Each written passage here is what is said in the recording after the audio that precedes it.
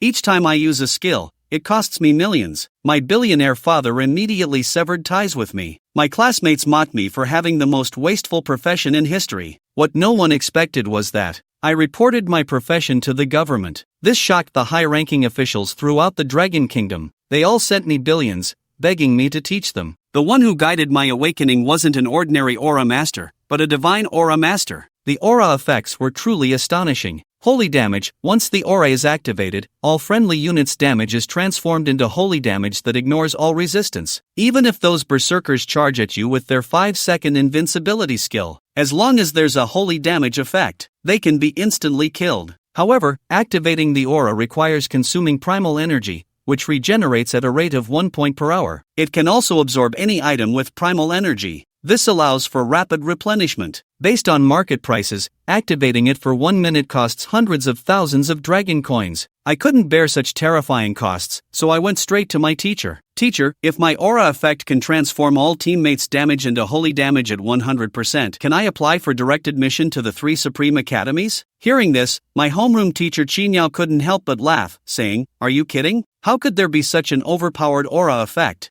Seeing that the teacher didn't believe me, I became anxious and directly showcased the aura effect. Shinya was stunned. The aura had a massive range of 400 meters and could convert all friendly units' damage into holy damage at 100%. Wow, this holy damage effect is something even legendary and sanctified level experts in their 70s or 80s dream of. And now, it appeared on a mere level 1 aura master. Minyao instinctively swallowed. Your situation is too unique. I must report this to the principal. However, when Principal Zhao Guofeng learned of this, he rushed over like a madman, saying, "Let me see that aura effect." Upon hearing Zhao Guofeng's words, I showcased my aura effect. Wow, it's really holy damage, and it truly converts at 100%. Seeing the principal's reaction, I asked, "Principal Zhao, do you think someone like me can be directly admitted to the 3 Supreme Academies?" Hearing this, Zhao Guofeng paused and said, "What are you talking about, my student? A genius like you should be asking if those 3 Supreme Academies are worthy of admitting you. Someone of your caliber must be recommended to the government. I will report this to President Li Yingtian of Tianshui immediately. Your upcoming leveling will be handled by Teacher Qin. Aura Masters awaken a new aura effect every 10 levels, so your development must not lag behind." Then, Qinyao took me to a level 10 monster area near Tianshui City. It wasn't that Qinyao's abilities were insufficient. If the monsters were too high level, there would be an experience penalty. Therefore, hunting monsters within 10 levels of mine was the best choice. But to be honest, leveling up with beautiful girls is simply exhilarating. I originally thought that after awakening this useless aura,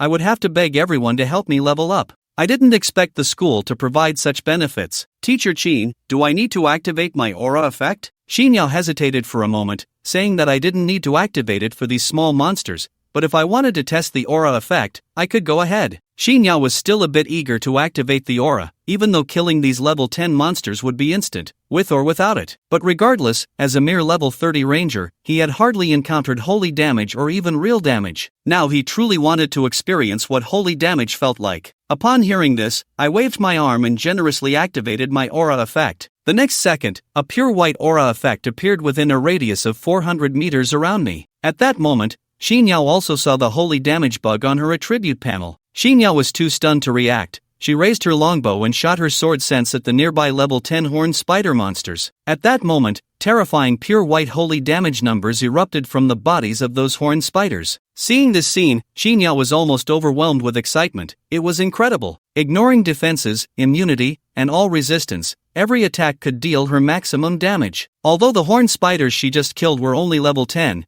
they had several hundred defense points and even possessed a passive skill that reduced damage by 10%. However, against this overwhelming holy damage, the horned spiders' once proud defenses were rendered meaningless. After experiencing the overwhelming effect of holy damage, Xinyao continuously farmed monsters, and in less than 2 hours, my level skyrocketed to LV5. What I didn't expect was that usually, aura masters only awaken their second aura skill at level 10. I had just reached level 5, yet I had already awakened my second aura skill, the Divine Attack Aura, which consumed 10 points of primal energy per second, boosting all friendly units' attack power by 1000%. Xinyao was instantly stunned. This was too powerful, directly increasing attack power by 10 times. Xinyao quickly called the principal to report. At that moment, Zhao Guofeng was in the president's office, shocked by how extraordinary this kid was. How could other aura masters compete? Zhao Guofeng directly presented the aura effects that Qin Yao had just sent to President Li Yingtian. Upon seeing Zhao Guofeng's screenshot, Li Yingtian was stunned, saying, "Wow, this kid is truly extraordinary. Holy damage and tenfold attack.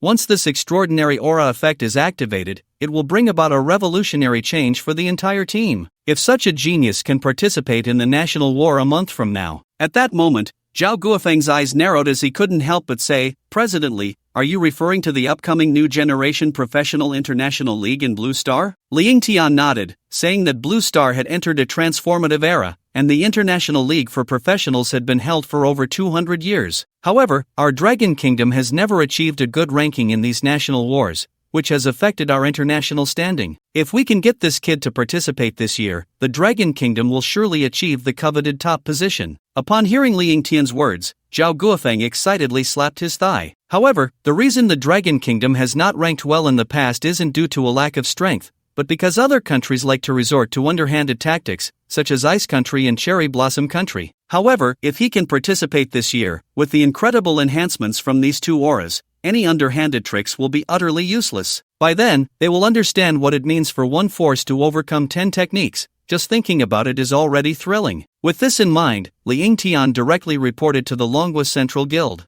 Zhao Guofeng was a bit excited. He originally thought this matter would be sensational enough once it reached the city, but he didn't expect President Li Yingtian would even report it to the provincial guild, which is quite extraordinary. Meanwhile, that night, Qin Yao and I played until evening, and I officially reached level 10, successfully awakening the aura effect. After activating the divine level invisibility aura, it consumes 10 manpower per second, causing all friendly units within a 1,250-meter radius to instantly enter an invisible state. This invisibility ignores any detection skills or items, increases movement speed by 100% while invisible, and will re-enter invisibility 1 second after each active attack ends. When Qin Yao saw my third aura skill, she was stunned. The effect of this aura was a bit outrageous. The 1,250-meter range is centered around Wang Chen himself. In other words, the actual range of this aura is a full 2,500 meters. As long as there is enough primal energy, one can enter the invisibility state indefinitely. Qin Yao couldn't help but exclaim,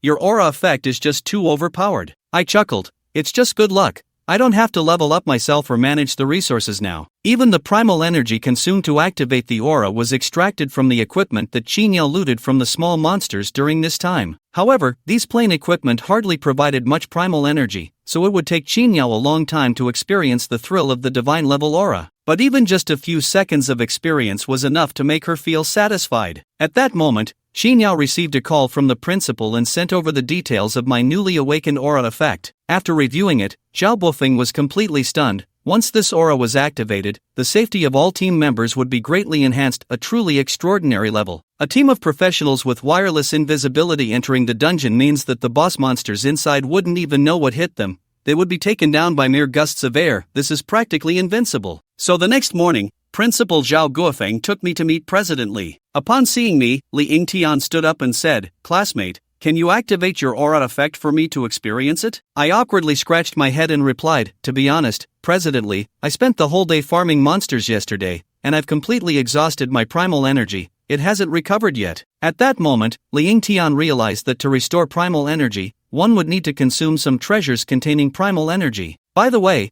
I happen to have a primal energy pool here, which contains a full 100,000 points of primal energy. You can use it for now, and if it runs out, we can replenish it later. When I saw this item, I was momentarily stunned. The primal energy pool is a treasure that can store a large amount of primal energy. I didn't expect that Li Yingtian, the president of the Tianshui Guild, would even prepare something like this for himself. My treatment is truly excellent. I then took the sky blue transparent sphere, about the size of an egg, and began to absorb primal energy from it. In just a few seconds, I replenished my primal energy reserves by 750 points. I then activated the 3 major aura effects. Upon truly seeing these 3 extraordinary aura states, Li Yingtian could no longer contain his excitement. "Classmate, do you have some time now? I'd like to invite you to join our team to tackle an epic level dungeon. What do you think?" With such a great opportunity for free leveling, I immediately agreed. Li Yingtian didn't waste any more words and directly took out a few bottles of crimson potions, handing them to me. These are silver level beast blood potions. Once used, They not only grant you experience from high-level monsters in the dungeon but also provide an additional 200% boost. Use these for now, and if they aren't enough, I'll give you more later. Seeing this, I felt a bit excited. It's hard for ordinary people to even find one bottle of these blood potions, yet he was able to hand me 3. It's clear he must have even more in his possession. I then followed Li Yingtian to a monster area in the wilderness. In front of us was a dark, deep cave entrance. This is our destination, the epic-level dungeon known as the Underground Abyss. At that moment, several other professionals appeared nearby. They seemed to be members of Li Yingtian's team. As soon as they arrived, Li Yingtian introduced them to me. Lu Xueo, level 56, Silver Moon Priest. Chen Xiyu, level 58, Unified Warrior. Chen Ming, level 59, Boasting Mage. Once Li Yingtian finished the introductions, we had a full team of 10 professionals, including myself. Just then, Chen Xiyu, clad in women's armor, approached me directly. Are you the legendary Divine Aura Master? For this dungeon run, the 3 of us will protect you. Are you satisfied with that? Of course, I'm satisfied. With 3 beautiful priests and a warrior in their 50s and 60s protecting me,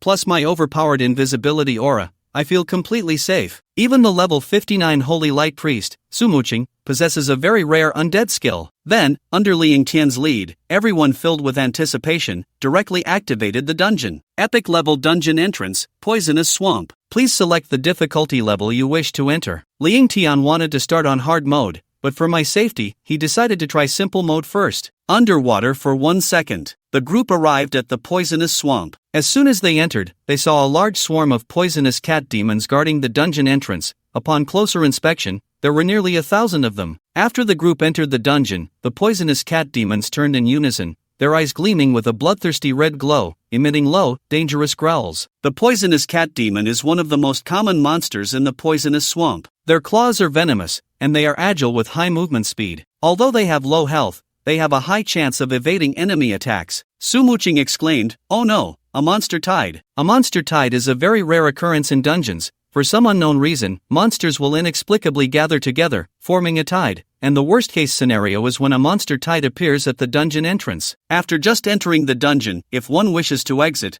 there is a 1-minute cooldown. If an unfortunate professional accidentally encounters a monster nest right after entering and cannot survive that minute, they will face a terrible fate. However, Li Yingtian was undoubtedly amazed. He glanced at the empty space to the right and said, "Everyone, don't panic. Maintain formation and move to the right, protect Wang Chen, and prepare to exit the dungeon in 1 minute." As soon as Li Yingtian finished speaking, the poisonous cat demons let out piercing cries and charged towards the group. "I'll hold them off," said Chen Xiyu, clad in heavy armor, stepping forward to buy time for everyone, regardless of his own safety. At this critical moment, I activated the divine-level invisibility aura, causing everyone's bodies to gradually become semi-transparent. Under the invisibility aura, only teammates could see each other's semi-transparent outlines, while to the poisonous cat demons, we seemed to vanish into thin air. The swarm of poisonous cat demons halted their charge. With their intelligence, they could not comprehend why those humans had suddenly disappeared before their eyes. They perked up their ears and sniffed around,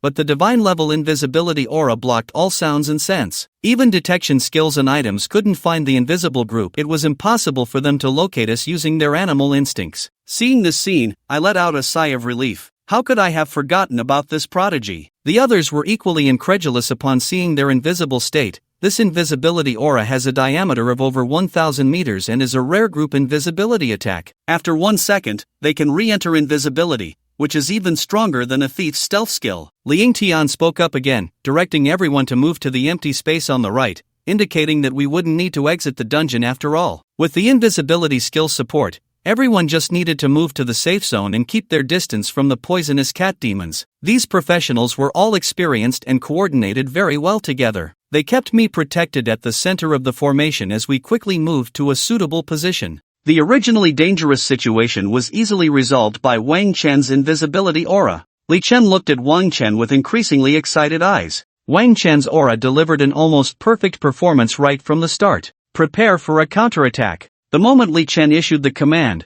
Wang Chen immediately activated both the holy damage aura and the god-level attack aura. Under the cover of the auras, everyone's attack power multiplied tenfold, and the damage was converted to holy damage. Chen Xiyu rushed forward and struck a venomous cat demon with a fierce sword slash. Minus 269,873, holy damage. An exaggerated number floated above the venomous cat demon's head. and the demon was split in two, instantly killed. The venomous cat demon's defense wasn't particularly high, but they had a dodge rate of up to 33%. So even skilled professionals would take some time to deal with them. However, under the enhancement of the holy damage aura, their dodge attribute was completely ignored. Other cat demons, seeing Chen Shiyu suddenly appear, were both shocked and furious, charging at her all at once. However, strangely, in the next second, Chen Shiyu's figure vanished again. The venomous cat demons were left stunned once more. At the same time, Mage Chen Chen's fire rain skill finished casting. Countless flames rained down from the sky, striking the group of cat demons.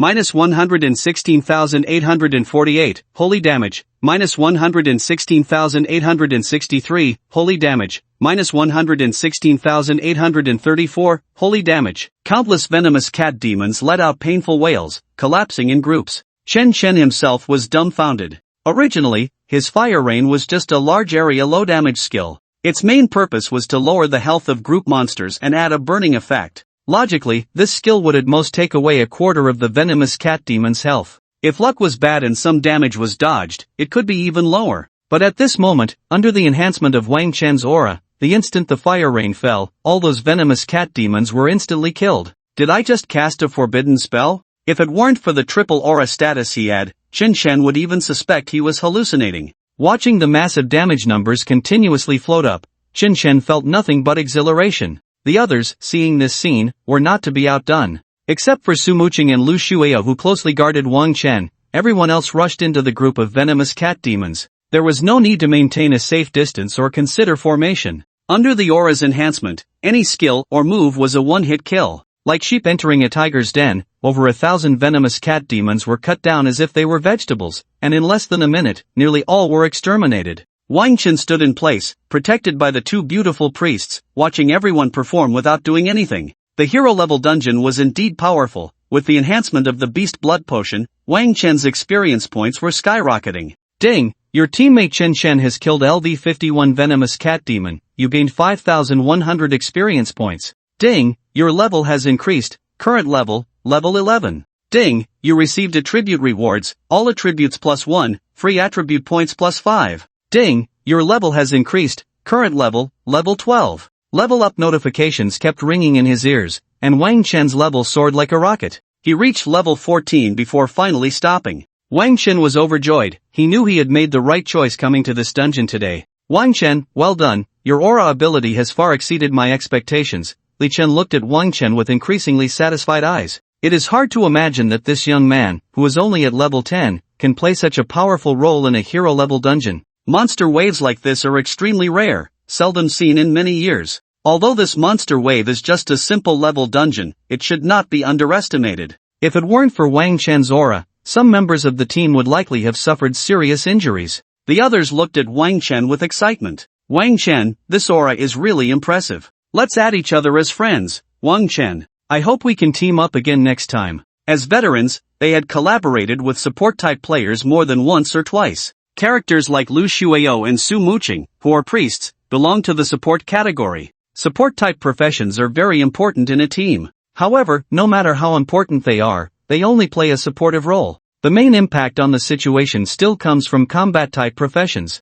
Yet Wang Chen, with his own strength, turned the entire battle around. They had never seen such a powerful support profession. With such a strong aura skill, if he continues to grow, his future is truly limitless. Wang Chen welcomed everyone and added them as friends. These were all experts around President Li. Each of them was a well-known figure in Tianshui City. Li Chen looked at Wang Chen's level. Already level 14? Your leveling speed is quite good. Let's continue. Li Chen had everyone prepare, and after a brief rest, they moved on. Along the way, they only encountered a few scattered monsters, which were easily dealt with by the team with Wang Chen's aura support. This was the true difficulty of a simple level hero dungeon. Under normal circumstances, with the strength of Li Chen and the others, clearing this dungeon should be incredibly easy. It was just the monster wave they encountered earlier that surprised them. The subsequent monsters posed no significant challenge. Not to mention the support from Wang Chen's aura. Soon, Wang Chen's level rose to 15. Ding! Your teammate Wang Ming killed the monster LV53 venomous pattern snake. You gained 5,300 experience points. Ding! Your level has increased. Current level, 15. Ding, your level has reached LV15, you have successfully awakened the aura effect, Divine Purification Aura. Wang Chen said to Li Chen, President, I have awakened a new aura. Li Chen had long heard that Wang Chen could awaken an aura every 5 levels. In contrast, ordinary aura masters needed to reach every 10 levels to awaken an aura skill. Wang Chen activated the aura, and a new aura state appeared in everyone's attribute panel. Divine Purification Aura, when activated, it applies a purification effect to all teammates within a radius of all attributes times 10 meters, continuously dispelling all negative states such as bleeding, poisoning, burning, electric shock, dizziness, slowing down, and can also dispel certain summons and negative environments. The state of this aura shocked everyone. The purification spell was not unfamiliar to Su Muqing and Lu Shuiao. After all, their professions were both priests. However, Su Muqing only learned purification at level 50. Moreover, her purification spell could only be cast on a single teammate and had a certain cooldown time. This meant that when all teammates entered a negative state, she could only choose to purify the main combat force first. Then she would use other skills to protect and heal other teammates, and only after the cooldown of the purification spell was over could she purify the other teammates one by one. This is also why a team usually configures 2 priests or similar support professions. One priest's margin for error is too low, and sometimes it is impossible to care for all teammates. But Wang Chen was different, his aura could continuously purify without any cooldown time. Moreover, it was a vast area with a diameter of several kilometers, simply outrageous. Li Chen was extremely excited. At this point, there was no need for any more testing records. This Wang Chen was undoubtedly a rare genius. What Li Chen was contemplating now was how to report this genius truthfully and ensure his safe growth. The group continued forward, and soon they arrived at a toxic fog area. Li Chen took out 2 gas masks that he had prepared earlier from his backpack and handed one to Wang Chen. This toxic fog is the most troublesome part of this deadly swamp. There is a monster hidden within called the Toxic Fog Assassin, and their special ability is to become invisible in the fog. Wang Chen took the gas mask and noticed that the other members of the team were also putting on their masks. Gas mask, golden level, can resist toxin damage. Li Chen continued, moreover, this toxic fog will put people into a state of continuous poisoning, which is very troublesome, so wearing a gas mask is necessary to enter this fog. The gas mask affects visibility to some extent, so in this toxic fog, we can only rely on our ears to determine the location of the toxic fog assassins. Wang Chen understood that Li Chen was imparting his experience to him. He nodded, I understand, President. Li Chen said to Su Muqing and Lu Shuiao, you two must protect Wang Chen well, let's tighten our formation and not scatter. The toxic fog assassins were very troublesome monsters, their invisibility allowed them to move stealthily in the fog, making them quite difficult to deal with. Just as everyone was putting on their gas masks and preparing to enter the fog, Wang Chen suddenly had a thought. President, do you think it's possible for my purification halo to purify this toxic fog? Li Chen hesitated for a moment and said, why don't you give it a try? He had initially wanted to say impossible. To disperse such a large area of toxic fog, it would require at least an epic-level priest. Moreover, the prerequisite was that this priest had awakened the relevant skills. However, Wang Chen's previously displayed abilities were simply too extraordinary. For a moment, Li Chen felt uncertain. Without hesitation, Wang Chen directly expanded the entire halo. When his divine-level purification halo unfolded, the toxic fog seemed to evaporate, disappearing in large swathes. Without the cover of the fog, the toxic fog assassins hiding within the toxins also revealed themselves. Everyone could finally see what these toxic fog assassins looked like. They resembled humanoids, short in stature, covered in short fur, looking like cats that had turned into spirits. They had sharp claws on both hands, and their eyes were blood red. At this moment, the toxic fog assassins that appeared before everyone seemed as if they had been stripped of their clothes, standing there in a daze.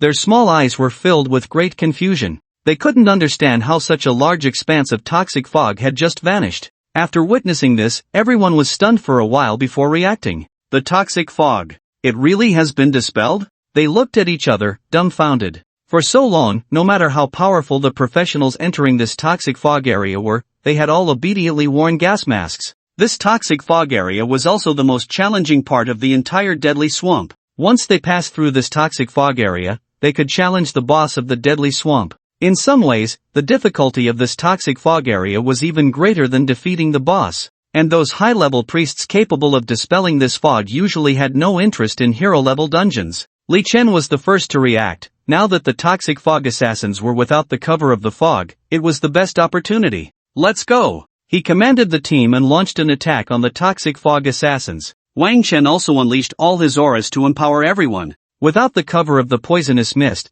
the poison mist assassins lost their ability to remain hidden. Without their stealth, they were like a group of lambs waiting to be slaughtered. Chen Shiyu charged in like a tiger among sheep, effortlessly slashing down the poison mist assassins one by one. Chen Shen waved his staff, continuously releasing fireballs, firewalls, and fire rains, harvesting the lives of the poison mist assassins. These poison mist assassins had no power to fight back and were soon slaughtered to near extinction. Wang Chen's experience soared again, and the experience from these poison mist assassins directly leveled him up to level 16. If his classmates knew about his rocket-like leveling speed, they would surely be envious. After dealing with the poison mist assassins, continuing forward would lead them to the location of the boss in the venomous swamp. The boss of the venomous swamp was a level 50 elite monster, the venomous alchemist. The venomous swamp was originally a vibrant place. However, the various experiments and alchemical products of this alchemist polluted the area, turning the swamp into a place shrouded in toxic gas. The alchemist, due to prolonged alchemical experiments, allowed toxins to invade his own brain. Eventually, the alchemist lost his sanity and began to violently attack all humans who entered the venomous swamp. This is the background story of the venomous swamp dungeon. According to what Wang Chen learned in school, these stories had actually occurred in other dimensions. The so-called dungeon was essentially a projection of energy from other dimensions. This is why the monsters in the dungeon could respawn infinitely. Of course, some special dungeons lead directly to other realms, equivalent to entering another real existing world, where the monsters do not respawn. Once they are gone, they are gone. The secrets of dungeons, like the emergence of professionals, remain an unsolved mystery to this day. Putting aside his chaotic thoughts, Wang Chen followed the others to the boss's location. It was a patch of withered grass, and the originally lush plants around seemed to have withered as if affected by some kind of pollution, looking lifeless. In the center of the grass was a simple wooden cabin. Surrounding the cabin were various discarded bottles and jars, along with some bones, the remains of an unknown creature. As everyone stepped into the cabin's vicinity, they heard a roar from within, "You dare to step into my territory." A cloud of poisonous mist erupted from the cabin's center, spreading rapidly. This ring of poisonous mist had been warned about by Li Chen beforehand. This ring of mist was unavoidable, almost a guaranteed hit skill, unless one used invincibility type skills to negate it. This poisonous mist was also the venomous alchemist's most powerful skill. The effect of the mist was to poison all enemies, causing them to lose 50% of their health within 10 seconds. This skill tested the challenger's teamwork and the priest's abilities. They needed to face the boss battle in a state of low health and poisoning, which was a significant test of the team's strategic combat. However, as the poisonous mist spread, Wang Chen activated his god-level purification aura. Almost the moment everyone touched the poisonous mist, their poisoned state was purified in an instant by the aura. Su Muqing and Lu Shuao exchanged glances, their expressions complex as they looked at Wang Chen beside them. In the past, every time they fought this boss, they were always busy. They had to dispel the poisoned state for their teammates and restore their health to keep them in fighting shape. But with Wang Chen's aura, the two of them had nothing to do. For a moment, they even felt as if they were being carried along to level up. After releasing the poisonous mist, the alchemist revealed his true form. He was dressed in rags, his skin cracked, looking completely like a madman who had lost his sanity. "I want to kill you all." The alchemist's face twisted in a grimace, his expression somewhat terrifying. But everyone knew that after Wang Chen's purification had dispelled his strongest poisonous mist, the alchemist no longer posed much danger to them. With the enhancement of Wang Chen's attack aura and holy aura, everyone's output was quite exaggerated. Each attack that struck the alchemist exploded with numbers in the hundreds of thousands. The frail and poisonous alchemist was simply not enough for them to cut down. A few seconds later, the alchemist fell amidst his defiant roar. A treasure chest appeared beside him. A voice echoed in everyone's minds, "Your team has successfully cleared the poisonous swamp, easy level, time taken, 13 minutes 55 seconds, rating, SS level." Chen Shiyu exclaimed, "I thought we were just here to help the newbies, but I didn't expect we could achieve an SS level rating." Su Muqing also said, "If it weren't for the initial wave of monsters, and if we hadn't deliberately slowed down, we might have even gotten an SSS level rating." Chen Shen laughed heartily, "I've been through this dungeon countless times, but I can say this was definitely the easiest and most enjoyable run I've had." As the main damage dealer, the Sunflame Mage, under the enhancement of Wang Chen's aura, was dealing violent damage throughout, with his output multiplying several times. Everyone's gaze focused on Wang Chen. They all understood that a super genius was likely about to rise in Tianshui City. Li Chen said to Wang Chen, Wang Chen, you open this treasure chest. No matter what you get, it belongs to you. Wang Chen replied somewhat shyly, that's too much. It was everyone who helped me level up. I'm just writing on their experience. This treasure chest is everyone's achievement. Li Chen said, alright, stop being modest. Your contribution this time is evident to all, and I have something else to ask of you later. Hearing Li Chen's implication that he had a request for Wang Chen, he no longer declined. He stepped forward and opened the boss treasure chest. Hint, you have obtained 1 storage ring, dark gold. Hint, you have obtained 1 mage robe, gold. Hint, you have obtained 1 poison resistance belt, silver. Storage ring, dark gold, equipment level, LV15, grants approximately 10 cubic meters of storage space when worn. Alchemist robe, gold, equipment level, LV15, wearing it enhances defense and increases magic, including elemental power, recovery speed by 5%, and increases poison resistance by 5%. Poison resistance belt, silver, equipment level, LV15, wearing it increases poison resistance by 10% and enhances certain defensive capabilities. Generally speaking, the equipment level dropped from dungeons is linked to the dungeon level. There is only one exception: when lower-level team members open the treasure chest, the item levels that drop will be based on the lower-level team member. Typically, higher-level equipment is naturally more valuable, so no one would deliberately let lower-level teammates open treasure chests.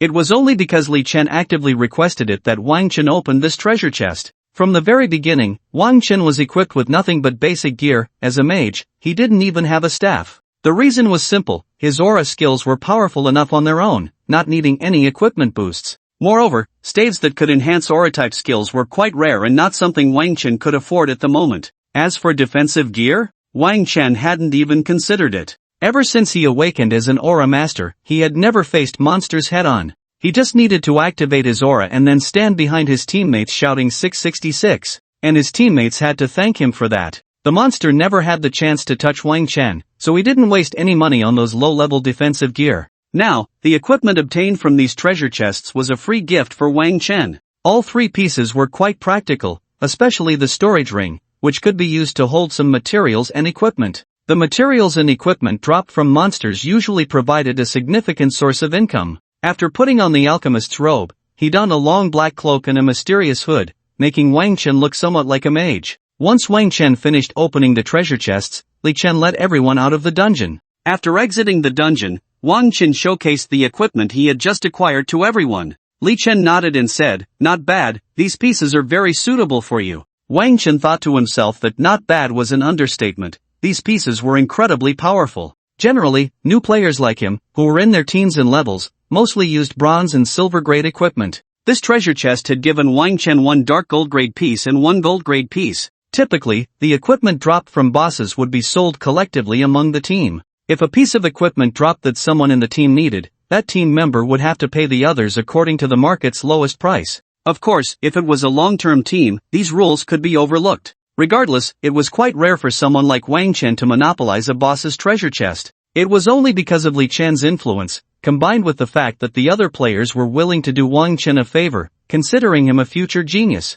Having received the benefits, Wang Chen knew it was time to do something in return. So before Li Chen could speak, Wang Chen took the initiative to ask, "President, you mentioned you had something to ask of me." Li Chen nodded, "That's right, I do need your help." He turned to the other 8 team members and said, "I believe everyone has heard of the underground dungeon, one of which is called the Extreme Cold Tomb, where no one in the world has managed to achieve an SSS rating." Everyone nodded. Wang Chen had also learned about this in school. The underground dungeon was classified as a hero-level dungeon, which included several sub-dungeons. In fact, the underground dungeon was not unique to the Dragon Kingdom. Dungeons with the same name appeared in various countries. Although the dungeons in different countries could not interact or affect each other, the monsters, scenes, and bosses within the dungeons were completely identical. This type of dungeon is referred to as a universal dungeon. The most significant feature of a universal dungeon is that the first team in the world to achieve an SSS rating will unlock a special national reward. Each reward lasts a full 50 years.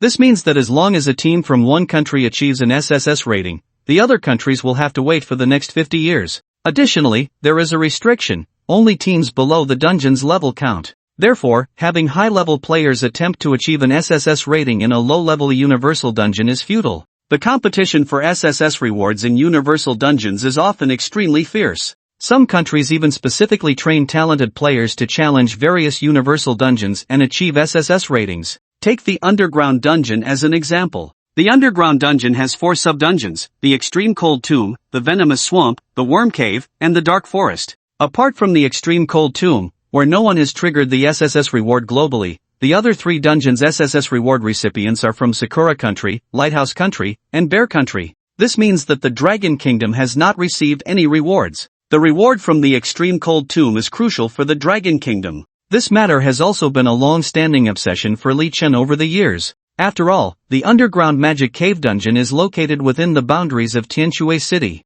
Over the years, no matter how many talents he gathered, no team had ever achieved an SSS rating in this Extreme Cold Tomb. After a thorough explanation from Li Chen, Wang Chen roughly understood his meaning. So you mean you want me to participate in getting a rating? Li Chen nodded, exactly. He looked at Wang Chen with excitement. Do you know why no one has been able to achieve an SSS rating in the Extreme Cold Tomb all these years? Wang Chen honestly shook his head, indicating he didn't know. Li Chen explained, to achieve a high rating in a dungeon, the most important factor is the completion time. Currently, the fastest completion time for the global Extreme Cold Tomb is 13 minutes and 11 seconds, and to achieve an SSS rating, this time must be controlled to under 10 minutes. After Li Chen's explanation, Wang Chen understood. It turned out that anyone entering the Extreme Cold Tomb would be afflicted with a cold status. This status greatly affects movement speed and casting speed. Even if this status is briefly dispelled, it will reappear after a few seconds. Priests cannot waste their precious purification spells on dispelling such negative statuses.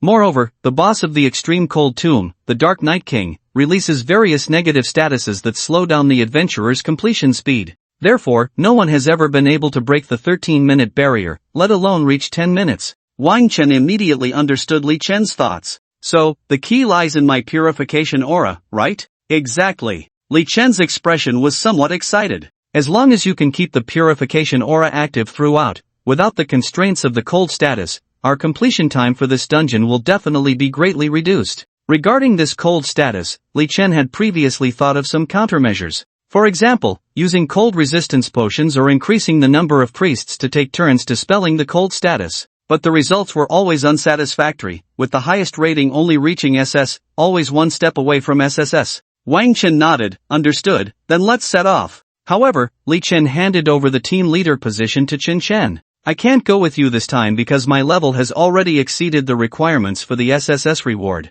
Li Chen said to everyone, remember, this time it's mainly about trying. Regardless of whether we can achieve an SSS rating, protecting your safety is the most important thing, especially Wang Chen's safety. Qin Chen said seriously, don't worry, even if we fail, we will ensure Wang Chen's safety. Everyone understood Wang Chen's importance. His value could not be measured by an SSS reward. An SSS reward could be challenged again, but if something happened to Wang Chen, it would be an unbearable loss. Li Chen was not worried that they would encounter any problems. Each member of the team was an elite from Tianshui City. They had cleared the Extreme Cold Tomb at the Shura difficulty countless times. Although they couldn't achieve an SSS rating, ensuring their own safety and successfully clearing the dungeon was still something they could easily accomplish. Because the difficulty of the Extreme Cold Tomb did not lie in how strong the monsters inside were, but rather because the dungeon inherently imposed a negative status, and the boss was skilled at using various time-dragging skills. Wang Chen replenished his energy, and under Qin Chen's lead, everyone arrived at the dungeon entrance.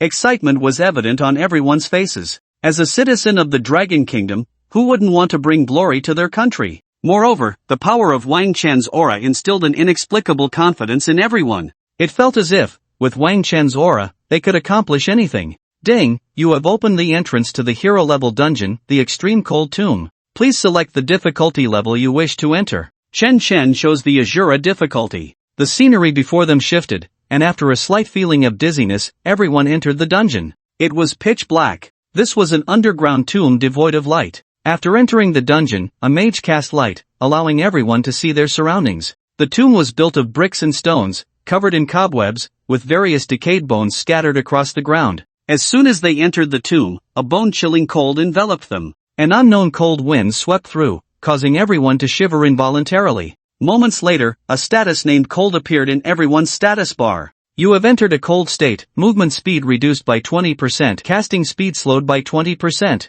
Seeing this, Wang Chen immediately activated the purification aura. Centered on him, a 2,000-meter radius was enveloped in the aura. Everyone felt the coldness on their bodies vanish instantly. Chen Chen and the others immediately showed joy. It really works, let's go. Without wasting time, everyone continued to advance forward at their fastest speed. Ahead in the tomb corridor, the sound of stones grinding together could be heard, and some skeleton warriors pushed open stone coffins and crawled out. Wang Chen knew this was the first wave of monsters that Li Chen had mentioned. These skeleton warriors wielded long swords, clad in heavy armor, with blue flames flickering in their hollow eye sockets. They were fully equipped with metal-heavy armor, and their hard bones gave them outstanding defense. Their strengths were thick health and decent attack power, but their weaknesses were slow movement speed and sluggish attack actions, making them easy to dodge. Generally, practitioners encountering such high defense monsters would take a long time to clear them. This was also one of the reasons why the extreme cold tomb was difficult to achieve an SSS rating.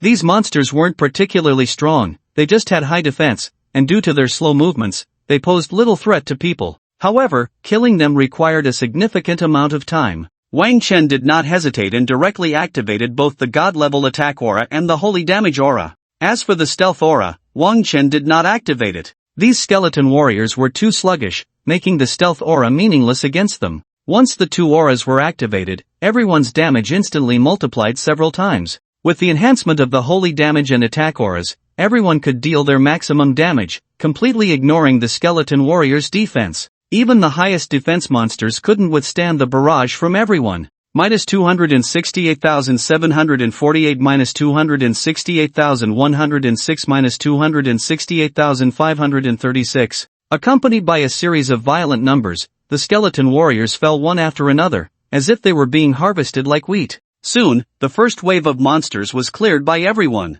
Chen Chen looked at the time, his face filled with joy. We actually took just over a minute to clear the first wave of monsters. Previously, they had taken at least 3 minutes to clear this troublesome wave of skeleton warriors, so their efficiency had more than doubled. Chen Chen knew very well that this was all thanks to the extraordinary presence in their team, Wang Chen. Without wasting time, Chen Chen immediately led everyone to the next location. Soon, they arrived at the next area, which resembled a maze. There were 5 entrances in total, but only one could lead to the exit. This was also a time-consuming level. The monsters in the maze weren't strong, but beginners often wasted a lot of time navigating through it. Since each maze was random, it was impossible to rely on rote memorization to break through. However, the members of the team were all seasoned veterans, so they naturally wouldn't be stumped by this maze. Chen Chen didn't rush to lead everyone into the maze but instead nodded to a summoner in the team. The summoner stepped forward and began to chant a spell. A magic circle appeared beneath her feet. Moments later, 5 bats were summoned from the void.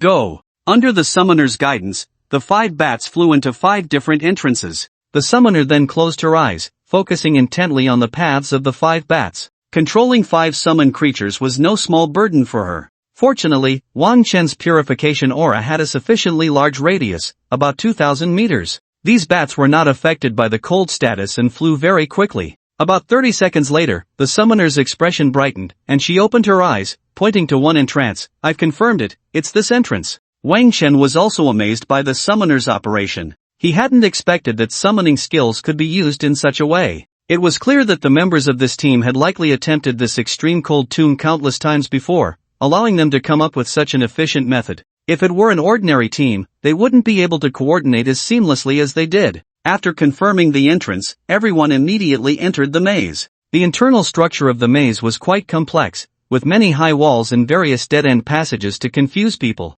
However, the bats summoned by the summoner had already memorized the way out of the maze. Her bats could emit ultrasonic waves during flight to detect the nearby terrain, mapping the map of the maze in their minds. Everyone just needed to follow the bats to avoid getting lost. Under the guidance of the bats, the group advanced in an orderly manner. Occasionally, some skeleton warriors would emerge from the maze, but they were quickly dispatched by the other members of the team. Everyone was on high alert, and the moment a skeleton warrior appeared, they would be focused down and eliminated. It was evident that everyone was doing their utmost to break through the maze as quickly as possible. Even Su Muqing and Lu Shuiyao, who were guarding Wang Chen's side, were using damage skills to help the team clear monsters. Only Wang Chen was the most relaxed. He just needed to activate his aura, stand at the center of the group, and enter observation mode. However, Wang Chen could also clearly feel that the difficulty of the Shura level dungeon was indeed much greater than that of the simple level dungeon. Although skeleton warriors could only be considered minor monsters, if the skeleton warriors from the Shura level dungeon were placed in a simple dungeon, even 10 simple level venomous cat demons wouldn't be enough to take one down.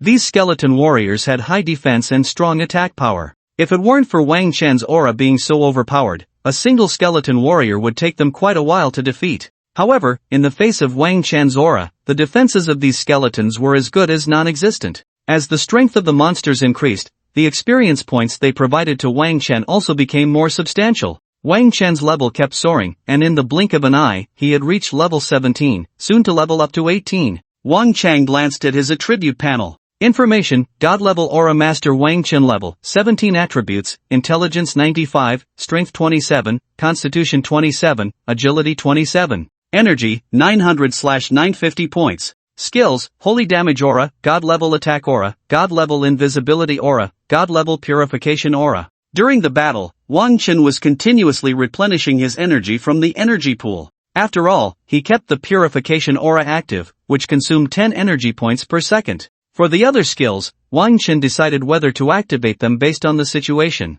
Although he had the energy pool gifted by Li Chen, he didn't want to be too extravagant. After all, it all cost money. The progress of the group through the maze was remarkably smooth, and they successfully exited the labyrinth in a very short time. Once they emerged from the maze, everything before them became clear and bright. Wang Chen followed the others while glancing around, observing the environment. It was his first time entering this instance. Ahead of them was a massive circular plaza, and surprisingly, there was no ceiling above, with many oil lamps suspended in the air. These lamps floated as if they had lost gravity. Looking up further, they were greeted by an endless starry sky, filled with countless stars in the deep night. This is an illusion spell. In reality, we are still in the tomb, Qin Shen explained as he noticed Wang Chen looking at the ceiling. Wang Chen nodded and gazed at the vast plaza. For some reason, he felt that the shape of this plaza was quite familiar. This plaza looks a bit like a coliseum, Wang Chen remarked. As soon as he finished speaking, the group heard a sound similar to the clattering of hooves. The ground trembled slightly, and suddenly, 5 or 6 white figures burst out from the corner at the end of the plaza.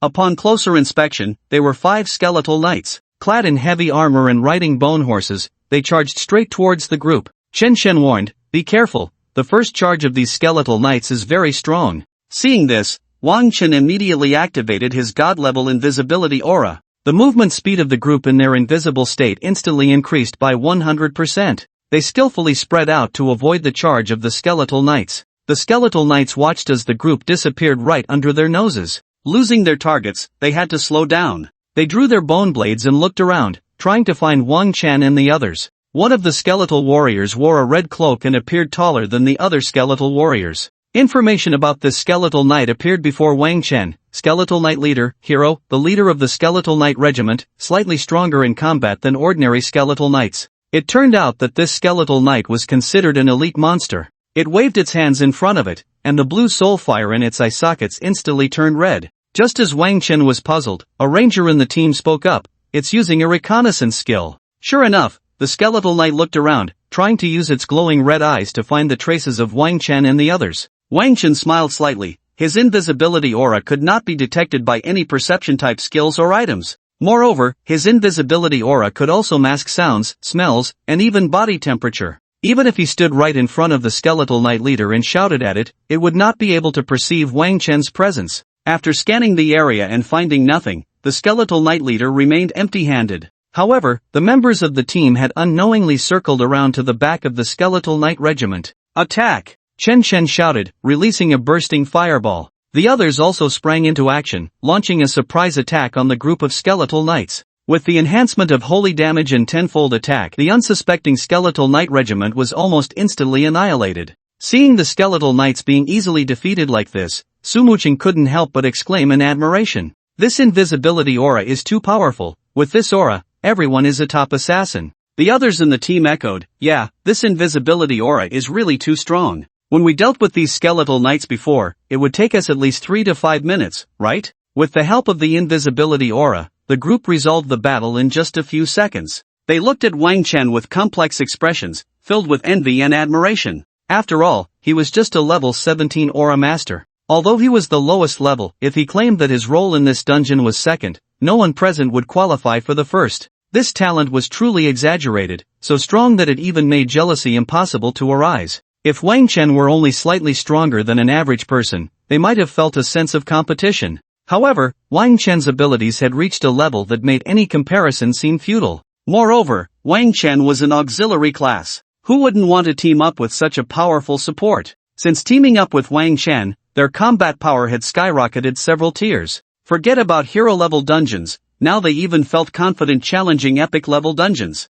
Let's go, we'll soon encounter the boss of the extreme cold tomb, Chen said, his eyes filled with joy. He glanced at the time and realized they had only spent about 3 minutes so far. This was something they wouldn't have dared to imagine before. At this pace, they really had a chance to achieve an SSS rating. The group continued forward, and the next small checkpoint was a necromancer altar. Many skeleton mages guarded the altar. These skeleton mages had the ability to summon small meteors. These meteors were fast and had a long range, making them very difficult to defend against, posing a significant threat to backline damage dealing classes. The altar was hexagonal, with a massive stone pillar at each corner. The necromancer mages stood atop these pillars, ready to unleash their spells to destroy any invading enemies. The team had been to the extreme cold tomb countless times, so they were very familiar with the situation at the altar. As they advanced, they informed Wang Chen about what to expect, allowing him to prepare mentally in advance. Before entering the altar, Su Muqing couldn't help but feel a bit worried.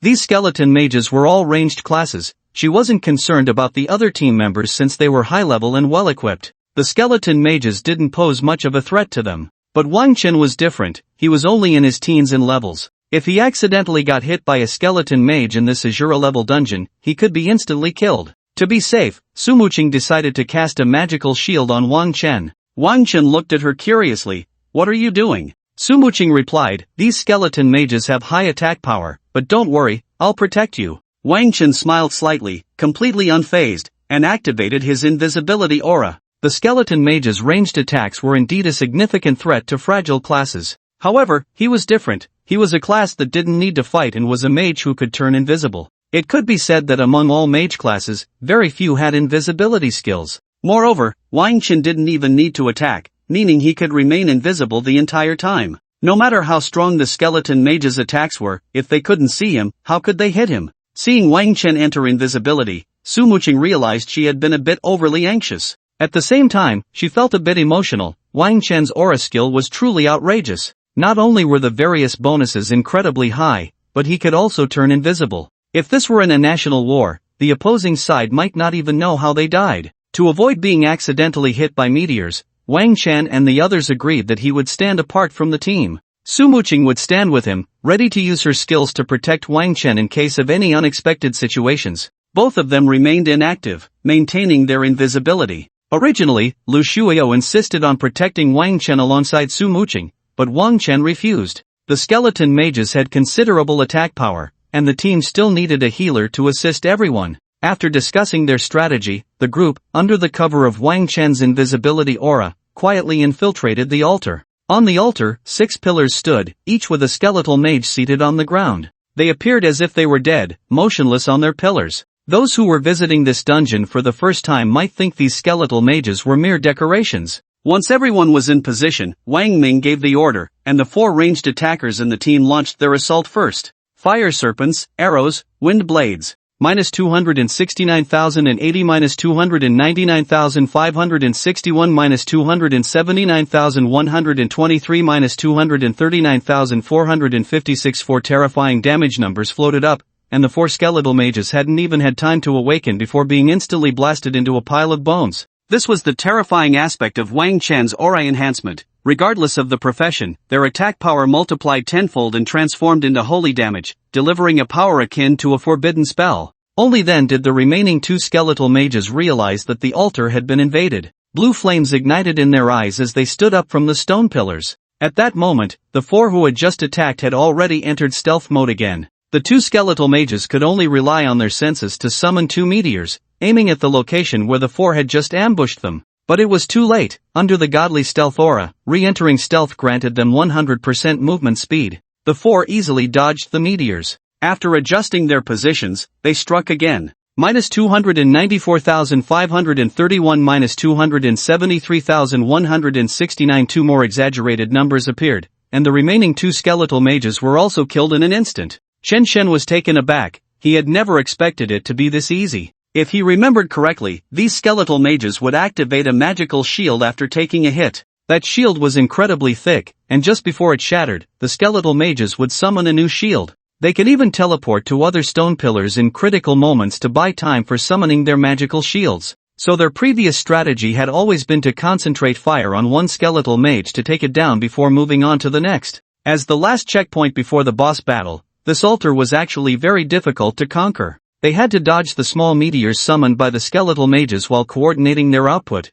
ensuring the mages had no chance to replenish their magical shields. Moreover, this also tested the priest's judgment. If someone failed to dodge a meteor, the priest needed to release a shield in time to protect their teammate from the meteor. The meteors from these skeletal mages were no joke. Being hit would certainly result in severe injury. However, this time, the skeletal mages had no opportunity to activate their shields. They struck with instant kills, simple and brutal to the extreme, leaving the skeletal mages with no chance to showcase their formidable abilities. Next up is the boss battle. Everyone was incredibly excited. It had only been about 4 minutes since they entered the dungeon. This speed was simply unimaginable. Let's go, it's time to challenge the boss. Chen Shen's voice trembled with excitement. This was a chance to make history. If they could secure an SSS-level reward for the Dragon Kingdom, their names might even be written into history textbooks. The others were equally thrilled. Their best time for clearing the extreme cold tomb was just 14 minutes and 23 seconds. There was still a significant gap compared to the world record of 13 minutes and 11 seconds.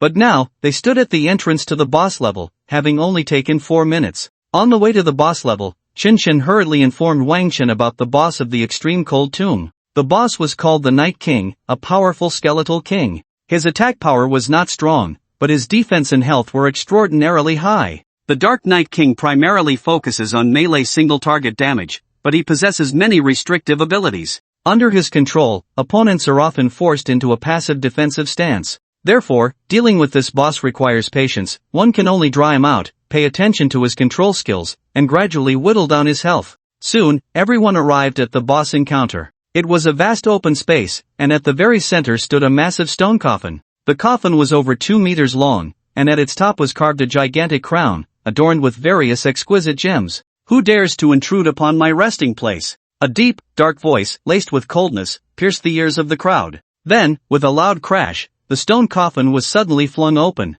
A gigantic skeletal arm reached out from the coffin, grasping its edge. Following that, Wang Chen saw a massive skeleton monster crawl out of the coffin. The Skeleton King stood over 2 meters tall, and its body structure was different from that of other skeleton monsters. Ordinary skeleton monsters were merely human-shaped frames clad in heavy armor or robes. However, this Skeleton King was covered in bone spikes, and its body was adorned with armor made of white bones. This entire bony shell resembled heavy plate armor, and just looking at it made one feel its incredible defensive power. The Skeleton King wore a magnificent crown on its head, encrusted with dazzling gems. In its hand was a slightly rusted greatsword. Despite the rust on the blade, a faint glimmer of cold light shone from it. "Die, intruder!" The Skeleton King roared, raising its greatsword, and a wave of cold air spread out from it. This cold air had an enormous range, filling the entire room, leaving no way to evade. The Dark Night King used the skill, Bone Prison Cold Breath. Bone Prison Cold Breath. When the target is under the cold status, Bone Prison Cold Breath will apply a 5-second freeze effect to the target. This was the signature skill of the Dark Night King. The cold status was a negative effect applied to anyone entering the extreme cold tomb. Thus, this Bone Prison Cold Breath was a crowd control skill that could put everyone into a negative state. In the face of this skill, the priest could only choose to pass the purification skill to the tank class, allowing him to attract the Dark Night King's attention and forcefully drag out the 5 seconds. However, this time, an unexpected situation arose for the Dark Night King. His Bone Prison Cold Breath swept over everyone but had no effect on them at all. The Dark Night King clearly froze for a moment, obviously not expecting his skill to fail. Chen Shen laughed heartily. "Didn't see that coming, did you? I don't have the cold status at all." Seizing the moment of the Dark Night King's distraction, Chen Shen unleashed his strongest attack skill, Flamestorm. The Dark Night King was quick to react, immediately summoning an ice armor to cover itself. -73,499 -65,596 -72,749. A series of damage numbers floated above the Dark Night King. Seeing the Dark Night King's health bar plummet, Chen Shen exclaimed in delight. It should be noted that in the past, his fire skills were countered by the Dark Knight King's ice armor. Even with high base damage, Flamestorm could only deal a few thousand points of damage each time. But now, his damage had transformed into holy damage, rendering any attribute countering non-existent. The others also launched an assault on the Dark Knight King. The Dark Knight King's health bar vanished as if by magic. Roar! The Dark Knight King suddenly raised its sword and let out an angry roar. Instantly, countless black mists surged around it, enveloping it in a shroud of darkness, as if it were a reaper from the abyss. Then, the bone armor on the Dark Knight King shattered, turning into countless fragments that floated around it. Chen Chen shouted loudly, "It's about to enter its second form. Su Muqing, protect Wang Chen." As soon as Chen Chen's voice fell, Lu Shuio immediately unleashed her strongest support skill, Silver Moon Shield. A silvery light flickered, and moments later, everyone was enveloped in a silvery shield, resembling the moon.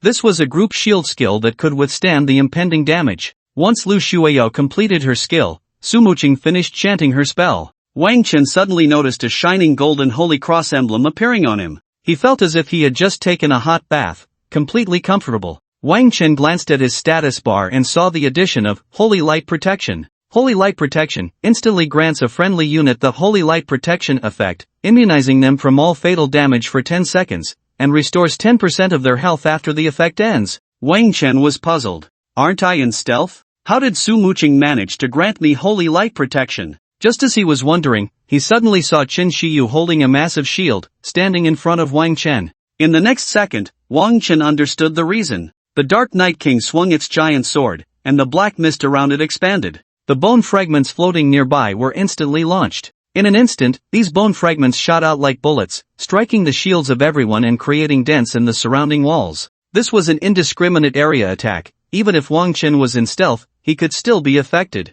The damage from these bone fragments might not be significant to others, but if they hit Wang Chen, who was only at a low level, it would be a one-hit kill. Fortunately, with Chen Shiyu's protection and Su Muqing's Holy Light Protection as a safety net, Wang Chen was in a position where he couldn't even die if he wanted to. After launching the bone fragments, the Dark Knight King raised its giant sword and let out another roar. Suddenly, the black mist around it surged outward. The Dark Knight King used the skill, Bone Prison's Dark Breath. Bone Prison's Dark Breath. The Dark Knight King releases several streams of black mist, blinding all targets in the vicinity for 10 seconds. According to Chen Chen's earlier explanation, this skill was the Dark Knight King's second major attack. The 10 seconds of blindness forced enemies into a passive defensive state. Moreover, the cooldown for this skill was 20 seconds. This meant that every 10 seconds, everyone would be blinded, which was incredibly annoying. The priest could only remove the blindness from one person at a time. Therefore, normally, the team could only rely on sound to determine the Dark Knight King's position and avoid it.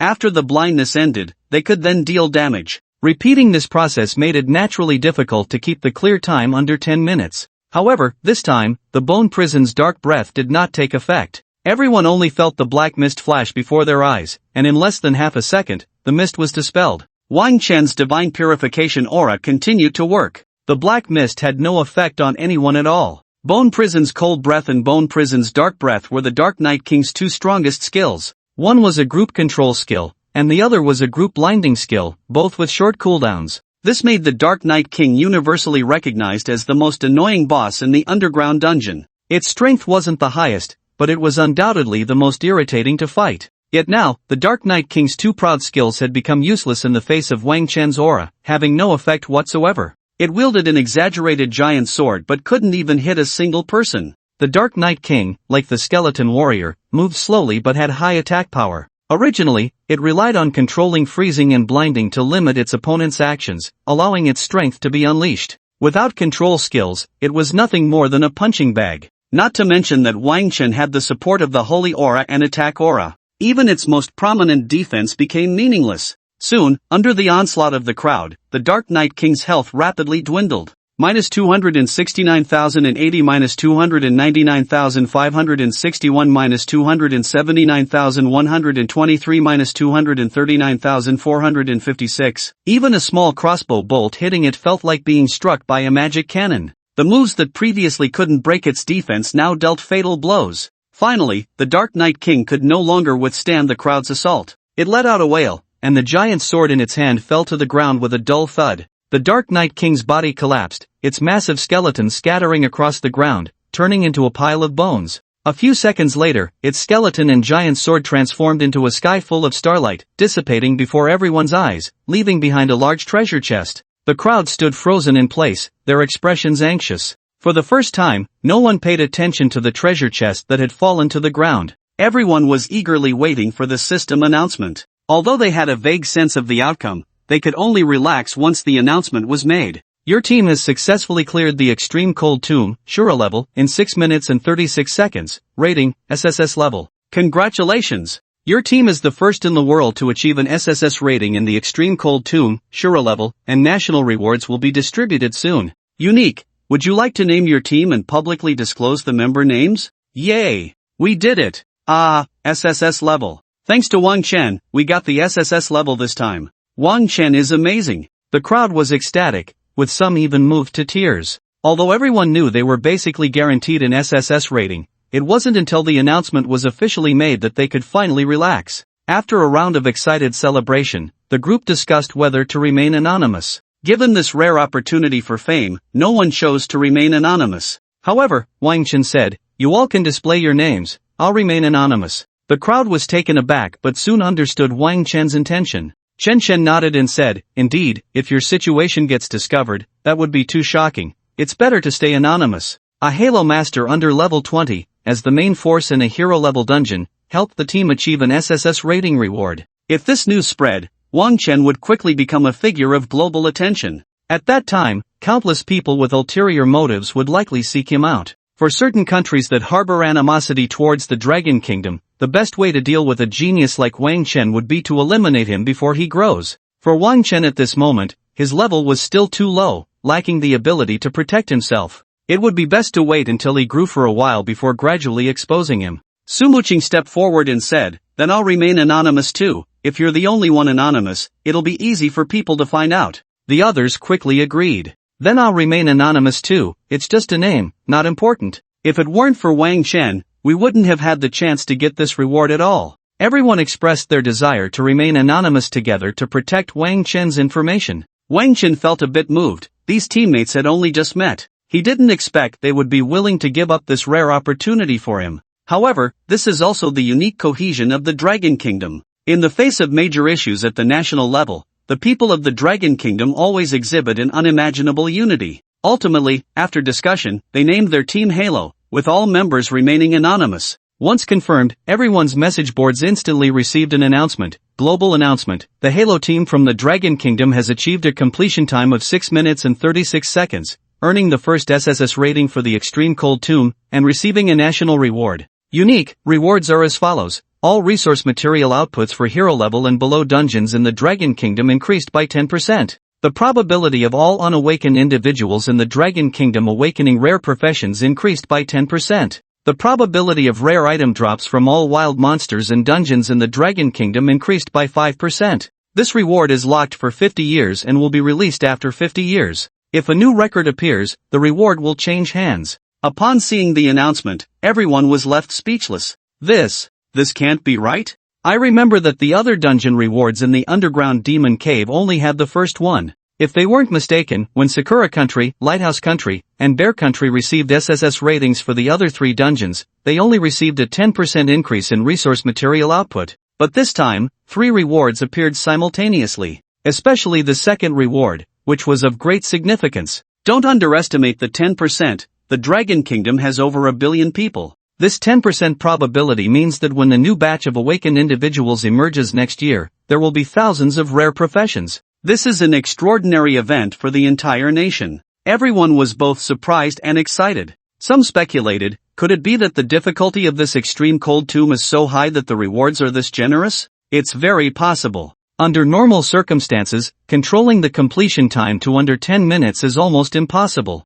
The fact that no team has achieved an SSS rating in this extreme cold tomb for so many years speaks volumes about its difficulty. Alright, let's hurry out, the president is still waiting for us outside. That old guy must be overjoyed right now. Before going out, everyone suggested that Wang Chen should open the boss treasure chest. This time, Wang Chen did not decline. He knew that being able to obtain the SSS reward this time was crucially dependent on him. Without Wang Chen's presence, they would have had no chance at all for this SSS reward. Therefore, everyone unanimously agreed to let Wang Chen open the boss treasure chest. Wang Chen stepped forward. This was a treasure chest from a hero-level dungeon with a Jura-level difficulty. Generally speaking, the items dropped by ordinary monsters in dungeons are not plentiful, and most good equipment comes from boss treasure chests. Upon opening the chest, he saw a staff lying inside. Bone staff, dark gold, equipment level LV20, increases casting speed by 10%, intelligence plus 10, and all attributes of summon creatures plus 10. As a level 20 piece of equipment,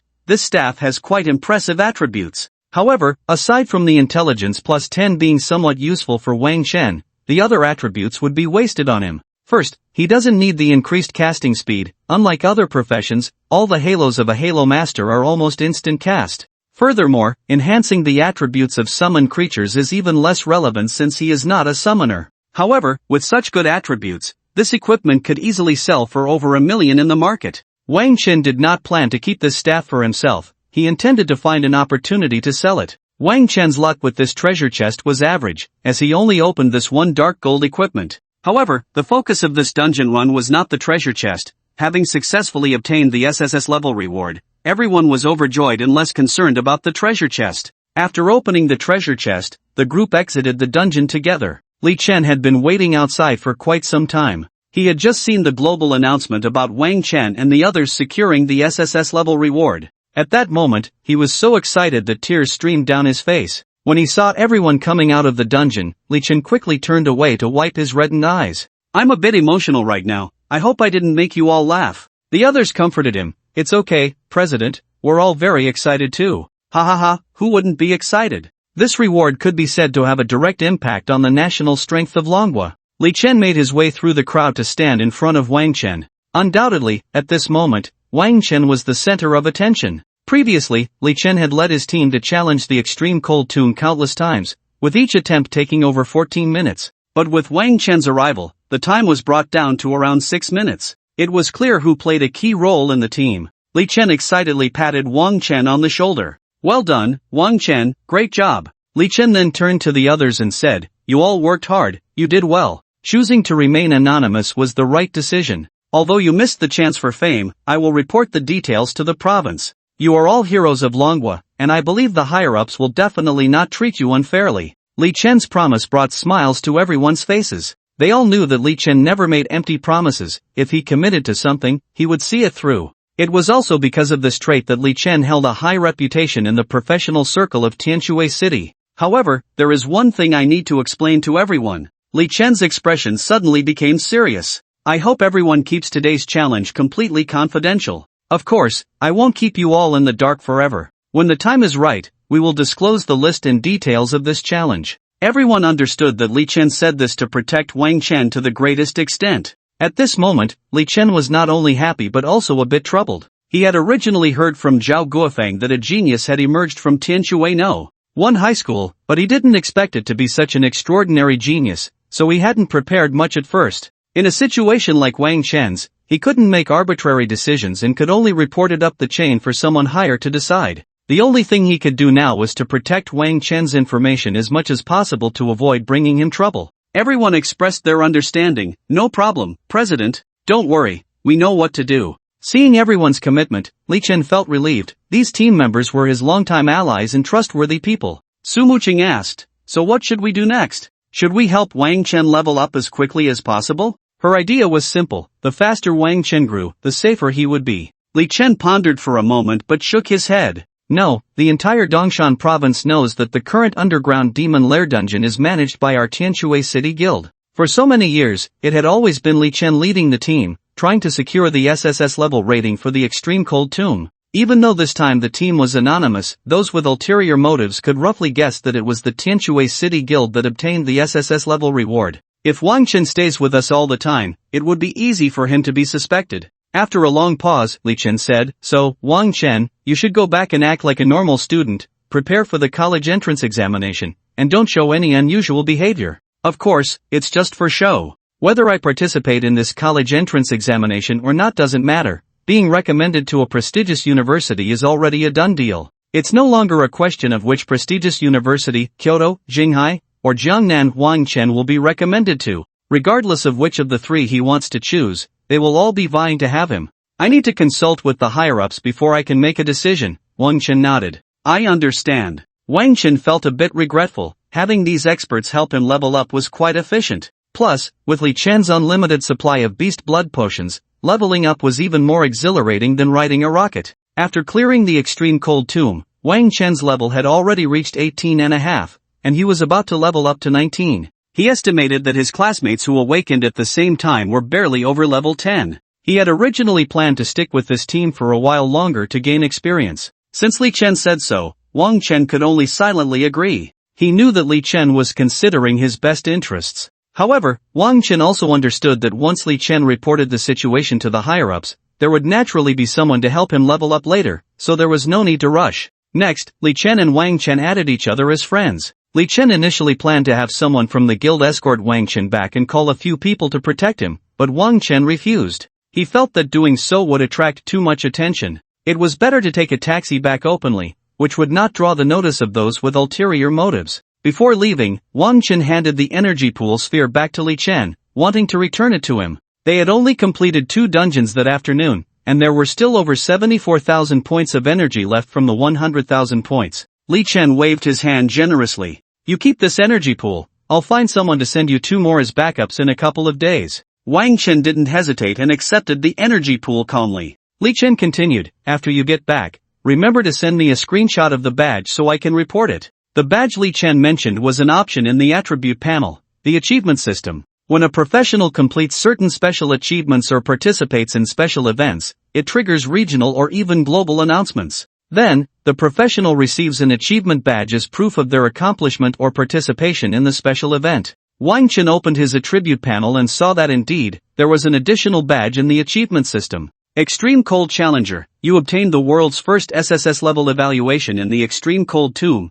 triggering a national reward. This badge was proof of strength and honor. Just showing it to others would instantly make Wang Chen the center of attention. Wang Chen added friends with everyone and then bid them farewell as he left the underground dungeon. Li Chen was also eager to return to the guild, as he had a lot of matters to handle. Wang Chen was successfully escorted back to the vicinity of the city by a professional. He called a taxi and returned to his residence. Wang Chen lived in a rather dilapidated old community on the outskirts of the city. The buildings here almost had no elevators, and the walls were quite worn, with patches peeling off here and there. However, the advantage was that the rent was very cheap, only 600 dragon coins a month. 10 years ago, after Wang Chen's parents passed away, they left him with 200,000 in compensation. Wang Chen relied on this compensation to pay for his tuition, living expenses, and various miscellaneous costs. It was quite an achievement to have persevered until graduating from high school. When Wang Chen returned to his doorstep, he saw a note taped to the door.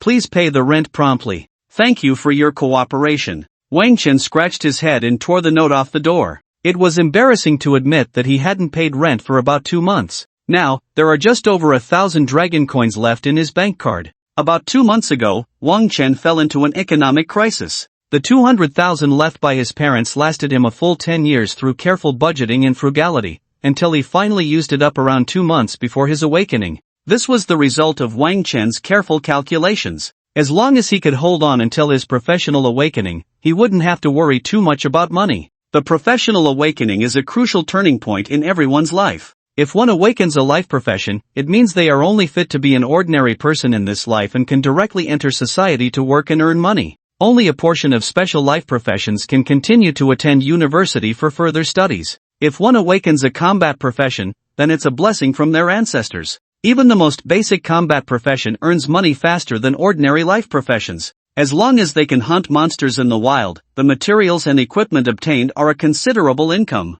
Of course, combat professionals also spend money faster than ordinary people. Equipment, training items, skill books, pets, combat tools, all kinds of things that can enhance strength are frighteningly expensive. For example, the bone staff in Wang Chen's hand could easily sell for 1 or 2 million in the trading market. So, although both of Wang Chen's parents were combat professionals, they left him no savings. As for their equipment and items, they were taken by someone during the Beast Tide riot. Wang Chen's thoughts drifted away, recalling that year when he was only 8 years old. He couldn't remember many details about the Beast Tide riot. The only thing he remembered was that the entire city was on fire, in ruins, with panicked crowds everywhere. To prevent the Beast Tide from advancing further into the city center, the professionals of Tianshui City came out in full force to block the tide. Countless professionals died in that beast-tide riot, including Wang Chen's parents. Later, Wang Chen learned that although there was no concrete evidence, it was highly likely that the beast-tide riot was instigated by people from Sakura Country. The mastermind behind Sakura Country was Lighthouse Country. Since then, Sakura Country and Dragon Country secretly harbored hatred for each other. Sakura Country. A trace of barely perceptible hatred flashed in Wang Chen's eyes. Recalling his thoughts, Wang Chen shook his head and opened his attribute panel. I should settle the rent first. In any case, at least Wang Chen didn't have to worry about money right now. Every professional who successfully awakens receives an initial storage space of 1 cubic meter. This space will increase by 0.5 cubic meters with each level gained. However, if one wants to store more items, they need storage items. Storage items are very expensive, but Wang Chen has a dark gold storage ring, which he obtained from the venomous swamp dungeon. Wang Chen stored all his supplies and equipment in the storage ring. Now, the storage space contains many materials such as crystal cores, beast horns, beast skins, claws, and bones. After a monster is killed, the materials on it automatically decompose and are evenly distributed among all team members. The armor worn by those skeleton warriors, as well as their weapons, are also decomposed into materials like metal, wood, and leather. Just now, in the team with Li Chen, Wang Chen harvested a large amount of basic materials. If these materials were sold, it would also be a considerable income. These are materials produced from hero-level dungeons, and Wang Chen estimated he could sell them for at least several $1,000s. Just as Wang Chen was about to head out to the professional market, he suddenly received a message from his friend list. Opening the friend list, he found it was a message from Li Chen. Thanks to you, Wang Chen, our Tianshui city can keep this dungeon. After reading the message sent by Li Chen, Wang Chen finally understood that recently, Li Chen had been competing with the president of the neighboring Yinhai city for the ownership of the underground magic cave dungeon. The reason was simple. Li Chen had led a team to challenge the extreme cold tomb for many years, training batch after batch of new members, but had never achieved an SSS rating. Gradually, the provincial guild members became somewhat dissatisfied with Li Chen's performance and decided to let the Yinhai City Guild join the challenge of the extreme cold tomb. If Yinhai City succeeded, then this dungeon would no longer belong to Tianshui City. Fortunately, Wang Chen appeared just in time to secure the ownership of the underground magic cave for Tianshui City. In the end, Li Chen mentioned in the message, "To thank you for your contribution to Tianshui City, I have transferred a cash reward of 5 million yuan to you in the name of the Tianshui City Professional Guild, along with a piece of dark gold grade equipment that you will definitely like." Wang Chen's heart raced. 5 million? He wasn't particularly concerned about the equipment, but the 5 million made him feel a surge of excitement. Over the years, after paying rent, Wang Chen's expenses had only been a few hundred yuan each month. He had grown accustomed to a life of poverty, and now someone was suddenly offering him 5 million, which made him a bit overwhelmed. Wang Chen inwardly scolded himself for being so unambitious. After all, the energy pool that Li Chen had given him was already worth over 10 million. For high-level professionals, 5 million was nothing at all. But there was nothing he could do. He had never seen that much cash in his life. Wang Chen glanced at his phone and indeed, a few minutes ago, he had received a notification of the deposit, which he had overlooked. Your savings card ending in 9527 received a transfer of 5,000,000 yuan at 20 hours 11 minutes and 53 seconds. Current balance 5,001,033.40 yuan. Seeing his account balance, a strong sense of happiness welled up from within Wang Chen. Ha ha ha, is this the feeling of being rich? Wang Chen inexplicably felt an urge to roll on the ground in celebration, but thankfully he managed to restrain himself. He opened his phone and transferred the rent and utility bills to the landlord, feeling a sense of relief wash over him. Oh, right, there's also a piece of equipment. He opened his friend list, and in the email from Li Chen, there was an attachment, which was the equipment Li Chen mentioned. Wang Chen took a look. It was a ring. Ring-type equipment was always very expensive because the wearing limit for rings is 10. If you wanted, you could wear a ring on each finger. Moreover, ring-type equipment generally has very strong functionality.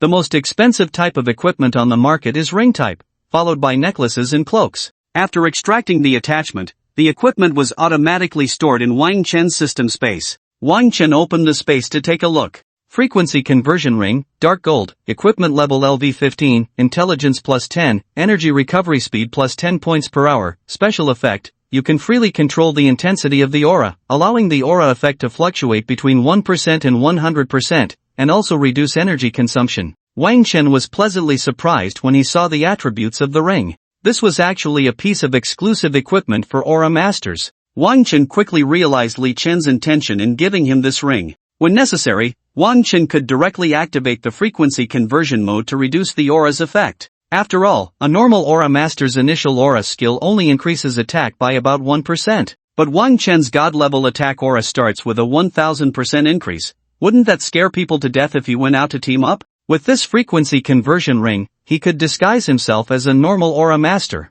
Wang Chen was not someone who liked to hide, but his current aura skills were primarily supportive. Without his teammates, he had little combat power on his own. If there were truly foreign forces with ill intentions trying to assassinate him, he could only activate his invisibility and escape. Overall, it was still not very safe. Wang Chen recalled the group damage from the Dark Night King today. If it weren't for Chen Xiyu and Su Muqing's protection, he would probably have been done for. As an aura master, no matter how strong he was, he still needed teammates. Without them, he had no offensive capabilities. Realizing his current shortcomings, Wang Chen fell into deep thought. Maybe I can find an opportunity to check out the pet market. It would be great if I could buy a combat-type pet. After becoming a professional, one could sign contracts with pets. Multiple pet contracts could be signed simultaneously. However, only one pet could be brought into a dungeon at a time. Only those who had transitioned to the summoner or beast tamer professions could control multiple pets in battle. Most people bought pets to keep as companions.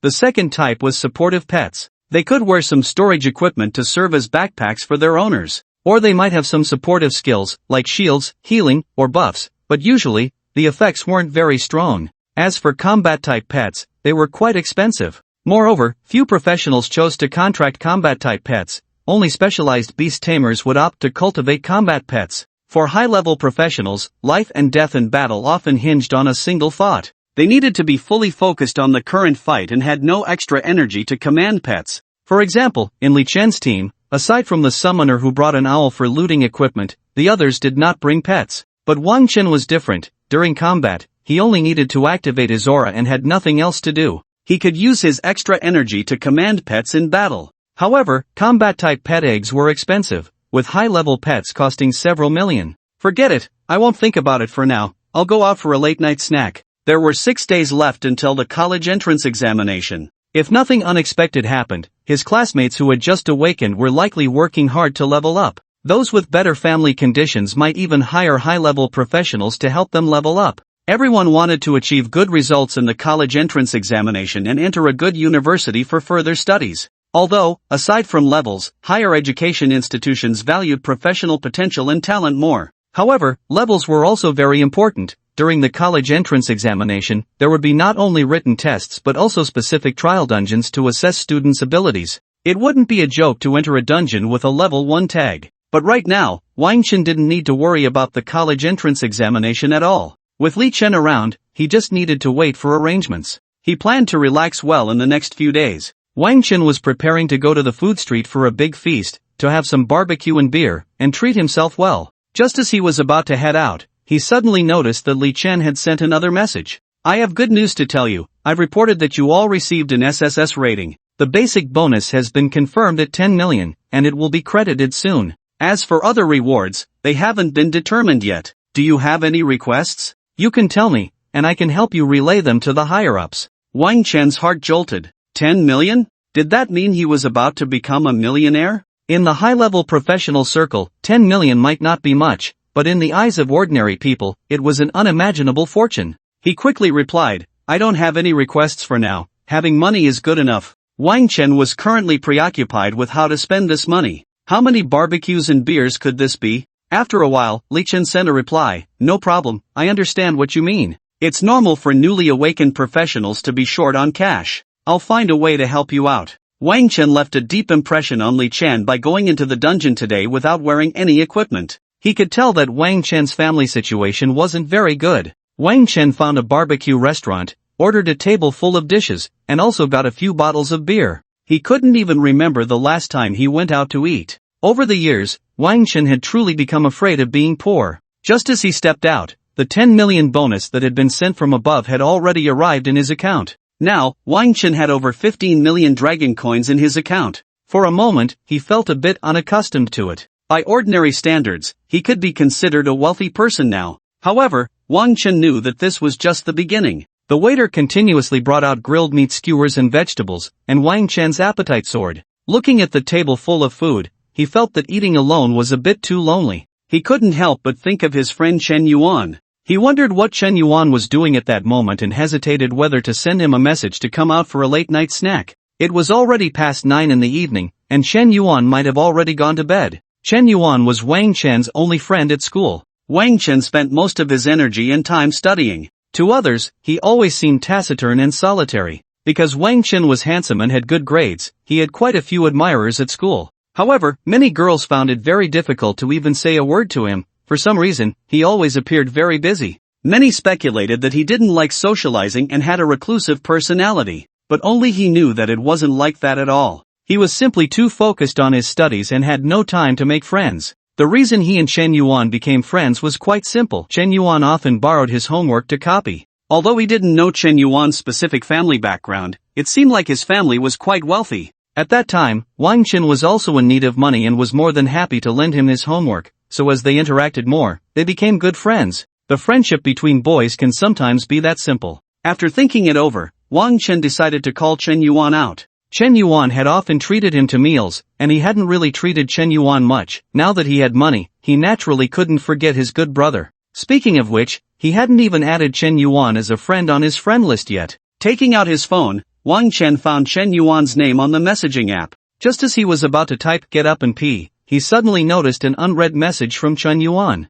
The message read, "Old Wang, want to level up together tomorrow?" The sending time was a day ago. Hiss. Wang Chen gasped. He didn't know how he had missed this message. Looking at the sending time, he should have been happily leveling up with Teacher Qiniao at that time. Perhaps he was so engrossed in grinding monsters with Teacher Qiniao that he didn't see Chen Yuan's message. His face turned red, and feeling a bit embarrassed, he replied, "Ahem. I just saw the message." Just a few seconds after Wang Chen sent the message, Chen Yuan replied, "I thought you were dead. I even went to your house looking for you yesterday." Wang Chen replied, "Haha, don't mind the details. Are you coming out? I'll treat you to a meal." "No way, really? You struck it rich?" "I made a little money recently." "Sure, Lao Wang, but not today. My parents are at home right now, and if I go out at this hour, they'll definitely beat me to death. I'll remember this meal for you." Wang Chen felt a bit regretful. It seemed he would have to eat alone tonight. Chen Yuan continued, "How about leveling up together tomorrow?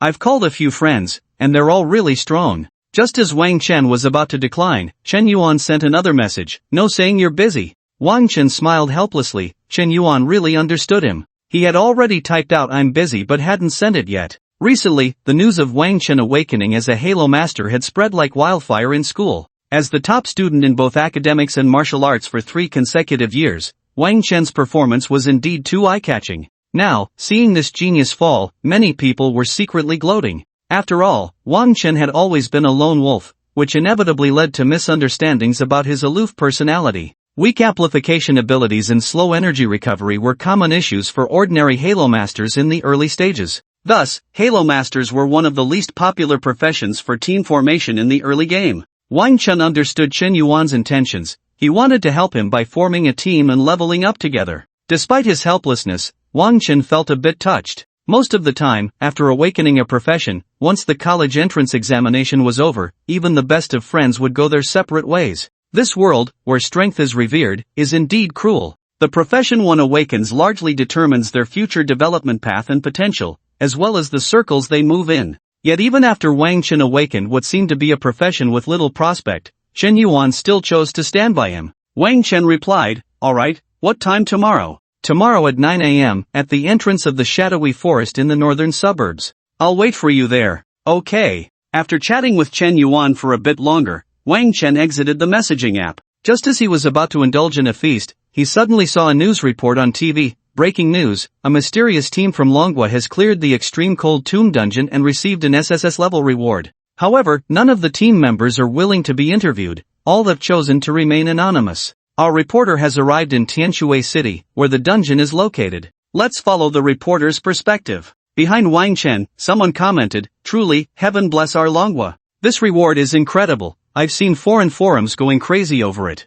Yeah, especially that 10% increase in the awakening probability for rare professions. The next batch of students awakening in Longwei is really lucky, right? Thanks to these anonymous heroes, who knows how many rare professions the next batch of students will awaken. But why do they want to remain anonymous? That's so low-key. The patrons in the barbecue restaurant were buzzing with discussion. Wang Chen then realized that the news about the national reward had garnered significant attention. Almost all the customers in the restaurant were talking about it. Not only was the reward incredibly generous, but the mysterious team's clearing time was also astonishing. 6 minutes and 36 seconds, which was about half the time compared to the previous global record of 13 minutes and 11 seconds set by the Lighthouse Nation. This clearing time was simply outrageous. This meant that this team of challengers was at least among the top professionals globally at levels below 60. Listening to the unreserved praise from those around him, calling him a pillar of the nation and a talent of the ages, Wang Chen felt a bit embarrassed.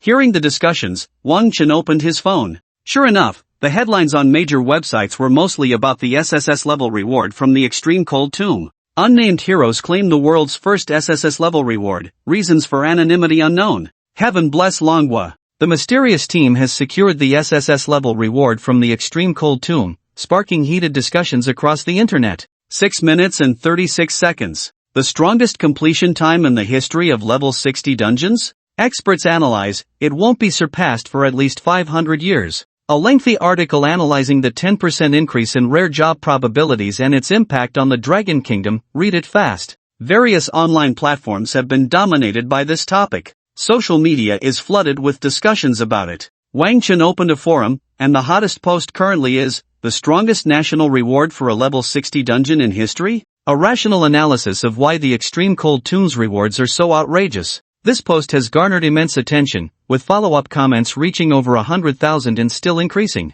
Curious, Wang Chen clicked into the post. The original poster, with the username Pancake Dog, claims to be a professional from Tianshui City, so he is quite familiar with several dungeons in the underground magic cave. In his view, the Extreme Cold Tomb is the hardest dungeon to achieve an SSS rating among the underground magic caves dungeons. The difficulty of the 4 dungeons in the underground magic cave is actually quite similar. However, the unique aspect of the Extreme Cold Tomb lies in its level design, which seems specifically crafted to prolong the time taken. Upon entering the dungeon, the first time delaying buff appears, the Cold State. In the Cold State, the movement and attack speed of professionals are significantly reduced, and the cooldown time for skills is extended, greatly increasing the time required to complete the dungeon. Additionally, the monster design in the Extreme Cold Tomb is such that there are almost no fragile monsters. Every skeleton warrior is absurdly tough, with high defense and substantial health. Often, it takes a long time to deal with a single skeleton warrior. Even the seemingly most fragile monster in the Extreme Cold Tomb, the skeleton mage, is actually quite difficult to handle.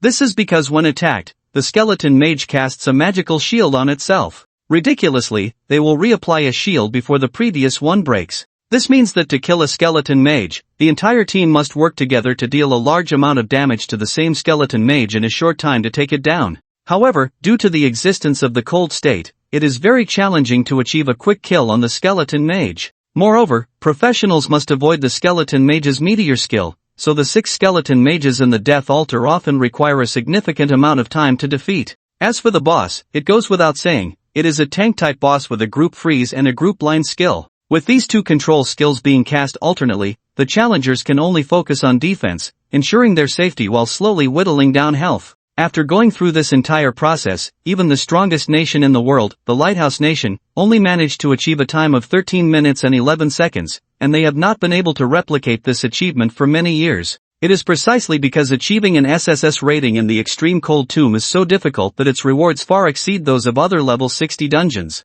In response to these challenges, Pancake Dog also shared his thoughts. In my understanding, if there were a group purification skill, it could significantly improve the results. However, group purification is a skill that only priest-type professions above level 80 have a chance to learn. Professionals below level 60 are almost impossible to access such advanced skills. But increasing the number of priests is also not a viable solution. In the Death Altar stage, sufficient output is necessary to kill the skeleton mages. Having too many priests would affect the team's output capability, so this issue seems a bit unsolvable. Wang Chen nodded as he read this post. This netizen named Pancake Dog indeed has a deep understanding of the Extreme Cold Tomb. Everything he said hit the nail on the head. Jianbing Dogsy's personal understanding is also completely correct. Wang Chen achieved such an extraordinary result precisely because of his group purification aura. Moreover, the most exaggerated part is that Wang Chen's group purification skill is continuous, which is a bit unreasonable. Wang Chen continued to read on. At the end of the post, Jian Bingdogzi said, "So I can understand why the team that cleared the extreme cold tomb chose to remain anonymous. Either they came up with some strategy that I find hard to comprehend, or they are a group of super geniuses teaming up, relying on sheer strength to crush the dungeon. These geniuses might very well be nurtured by the Longwa Central Guild, so choosing to remain anonymous is quite reasonable. In my view, this achievement is unlikely to be surpassed by any country for a long time. The rewards for this dungeon, to put it bluntly, have already been permanently bound to Longwa. Even if the reward lock is lifted in 50 years, it's unlikely anyone will surpass this record. And let's not forget, this anonymous team that challenged the extreme cold tomb only had 9 members. Although I don't know why they didn't form a full team, it also means that 6 minutes and 33 seconds is not their limit. If they had a full team, their score could have improved even further." Wang Chen couldn't help but smile at this point. The reason they didn't have a full team was simply that Li Chen's level was too high, and they hadn't had time to gather more people. It's likely that no one could have imagined that the SSS rating for this challenge of the extreme cold tomb was not the result of meticulous planning but rather a spur-of-the-moment decision by Li Chen after seeing Wang Chen's abilities.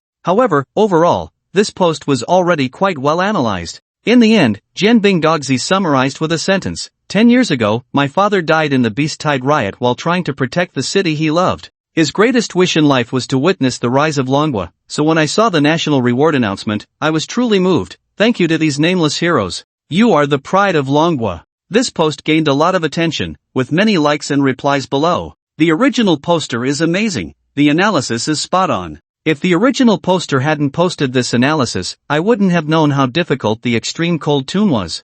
I didn't even notice that the team only had 9 people. These 9 big shots are incredible. Every time at a critical moment, there's always a group of brave people stepping up. They are the backbone of our Longwa. Salute to the original poster's father, and also to these 9 anonymous heroes. Wang Chen looked at this post with mixed feelings. As a party to this event, he felt everything was just natural. Although he was happy, he didn't think too much about it. What surprised him was that this incident had brought such spiritual encouragement to so many people. Many people expressed in their replies that they wanted to take the 9 anonymous heroes as role models, striving to improve themselves and fight for the rise of Longwa. While feeling gratified, Wang Chen also felt an added sense of responsibility and pressure. Late at night, in Sakura country, in a mansion located on the outskirts, a middle-aged man sat on the floor. He picked up a tea bowl and took a small sip. In front of him sat a thin man facing him, with several bodyguards in suits and sunglasses standing behind him. The thin man spoke first. Baiyuan Kuan, you must have heard about Longwa achieving the first SSS rating for the extreme cold tomb. This thin man was none other than Yoshikata Banri, the president of the Provincial Professional Guild of East Jing Province in Sakura Country. The man he referred to as Baiyuan Kuan was the head of the hidden Baiyuan family in Sakura Country, Baiyuan Sasuke. The Baiyuan family is said to be the last hidden family in Sakura Country. Since ancient times, they have used forbidden drugs to cultivate certain professionals into death warriors, whose lifespans are extremely short, most not living past 30 years. However, these death warriors overdraw their life potential through forbidden drugs, gaining combat power far beyond that of ordinary people. Kitahara Soke set down his teacup. I know. Seeing that Kitahara Soke did not continue, Yashigata Kunihiko became a bit anxious. Kitahara-kun, can you really sit idly by while the Dragon Kingdom rises? Kitahara Soke smiled and said, Lord Yashigata, have you forgotten? 10 years ago, to provoke the Beast Tide uprising in the Dragon Kingdom, half of my death warriors were lost. I'm just an old man with good intentions but no power. Yashigata Kunihiko sighed. Kitahara-kun, this time I must ask you for a favor. Only you in the entire Sakura country can accomplish it.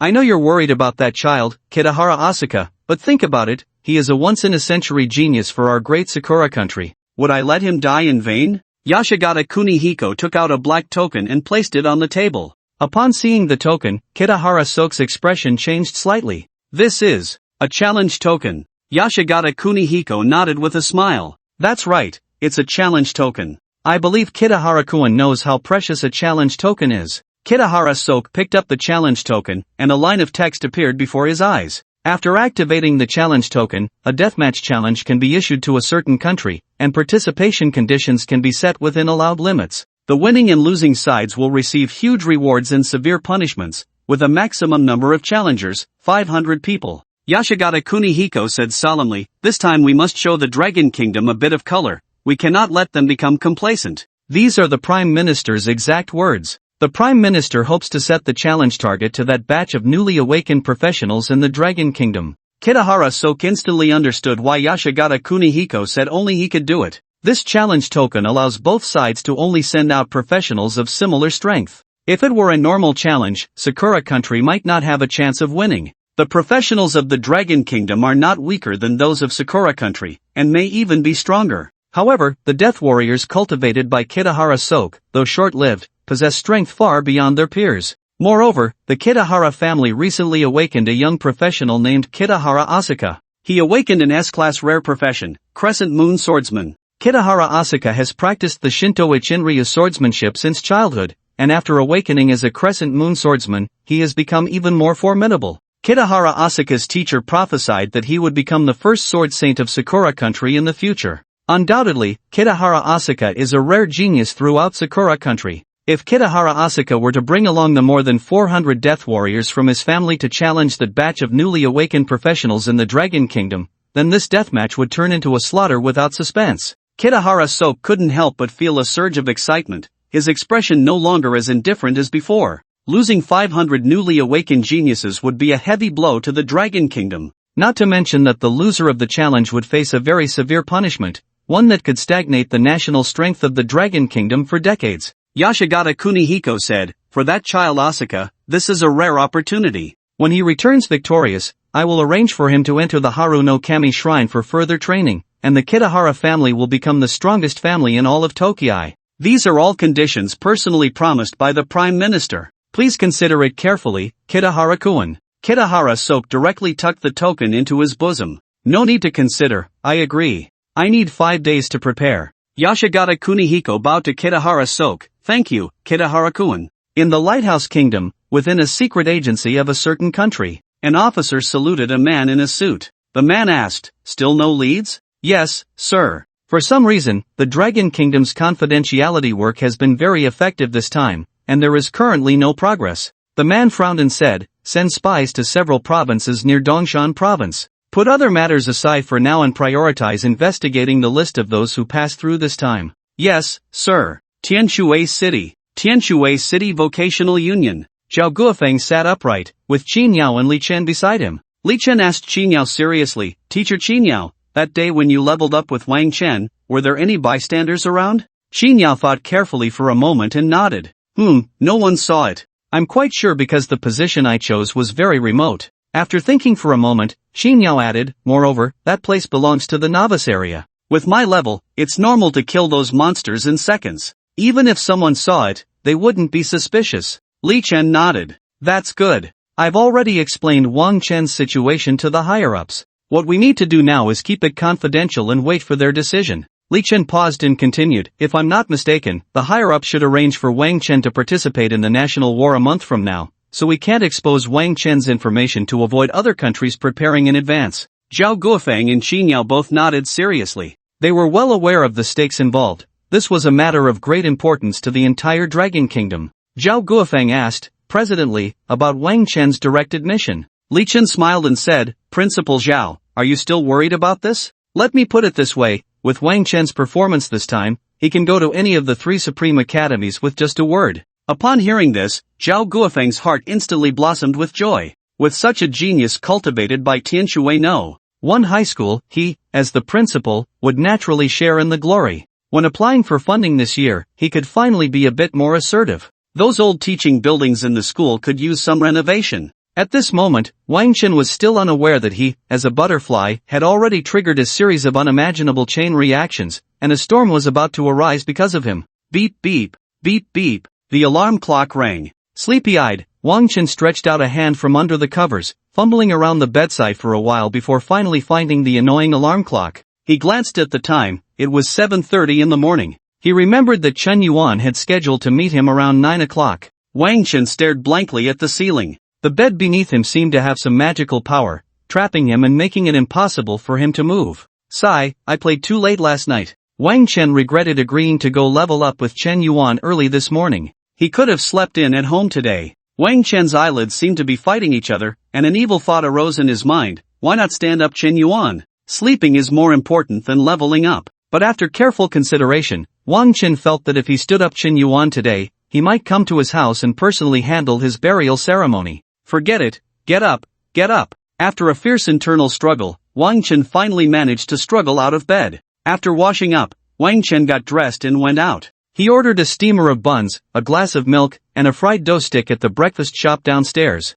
Although he had money now, he still needed to save where he could. After finishing breakfast, Wang Chen hailed a taxi by the roadside. Driver, to the shadowy forest. The shadowy forest is a forest located in the suburbs to the north of the city. Unlike the underground dungeon-type instances, the shadowy forest is an open area. There are many lower-level monsters around the forest's edge, making it very suitable for newly awakened professionals to level up. Generally speaking, the difficulty of instances is a bit higher because once you enter an instance, you must challenge the boss to gain rewards. However, challenge dungeons usually require a well-coordinated team, with a maximum of 10 members. Newly awakened professionals are still not familiar with their own skills, let alone team coordination. Therefore, most newly awakened beginners first go to open areas to level up and accumulate combat experience. For Wang Chen, who is now level 18, the monsters at the outskirts of the shadowy forest no longer provide him with much experience. This time, he came out to find Chen Yuan purely out of boredom.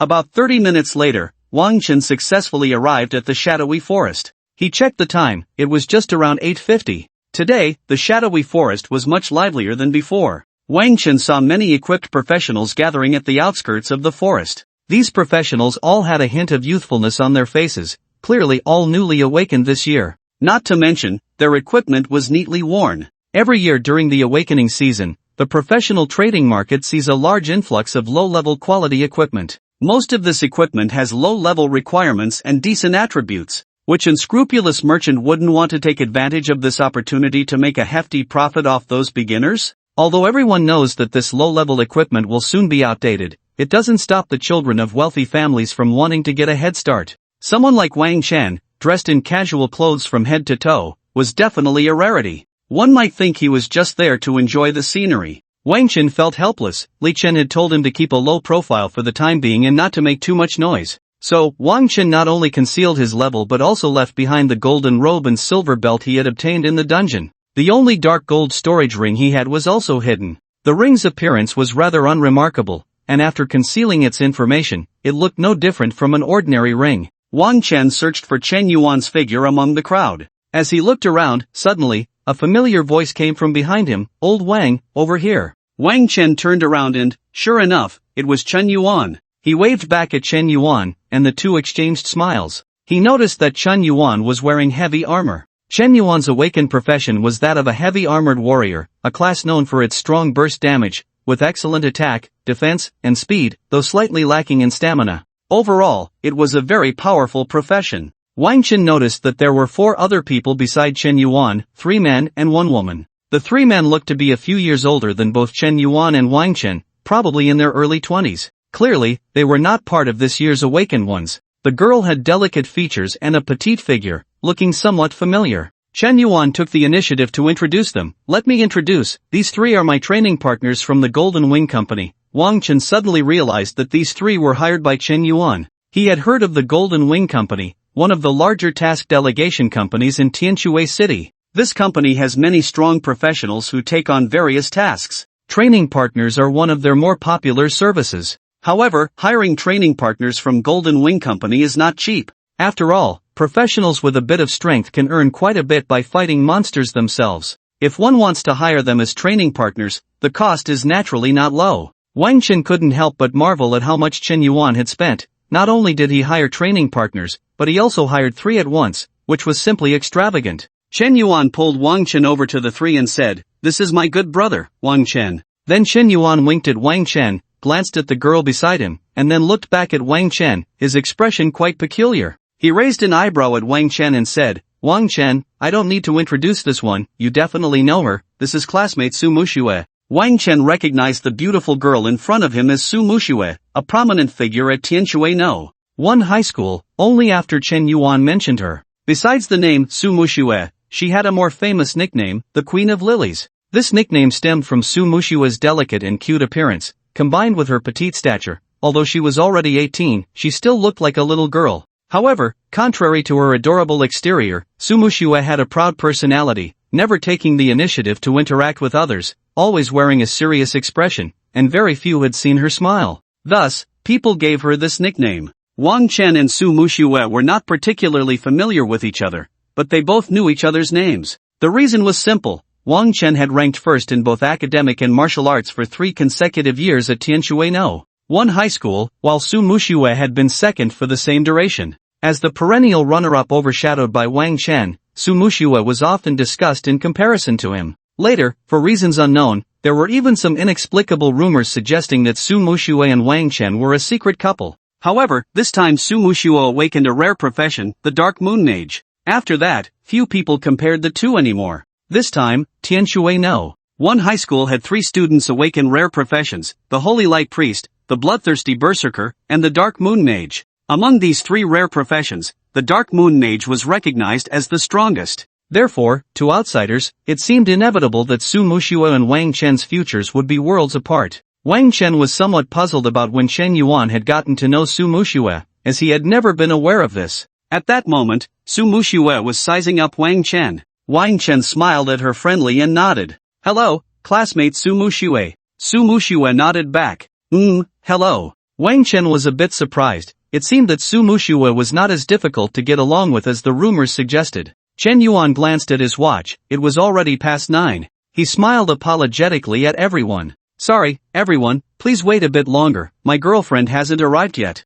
Wang Chen curiously asked, "Your girlfriend? Which one? The one with the twin tails? What was her name again?" Chen Yuan replied helplessly, "Not her. Didn't I just tell you a couple of days ago? It's Jiang Yueqi from our class." "You really have a terrible memory," Wang Chen said. "Can you blame me? You change girlfriends every few days, who can remember?" Chen Yuan noticed Su Muxue's gaze towards him becoming strange, and he couldn't hold back his expression, quickly nudging Wang Chen. "Shut up a bit, old Wang." Just as everyone was patiently waiting, suddenly, a surprised voice came from beside them. "Muxue." Everyone turned to look. It was a young boy around Wang Chen's age. Wang Chen and Chen Yuan recognized this boy. His name was Jin Lu, a classmate of Wang Chen and Chen Yuan, and he was one of the 3 students who awakened a rare profession this year at Tianshui No. 1 high school. His awakened profession was the Bloodthirsty Berserker. Chen Yuan teased, "Well, now we've got 2 of Tianshui City's 3 geniuses gathered together."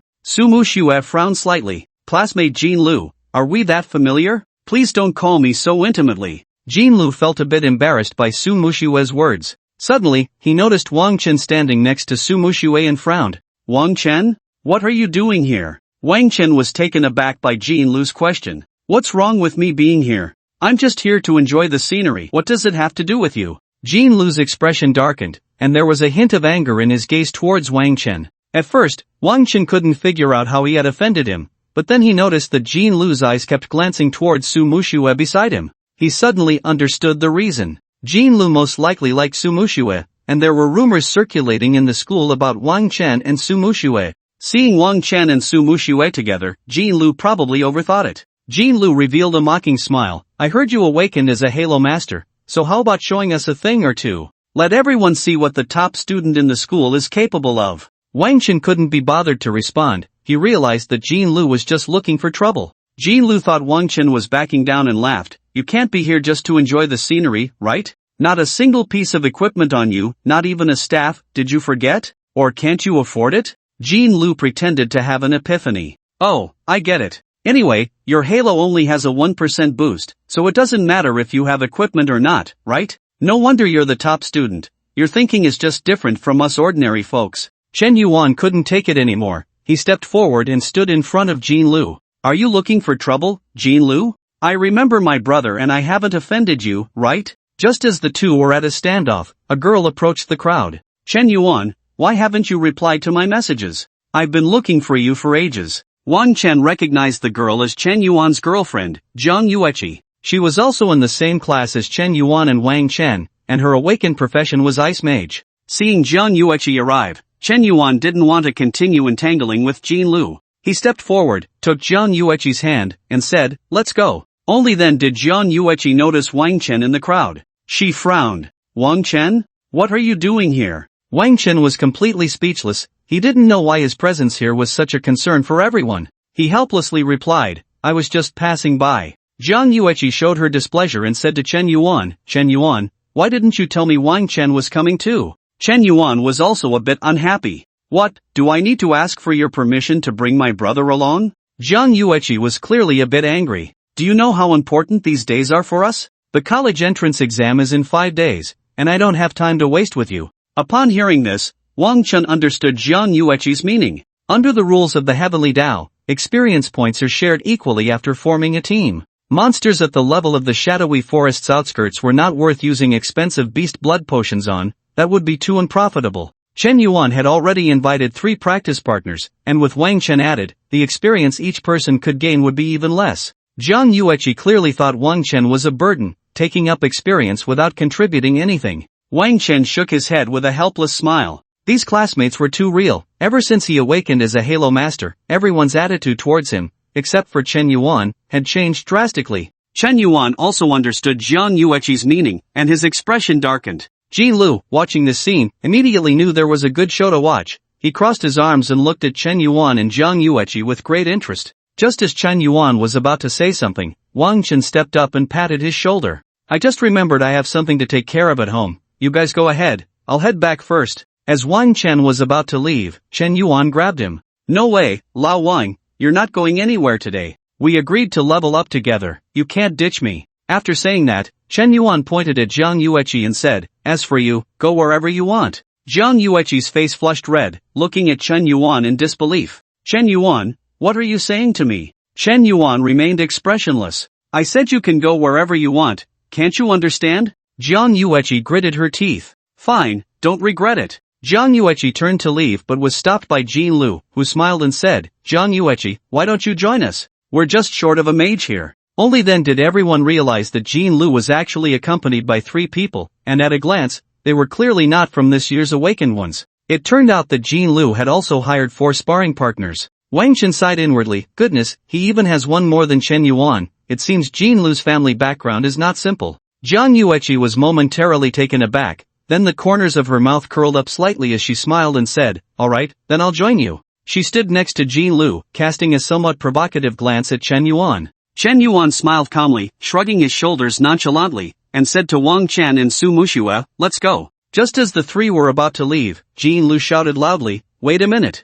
Chen Yuan turned around, looking at Jin Lu with impatience. "What else do you want? I don't have time to play house with you." Jin Lu smiled but ignored Chen Yuan, instead walking over to the 3 sparring partners beside Chen Yuan. "You 3 are from Jin Company, right?" The 3 looked puzzled. They could tell there was a conflict between Chen Yuan and Jin Lu, but as sparring partners, they wouldn't get involved in such matters. They only needed to fulfill their work responsibilities. The young man leading the 3 sparring partners said, "That's right, we are from Jin Company. What can we do for you?" Jin Lu smiled as he took out a business card and handed it to the young man. "The boss of Genie Company, Genie Fei, he's my dad." The 3 immediately exchanged glances. Jin Lu pointed at Chen Yuan and said, "I despise people who don't respect girls the most. Don't take his job. If there's any problem, I'll explain it to my dad." The 3 sparring partners looked at each other, unsure of what to say. Jin Lu's expression turned cold. "What, is my word not good enough?" The 3 sparring partners sighed and ultimately decided not to offend this future heir of Genie Company.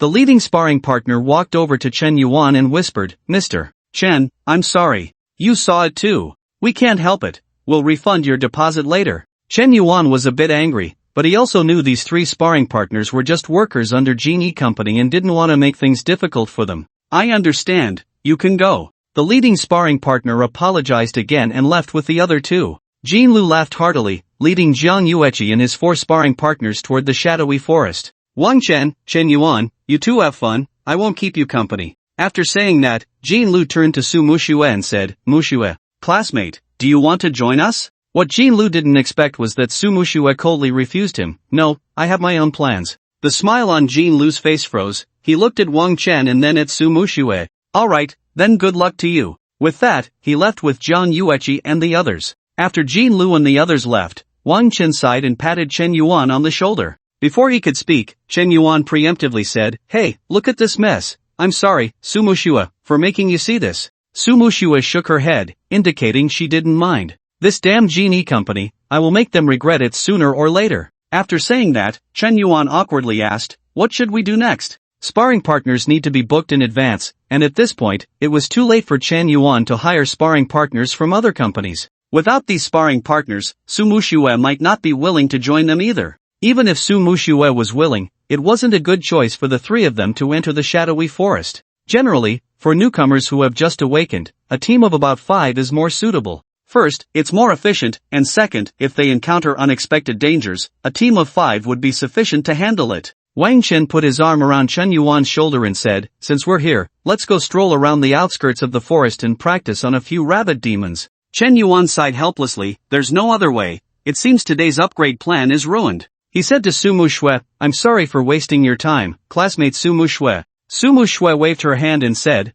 "I'll go with you." For a moment, Wang Chen and Chen Yuan doubted if they had misheard. Chen Yuan looked at Su Muxue in confusion. "Ha? Just the 3 of us?" Su Muxue nodded. "Yes, why are you still dazed? Let's go." Saying this, Su Muxue took the lead and walked ahead. Wang Chen looked at Su Muxue with a bewildered expression. For a moment, he even suspected that Chen Yuan and Su Muxue might have something going on. He knew very well that someone like Su Muxue, a talented individual with a rare awakened profession and good looks, would have countless people wanting to invite her to join their team. Wang Chen really couldn't understand why she would choose to team up with him and Chen Yuan, 2 nobody players. He quietly asked Chen Yuan, "By the way, how do you know her?" Chen Yuan's expression was strange as he whispered, "Cough, you definitely won't believe it, but I'm actually not familiar with her." Wang Chen looked at Chen Yuan as if he were an idiot. "Do you think I would believe that?" Chen Yuan became anxious. "Why would I lie to you? I was standing there waiting for you in Jian Yuechi, and she suddenly came over and asked me, 'Classmate Chen Yuan, are you with classmate Wang Chen?'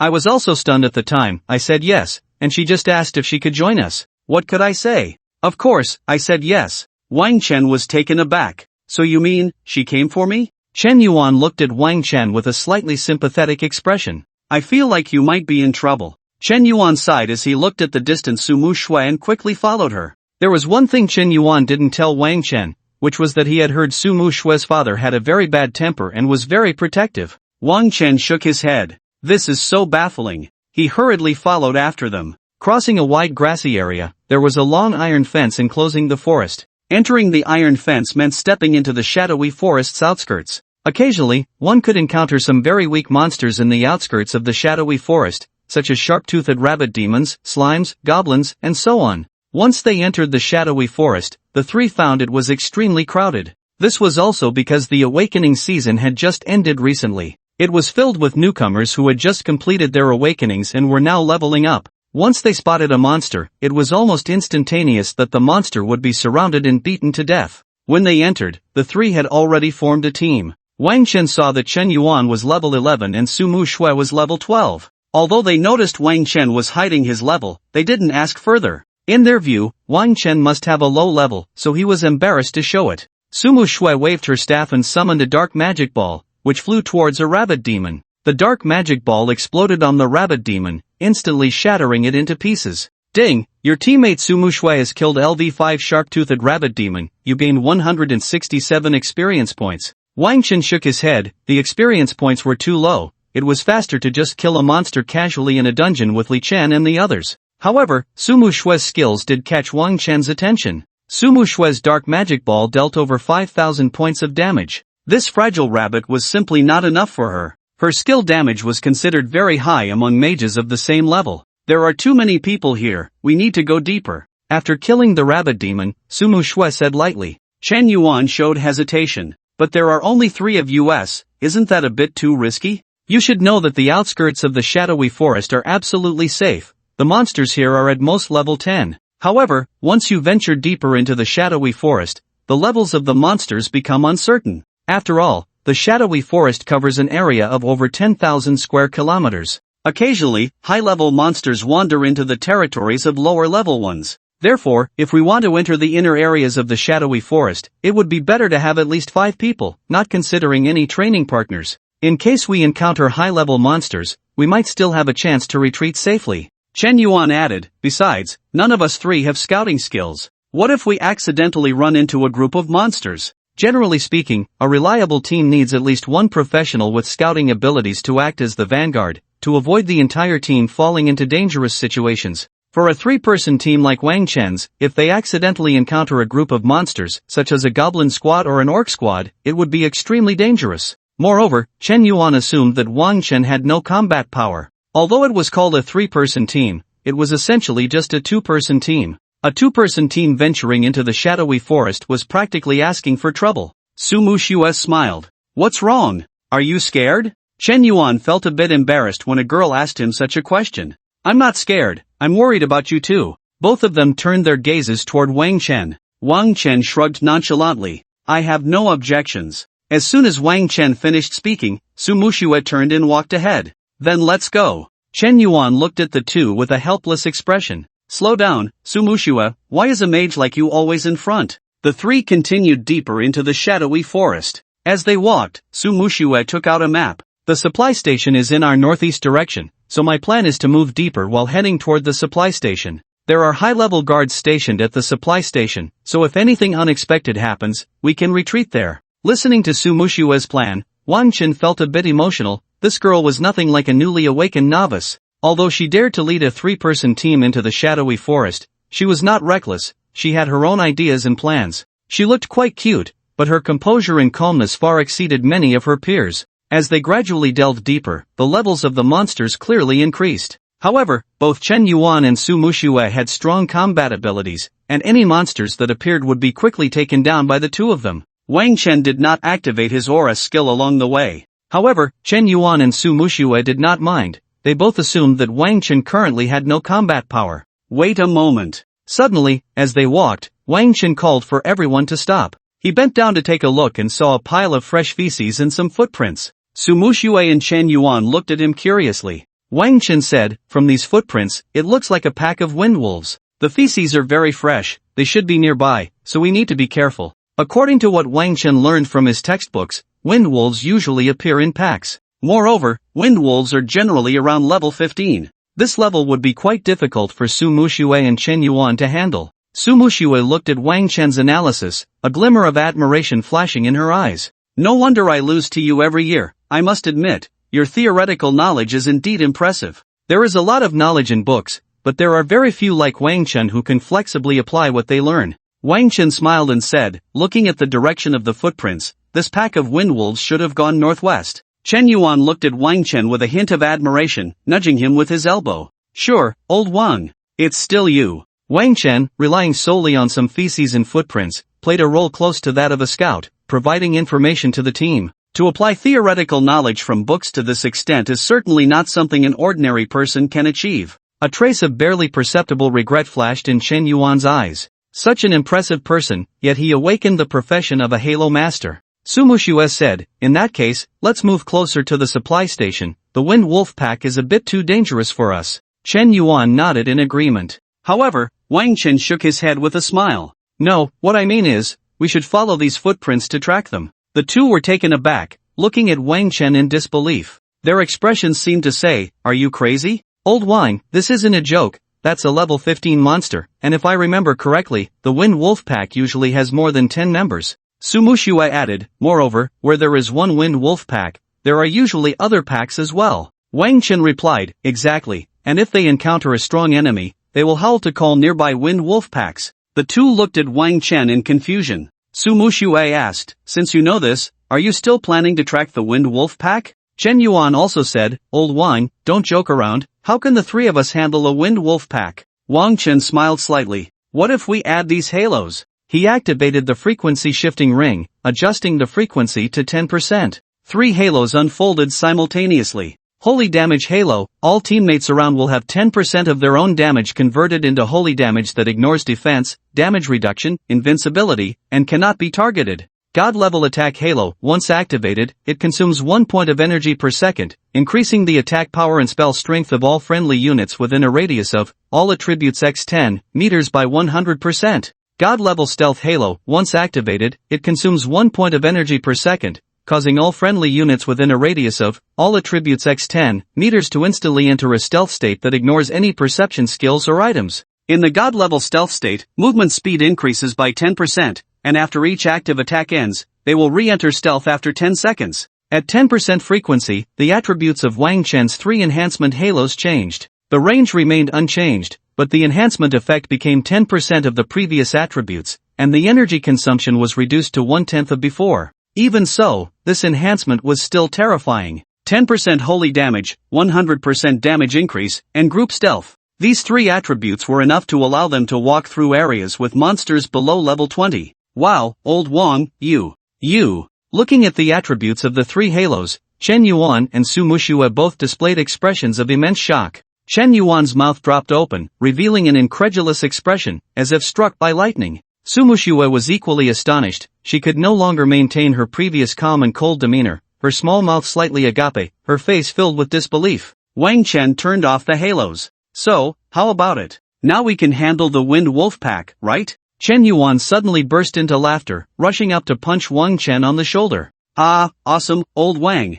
I knew you were extraordinary, you little rascal, hiding your skills, huh? Even with these three halos, Wang Chen had suppressed them to a 10% effect, which still seemed incredibly powerful in Chen Yuan and Su Muxue's eyes. For instance, the Holy Halo, generally, a lucky Halo Master who awakens a true damage Halo would only have a 1% enhancement in the early stages. But this level has already been sought after by many teams. After all, true damage is the most powerful type of damage among all damage types, second only to holy damage. Although true damage can be blocked by shields and is affected by damage reduction buffs, it ignores defenses. If it can reach over 5%, that would be an absolute genius level. Such a genius would be in high demand by any team. And Wang Chen, with 10% holy damage? Ignoring shields, ignoring damage reduction, ignoring all defensive measures. For this type, even the few sparring partners Chen Yuan had invited before might be willing to pay Wang Chen to team up with them. Not to mention the attack aura and stealth aura. Generally, an aura master's attack aura only amplifies damage by about 1%, and an amplification of 10% is already considered genius level. Wang Chen starts with a full 100%. And there's the group stealth aura. Such a group stealth aura is extremely rare not just in the Dragon Country, but worldwide. Moreover, that kind of stealth aura usually has significant range limitations, unlike Wang Chen's which can cover around 2,000 meters at will. Su Muxue looked at Wang Chen, her expression complex. Initially, she thought Wang Chen had entered the shadowy forest without any equipment just to tag along with Chen Yuan's sparring. She didn't expect him to be so deeply concealed. What puzzled her even more was that despite having such powerful auras, Wang Chen showed no intention of proving himself in the face of Jin Lu's provocation. If he had just activated those three auras at that moment, even an idiot like Jin Lu would have obediently shut up. No one would want to offend a genius aura master. A powerful support class has unimaginable connections and growth potential. Any combat class would be willing to team up with those strong support classes. And powerful support classes are always rarer than powerful combat classes. Could it be that in Wang Chen's eyes, Jin Lu didn't even qualify for him to prove himself? Su Muxue felt she couldn't see through Wang Chen. Alright, let's go find those wind wolves, Wang Chen said. After witnessing Wang Chen's auras, Chen Yuan also became noticeably excited. Let's go. He took the lead, eager for the wind wolves to appear before him. Along the way, Wang Chen carefully identified the crushed branches and footprints on the ground. There was no choice. With no scout class in the team, he had to temporarily act as one. After about 5 minutes of exploration, suddenly, they heard a rustling sound from the bushes ahead. They're coming. The three of them looked warily towards the nearby bushes. Many shadows were darting behind the bushes, and they faintly saw that those shadows had black and white fur. Wang Chen immediately confirmed that, barring any surprises, these should be the wind wolves. Oh whoa! With a wolf howl, the shadows rushed out from the bushes. It was a pack of fierce wind wolves, about 10 in total. Their coordination was impeccable. By the time they revealed themselves, they had already trapped Wang Chen and the others in their encirclement. The wind wolves had fierce expressions, their eyes gleaming with malice, staring intently at the three, as if they were already their prey. Wang Chen remembered reading in textbooks that wind wolves could enhance their speed by activating the wind elements within them, hence the name wind wolves. However, their use of elements and magic was limited to that. Their offensive methods still relied on claws and teeth. As the wind wolves were about to launch their attack, Wang Chen immediately activated the stealth aura. Let's first break out of their encirclement. After coordinating with Li Chen and the others, Wang Chen had learned some basic tactics and formations, so he began to give commands. Su Muxue and Chen Yuan did not hesitate, moving in the designated direction under Wang Chen's command. The wind wolf pack, seeing the three disappear right under their noses, was momentarily dumbfounded. They twitched their noses, trying to sniff out the scent of the three, but their usually sharp sense of smell seemed to have failed them at that moment. Alright, we can attack now. Wang Chen simultaneously activated the Holy Damage Aura and the Attack Aura. Chen Yuan sheathed his short sword and large shield, switching to a giant sword, and released 2 status skills in succession. Eruption Stance, increases attack by 30%, movement speed by 10%, and reduces defense by 20%. Battle Roar, applies pain tolerance status to himself, preventing attacks and skills from being interrupted by damage. As a heavy armored warrior, Chen Yuan could freely switch between defensive stance and eruption stance. Eruption stance offered high damage and speed but reduced defense. Defensive stance increased defense but reduced movement speed, allowing him to serve as a meat shield for the team. Thus, the heavy armored warrior class was very flexible, capable of dealing damage while also tanking for the team. Originally, Chen Yuan planned to use the short sword and shield to act as a frontliner, absorbing damage to buy time for Su Muxue to deal damage. But now, with Wang Chen's aura support and the invisibility, what more did he need as a frontliner? Chen Yuan let out a roar and charged directly into the wolf pack, swinging his giant sword to attack. Shattering Storm. Chen Yuan swung the giant sword, spinning rapidly, with countless violent sword energies spreading out from him. Minus 13,990, minus 14,845, minus 13,729, minus 13,829. In an instant, the 6 wolves around him were sliced into pieces, dying on the spot. With the support of the attack aura and Chen Yuan's own status skills, his Shattering Storm unleashed terrifying damage. These level 15 wind wolves were all killed in one blow. Wang Chen was somewhat surprised to see Chen Yuan's ferocity. He knew that while the aura support played a role, Chen Yuan's own strength seemed quite impressive. The abilities he displayed were not much inferior to Su Muxue's. Su Muxue, seeing Chen Yuan so fierce, also showed a hint of surprise on her face. However, she was not idle. After a chant, she waved her staff. Moments later, she released several dark moon blades that flew toward the pack of wind wolves. The attack power of the dark moon blades was not as high as that of the dark magic sphere, but they had a shorter cooldown, faster speed, and were area attacks. With the boost from Wang Chen's aura, her damage had already exceeded expectations, making high damage single target skills unnecessary. Sure enough, each of the 5 or 6 dark moon blades dealt just over 10,000 damage. The health of these wind wolves was just around 10,000, and the dark moon blades perfectly finished them off. More than a dozen wind wolves were instantly reduced to just 2. They hadn't even had time to figure out what was happening when a human warrior suddenly charged out from invisibility, instantly killing 6 wind wolves, followed by a mage appearing, and another 5 wolves were slain. As Chen Yuan chased after the last 2 wind wolves, Wang Chen shouted, "Don't rush, Chen Yuan, leave one alive." Hearing Wang Chen's words, Chen Yuan killed one of the wind wolves and then retreated. The remaining wind wolf, having never encountered such a situation, was nearly scared to death. Seeing that Chen Yuan did not kill it, it quickly tucked its tail and fled. Chen Yuan looked at Wang Chen in confusion. "Old Wang, why leave one alive? It's still experience points, what a waste." Wang Chen shook his head with a smile, pointing in the direction the wind wolf had fled. "Listen." Chen Yuan turned to look, and sure enough, about 10 seconds later, a loud wolf howl came from the direction the wind wolf had escaped. Chen Yuan suddenly realized that Wang Chen actually planned to use the fleeing wind wolf to call more companions.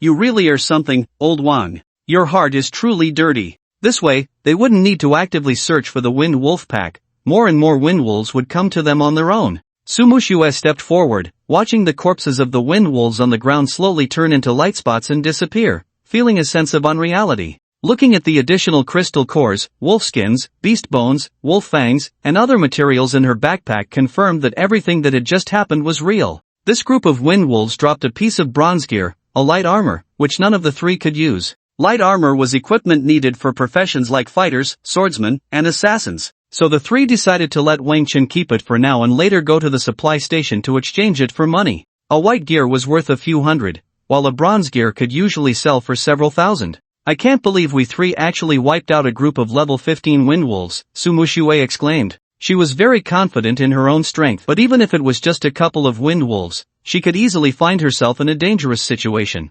After all, the cooldown time for a mage's skills wasn't short, and wind wolves moved quickly. If she couldn't kill them instantly, it would be troublesome. Chen Yuan laughed heartily. "That was so satisfying. Those 3 practice partners I hired before didn't have this effect, haha." Previously, Chen Yuan had hired 3 practice partners, bringing the total to 5, including Jiang Yueqi. Although it was safe, the leveling efficiency wasn't high due to a certain experience penalty. Now, with just the 3 of them, they shared the experience from a group of level 15 wind wolves, making the leveling speed quite exaggerated. Let's continue. Another group of wind wolves should be arriving soon. Wang Chen activated his invisibility aura and led everyone in the direction the previous wind wolf had fled. Soon, they spotted the fleeing wind wolf in a clearing in the distance. At this moment, it had stopped running and was howling to call its companions. Before long, the three saw another group of wind wolves rushing over. This time, the number of wind wolves had slightly increased, to about 15. Chen Yuan grinned, drew his great sword, and stealthily approached the group of wind wolves. He looked at them with a dangerous and greedy expression, as if these wind wolves had already become his experience points and materials.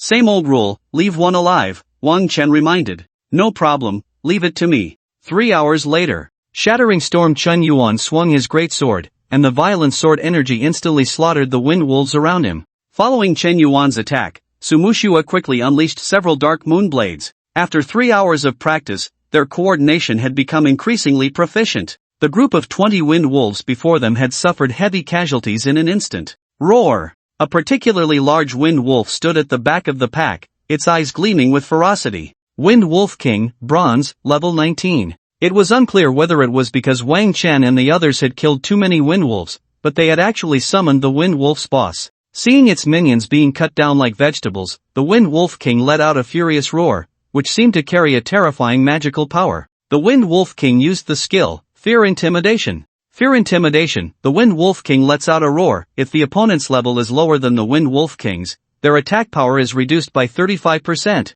As soon as this negative buff appeared, both Chen Yuan and Su Mushue showed a hint of panic. Clearly, this boss was the type that could reduce damage for the group. Such bosses usually required a swarm tactic to deal with. They weren't something 2 or 3 people could easily handle. Su Mushue asked Wang Chen, should we retreat? Unknowingly, she had already regarded Wang Chen as her mainstay. Wang Chen calmly shook his head. No need. With a thought, the purification halo quickly unfolded, instantly cleansing the fear status from Su Mushue and Chen Yuan. A hint of surprise flashed in both their eyes. They hadn't expected Wang Chen to have such a skill. Let's fall back and wait for the next invisibility state to take effect. Wang Chen didn't take the Wind Wolf King seriously. He had already fought against the hero-level Night King. Would he be afraid of this level 19 bronze boss? Not to mention, his halo was only at 10% effectiveness. If he fully unleashed the halo, this Wolf King wouldn't stand a chance. Hearing Wang Chen's words, Chen Yuan and Su Mushue immediately felt reassured. Following Wang Chen's command, they began to retreat. Once they re-entered the invisibility state, Chen Yuan launched a surprise attack on the Wind Wolf King and the Wolf Pack again. Meanwhile, Su Mushue ignored the other Wind Wolves and focused her attack on the Wind Wolf King, throwing several dark magic orbs. Minus 13,592 minus 14,305. Even with the Wind Wolf King's exaggerated health of 120,000, it couldn't withstand such outrageous damage. Just like that, before the Wind Wolf King could even reach them, it let out a wail and fell to the ground. Ding, your teammate Su Mushue has killed LV-19 Wind Wolf King, you have gained 14,500 experience points. The other Wind Wolves were also dealt with one by Chen Yuan. The Wind Wolf King dropped several pieces of equipment, 3 of which were plain, and 2 were bronze gear, along with a mysterious map. Su Mushue picked up the mysterious map. Look, what is this? Su Mushue held the map up to her eyes and examined it closely. After a moment, a look of surprise suddenly appeared on her face.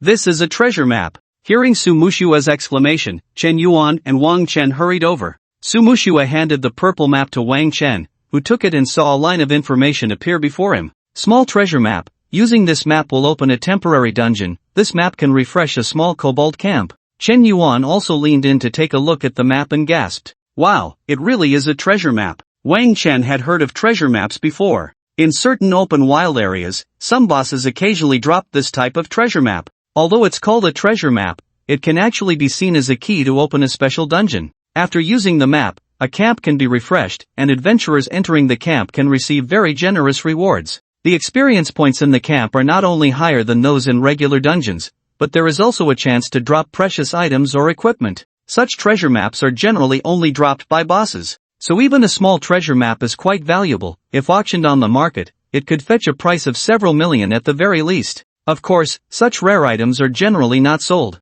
Chen Yuan's eyes sparkled. What do you think, old one? Should we challenge this dungeon now? Wang Chen shook his head. Su Mushue's magic power is exhausted and needs to recover, and don't you think your stamina is a bit lacking? The 3 of them had been grinding levels all morning. Although only 3 hours had passed, they had been continuously fighting the wind wolves without a break. They had wiped out group after group of wind wolves, and only after summoning the Wolf King did they finally stop being harassed by more wind wolves. Wang Chen was fine, his Halo skill was only at 10% effectiveness, and his energy pool was still quite ample. However, Chen Yuan's stamina and Su Mushue's magic power were already falling behind. As the battle dragged on, their stamina and magic recovery speed slowed down even more. Unlike Wang Chen, they didn't have a rare item like the energy pool to restore their energy. Wang Chen then said, "It's noon now, let's head to the supply station first, have a meal to recover, and come back to challenge this treasure map in the afternoon." Since Wang Chen spoke up, neither of them had any objections. Wang Chen looked at their levels. At that moment, both Chen Yuan and Su Mushue were at level 15. This meant that in just one morning, Chen Yuan had leveled up by 4 levels, while Su Mushue had leveled up by 3 levels. Such a leveling speed was simply outrageous. Of course, this was mainly due to Wang Chen's efforts. Otherwise, the two of them, who were just over level 10, would never have been able to defeat the level 15 King of Storms. Wang Chen glanced at his experience bar, which was almost full, and estimated that it wouldn't be long before he reached level 19. Once he hit level 20, he would awaken a new Halo. On the way to the supply station, Chen Yuan suddenly spoke up, "Old Wang, it seems our intimacy level has upgraded." Wang Chen opened the friend list and indeed found that his intimacy level with Chen Yuan and Su Mushue had upgraded from level 0 to level 2. There were a total of 5 intimacy levels, and the longer they teamed up, the higher the intimacy level. After the intimacy level increased, they could gain a certain experience bonus when in a team. If they reached level 5 intimacy, even in a larger team, the experience gained would significantly increase. When high-level and low-level players teamed up, the intimacy level increased very slowly. This mechanism was also to prevent high-level players from leveling up low-level players too quickly. Additionally, it encouraged players to form a long-term stable team. Wang Chen nodded, "That's right, this way, our leveling speed in the afternoon should be even faster." Chen Yuan laughed heartily, truly a blessing in disguise. I didn't expect you to be so powerful. Leveling up with you is much more efficient than those few companions." Su Mushue didn't speak, but judging by the expression on her face, she seemed to be in a good mood. Usually, she always had a blank expression, looking a bit cold. But at this moment, Su Mushue was rarely smiling. The three of them chatted casually as they walked, mainly with Chen Yuan talking, Wang Chen responding, while Su Mushue generally remained quiet. Chen Yuan asked, "Old Wang, which university are you planning to apply to this time?" Wang Chen paused and said, "Well, I actually haven't decided yet." Although Wang Chen had already narrowed it down to 3 universities, Jinghai, Jiangnan, and Kyoto, he wasn't quite sure which one to choose. The college entrance examination rules in this world were slightly different. Once the exam scores were out, players had a long time to make their choices. As long as their scores were sufficient, it was fine even if they reported a bit late. After all, many players inevitably had special circumstances that kept them busy, and universities were relatively free. Of course, the reporting time couldn't be delayed too long. If they missed the formal classes, it would be a loss. Chen Yuan waved his hand, with your level, you can apply to any university you want. But when you decide, let me know. I'll do my best to try to go to the same university as you. However, Chen Yuan added, if I can't get in, then there's nothing I can do. Wang Chen smiled, don't worry, with your strength, you'll definitely get in. Wang Chen wasn't just comforting him. Based on the strength Chen Yuan had shown that morning, his potential was likely underestimated. Chen Yuan's overall strength may not be inferior to that of the students from Tianshui one high school who have awakened 3 rare professions. Moreover, considering the aspect of team formation, he might even be more popular among teams. This is because he can not only serve as a tank but also has very powerful output capabilities. Just then, Su Mushue, who had been silent, suddenly spoke up, Wang Chen, when you decide which school to go to, let me know. Both Wang Chen and Chen Yuan turned to look at Su Mushue. Su Mushue's face inexplicably flushed slightly. She turned her head and walked ahead quickly, not looking back as she said, don't get me wrong, your grades have always been better than mine for the past 3 years. I just want to find an opportunity to turn the tables. Wang Chen replied readily, no problem, I'll definitely let you know when I've made up my mind. Chen Yuan glanced at Su Mushue, then at Wang Chen, and a strange smile suddenly appeared at the corner of his mouth. These two seemed a bit off. Before reaching the supply station, the 3 of them organized the gains from this morning. In addition to collecting many materials, they also obtained a dozen white gear pieces and 2 bronze pieces dropped by the Wind Wolf King. The 2 bronze pieces were, Power Arm Guards, Bronze, Equipment Level LV15, Heavy Armor, Strength +5, defense plus 165. Wind staff, bronze, equipment level LV15, increases wind attribute skill damage by 5%, increases casting speed by 5%, intelligence plus 5, magic attack plus 1845. Both pieces of equipment were quite good. However, Wang Chen was surprised that Su Mushua and Chen Yuan showed no interest in these two pieces. They both suggested selling the two pieces for money and splitting it. Su Mushua was understandable. After all, she was a dark moon mage, and only dark attribute enhancements were effective for her. But the attributes of the power arm guards were very suitable for Chen Yuan, and Wang Chen couldn't understand why he didn't want this equipment. Facing Wang Chen's confusion, Chen Yuan chuckled and revealed his own equipment. It was only then that Wang Chen noticed that this guy was actually fully equipped in silver gear, all at LV10. He was somewhat speechless. Silver-grade equipment wasn't cheap. Even at level 10, each piece could sell for tens of thousands or even over 100,000. Just consider yourself a big spender. Your equipment has good attributes, but you'll only use it until level 15. By the time you reach level 20, the attributes of this equipment won't even compare to level 20 white gear. Chen Yuan had a smug look. I've got money, and I'm happy. Besides, you really lack business sense. These silver level LV15 pieces are quite rare. Next year, I can resell them to the new batch of awakened professionals. Not to mention how much profit I could make. At least I can recoup my costs. Rounding it off, I essentially got this equipment for free. Wang Chen looked at Chen Yuan, realizing for the first time that Chen Yuan had the potential to be a shrewd businessman. Perhaps this business acumen was inherited from his family. Chen Yuan had never mentioned what his family did, but one thing Wang Chen was sure of was that his family was particularly wealthy. The supply station in the shadowy forest. This supply station was established by the Purple Gold Chamber of Commerce. It provides a resting point for professionals, where they can stay or dine. Of course, the most important function of this supply point is to purchase the crystal cores, materials, and so on that professionals collect. The Purple Gold Chamber of Commerce is the largest commercial organization in the entire Dragon Country. Their branches are almost everywhere in the Dragon Country, and they operate as a commercial institution in cooperation with the Dragon Country government. Therefore, the purchase prices offered by the Purple Gold Chamber of Commerce are very fair, following a low-margin, high-volume approach. Any level of equipment can be appraised here and sold directly. If one is very confident in their equipment, they can also take it to participate in the auctions held by the Purple Gold Chamber of Commerce. Of course, generally only equipment above silver quality is taken to auction. After all, auctions require higher commissions, and if the items don't sell for a good price, it would be a loss. At this moment, inside the supply point, several young professionals placed a pile of materials on the trading table, eagerly waiting for the appraiser's valuation. Your crystal cores and materials are worth a total of 2,413 yuan. Would you like cash or a bank transfer? Upon hearing the appraiser announce the price, the young professionals showed a hint of joy on their faces. Transfer, please. Thank you. For many professionals, their first pot of gold after awakening to combat professions was earned by selling materials at the supply station. Over 2,000 yuan is already the monthly income of an average person.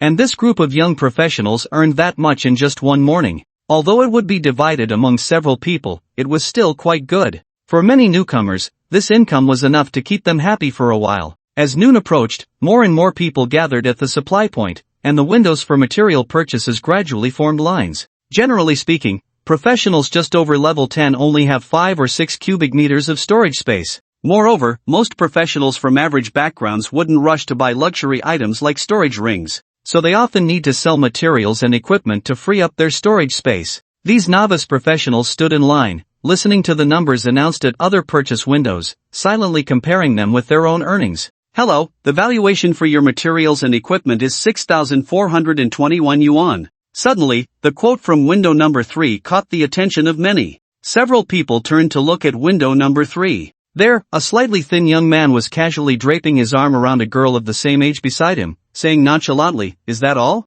Just transfer it to her." The two were Jin Lu and Zhang Yueqi. It was unclear what had transpired between them that morning, but their relationship had already developed to one of casual intimacy. Zhang Yueqi seemed a bit flustered. "Isn't this inappropriate, Jin? After all, we are in a team. Thanks to you and your training partner helping me level up, I feel embarrassed to accept this." Jin Lu waved his hand dismissively. "Take it. I don't need this little money. You can use it to get some decent equipment, and we can team up again next time." As he spoke, Jin Lu gently pinched Zhang Yueqi's waist. Jiang Yueqi twisted her waist, her face beaming with joy, her eyes sparkling. Then thank you for your care, Jean. After confirming with the two, the appraiser accepted the materials and said to Jiang Yueqi, here's your transfer of 6,421 yuan, which includes the 10% service fee already deducted. Jiang Yueqi couldn't hide her smile, and her gaze towards Jean Lu became increasingly flirtatious. The people nearby began to murmur. Who is that guy?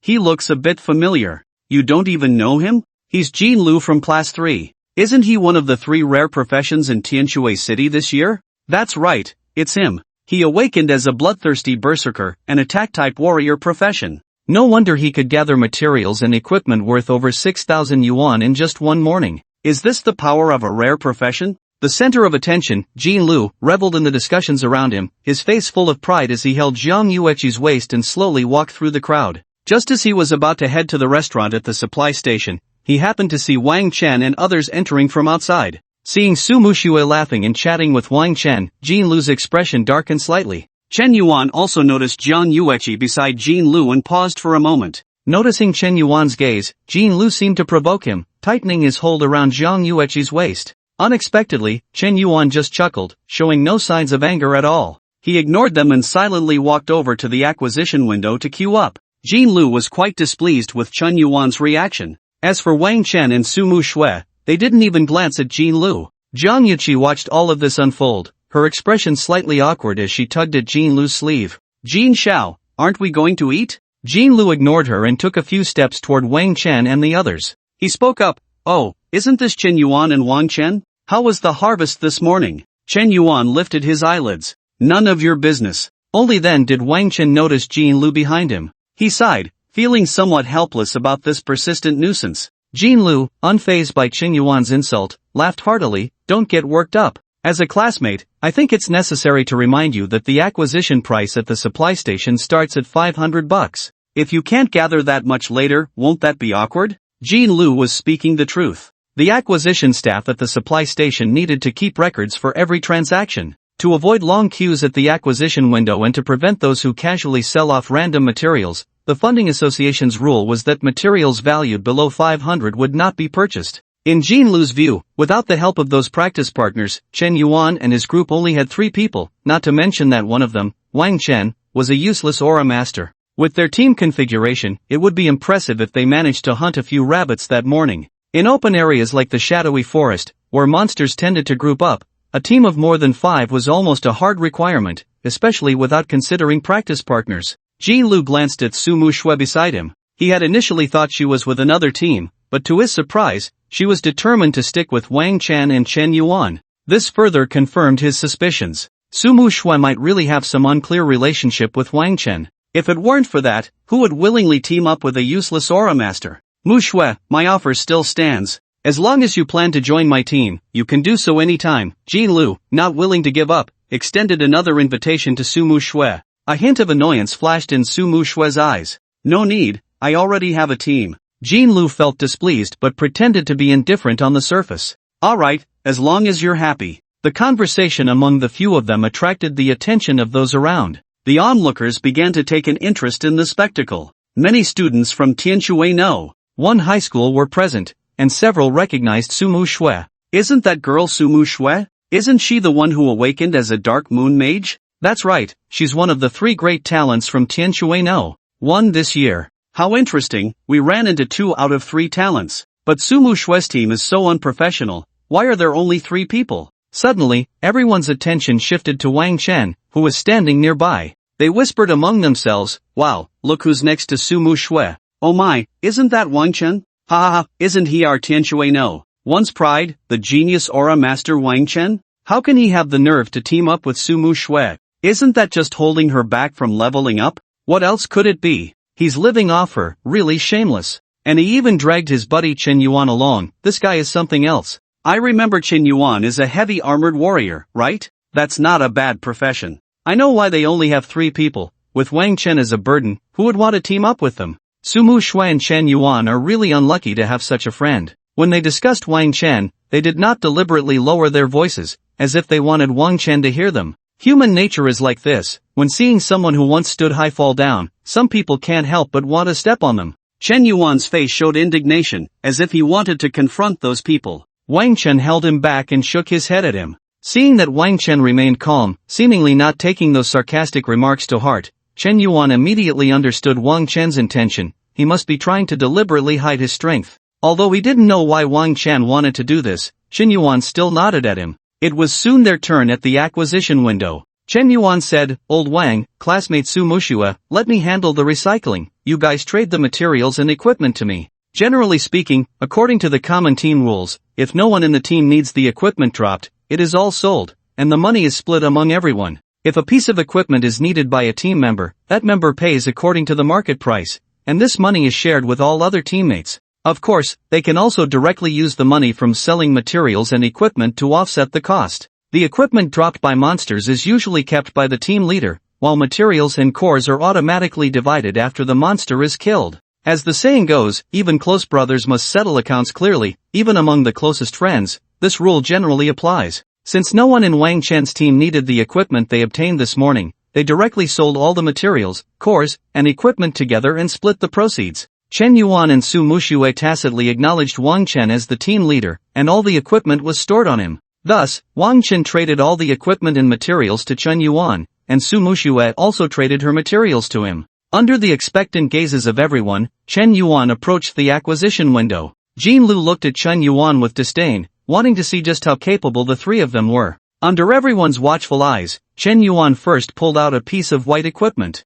Jin Lu frowned. White equipment isn't worth much, only a few hundred. For wealthy families, this amount of money is insignificant. But the problem is that when everyone is at a low level, the drop rate for white equipment isn't high. For monsters below level 10, killing 100 might not yield a single piece of white equipment. So, Chen Yuan actually managed to pull out a piece of white equipment, which surprised him. Jin Lu sneered, "Looks like they got lucky." But soon, Jin Lu had nothing to say as he watched Chen Yuan pull out one piece after another of white equipment, placing them on the acquisition table. 1, 2, 3, 4. Gradually, the entire supply station fell silent, and everyone's attention was drawn to Chen Yuan. The way they looked at Chen Yuan and the others became increasingly strange. Chen Yuan continued to place white equipment on the table, his actions causing everyone to hold their breath in anticipation. It wasn't until Chen Yuan pulled out 14 pieces of white equipment that he finally stopped. Everyone exchanged glances, their eyes filled with shock. 14 pieces of white equipment, wasn't that a bit too exaggerated? In an ordinary team, let alone one morning, even spending 3 or 4 days might not yield this many pieces of white equipment. For low-level professionals, the main source of income still relies on recycling materials and cores. No wonder he's a dark moon mage. Su Mushue really has some skill. It seems that the heavy armored warrior named Chen Yuan isn't weak either. 14 pieces of white equipment, even counting yesterday's accumulation, is quite impressive. It had only been a day since this batch of professionals awakened. Today was the second day. No one believed that Chen Yuan and the others had obtained all this equipment in just one morning. But even accumulating 14 pieces of white equipment in 2 days was enough to astonish people. Their attitudes had also somewhat shifted at this moment. At least they have started to recognize the strength of Su Mushue and Chen Yuan. As for Wang Chen, no one really cared. No one would genuinely think Wang Chen had any merit. After all, he was just a Halo master. Jin Lu, who had been preparing to watch the excitement from the sidelines, now wore a somewhat stiff expression. Seeing the strange looks from those around him, Jin Lu's face darkened. Many had noticed that there was some conflict between Jin Lu and Wang Chen's team. Jin Lu had even taken the initiative to mock them, not expecting to be slapped in the face so quickly. But what surprised everyone was that after Chen Yuan placed 14 pieces of white gear on the table, he then took out 2 pieces of bronze gear. One was a bronze bracer, and the other was a bronze staff. As soon as these 2 pieces of bronze gear appeared, the crowd erupted. What the hell, did I see that right? This is bronze gear? And there are 2 pieces? Where on earth did they get these from? If I remember correctly, monsters over level 10 only drop bronze gear from bosses, right? Could it be luck? 1 piece could be luck, but 2 pieces is unlikely. Generally speaking, monsters below level 15 only drop white gear. There is an extremely low probability, about 1 in several million, of dropping bronze level gear. This means that to get bronze gear from monsters of level 10 or so, it can only drop from bosses. This left people puzzled. Could a team of 3 really challenge a boss? Even a level 10 boss has nearly 100,000 health, and bosses have various special skills. It wouldn't be easy to defeat them without a team of around 10. Everyone's faces showed disbelief. Jean Lu was in shock, his gaze shifting back and forth between Chen Yuan and Su Muxue. Could it be that the Dark Moon Mage was really that strong? Or was Chen Yuan a hidden expert? Beside Jean Lu, Jiang Yueqi was restless. She knew best in her heart, she had leveled up with Chen Yuan yesterday. Before they left the shadowy forest, they had sold all their loot together. This meant that the pile of equipment in front of Chen Yuan was definitely not what they had accumulated yesterday, but rather what they had obtained in just one morning today. Although she didn't know how Chen Yuan had done it, it was clear that she had definitely missed something. If she hadn't had a conflict with Chen Yuan that morning, she would have had a share of this equipment. Since they could produce so much gear, one could imagine how much experience they had gained. This experience could conservatively estimate to level her up by about 3 levels.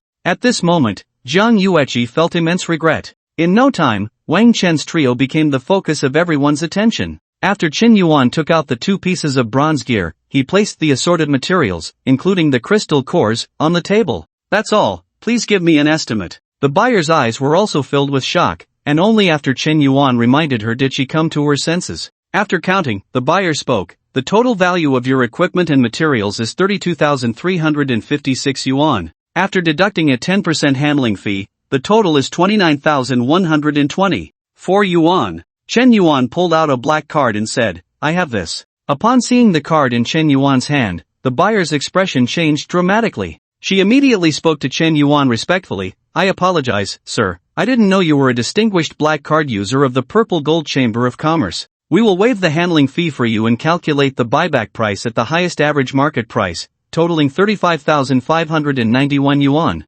Chen Yuan nodded in satisfaction. The buyer quickly transferred the funds to him. The people nearby were buzzing with discussion. Black card user? What is that? I've never heard of it before. It feels like it's quite impressive. It must be impressive, just look at that buyer's flattering expression. We usually don't get this kind of treatment. Only Jean Lu was shocked beyond measure. He knew very well what the black card from the Capital Merchants Association meant. He had heard his father mention that in the entire Dongshan province, there were no more than 10 people who possessed the Purple Gold Merchant Association's black card. Even though Genie Company was the largest business commission company in Tianshui City, his father had never qualified for the black card. Who exactly is this Chen Yuan? After the transaction was completed, Chen Yuan intentionally or unintentionally glanced at Jean Lu. Jean Lu felt a bit intimidated by that look. He shook off Jiang Yueqi's hand, causing her to gasp in surprise and look at him in astonishment. Jean Lu said nothing and turned to the 3 sparring partners beside him. Let's go. After saying that, he hurriedly left the supply station, leaving Jiang Yueqi standing there.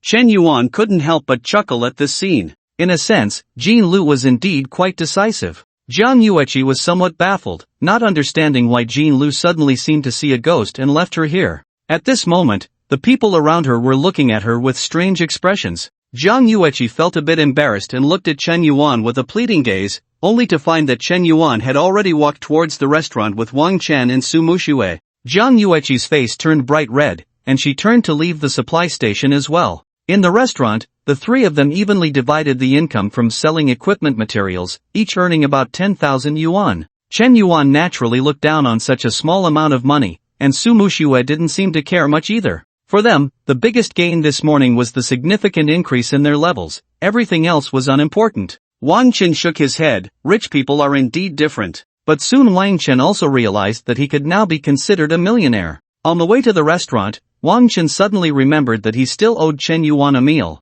What do you 2 want to eat? I'll treat you later. I just happened to say yesterday that I would treat you to a meal. Chen Yuan quickly shook his head. No way, big brother, how could I let you treat me? You are like my own brother now. Don't worry, I'll make sure this lunch is well arranged for you. You need to recover your strength. I'm counting on you to help me level up this afternoon. Wang Chen was a bit speechless. Su Muxue suddenly spoke up. How about we go Dutch? Chen Yuan hurriedly said, No, Su Muxue, you worked hard this morning too. If you hadn't joined our team, we might still be fighting the rabbit demon right now. As Chen Yuan led the way, he said, You 2 don't need to be polite with me. I'll take care of the arrangements. He walked up to a restaurant staff member, flashed his black card, and said, Do you have a private room? Get me one. The staff member frowned at first upon hearing Chen Yuan's words, but when he saw the card in Chen Yuan's hand, he immediately replaced his expression with a very friendly smile. Please wait a moment, I will arrange that for you right away. Before long, a man in formal attire hurriedly came down from the restaurant's upstairs office.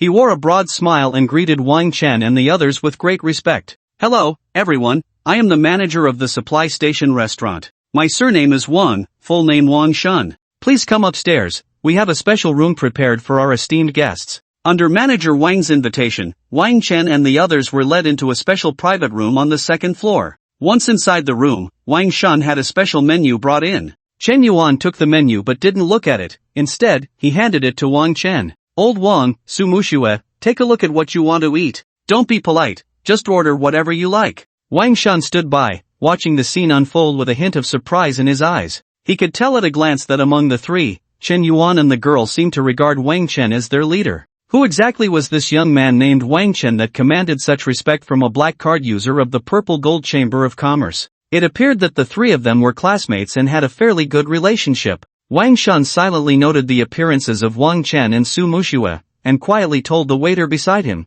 "Bring over a bottle of ruby." After receiving the menu, Wang Chen examined it carefully. Generally speaking, the restaurants at supply stations offered fast food. After all, a supply station was simply a place for ordinary professionals to have a meal temporarily. The professionals who came here were primarily focused on leveling up by defeating monsters, not on enjoying gourmet food. Thus, Wang Chen quickly realized that the menu seemed to be specially prepared for unique guests. Items like emperor's salmon, caviar, shark fin, and white truffle were clearly not what one would find in a fast food restaurant. However, Wang Chen wasn't fond of such extravagant items. His only requirement for food was that it be plentiful and tasty. So he flipped to the later pages and ordered some more homely dishes, such as Me.But pork, fish-flavored eggplant, and twice-cooked pork. He then handed the menu to Su Mushue. Su Mushue directly refused. "You all order, I'm not picky. I can eat anything." The menu returned to Chen Yuan, who was not polite and directly told the waiter, "Please bring one of each of your signature dishes."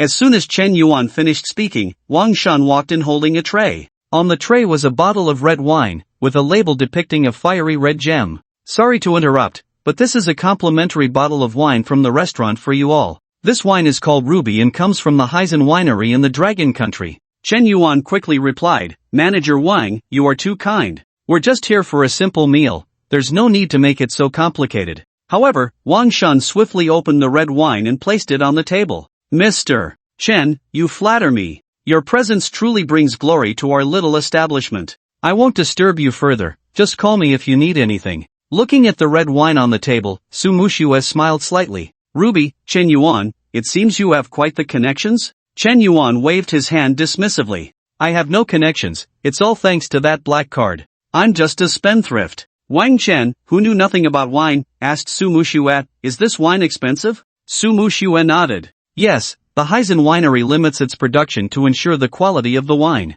A bottle of Ruby can sell for over 100,000. Chen Yuan, however, scoffed, "Oh, limited production? That's just a tax on intelligence. If you ask me, it's not even as good as cola." Saying this, Chen Yuan actually called for a bottle of cola. Su Mushue looked at Chen Yuan and shook her head in disbelief. The meal was satisfactory for everyone, and it was clear that the restaurant had put in effort. As they chatted at the table, Su Mushue gradually became more familiar with Wang Chen and Chen Yuan. Wang Chen discovered that the girl known as Yen Luo Wan was not so difficult to get along with after all. She was just a bit more competitive than the average girl, focused on improving her strength, and in other aspects, she was not much different from ordinary girls. After finishing their meal, Chen Yuan suggested they continue leveling up, as he was already a bit impatient. So, the group left the supply station and arrived at a clearing in the forest. Wang Chen took out a purple map from his backpack. It was a small treasure map he had obtained from the Wind Wolf King that morning. Looking at the treasure map, both Wang Chen and Su Mushue's eyes sparkled with excitement. The rewards for small treasure map dungeons are generally quite generous, and the experience points are significantly higher than those from ordinary monsters. Under the gaze of the two, Wang Chen focused his thoughts, and the map suddenly shimmered with a faint purple light. Moments later, the text and lines on the treasure map gradually became clear, with an arrow pointing to the map's endpoint. Goblin Camp, level 15 to 20, boss, bronze level. Wang Chen frowned. Bad luck, this treasure map is one of those that refresh randomly. Generally speaking, after opening a treasure map, most of the time the dungeon will refresh right in front of the user. However, a small portion of treasure maps refresh at a random location nearby. The user needs to follow the instructions on the treasure map to find the location of the dungeon. If luck is not on their side, they might even be discovered by other adventurers first. Moreover, small treasure map dungeons can only accommodate one team. If someone finds it first, it would mean losing the opportunity. However, such randomly refreshing treasure maps usually appear in less populated areas. As long as Wang Chen and the others follow the map's instructions, they still have a good chance. Su Muxue took out the map and compared it with the location marked on Wang Chen's treasure map, saying, "This is troublesome. The dungeon's location is in the first area." The so-called first area is an official classification of the shadowy forest. The shadowy forest is a vast expanse of woodland. The officials have divided the shadowy forest into different areas based on the levels of the monsters living within. The area with monsters below level 10 is called the outskirts of the shadowy forest, while the area with monsters above level 10 is referred to as the inner area. The inner area of the shadowy forest is further divided into 3 regions: the first area, the second area, and the third area. The deeper one goes, the higher the monster levels become. In the first area, monsters around level 20 start to appear, and if luck is not on their side, they might even encounter monsters above level 25. For Chen Yuan and the others, the first area is quite dangerous. Moreover, they lack a scouting profession, making it difficult to avoid risks in advance. For a moment, everyone hesitated. Wang Chen spoke up, "So, are we going or not?" Chen Yuan gritted his teeth and said, "We definitely have to go. This is a rare opportunity." Wang Chen then looked at Su Muxue, who hesitated for a moment before saying, "How about we vote? Raise your hand if you agree to go." After saying that, Su Muxue raised her hand, and when she looked again, Wang Chen and Chen Yuan also raised their hands without hesitation. Well, what's the point of voting? The 3 of them were all bold. After making the decision, the 3 immediately set off, hurrying towards the target location. Along the way, in order to reach the dungeon location quickly, they chose to take a shortcut instead of the main road. Chen Yuan, holding a knife, cleared the way in front, cutting through the dense thorns blocking their path. While clearing the way, Chen Yuan complained, "Sigh, if it weren't for leveling up quickly these past few days, I would definitely go get a pet beast to ride. Walking like this is too much trouble." Speaking of pet beasts, Wang Chen suddenly became interested. He had been thinking about contracting a combat-type pet beast for a while. "Chen Yuan, do you know any good places to buy pet beasts?" Chen Yuan turned back and asked, "What? You want to get a pet beast?" Then he added, "Hey, you know what, old Wang, with your skills, getting a combat-type pet beast is the most suitable. If you give that pet beast this aura, it will definitely be very powerful." Wang Chen said, "That's what I was thinking, but I'm not very familiar with the pet beast market." Chen Yuan pondered for a moment. "However, if you ask me, I'm not very clear either. I'm not familiar with the pet beast market." Chen Yuan glanced at Su Muxue and didn't continue. He knew that the Su family was in the pet beast business, but he didn't want to say it directly. If he did, Su Muxue might think he had specifically investigated her background, leading to unnecessary misunderstandings. Just then, Su Muxue took the initiative to speak. "There are only 2 pet beast shops in Tianshui City. One is the Rare Beast Studio in the east of the city, and the other is the Exotic Beast Pavilion in the west. But to be honest, if you want to buy a good pet beast from these 2 shops, it's quite difficult." After Su Muxue's explanation, Wang Chen finally understood. It turned out that most of the pet beasts sold in the shops were of bronze and silver levels, which determined that their upper limit of strength wouldn't be very high. The strength gap between different quality pet beasts is significant. For example, a bronze-level mole could never compete with a domain-level dragon, no matter how it was trained. Moreover, the pet beasts in these shops are extremely expensive. Even a bronze-level pet beast egg can sell for tens of thousands, not to mention other higher-tier beasts. Most of these pet beast eggs or beasts are captured from the wild by professional beast tamers, and very few can be artificially bred. Also, not all wild monsters are suitable to be pet beasts. The best candidates are those with social habits and stable personalities. The highest quality pet beast eggs in the shops are generally around the gold level. Higher quality ones usually don't circulate in the market. Even if they do, they are quickly bought up. In the end, Su Muxue summarized, "So, if you want to buy a combat-type pet beast for transition, that's certainly possible, but if you don't want to waste too many resources and want a pet beast that can accompany you in battles for a long time,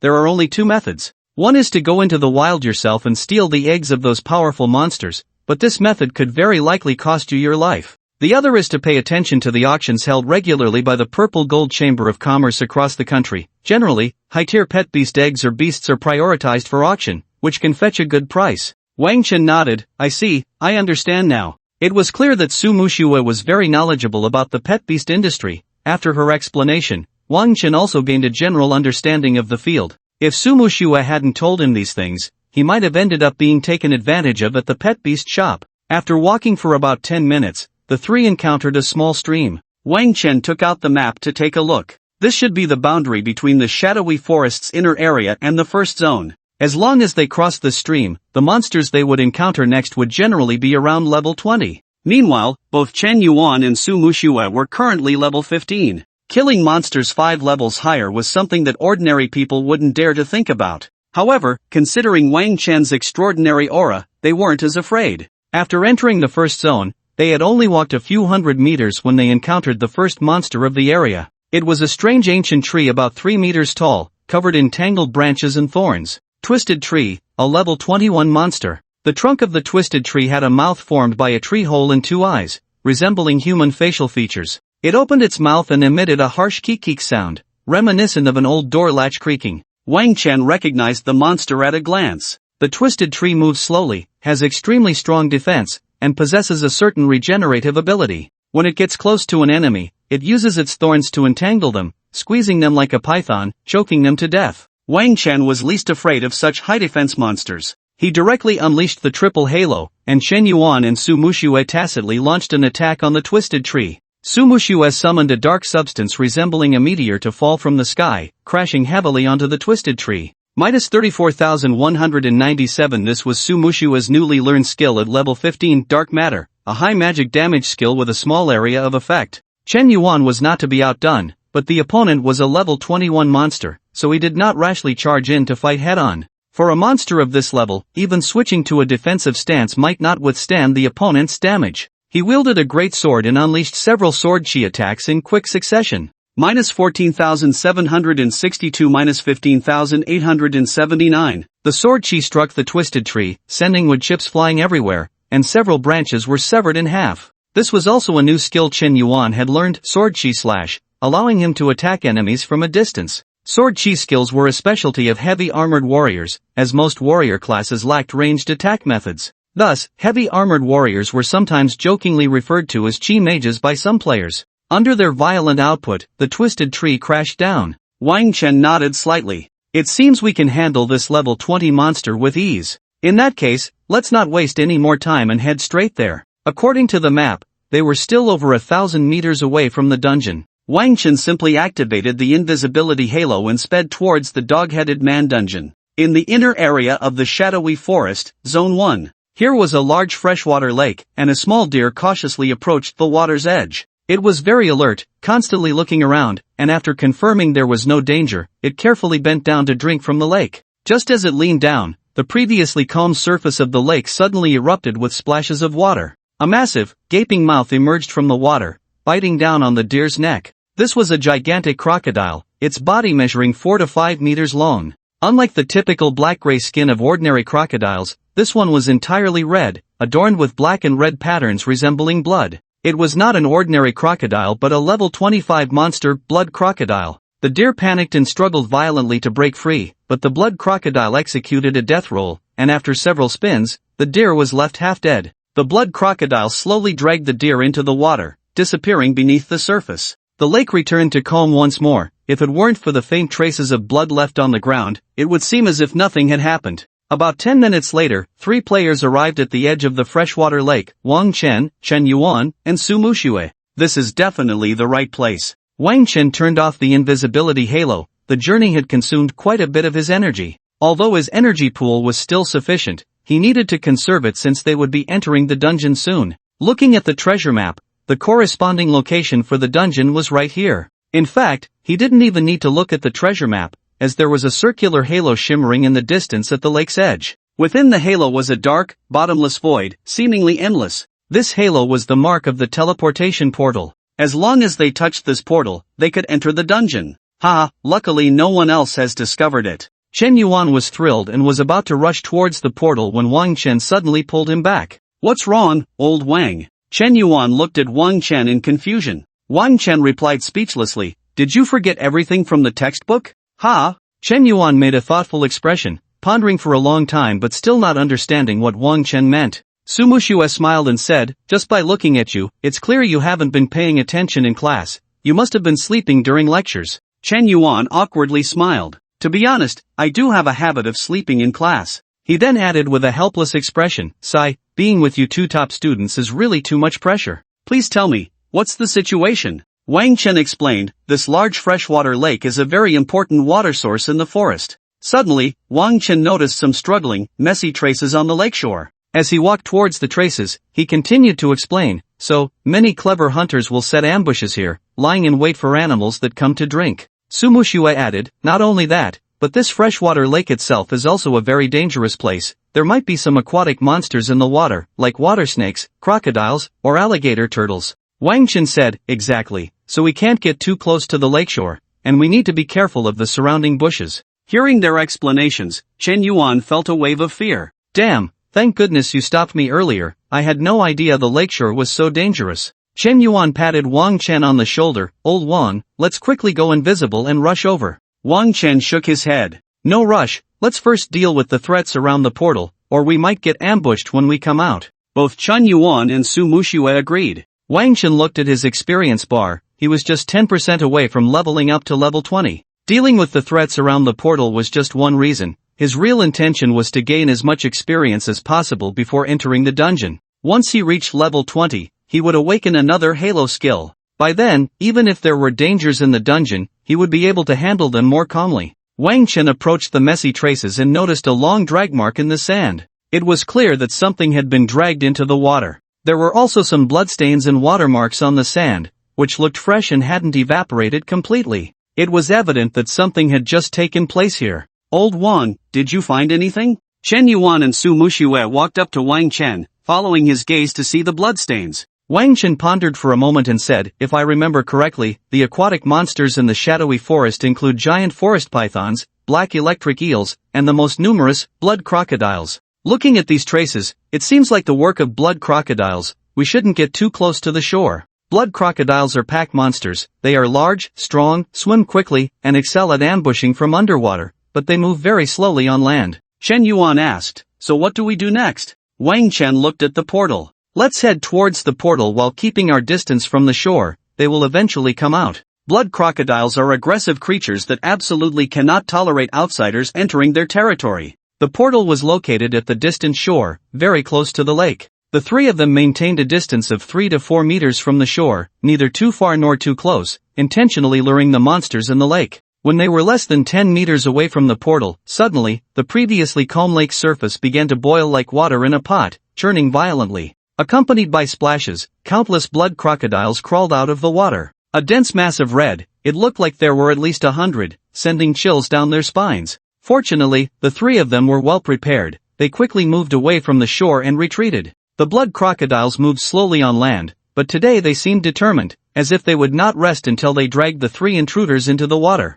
Their eyes glowed red, and on their crimson skin, the red scales expanded and contracted with their furious breaths. Wang Chen did not hesitate and immediately unleashed his halo. Chen Yuan swung his giant sword continuously, releasing several sword chi slashes. -15,509 -15,971. The blood crocodiles had about 24,000 health points. Chen Yuan could kill one blood crocodile with every 2 sword chi slashes. Su Mushue had it much easier. Every time she summoned a dark matter to smash down, 3 or 4 blood crocodiles would die on the spot. Although these hundreds of blood crocodiles looked terrifying, the killing efficiency of Su Mushue and Chen Yuan was even more exaggerated. In no time, the bright red corpses piled up along the lakeshore. The speed at which the bodies disappeared could not keep up with the speed at which Chen Yuan and Su Mushue were killing. The air was thick with the smell of blood, and the blood of the crocodiles soaked into the mud beneath them, forming a patch of bright red mire. Wang Chen quietly loosened his grip on the frequency-changing ring.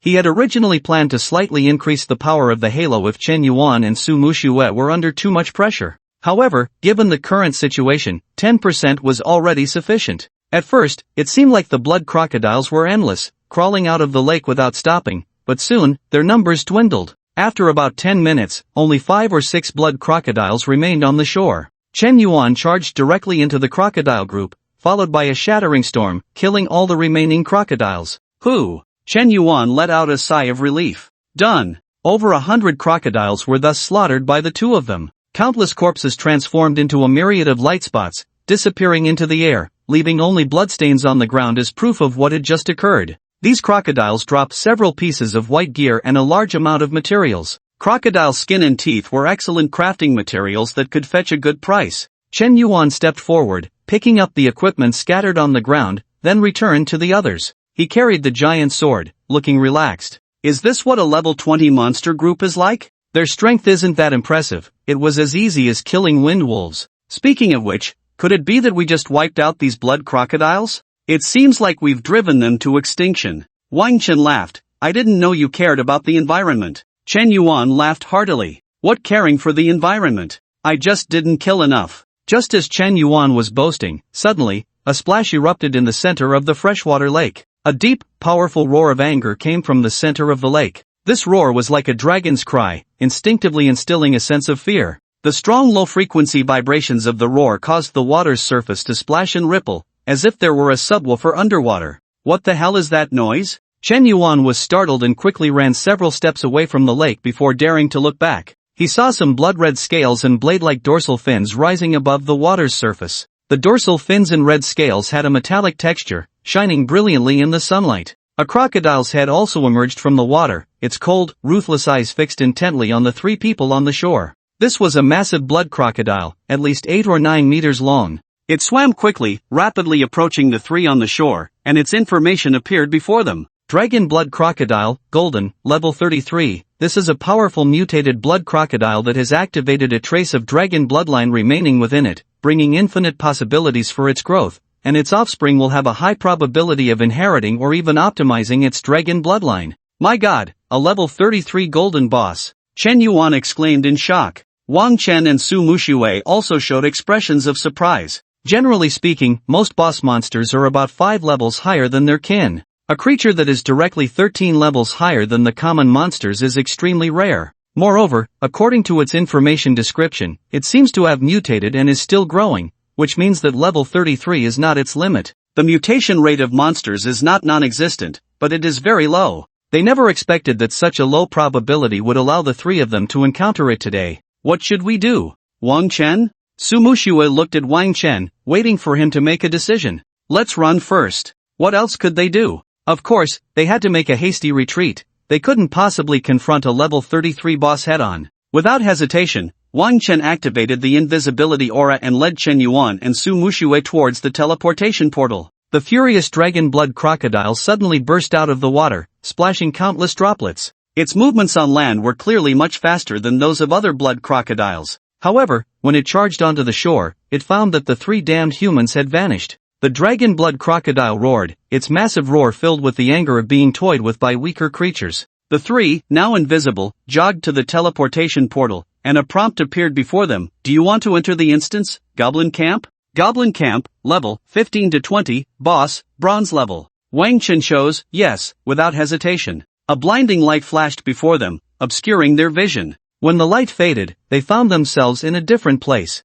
They were in an open area surrounded by wooden walls and watchtowers. It seemed they were trapped inside these walls. However, the walls looked quite rudimentary, made from wooden sticks covered with clay, then hardened by fire. It had to be said that this was a very poor and primitive level of construction. Welcome to the Goblin Camp. Objective, kill the Goblin Chief and seize his treasure. Note, if your team leaves the instance before killing the Goblin Chief, you will not receive any rewards, and the experience and loot gained will be reclaimed. It was clear that this treasure map instance had some peculiarities. In general, if one exited a regular instance halfway through, there was no such thing as reclaiming experience and loot. In this instance, only defeating the Goblin Chief counted. Just as the light faded, they suddenly heard the sound of a horn. Then, a chaotic noise came from the walls. Intruders! There are intruders! Take down the intruders! Kill them! Suddenly, many small goblins appeared on the walls. They were all goblin-bodied, short in stature, with dark red skin, resembling orcs to some extent.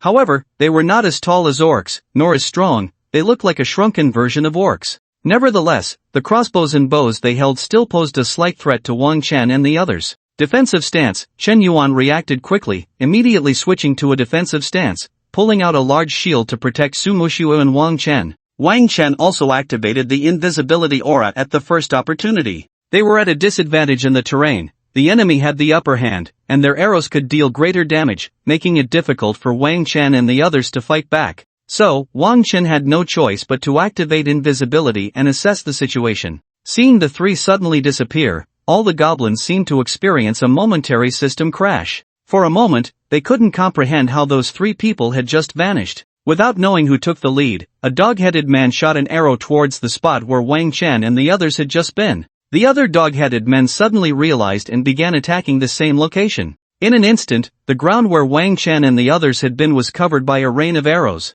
However, they had already moved under the cover of invisibility. Occasionally, a few wildly off-target arrows accidentally flew towards their direction, but Chen Yuan blocked them all with his shield. Perhaps due to the chaos of the scene, none of the dog-headed men noticed the few arrows that suddenly fell from the air. They were too busy firing wildly, shooting arrow after arrow as if they were free, aiming aimlessly at the empty ground below the city wall. Before long, the open yellow land was filled with arrows. Guaji Guaji. A slightly taller dog-headed man raised his hand, as if issuing a command. After it spoke, the other dog-headed men immediately stopped shooting. Wang Chen and the others also noticed this conspicuous dog-headed man, and a line of information appeared before them. Dog-headed man Centurion, Bronze, level, LV20. Other than this Centurion, the other dog-headed men were mostly around LV15. Guaji Guaji? The dog-headed man Centurion showed a puzzled expression, scratching its head as if deep in thought. Guaji. Guaji. The Centurion waved its hand, chattering in a language that Wang Chen and the others couldn't understand.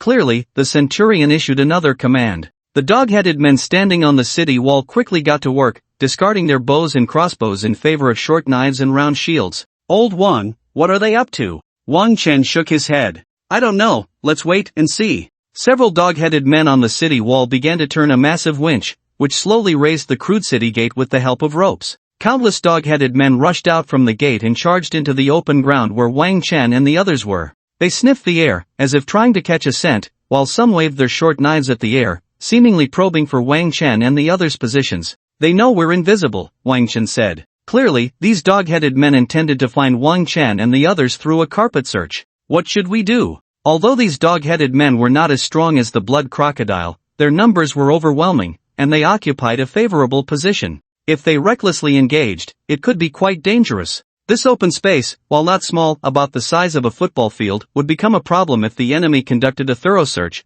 It was only a matter of time before they were found. Wang Chen looked up at the city wall and asked the two beside him, "Do you see the winch next to that dog-headed Centurion?" Chen Yuan and Su Mushue nodded simultaneously. The four walls are completely enclosed, and that gate is the only entrance. If we destroy the winch, they won't be able to escape. Chen Yuan and Su Mushue's eyes lit up. Let's go, while the gate is still open. At that moment, the dog-headed men who had been standing on the walls and watchtowers had all come down to the ground, pouring into the open space in groups, determined to find the intruders. The three of them pressed against the wall, moving cautiously to avoid the dog-headed men, so as not to bump into them and get discovered. Fortunately, the open space was relatively clear, and the dog-headed men had not yet had time to fully assemble. The three of them quietly slipped out through the city gate without anyone noticing. "Ha, these fools!" Chen Yuan couldn't help but laugh as he saw the dog-headed men continuing to flood into the open space beneath the city wall. The three of them climbed up the city wall smoothly along the stairs behind it.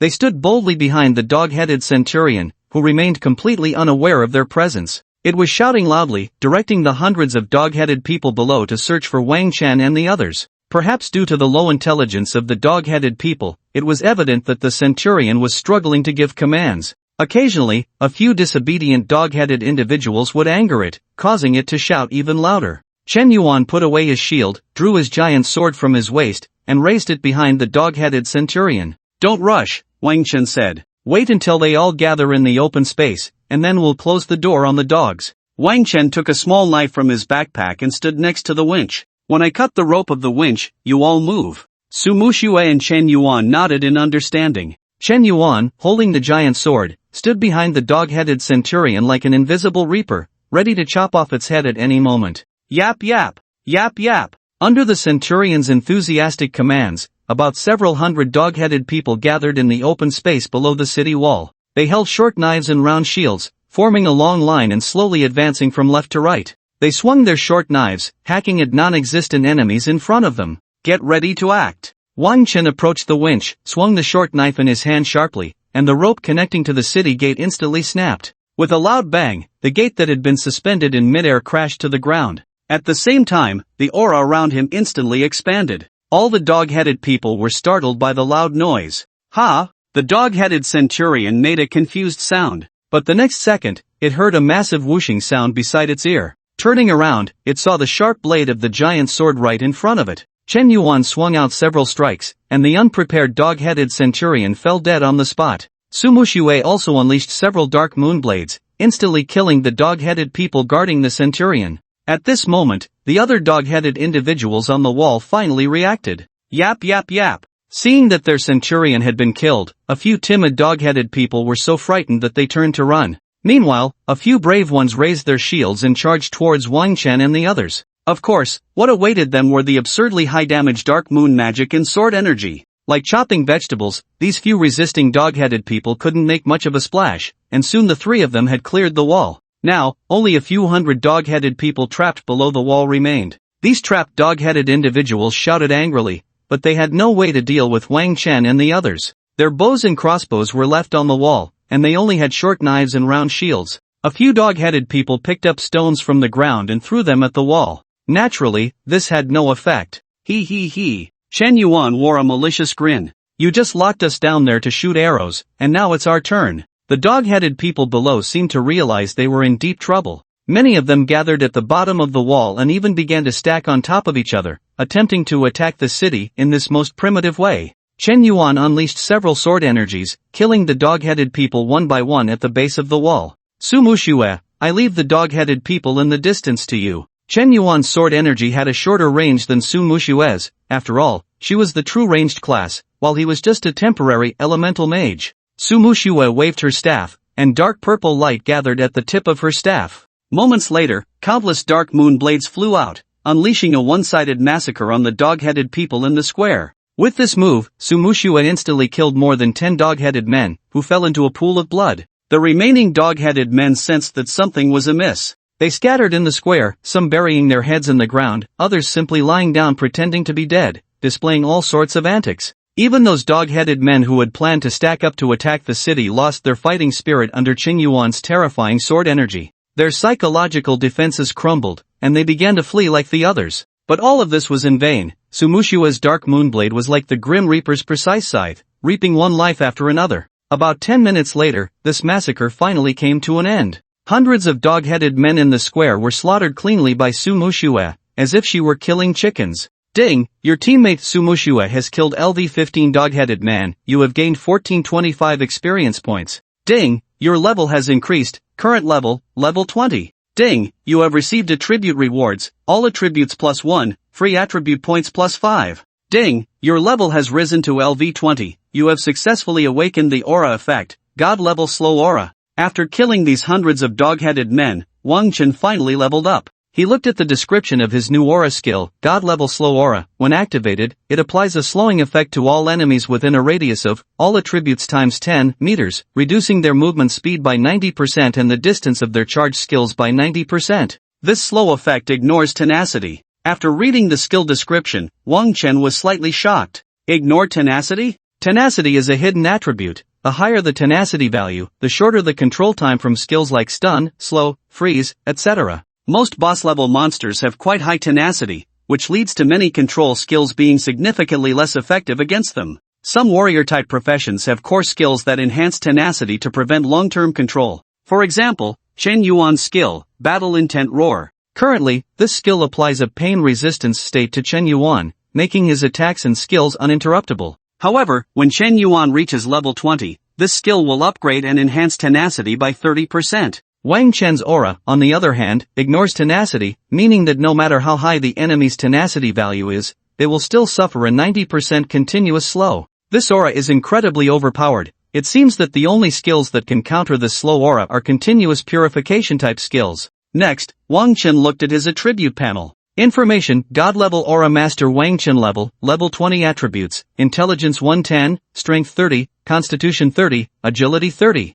Vitality, 934 out of 1000 points. Skills, Holy Damage Aura, God Level Attack Aura, God Level Invisibility Aura, God Level Purification Aura, God Level Slow Aura. Now Wang Chen had 5 auras, and his total attributes had reached around 200 points, with all aura ranges extending to a full 2000 meters. Ha, I've leveled up again. While Wang Chen was checking his panel, he heard Chen Yuan's cheers nearby. He looked at the team panel and found that both Chen Yuan and Su Muxue had reached level 16. Su Muxue also said, "This hidden dungeon really gives high experience. These LV-15 dog-headed men actually provided more experience than those around level 20, like the blood crocodiles." Chen Yuan looked at the equipment that had dropped in the square. A total of more than 10 white items had dropped, and from a distance, he could even see 2 pieces of bronze equipment. Alas, what a pity for these items. Although the materials automatically decomposed and were evenly distributed into each person's backpack, the equipment and items still needed to be picked up manually. Wang Chen looked around. There seemed to be no way to descend from the city wall, and once they went down, they wouldn't be able to come back up. The city gate was wrapped in iron sheets half a meter wide, made of thick wooden boards, and could weigh several tons. If they used skills to destroy it, it would waste a lot of energy. Just as Chen Yuan sighed, Su Muxue said, "It's okay, I brought a pet to pick up the equipment." Su Muxue took out a small red ball from her backpack, covered in runes. Wang Chen and Chen Yuan recognized it as a pet ball for storing pets, which was quite valuable. A beam of light shot out from the ball, and moments later, an owl appeared before them. The owl carried a rune backpack, which was a basic silver-level storage item with about 5 cubic meters of storage space. Under Su Mushue's command, the owl collected all the equipment in the square and brought it back. "Thank you, Coco." Su Muxue patted the owl's head and then returned it to the pet ball. Chen Yuan exclaimed, "What a beautiful owl. I didn't know you had such a treasure. Why didn't I see you release it earlier?" Su Muxue explained, "Coco doesn't have any combat power, it can only pick up equipment. I usually just keep it as a pet." Wang Chen's attention was focused on the pet ball. This pet ball seems a bit different from the ones on the market. Common pet balls on the market were usually white and slightly larger, about the size of 2 fists. However, the pet ball in Su Mushue's hand was only the size of a baseball, very compact. Su Muxue shook the pet ball in her hand. "This is a silver-level pet ball, and it has healing effects when you put a pet inside. By the way, my family is in the pet business. The Rare Beast Studio in the east of Tianshui City and the Exotic Beast Pavilion in the west are both run by my family. If you're interested, you can come and take a look, I can give you a discount." Wang Chen was taken aback. No wonder Su Mushue's equipment was not much worse than Chen Yuan's. She was actually a rich young lady. Could it be that I have a knack for attracting rich second-generation heirs? Looking at his plain outfit, Wang Chen couldn't help but feel a bit emotional. After resting for a while, they continued deeper into the goblin camp. The further they went, the more they realized that the 4 city walls they had seen earlier were actually the most magnificent buildings in the entire camp.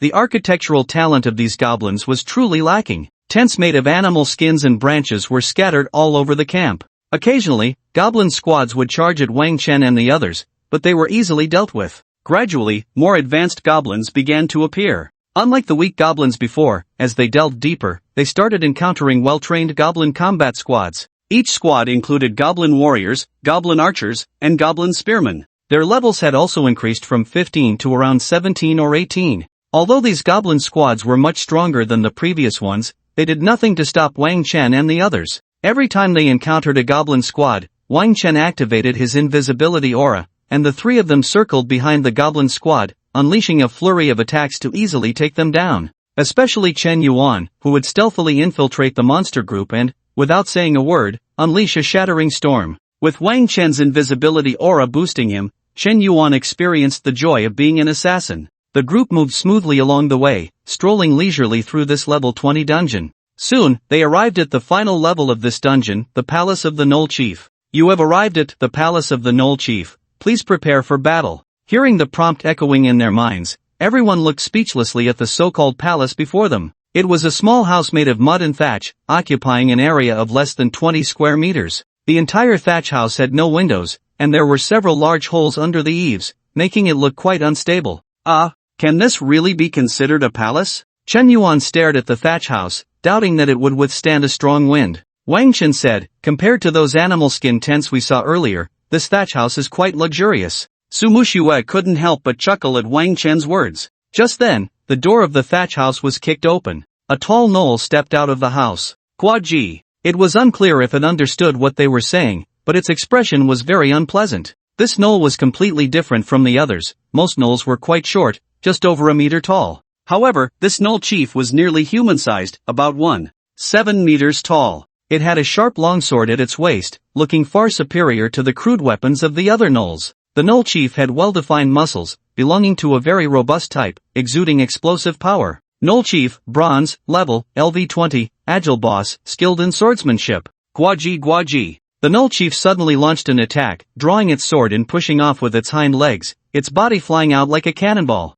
Everyone only saw a flash of afterimage, and in an instant, the Null Chief had already closed in on Chen Yuan. Chen Yuan reacted quickly. He knew he couldn't outrun the Null Chief. So, he decided to take the offensive and unleashed a shattering storm right where he stood. Seeing Chen Yuan's body spin and swing his great sword, unleashing countless violent sword energies, the Null Chief was indeed forced back. It abruptly halted its advance, performing a backflip to evade Chen Yuan's sword energy. Just as it landed, the dark matter summoned by Su Mushue came crashing down from the air, about to hit the Null Chief. Unexpectedly, the Null Chief rolled to the side, skillfully dodging Su Mushue's skill. Chen Yuan exclaimed, "What incredible speed!" Wang Chen noticed that the Null Chief's health was not very high. As a level 20 boss, it had just over 70,000 health. It seems this boss has outstanding agility, but its defense should be low. When Chen Yuan cast the Shattering Storm earlier, the Null Chief chose not to confront it head-on but retreated instead. From this, it was clear that its strength and destructive power were likely inferior to Chen Yuan in his explosive stance.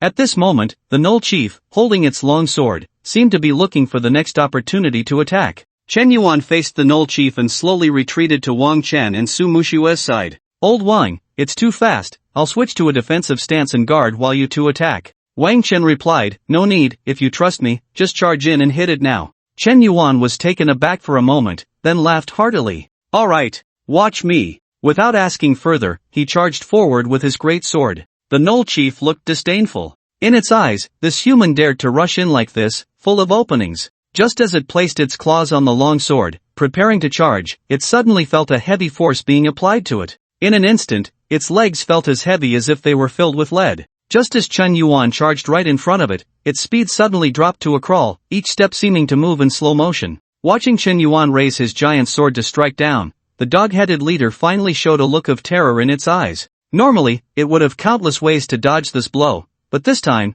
it couldn't evade even with all its strength. Chen Yuan's heavy strike landed on the dog-headed leader, dealing a damage of minus 18,030. The dog-headed leader, already low on health, instantly lost a quarter of its life. But that wasn't the end. Su Mushue's dark magic orb almost simultaneously crashed into the dog-headed leader. Minus 34,978. The dog-headed leader's eyes were filled with fear. What kind of insane damage is this? But at this moment, no matter how it thought, it was already too late. Chen Yuan unleashed the Shattering Storm again, instantly tearing the dog-headed leader to pieces. "Ding! Your teammate Chen Yuan has killed LV20 dog-headed leader. You have gained 21,000 experience points." "Old Wang, how did you do that? Why did it suddenly stop moving?" Chen Yuan looked at Wang Chen in surprise. Since the slow aura targeted enemies, Chen Yuan couldn't see its attributes in the status bar. Wang Chen just smiled. "It's a new skill I learned, it can reduce movement speed." The death of this dog-headed leader was quite pathetic. If it had been allowed to utilize its speed advantage, the three of them might have faced a tough battle.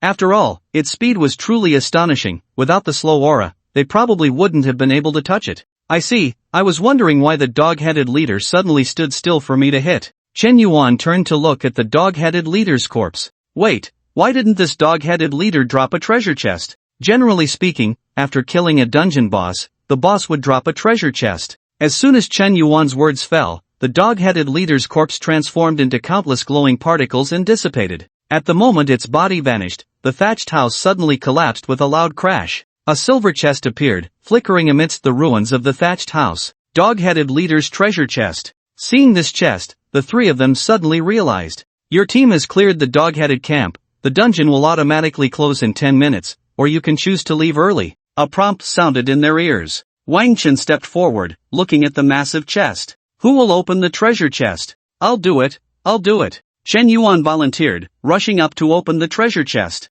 A flash of light passed, and a staff appeared before them. Nightfall Staff, Silver, Equipment Level, LV20, increases casting speed by 5%, Intelligence plus 5, Dark Attribute damage increased by 10%, Magic Attack plus 2,460. Gale Giant Sword, Silver, Equipment Level, LV20, increases attack speed by 13%, Strength plus 10, Physical Attack plus 2,460. A hint of surprise appeared on Chen Yuan's face. "Ha, 2 pieces of silver-grade equipment. My luck is pretty good, right?" As a bronze-level boss, it surprisingly dropped silver-grade equipment. This luck was indeed quite good. However, Wang Chen felt that it was likely not just because of Chen Yuan's good fortune, but because this was a special dungeon. After all, this dungeon could only be opened with a treasure map. It would be strange if it only dropped bronze equipment. Moreover, dungeons opened with treasure maps have another characteristic. The equipment dropped from the boss's treasure chest is likely to match the class needs of the team members. This is also one of the reasons why treasure maps are so precious. Just like these two pieces of equipment, one suited Chen Yuan, and the other suited Su Muxue. Although there was no suitable equipment for Wang Chen, he felt no regret at all. After all, it didn't matter if he wore any gear, as long as the aura was activated, that was enough. Chen Yuan picked up the giant sword from the treasure chest. Strange, this is the first time I've seen a giant sword that increases attack speed. But it suits me well, the speed of my sword energy release is directly related to attack speed. I'll take this equipment. Unfortunately, the level requirement for this equipment was level 20, and Chen Yuan needed to level up a few more times to use it. Chen Yuan handed the staff to Su Muxue. Su Muxue, take a look at this staff, it adds dark attributes, so it should be quite suitable for you. Su Muxue took the staff, examined its attributes, and nodded, saying, the attributes are quite good, I'll take it. Both pieces of silver equipment were level 20 and could sell for nearly 100,000. They just needed to go to a supply station or a specialized appraisal agency for evaluation,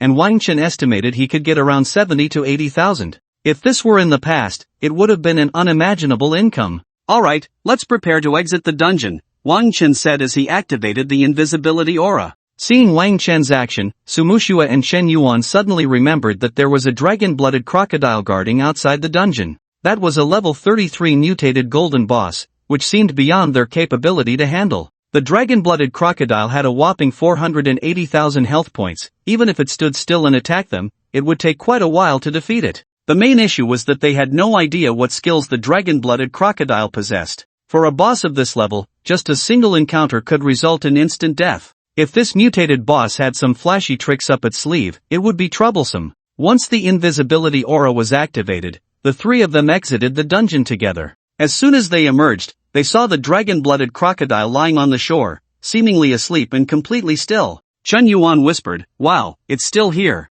Su Muxue quietly said, "It can't be waiting for us, right?" Although the invisibility aura could mask sound, the two couldn't help but lower their voices. That was the oppressive feeling the dragon-blooded crocodile brought them. Just as they were about to leave, they suddenly noticed the dragon-blooded crocodile starting to twist its body on the shore. Its muscles were tense, as if it was exerting itself, and its body trembled slightly. Chen Yuan curiously asked, "What is it doing?" Wang Chen also felt puzzled. Could it be constipated? The way the dragon-blooded crocodile looked indeed gave the impression that it was having trouble. Su Muxue, seeing the curious expressions on their faces, couldn't help but feel a bit helpless. "Do you really want to watch a crocodile go to the bathroom? Let's hurry and leave." She looked at the dragon-blooded crocodile's blood-red scales, its sharp dorsal fin, and its razor-sharp teeth, feeling a sense of dread. Since her family was in the pet business, she knew very well that any monster with dragon in its name was usually not a good character to provoke. The dragon's bloodline essentially represented the pinnacle of combat power in the beast world.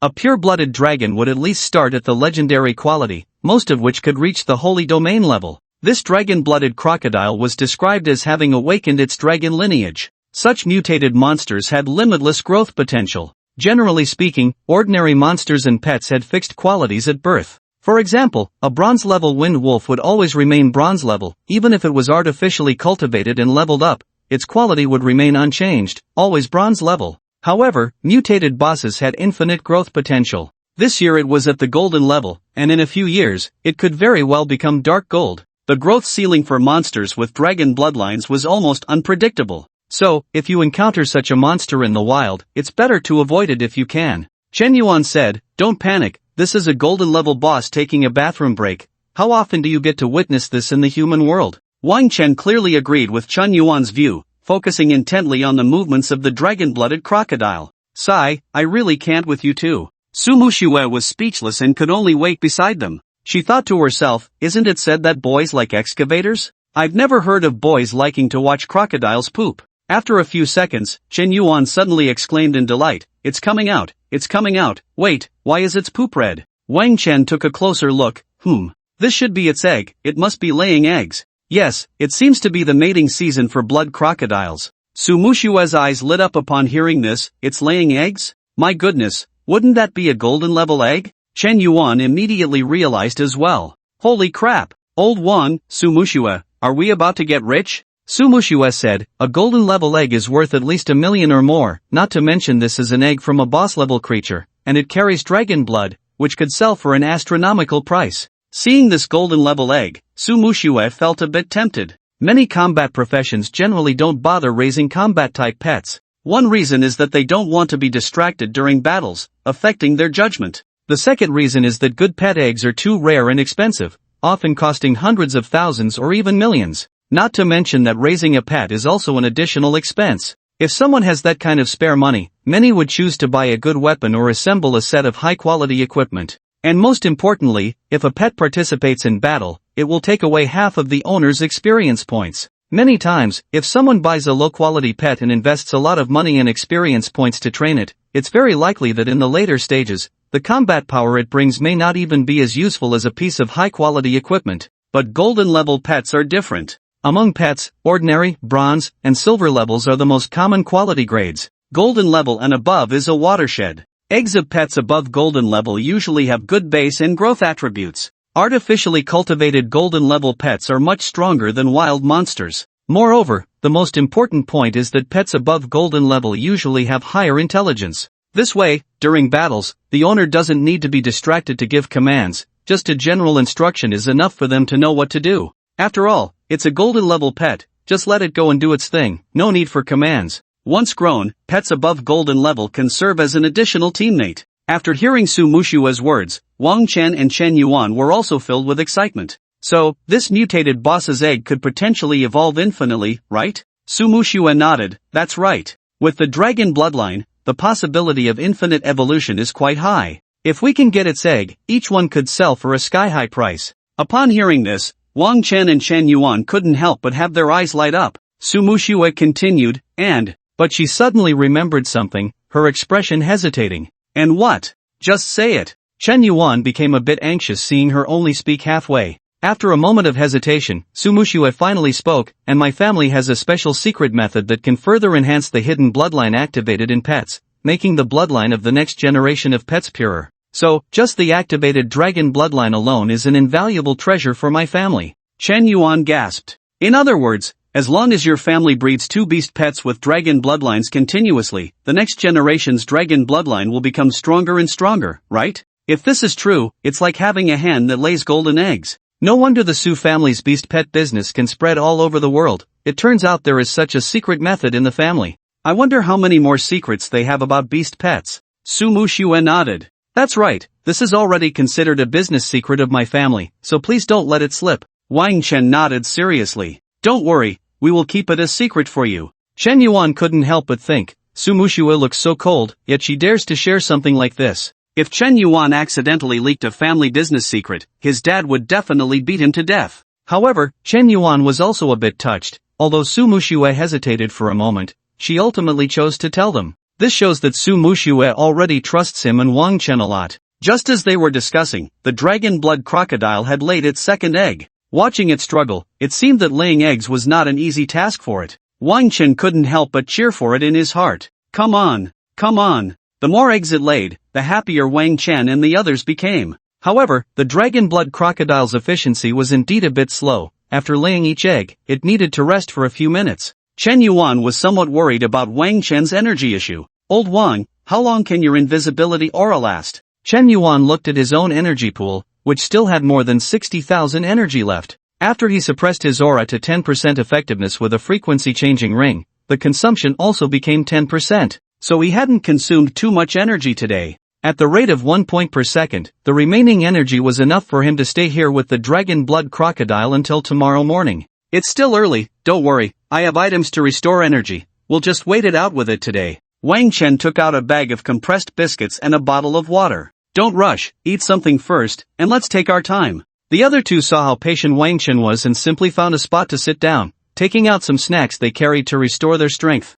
Once it finishes laying eggs, I'll find an opportunity to sneak over and steal its eggs while invisible, Wang Chen revealed his plan. Chen Yuan, while eating, focused intently on the dragon blood crocodile laying eggs. I have a question, if it goes back to the water with the eggs after laying them, how are we going to steal them? Wang Chen shot Chen Yuan a speechless glance, and Su Muxue sighed. Chen Yuan helplessly said, "What's wrong? Did I say something wrong?" Su Muxue replied helplessly, "How have you learned these past 3 years? The blood crocodile buries its eggs in the sand after laying them, isn't that common knowledge?" Chen Yuan's face turned red. Cough, "It's all old Wang's fault for making me copy his homework, and I've gotten used to relying on it." Wang Chen said, "So it's my fault." The three chatted casually while keeping an eye on the dragon blood crocodile. After waiting for nearly an hour, the dragon blood crocodile finally laid its fourth egg. After laying the fourth egg, the dragon blood crocodile seemed to lose interest in continuing to lay more. It dug a hole in a soft sandy area by the shore and carefully buried the 4 eggs inside. "What a pity, only 4, this dragon blood crocodile isn't very productive." Chen Yuan couldn't help but sigh. Su Muxue shook her head. "Actually, it's not bad, as a mutated creature, being able to lay 4 eggs is quite rare." Wang Chen stood up. "I'll go steal the eggs later, you two stay a bit further away and be ready to run at any time." Chen Yuan felt a bit uneasy and said, "I'll go with you." Su Muxue quickly said, "That's right, let's go together. It's too dangerous for you to go alone." Wang Chen shook his head and waved the ring in his hand. "I have a storage ring, let me go alone. This way, I can move faster." After all, there were only 4 eggs in total, so it didn't matter how many people there were. A hint of surprise flashed in Chen Yuan and Su Muxue's eyes. Storage rings were quite expensive, so they were currently using basic storage backpacks. They didn't expect Wang Chen to have an expensive storage ring while not wearing any other equipment. Storage rings not only had a larger capacity than storage backpacks, but they also had a longer range and faster retrieval speed. Generally, a basic storage backpack had a retrieval range of about 1 meter, while a bronze-level backpack had a range of over 2 meters. Wang Chen's storage ring was dark gold level, with a retrieval range of about 5 meters. After Wang Chen revealed the storage ring, the two no longer insisted. A 5-meter safety distance could very well determine life and death. "You two stay back a bit. Remember, no matter what happens, do not attack first." Once they attacked, the invisibility aura would be nullified. As long as they remained hidden, even if the dragon blood crocodile was powerful, it wouldn't be able to do anything to them. After giving his instructions, Wang Chen also planned the escape route after stealing the eggs. Next, Wang Chen stayed in place, watching the dragon blood crocodile and waiting for an opportunity. Chen Yuan and Su Muxue were responsible for clearing the thorns and monsters along this route. However, what Wang Chen didn't expect was that after the dragon blood crocodile buried the eggs, it found some branches and leaves to cover them. Then it lay on the shore, motionless with its mouth open. Its position was less than half a meter away from where the eggs were buried. If Wang Chen acted rashly, it would be very dangerous if the crocodile reacted. Knowing that Chen Yuan and Su Muxue had finished clearing the route and returned, the dragon blood crocodile still remained motionless, not moving from its spot. "What's this dragon blood crocodile doing? Why is it just lying there without moving?" Chen Yuan was a bit anxious. He looked at the time, it was already 4 in the afternoon. If they delayed any longer, it would soon be dark. Humans couldn't compare to wild monsters in terms of vision at night. If it really got dark, they would have to give up on the egg and return to the supply station. Because spending the night in the wild with monsters around was extremely dangerous, even high-level professionals wouldn't choose to act at night. "Don't worry, just wait patiently. I don't believe it isn't thirsty or hungry," Wang Chen said calmly. The dragon blood crocodile, having just given birth, had consumed a lot of energy. It couldn't keep guarding the eggs forever, it would eventually have to leave to feed. After a long wait, the sky gradually darkened.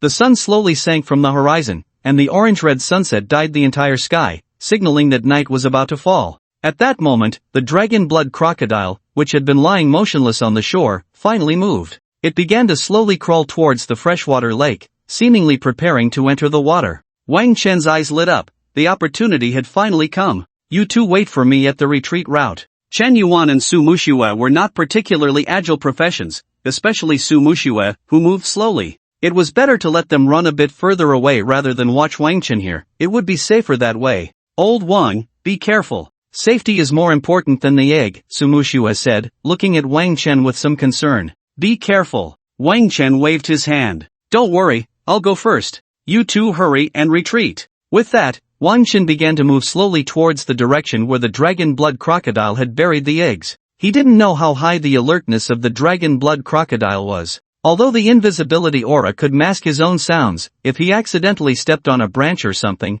it might still alert the dragon blood crocodile. After the dragon blood crocodile submerged to the water's surface, the entire lake was calm, showing no signs of the dangerous behemoth lurking beneath. Wang Chen smoothly arrived at the shore and found the place where the dragon blood crocodile had buried its eggs. Perhaps to facilitate the hatching of the little dragon blood crocodiles, the eggs were not buried very deep, some of the shells were still exposed, covered by a few haphazard branches. This was good news for Wang Chen. If the eggs had been completely buried, he would have had to dig through the sand to collect them into his storage ring. Wang Chen reached the maximum distance for his storage ring and activated it towards a few eggs. You have obtained 4 dragon blood crocodile eggs. Wang Chen felt a surge of joy and was about to quietly retreat when suddenly, countless splashes erupted from the lake, and he heard an angry roar. What the hell? It can detect this? Clearly, the dragon blood crocodile must have sensed that its eggs were missing in some way. Perhaps it was the scent, or maybe some other means. Wang Chen no longer hesitated and immediately turned to run. Behind him, he heard heavy footsteps, and the dragon blood crocodile quickly charged towards the direction of the buried eggs. It let out a roar, which sounded somewhat different from the previous growl. This time, its roar resembled that of a giant dragon, carrying a powerful pressure that sent chills down his spine. The dragon blood crocodile used the group suppression skill, Dragon Might. Dragon Might causes all hostile creatures in the vicinity to enter a state of fear, reducing movement speed by 50%, attack power by 40%, casting speed by 30%, and increasing skill cooldown by 10%, lasting for 20 seconds. What the hell, that's so overpowered? The dragon blood crocodile skill was terrifyingly strong. The intensity of this skill was comparable to that of a dark gold level boss. The moment Wang Chen felt his movement speed slow down, he activated the purification aura to remove the negative status on him. Then, he unleashed the slow aura, hoping to reduce the dragon blood crocodile's speed. Unexpectedly, the moment his slow aura was activated, the dragon blood crocodile let out another furious roar. He saw the dragon blood crocodile's body rapidly swell. It had already been 8 or 9 meters long, but now it suddenly grew to over 10 meters. Its entire body was a deep red, steaming, and its blood-red scales seemed as if they were about to drip blood. The dragon blood crocodile used the skill, Blood Frenzy. Blood Frenzy increases body size by 50%, significantly boosts defense and attack power, increases land movement speed by 100%, swimming speed by 100%, and becomes immune to all magic and negative statuses, lasting for 180 seconds. The slow aura had no effect on the dragon blood crocodile. My god, magic immunity? What kind of monster is this? Wang Chen was shocked and didn't dare to waste a second, quickly sprinting away. He felt that this might be the fastest he had ever run in his life. Fortunately, his aura skills were not attack skills, so they did not break the invisibility effect. The dragon blood crocodile arrived at the place where it had buried its eggs, seeing that the eggs it had just laid were stolen by someone, and it immediately roared angrily at the sky. It opened its massive jaws and spewed out a scorching flame, instantly turning the surrounding trees and weeds to ashes. The dragon blood crocodile used the skill, Dragon Breath. Wang Chen, who had not run far, saw this prompt and ran even faster. Meanwhile, on the retreat route, Chen Yuan and Su Muxue were anxiously waiting. When they heard a huge roar from the lakeside, their hearts dropped. Su Muxue's face turned slightly pale. Could it be that Wang Chen has been discovered? Chen Yuan's expression also darkened. Don't worry, it's fine. Old Wang has an invisibility aura, so he won't get into trouble that easily. Although he said this, his hands were trembling slightly. He paced back and forth, clearly in great inner turmoil. Why hasn't he come yet? Chen Yuan looked towards the lake but couldn't see Wang Chen's figure. The enormous roar by the lakeside continued unabated. Chen Yuan vaguely saw flames rising by the lake, indicating that the dragon-blooded crocodile, whose egg had been stolen, was in a furious state. Damn it, I can't just sit here. I have to go back and check. In the end, Chen Yuan couldn't hold back any longer. He drew the giant sword at his waist, unwilling to wait any longer. Su Muxue wanted to stop him, but seeing the anxious look on Chen Yuan's face, she hesitated. Just as Chen Yuan was about to turn back, he suddenly saw a familiar figure running from the direction of the lake. Chen Yuan couldn't help but shout excitedly, "Old Wang!" Wang Chen waved his hand and shouted, "Run! This dragon-blooded crocodile is ridiculously strong." After hearing Wang Chen's words, the two quickly followed him and ran. They followed the escape route they had planned earlier, running for more than 10 minutes. It wasn't until they could no longer hear the roar of the dragon-blooded crocodile that the three finally stopped. Chen Yuan, clad in heavy armor, was the most exhausted among them. He plopped down on the ground, gasping for breath. I can't take it. Next time, no matter what, I'm going to ask my dad to buy me a mount-type pet. This is killing me. Wang Chen and Su Muxue were not much better off. Both were mages and had even weaker physiques than Chen Yuan. Old Wang, what's the situation over there? Chen Yuan looked at Wang Chen, his face full of anticipation. Wang Chen grinned and pulled out 4 fiery red eggs from his backpack, placing them on the ground. These 4 eggs were entirely red, covered in dense scales, looking less like crocodile eggs and more like dragon eggs. Wow! Awesome, old Wang. Ha ha, I knew you could do it. Chen Yuan excitedly rushed over and gave Wang Chen a bear hug. Su Muxue was also beaming, her eyes curving into beautiful crescents. Wang Chen, you're amazing. If someone had told her before that an aura master could steal an egg right in front of a boss, Su Muxue would have never believed it. Her family's company had many teams dedicated to capturing pets and finding pet eggs. Most of these teams were made up of thieves, assassins, and rangers. But Wang Chen had done it. If such talent were recruited into the company, he would surely be at least the chief catcher, right? Let me tell you, thank goodness we didn't confront the dragon-blooded crocodile head-on. Wang Chen shared with Chen Yuan and Su Muxue the skills he had seen the dragon-blooded crocodile unleash by the lakeside.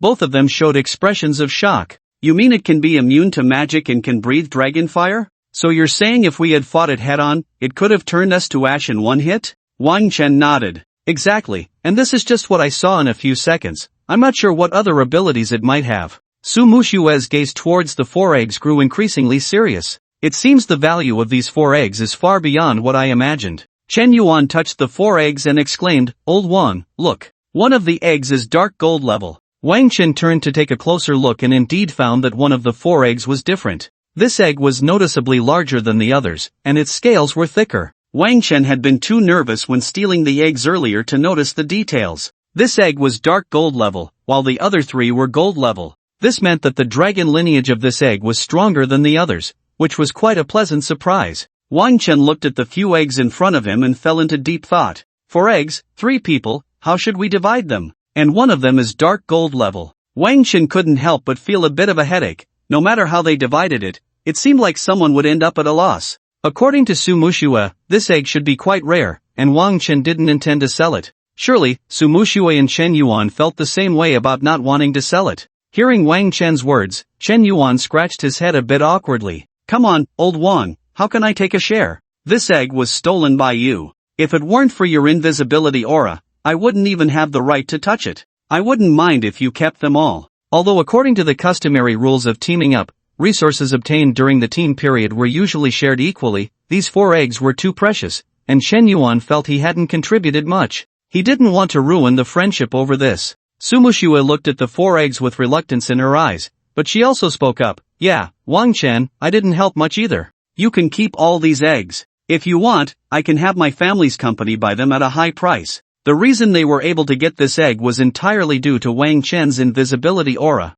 Wang Chen sighed. What are you two talking about? We're a team, how can I eat alone? Although it seemed that Chen Yuan and Su Muxue hadn't helped much, without them, Wang Chen wouldn't have been able to clear out those blood crocodiles by himself, let alone have the opportunity to steal the eggs later. Chen Yuan was naturally his good brother, and Su Muxue had chosen to join his team when no one else believed in him. Without her as the main damage dealer, Chen Yuan and Wang Chen might not have achieved as much today, so Wang Chen certainly couldn't let her be at a disadvantage. Wang Chen knew that even if he took all the eggs for himself, no one would blame him, but he had his own principles. He understood that if a person was too greedy, it would backfire on them. He said to Chen Yuan and Su Muxue, these eggs belong to everyone, don't refuse. Seeing Wang Chen insist, Chen Yuan said, anyway, the dark gold one is yours, the others don't matter. Su Muxue also said, I agree with Chen Yuan's idea. Wang Chen thought for a moment and said, alright, how about this? I'll take the dark gold egg.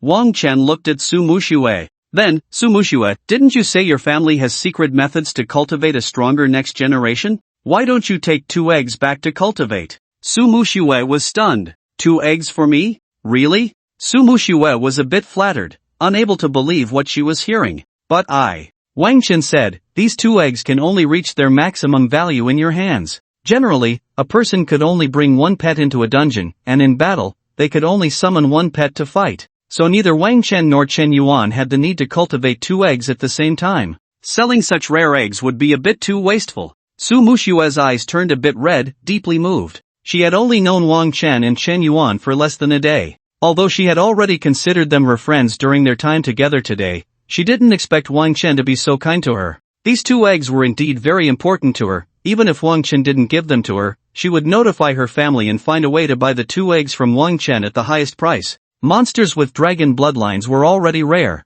and obtaining their eggs was even more difficult. This was a once-in-a-lifetime opportunity for her Su family. As long as they had these 2 dragon bloodline eggs, they could cultivate countless pets with dragon bloodlines. If luck is on our side, it's not impossible to cultivate a legendary-level pet beast. Unknowingly, her eyes became a bit blurry. Wang Chen, thank you. Su Muxue didn't say too many words of gratitude. Words felt powerless, and she simply kept this matter firmly in her heart. Wang Chen looked at Chen Yuan and said, but this means Chen Yuan can only get 1 egg. We need to find a way to compensate him. We can't let him suffer too much. Chen Yuan shook his head vigorously, about to say it wasn't necessary, when Su Muxue quickly interjected, how about this? Once my family's company cultivates the next generation of dragon blood crocodile babies, I'll pick the best pet egg and give it to Chen Yuan. Chen Yuan's face instantly lit up with joy. Oh, you are too kind. I can't accept this. Chen Yuan had heard about the Su family's pet beast cultivation technology. If they could cultivate the next generation of dragon blood crocodiles, it would undoubtedly be even stronger.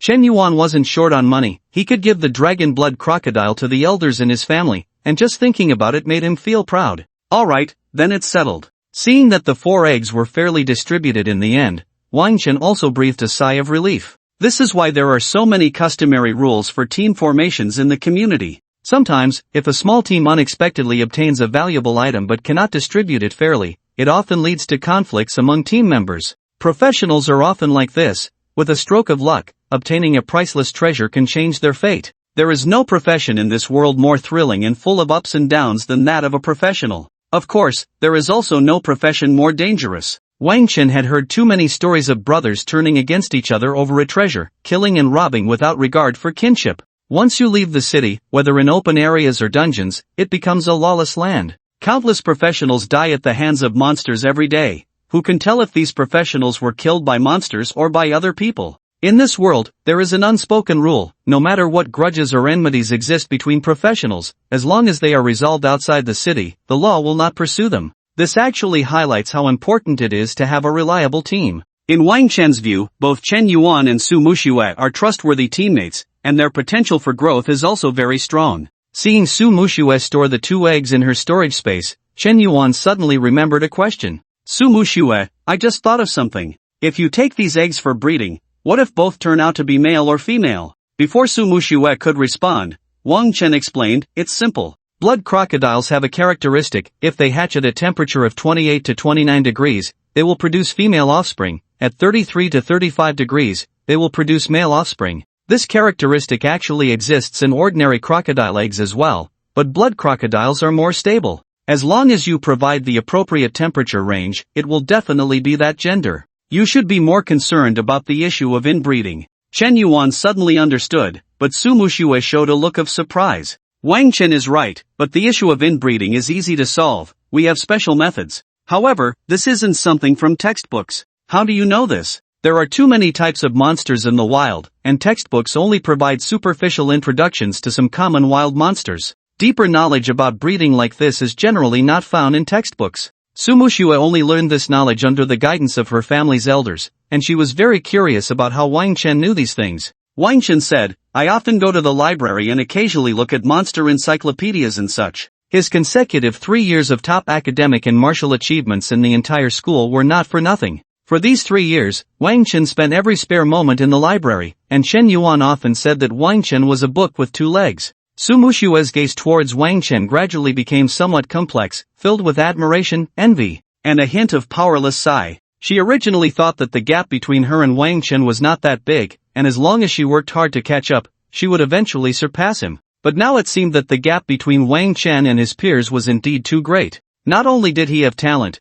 but he also worked so hard, this was bound to outpace others. Su Muxue had always been seen as a genius by those around her since childhood, but in front of Wang Chen, a true genius, she felt she could hardly keep up. However, she was fortunate to sense that Wang Chen had already recognized her as a teammate in his heart. Wang Chen glanced at the time. It was almost 6 in the evening. Although there was still some time before dark, he decided to call it a day. He was very much looking forward to this dragon-blooded crocodile and couldn't wait to go back and incubate the egg. How about we end here today and come back tomorrow? I need to make a trip to the pet market to prepare some things, he suggested. Shen Yuan and Su Mushue clearly had the same thought. Su Mushue said, yeah, I need to hurry back and tell my dad this good news. Suddenly, Su Mushue remembered something. By the way, the contract pet requires a contract scroll. You guys don't need to go to the market to buy it. It's not worth it. I'll email you a copy when I get back, so remember to check it. The contract scrolls were quite expensive, costing several tens of thousands.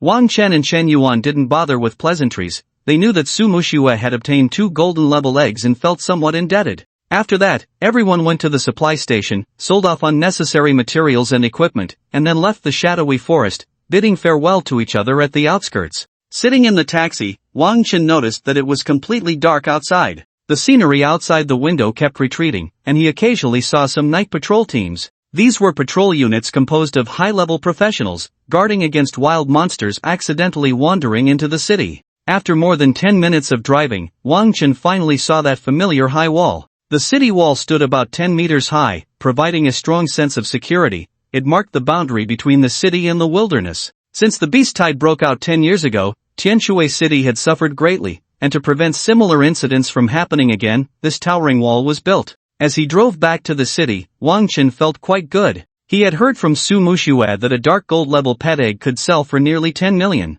The egg he held not only belonged to a mutated boss but also had dragon bloodline, so its price would be even higher. Today had indeed been a fruitful day. Wang Chen didn't have the taxi take him back to his neighborhood but went directly to the nearest rare beast pavilion. He needed to buy some equipment in the pet market to incubate his blood crocodile. After arriving near the rare beast pavilion, Wang Chen casually found a restaurant to grab a bite. It was around 7 p.m., and his stomach was already growling. He chose a home-style restaurant and casually ordered 3 dishes and a soup. Since becoming a professional, his physical condition had improved with increasing attribute points, and his appetite had grown larger. The physical quality of an ordinary person has all attributes around 10 points. Although Wang Chen was a mage, with only 1 point increase in all attributes per level except for intelligence, after leveling up 10 times, he would have doubled the attributes of an ordinary person. Just as Wang Chen was eating, a message from Su Mushue popped up in his friend list. Wang Chen, I sent you the contract scroll, and I also included some small gifts.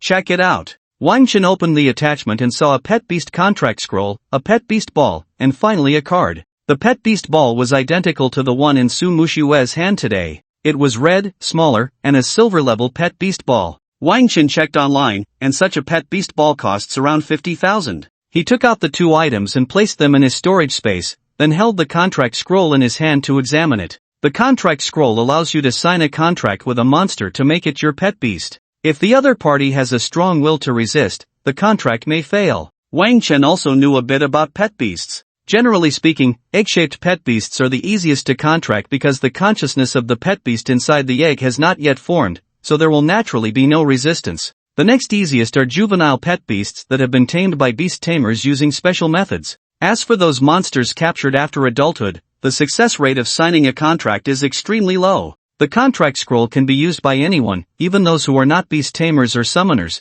and allows for multiple pet beasts to be contracted at the same time. However, after signing a contract, only 1 pet beast can be chosen as the main battle pet, while the others can only serve as auxiliary pets and cannot participate in combat. If an auxiliary pet is forced into battle, it may refuse orders at best, or at worst, the contract will become invalid on the spot, resulting in immediate release, with merit +1. Moreover, the level of the pet beast cannot exceed that of its owner, so non-combat professions will find it useless even if they buy a strong pet beast. Professions like beast tamers can ignore the quantity limit and control multiple pet beasts to fight within their capability. The greatest function of this contract, besides preventing pet beasts from betraying, is that it allows the master and the pet beast to communicate telepathically with just a thought. The 2 items that Su Mushue sent saved Wang Chen quite a bit of money. Finally, Wang Chen looked at the card. It was a black card with a cute monster drawn on it. This was a VIP card that offered a 10% discount at rare beast shops and exotic beast halls across the country.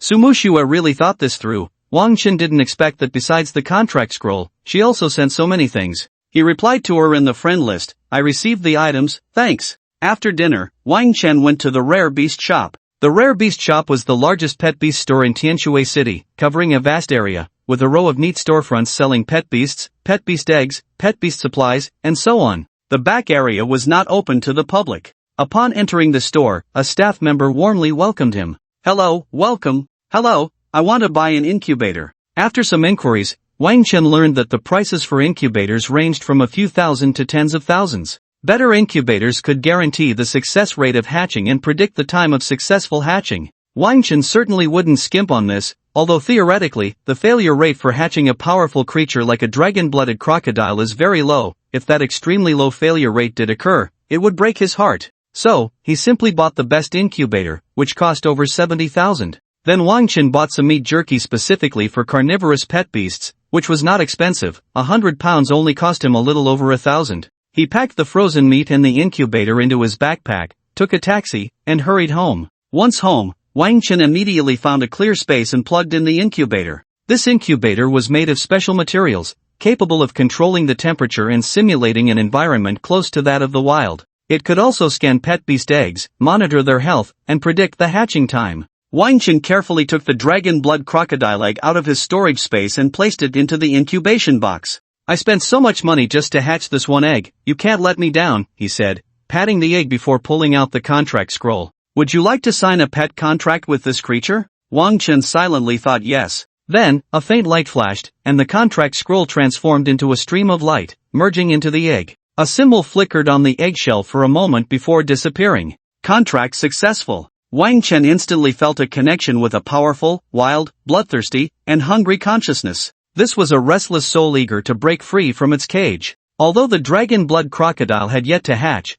the vibrant emotional state indicated it was in excellent condition. Wang Chen carefully closed the incubation box, setting the temperature to 34 degrees. He wanted to hatch a male dragon blood crocodile baby. If it weren't for breeding purposes, the male dragon blood crocodile would be larger and stronger than the female. After setting everything up, the incubation box displayed a line of text, "Scanning pet egg." A few seconds later, the text changed, "Current status of the pet egg, very healthy. Estimated remaining incubation time, 14 hours and 34 minutes. Wang Chen was somewhat surprised. So fast? At this rate, it would be ready to hatch around 10 o'clock tomorrow morning. Generally, wild blood crocodile eggs require at least a month to incubate. This dragon blood crocodile needed less than a day. Indeed, mutated creatures have extraordinary constitutions. Thinking about seeing the hatching dragon blood crocodile tomorrow filled Wang Chen with anticipation. Next came the patient waiting. The incubation box would operate automatically, leaving him with little to do.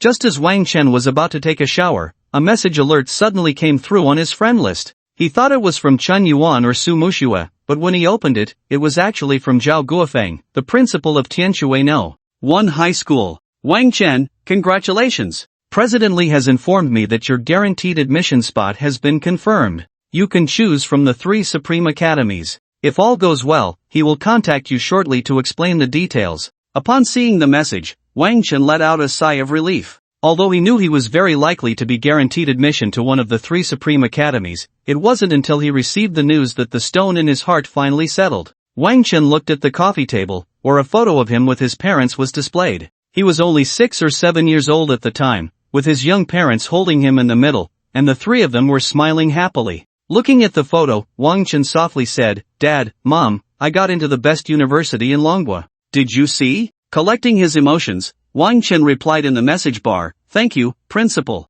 I will never forget Tianshui No. 1 High School's nurturing." Soon, Principal Zhao sent another message, "You're welcome. As the saying goes, hard work pays off. This is your own effort and also heaven's favor. By the way, I applied for a merit scholarship for you, amounting to 1 million. It should be credited to your account soon." Wang Chen felt a surge of joy upon reading this message. "Thank you, Principal." Although Tianshui No. 1 High School wasn't as generous as the Tianshui City Vocational Union, given the school's limited funding, who wouldn't appreciate free money? "You're welcome, you deserve it. By the way, when you have time, remember to send me a full-body photo, dressed a bit more formally." Wang Chen was somewhat puzzled and asked, "What do you need a full-body photo for?" It was the first time he had heard that a scholarship required a photo. Soon, Zhao Guofeng sent a reply. "After discussing with President Li, we unanimously believe that you have great potential to enter the Hall of Fame at Tianshui No. 1 High School, so we wanted to give you a heads up." "Ha?"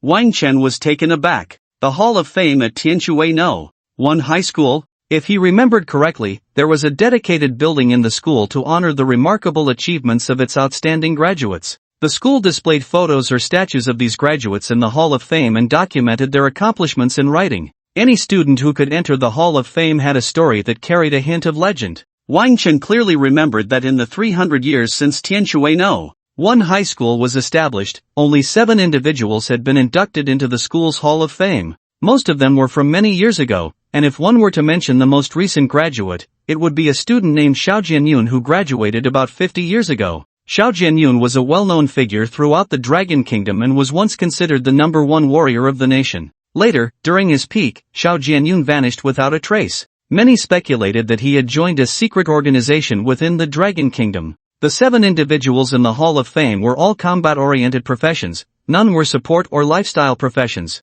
If Wang Chen were to enter the Hall of Fame, he would be the first from Tianshui No. 1 high school to do so as a support profession. However, all those in the Hall of Fame had achieved significant accomplishments in society after graduation. Wang Chen was merely a newly awakened student and hadn't even graduated yet. Zhao Guofeng's eagerness seemed a bit absurd. This left Wang Chen both amused and bewildered. He had never heard of a student being prepared for the Hall of Fame right after awakening, regardless of which academy in the Dragon Kingdom. Alright, I'll send it to you as soon as possible. No need to rush, the photos aren't urgently needed, just don't forget about this matter. Alright, I won't say more. President Li should be contacting you shortly. Okay, understood. Thank you, Principal. After closing the chat window, it wasn't long before Li Chen sent a message. Classmate Wang Chen, someone from Dongshan province came to communicate today. I reported your financial situation to the higher-ups. So based on your situation, they decided to grant you an additional 10 million in bonuses and also offer you a chance to join the Midgard Guild. Li Chen added, this opportunity to join the Midgard Guild is quite rare. Considering you are still a student, they won't assign you too many tasks. You will receive a fixed salary every month, and you can also receive combat resource subsidies. If any tasks are assigned to you, there will be additional rewards and subsidies. What do you think? Do you want to join? Wang Chen had certainly heard of the Midgard Guild. This guild belonged to a special national organization that only recruited the most powerful professionals from across the country, gathering exceptional talents for training. Unless the guild extended an invitation, ordinary professionals had no chance of joining. Even strong individuals like Li Chen longed for the opportunity to join the Midgard Guild.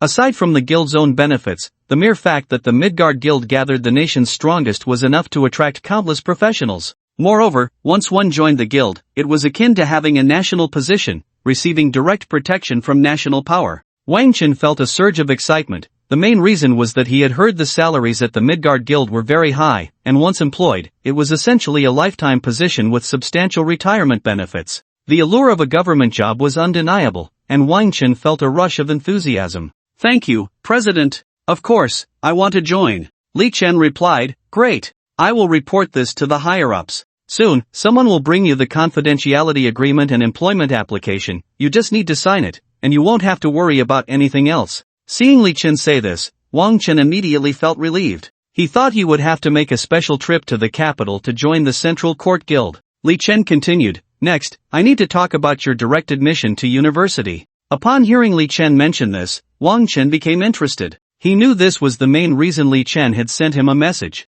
The higher-ups have given you the highest choice rights. You can freely select from all the higher education institutions in Longhua, including Jiangnan University, Jingdu University, and Jiangnan University. You won't need to take the college entrance examination this time, just wait at home for the admission notice. However, I need you to tell me which university you plan to choose within a month because, at the latest, you and your batch of graduates must enroll in 3 months. Which university? Wang Chen hesitated in his heart. He hadn't thought this through yet. In fact, it didn't matter which of the 3 universities he went to, he just wanted to get into one of the 3 supreme academies, which would fulfill his parents' expectations during their lifetime. But if he told Li Chen he was fine with any of them, it seemed a bit too casual. So Wang Chen asked, President Li, I'm not very familiar with the 3 universities, could you give me some guidance? Li Chen seemed to have anticipated that Wang Chen would ask this. He said, I knew you would ask me that. Let me tell you about the differences and advantages of these 3 universities. First is Jingdu University, located in the capital.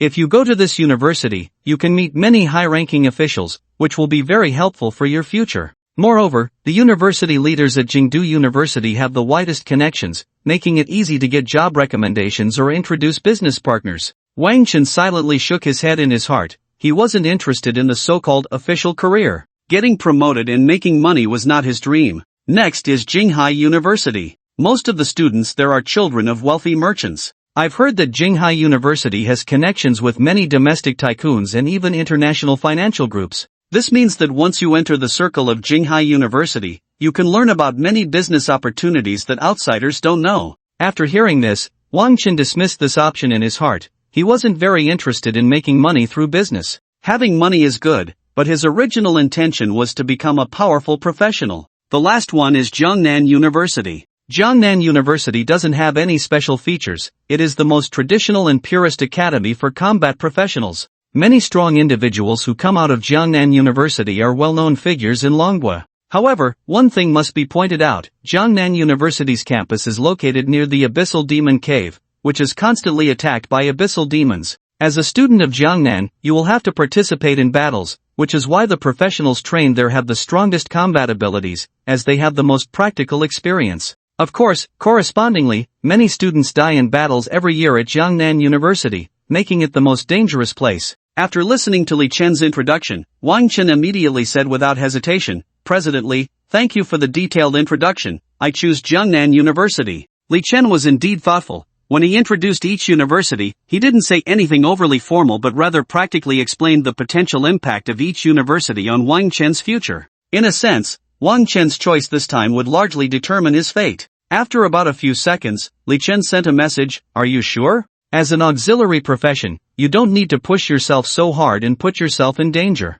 Wang Chen replied, "Thank you for the reminder, President, but I'm sure Jiangnan University is the academy I want to attend." At this moment, Li Chen was sitting in the office of the Tianshui City Labor Union. If it were any other day, he would usually be alone in the office dealing with some unfinished work at this time. However, today there was an additional middle-aged man in his office. This man had a square face, a strong build, and was dressed in a black combat training uniform. A striking scar ran across his face, starting from the upper left forehead, crossing over his eye, and extending down to near the corner of his mouth. This scar added a touch of menace to his otherwise fair complexion. His gaze was piercing, his figure like that of a tiger or leopard, exuding a faint aura of killing intent, as if he had walked out from a mountain of corpses and a sea of blood. Li Chen sighed inwardly and said to the man before him, he chose to go to Jiangnan University. The man smiled lightly. "Not bad, this kid is quite to my liking, I have high hopes for him." Li Chen looked at the man and asked, "Captain Su is interested in Wang Chen?"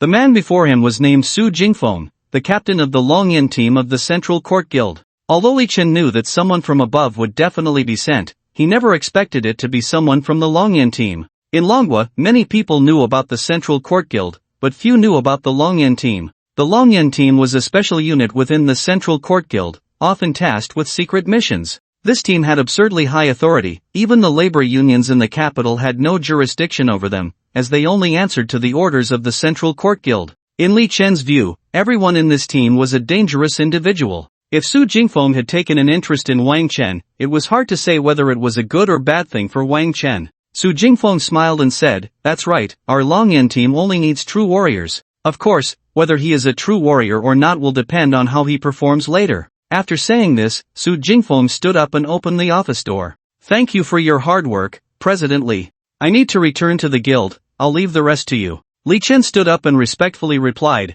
"Alright, please feel free to contact me if you need anything. Your savings card ending in 9527 received a transfer of 10,000,000 long coins at 19 hours 45 minutes and 13 seconds. The current balance is 24,946,055.40. Seeing the notification on his phone, Wang Chen broke into a happy smile. He now had over 25 million in his bank account. "I really want to just retire like this, ha." Wang Chen tossed his phone aside and lay back on the sofa. It feels so good to have money. At this moment, Wang Chen was unaware that on the rooftop opposite him, a male warrior in light armor and a female ranger in leather armor were observing him with binoculars. To better blend into the night, both of their outfits had been painted black. The man spoke up, "What's this kid doing? Just lying there, doesn't he know he should be training with the college entrance exams coming up? He looks like a total slacker." The woman beside him looked at him with disdain. "Do you think everyone is as obsessed with training as you are? This kid is recognized as a genius by the higher-ups and is already destined to be recommended to 3 major universities."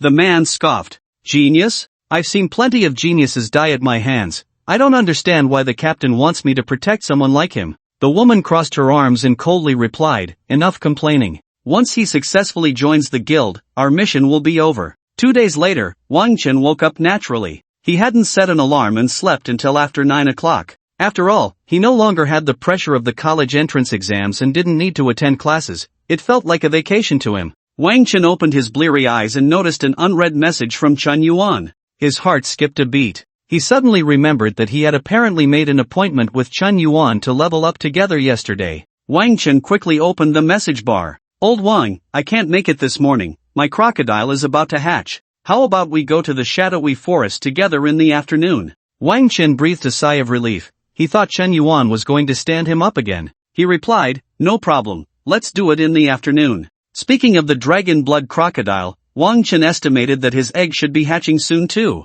He got out of bed to check his incubation box, and the health status was still very good, with about 1 hour and 15 minutes left until hatching. After checking, Wang Chen returned to bed, covered himself with the blanket, and fell into deep thought. I don't feel very hungry, I might as well skip breakfast. Indeed, holidays are meant for sleeping in. After 3 years of intense studying, Wang Chen now felt like a wild dog unleashed, completely letting himself go. Just as he was about to take a nap, a new message notification popped up in his friend list. Wang Chen looked and saw it was from Su Muxue. Is she also inviting me to team up? Wang Chen opened the chat window. Wang Chen, my dad wants to set a time to meet you and invite you to dinner. I don't know if it's convenient for you. Wang Chen felt a headache upon reading this message. What does Su Muxue's dad mean? Is he going to thank him in person? But Wang Chen disliked eating with strangers, especially with elders. He was already socially anxious and rarely spoke. What if the atmosphere became awkward? However, Su Muxue was now considered his regular teammate, so it seemed a bit disrespectful not to go.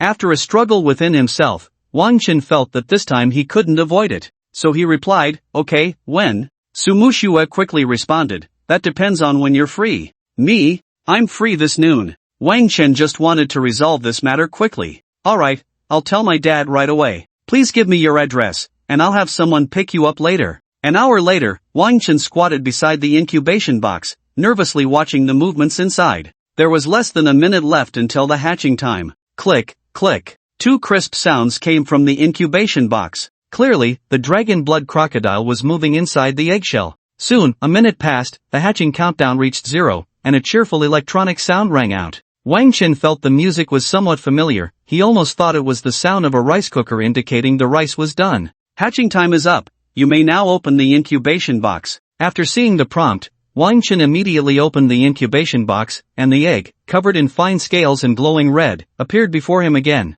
Sounds of movement came from the eggshell as the little dragon blood crocodile was struggling to break free. This incubation box had a hatching function to help some pets that found it difficult to break out of their shells. However, Wang Chen didn't rush to use this function. This was a dark gold level dragon blood crocodile, a rank higher than its golden level mother. If it couldn't even break out of its shell, that would be a disaster. The consciousness of the dragon blood crocodile was connected to him, and Wang Chen could feel its anxious emotions. He didn't help directly but encouraged it. Come on, you can do it. Encouraged by Wang Chen, the dragon blood crocodile seemed to gain confidence and charged at the eggshell. In an instant, a large hole broke open in the eggshell. The dragon blood crocodile crawled out, looking very cheerful, quickly moving around the incubation box to celebrate its new life. It let out a long howl, producing a tender dragon roar, and a few sparks of fire shot out from its mouth. Wow, did it just master the fire-breathing skill right after being born? Wang Chen felt genuinely happy for the little creature's joy.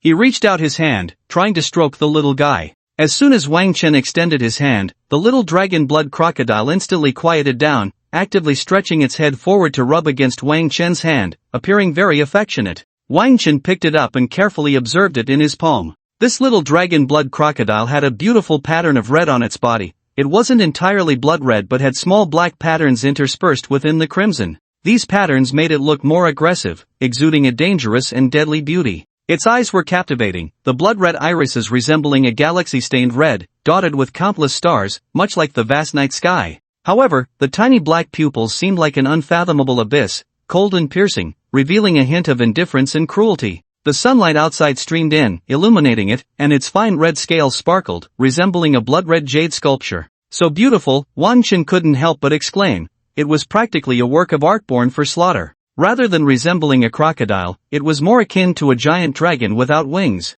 Wang Chen pried open its jaws, and the little dragon blood crocodile cooperatively opened its mouth wide. He saw a row of very sharp teeth. Interestingly, these sharp teeth were also blood red. The neatly arranged teeth were crystal clear, resembling red agate, very pleasing to the eye. Wang Chen patted its head. "Since your teeth are so red, let's just call you Bloodtooth." Roar! Bloodtooth let out a powerful low growl, feeling delighted about its new name. Wang Chen placed Bloodtooth on the table, took out a plate of jerky he had prepared earlier, and set it in front of it. Upon smelling the meat, Bloodtooth was incredibly excited, but it didn't rush to eat. Instead, it opened its large mouth and breathed a dragon's breath onto the meat on the plate. The jerky was instantly roasted to a crisp, emitting a fragrant aroma. "Oh, you have quite the taste," Wang Chen chuckled. While watching Bloodtooth feast, Wang Chen summoned the pet's data panel in his mind. Dragon Blood Crocodile, Dark Gold, Level, LV1. A strength-type creature, mutated due to its dragon bloodline, which has been activated, with immense growth potential. Skills: Pounce, Dragon Breath, Death Roll. Pounce, the dragon blood crocodile jumps forward, advancing up to 5 meters, growing with level, to bite the enemy. Death Roll, after biting the enemy, the dragon blood crocodile spins rapidly, inflicting terrifying tearing damage. Dragon Breath, emits a breath that incinerates everything. Wang Chen was taken aback by Bloodtooth's skills. Wow, so the dragon blood crocodile has a pounce skill? Ordinary blood crocodiles usually move very slowly on land. Only in water do blood crocodiles showcase their true strength. So, Wang Chen instinctively thought that the dragon blood crocodile would be similar to ordinary blood crocodiles, excelling in aquatic combat but not on land. He didn't expect this dragon blood crocodile to have an additional pounce skill compared to ordinary blood crocodiles. Monsters with pounce skills and those without are on completely different threat levels. This palm-sized dragon blood crocodile could leap 5 meters. If it were to grow in level and size, how far could it jump? Wang Chen felt very fortunate that he hadn't revealed himself when facing that level 33 dragon blood crocodile. If he had shown himself for even a second, with the strength of that dragon blood crocodile, it would have definitely pounced beside him in an instant. Then, with a death roll or something, Wang Chen's life would likely have ended right there. Thinking of this, Wang Chen felt a wave of fear. However, beyond the lingering fear, what filled his heart more was surprise. With the breakthrough skill, this meant that the dragon blood crocodile's combat ability on land wouldn't be too shabby. Not to mention, Wang Chen remembered that the dragon blood crocodile also had a magic immunity skill called Blood Rage, which could significantly enhance its movement speed while being immune to magic and negative statuses. With the support of these two skills, the dragon blood crocodile's combat power on land could completely rival its state in water. Besides that Blood Rage skill, Wang Chen recalled there was also a skill called Dragon Might, which was quite powerful as well. However, since Blood Fang's level was still very low, it would likely need to level up before it could learn those two skills. As for whether it would learn more skills in the future, that would depend on Wang Chen's training. After eating its fill, Blood Fang let out a burp that sounded like a spark, then leaped off the table and landed on the floor with a crisp thud. This astonishing jumping ability surprised Wang Chen slightly, and he marveled at Blood Fang's sturdiness. The height from the table wasn't low for it, yet it jumped down without even blinking. Blood Fang was very curious about Wang Chen's room, crawling around as if exploring the environment. Roar! After exploring the room, Blood Fang let out a roar at Wang Chen. Wang Chen understood its meaning. It wanted to find a place to swim. Wang Chen slapped his forehead. How could I forget this? He should have prepared a fish tank for Blood Fang. Although there was the existence of a pet ball, keeping a pet inside it for a long time could lead to depression. Generally, owners only put their pets in the pet ball for convenience when going out. He walked over, picked up Blood Fang, and placed it in the bathtub in the bathroom, filling it with some water. Just make do with this for now, I'll get you a bigger fish tank later. Blood Fang was not picky at all. It dove into the water and started swimming. It was clear that it preferred water over land. Looking at the bathtub, Wang Chen pondered whether he should change his living situation. It wasn't that he felt a bit extravagant because he had money now. Living in a few hundred yuan rental was fine for him. However, Blood Fang would definitely need a larger space in the future, and a fish tank wouldn't be enough for it. Just looking at the dragon blood crocodile he encountered before, he knew that an adult dragon blood crocodile could grow to at least 8 or 9 meters long. Such a size couldn't possibly fit in a fish tank. Moreover, the growth of a pet size was also linked to its level. As the level increased, the size would rapidly grow until it reached adulthood. If he wanted to take good care of it and help it grow better, Wang Chen might even need to prepare a large pond specifically for it. This is probably going to cost quite a bit. But there was no way around it. Practitioners needed money everywhere. Wang Chen thought for a moment and decided not to rush. He was about to go to Jiangnan University in Jiangnan City. Jiangnan City was over 2,000 kilometers away from Dongshan Province, in Jiangling Province. By then, Wang Chen estimated he would be staying in Jiangnan for a long time. Whether buying a house or renting a new one in Tianshui City wasn't very cost-effective for him. Wang Chen squatted down and patted Blood Fong, who was swimming happily in the bathtub. "You play here for a bit, I need to step out." Checking the time, it was almost time to meet Su Muxue. Just as Wang Chen was getting ready to leave, Su Muxue sent a message. "Wang Chen, I've already sent the driver to wait downstairs at your building." Su Muxue informed Wang Chen of the car's model, color, and license plate number. After replying with received, he hurried downstairs. Upon reaching the ground floor, he indeed found a black sedan parked below. Wang Chen knew nothing about cars, but just by looking at the shape of the vehicle, he could tell it was a luxury car. A man in formal attire and white gloves greeted Wang Chen respectfully. "Mr. Wang Chen, this way please." He proactively opened the car door for Wang Chen, inviting him to get in. Wang Chen felt a bit uncomfortable with the formality. "Thank you." Once inside, Wang Chen began to rest his eyes. Su Muxue had made the reservation at a platinum 5-star restaurant called Kaishuan.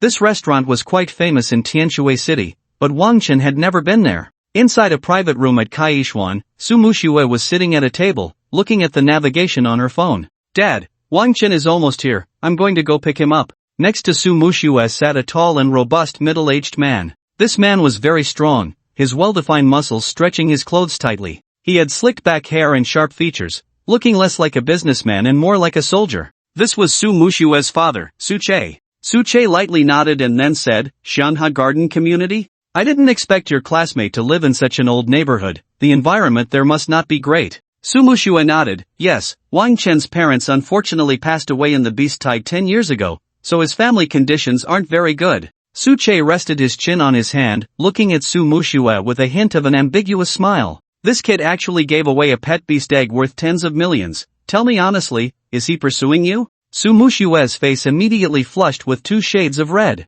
"Oh, Dad. Don't jump to conclusions. He just has principles and insists on distributing things equally according to team rules." After a moment, Su Muxue added seriously, "And don't underestimate him, his strength is quite impressive. Maybe he doesn't even care about that little bit of money." Hearing his daughter's words, Su Che's expression turned thoughtful. He understood his daughter's character well. Su Muxue had always been very competitive, striving to be first in everything since she was young. She rarely praised others, and even if she lost to someone, she would find a way to win back. If she said that classmate Wang Chen was strong, then he must indeed have real ability. No wonder he could give away 2 golden-level pet beast eggs. If he truly had such potential, Su Che could consider befriending him. Su Muxue glanced at her phone and said, "Dad, I'm going to go pick him up now." "Mr. Wang, we've arrived." The driver parked the car and opened the door for Wang Chen. Stepping out, he was greeted by a restaurant that was quaintly decorated yet had its own charm. This restaurant was not like some high-end dining establishments, which were lavishly equipped. Instead, it featured a very retro bamboo and wood decor style, making it look like a hidden cabin in the bustling city. Wang Chen appreciated this style and couldn't help but feel a bit excited about the food here. "I didn't expect Su Muxue's dad to have such taste," Wang Chen thought to himself. Suddenly, he spotted a familiar figure walking out of the restaurant. He recognized Su Muxue at a glance. As she walked towards him, she waved, and Wang Chen nodded back. Soon, Su Muxue led Wang Chen to the private room reserved by Su Che. Upon entering the room, Wang Chen was taken aback to see the strong Su Che. He had always imagined businessmen to be plump and friendly-looking, but someone like Su Che, who exuded such a sense of pressure, was quite rare. "Wang Chen, this is my dad." Wang Chen nodded slightly. "Hello, Uncle Su." Su Che looked Wang Chen up and down, then warmly greeted him. "Xiao Wang, come, sit over here. I've been hearing Xiao Shui talk about you all day yesterday, and seeing you today, you really are a remarkable talent." Although Su Che carried a certain oppressive aura, he was quite easygoing with Wang Chen and didn't put on any airs of an elder. After some polite exchanges, Su Che and Wang Chen began to chat casually. He didn't interrogate Wang Chen like most elders would, but instead talked about studies and life. Su Che managed the conversation perfectly, ensuring Wang Chen felt completely at ease. As they chatted, Wang Chen's initial nervousness faded away. He couldn't help but think to himself that Su Che was quite a nice person, though he did look very intimidating. After a while, the topic finally turned to the dragon blood crocodile. Suche said, the 2 dragon blood crocodile eggs hatched very smoothly, and if all goes well, they should have already been sent to our breeding center for cultivation. Wang Chen replied, really? That's great. My dragon blood crocodile has also hatched and is in excellent condition. By the way, Uncle Su, I'd like to ask you about some issues regarding pet cultivation. Seizing the opportunity, Wang Chen could inquire about the subsequent care of the dragon blood crocodile. After all, Suche was a top figure in the pet industry, and his knowledge of pets was undoubtedly extensive. Sure enough, Suche didn't hold back and patiently explained many issues related to pet cultivation to Wang Chen. Wang Chen learned that cultivating a dragon blood crocodile, a reptilian pet, had many nuances. Temperature, water quality, and food all required attention. Of course, for the overall strength of the dragon blood crocodile, level and talent were the most important. Pets with poor talent had little cultivation value. However, Wang Chen still gained a lot of knowledge about pet cultivation, much of which wasn't covered in textbooks. Thank you, Uncle Su, for your generous teaching. I've really learned a lot today. Suche smiled slightly. No problem. If you have any questions later, feel free to ask me. Let's add each other as friends. With that, Suche sent a friend request to Wang Chen. After Wang Chen accepted the request, they chatted a bit more about the dragon blood crocodile. As they talked, Suche revealed the true purpose of inviting Wang Chen to meet. Xiao Wang, Xiao Shui is a bit naive. The value of these 2 eggs is too high. I've heard from Xiao Shui about how you got the eggs. How about this? I'll buy these 2 eggs at 10 million each. What do you think? Wang Chen then understood why Suche had invited him to dinner. It turned out that Suche felt he owed a significant favor and wanted to offer Wang Chen some compensation. Wang Chen quickly waved his hand, saying, no need, the 3 of us already agreed on this matter. Besides, I'm also following the rules. According to normal team regulations, the resources obtained should be shared equally. Seeing Wang Chen speak sincerely, with clear eyes that didn't seem fake, Suche couldn't help but look at him with newfound respect. Wang Chen came from a poor background, yet he remained so principled in the face of financial temptation. Even if Suche offered money, it would be reasonable for him to accept, but he still chose to uphold his principles. Young people like this were indeed rare nowadays. Instantly, Suche felt a bit more fond of Wang Chen. He laughed heartily. Alright, just as Xiao Shui said, you really are a principled young man. However, you've given me such a great gift from the Su family, it wouldn't be right for me to just accept it without saying anything. If word got out, it might make me a laughingstock. Suche pondered for a moment and said, how about this, Xiao Wang? In about half a month, the Zijin Chamber of Commerce will hold an auction in Tianshui City. I would like to invite you to join me. I have a gift for you then. I hope you won't refuse this gift. Wang Chen knew that if he declined again, it would be disrespectful to Suche. So he nodded and said, alright, I will definitely come. It would take at least a month to go to Jiangnan University, and even if he delayed for 3 months, it would still be fine. Therefore, he could still make it to the auction in Tianshui City in half a month. Coincidentally, he had some spare money and planned to see if there were any suitable good things to bid on. After dinner, Wang Chen bid farewell to Suche and Su Muxue. He had arranged to meet Su Muxue at 2 o'clock in the afternoon to level up in the shadowy forest. She and Shen Yuan both needed to prepare for the upcoming college entrance examination. Wang Chen also planned to head down to the shadowy forest. Although he no longer needed to worry about the college entrance examination, he intended to take this opportunity to level up Bloodtooth. Bloodtooth was only at level 1 right now. After returning home, Wang Chen fished Bloodtooth out of the bathtub. He was about to put it into the pet ball when he suddenly remembered what Suche had said. It was best not to use a pet ball for newly born pets. Newly born pets are very alert to their surroundings and lack a sense of security. They need to familiarize themselves with their owner's scent and the environment around them. If they are kept in a pet ball for too long, it may affect their intimacy with their owner. For pets raised from a young age, their owner is like their parent. The younger the pet, the more dependent it is on its owner. Therefore, it is best to let the pet get familiar with its owner for a while before trying to put it into the pet ball. I must say, after talking with Suche today, I learned a lot. These subtle pieces of knowledge, if Suche hadn't told him, he would have been completely unaware. If the intimacy of the pet is affected, it is not a trivial matter. Intimacy directly relates to whether the pet can follow commands. Wang Chen held Bloodtooth in his hand, gently stroking its little head. Bloodtooth transmitted feelings of happiness and excitement in his mind, eagerly rubbing against Wang Chen's palm. Come on, let's go out. I'll take you to hunt monsters. Upon hearing Wang Chen's words, Bloodtooth immediately became excited. Its eyes gleamed with ferocity, and it spat out a few sparks, clearly eager to unleash some carnage. No wonder it has dragon blood, it's so fierce. Seeing it so excited, Wang Chen was very satisfied with its state. However, this little guy was still too small, only the size of a palm. Probably, even a stray cat could have a back and forth with it. Wang Chen tucked Bloodtooth into his pocket and gave it a piece of jerky. Bloodtooth obediently stayed in Wang Chen's pocket, munching on the jerky. As he walked downstairs, Wang Chen sent a message to Chen Yuan. "How's it going, Chen Yuan? I arranged to meet Su Muxue at 2 o'clock this afternoon to go to the shadowy forest." Chen Yuan quickly replied, "No problem, I just finished eating. Let's meet at our usual place at 2 o'clock. It was already around 1 o'clock in the afternoon, leaving only a few minutes until the agreed time. If Wang Chen set off now, he should arrive just in time. With Bloodtooth in his pocket, Wang Chen went out and called a cab, heading towards the shadowy forest. About 30 minutes later, Wang Chen successfully arrived at the outskirts of the shadowy forest. There were just as many professionals in the shadowy forest today as there were yesterday, mostly recent graduates. Upon seeing Wang Chen arrive, the surrounding professionals cast their gazes at him. "Did you see that? That's Wang Chen. I heard he collected resources worth nearly 90,000 yesterday with those two experts." "Yes, I know those two. One is a heavy-armored warrior named Chen Yuan, and the other is one of the 3 rare professions in our school, the Dark Moon Mage Su Muxue. Wang Chen is really lucky, huh? Even at this level, he still has 2 friends who stick by him." Wang Chen walked through the crowd, hearing the whispers of those around him, feeling somewhat displeased. Don't these people realize they're discussing him right in front of him, and not mind their volume? However, it seems that the large amount of resources they sold at the supply station yesterday caused quite a stir. He, Chen Yuan, and Su Muxue should have become somewhat famous. But clearly, these people didn't think Wang Chen played any significant role in this trio.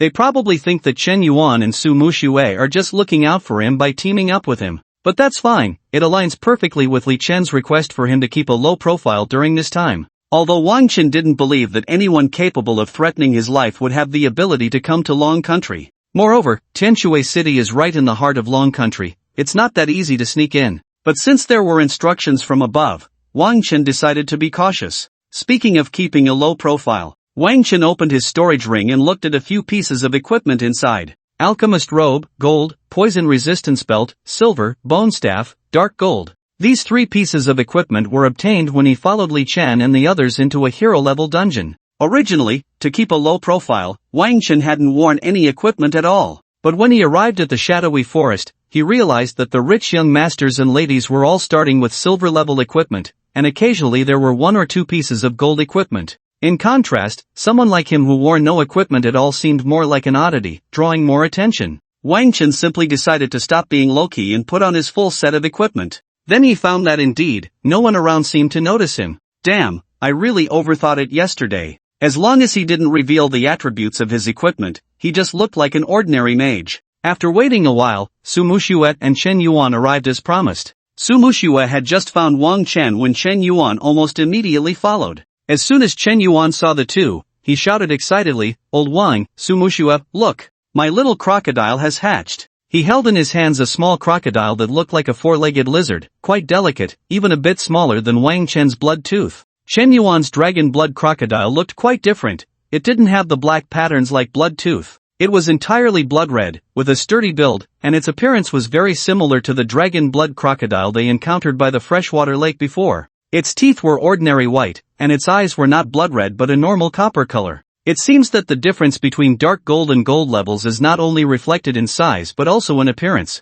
Undoubtedly, Bloodtooth looked more aesthetically pleasing than this dragon blood crocodile, both in posture and appearance. Chen Yuan excitedly said, "I named it Little Black." Ah, Wang Chen was taken aback. Little Black? I can't see where it's black. Wang Chen examined the crocodile in Chen Yuan's hands closely. It was indeed entirely red, without any mixed colors. Chen Yuan shook his head. "No, when I was a kid, I had a dog named Little Black, so I named it in memory of that. I have to say, bro, you really have a talent for naming." Ha ha ha. Chen Yuan laughed, "Of course." Roared the dragon blood crocodile in Chen Yuan's hands. "Oh no, Little Black," let out a low, mournful sound. Clearly, it wasn't very satisfied with its name, having a certain level of intelligence. "Is it really that small? It's quite cute." Su Muxue took the little dragon blood crocodile from Chen Yuan's hands and stroked its body. There was a hint of envy in her eyes. Although Wang Chen had given her 2 eggs, those 2 eggs were now under the family's control. She would have to wait until the dragon blood crocodile hatched its next generation before she had a chance to form a contract.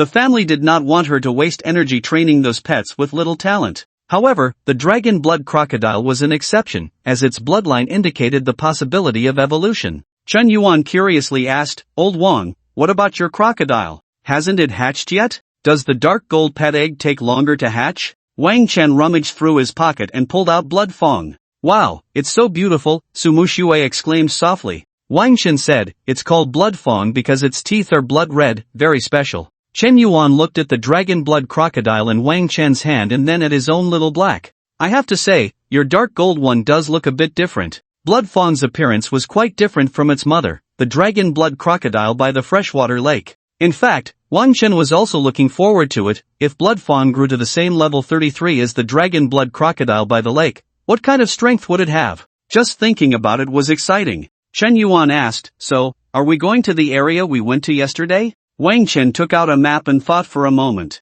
"Maybe not, that dragon blood crocodile might have its eyes on us. Today, I want to go to the eastern part of the first area. What do you think?" Wang Chen placed the map in front of the two and pointed to the eastern position of the first area. This location was the junction between the first and second areas. Being close to the second area meant encountering more high-level monsters. Wang Chen continued, "This area has fewer people, although it's a bit far from the supply point. The competition isn't as fierce. After yesterday, many newly awakened professionals had leveled up. The competition in the monster zone of level 10 or more would likely be much more intense than yesterday." However, Su Muxue and Chen Yuan were still a bit higher in level than most, both at level 16, soon to reach level 17. So they were also qualified to challenge higher-level monsters. A hint of worry flickered between Su Muxue's brows. "If I remember correctly, isn't there a large goblin settlement near the eastern area of the second zone?" Wang Chen nodded. "That's right. Many professionals would deliberately avoid the eastern part of the first area because that large goblin settlement was one of the most hated places for many professionals. The average level of these goblins was around level 25. What made these goblins particularly annoying was that they usually operated in small teams, rarely acting alone. These goblins had a certain level of intelligence, so they could coordinate and work together. Moreover, they had detailed occupational differentiation, including goblin warriors, goblin archers, goblin spear throwers, and so on. Therefore, while the experience and resources provided by these goblins were similar to other level 25 monsters, dealing with them was much more challenging than with monsters of the same level. What troubled professionals the most was that these goblins would flee when they were low on health and occasionally blow a horn to call for their companions, which was incredibly sneaky. So most of the time, professionals' first choice in the first area was usually the southern zone, followed by the western zone. For example, the southern zone was an open grassy area with many monsters acting alone. These monsters had low intelligence, wouldn't flee, and mostly preferred to fight one-on-one, making it very suitable for small teams to level up. Wang Chen understood Su Muxue's concerns and said, "Don't worry, we have the invisibility aura. We can retreat at any time if there's danger. And the large number of goblins may not necessarily be a bad thing for us." Wang Chen looked at Su Muxue and Chen Yuan. "What do you think? Risks and opportunities always coexist. The more goblins there are, the higher their experience farming efficiency." Su Muxue nodded. I have no problem." Chen Yuan also nodded. "I'll follow your lead." After setting their goal, everyone began to advance deeper into the shadowy forest. A few hundred meters behind Wang Chen and the others, a male warrior and a female ranger exchanged glances and quickly followed in their footsteps. The male warrior spoke first. "Look at these two kids, they seem quite leisurely, each raising a four-legged lizard." The female ranger ignored him. "I say, Taozi, can't we just go up and tell that kid we're here to protect him? Look at us sneaking around like this." The woman referred to as Taozi shot him an impatient glance. "Shut up, Xiaolan, I really don't know why the boss put me in a group with an idiot like you." Taozi rolled her eyes. "If we just go up, wouldn't that be like telling everyone that Wang Chen is an important person? Did you forget what the boss said?" Xiaolan was scolded, but he didn't dare to lose his temper in front of this woman. He was well aware of how terrifying her strength was. "You think I don't understand? I'm just saying." Taozi shot him a glare. "Less talk, more action, hurry up and keep up." The two followed Wang Chen and the others at a distance, and due to the large number of people around the outskirts of the shadowy forest, Wang Chen and the others didn't notice anything unusual. On Wang Chen's side, they still needed some time to delve into the eastern area. However, everyone was not in a hurry. Like Wang Chen, Chen Yuan's main goal today was to level up his dragon blood crocodile as quickly as possible. Occasionally, when monsters passed by, Wang Chen would activate his aura to help Chen Yuan and Su Muxue take them down instantly. Earlier that morning, Li Chen had sent 2 energy pools and told Wang Chen not to save energy. If he ran low, just let him know. As long as the energy pool was empty, it could be sent back, and Li Chen would find someone to refill it. Since Li Chen had said so, Wang Chen was not polite. After all, it wasn't his money, so he didn't mind spending it. While the 3 were on their way, suddenly a black bear emerged. Black bear monster, bronze, LV23. Wang Chen immediately activated his aura, but this time, he adjusted the power of the aura to 20% using his frequency-changing ring. The attack aura's bonus became 200%, while the conversion rate for holy damage reached 20%. Chen Yuan stepped forward and unleashed a sword chi, while Su Mushue summoned a dark magic sphere. Under the dual aura's enhancement, the black bear monster only had time to let out a roar before it collapsed to the ground. A level 23 monster was instantly killed. Chen Yuan and Su Mushue then noticed that today's damage seemed a bit off. Chen Yuan looked at the status bar's buffs and exclaimed, "Damn, old Wang, how did your aura become so outrageous?" Wang Chen laughed, "The skill just leveled up, it's normal." Chen Yuan and Su Mushue exchanged glances, and Chen Yuan shook his head. "Old Wang, seriously, you're a monster." Generally, even if an aura master levels up their skills, a damage aura like this would only see an increase of 1% to 5%, with 10% being the maximum. Wang Chen had directly doubled it, going from 100% to 200%, who levels up like that? Wang Chen chuckled inwardly, wondering what Chen Yuan would think if he knew the true bonus of his aura. With Chen Yuan and Su Mushue's levels increasing, combined with Wang Chen's aura enhancement, their damage output was now quite exaggerated. Every time they attacked a monster, they could deal over 20,000 damage. You should know that a level 20 monster has just over 20,000 health points. With the addition of holy damage, the health points lost by the monster are quite considerable. A level 20 monster can't last even a round under their hands. Ding, your teammate Sumushua has killed LV23 Black Bear Monster. Your pet Dragon Blood Crocodile has gained 1150 experience points. Ding, your pet Dragon Blood Crocodile has leveled up to LV2. Just by killing one monster, Wang Chen's Blood Tooth has reached level 2. When a professional enters battle with a pet, they can freely adjust the specific ratio of experience gained by the pet. The maximum can be adjusted to 100%, meaning all the experience gained goes to the pet. Once the pet's level matches that of the owner, it cannot continue to level up beyond the owner and must remain at the same level. However, this experience ratio cannot be lower than 50%, meaning that if a professional fights with a pet, they must at least share half of the experience with the pet. This is why many professionals are reluctant to bring combat-type pets. If the pet has average qualifications, it not only slows down the owner's leveling speed but may also not exhibit much combat power. Roar! After leveling up, Blood Tooth let out a joyful roar. Wang Chen took it out of his pocket and found that Blood Tooth had actually grown a whole size larger. Previously, Blood Tooth was only the size of a palm, but after reaching level 2, it had grown to the size of 2 palms. At this rate, Wang Chen's pocket might not be able to hold it for long. Chen Yuan also noticed that Blood Tooth had grown larger and curiously asked, "Old Wang, did your Dragon Blood Crocodile level up?" Wang Chen nodded. "That's right, I adjusted its experience to 100% to help it level up quickly." Chen Yuan and Su Mushue exchanged surprised glances. "Old Wang, aren't you preparing for the college entrance examination?" Wang Chen knew what he meant. Although the college entrance examination results do not place the highest emphasis on the professional's level, a higher level is naturally better. The ability to level up reflects, to some extent, the effort, actual combat ability, and even family background of the professional. Although the aspect of family background seems a bit cruelly realistic, it is indeed the case. Professionals from good family backgrounds often find it easier to grow. Therefore, during the preparation phase for the college entrance examination, everyone usually tries their best to level up. Wang Chen's approach of directly giving 100% of the experience to his pet is quite absurd. Su Mushue also advised, "Yeah, Wang Chen, your own level is important too." Wang Chen smiled. "I don't need to worry about that. Principal Zhao called me yesterday to tell me that I've been recommended for admission." Su Mushue and Chen Yuan were momentarily stunned, then Chen Yuan suddenly punched Wang Chen on the shoulder and laughed heartily. "Good for you, old Wang, such a big thing and you didn't tell me." Su Mushue's expression was somewhat complex.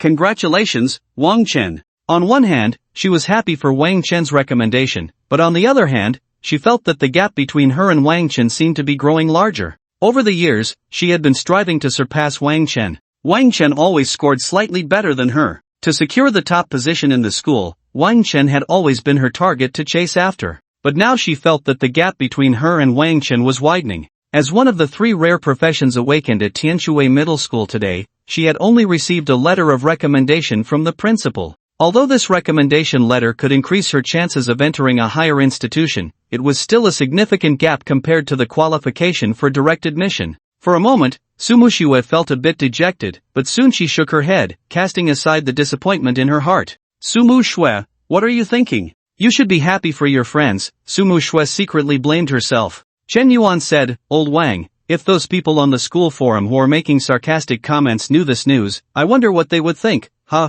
Sumushiwe suddenly remembered that when they parted yesterday, Wang Chen had asked them to keep it a secret and not to disclose anything about his halo. She felt a bit puzzled as to why such a thing needed to be kept secret. Did Wang Chen prefer to endure those mocking gazes rather than clear his name? Speaking of which, Wang Chen, why don't you make your abilities public? As long as Wang Chen showcased his abilities, the title of Tianshui City's #1 genius would immediately return to him. Wang Chen sighed and said, well, there is a reason for that, but I can't tell you for now. In fact, Wang Chen didn't want to deliberately act low-key. He had never been someone who liked to hide things. It was just that he had accidentally broken the record of the extreme cold tomb, attracting worldwide attention. If people found out that he was the key to breaking the record, he didn't know how much trouble would await him. The competition between countries in this world was still very fierce, and to suppress other nations, some countries could resort to any despicable means. Wang Chen quickly changed the subject. By the way, aren't you planning to go to the same university as me?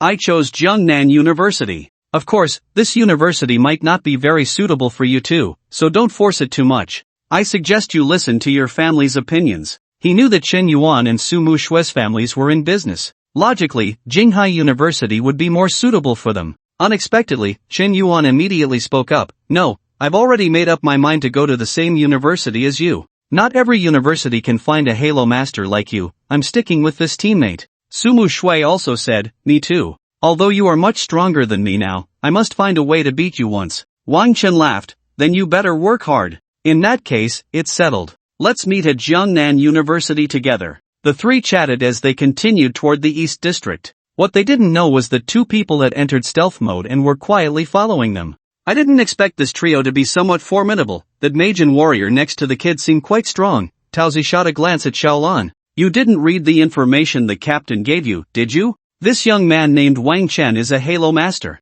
Can you guess why his 2 teammates look so strong? Xiaolan suddenly realized. I see, I underestimated him a bit. Taozi said, keep following them, they seem to be heading to the East District. We need to keep a close watch. Xiaolan sneered. A bunch of clueless kids, daring to go to the East District with just 3 people. It seems today I can't avoid taking action. As Wang Chen and the others reached the vicinity of the East District, they noticed that the trees around them were becoming increasingly sparse. The vegetation thinned out, which opened up their view but also made it easier for monsters to spot them. Wang Chen noticed many wooden stakes of varying lengths on the ground, with clear signs of being cut down. Obviously, the reason the trees were sparse here was that many had been felled by humans. Chen Yuan asked in confusion, what the heck, is someone actually logging in such a dangerous place? Wang Chen thought for a moment and said, it seems those goblins have cut down these trees to build camps or use them as firewood. In other words, we are getting closer to the goblins' activity range. Wang Chen's words added a hint of vigilance in Su Mushui and Chen Yuan's eyes.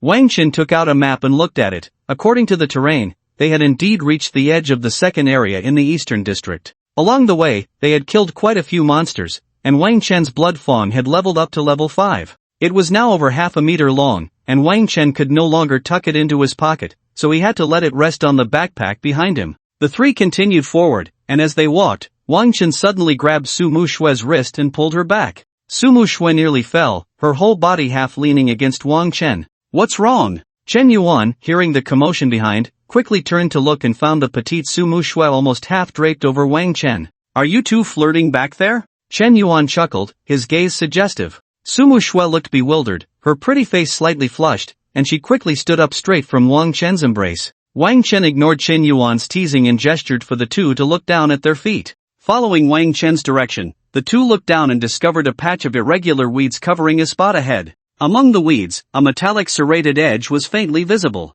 Wang Chen found a branch and pushed aside the weeds, revealing the full appearance of the iron serrated edge. It turned out to be a huge animal trap. This trap was as large as a basin, secured to the ground with an iron chain, looking quite formidable. Wang Chen lightly tapped the trap with the branch. Crack! A crisp sound echoed, and the trap instantly snapped shut, breaking the stick in two. A flash of fear crossed Su Mushue's eyes. If Wang Chen hadn't pulled her back, her leg would have likely been crushed by the trap. Be careful, these goblins use traps. This animal trap was clearly set by goblins. Although it was crude, it was somewhat difficult to spot if one wasn't paying close attention. Many newly awakened professionals and those relatively less intelligent beast-type monsters often wouldn't think of the possibility that monsters can also use traps. It was often this kind of carelessness that could put a team in danger. If Su Mushue had accidentally been caught by the trap just now, Wang Chen and the others would have had to turn back to take her home to heal. Of course, that would be the best-case scenario. If there happened to be monsters nearby chasing the injured group,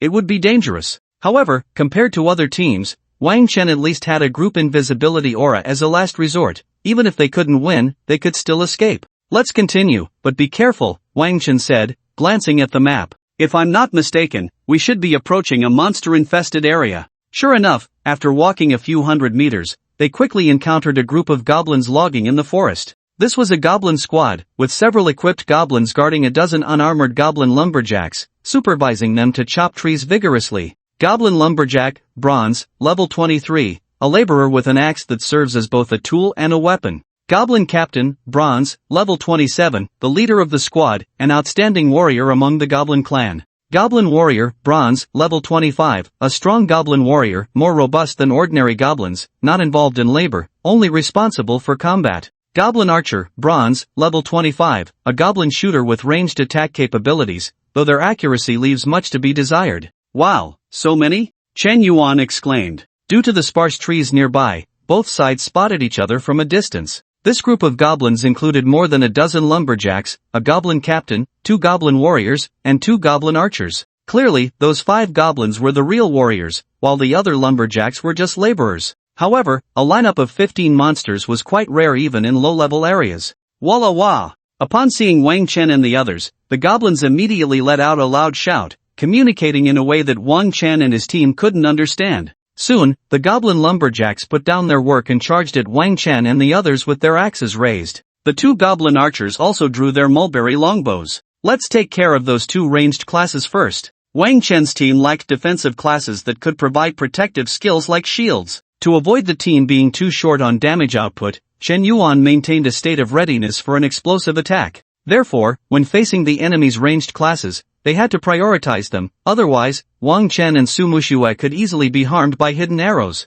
Fortunately, Wang Chen had an invisibility aura, allowing him to directly ignore the team's lack of defensive measures. The invisibility aura activated. The goblins let out a gasp. Labi Lawa. The goblin captain raised his short sword, and a rune condensed on the broken blade, sending out a ripple that spread around. The goblin captain used the skill, detection. However, upon hearing the prompt, the others did not panic, as they knew Wang Chen's god-level invisibility aura could immunize against some detection methods. Sure enough, the goblin captain's detection failed, and he could not locate Wang Chen and the others. At that moment, Chen Yuan had swaggered over to the 2 goblin archers. Almost simultaneously as he raised his great sword, Wang Chen activated the attack aura, holy damage aura, and god-level slow aura. Crushing storm. Chen Yuan swung his great sword, and with an additional 200% attack bonus, he unleashed a series of extremely high damage numbers. Minus 25,530, minus 26,132, minus 25,554. The frail goblin archers could not withstand such brutal damage. The 2 archers almost instantly perished. The other goblins finally reacted, but just as they were about to swarm Chen Yuan, they suddenly found their bodies uncontrollable, as if trudging through mud, unable to move their feet. Wang Chen's god-level slow aura reduced their speed by a staggering 90%, rendering them nearly immobile. Clearly, there were no priests or similar classes in this goblin squad, and they were helpless against this extremely annoying slow aura. Su Mushue's area attack support Dark Moonblade arrived just in time. Minus 17,856, minus 17,391. The damage from Dark Moonblade was slightly lower, but it excelled in numbers. Given the current health of these goblins, every 2 Dark Moonblades could take down 1 goblin. Su Mushue unleashed more than 10 Dark Moonblades at once, instantly slaying 7 or 8 goblin lumberjacks. The remaining goblins finally panicked, and the goblin captain's eyes showed a look of terror. With a loud shout, it actually led the charge in the opposite direction, preparing to flee. However, under Wang Chen's aura slow, the goblins' escape movements turned into slow motion, looking quite comical. Chen Yuan seized the opportunity to surround them and began the slaughter of the remaining goblins. With each swing of his knife, a goblin was slain on the spot. The goblin squad was completely thrown into chaos. They couldn't escape or fight back. They were chased until they lost their helmets and armor, screaming in agony. What followed was a crushing defeat without suspense, as Su Mushua and Chen Yuan easily dealt with this group of goblin lumberjacks. Ding! Your teammate Su Mushua killed LV-23 goblin lumberjack. Your pet dragon blood crocodile gained 1150 experience points. Ding! Your teammate Chen Yuan has killed a LV-25 goblin warrior, and your pet blood crocodile has gained 1250 experience points. The experience gain notifications continuously flashed through Wang Chen's mind. The blood crocodile's level soared again, now reaching level 7. Its size had increased a bit more. Wang Chen felt it was at least over a meter long and weighed dozens of kilograms, making it somewhat strenuous to carry.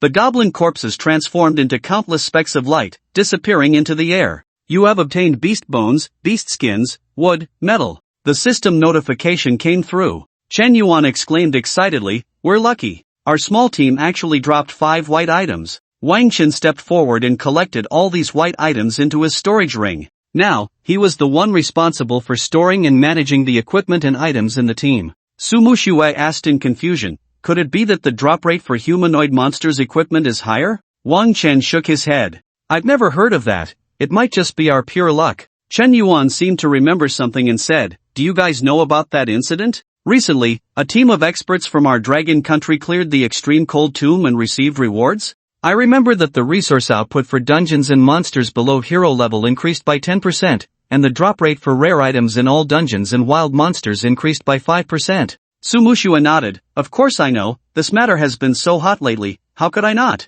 It seems that our batch of awakened ones is also benefiting from this probability boost. The 10% and 5% boosts might not seem like much, but considering that the drop rates for items are mostly between 2% and 5%, this probability boost is quite significant." Chen Yuan couldn't help but exclaim, "It's really thanks to those nameless heroes. If I could see them in person, I would definitely worship them wholeheartedly." Su Mushua sighed, "Yeah, it's a pity they chose to remain anonymous, otherwise, I could witness the prowess of these top experts." Chen Yuan suddenly looked at Wang Chen. "Old Wang, what's wrong? Your face looks strange." Wang Chen quickly shook his head. "Cough, it's nothing. This blood tooth is too heavy, it's making it hard for me to breathe." Only then did the two realize that blood tooth had grown to over a meter long and had reached level 7. Meanwhile, Chen Yuan's little black had received less experience and was only at level 4, still small in size. Wang Chen took it down from his backpack and placed it on the ground. "From now on, you walk by yourself. You're not a little baby anymore, I really can't carry you."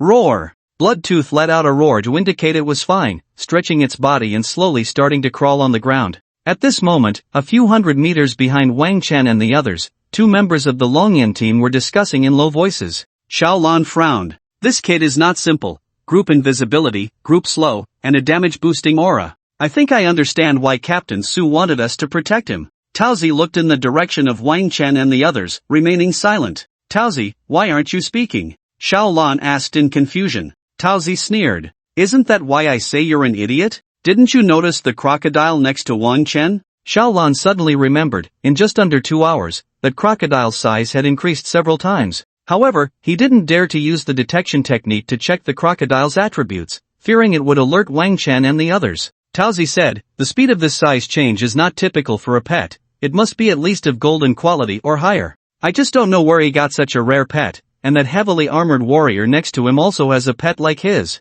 Wang Chen is indeed quite interesting." Xiaolan scoffed, "Only the weak need pets like this. True strong ones, like me, walk the world with just a person and a sword." Taozi looked at him with a gaze of disbelief, not wanting to say much. Suddenly, her expression turned serious. "Someone's coming. 3 of them, high levels, over 30, silver-tier professionals. What are they doing here?" Taozi closed her eyes, seemingly trying to sense something. "Not good, they seem to be heading for Wang Chen and the others." Xiaolan coldly smiled. 3 silver scraps think they can cause trouble for me? Watch closely, Taozi. I'll take them all down with just 1 strike each. If I use even 1 more strike, I'll treat you to dinner tonight." Taozi rolled her eyes. "Be steady. If we can avoid it, let's not show ourselves. These 3 definitely aren't sent by other countries. If they were truly sent by another country to assassinate Wang Chen, they wouldn't have dispatched these 3 silver-tier individuals." She decided to observe their intentions first. Somehow, she had a faint feeling that these 3 silver-tier professionals might not be a match for Wang Chen and the others.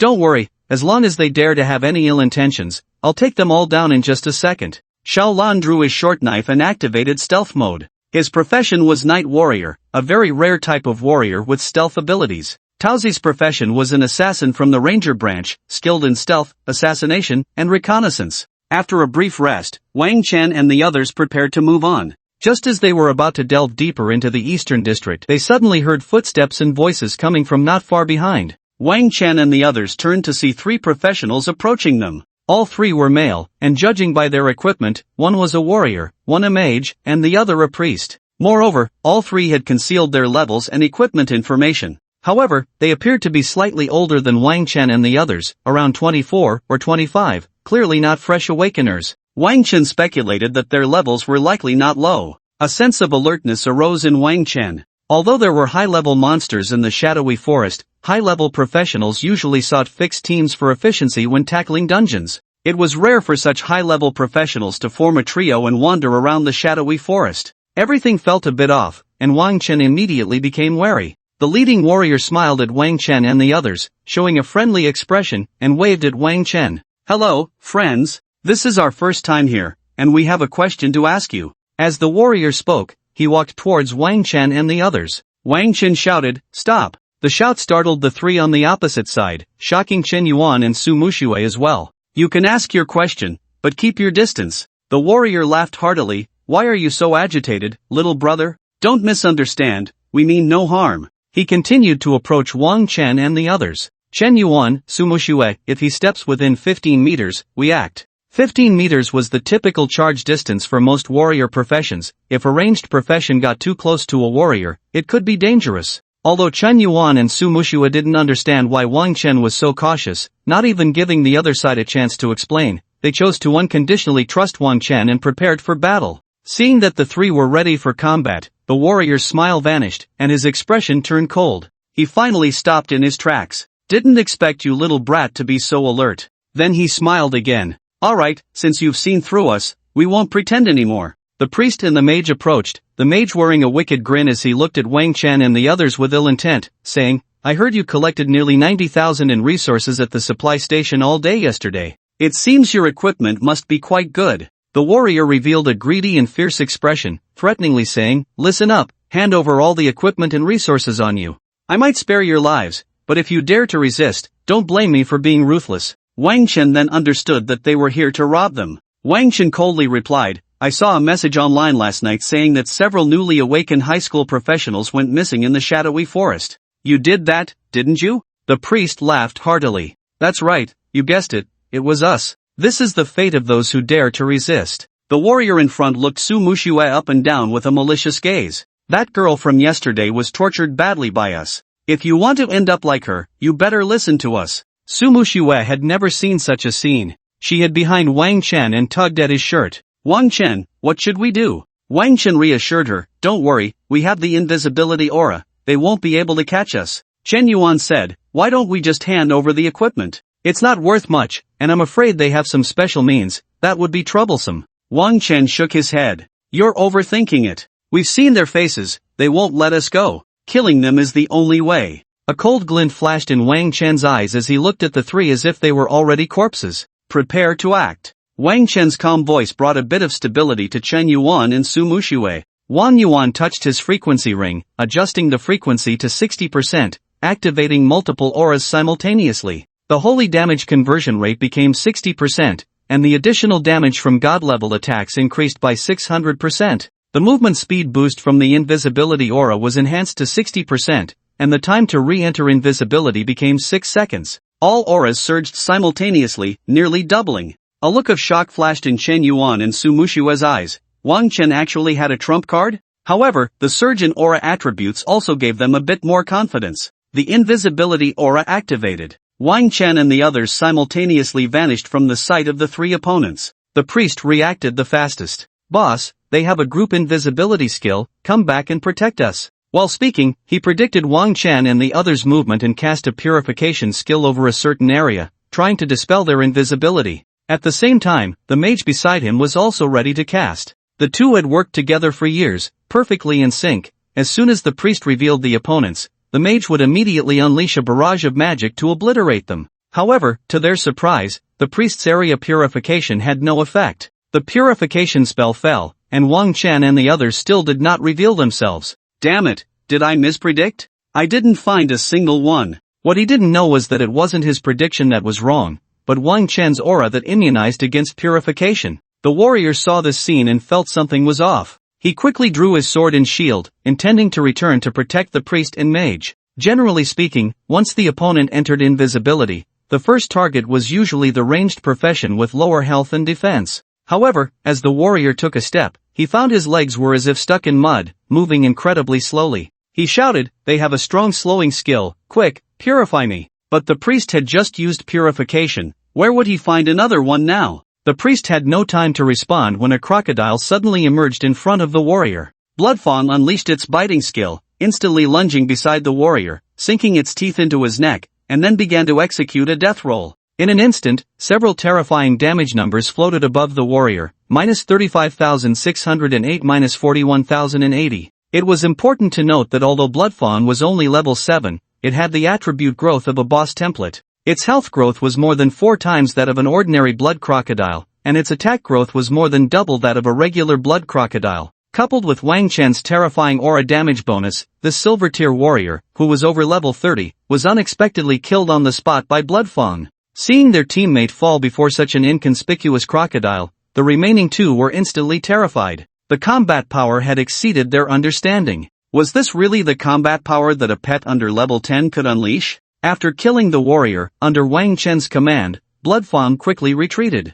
Although Bloodfang had unleashed combat power that did not belong to its level due to high attributes and aura, its level 7 health was still somewhat lacking in front of a level 30 output class. Seeing Bloodfang retreating rapidly, the opposing mage finally reacted and cast a fireball. However, Bloodfang had already created distance from the mage, easily dodging the attack. A few seconds later, Bloodfang entered stealth mode again. Wang Chen and the others were all in stealth, and the priest and mage didn't even know each other's positions. They stood there, momentarily unsure of what to do. The initiative was no longer in their hands. Damn it, are we really going to capsize in the gutter today? The mage's face was filled with terror as he looked around, like a startled bird. This wasn't their first time engaging in such robbery. Every year during the awakening season, they would go to the wild areas where beginners gathered, relying on robbery to make a little profit. These newly awakened novices often had very poor vigilance and average strength, but they never expected to encounter a team with such exaggerated combat power today.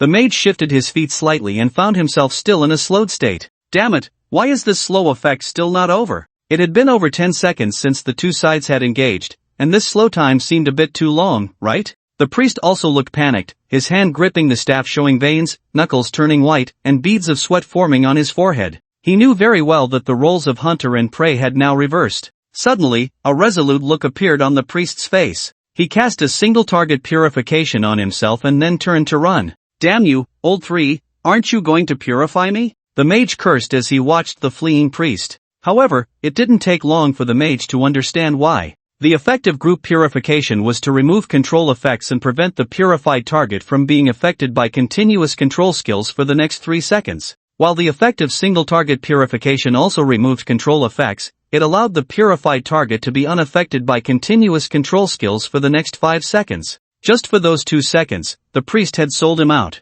2 seconds was enough for a practitioner with better physical qualities than an ordinary person to run 20 to 30 meters. That distance could very well determine life or death. The priest must have realized that Wang Chen and the others' slow aura could last for a long time. If he didn't take the opportunity to escape during the purification effect, there would probably be no chance left. With the warrior dead, facing an enemy that could go invisible, a mage and a priest, no matter how high their levels, were just fish waiting to be slaughtered. Seeing the priest escape, Chen Yuan, who was in stealth, immediately gave chase. Although he was wearing heavy armor, with the enhancement of the invisibility aura providing 60% movement speed, he ran faster than a cheetah. Soon, Chen Yuan caught up with the fleeing priest. He raised his giant sword, and with a few waves of sword energy, easily ended the priest's life. Meanwhile, Su Mushua summoned a dark substance descending from the sky, crashing down on the last remaining mage. The mage sensed something was off, but with his movement speed reduced by 90%, he moved as slowly as a snail, helplessly watching the black meteorite smash down from the air.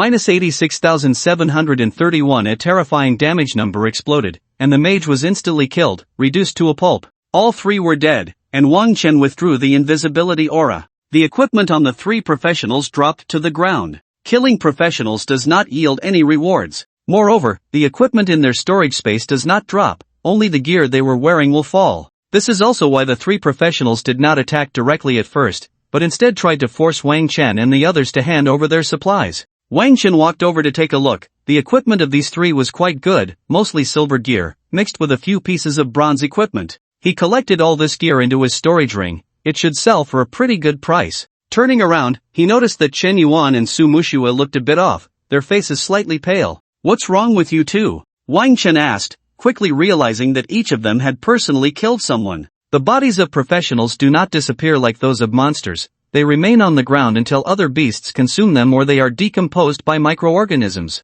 The priest was sliced into several pieces by Qin Yuan's sword energy. The warrior had his neck snapped directly by Longya. As for the last mage, he was the most unfortunate, smashed into a pulp by the meteorite summoned by Su Mushue. Not used to killing for the first time, huh? Although the combat instructors in school had said countless times that in the wild, one must always be prepared to kill or be killed, only through personal experience can one truly feel the shock of a life disappearing at one's hands. Wang Chen felt nothing, perhaps it was because he hadn't acted himself. However, even if he had to take action, he wouldn't hesitate for a moment. The other side was out to kill for profit. Would he really rely on persuasion? Wang Chen expressed concern to the two. "How about we find a place to rest for a bit?" Chen Yuan took a deep breath. "It's fine, I've adjusted. We were bound to experience this sooner or later." Su Mushue's expression also eased slightly. "Let's continue." Wang Chen nodded, walked over to Bloodtooth, and patted its head. "Well done." Although Bloodtooth was only level 7, the growth rate of this dark gold mutated boss was already showing signs.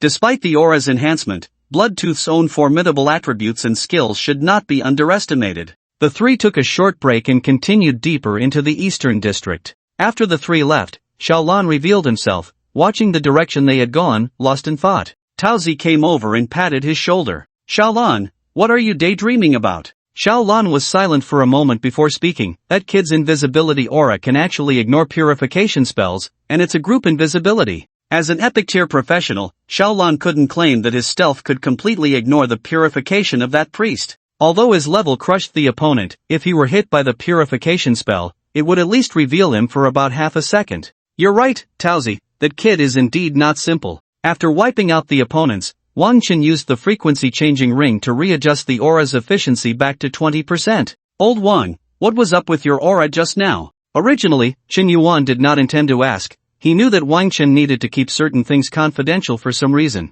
However, once his curiosity was piqued, it felt like a cat was scratching at his heart. He wanted to know what had happened that caused Wang Chen's aura enhancement to suddenly skyrocket. That was a 600% enhancement and a 60% conversion to holy damage. If people found out that there was an aura master in the world with such enhancements, it would surely become a sensational news story. After Chen Yuan asked, Su Mushue also looked at Wang Chen, clearly very curious herself. Wang Chen helplessly glanced at the two curious souls. "It's just one of my skills that can temporarily boost the effect of aura enhancements." It wasn't that Wang Chen didn't want to tell them. First, Li Chen had repeatedly instructed him not to reveal all of his strength. Second, Li Chen had once said that if people guessed his connection to the extreme cold tomb, there would be countless people internationally wanting to kill him. So, Wang Chen had no choice but to fabricate a kind-hearted lie. "This skill has a long cooldown, so it will probably be a while before I can use it again." Both Chen Yuan and Su Mushue showed envious expressions.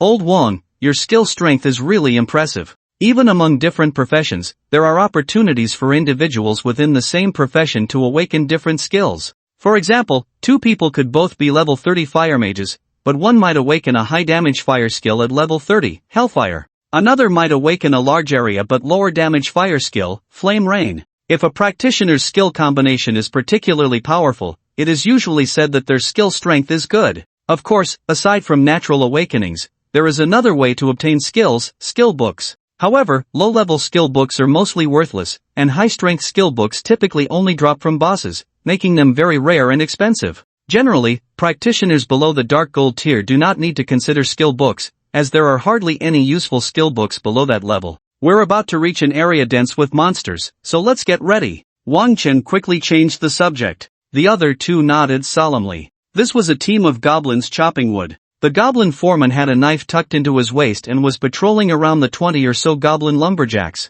The goblin lumberjacks dared not slack off for a moment, working hard to chop down trees. If they showed even a hint of laziness, a whip would soon fall upon them. Besides the 20 or so goblin lumberjacks and one goblin foreman, there were also 10 goblins with combat professions. They patrolled the area, driving away any beasts that accidentally wandered in. Voila! The goblin foreman saw one of the lumberjacks moving a bit slowly and immediately lashed out with a whip, striking the lumberjack. The goblin lumberjack was left with a shallow wound and let out a painful scream. It immediately became more spirited, and the speed of its axe wielding increased. The goblin foreman kept muttering angrily. Suddenly, he heard a whooshing sound near his ear. He turned to see a red figure lunging toward him, already close at hand. By the time the goblin foreman realized it was a massive crocodile, his body had already been bitten. This red crocodile executed a death roll, instantly tearing the goblin foreman into pieces. The barely breathing goblin foreman drew his curved knife from his waist, attempting to make a final stand.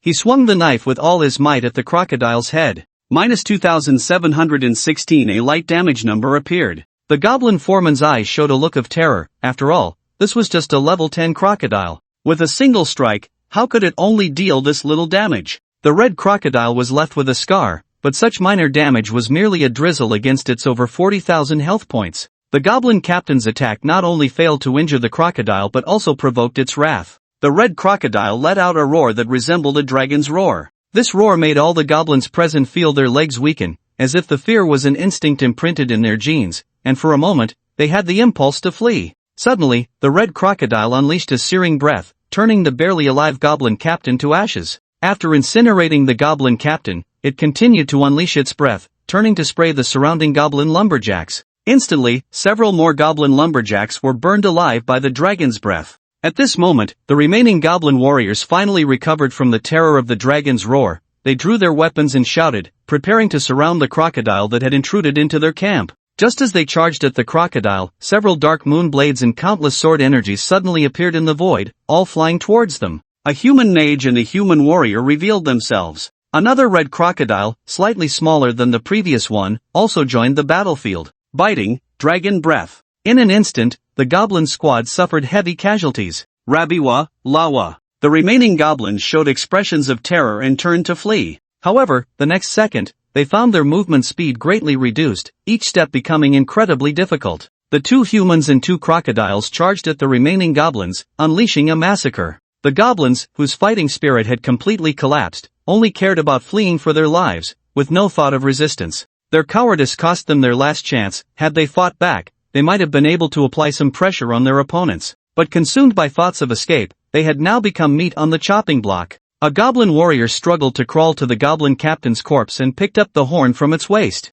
Woo! A deep yet piercing horn sounded. The goblins used the rescue horn. More goblins are rushing here. After completing his mission, the goblin warrior was soon blasted to death by a dark magic ball. In less than 2 minutes, this squad of over 30 goblins was completely annihilated. That was too easy, huh? Chen Yuan waved his great sword, shaking off the blood, looking completely relaxed. Wang Chen took out a box of herbal ointment from his backpack, wanting to apply it to Bloodtooth, as he had just seen Bloodtooth get struck on the head. Their team had no healing class, relying solely on herbal ointment to help wounds heal faster. But when Wang Chen reached Bloodtooth's side, he found that the wound on its head had completely healed. Its health had also returned to full status. Wang Chen was slightly taken aback. Is this the recovery ability of a dark gold level pet from a boss template? This recovery ability was a bit too overpowered. Bloodtooth wagged its tail, eyes filled with excitement. It let out a low growl, urging its master to continue forward. It was clear that it was not yet satisfied with the killing.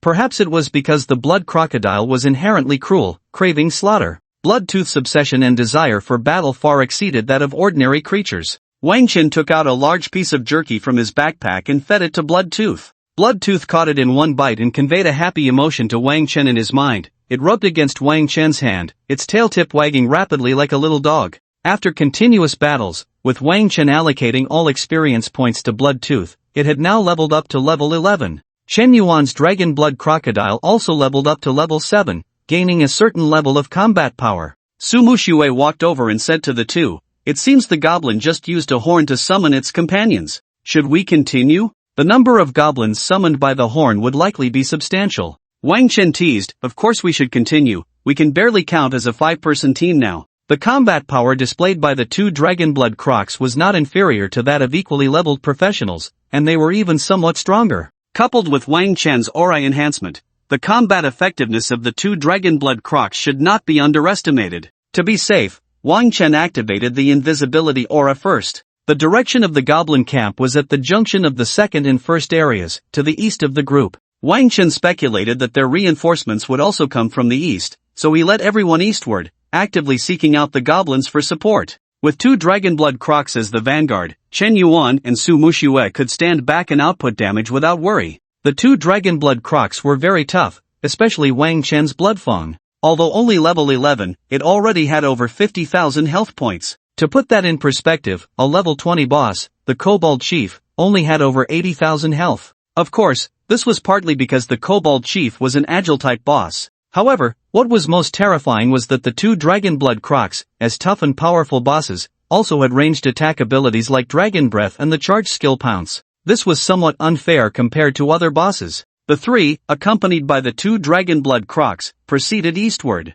They hadn't walked for 2 minutes when they spotted dozens of hurried figures flashing between the distant trees. Upon closer inspection, it was indeed a large goblin troop. Let's circle to their side, Wang Chen said. They had the advantage of invisibility and could assess the situation before making a move. Soon, the 3 reached the flank of the goblin troop. They noticed that this time, there were no relatively weak goblin lumberjacks in the group, all were combat classes. A rough count revealed that there were about 50 goblins in this troop. Most of these goblins were around level 25, and they also spotted a new unit, Goblin Spearman. Goblin Spearman, Bronze, level 26, mid-range damage dealer, slower attack frequency but higher damage. This Goblin Spearman was 1 level higher than the Goblin Archer, clearly posing a greater threat. Additionally, there was 1 goblin in the troop that stood out significantly. This goblin had a different skin color. While ordinary goblins had dark blue skin, this one was white. It wore a fur cloak and held a staff embedded with a crystal core. The surrounding goblins seemed intent on protecting it,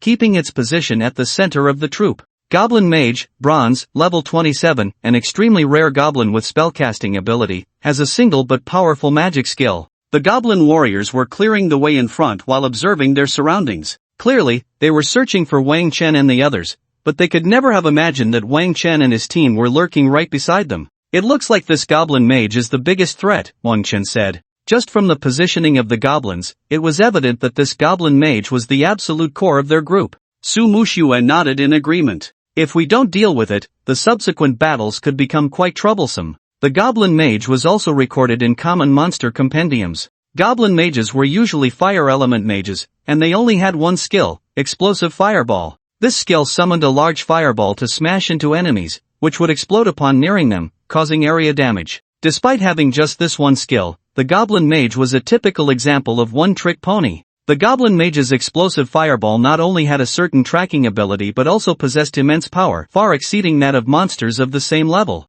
If it wasn't dealt with first, even Bloodfang might not withstand its damage. It was truly a mobile artillery among goblins. Chen Yuan waved his hand, tossed his hair, and said nonchalantly, "No problem, leave it to me. Watch me sneak in and take it down with 2 quick strikes." Su Muxue showed a speechless expression. "Chen Yuan, what nonsense are you talking? Are you hallucinating under Wang Chen's aura?" Wang Chen smiled slightly and said, "Don't be impulsive, Chen Yuan. Your damage is definitely enough to kill the Goblin Mage, but how will you get out afterward?" Once Chen Yuan killed the Goblin Mage, dozens of goblins would be waiting for him, eyes fixed on him. These goblins were not the weak lumberjack types, they were all elite among goblins. Chen Yuan suddenly realized this and scratched his head, feeling a bit embarrassed. "Ha, old Wang's aura is too powerful, it made me think I was a war god." If surrounded by dozens of goblins, not to mention Chen Yuan, even a dragon-blooded crocodile of the same level would be in trouble. So what should we do? Chen Yuan looked at the goblin squad in front of him.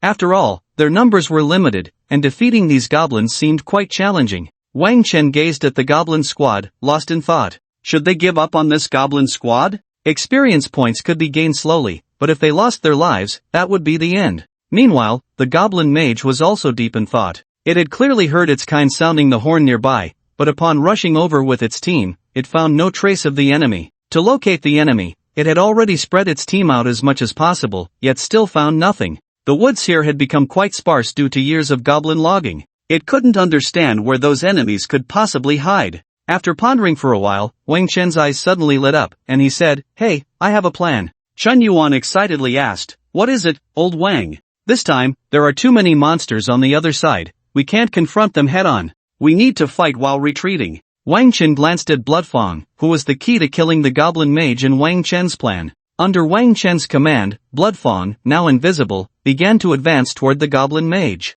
As a dragon-blooded crocodile, Bloodfang's speed on the ground wasn't particularly fast. However, the goblin squad had spread out somewhat in their search for the enemy. Although there were still over 10 goblin warriors surrounding the goblin mage, the gaps between them were sufficient for Bloodfang to sneak in. Under the tense watch of Wang Chen and the others, Bloodfang moved cautiously, avoiding the surrounding goblins to prevent being discovered. After about a minute, Bloodfang finally crawled behind the goblin mage. At that moment, the goblin mage was completely unaware of what was happening, holding its staff and scanning the surroundings with a serious expression. Bloodfang stood behind the goblin mage, waiting for its master's command. Seizing the opportunity, Wang Chen and the others quickly approached the goblin squad. Once they were ready, Wang Chen mentally commanded Bloodfang to strike. Suddenly, Bloodfang sprang into action, biting down on the goblin mage's hand that held the staff, and with a death roll, it tore the hand clean off. "Ah!" The goblin mage let out a scream, and the staff fell to the ground. Bloodfang didn't stop. After biting off the goblin mage's hand, it immediately unleashed a dragon's breath, turning the goblin mage to ashes. The goblin mage hadn't even realized what was happening before being killed instantly by Bloodfang. Wow! The surrounding goblins finally noticed that, at the center of their formation, a large red crocodile had somehow infiltrated. Their absolute core, the goblin mage, was killed right beneath its jaws. Rabarawa! The goblins let out furious roars and charged towards Bloodfang. Bloodfang unleashed a breath of fire, instantly killing 2 nearby goblin warriors. Just as it was about to be surrounded by the goblins, Bloodfang suddenly targeted a goblin on the outskirts of the formation with its pounce skill. At level 1, the pounce skill had a range of about 5 meters. However, as its level rapidly increased to 11, it could now leap a maximum distance of 16 meters. Bloodfang shot forward like a red lightning bolt. It knocked down a goblin spear-thrower on the periphery and unleashed a breath of fire, incinerating half of its body to ashes. All the goblins were stunned. They had probably never seen a crocodile with such incredible jumping ability. After escaping the encirclement with the pounce skill, Bloodfang did not linger. After killing the goblin spear-thrower beneath it, it immediately took off running. Although it had broken its invisibility, the speed boost from the invisibility aura still remained. For a moment, the normally slow Bloodfang was running neck and neck with the goblins. The goblins found themselves struggling to catch up with the frantically fleeing Bloodfang. Feeling mocked, the goblins became even angrier and relentlessly pursued Bloodfang. The goblin archers shot a few arrows from a distance, but their aim was quite poor. Occasionally, 1 or 2 arrows hit Bloodfang, but the damage was minimal and posed no significant threat. The goblin spear-throwers lacked the range to attack and could only chase after Bloodfang in frustration. However, Bloodfang's speed was not fast enough. If they continued this chase, the goblins would eventually catch up. Just as all the goblins were hot on Bloodfang's tail, Sumushua, Chen Yuan, and Xiao He suddenly appeared. Chen Yuan swung his great sword, unleashing several sword energies that killed the first few goblins in pursuit. Sumushua released dark moon magic, bombarding the frontline goblins with a flurry of attacks. Although Xiao He was only level 7, under the influence of Wang Chen's damage aura and holy damage aura, its breath of fire could deal nearly 10,000 damage per second. While its rank was not as high as Bloodfang's, it was still a golden tier pet. With the sudden appearance of the two and the crocodile, the goblins at the front were caught off guard, and 7 or 8 of them fell in an instant. Bloodfang took this opportunity to escape a significant distance. Upon discovering new enemies, the frontline goblin warriors charged towards Chen Yuan and Su Muxue. Wang Chen's slow aura was deployed just in time, and in an instant, the movement speed of this group of goblin warriors became slower than that of snails. Taking advantage of this opportunity, Chen Yuan, Su Muxue, and Xiao He killed another 7 or 8 goblins. The frontline goblin warriors had no ranged attacks and were restricted by the slow aura, helplessly watching as a storm of magic, sword energy, and breath of fire rained down upon them. Meanwhile, the goblin archers and spear throwers were also hindered by the slow aura and could not provide support in time. After Chen Yuan and Su Muxue killed over a dozen goblins in the front line, they did not linger and quickly retreated. About 8 seconds later, everyone entered invisibility again. Upon discovering that Chen Yuan and the others could become invisible, the goblins' first reaction was to huddle together and shrink their formation. However, Wang Chen's slow aura limited their movement speed, making it difficult for their already somewhat scattered formation to regroup. Once in invisibility, Chen Yuan and the others became like hunters lurking in the darkness. Under Wang Chen's command, they always attacked the weakest points in the goblin formation. After killing a few goblins, they quickly retreated, waiting to enter the next invisibility state, not at all greedy for achievements. Thus, under the dual restraint of the invisibility and slowdown auras, the goblin team was gradually consumed by Chen Yuan and the others, completely unable to fight back. With Xiao He and Blood Fong, the two mobile blood banks, taking damage in front, the output environment for Chen Yuan and Su Mu Shui became much safer. Soon, this large goblin team was reduced to just a handful of them. The group lurking in invisibility no longer held back, charging forward all at once, and after a fierce battle, they quickly resolved the fight. Wow, what a big haul! Looking at the equipment scattered on the ground, Chen Yuan laughed heartily. The experience points gained from the level 25 monsters were quite substantial, and both of them leveled up to level 18, almost catching up to Wang Chen's level. Of course, this was also because Wang Chen had distributed all the experience to Blood Fong. Blood Fong's level had skyrocketed as well, now reaching level 13. At level 13, Blood Fong was already 2 meters long, looking like a massive creature. Wang Chen picked up all the equipment on the ground. This time, they obtained a total of 8 white items and 1 bronze item from the goblin squad. In addition, there were a large number of materials. Since goblins, being humanoid monsters, often equipped themselves with some homemade weapons and armor, they would decompose into a lot of materials like wood, metal, and leather upon death.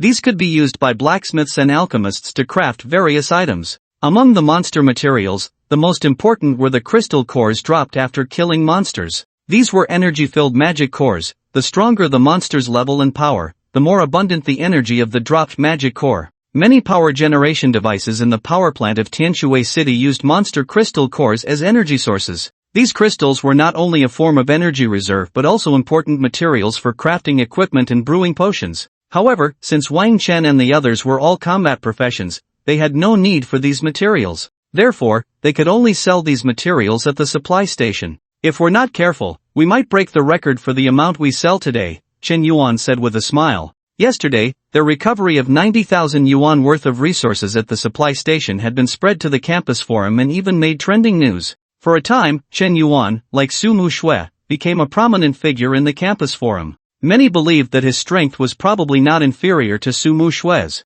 Su Mu Shui shook her head. I think we should keep a low profile. Didn't we just attract 3 robbers? As the saying goes, fame brings trouble, and those 3 robbers were clearly targeting Wang Chen and the others. It was possible that they had already set their sights on Wang Chen and the others as soon as they arrived at the outskirts of the shadowy forest. Chen Yuan laughed heartily. It's fine, we still have old Wang's invisibility aura. If we can't fight, we can run. While the 3 were chatting, they suddenly heard a sharp whistle from the sky. Wang Chen recognized the sound as very familiar, and when they looked up, they saw a red firework explode in the sky not far from them. After the firework burst, it slowly transformed into green. Then, a cloud of green smoke floated in the air, lingering for a long time. This firework was clearly specially made, very conspicuous even in daylight. It's a distress signal, Wang Chen said. And it seems to be from our school. After the awakening ceremony was completed, many newly awakened combat professions had to join the fight. Most schools, to avoid students being unprepared, would distribute some basic combat supplies. These combat supplies included some hemostatic and wound healing ointments, maps of various outdoor areas, magic core-driven compasses, and so on.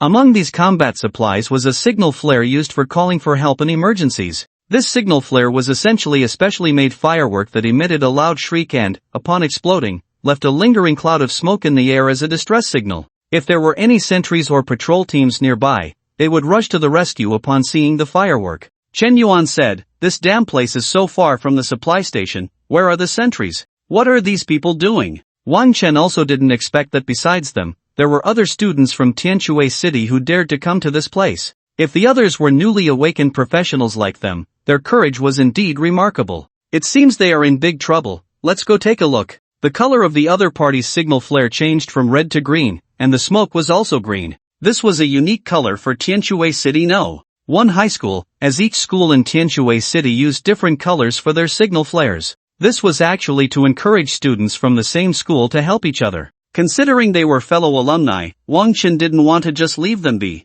Alright, let's go take a look, Su Muxue also agreed. About 500 meters away from Wang Chen and the others, 3 professionals, a man and a woman, were fleeing in a panic. Behind them, a squad of goblins was chasing them frantically. Damn it, how can there be a goblin squad here? The warrior at the front was gasping for breath, his face pale. He felt as if his lungs were about to burst, and his stamina was nearly at its limit. Help! I don't want to die here. The girl's voice was tinged with a sob. She waved her staff, conjuring a wall of ice in an attempt to slow down the goblins. But the goblins were not fools, they simply circumvented the ice wall and continued their pursuit. The priest beside the girl cursed, "Idiot, the ice wall is meant to block damage, not to stop the enemy from chasing. Calm down. Wasting magic like this will get us killed." But the girl was completely terrified, unable to hear the words of those around her. In the distance, a goblin spear thrower caught up and hurled a spear at the girl. The goblin spear thrower was level 26, while the girl was only level 13. If hit by the spear, she would undoubtedly die. The girl, clearly paralyzed by fear, stood frozen in place, her face ashen. The priest quickly cast a light shield to block the attack for the girl. The shield shattered, and the spear was deflected. Although he successfully blocked the attack, the priest's expression darkened. Oh no, my magic is about to run out. He had consumed too much magic protecting his teammates during the chase, and now his reserves were nearly depleted. Although he had items that could slowly restore magic, they were useless in battle. Upon hearing the priest's words, the warrior's face showed a mix of unwillingness and despair. Are we really going to die here today? The warrior's tone was filled with regret. If I had known, I should have brought a training partner. I'm such an idiot. As the goblin squad was closing in, the 3 looked ashen, their faces filled with despair. Just then, they suddenly saw 2 red figures flash by, swift as lightning. Moments later, they realized these were 2 red crocodiles, one slightly larger with blood-red skin interspersed with black patterns resembling snakes. The other was smaller, entirely blood-red with no other colors. The scales of the 2 crocodiles reflected a metallic sheen under the sunlight, shining brilliantly. They charged into the goblin group, biting, breathing fire, and unleashing death in a continuous roll, almost instantly routing the goblin squad. Just as the 3 were in shock, they saw 2 figures rush out, and in an instant, sword energy and the dark moon blade danced, causing goblins to fall one after another. In just a few seconds, this goblin team was completely annihilated. The 3 stood dumbfounded. The goblin squad that had just chased them to the brink of death was so easily wiped out by someone? Jin Lu, Zhang Yueqi, what are you doing here? A familiar voice came from behind the 3. They turned to see it was indeed Wang Chen. The 2 figures that had rushed out to save them were Su Muxue and Chen Yuan. At this moment, Wang Chen was frowning as he looked at the 3 in front of him. 2 of them were old acquaintances, Zhang Yueqi and Jin Lu, while the one dressed in priest gear was someone Wang Chen did not recognize. Jin Lu and the others also recognized Wang Chen. The expressions on Zhang Yueqi and Jin Lu's faces were somewhat complex. They hadn't expected that it would be Wang Chen and his companions who saved them at such a critical moment. The shock in their eyes was evident. They had effortlessly dealt with a goblin squad with an average level of around 25? Had their levels already risen to over 20? And where did those 2 ridiculously strong red crocodiles come from? Judging by the combat power of those 2 red crocodiles, they must be at least silver tier pets, right? In an instant, the 2 were filled with many questions. The priest, however, looked pleased and said to the 3, "Thank you, classmates, for coming to our rescue. Luckily, you arrived in time, otherwise, we would have been in trouble today." But soon, the priest noticed something was off. "Hey, you are Su Muxue?" He quickly recognized Su Muxue. After all, she was quite a well-known figure at Tianshui No. 1 high school. Not only was she outstanding in her studies, but she was also very delicate and cute, a goddess in the hearts of many boys at the school. "So, you are Chen Yuan and Wang Chen." The priest realized that the 3 in front of him were the 9,000 trio that had caused a stir on the school forum yesterday. Their trio had collected nearly 90,000 resources at the supply station, and this news had spread throughout the entire school forum. Many students at Tianshui No. 1 high school came from wealthy families, and 90,000 might not mean much to them. However, being able to generate resources worth 90,000 just a day after awakening was an absolute symbol of strength. This was the highest record among all the awakened professionals in recent years. Many people were speculating how they had achieved this. Some guessed it was because Chen Yuan's family was wealthy and had provided him with a strong set of beginner equipment. Others speculated that Su Muxue's strength might far exceed ordinary expectations, making her the strongest among the 3 rare professions this time. In any case, although opinions varied, almost no one speculated about Wang Chen. Everyone seemed to have a natural bias against the aura master, a profession that was weak in the early stages. Moreover, it seemed to everyone that if Wang Chen really had decent strength, he should stand up to prove himself in the face of so much criticism and scrutiny. However, since Wang Chen did not step forward, it indirectly indicated that his strength was lacking. Many people envied Wang Chen, wishing they could gain experience alongside the two great figures, Chen Yuan and Su Muxue. Su Muxue did not recognize the priest in front of her, but Chen Yuan did. "You are Zhang Shengyi?" Upon hearing this name, Wang Chen and Su Muxue suddenly realized.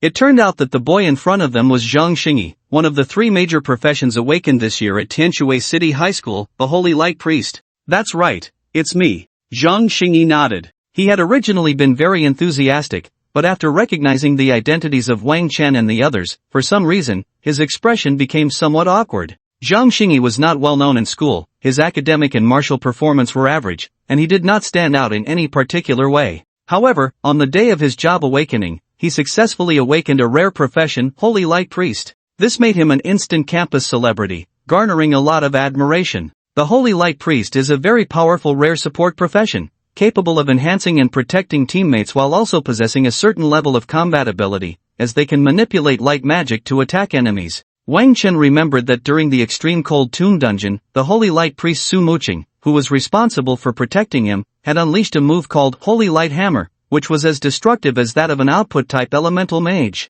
Moreover, the protective and enhancement abilities of the Holy Light Priest were much stronger than those of an ordinary priest. Shortly after the awakening ceremony, some bored individuals on the school forum ranked the strength of this year's awakened professionals. Zhang Shengyi, as a Holy Light Priest, was ranked first. Chen Yuan curiously asked, "Hey, why are there only 3 of you? Where's your sparring partner, Jin Lu?" Although Chen Yuan's tone did not seem mocking, Jin Lu felt somewhat stifled by the question. He was a bit annoyed, but since Chen Yuan and the others had just saved them, he didn't want to lash out. Suddenly, Chen Yuan remembered something and laughed. "You guys aren't really planning to participate in that challenge, are you?" "Ha ha." Wang Chen and Su Muxue both looked confused. Wang Chen asked, "What challenge?" Chen Yuan said, "Come on, Lao Wang, don't you usually surf the internet? Didn't we just have a lot of resources recycled at the supply station yesterday, and it got posted on the school forum?" Wang Chen nodded. He had only learned about this today while chatting with Chen Yuan.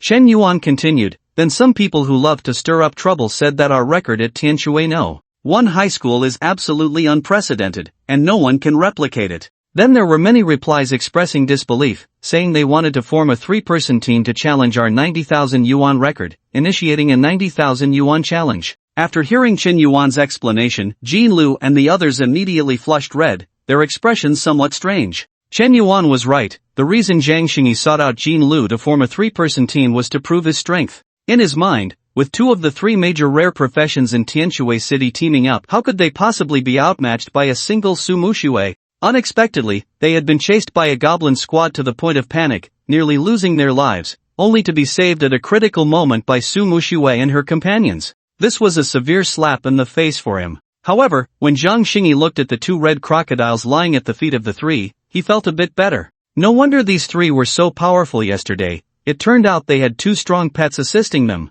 He said to the 3, "Sigh, I was a bit overconfident. I didn't expect you to have such powerful pets. It seems I won't be able to break this record." Although Zhang Shengyi's words seemed humble, they carried a hint of bitterness. However, Chen Yuan and the others didn't mind much. Chen Yuan laughed, "Huh, it can't be helped. Who told us we were lucky? It's just a record, don't take it to heart. But you guys are really bold, actually coming to the East District of the first area with just 3 people. This place is right next to the second area, you better be careful." Upon hearing this, Zhang Shengyi's face immediately showed some displeasure. "What? Are you saying that you, Chen Yuan, can come, but we can't?" However, thinking about the gap in strength displayed by the other party when they killed the goblin squad, Zhang Shengyi sighed inwardly. Jiang Yueqi exclaimed, "What? This is the East District? What? This is the East District? Shouldn't this be the Southeast District?" Jiang Yueqi pulled out a map, her face full of confusion. Wang Chen couldn't hold back any longer. When he heard Chen Yuan mention the 90,000 yuan challenge, he felt these people were just bored and looking for trouble. But after hearing Jiang Yueqi's words, he was completely speechless. After all this time, these people couldn't even read a map correctly? To avoid extreme situations where electronic maps might fail, all combat professionals must learn the basics of using paper maps. This isn't a high-end skill. These three couldn't even read a map and dared to team up to brave the shadowy forest. He didn't know if they were there to level up or to seek death. Wang Chen sighed and said, "Take out the compass. From your current position, walk about 800 to 900 meters in the 170-degree direction, and you'll be in the southeast district." The faces of Jean Lu and the others instantly turned a shade of liver red. Zhang Xingyi coughed and said thank you in a barely audible voice. Then he turned around and scolded Jean Lu, "Look at the kind of people you brought here. When danger strikes, all they know is to scream, and they don't even know how to use their skills. They can't even read a map properly. When we get back to the supply station, you let her leave on her own, or don't come looking for me to team up in the future." Originally, Jean Lu had agreed to form a trio with her and Zhang Xingyi because Zhang Yueqi was an ice mage. After all, ice mages are considered relatively powerful among mages. He didn't expect that the one responsible for reading the map, Zhang Yueqi, would almost get all three of them killed. In an instant, Zhang Xingyi directed all his anger at Zhang Yueqi. Zhang Yueqi was scolded to the point of tears, her eyes misty as she looked at Jean Lu pitifully. Jean Lu sighed and said helplessly, "You should find another team when you go back." A glimmer of despair flashed in Zhang Yueqi's eyes. She knew she had been abandoned. She had thought she could climb up the trees that were Jean Lu and Zhang Xingyi, but in the blink of an eye, all her fantasies were shattered. With a sullen face, Zhang Xingyi turned to Wang Chen and the others and forced a smile. "Thanks for your help earlier. I'll treat you to a meal another day. I'm going back to the supply station now." Wang Chen waved his hand, "Just a small favor, we're all alumni, helping each other is what we should do." Zhang Xingyi turned to leave, and Jean Lu looked at Wang Chen and the others, opened his mouth as if to say something, but ultimately remained silent. Just as Jean Lu was about to turn away, Wang Chen spoke up, "If you're heading back to the supply station, it's best to walk in the 220-degree direction.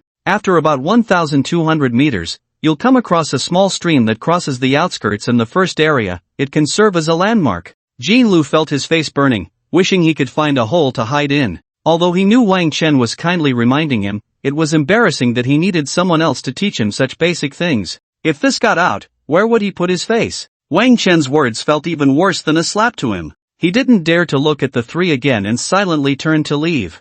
Zhang Yueqi, with tear-filled eyes, walked up to Chen Yuan and said with a slight sob, "Chen Yuan, I actually wanted to apologize to you all along." Chen Yuan interrupted her directly. "Stop, don't give me that. Have you forgotten your attitude back then? That's just how I am. If you don't recognize my brother, you don't recognize me. You should go wherever you need to go, our relationship is completely over." Chen Yuan's expression was emotionless, his gaze indifferent, making Zhang Yueqi feel incredibly unfamiliar. Wang Chen advised, "You should hurry and catch up with Zhang Xingyi and the others. It would be troublesome if you encountered danger alone later." Upon hearing this, Zhang Yueqi felt utterly despondent. Now she had offended both sides. Jean Lu had abandoned her, and Wang Chen's side did not accept her either. After these 2 days, most of the newly awakened professionals had already formed their teams. It would probably not be so easy for her to find a good team in the coming days. She wiped the tears from the corners of her eyes, said nothing more, and quickly turned to catch up with Zhang Xingyi and the others.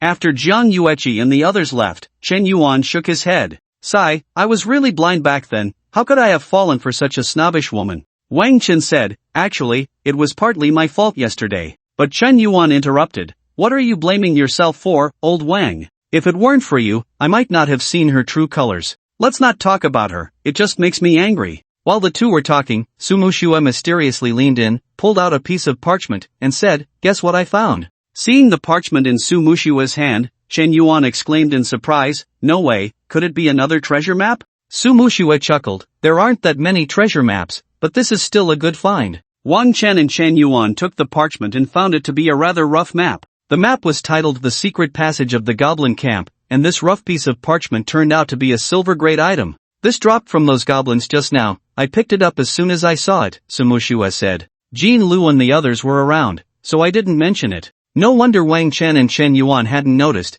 It turned out Sumushua had quietly picked it up while everyone was distracted. The two studied the map for a while and discovered that it marked a secret passage that could safely lead into the goblin camp.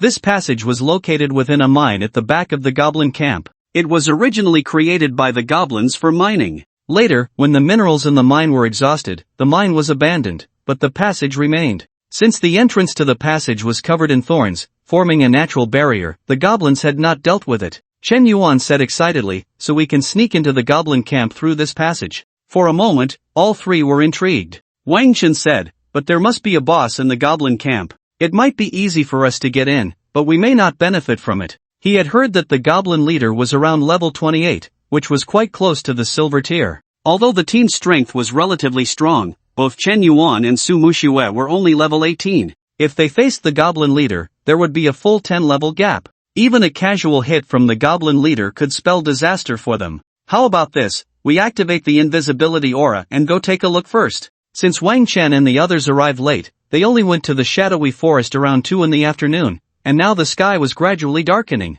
Wang Chen checked the time, it was already 5 p.m. Soon it would be dark, and they had to return to the supply station or the city before nightfall. Fortunately, the map of the secret passage roughly marked the location of the goblin camp. Wang Chen activated the invisibility aura and stealthily moved forward, taking out any goblin squads they encountered along the way. As they continued to engage with these goblin monsters, they became increasingly skilled at killing goblins. Moreover, the levels of the 2 dragon blood crocodiles in the team were continuously rising, equivalent to having 2 extra combat powers. Bloodfang's level was increasing the fastest. When the group arrived not far from the goblin camp, Bloodfang had already reached level 14. Wang Chen glanced at the map and noted that the goblin camp had chosen its location quite well. The area where the goblin camp was situated was surrounded by 3 small hills, and according to the map's markings, one of them seemed to be an iron mine. All the weapons and armor of the goblins were forged from the iron or mined from this mountain. The location of the goblin camp already belonged to the second zone.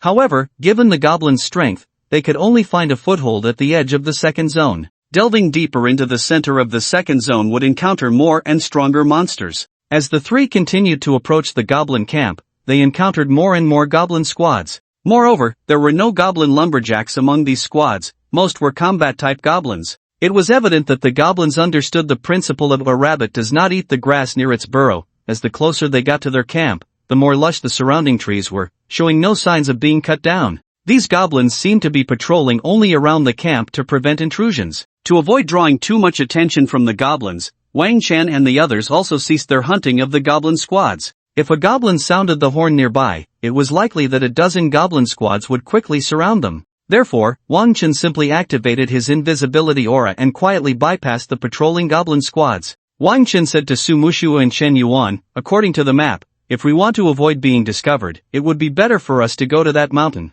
The mountain he referred to was the abandoned mine by the goblins. This mountain was the highest among the 3 surrounding the goblin camp. As the saying goes, standing high allows one to see far. As long as they could reach the mountain's peak, they would be able to clearly see the specific situation inside the goblin camp. Moreover, since this mountain was an abandoned mine, it was reasonable to assume that there wouldn't be too many goblins guarding it. After walking for more than 30 minutes along the path up the mountain, they finally reached the summit, and everything before them became clear. They found a suitable angle to overlook the mountain, and indeed, they saw a large goblin camp. The goblin camp appeared to be about the size of a football field. Inside, there were many wooden buildings, some tents, bonfires, and many busy goblins. Wang Chen and the others took out binoculars to observe the camp. The goblin camp was established on a vast clearing, with the surrounding trees and weeds cleared very neatly. They had built a very long defensive line along the edge of the mountain. It was a wall made of wood, stones, and yellow mud mixed together, looking somewhat like a rough version of the Great Wall. Every 20 meters or so along the wall, there was a watchtower where goblins armed with bows and arrows were on lookout. Below the wall, many wooden caltrops were placed, with sharp spikes protruding from them. This makeshift wall looked quite new, likely built not long ago. Wang Chen noticed that this wall had no entrances. The goblins relied on wooden ladders and climbing ropes to enter and exit. If one wanted to launch a strong attack on this goblin camp, a team of at least 30 to 50 people would be needed to take it down. Moreover, the mine beneath their feet happened to have half of it within the goblin camp, allowing access through a secret passage. The many wooden houses built within the goblin camp indicated that the goblins' construction skills were much better than those of the dog-headed people. Although the structures of these houses were mostly quite simple, they were still much better than the thatched huts of the dog-headed people. In addition to the residential area, the goblin camp also had dedicated places for smelting steel, slaughtering beasts, drying jerky, and crafting simple equipment. One could say that although the sparrow is small, it has all its vital organs. Wang Chen estimated the number of goblins. Just within the camp, there seemed to be 200 to 300 goblins. Adding in the goblins patrolling outside, there were probably close to 500 goblins in total. With such a large number, it was beyond their ability to handle. Wang Chen spoke up, It seems that having the map of this secret passage is useless. There are too many goblins for the three of us to deal with. This secret passage could only help them bypass the goblin defenses and directly enter the camp. However, once inside, they would be surrounded. Chen Yuan and Su Mushiwei also agreed with Wang Chen's assessment. A few hundred monsters at level 20 or so, no matter how strong they were, they couldn't manage. For a monster camp of this scale, at least a team of dozens or hundreds of gold-tier professionals would be needed to have a chance at taking down this goblin camp. Of course, gold-tier professionals would have little interest in these level 20 goblins. Currently, only Wang Chen among the three was at the bronze tier, while the other two were novices. Su Mushiwei suggested, "Why don't we sell the map of this secret passage? Perhaps some large guilds would be interested." Wang Chen replied, "I think that's a good idea. Anyway, this map is of no use to us." Just as everyone felt regretful, Chen Yuan suddenly exclaimed, "Look over there, what is that?" Wang Chen picked up the binoculars and looked in the direction Chen Yuan was pointing. He saw a gigantic goblin walking out from the largest building in the camp. This goblin was very tall, over 2 meters high, making it a giant compared to the other short goblins. However, this goblin appeared quite old, frail, and covered in white fur. It walked slowly, making one worry it might trip and fall, never to get up again. Goblin Chief, Silver, level 30, weak in state, all attributes minus 50%. This is a very weak goblin lord, tormented by age and illness for a long time, completely lacking the peak condition of its youth. Wang Chen looked at the Goblin Chief's attributes and pondered. No wonder so many goblins have been out chopping wood lately. It turns out the Goblin Chief is weakened, so they can only rely on building and reinforcing the walls to protect their tribe. After Wang Chen voiced his speculation, Chen Yuan and Su Mushiwei also showed expressions of realization. In the shadowy forest, there were not only conflicts between professionals and monsters. Various magical beasts living in the shadowy forest also fought among themselves for territory. There were even cases where one type of monster was nearly driven to extinction by another type. It was said that hundreds of years ago, monsters frequently invaded human settlements. However, as humanity's overall strength has increased over the years, such occurrences have become rare. If Wang Chen remembered correctly, according to the Monster Compendium from Tianshui City, this goblin camp at the junction of District 1 and District 2 suddenly rose to prominence 60 years ago. Originally, the scale of these goblins was not large, but later this goblin camp gradually became powerful, and the number of goblins in the eastern area of District 1 increased. This also led to the eastern area being widely regarded as the most dangerous place in the shadowy forest. Considering the lifespan of goblins, it seemed to match the timeline written on the tree. Wang Chen speculated that the story went something like this. 50 years ago, a very powerful young goblin suddenly appeared among the goblin race, its strength far surpassing that of ordinary goblins. Just like Wang Chen had seen earlier, this goblin's physique was clearly on a different level from the other goblins. Thus, this goblin naturally became the goblin chief and led its kin to fight for territory, establishing goblin camps. They also occupied an iron mine, using the iron ore produced within to forge equipment. As its power continued to expand, the number of goblins grew, and the area of the camp increased. Under the leadership of this powerful goblin chief, the goblins gradually developed from an inconspicuous small race into the overlord of the eastern district. In this area, apart from goblins, there were hardly any signs of other monsters' activities. However, as the saying goes, what flourishes must decline. Now, the life of this goblin chief had reached the twilight years. It could no longer be as fierce as in its youth. No matter how strong the goblin warriors were, they could not withstand the ravages of time. According to the description in the guide, most goblins have a lifespan of around 50 years. However, the fate of this goblin chief was tied to the rise and fall of the entire goblin clan in the shadowy forest. Once it died, this goblin camp would likely struggle to survive. Wang Chen suddenly remembered that he had seen news online recently stating that the number of goblin lumberjacks in the eastern district had increased. Previously, goblins did chop wood, but most were combat-type goblins who would chop down some trees and carry them back as a side task. Unlike now, where at least half of a goblin squad consists of goblin lumberjacks. Previously, it was common to see 5-member goblin squads made up entirely of combat types patrolling and hunting in the shadowy forest. After seeing this goblin chief, Wang Chen understood everything. It turned out that this goblin chief wanted to command the goblin camp to establish a stronger defense line before its death. This way, the goblin clan could survive as long as possible thanks to the camp's fortifications. Even so, the decline of the goblin clan was foreseeable unless a stronger goblin chief emerged among them. Wang Chen shared his speculated story with Chen Yuan and Su Mushiwei. Chen Yuan was taken aback. "I say, old Wang, your imagination is too wild."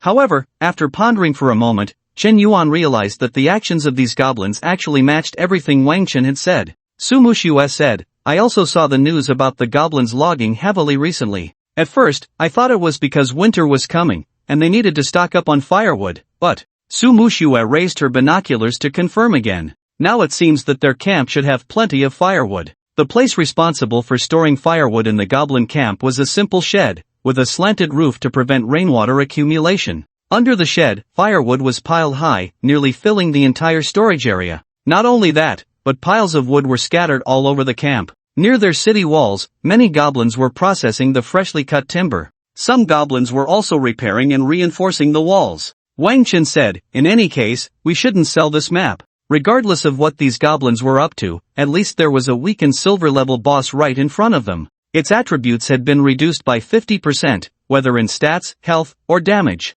It could be said that the current goblin chief probably didn't even match the combat power of a goblin centurion. The only reason it could still sit in the chief's position was likely due to the authority it had accumulated in the past. How could Wang Chen let this opportunity slip away? Chen Yuan and Su Muxue were clearly very interested as well. Now, with this boss that was easier to kill than a chicken right in front of them, it was like a pie falling from the sky. As the saying goes, if heaven offers, and one does not take, one will suffer the consequences. However, they had to consider how to catch this big pie. Old Wang, just tell us what the plan is, I'm listening to you anyway. Su Muxue nodded, her eyes filled with anticipation as she looked at Wang Chen. It was then that Wang Chen realized, unknowingly, these two had silently regarded him as the leader of the group. Now, when making decisions, they prioritized his opinions. Wang Chen smiled. What other plan could there be? We just need to find an opportunity to sneak in, take down the boss, and then make a quick getaway. Wang Chen waved the map of the goblin camp's secret passage in his hand. This map was their biggest trump card. Given the current strength of the defenses at the goblin camp, it was impossible for the three of them to infiltrate head-on. But with this map, it was different. They could sneak into the camp without anyone noticing, kill the goblin chief, and retreat swiftly. But not yet. With our current strength, charging in would still be too dangerous. After all, there were many goblins inside the camp. Wang Chen glanced at the two. Chen Yuan and Su Muxue were still at level 18. Generally speaking, every time a professional leveled up by 10 levels, they would awaken a skill. Those with better talents sometimes awakened a skill after just 5 levels. This meant that once Chen Yuan and Su Muxue reached level 20, their combat power would see a significant boost. Let's level up to 20 first. Not only did Chen Yuan and Su Muxue need to level up, but Bloodfang also needed to. Bloodfang's performance today had far exceeded Wang Chen's expectations. If it were to grow, under the enhancement of its aura, its combat power would be at least on par with Chen Yuan and Su Muxue.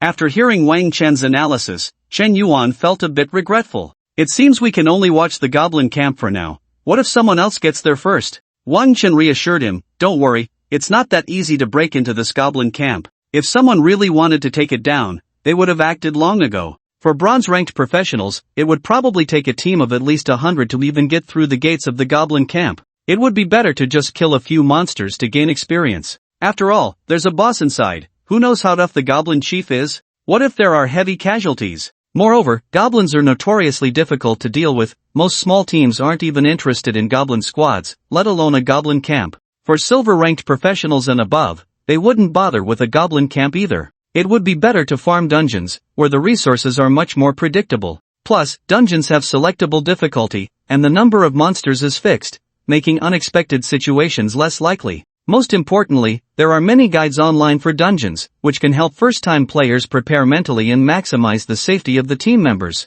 After hearing Wang Chen say this, Chen Yuan felt more relaxed. You make a good point. Wang Chen put away the map and set down the binoculars. Alright, it's getting late, let's prepare to head back. Su Muxue asked, what are your plans for tomorrow? Chen Yuan thought for a moment, I'll definitely come over early tomorrow. I was nagged by my mom all morning today because of hatching Little Black. Wang Chen thought for a moment. He didn't have anything urgent to do. Now that he was guaranteed admission, he didn't need to take the college entrance exam. Staying at home, he could only play games. I don't have anything going on tomorrow. We can set a time to come over early. Su Muxue suggested, how about 8 in the morning? It was clear that Su Muxue was also looking forward to this goblin camp and wanted to level up to 20 as soon as possible. Plus, tomorrow would be the 3rd day after the awakening ceremony, with only about 4 days left until the college entrance exam. Generally speaking, students participating in the college entrance examination can usually raise their levels to around level 15 before the exam arrives. If they can reach level 20, that is definitely an excellent level. Raising to above level 20 means there is a greater chance of being noticed by good schools. Although Wang Chen doesn't need to worry about the college entrance examination, he is also willing to help the two of them. So Wang Chen said it was no problem and that he could arrive on time at 8 a.m. the next morning. Chen Yuan also agreed. Wang Chen then activated his invisibility aura and left District 1. They first went to a supply station, planning to sell their resources. As soon as the three entered the supply station, a crowd of people nearby began to watch them closely. They instantly became the focus of the crowd. Under the curious gazes of everyone in the supply station, Wang Chen understood their intentions. They wanted to see how many resources Wang Chen and the others could recover today. Among the crowd, Wang Chen spotted a few familiar faces. They were classmates from Class 1 of Tianshui No. 1 High School. When they saw Chen Yuan and Wang Chen, they greeted them. "Hi, Chen Yuan, Wang Chen." Wang Chen wasn't very familiar with these classmates, as he was usually quite silent in class, with only Chen Yuan as a friend. He simply nodded at those classmates without saying anything. To be honest, he wasn't quite used to being the center of attention like this. Those classmates asked Chen Yuan, "So, Chen Yuan, can you set a new record today?" Chen Yuan laughed. You might be disappointed today." Today, the three of them only spent an afternoon in the shadowy forest and didn't come at all in the morning. Plus, they spent some time rescuing Zhang Xingyi and others and looking for the goblin camp, so their harvest was naturally not as rich as yesterday. Although Chen Yuan said this, many people still gathered around, wanting to see what Chen Yuan and the others had collected today. It wasn't until the salesperson announced the number 56,070 that everyone breathed a sigh of relief. "I told you, they must have saved resources for 2 days yesterday." Yeah, who can recover 90,000 in 1 day? That's too exaggerated. But honestly, over 50,000 in a day is already impressive. It's not something just anyone can achieve. That's true, but I feel like a few of the big shots in our grade should have a chance if they work hard. The classmates in the same class as Chen Yuan and Wang Chen also teased. "Good thing, Chen Yuan, if you guys set a record today, I might lose hope in this world. But seriously, your team is quite impressive. Do you need more people in your team? 3 people seems a bit too few." As they talked, those classmates seemed a bit eager and even had the idea of recommending themselves. After all, Wang Chen and Chen Yuan were classmates, making it easier to approach them. "Chen Yuan, Wang Chen, what do you think of us? We have a warrior, a rogue, and a wind mage. How about we form a team? More people would be more efficient." Wang Chen and Chen Yuan exchanged glances. It was indeed rare to see a team of just 3. The classmates' suggestion wasn't wrong. For low-level professionals, having more people does increase efficiency. However, for Wang Chen and the other 2, it was different. They had been enjoying the experience points split among the 3 of them these past 2 days and had no intention of looking for more team members. Just as Wang Chen was pondering how to decline, Su Muxue, who had been silent beside him, spoke up first. "Sorry, we don't need more team members for now, thank you." As soon as Su Muxue said this, the few of them looked a bit disappointed. "Alright, what a pity. Good luck to you all." Those classmates looked at Chen Yuan and Su Muxue with a hint of admiration, then glanced at the silent Wang Chen, their expressions complex.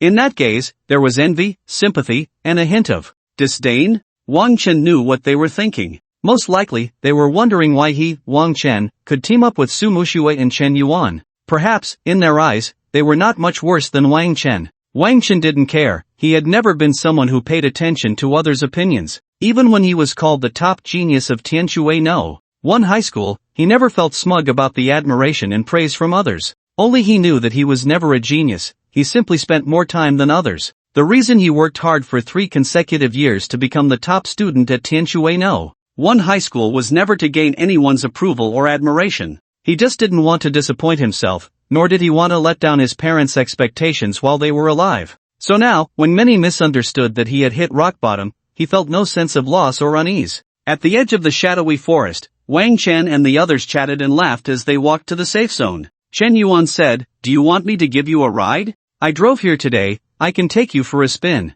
Wang Chen quickly declined, "Let's not, your driving skills. I'm afraid I'll distract you, I'll just take a taxi." Every evening, many taxis waited at the edge of the shadowy forest, looking for passengers. Su Muxue also said, "My family arranged for a car to pick me up." Chen Yuan shrugged. "Alright then, I'll head off first. Be careful on the way." With that, Chen Yuan walked towards the parking area. After Chen Yuan walked away, Su Muxue smiled at Wang Chen. Well then, see you tomorrow. Wang Chen couldn't help but be momentarily stunned. He rarely saw Su Muxue smile. When she smiled, it was like the warm sun of spring breaking through layers of frost, instantly melting the ice and bringing warmth. Her brows and eyes curved into a lovely crescent, her eyes sparkling like stars beneath the crescent moon. Many passing professionals couldn't help but glance over. It must be said that Su Muxue had quite a high eye-catching rate. Wang Chen smiled slightly. I didn't expect you to look quite pretty when you smile. Ha? What? Nothing. Wang Chen shook his head.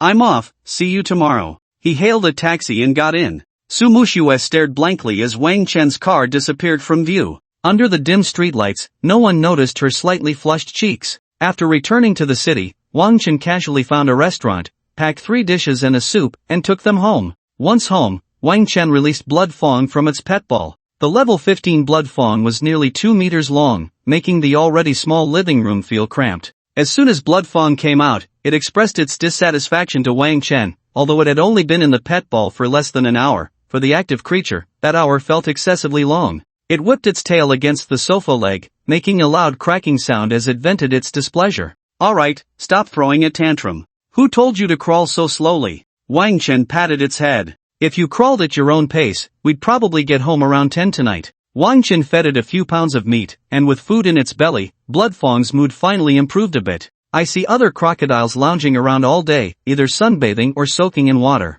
Why are you still so hyperactive? After feeding blood fawn, Wang Chen sat down at the dining table to have dinner. He suddenly remembered the 90,000 yuan challenge that Chen Yuan mentioned today. Opening the campus forum, Wang Chen found that the post was still there and seemed to have been pinned by the moderator. When he clicked in, he found that there were people seriously discussing how to break the records set by Su Muxue and others. From class combinations to skill sets, the discussions were quite heated. Many expressed their intention to form a 3-person team tomorrow to recreate this record. Others claimed that Wang Chen and his team merely gathered materials and equipment over 2 days to attract attention. However, in the latest reply, someone mentioned they had just seen Wang Chen and the others recover resources worth around 50,000, which was still considered a very high standard. These people really are overindulging. Wang Chen shook his head. Just as he was about to exit the campus forum, he suddenly saw a very obvious hot post, unveiling the real reasons behind Wang Chen's team's strength, the super powerful pets you've never seen.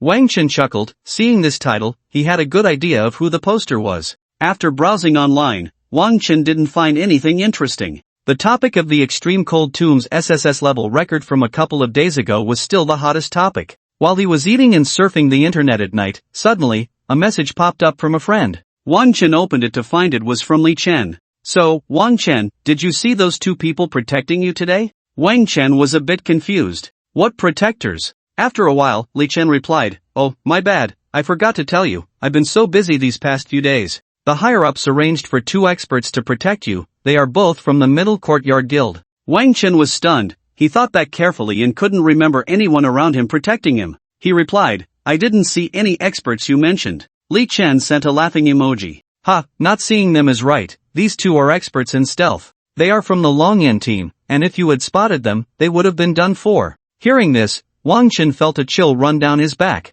Although he knew Li Chen was joking, the implication was that he had been followed all day without realizing it. By the way, those 2 praised you, saying you have great potential. Wang Chen was momentarily at a loss for words. He couldn't quite understand how he and Chen Yuan had been in stealth mode for most of the afternoon. How had they managed to track him? Although he didn't know what the Longyan team was, their tracking ability was definitely top-notch. Now that he knew they were there to protect him, it was fine. But what if they were there to kill him? Perhaps he would already be dead by now. Wang Chen couldn't help but sigh. Indeed, there are always greater beings beyond the mountains. No wonder Li Chen advised him to keep a low profile during this time. If foreign assassins found out about his connection to the Extreme Cold Tombs record, his situation would likely become very dangerous. After a while, Li Chen sent another message. By the way, do you know about the National War a month from now? Wang Chen replied, Of course I do. The All Blue Star Professional International League is held once every 10 years. All professionals who successfully awaken during this decade can participate in this international league.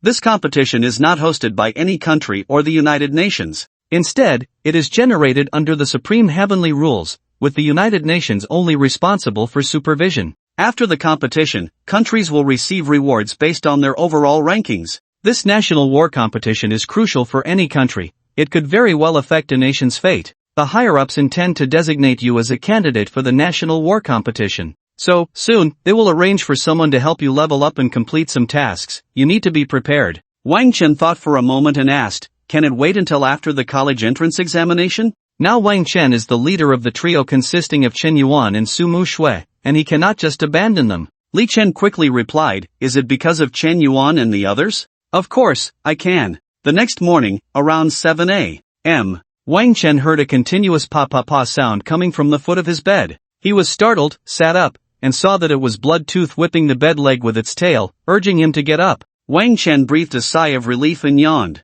You got me there, I thought it was a ghost. You're quite punctual. Roar! Bloodtooth let out a low growl, appearing very excited and full of energy. Wang Chen got up, washed up, fed Bloodtooth a few pieces of meat, and then put it into the pet ball. After having breakfast downstairs, he took a car to the shadowy forest. When he successfully arrived at the outskirts of the shadowy forest, it was around 7:40. Upon reaching the shadowy forest, Wang Chen released Bloodtooth, as it could no longer stay cooped up in the pet ball. This guy seemed to extremely dislike the pet ball, not wanting to stay in it for even a second longer. So, Wang Chen had no choice but to let it out for some fresh air. Once Bloodtooth was out, it lay flat on the ground, opened its mouth wide, and remained still, enjoying the morning sunlight. Its appearance instantly attracted the attention of many people around. With a body nearly 2 meters long, adorned with beautiful and dangerous red and black patterns, its blood-like teeth, claws, and scales sparkled with dazzling brilliance. If it weren't for its starry red eyes blinking occasionally, one might mistake it for a jade sculpture. Wow, what a beautiful crocodile. Is this a decorative pet? It looks like a battle-type pet. The crowd buzzed with discussion, and some students from Tianshui City High School recognized Wang Chen and his crocodile. Is this the red crocodile mentioned in that post yesterday? Wait, didn't that post say the crocodile belonged to Chen Yuan and Su Mu Shui? Yeah, how come it's Wang Chen's pet? Wang Chen shouldn't have the money to buy such a powerful pet, right? Could it be a gift from Su Mu Shui? Possible. I heard they have a good relationship, and Su Mu Shui's family seems to be in the pet business. This kid, living off a rich girl, huh? Sigh, I wish I could be supported by a rich loli too. No ambition. Good morning, Wang Chen. Wang Chen heard a female voice behind him, but it wasn't Su Mu Shui's voice. He turned around to see a tall, slender girl standing behind him, smiling at him. Wang Chen recognized this girl as Gong Yu, his classmate and the vice-class leader. Since Wang Chen was the class leader and Gong Yu was the vice-class leader, they were somewhat familiar, but only to the extent of knowing each other. Wang Chen was a bit puzzled, not knowing why she suddenly came over to greet him. Good morning, Gong Yu. Gong Yu looked at Bloodtooth with eager anticipation, her expression full of excitement. Is this your crocodile? Can I touch it? So she was here for Bloodtooth. Of course, go ahead. After receiving permission, Gong Yu happily squatted down, took out her phone, and while petting the crocodile, she took pictures, even managing to get a selfie together. Wang Chen. Just as Wang Chen and Gong Yu were chatting casually, another female voice came from beside Wang Chen. This time it was Su Mu Shui's voice. The two turned to see Su Mu Shui with a cold expression, and she said icily, is this your girlfriend? Wang Chen, why don't you introduce her? Wang Chen noticed that Su Mu Shui's tone seemed a bit off.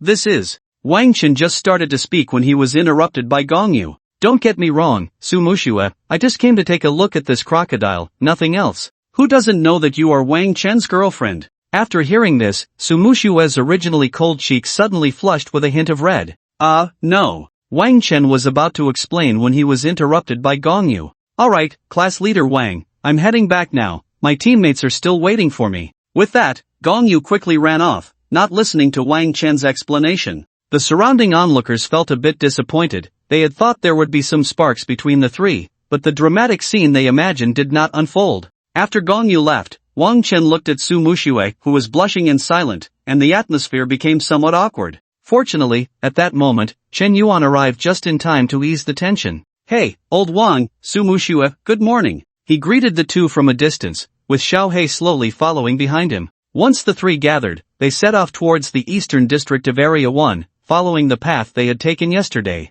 With yesterday's experience, the three were quite familiar with the route to the eastern district today. Upon entering the shadowy forest, Wang Chen occasionally scanned the surroundings, unsure if the two experts mentioned by Li Chen had followed them today. The thought of having two people trailing him made Wang Chen feel a bit uneasy. He even had the impulse to activate his purification aura to see if he could flush them out, but considering they were also on a mission, he decided not to make things difficult for them. Old Wang, do we have any plans for today? Chen Yuan asked. We'll head to the goblin gathering area, take down some goblins for experience, and reduce the population of the goblin camp a bit. The total number of goblins in the camp, including those outside chopping wood and the wandering goblin squads in the shadowy forest, was conservatively estimated to be at least 1,000. Chen Yuan continued, speaking of which, I asked everyone in the class group about their levels yesterday. Guess what? Wang Chen smiled. What? Chen Yuan chuckled. Right now, aside from us, the highest level in our class is only level 14,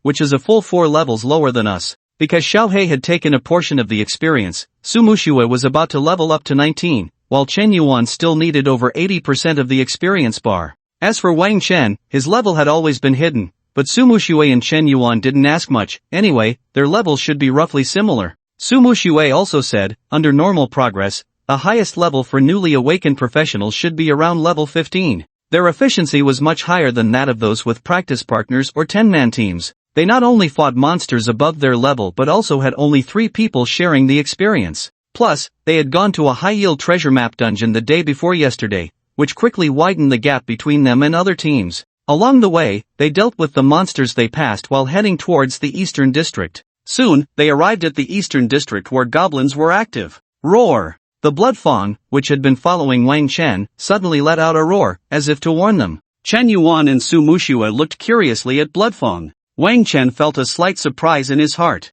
Just now, Bloodfang had actually sent him a warning in his mind that there were enemies nearby. Bloodfang seems to be warning me that there are enemies nearby. He crouched down and patted Bloodfang's head. How come I didn't know you had a detection skill? He opened the pet attribute panel. Dragon Blood Crocodile, Dark Gold, level, LV15. Strength type mutated monster, Dragon Bloodline activated, Great growth potential. Skills, Pounce, Dragon Breath, Death Roll. Bite, the Bloodfang crocodile leaps forward, charging up to a maximum distance of 5 meters, growing with level, biting the enemy. Death Roll, after biting the enemy, the Bloodfang crocodile spins rapidly, inflicting terrifying tearing damage. Dragon Breath, emits a breath of fire that incinerates everything. Dragon Might, causes all hostile creatures in the vicinity to enter a state of fear, reducing movement speed by 50%, attack power by 40%, casting speed by 30%, and increasing skill cooldowns by 10%, lasting for 20 seconds. After Bloodfang's level increased to 15, it awakened a new skill, Dragon Might.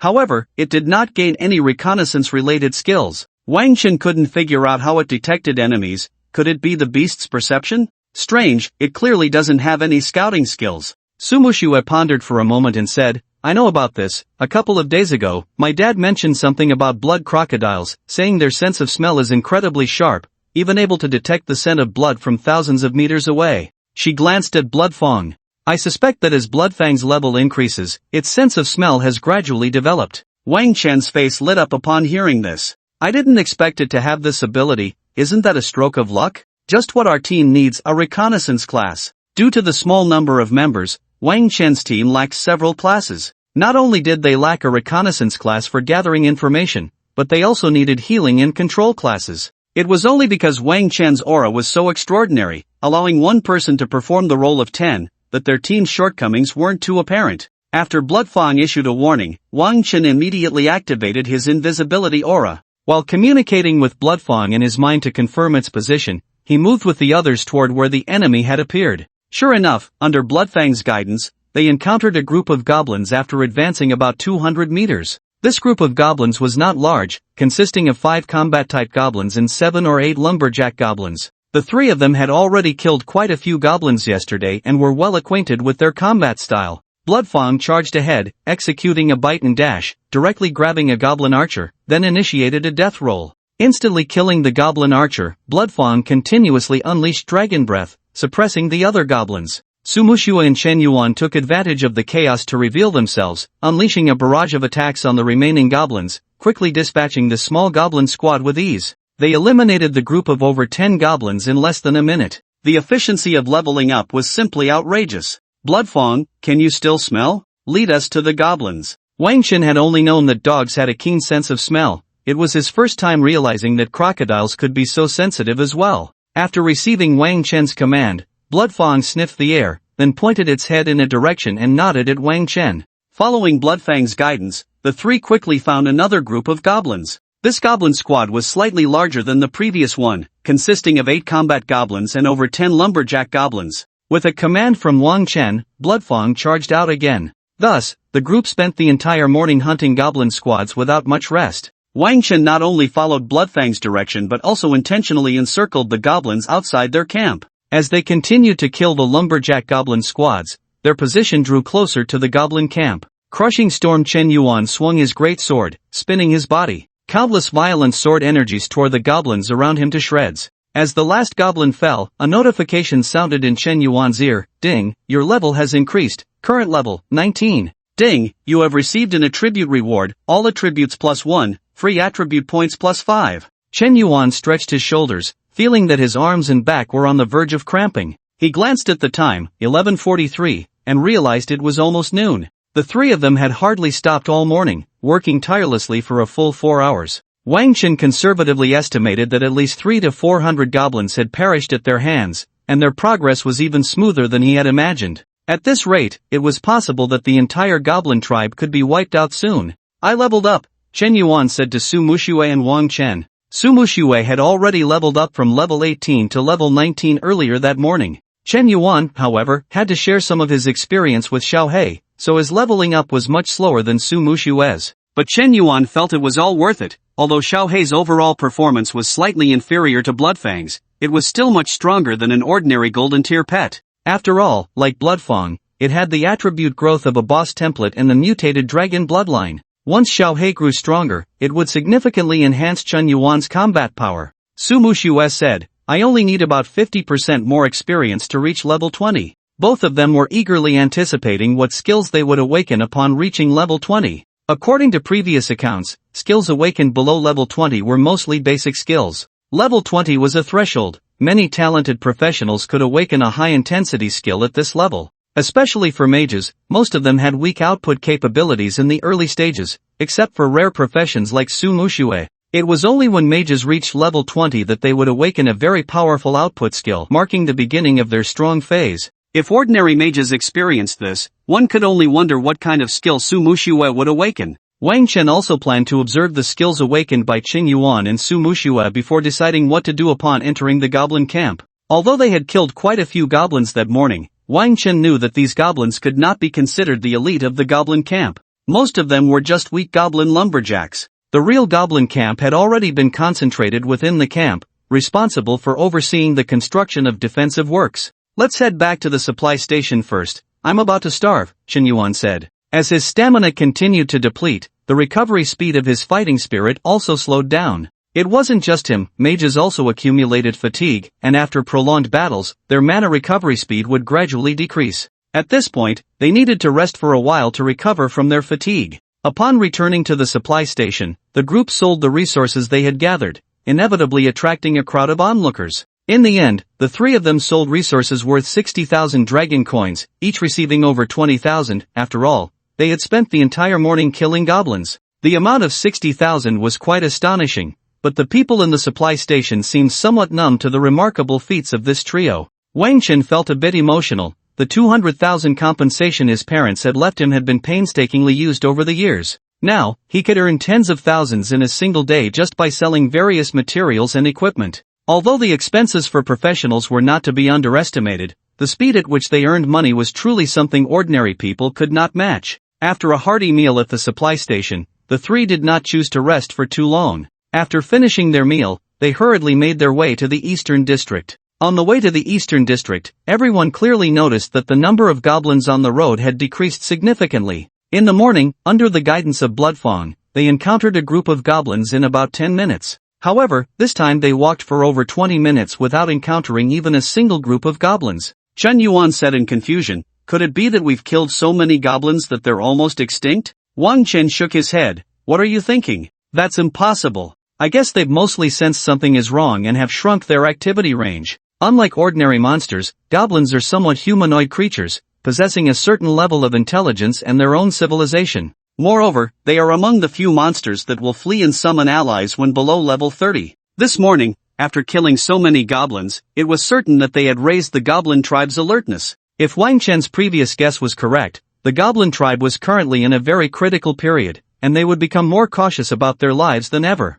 So, for the time being, they probably wouldn't send out too many goblins to chop wood. Sure enough, after nearly 40 minutes of heading towards the goblin camp, Bloodfang finally gave another alert. Although Bloodfang had a keen sense of smell and could detect the scent of blood from thousands of meters away, if he wanted to accurately locate the enemy's direction, it could only be within a range of about 1,000 meters. Wang Chen activated stealth and discovered that the goblin team ahead was quite large, with more than 20 goblins. Moreover, all of these goblins were combat types, with not a single goblin lumberjack among them. These goblins were searching left and right in the forest, seemingly looking for something. Chen Yuan asked in surprise, I say, these goblins aren't here to seek revenge on us, are they? Wang Chen nodded. It's very possible. After killing so many goblins today, it would be strange if the goblin camp didn't react at all. It seemed that Wang Chen and the others had seriously disrupted their lumbering business. Therefore, these goblins had no choice but to send out some forces to try to deal with Wang Chen and his group of troublemakers.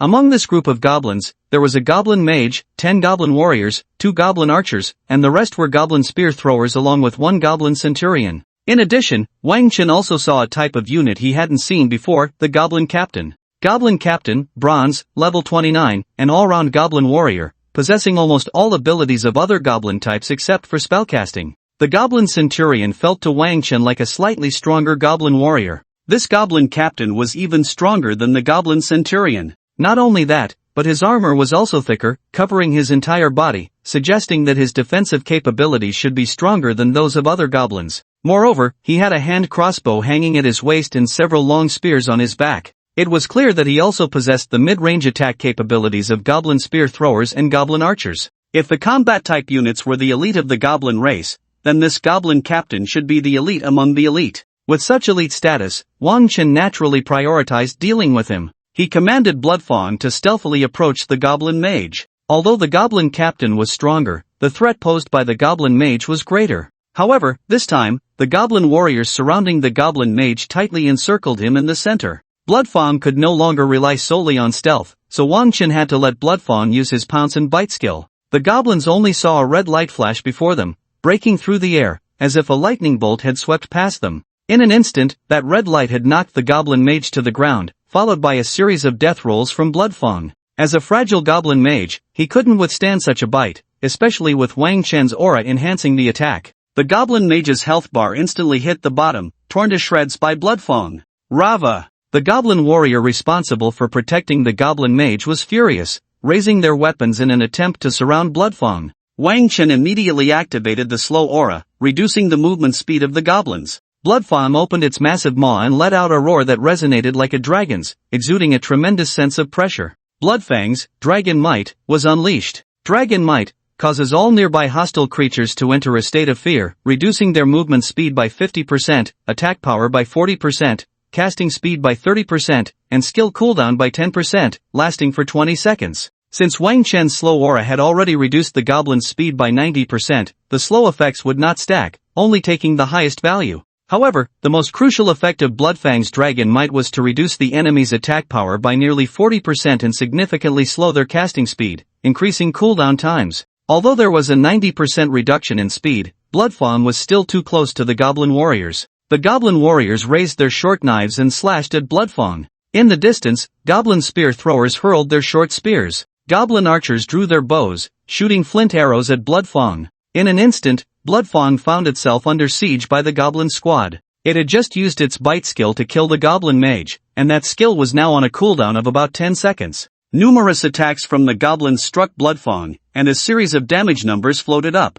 But then, a shocking scene unfolded for the goblins. -448, -536, -490. Their attacks only dealt a few hundred points of damage to Bloodfang. Now at level 18, Bloodfang had over 140,000 health, practically a moving blood cow. Such minor damage was like a tickle to it. Wang Chen was not surprised, everything was as he expected. After reaching level 18, Bloodfang's defense and health had skyrocketed, boasting over 10,000 in defense and 140,000 in health. The growth values of this boss template were simply incomparable to ordinary monsters. These goblins, aside from the goblin mage, had attack powers around 5 to 6,000, which couldn't even break through Bloodfang's defense, only inflicting a small amount of force damage. Coupled with the 40% reduction in attack power from Bloodfang's dragon might, it was no wonder the goblins were dealing only a few hundred points of damage. This was also why Wang Chen dared to let Bloodfang charge into the goblin horde. For a moment, these goblins experienced what it felt like to fight a boss. After withstanding the goblins' damage, Bloodfang launched its counterattack. It continuously spewed dragon breath, biting and rolling, killing the goblins around it, moving in and out of the goblin crowd like a war god. Su Muxue and Chen Yuan quickly followed up to support Bloodfang. Just as the situation on the battlefield seemed one-sided, the goblin centurion suddenly let out a sharp cry. Moments later, a ripple spread from its body, and its eyes turned red. The goblin centurion used the skill, Frenzy. Frenzy, the goblin centurion enters a frenzy state, becoming immune to control for 5 seconds, with a significant increase in attack power and movement speed, and a substantial increase in range for a short time. After entering the frenzy state, the goblin centurion's body seemed to grow slightly larger. Unaffected by the slow, it regained the freedom to move, pulling out the spear from its back. Its body tensed, like a spring, and it suddenly hurled the spear in its hand. The target it chose to throw it was none other than Su Muxue. The goblin centurion used the skill, Full Power Strike.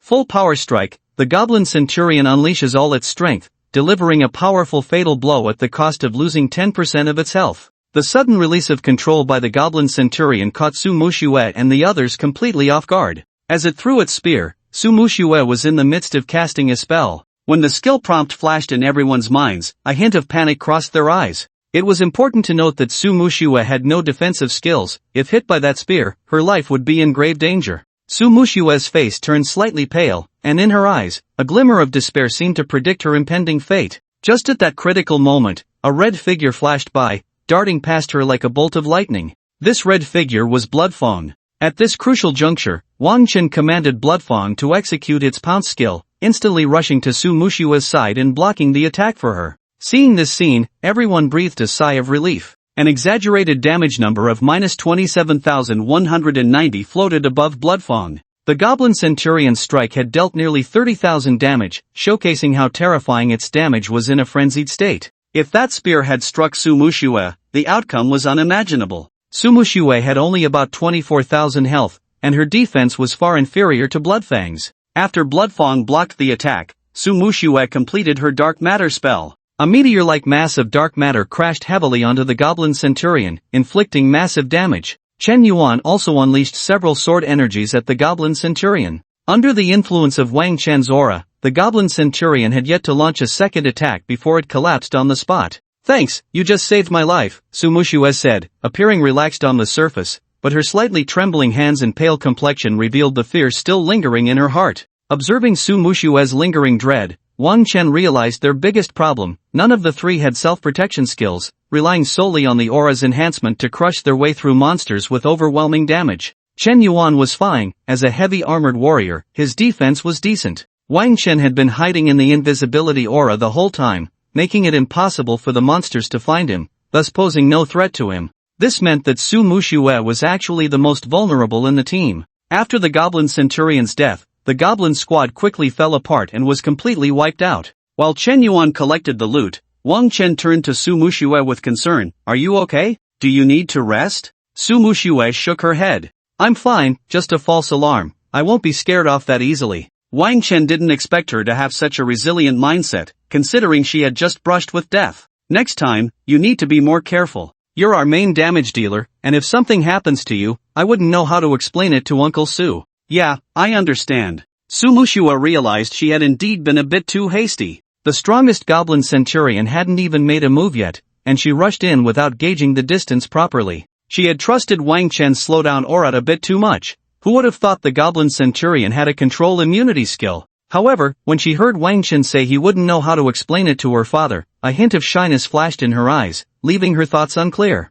"Damn, that goblin centurion was really strong. We almost had a disaster just now." After collecting the loot, Chen Yuan sighed, having witnessed the thrilling scene. "Good thing you reacted quickly, old Wang. Hero saving the beauty, heh, that was so cool. If I were a girl and you saved me like that, I would definitely owe you my life." Chen Yuan winked at the two, his eyes filled with teasing. "You little brat." Wang Chen raised the white bone staff in his hand and gave Chen Yuan a couple of light taps on the head. Helplessly, Chen Yuan's heavy armor was as thick as his skin, and Wang Chen could only knock on it for a sound. Chen Yuan laughed heartily. "No more joking, we're lucky, we found a necklace dropped by the Goblin Centurion, and it's a silver piece." Chen Yuan handed over the looted equipment to Wang Chen. It was a delicate necklace made of pure silver, adorned with a dazzling ruby. The gem shimmered with flowing light, as if it were gently moving, pulsing like a beating heart. Heart of Frenzy, silver, equipment type, necklace. Equipment level, LV20, increases casting speed by 10% when worn, intelligence +9, active skill, Frenzy.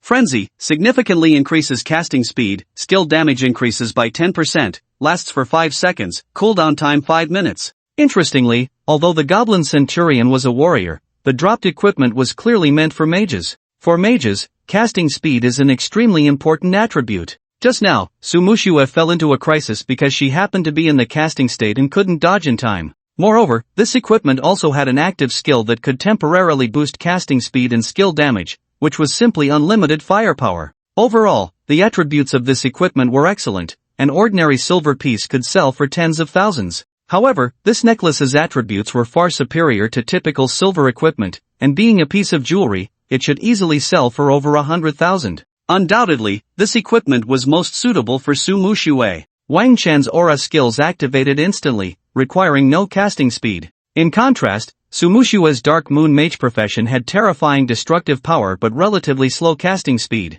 This equipment was simply perfect for her. Wang Chen handed the necklace to Su Muxue. "This equipment should suit you well." Su Muxue took the necklace and admired it, quickly becoming enamored. Not only were the attributes good, but the appearance was also beautiful, a delicate pure silver necklace paired with a crystal clear ruby, exquisite beyond compare. She put on the necklace. The three had previously agreed that any equipment dropped while they were in a team would not be distributed according to the normal bidding method but would instead be allocated based on need. Therefore, Su Muxue did not mention money. Allocation by need meant that the equipment would go to whoever matched its attributes and profession requirements. This method of distribution meant that if one of the team members got lucky, they might end up with several pieces of equipment. Thus, this distribution method was generally used by longtime fixed teams or teammates planning to team up for the long haul. Wang Chen, who could even give away a golden-level pet egg, naturally wouldn't quibble over such a small matter. For him, making a few reliable friends was the most important thing.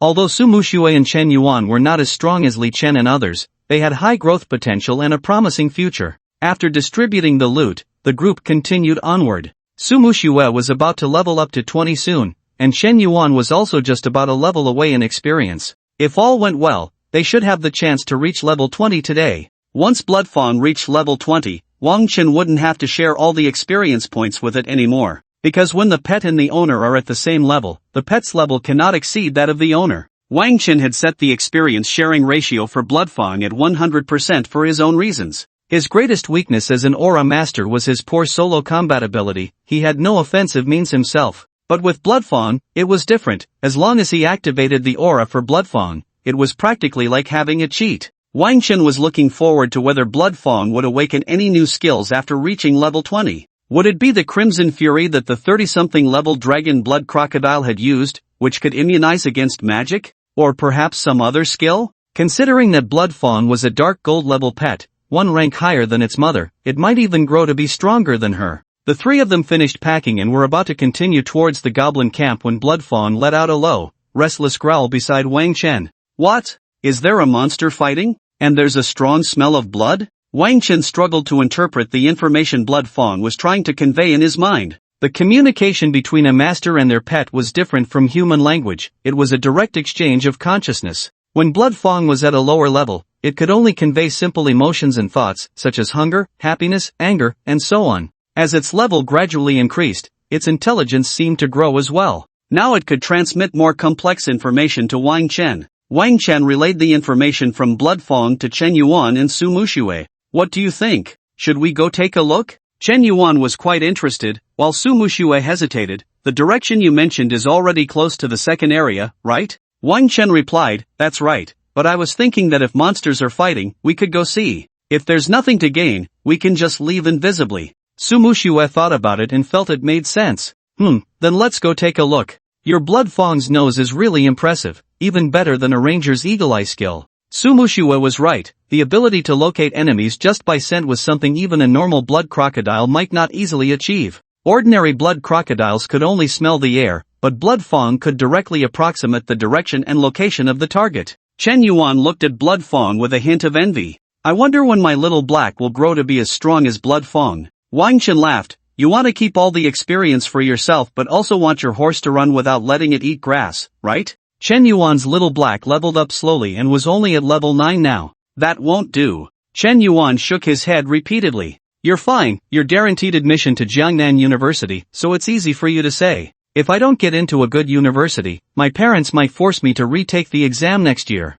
Let it grow slowly, there will be plenty of opportunities in the future. Unlike Wang Chen, who was a Halo master, Chen Yuan was a main combat class, so his need for a pet wasn't as high. Wang Chen activated his invisibility halo and led everyone towards the direction Blood Fong indicated. After walking for about 5 or 6 minutes, they suddenly heard a tiger's roar from about 200 or 300 meters ahead. The sound seemed to awaken a primal fear of tigers ingrained in human genes, sending chills down their spines. After the roar, they heard a cacophony of chattering, unmistakably the goblins calling out. A tiger? Wang Chen thought rapidly. Were there any tiger-like monsters in this shadowy forest? Suddenly, he recalled a particularly powerful creature, the golden-spotted tiger king. This was a very special monster. It had no special abilities but dominated the mountains and forests solely due to its formidable physical prowess. It was said that this creature was about 5 to 6 meters long, with an astonishing bite force and a paw strike that could reach thousands of pounds, easily tearing apart its prey.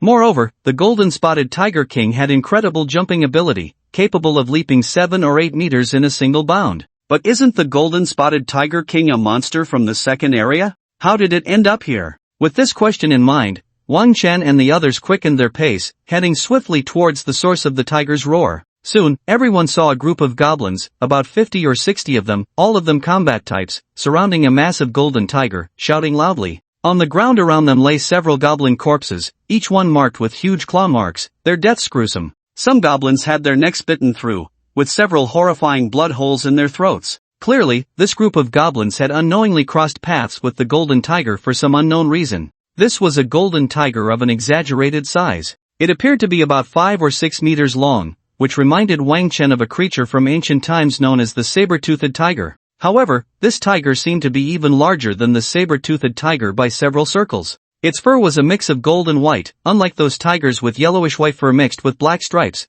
It looked distinctly more aesthetically pleasing. Golden-spotted tiger king, silver, level 38, solitary beast, has a strong territorial awareness and holds grudges. It is best not to enter its territory without full preparation. Wang Chen recalled that according to the Monster Encyclopedia, this golden-spotted tiger king was considered a minor elite monster, significantly stronger than other monsters of the same level. It was precisely because of the golden-spotted tiger king's formidable strength that it could occupy such a large territory alone. As the saying goes, one mountain cannot accommodate 2 tigers. In the territory of the golden-spotted tiger king, no monster that could threaten it was allowed to exist. It was evident that these goblins had run into bad luck, accidentally entering the territory of the golden-spotted tiger king for some unknown reason. The golden-spotted tiger king let out a roar, then leaped high, landing instantly in front of a goblin warrior. This golden-spotted tiger king clearly possessed agility that was completely unmatched by its massive size. The goblin warrior swung his curved sword at the tiger's head, but the agile golden-spotted tiger king merely tilted its head slightly, easily dodging the goblin's attack. Then, it struck out with a paw, and the tremendous force sent the goblin flying. The goblin warrior crashed heavily against a tree, accompanied by a dull thud, causing the trunk to shake violently, and leaves to fall. Wang Chen and the others seemed to hear the sound of bones cracking. The goblin warrior bore a deep claw mark that exposed the bone, blood gushing from the wound. The goblin warrior had long lost consciousness, lying on the ground, life or death unknown. Other goblins flashed a look of terror, but under the command of the goblin captain, they still braced themselves to attack the golden-spotted tiger king. However, the arrows from the goblin archers and the short spears from the goblin throwers were mostly dodged effortlessly by the golden-spotted tiger king. As for the goblin warriors, anyone who dared to approach the golden-spotted tiger king would end up being killed by a single paw strike. Even if the golden-spotted tiger king was occasionally hit, it could withstand the attacks thanks to its exaggerated defense and health. This golden-spotted tiger king had around 170,000 health points, with its defense unknown, but the damage from the goblins only dealt about 700 to 800 points. not to mention that most of their attacks were directly evaded by the golden-spotted Tiger King. This group of goblins posed no threat to the golden-spotted Tiger King whatsoever, allowing it to rampage through the goblin ranks as if in a no-man's land. After all, there was a 10-level difference between the two sides. This group of goblins, at level 20 or so, was no match for this nearly level 40 elite monster. Before long, the ground was littered with goblin corpses. The only flaw of the golden-spotted Tiger King was that it had no special abilities, relying solely on its physical prowess in close combat. However, its attributes such as strength, agility, and constitution were simply outrageous. In the blink of an eye, this squad of nearly 50 or 60 goblins had suffered over half their casualties. It was a complete slaughter without any suspense. Wow! The battle will of the goblins was finally shattered by the fear in their hearts, and they resorted to their most skilled ability, running away. However, this time the goblin captain did not blow the beast horn at his waist. It seemed he was well aware that no matter how many goblins came, they would only serve to fill the belly of the golden-spotted Tiger King. The only concern the golden-spotted Tiger King had regarding this group of weaklings was whether it could eat so many. After all, the goblins were all seasoned escape artists, clever and skilled in the art of fleeing. They did not run in a single direction but scattered and fled in different ways. After the furious golden-spotted Tiger King chased down a few unfortunate ones, the other goblins had long since disappeared without a trace. Wow, that's too fierce, Chen Yuan said, his eyes wide. This level 38 ordinary silver monster surprisingly had combat power close to that of a boss. Its attributes did not seem much weaker than those of a boss monster of the same level. It just lacked the health, as boss-level monsters typically had absurdly high health growth, about 3 to 4 times that of ordinary monsters. What do you think, old one? Should we fight it? Wang Chen shook his head. It wasn't that he thought they couldn't win, his aura was just right to counter this tiger. The tiger had no special charge skills or skills to break control. Its proud physical attributes would only make it look like a foolish donkey in front of the slowing aura. Wang Chen was least afraid of monsters that relied purely on high physical stats. I suddenly thought of a good idea. We might be able to use this tiger, but we'll have to wait until we reach level 20, he said. After chasing down a few goblins, the golden-spotted Tiger King gave up on pursuing the others. After wandering around for a bit, it headed towards the direction of the second area. Wang Chen quickly said, "Hurry, let's follow it." They patiently trailed the golden-spotted Tiger King in a stealthy state. The golden-spotted Tiger King walked slowly, heading northeast, right towards the goblin camp. Wang Chen felt a surge of joy. The closer the golden-spotted Tiger King's lair was to the goblin camp, the more favorable it was for his plan. After about 10 minutes of walking, the golden-spotted Tiger King stopped in front of a small hill. It drank a few sips of stream water and then burrowed into a very concealed cave. If it hadn't gone into the overgrown entrance in front of the three, they might not have discovered the cave at all. It was clear that this was the lair of the golden-spotted Tiger King. Wang Chen took out a map, confirmed the approximate location of the golden-spotted Tiger King, and marked it on the map.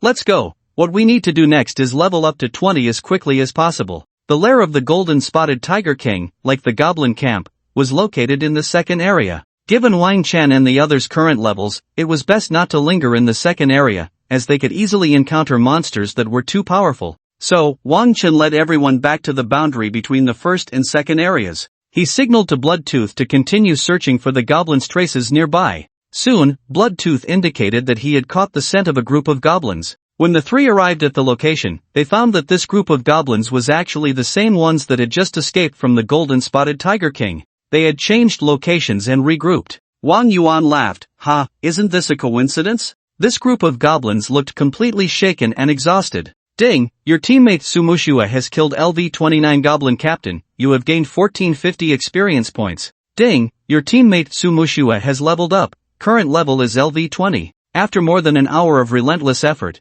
Sumushua's level finally rose to LV-20. In this hour or so, Wang Chen and the others encountered several teams of goblins, all of which were utterly annihilated. Wang Chen and his companions had become thoroughly familiar with the goblins' combat style, turning into merciless goblin hunters. When the level-up notification rang in Wang Chen and Chen Yuan's ears, they both looked at Su Mushua with surprise. Wang Chen curiously asked, "So, what skill did you awaken?" Su Mushua closed her eyes, clearly checking her attribute panel. A few seconds later, she revealed a look of delight. "It's a group damage skill, but the damage isn't that high." Upon hearing this, Wang Chen felt a surge of joy. What he feared the least was low damage. He wasn't afraid of low damage, he was afraid of insufficient range. His aura thrived on skills that had a large area of effect with low damage. After all, the bonuses from the damage aura and the holy attack aura were truly terrifying. Back in the underground magic cave, when he teamed up with Chun Shen, a single fire rain from Chun Shen could wipe out a whole bunch of monsters.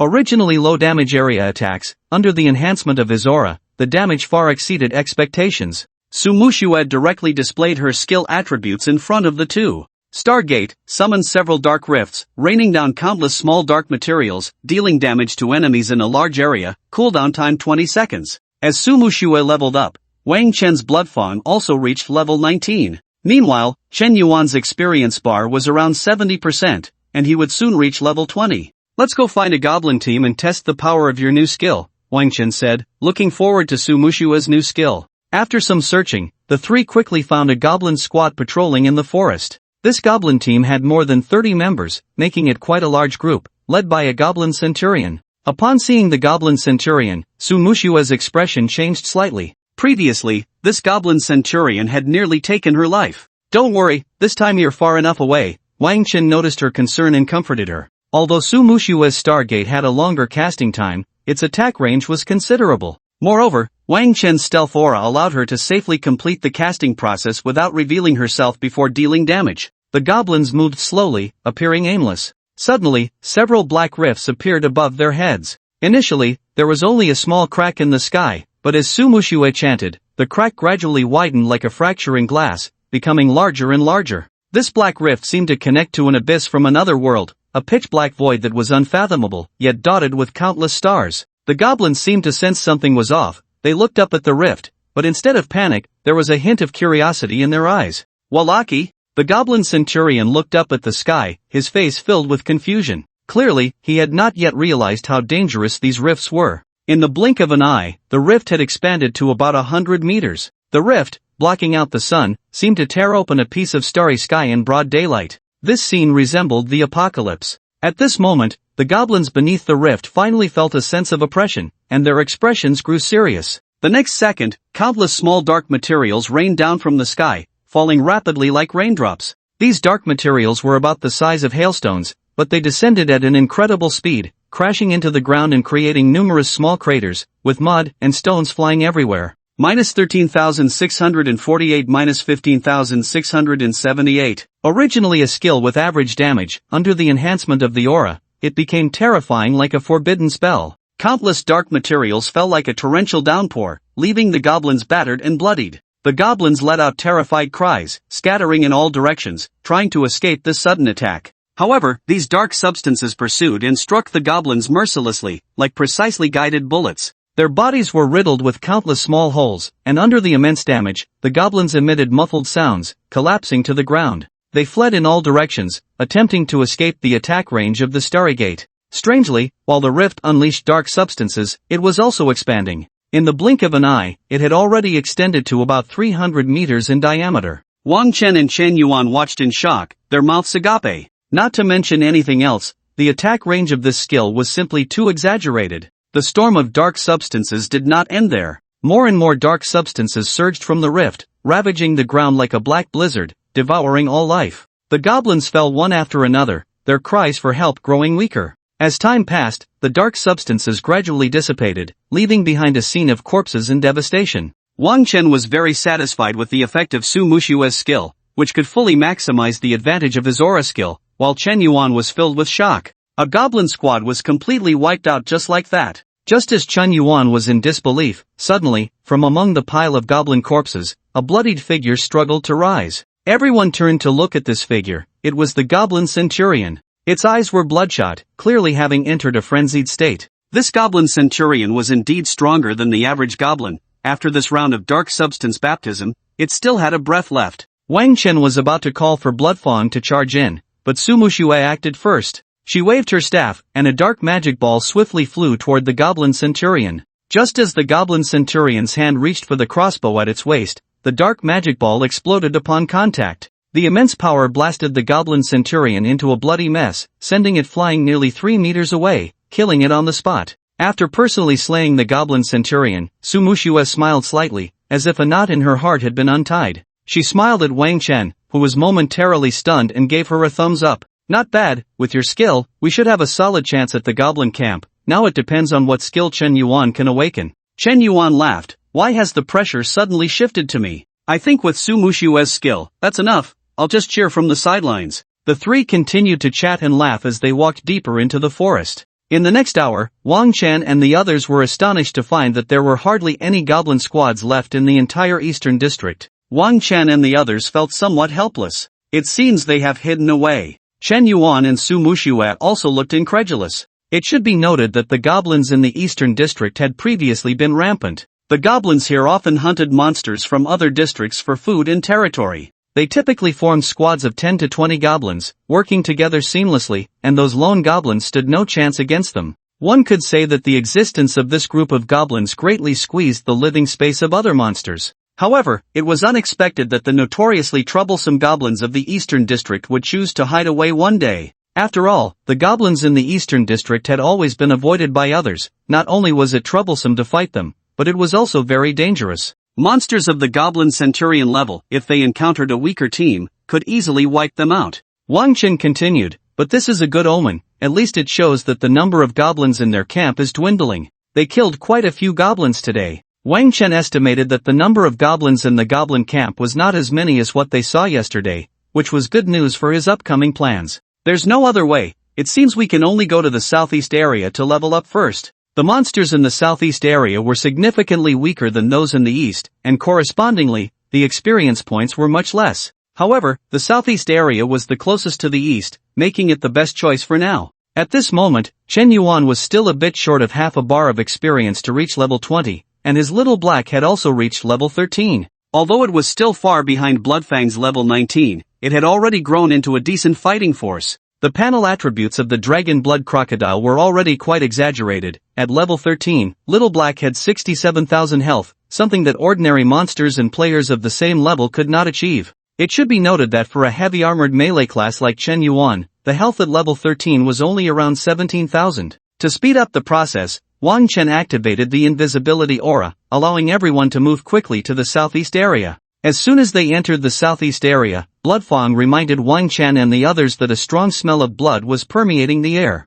The three followed Bloodfang's direction and soon saw more than 20 hunting ants gnawing on several mangled corpses on the ground. Hunting ant, bronze, level 18, social monster, good at ambushing humans from underground. These large black ants were not ordinary ants, each one was over half a meter long. Their shells were covered in barbs, and the deep black exoskeleton looked like polished metal, clearly very hard. Upon seeing this scene, Wang Chen and the others frowned. Su Mushue covered her chest, her brow furrowed, clearly feeling a bit nauseous, but she ultimately held it in. It was evident that these were human corpses, and there appeared to be 5 people, but they had been gnawed to an unrecognizable state by the hunting ants. Judging by the blood around, these people had likely just died not long ago, and from the size of the skeletal remains, they seemed to be peers of Wang Chen and the others. It seemed they had also come to the southeast area to level up quickly. Although the southeast area was relatively safer than the east, that was only true for Wang Chen and his group. For newly awakened beginners, they should have gone to the west or south areas, where the monster strength was very limited,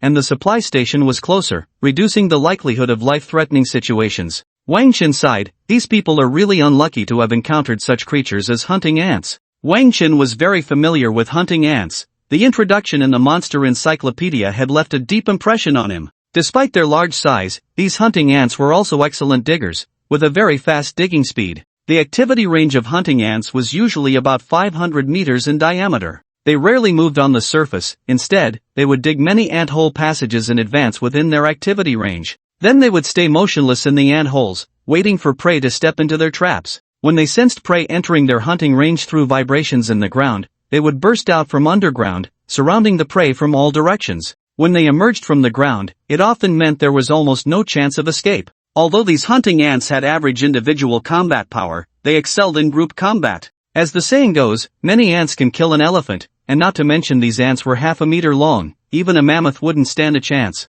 Moreover, these ants had a highly toxic stinger at the end of their bodies, capable of releasing toxins that caused paralysis and intense pain, making them extremely dangerous creatures. It could be said that within the first area, the danger level of these hunting ants was second only to that of the goblin squad. Su Mushue lamented, maybe they shouldn't have come here. Perhaps the girl's heart is more sensitive and fragile, her tone carries a hint of sadness. Tonight, their parents won't be able to wait for them to come back, they must be very sad. Chen Yuan sighed, fell silent, clearly moved by Su Mushua's words. Yes, I wonder whose children these people are, and whose brothers and sisters they might be. After tonight, Tianshui City is destined to have a few more broken families. Although Wang Qin felt a bit emotional, he knew he would eventually get used to all of this. This is the fate of combat professionals. Combat professionals occupy the highest position in society, but they also bear greater dangers and more responsibilities. Once you embark on this path, you must be prepared to lose your life at any moment. In fact, even throughout human history, establishing safe nations and city-states and maintaining superficial peace has only been a matter of the last few hundred years. If it weren't for the changes in the rules of heaven and earth hundreds of years ago, which led to the emergence of various professionals in human society, humanity might still be at the bottom of the food chain, trampled by various monsters. In this perilous world, humanity is far from being able to live a stable life. Wang Qin said to the two, "Let's take action. Let's teach these bugs a lesson." Killing these hunting ants could also be seen as avenging these strangers, comforting their spirits in the afterlife. With Wang Chen's command, Bloodtooth charged ahead, followed closely by Little Black. They both unleashed their dragon breath, the high-temperature flames instantly roasting the hunting ants, causing them to sizzle. Su Mushua's Dark Moon Blade and Chen Yuan's Sword Energy followed closely behind. Even a team of over 20 level goblins was easily wiped out by them, so dealing with these level 18 ants was naturally a piece of cake. Almost the moment everyone revealed themselves, nearly half of the 20 or so hunting ants were killed. The remaining hunting ants also noticed the group that had suddenly appeared from their invisible state. They surrounded Bloodtooth, who was at the front, attempting to encircle it using their ant swarm tactics. However, under Wang Chen's command, Bloodtooth did not recklessly charge in. Instead, it fought while retreating, trying to maintain distance from the group of hunting ants. If it were to be surrounded carelessly, with dozens of venomous stingers injecting toxins simultaneously, even Bloodtooth, with its tough skin and thick flesh, would likely not fare well. So Wang Qin simply instructed it not to charge in, to keep its distance, and to use dragon breath to kill these hunting ants. Without the advantage of surprise from underground ambushes, the movement speed of these hunting ants on the ground could only be considered average. Chen Yuan seized an opportunity, charging into the ant swarm with a shattering storm, instantly annihilating the group of hunting ants, leaving only a ground littered with severed limbs. In just a couple of exchanges, these hunting ants were wiped out without any resistance. Just as Chen Yuan was about to put away his weapon, everyone suddenly felt a slight tremor beneath their feet. "Chen Yuan, fall back first," Wang Chen quickly reminded. Chen Yuan did not dare to be careless. He immediately switched to a defensive stance and quickly retreated back to the group. Just as he stepped back, he saw that the spot where he had just stood was suddenly swarmed by over 100 hunting ants emerging from the ground. If Chen Yuan had not retreated, he would have likely been surrounded by them by now. The dense army of hunting ants had just emerged from the ground but found that Chen Yuan and the others had already vanished. They did not know that Chen Yuan and the others, including the two dragon blood crocs, had once again entered an invisible state. The hunting ants waved their antennae, seemingly communicating something. They crawled back and forth in the open space, appearing to search for the traces of Chen Yuan and the others. The densely packed army of hunting ants looked dark and ominous, quite unsettling. Wang Qin joked, "It seems we've poked a hornet's nest." If he guessed correctly, the lair of these hunting ants should be nearby, which is why they arrived so promptly. "Just in time, we were too lazy to go looking for them," Su Mushua said coldly, her gaze fixed on the group of ants before her.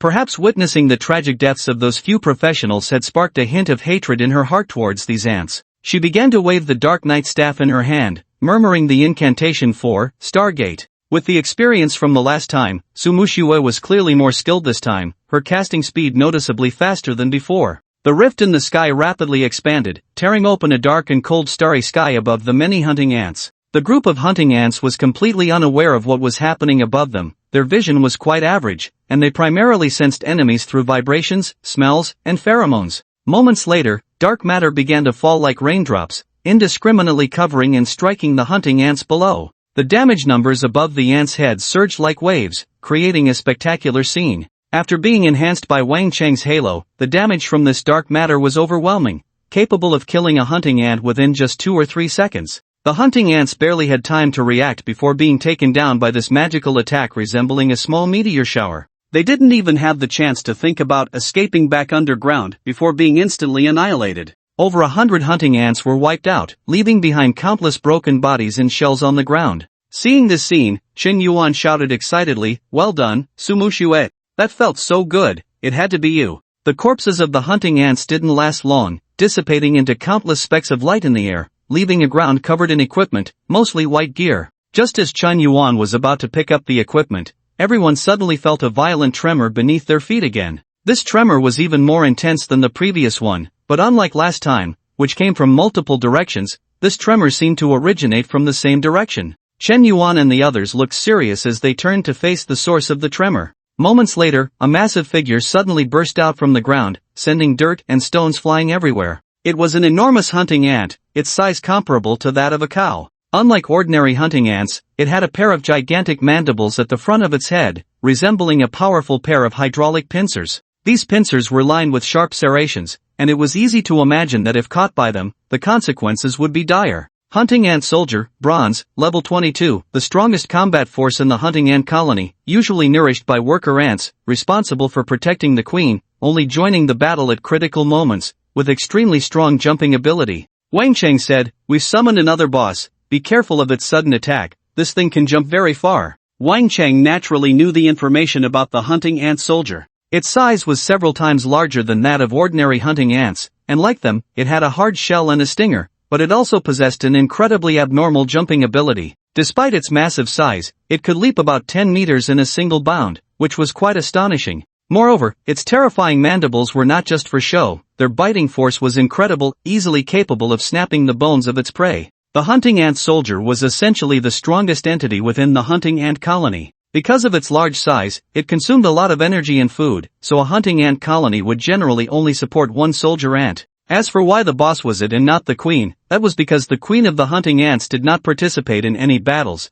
She was solely responsible for laying eggs. If the ant nest faced a deadly threat, the queen would choose to flee at the first opportunity for the sake of the colony's survival. Other ant hunters, including soldier ants, would actively sacrifice themselves to protect her. If nothing unexpected happened, Wang Chen estimated that the ant queen was already on her way. Once the soldier ants appeared, they immediately locked onto Su Mushue, their bodies slightly crouching, 6 legs bending slightly. In the next moment, they tensed up, all legs pushing off forcefully. Then, their massive bodies leaped forward like grasshoppers, charging straight at Su Mushue. Roar! Bloodfawn let out a furious roar, exerting its dragon might while simultaneously launching a charge skill at the soldier ants. Bloodfang shot towards the soldier ant like a red cannonball, moving even faster than the soldier ant. The two colossal creatures collided passionately in mid-air. With a loud crash, after the violent impact, Bloodfawn landed steadily, only taking half a step back. In contrast, the soldier ant was sent flying, crashing into a tree before finally coming to a stop.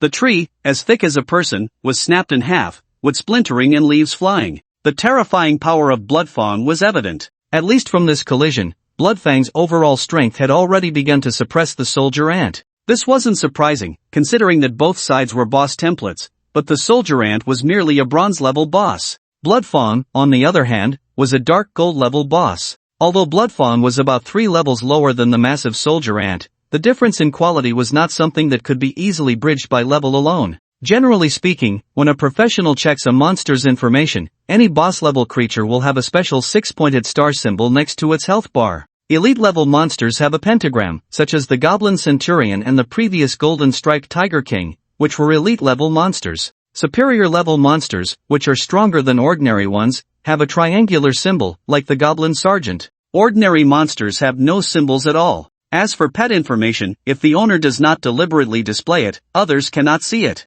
Wang Chen could see that there was also a 6-pointed star symbol next to Bloodfang's health bar, which meant that although Bloodfang had been tamed as a pet, its boss attribute template still existed. Moreover, it was a mutated boss template. The soldier ant, having been knocked back, struggled to stand up. It opened its massive jaws and charged at Bloodfang again. Clearly, it was somewhat unwilling to back down, wanting to compete with Bloodfang head-on. Bloodfang's temper flared as well. Although its biting skill was still on cooldown, it chose not to use its dragon breath but instead faced the soldier ant directly. In the blink of an eye, the soldier ant had jumped to Bloodfang's flank, suddenly opening its enormous jaws, trying to clamp down on Bloodfang. If it could successfully catch Bloodfang and pin it down, it could use the stinger at its tail to inject venom into Bloodfang's body. As the strongest individual among the ant hunters, the toxicity of its stinger was certainly not something ordinary soldier ants could compare to. Just as the soldier ant's jaws were about to clamp down on Bloodfang, Bloodfang suddenly whipped its head, opening its massive mouth first and biting down on one half of the soldier ant's jaws. The moment it clamped down, Bloodfang's body began to spin rapidly. Crack! A crisp, loud sound echoed as one side of the soldier ant's jaw was brutally broken off. With only one side of its jaw left, the soldier ant could no longer inflict any damage on Bloodfang. The soldier ant clearly panicked, shaking its head violently, trying to break free and retreat. However, Bloodfang gave it no chance at all, shifting its target to bite down on the soldier ant's left legs, followed by a death roll. After these two moves, although only 30,000 damage was dealt, seemingly having no effect on the soldier ant's health of 160,000, everyone present knew that the soldier ant's combat power had been halved. Chen Yuan and Su Mushue watched in astonishment. Watching these two massive boss-level monsters battle felt like watching a monster movie. The fight was incredibly intense. Just as the two were preparing to assist, Wang Chen stopped them. Wait, Bloodfang told me it wants to duel this soldier ant. Bloodfang's consciousness was continuously transmitted to his mind, filled with a desire for slaughter and battle. Wang Chen couldn't help but marvel at how Bloodfang was a natural killer, cold-blooded, cruel, and with a strong will to fight. However, the good news was that it was very loyal to its master. Even wanting to challenge the soldier ant, it still needed to ask for Wang Chen's permission first. Seeing that Bloodfang was basically assured of victory, Wang Chen agreed, letting it enjoy the battle. The soldier ant, having lost half of its mandibles and 2 legs, finally realized it was no match for Bloodfang. It jumped back, seemingly trying to create distance from Bloodfang. But with 2 of its 6 legs gone, its jumping ability seemed affected. This jump was far less than before, only covering 7 or 8 meters, and its body nearly lost balance. Bloodfang would not let it escape so easily. It roared in anger, activating its cooldown bite skill, and instantly pounced beside the soldier ant, biting down on its last remaining leg on the left side. Following that, the death roll activated, and with a crisp sound, the last leg on the soldier ant's left side was severed. Now the soldier ant was left with only half a leg, let alone jumping. Even walking was a problem.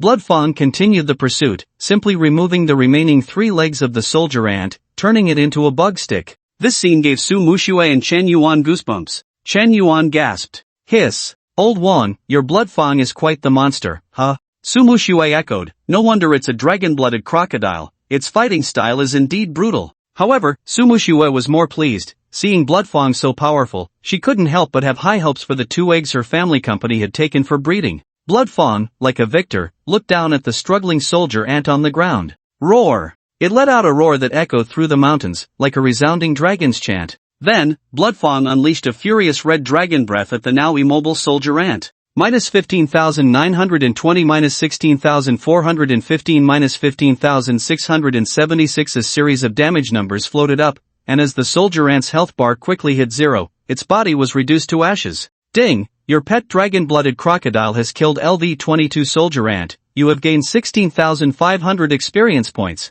After killing the soldier ant, Bloodfang proudly walked over to Wang Chen, nuzzling against his pant leg like a spoiled child. Well done. Wang Chen fed it a piece of jerky and patted its crocodile head. No matter how fierce Bloodfang appeared in front of monsters, it would always be a baby in front of Wang Chen. A 3-meter-long, 300-plus kilogram baby. After the soldier ant's death, it dropped many materials and a piece of silver-grade equipment. Chen Yuan picked it up and grinned. It's my equipment, so I won't be polite. He displayed the attributes in front of everyone. Carapace chestplate, silver equipment level LV-20, after equipping, strength plus 20, physical defense plus 2080, magic defense plus 1872. Armor type, heavy armor. Undoubtedly, this was a piece of equipment very suitable for Chen Yuan. Chen Yuan joked, Old Wang, now only your equipment hasn't dropped. Wang Chen didn't care. The equipment for Aura Masters isn't that easy to come by. As in each branch of the mage profession, the equipment requirements for Aura Masters were quite special. Many items suitable for other mages might not be appropriate for him. However, Wang Chen wasn't too concerned about it. After all, he didn't rely on equipment to make a living, having an aura was enough. But speaking of which, your blood tooth is really impressive. You actually soloed the boss like that. Chen Yuan looked at Wang Chen's blood tooth, his eyes filled with envy. Not just Chen Yuan, but Su Mushue also looked envious. Although she had obtained 2 pet eggs, both of the dragon blood crocodiles that hatched were taken away by her father for the family's benefit.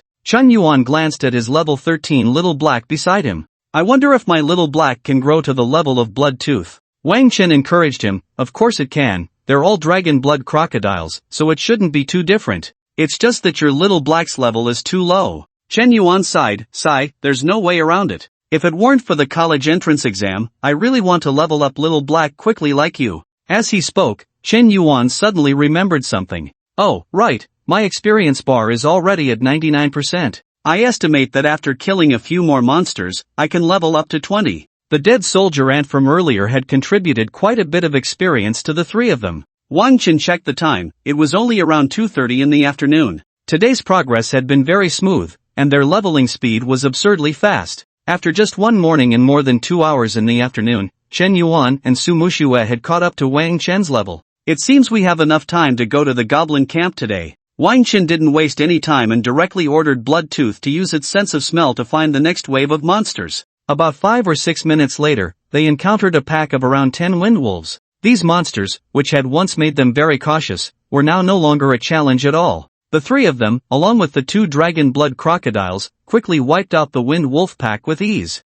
Ding! Your teammate Chen Yuan has leveled up, current level LV20. A faint white light flashed around Chen Yuan. Wang Chen looked at him curiously, eager to see what skill Chen Yuan would awaken. From Chen Yuan's performance before level 20, it was clear that his talent was quite good, even hinting at a potential to rival Su Muxue. Wang Chen felt that among the awakened professionals from Tianshui No. 1 high school this year, Chen Yuan was likely to be an unpredictable dark horse. Chen Yuan closed his eyes, clearly checking the skill description. After a moment, he revealed a look of ecstasy. Ha, bro, I've hit the jackpot this time. He quickly displayed his skill description in front of Wang Chen and Su Muxue. Death Tornado, slash out a small tornado composed of several sword chi, lasting 10 seconds. You can control the movement direction of the tornado until it disappears, cooldown time, 7 seconds. Just from the skill description, it was clear that this skill seemed quite extraordinary. Chen Yuan continued, you guys probably don't know, but this move is at least in the top 10 of the known skills that can be awakened by heavy armored warriors. Not only is this move powerful, but it's also a continuous area attack with a certain control effect, and most importantly, the cooldown time is very short. After hearing Chen Yuan's words, Wang Chen understood why he was so excited. He smiled and gave Chen Yuan a fist bump. Not bad, you little rascal. Wang Chen genuinely felt happy for Chen Yuan. Sometimes for professionals, even if the profession's strength isn't top tier, having a strong skill set can still lead to a bright future. Congratulations, congratulations. Su Muxue also congratulated Chen Yuan. Chen Yuan was so happy that he danced around, doing a backflip on the spot, then picked up Xiao Hei and gave him 2 hard kisses. That's enough, look at you acting like a monkey. Wang Chen quickly stopped Chen Yuan to prevent him from making a more embarrassing move in front of Su Muxue. The 2 members of the Longyan team might be nearby. While Wang Chen and the others were on their way, they had been invisible, and he wasn't sure if those 2 from the Longyan team could keep up with him. However, if they saw Chen Yuan like this, it would still be a bit awkward. Sorry, I got a bit too excited. He patted Wang Chen on the shoulder. Let's go, old Wang, we're heading to the goblin camp. I'm feeling on top of the world right now. But Wang Chen said, no rush, before we go to the goblin camp, we have something else to do. About 10 minutes later, they arrived at a familiar small hill. Wang Chen checked the map and confirmed that this should be the location. His gaze carefully swept over the small hill, and soon he found the entrance covered by weeds where the golden-spotted tiger king was hiding, based on his memory. Isn't this the lair of the golden-spotted tiger king? Chen Yuan recognized the familiar small hill at a glance. Wang Chen nodded, that's right, this is the golden-spotted tiger king's lair, but I don't know if it's home right now. Chen Yuan looked at Wang Chen in confusion, old Wang, why did you bring us here? Are you planning to take down this tiger? Su Muxue said, but the golden-spotted tiger king is level 28, and it's not a boss, just an elite monster. Killing it won't give us much experience, and it might not even drop any equipment. Wang Chen shook his head. No, of course we won't fight it. Not only would it be exhausting, but it would also waste time. If it were just to hunt this tiger, he wouldn't need to go through so much trouble to come here. So what do you mean? Wang Chen explained, the current goblin camp conservatively has over 300 goblins. Just yesterday, they saw at least 300 goblins in the camp, not counting the goblin squads wandering outside in the entire eastern area. Although they had indeed killed many goblins, the remaining ones should have shrunk their activity range and returned to the vicinity of the goblin camp. By the afternoon, they could hardly find any traces of goblin squads in the eastern area. So now, there would only be more goblins near the goblin camp than yesterday. Those goblins are all level 20 monsters. Even though we've reached level 20, it doesn't mean we're 100% safe, because we still don't know what abilities the goblin chief has. The monster encyclopedia had records of the goblin chief, but clearly, this particularly strong goblin chief had only appeared in recent decades. Wang Chen could only find scattered information about this goblin chief online. This meant they knew nothing about this goblin's skills. Often, the unknown means danger. So to be safe, I plan to lure this tiger to the front of the goblin camp to attract their attention. Chen Yuan's eyes lit up. Then we can sneak into their camp amidst the chaos and kill the goblin chief? Wang Chen nodded. Exactly. Ah, sounds good, old Wang. You really have a lot of clever ideas. You all wait for me here. Unless I'm in danger, you don't need to come up. Wang Chen instructed Su Muxue and Chen Yuan. The reason he chose the golden-spotted tiger king instead of luring other high-level monsters to the goblin camp was also for a reason. Although the golden-spotted tiger king seemed like a war god in front of the goblins, easily taking on many, its attributes were completely restrained by Wang Chen's slow aura. Because it had no special abilities, it relied solely on its powerful attributes and physical prowess in battle. Its resilience might be quite high, making many control skills ineffective against it. However, Wang Chen's slowdown aura ignored resilience, rendering the golden-spotted tiger king's toughness meaningless to him. It could be said that once it was slowed by Wang Chen's aura, it would immediately become a living target. Even if Wang Chen and the others wanted to kill it, it was merely a matter of time. Wang Chen slowly approached the cave entrance, causing Su Muxue and Chen Yuan to involuntarily tense up. When Wang Chen reached the cave, he carefully removed the weeds covering it. Then, he took out a flashlight and shone it into the cave. As the light entered, Wang Chen saw a pair of oval-shaped eyes reflecting a faint green glow, as if a hidden assassin lurking in the darkness. Clearly, the owner of these eyes was the golden-spotted tiger king. Wang Chen immediately adjusted the flashlight to its maximum power, directing a beam of bright light straight at the golden-spotted tiger king's face. Under the intense light, the golden-spotted tiger king let out a terrifying roar. As the king of beasts, when had it ever suffered such humiliation? Looking at the audacious human before it, the golden-spotted tiger king quickly rose and leaped toward this oblivious human. However, as it pushed off the ground, it sensed something was off. The golden-spotted tiger king felt its body become significantly heavier, making movement quite laborious. Normally, it could easily leap over 10 meters, but this time, it struggled and barely jumped close to 2 meters. In an instant, the golden-spotted tiger king lost control of its body and stumbled awkwardly. Wang Chen couldn't help but laugh out loud. Roar! The golden-spotted tiger king let out an angry roar, seemingly wishing to tear this human apart immediately. Wang Chen quickly retreated. Although the golden-spotted tiger king was slowed by 90%, it was still not slow by nature. Thus, Wang Chen dared not be too reckless, maintaining a safe distance of about 10 meters. Soon, Chen Yuan and Su Muxue saw Wang Chen running out of the cave, followed by a golden-spotted tiger king that seemed to be running in slow motion. Chen Yuan exclaimed, "Wow, this tiger looks like it's stuck." Since the slowdown aura did not affect allies, Chen Yuan and Su Muxue only knew that Wang Chen had an aura that could slow down groups. However, they were not clear about the specific attributes of the aura. Wang Chen glanced back at the golden-spotted tiger king, pondering that it was running a bit too slowly. At this rate, it would be dark by the time they reached the goblin camp. So, Wang Chen adjusted the slowdown aura's effect from 90% to about 80% using his frequency-changing ring. After the adjustment, the golden-spotted tiger king's speed instantly increased significantly. Wang Chen couldn't help but marvel. The golden-spotted tiger king was indeed an elite monster that lived alone. At 80% slowdown, it could still run at a decent speed, but it would still find it challenging to catch up with Wang Chen and the others.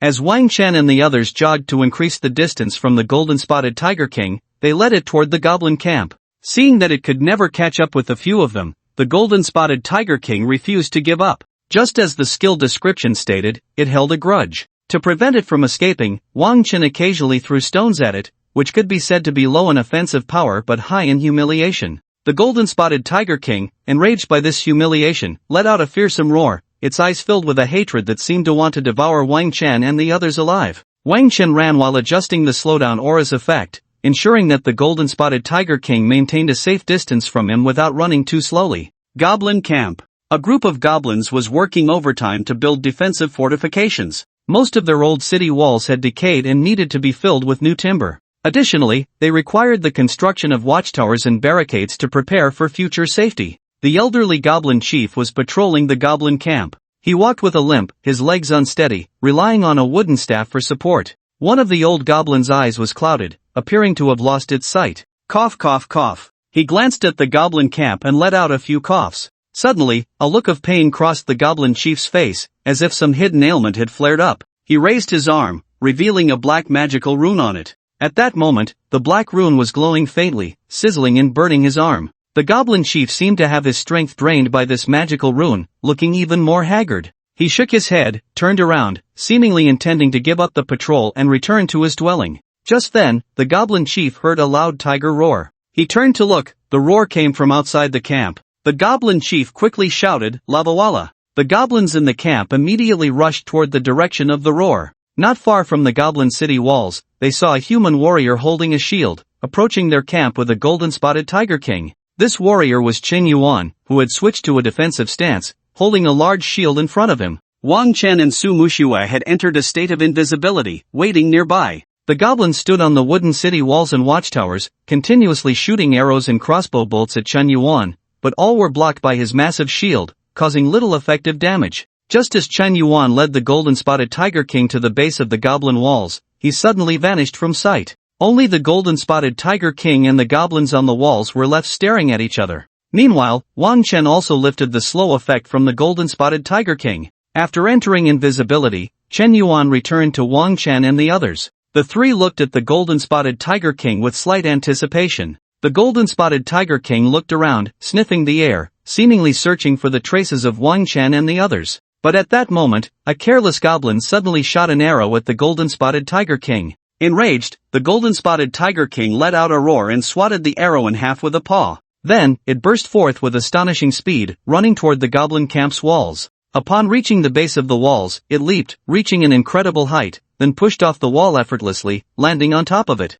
The goblins were instantly dumbfounded. Once on the walls, the golden-spotted tiger king unleashed a brutal slaughter. It had been toyed with by those humans all the way, and now that they were gone, it vented all its fury on the goblins. Without the slowing aura's restriction, the golden-spotted tiger king was like a beast unleashed, fully displaying its terrifying strength and speed, along with precise killing techniques. Ha! It's working! Chen Yuan laughed from the side. Let's go, take this opportunity. Taking advantage of the chaos caused by the golden-spotted tiger king in the goblin camp, Wang Chen and the others headed toward the mine. They were quite familiar with the mine since they had scouted it the day before. Following the hints on the secret passage map, they easily found the small hole leading into the mine. Once inside the cave, it was pitch dark. Fortunately, every so often, there were glowing stones embedded in the walls of the cave. These stones emitted a faint green light, not strong but enough to illuminate the path within the cave. What the hell is this stone? It can't be some kind of treasure, right?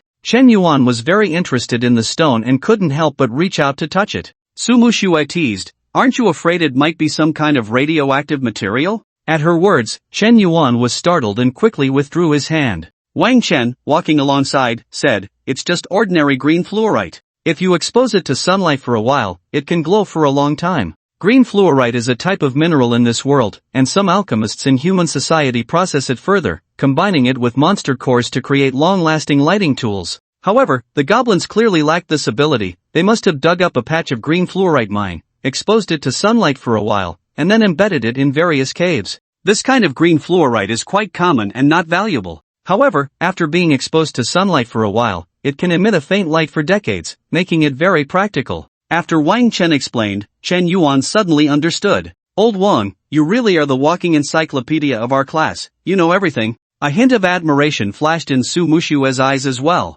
This knowledge wasn't in textbooks, and she couldn't imagine how many books Wang Chen had read. After walking for a while in the cave, the three encountered a fork in the road. According to the map, they should go left. Entering the left cave and walking a bit further, they finally saw some faint light ahead. Along with the light came the distant sound of a tiger's roar and the shouts of goblins. Clearly, they were approaching the exit of the mine. Everyone felt a surge of excitement and quickened their pace. Turning a corner in the cave, everything suddenly opened up before them. They had successfully entered the interior of the goblin camp through a secret passage in the mine. Surrounding them were low wooden buildings and animal skin tents, but they did not see any goblins. Clearly, all the goblins in the camp had been drawn away by the golden-spotted tiger king. As they stepped out of the cave, they immediately spotted a tall figure in the camp, the goblin chief. Its height was striking, standing out among the goblins like a crane among chickens. The goblin chief was observing the battle between the golden-spotted tiger king and the goblins, but it showed no intention of joining the fray.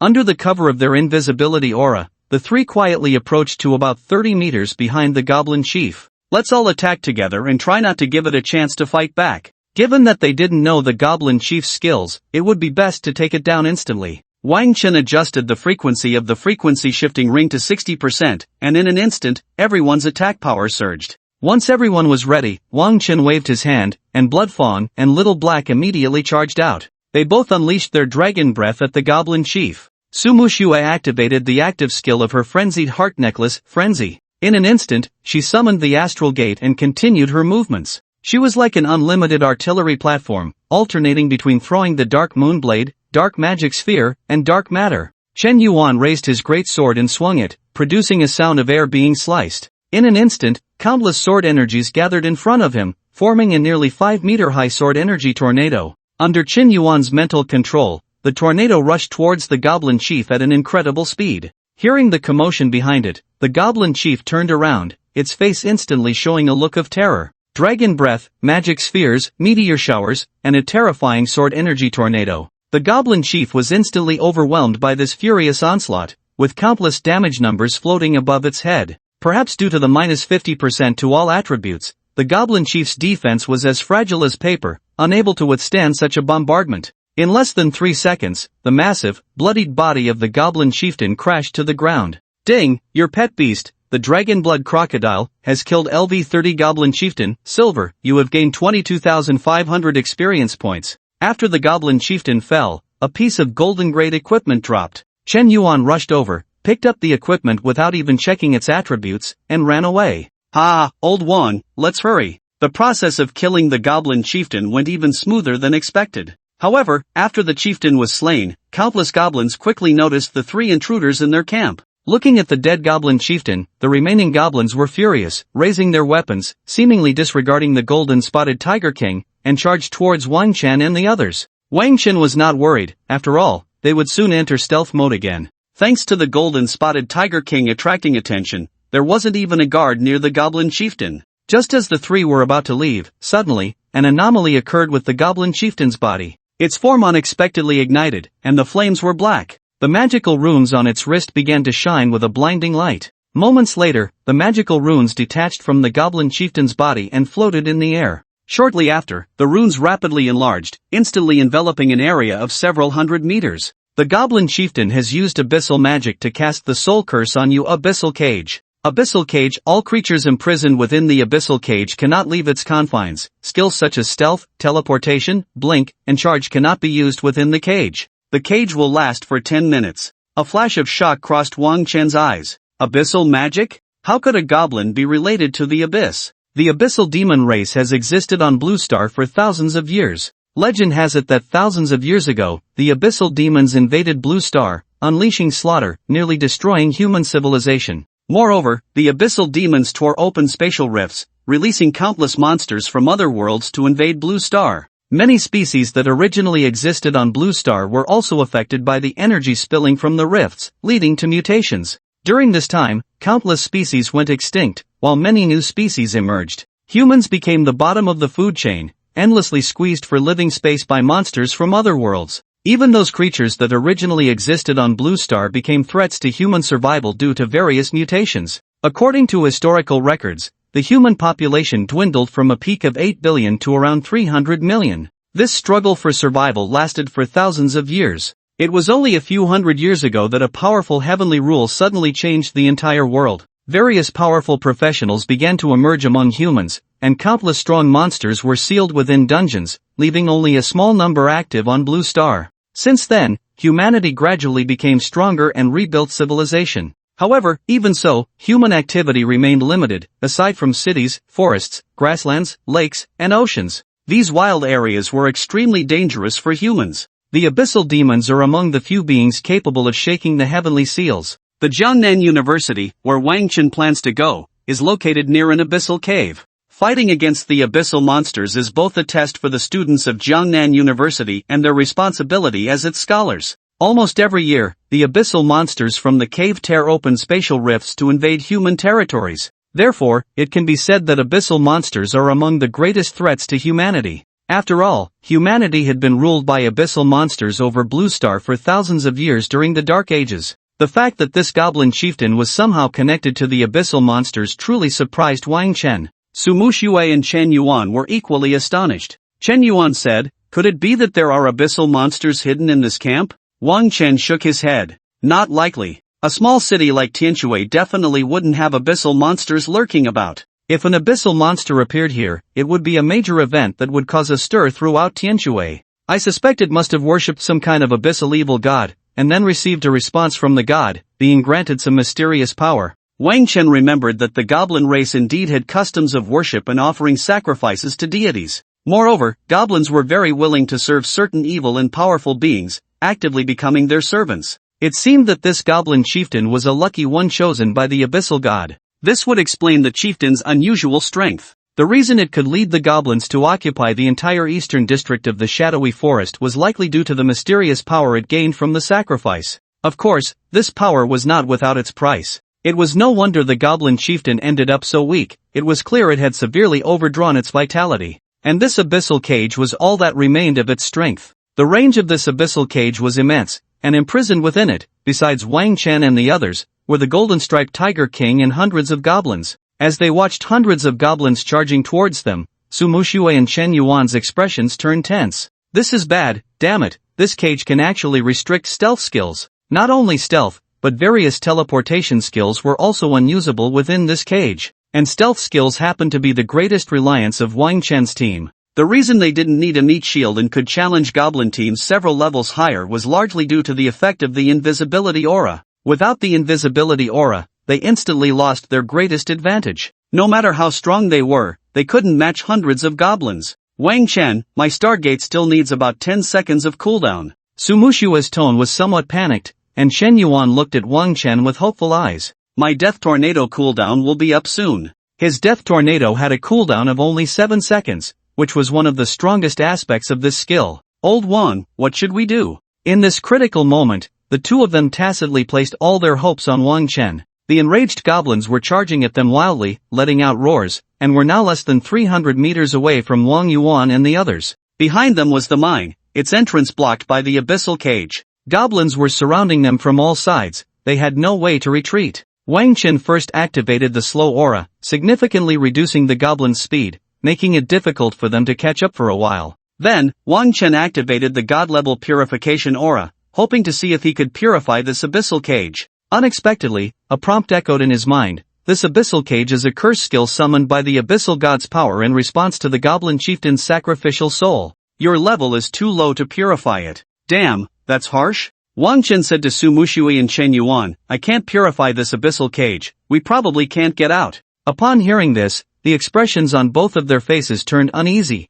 and their demeanor gradually became frantic. Wang Chen, however, remained very calm. "Don't worry, I still have a trump card." Originally, he had planned to kill the goblin chief and leave, but he didn't expect the goblin chief to create such a cage. Moreover, this cage couldn't be purified, he had to stay inside for 10 minutes. Since that was the case, he decided to lay his cards on the table and stop pretending. Wang Chen touched the frequency-changing ring on his hand. The god-level attack aura was adjusted to 100%, increasing both attack power and magical attack power to 1000%. The holy damage aura was also adjusted to 100%, converting all damage into holy damage, ignoring damage reduction, invincibility, and evasion. After seeing the changes in the auras around him, Chen Yuan and Su Mushui were both dumbfounded. "Old Wang, what is this?" "Wang Chen, your aura. Am I seeing things?" The attributes were a bit too overpowered, and for a moment, they couldn't believe it. Wang Chen smiled slightly. "Go ahead, let these goblins know who was really trapped in the cage."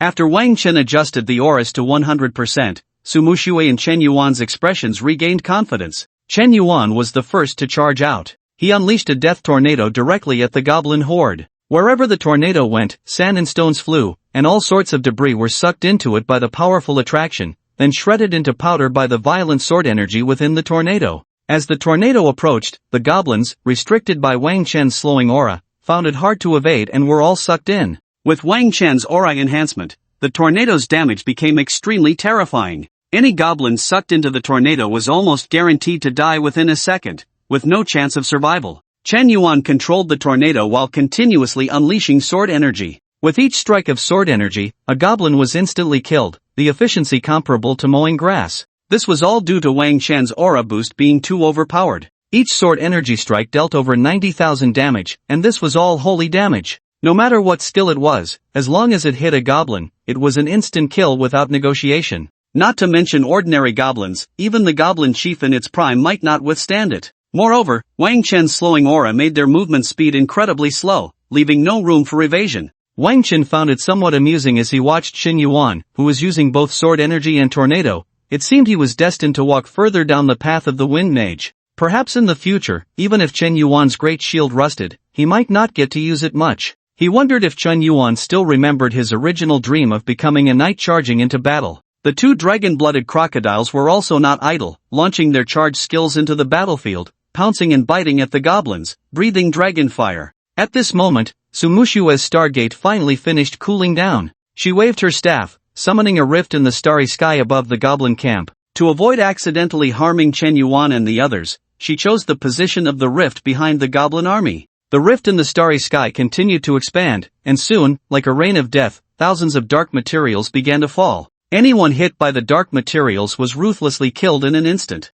Under the Stargate, countless goblins let out painful screams and wails. They wanted to escape this death zone, but their movement speed was so limited that they couldn't keep up with the expansion of the Stargate. In the blink of an eye, nearly half of the goblin army, composed of hundreds of goblins, was wiped out. When the Stargate dissipated, over 100, close to 200 goblins had died at Su Mushue's hands. The situation was instantly reversed. What should have been a one-sided battle now saw the goblins falling into a passive position. In an instant, the goblins' fighting spirit collapsed. Those who could escape did so, while those who couldn't perished, falling apart and shedding their armor. Suddenly, Wang Chen noticed that among the group of goblins, a thin goblin had started to beat a beast-skin drum at its waist. This thin goblin appeared to be slightly taller than the average goblin. Its skin looked as if it were diseased, covered in white spots, and it was completely hairless. Moreover, its body was painted with various strange symbols in some kind of white pigment. Goblin Priest, Bronze, level 27, the High Priest of the Goblin Clan, holds a high reputation within the tribe.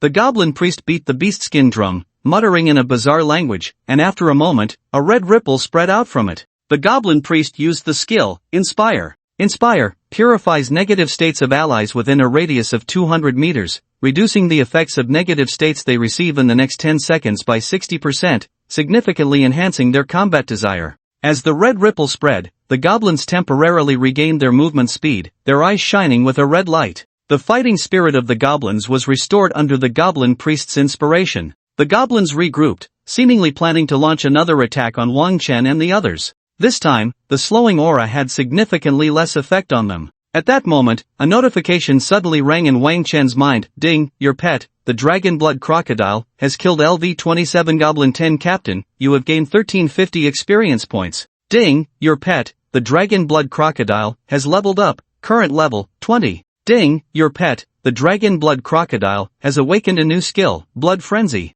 Blood Frenzy, body size increases by 100%, health increases by 50%, dragon breath range and damage increase by 30%, defense and attack power significantly increase, gains 30% damage reduction effect, land movement speed increases by 100%, swimming speed increases by 100%, immune to all magic and negative states, lasts for 180 seconds. Wang Chen felt a surge of joy. This upgrade came at just the right time. He had seen the Blood Frenzy skill before on a level 33 Dragon Blood Crocodile. However, Blood Fang's Blood Frenzy seemed to be an advanced version. This might be due to Blood Fang's dark gold quality, while the level 33 Dragon Blood Crocodile was of golden quality, one tier lower. Its skill included an additional effect of dragon breath range and damage increase by 30% along with a 50% health increase and a 30% damage reduction effect, and even the body size increase had changed from 50% to 100%. These enhancements were not present in the previous Dragon Blood Crocodile. Wang Chen issued a command to Blood Fang in his mind,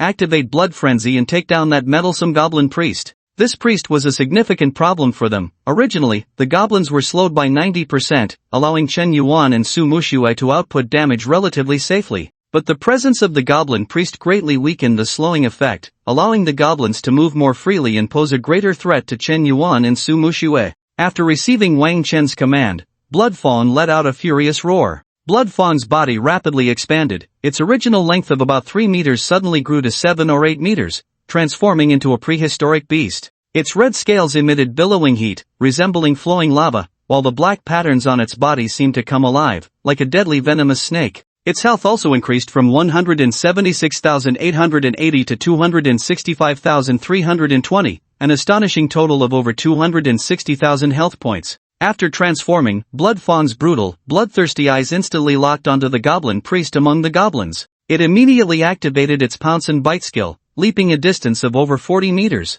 Watching Blood Fong fly towards it like a missile, the goblin priest was left utterly dumbfounded. Its pupils rapidly dilated, and even the hands beating the beast skin drum froze in midair. Blood Fong pounced beside the goblin priest, opening its massive maw to bite down on its body. When its enormous form hit the ground, it kicked up countless dust, making the entire ground tremble. Blood Fong clutched the goblin priest and with a slight exertion, there was a crack, and the goblin priest didn't even have time to scream before it died on the spot. Blood Fong shook its head and tossed the goblin priest away like a rag doll. Ding! Your pet dragon blood crocodile has killed LV-27 goblin priest. You have gained 1350 experience points. Blood Fong charged into a circle of goblins, killing the goblin priest right in front of many goblins. The whole process was simple and brutal, lacking any technique, leaving the goblins in disbelief. Even Chen Yuan and Su Mushue were stunned to see Bloodfang's enlarged form. Unlike Wang Chen, who had previously witnessed the dragon blood crocodile's blood frenzy skill, the visual impact Bloodfang brought them was quite shocking.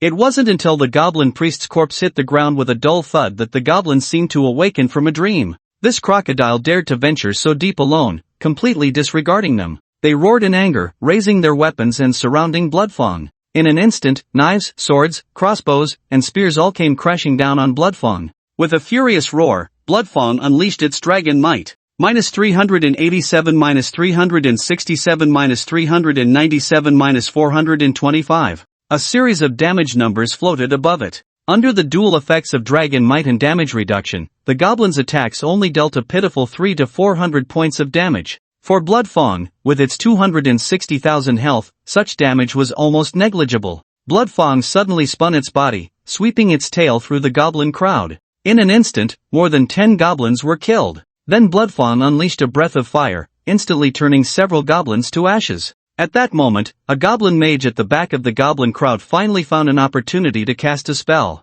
It waved its staff, and countless fire elements gathered at the tip, eventually forming a massive fireball. The goblin mage swung its staff, and the fireball shot towards Bloodfang at incredible speed. Moments later, the fireball struck Bloodfang, producing a tremendous explosion. The fireball detonated, creating a nearly 10-meter-wide crater in the ground. Flames danced within the crater, thick smoke billowed, and Bloodfang's entire body was engulfed in fire. Chen Yuan and Su Mushue felt a tightness in their hearts at this sight. Wang Chen, however, showed no concern and instead smiled slightly. As the flames slowly dissipated, a -0 damage number floated lazily above Bloodfang. Its entire body was unscathed, not even a single scale lost. Instead, this fireball had completely enraged Bloodfang. Its cold, blood-red eyes instantly locked onto the goblin mage in the crowd. Bloodfang leaped high again, pouncing towards the goblin mage. The goblin mage, terrified, threw down its staff and scrambled away in a panic. But Bloodfang was too fast. Before the goblin mage could take 2 steps, it was knocked to the ground by Bloodfang. With one bite, Bloodfang severed its neck, and the goblin mage died on the spot. At this moment, the goblins looked at Bloodfang with eyes that had lost all anger, replaced by deep fear. This colossal creature seemed like a demon crawling out of hell. They could see no possibility of defeating it, not even a glimmer. It wasn't just who took the lead, the goblins suddenly began to flee for their lives, and the entire goblin troop instantly turned into a scattered mess. Although the buff the goblin priest had bestowed upon them before dying was still active, allowing them to run relatively fast for a short time, the entire goblin camp was already trapped in the abyssal cage. Even if they wanted to escape, where could they go? Seeing the goblin troop collapse again, Su Mushue, Chen Yuan, and Xiao He immediately took advantage of the situation and began to hunt down the remaining goblins. The goblins, having lost their will to fight, posed no threat to them anymore, and this battle gradually turned into a one-sided massacre. In no time, the air in the goblin camp was filled with the stench of blood. The goblins cried out in despair. The cage that was originally used to imprison Wang Chen and the others had now become their prison. Even if they wanted to use their signature skill, escape, they had no opportunity left. Soon, the remaining goblins were completely wiped out by their combined efforts. At this moment, the time for Bloodfang's blood-red frenzy skill had also ended, returning to its previous form. The goblins' bodies turned into countless specks of light and vanished, leaving only a pile of equipment behind. Most of this equipment was basic, with only a few bronze items, and nothing particularly good. However, they did acquire quite a bit of materials. As the goblins' bodies disappeared, the goblin camp instantly became empty, leaving only bloodstains on the ground and the lingering smell of blood in the air, telling the tale of what had just happened. Chen Yuan began to collect the equipment on the ground. Suddenly, Su Muxue let out a gasp. "Wang Chen, look at this." Wang Chen walked over and saw a barely alive tiger glaring at the two of them with wide, angry eyes behind a wooden house. This tiger was the golden-striped Tiger King that Wang Chen had lured earlier. It was now covered in wounds, and its health was nearly depleted. This was to be expected. No matter how fierce it was fighting alone, and part of that group of goblins had also been busy dealing with this golden-striped Tiger King while chasing Wang Chen and the others. Moreover, it might have even been affected by the astral gate. Let's take care of it and end its suffering. The reason Wang Chen and the others could so easily kill the goblin chief was largely thanks to the golden-striped Tiger King attracting attention in front. When the abyssal cage descended, it had also helped relieve some pressure from Wang Chen and the others. Su Muxue nodded, waved her staff, and a dark sphere flew out, ending the life of the golden-striped Tiger King. After collecting the equipment, Chen Yuan returned to the two. At this moment, the abyssal cage had not yet dissipated, and the three could only continue to wait inside the cage. "Old Wang, you really hid deep enough," Chen Yuan chuckled, patting Wang Chen on the shoulder. Wang Chen smiled and said to the two, "It's still the old rule." Before he could finish, Chen Yuan interrupted, got it, keep it a secret.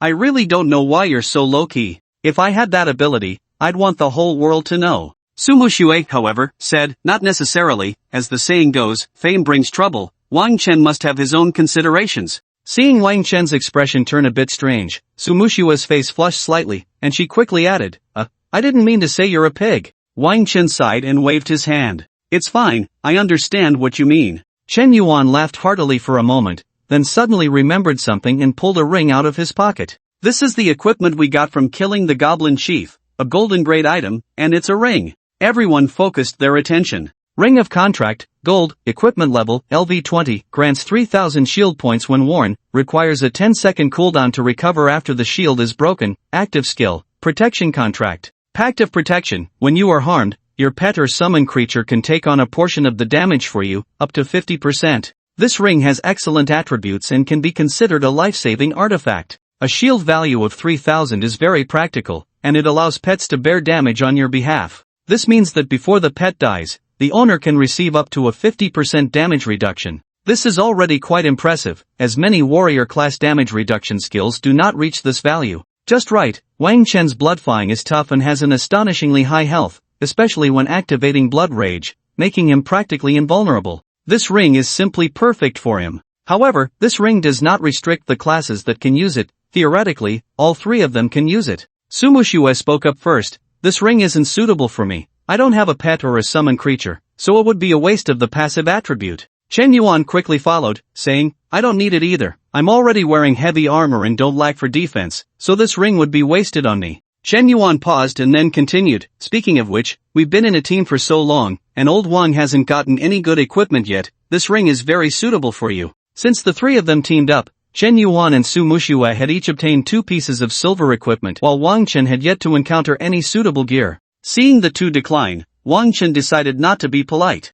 "Alright, then I'll take this ring." He is the core of the team, and as a crucial support class, ensuring his survival is key to maximizing the team's benefits. Now Wang Chen already has 2 rings equipped. One is a dark gold storage ring, and the other is a gold contract ring. In just a few days since awakening, his equipment has already surpassed many novice players. After waiting for about 3 to 4 minutes, a huge crack suddenly appeared in the abyss cage in the sky. Then, the crack continued to expand, and eventually, the entire abyss cage shattered, turning into countless starlights that fell to the ground. "Finally over, let's go." Just as the three were about to leave the empty goblin camp, Wang Chen suddenly heard a prompt in his mind. "Congratulations on completing the special event eliminating the minions of the abyss. You successfully killed the goblin chief infected by the power of the abyss, thwarting its evil plan to sacrifice itself to summon an abyssal rift. You have earned the achievement medal, Guardian. Guardian, you have killed the minions of the abyss, preventing the invasion plan of abyssal monsters.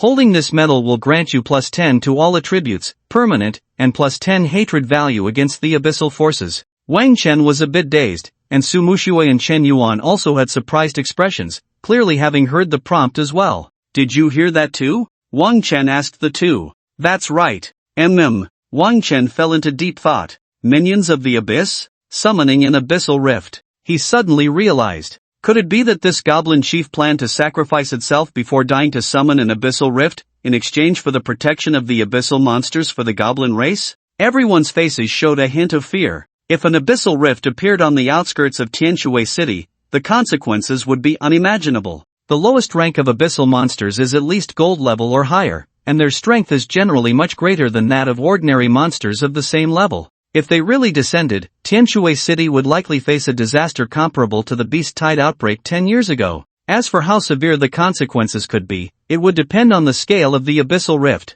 From now on, the shadowy forest will definitely become a forbidden zone, and the residents living in the northern suburbs of Tianshui City will also be forced to evacuate. This is inevitable. Sumushu said, no wonder these goblins are cutting down trees to reinforce their camp. I thought they wanted to protect the camp before the goblin chief died, but it turns out they were preparing to summon abyssal monsters. Chen Yuan gasped and cursed, damn it, that old biting is actually planning something so big. If he succeeds, I really don't want to think about it. However, Chen Yuan quickly burst into laughter. So, this old immortal has been preparing for so long, only to have us sneak in and kill him? Ha ha ha. Wang Chen also laughed. Truly, man's plans can't compare to heaven's plans, it's just his bad luck. The goblin chief had dominated the eastern district for so many years, and no one dared to come looking for trouble. He probably never dreamed that humans would dare to infiltrate the camp for a sneak attack. In any case, his plan had ultimately failed, and Tianshui City was temporarily safe. Suddenly, a prompt echoed in everyone's minds. You have completed a special event.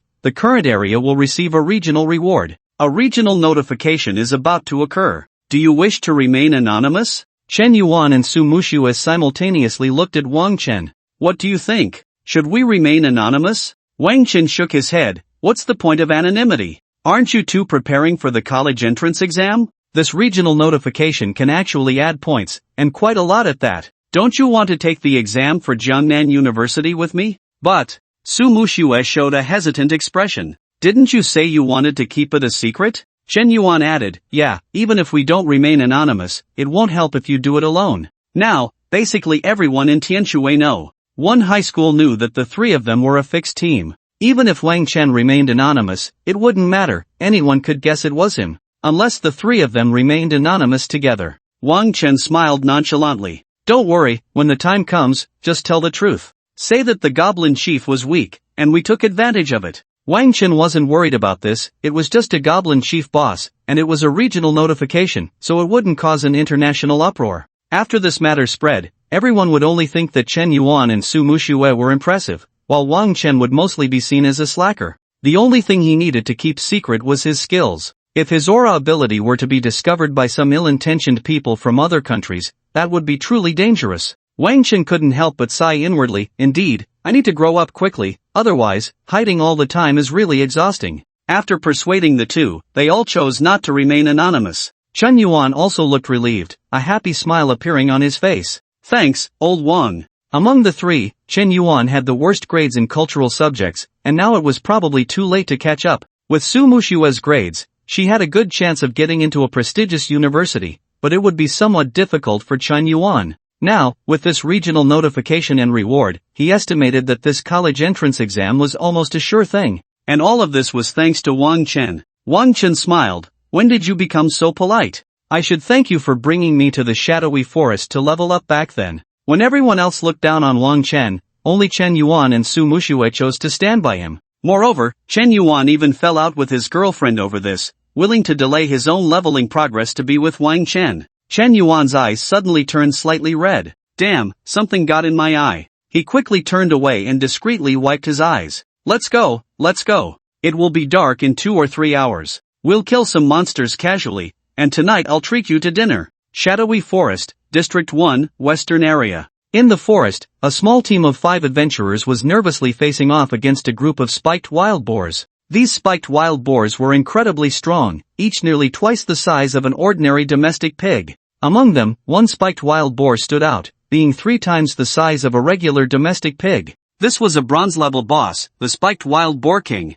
Spiked Wild Boar King, bronze, level 15, a powerful wild boar king skilled in charging, but with slightly poor turning ability. The team of adventurers in front of the spiked wild boar king was led by Zhang Xingyi from Tianshui No. 1 High School. Jin Lu was also in his team, while Zhang Yueqi, who had been with them before, was no longer present. Besides Jin Lu and Zhang Xingyi, their team included an earth mage, a shield warrior, and a ranger. All three of these adventurers were male and students from Tianshui No. 1 High School, recruited by Zhang Xingyi from other classes. Zhang Xingyi spoke up, "Wang Chang, don't be afraid later, just charge in, I'll give you a shield." After hearing Zhang Xingyi's words, the shield warrior named Wang Chang felt a bit more at ease. He tightened his grip on his large shield and nodded, saying, "Don't worry, brother Zhang." The spiked wild boar king pawed the ground, kicking up a few handfuls of dirt, breathing heavily. It was clear this was a sign it was about to charge. The wild boar king let out a series of grunts and then suddenly charged forward. Following Zhang Xingyi's instructions,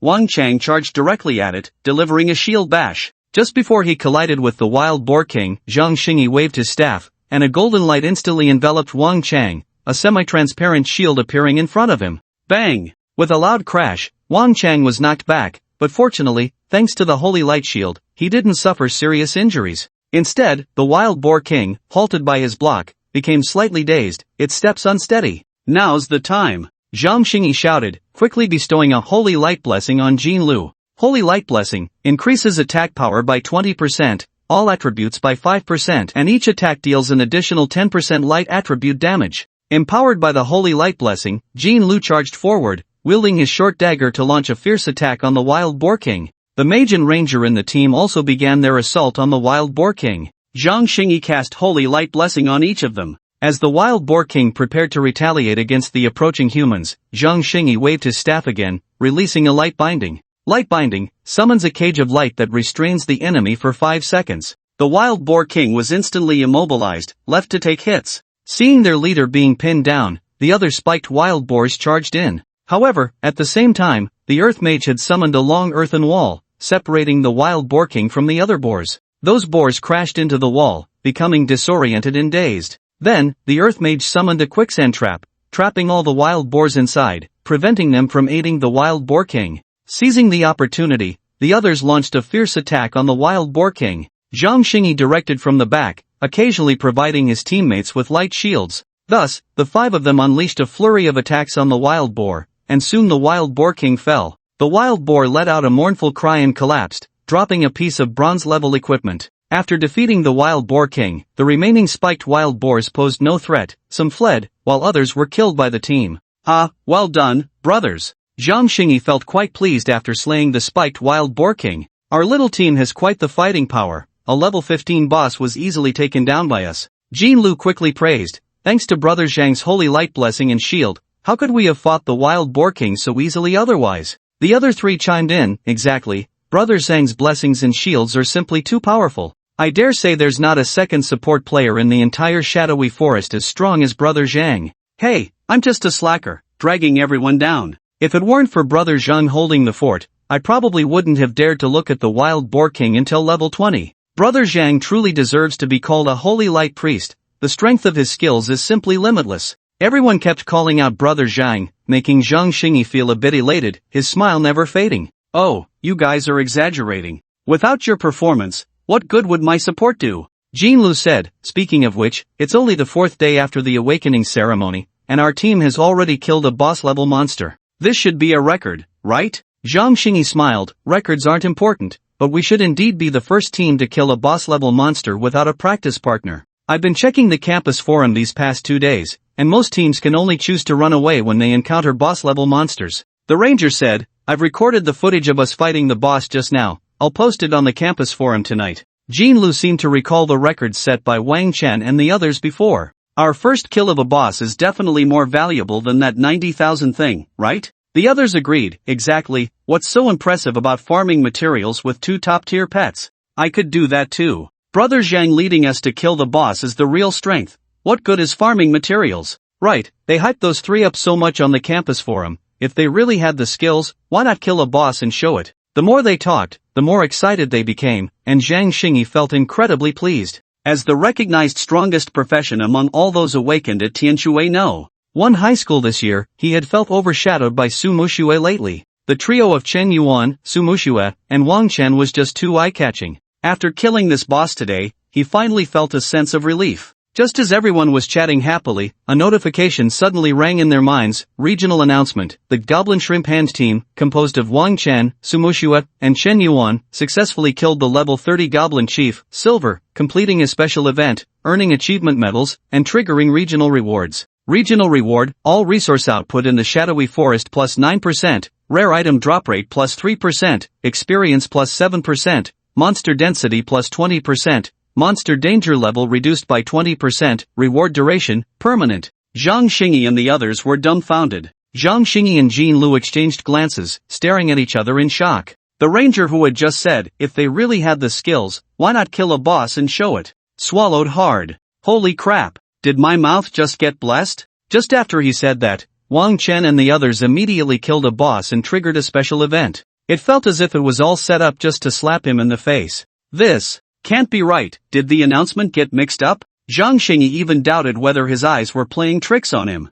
Level 30? Silver level boss? And the Goblin tribe, recognized as the hardest to fight in the first region? Is there even the slightest possibility of this? This is already the 4th day after the awakening ceremony. Even if Sumu Xue is a super genius, she can't be this amazing, right? And what on earth is this team name, Goblin Shrimp Hand? Does it mean Goblin Slayer? This team name sounds like a joke. For such an important regional announcement, to have such a casual name is almost like they're trying to be cute. Many professionals might never have the chance to earn a merit medal in their lifetime. This is just too childish, isn't it? For a moment, Zhang Xingyi's mind was in chaos, feeling as if his worldview was about to collapse. Jean Lu muttered, impossible, how could this be? This is a level 30 boss. Even if you let professionals above level 30 fight it, at least a team of 10 to 20 people would be needed, right? He racked his brain but couldn't understand how Wang Chen and the others managed to do it. Moreover, they also received a regional announcement and regional rewards. This kind of reward is significant. On a small scale, it benefits all the professionals in Tianshui City, and on a larger scale, it accelerates the development of the entire country. Generally speaking, after receiving such regional rewards, the Tianshui City Professional Guild would issue honor medals and cash rewards. What a coincidence that they triggered the reward just as the college entrance examination is approaching. One could say they need not worry about their scores. Wang Chang saw Zhang Xingyi standing there in a daze and cautiously spoke up, Brother Zhang, is it possible that the three of them brought along some practice partners to take it down? Before Zhang Xingyi could respond, Jean Lu interjected, that's impossible. If there were practice partners present, even if they were just watching, their names would be on the team list. And now, the names in the announcement only included Wang Chen, Chen Yuan, and Su Muxue. This means that the professionals who killed the level 30 boss were only those three, there were no others. A three-person team that had just awakened 4 days ago killing a level 30 silver boss. If this got out, wouldn't it leave everyone in shock? Everyone fell silent. The joy from successfully killing the wild boar king instantly vanished. Jean Lu quietly said, maybe their pets are just too strong. The others nodded in agreement. Yes, their pet must be very powerful, otherwise, how could just the three of them kill a level 30 silver boss? Indeed, their pet can help them earn money so quickly. It must be something special. Sumushua's family really invested heavily. Wang Chen is living quite comfortably off her. Zhang Xingyi nodded but didn't speak. He knew that no matter how strong a pet was, its level cap wouldn't exceed that of its owner. Even the most powerful pet, even if it reached level 20, wouldn't be able to fight a level 30 boss, right? Right now, Zhang Xingyi was the highest level in the team, and he was only level 17. He considered his leveling speed to be quite fast. Could it be that Su Muxue and Chen Yuan's levels were significantly higher than his? This was too absurd, he really couldn't understand it. Jean Lu said, hey, let them show off for now, you know pets aren't allowed in the college entrance examination. I wonder what they'll do then. Wang Chang also said, yes, as professionals, relying too much on pets won't work. In the end, it still comes down to one's own strength. Zhang Xingyi shook his head. Since he couldn't figure it out, he simply decided not to think about it. The college entrance examination was just 2 days away, and in the exam, professional potential assessment accounted for a large proportion. He was confident in his awakened profession, and with the training over the past 2 days, his practical experience was becoming richer, and his skill application was becoming more and more proficient. The confidence in Zhang Xingyi's eyes gradually returned. Since they are so high profile, let's see the real deal in the examination. He was also eager to see how far Su Muxue and Chen Yuan could go without their pets. Brother Zhang, the ranger asked softly, are we still going to release the video of our battle with the boss tonight? The earth mage next to the ranger shot him a glare, signaling him to keep quiet. Zhang Xingyi's expression was somewhat awkward. Let's hold off on that. We'll see how things go. Regardless, the rewards in this area are quite generous, and there's an experience bonus. Let's keep leveling up and not let external factors shake our confidence. Now everyone in Tianshui City knew that Wang Chen and the others had just killed a level 30 boss. Releasing a video of defeating a level 15 boss would be nothing short of humiliating. In the shadowy forest, at the supply station. Recently, the business at the supply station and the shadowy forest had been booming. Originally, the resource output in the shadowy forest was not as good as some dungeons, and high-level professionals rarely came here. But with the college entrance exams approaching, a large number of new professionals flooded into the shadowy forest, and the supply station took advantage of this opportunity to make a fortune. At this moment, the supply station was bustling with activity. Many professionals were chatting and resting, snacking and drinking. When the area notification appeared in everyone's minds, the once lively professional station suddenly fell silent, so quiet that one could hear a pin drop. Area announcement: the Goblin Claw team, consisting of professionals Wang Chen, Sumushue, and Chen Yuan, successfully killed the level 30 Goblin Chief, Silver, completed a special event, and received achievement medals along with triggering area rewards. Moments later, the entire supply station erupted in cheers. Wow, it's an area reward, haha, awesome. Who are these three gods? Truly, sitting at home and rewards come from the sky, haha. What happened? I just stepped away for a drink and rewards were given? Many students from Tianshui No. 1 high school quickly stood up to claim them. These three are from our school, Tianshui No. 1. That's right, they are newly awakened professionals from our school. The one named Wang Chen has been the top in both academics and martial arts for 3 consecutive years, and the one named Su Mushue is second. Seeing the students from Tianshui No. 1 speaking, other professionals showed incredulous expressions. Are you saying they are newly awakened professionals? No way, that's a level 30 silver boss. Did you get it wrong? In an instant, the supply station was in an uproar, with everyone discussing fervently. If they are newly awakened professionals, they shouldn't be over level 20 at most, right? How could they kill a level 30 boss? Don't joke around, little brothers and sisters, that's impossible. A level 30 silver boss is not as simple as you think. And this is the Goblin Chief. Don't you know goblins fight in groups? The team roster only has 3 people, it can't be as you say. Some higher-level professionals in the supply station expressed their disbelief in the claims of the Tianshui No. 1 students. One professional said, I'm familiar with the goblins in the Eastern District, our team has been there a few times. The goblins are tough to deal with, they love to group up, and they're not easy to handle. Others chimed in, right, I know the goblins there, they operate in teams, and there's a class division. You could say they are the toughest monsters in the first area. If they want to kill the goblin boss,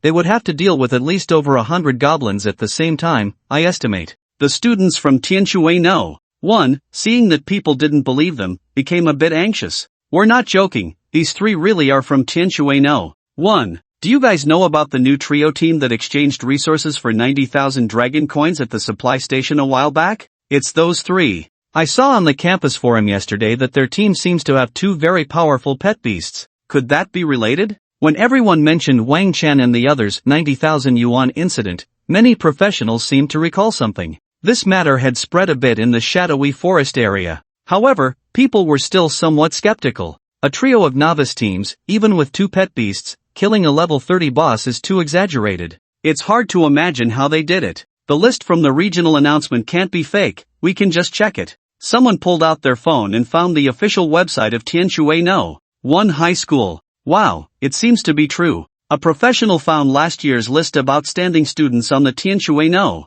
1 High School website. Wang Chen and Su Mushue were indeed ranked first and second. If it were just one person, it could be a coincidence, but 2 people with the same name? A student from Tianshui No. 1 added, I also know that Chen Yuan, he's a good buddy of Wang Chen. Su Mushue is in our class, huh? The students from Tianshui High School chimed in, and everyone gradually began to believe their claims. This is too ridiculous, a newly awakened professional team killing a level 30 silver boss? Are they trying to defy the heavens? Quick, check if the rewards have taken effect. Someone opened the system panel and indeed found the bonuses mentioned in the regional announcement on their attribute board. They had already started to take effect. Although this reward was limited to the shadowy forest, it was still quite powerful. Many novice professionals came to the shadowy forest because the monsters in the first area were relatively easy to deal with. The next 3 areas had too much randomness, high danger levels, and low monster density, often taking over 10 minutes to encounter a monster, so there weren't many professionals exploring. Now, not only had the entire shadowy forest increased its output and experience bonuses, but it also increased monster density and reduced danger. It was easy to imagine that with this reward bonus, more high-level professionals would come to the shadowy forest in the future. This kind of regional reward was just like the national reward last time, benefiting everyone in Tianshui City. No matter who received this reward, they would be regarded as heroes of Tianshui City. Who cares how they did it, anyway, we can all enjoy this benefit, haha. The young people nowadays are really something. Anyone want to drink? I'll treat everyone to a drink, let's celebrate together. For a moment, the supply station was bustling with excitement. Tianshui No. 1 High School. Zhao Guofeng was busy in his office. Recently, due to Wang Chen's matter, he needed to submit a lot of documents to the Tianshui City Professional Union for Li Chen. Plus, with the college entrance examination approaching, he was overwhelmed with preparations for it. There was also a female teacher in professional attire helping out.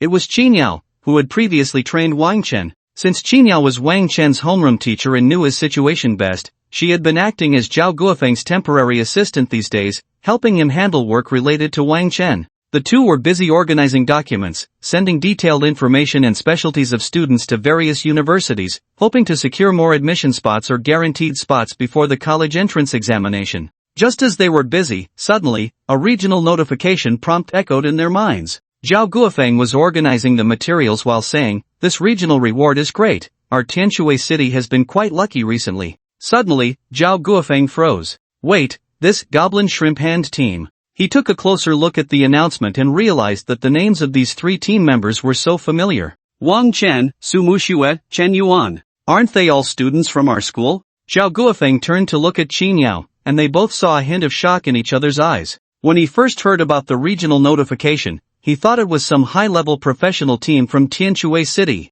As for a rookie team being able to receive a regional reward, he hadn't even considered that possibility subconsciously. Moreover, this was a level 30 silver grade boss. But if it was Wang Chen, then it made sense. That brat, didn't President Li tell him to keep a low profile? Qinyao chuckled, young people, it's normal to have a bit of drive. But soon, a smile of joy appeared on Zhao Guofeng's face. But this regional reward comes at just the right time, just before the college entrance examination. This could add quite a few points to their scores. Furthermore, if they reported this regional reward, they could definitely vie for a guaranteed admission spot at a prestigious academy. Quick, Teacher Qin, contact the Tianshui City Professional Union, we have our quota. Zhao Guofeng's old face was beaming with joy. This matter was not just about the quota. During next year's enrollment, he could proudly say, our school has produced students who achieved regional rewards. This was a very good promotional point. Qinyao was also very happy. Wang Chen and Chen Yuan were both her students.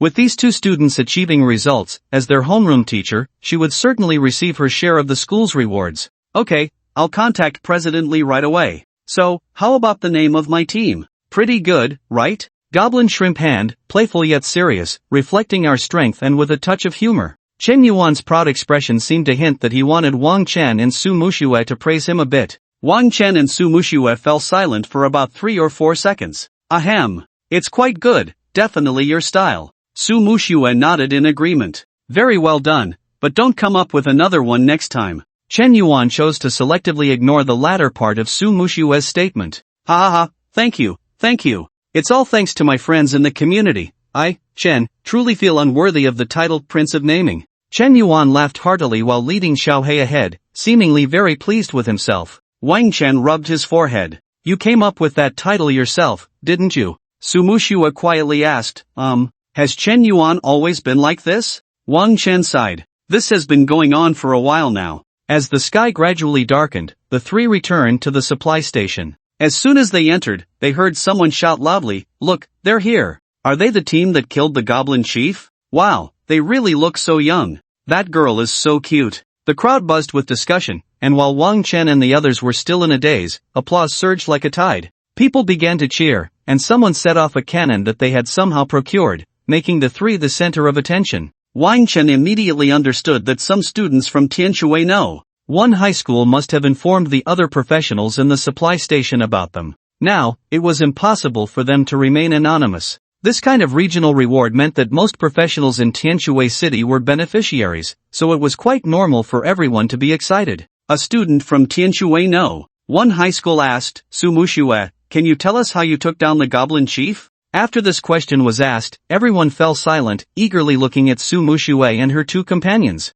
This was a question of great interest to everyone. They all wanted to know how a trio managed to defeat a level 30 silver boss. Su Mushue quickly replied, actually, we're not as impressive as everyone thinks, we just got lucky. Then, Su Mushue shared the explanation they had prepared in advance. While leveling up in the Eastern District, we happened to encounter a weakened goblin chief. It must have been infected with some kind of disease, as all its attributes were significantly reduced, making it even weaker than an ordinary goblin. You could say it was in a state of impending doom. We just happened to catch a break and didn't expect to trigger a special event. Su Mushue wasn't lying, the events did unfold somewhat as she described. However, just how much the goblin chief's attributes were weakened, the specific details of the battle, and what special event was triggered, she didn't elaborate on these, leaving the others to fill in the gaps themselves. After Su Mushue finished speaking, everyone seemed to understand. I see, I thought a rookie trio couldn't possibly take down a level 30 boss. But you all did great, even a weakened goblin chief must still have some strength.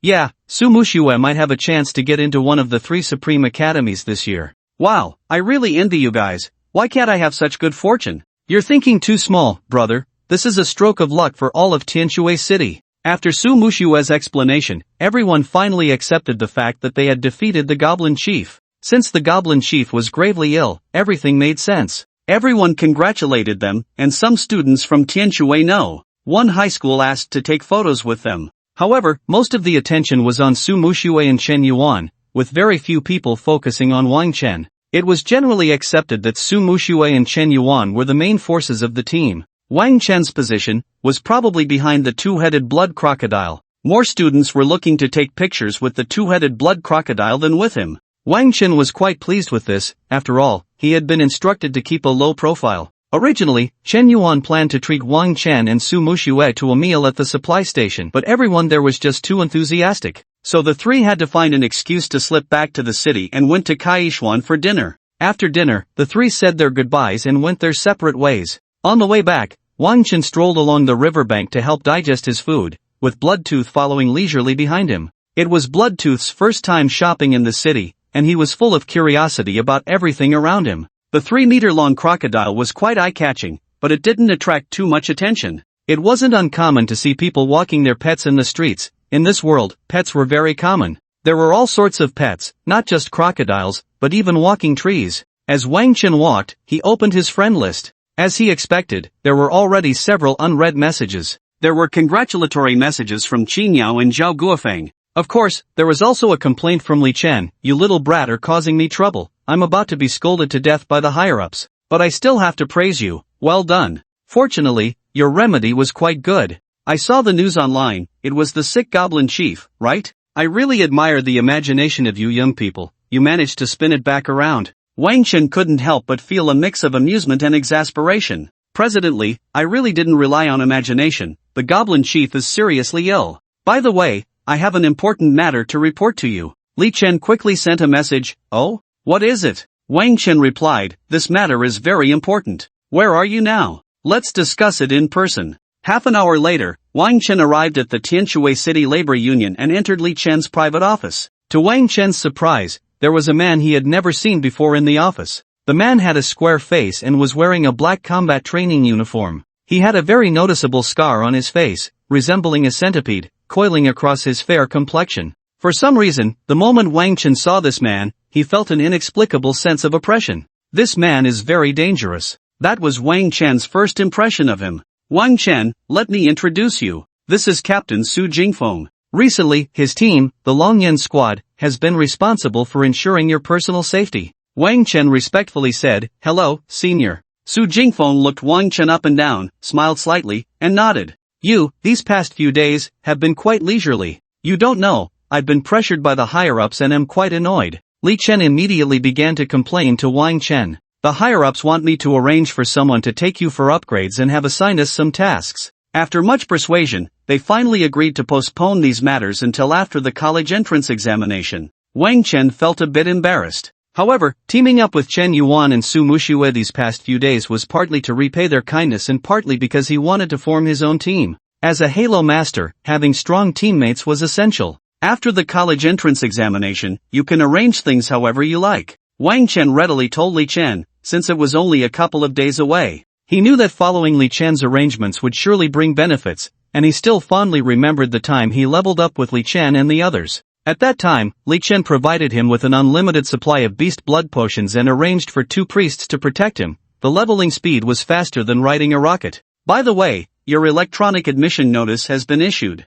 Li Chen sent Wang Chen a website link in the chat list. Wang Chen clicked on the website, which displayed a file indicating that he was now a registered freshman at Jiangnan University. The file recorded his basic information and registration time. The official start date is October 1st, which is 2 months from now. Of course, you can report early, but just don't be later than October 1st. Wang Chen nodded. Since the file was already registered, he would only need to provide his identity information to report to the school. From now on, he would officially become a student of Jiangnan University, one of the 3 supreme academies of the Dragon Kingdom. After he reported, the school would provide accommodation and a student ID card. With the ID card, he would be able to access all special areas of the school. Wang Chen had heard that the supreme academies had places for simulated battles and special ability training. Although he didn't know the specifics, he was filled with anticipation for it all. Li Chen said, "Your situation is quite special, so the school has already arranged for your tuition and fees.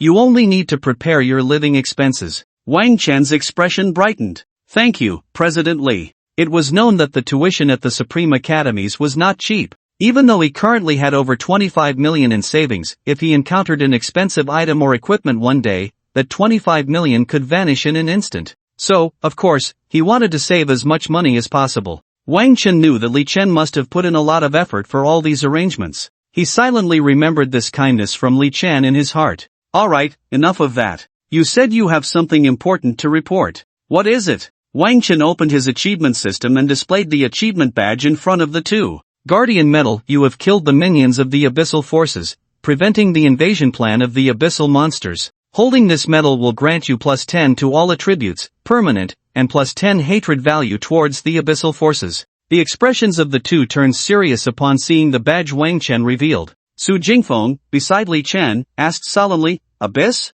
So, the goblin chieftain you killed triggered a special event related to the Abyss?" Wang Chen nodded. After he, Chen Yuan, and Su Mushue killed the goblin chieftain and triggered the special event, most people's attention was focused on the regional rewards. However, very few cared about what event they had actually triggered. The main point was that no one would connect this matter with the Abyssal Monsters. Wang Chen took out his phone, showing several photos he had taken at the goblin camp. One photo depicted a clearing covered in magical symbols, with a nearly rotting deer leg placed in the center. The deer leg, positioned at the center of the magic circle, looked like some bizarre sacrificial act at first glance. "We found this in the goblin chieftain's room." After defeating the goblin chieftain, Wang Chen and the others wanted to see if there were any treasures in the chieftain's room. As soon as they entered, they were hit by a strong stench of decay. They discovered that a huge magic circle had been drawn in white powder in the goblin chieftain's room, with the massive deer leg placed at its center. Wang Chen and the others immediately understood that this was the goblin chieftain's way of communicating and sacrificing to the abyssal evil god.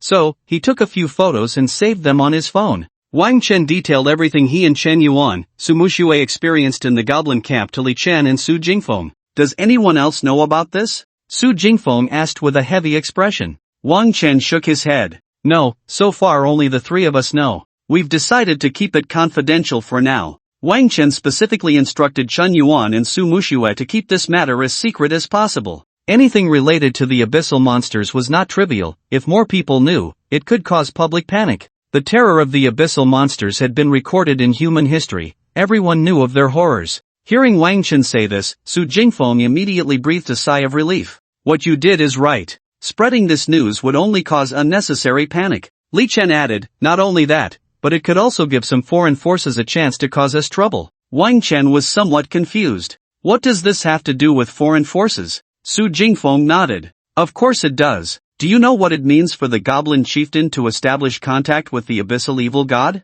Wang Chen shook his head, indicating he was unclear. Su Jingfeng explained, "It means the power of the abyssal rift is becoming stronger. Even a weak existence like the goblin chieftain can establish a sacrificial relationship with the power of the abyssal demon. If what you say is true, this will be a very dangerous signal." Wang Chen quickly understood Su Jingfeng's meaning. You mean, there might be similar sacrificial situations occurring all over the country right now? Su Jingfeng nodded, exactly. In short, we cannot be too optimistic about this matter. Su Jingfeng looked at Wang Chen and asked, how much do you know about the abyssal monsters? Wang Chen pondered for a moment and said, I read in a book that the abyss is filled with violent, chaotic, and disorderly powers. Any creature that becomes infected by this power can gain immense strength, but they also lose their sanity and become mentally disordered due to their inability to control it. This power determines that the nature of abyssal creatures is brutal. Their hobby is to teleport through spatial rifts to other realms, destroying and conquering every world they reach. Su Jingfeng smiled.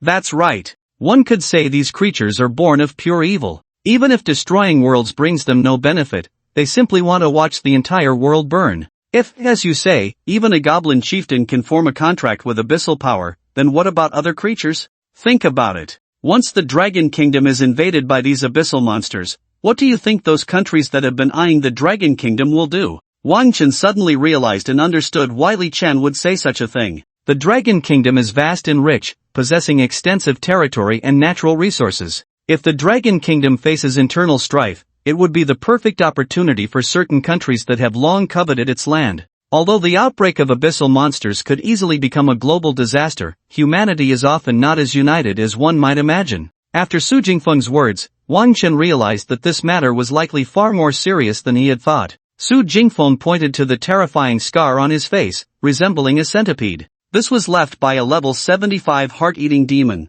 The doctor said if the wound had been half a centimeter deeper, I wouldn't have survived. Hearing Su Jingfeng's words, Wang Chen couldn't help but show a look of surprise. Level 75? That must be a monster of epic rank, right? The man in black before him, named Su Jingfeng, had actually survived an encounter with such a terrifying creature. The epic rank was far too distant for Wang Chen, who was merely a bronze-ranked aura master at the moment. It is known that as one progresses, leveling up becomes increasingly slow, and for a professional to break through to the epic rank, it is no longer as simple as defeating monsters to gain experience. Undoubtedly, this man before him was definitely one of the top experts in the Dragon Kingdom. Do you know? In fact, abyssal monsters have never been defeated by humanity. Su Jingfeng sighed. Hundreds of years ago, when the rules of heaven descended and humans began to appear as professionals, abyssal creatures seemed to vanish in the short term, but this was not something humanity achieved through its own strength. Wang Chen was well aware of this. Many books recorded that although humanity had broken free from the dark and bleak Dark Age, it was through the power of the heavenly rules.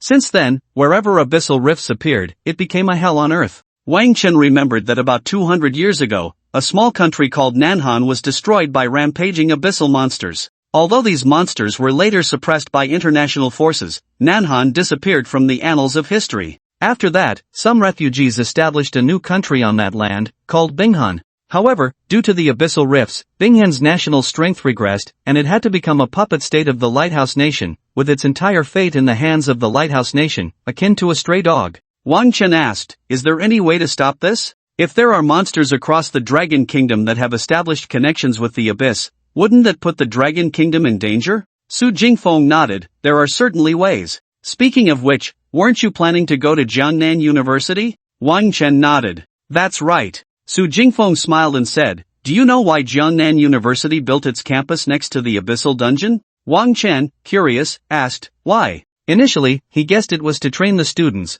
but hearing Su Jingfeng, it seemed there was another reason. Su Jingfeng appeared to recall something and said, forget it, this is still too early for you. Just work hard, join the courtyard guild, and when you become stronger, you'll naturally understand. Wang Chen felt a bit speechless, thinking it would have been better not to say anything at all. However, Su Jingfeng did have a point. He was just a level 20 aura master. Some matters were not his to worry about yet. In any case, don't concern yourself with this for now. There will be dedicated people to handle it. You did very well this time. This information is very important to us. Su Jingfeng looked at Wang Chen with great satisfaction. In just a few days, Wang Chen had already surprised him quite a bit. After saying this, Su Jingfeng stood up. Presently, I originally planned to wait until after the college entrance examination to leave, but it seems I must return to the guild again. Li Chen quickly said, you go ahead, I'll handle things here. Su Jingfeng cupped his hands and said, thank you for your trouble. With that, Su Jingfeng hurriedly left Li Chen's office.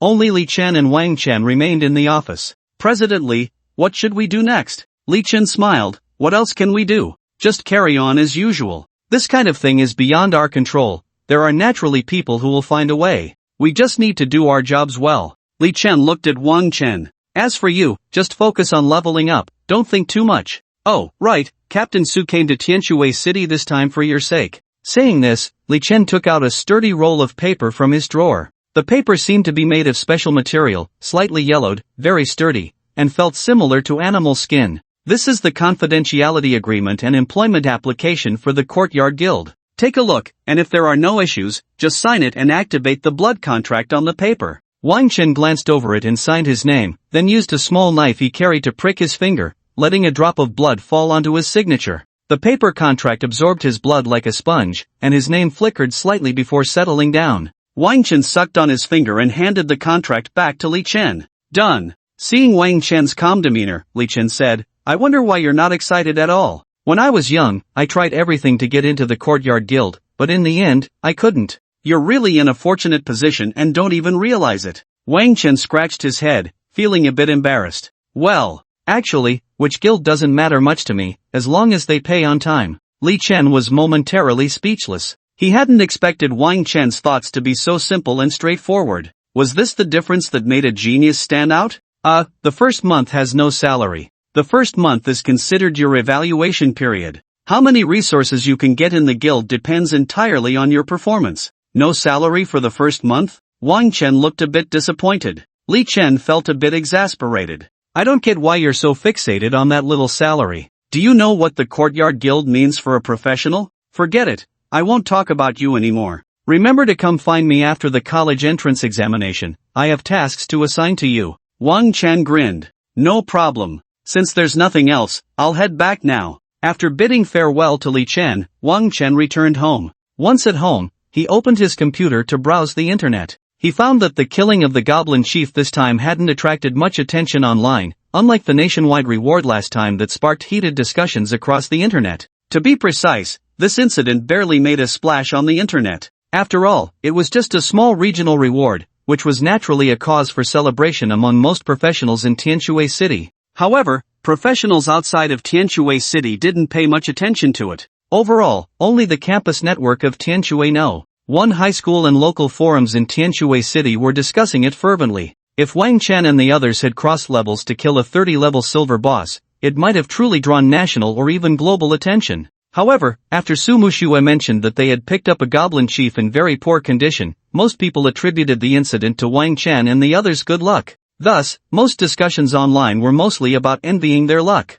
Many netizens also expressed their intention to go to the shadowy forest to level up tomorrow. After today, the rewards in the shadowy forest should attract more people. Wang Chen opened the campus forum and found that most of the discussions were related to Su Mushue, with the occasional post about Chen Yuan. Undoubtedly, both Su Mushue and Chen Yuan had become prominent figures at Tianshui No. 1 high school. He glanced at a few posts in the front row. Is the Dark Moon Mage the strongest? An analysis of Tianshui No. 1 high school's first goddess Su Mushue's strength. How much is the pet that Su Mushue gave to Wang Chen really worth? What a waste. Why does Su Mushue stick with Wang Chen? Hidden expert. The strength of the heavy-armored warrior Chen Yuan is not as simple as you think. Mathematics experts' lengthy analysis tells you what impact this regional reward really has. Can the shadowy forest replace the ancient ruins as the best leveling spot for silver rank and above? Just reading the titles of these posts made Wang Chen chuckle. No wonder they say prejudice is a mountain.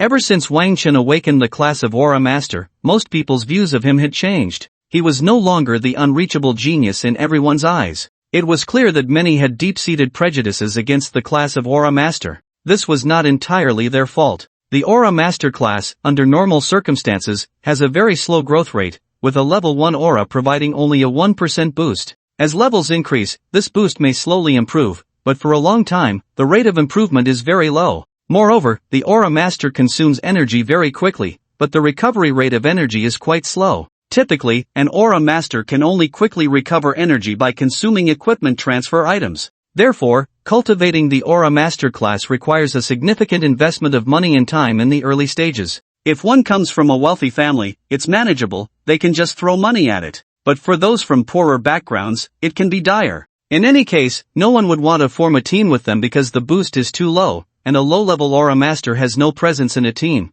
becoming just another target that needs protection, without anyone to team up with. And since Aura Masters cannot kill monsters on their own, if they also lack the funds to hire a practice partner, then their career as an Aura Master could very well end there. Many Aura Masters and other professionals who awaken to lackluster classes sometimes simply abandon their combat class identity in search of other paths. Moreover, if the Aura Master were only weak in the early stages but could grow stronger later, that would be one thing. Indeed, there are some classes that are weak at first but become very powerful later on. However, an Aura Master has to wait until reaching the Dark Gold rank to barely play a normal role. Note that this is only a normal level of support. It barely manages to keep pace with ordinary support classes like priests, wizards, and paladins, without any particularly outstanding features. This is still reliant on a bit of growth from aura attributes, slowly accumulated over time. In other words, the hardships endured by the Aura Master in the early stages are essentially in vain, as they won't be much stronger than other support classes in the later stages.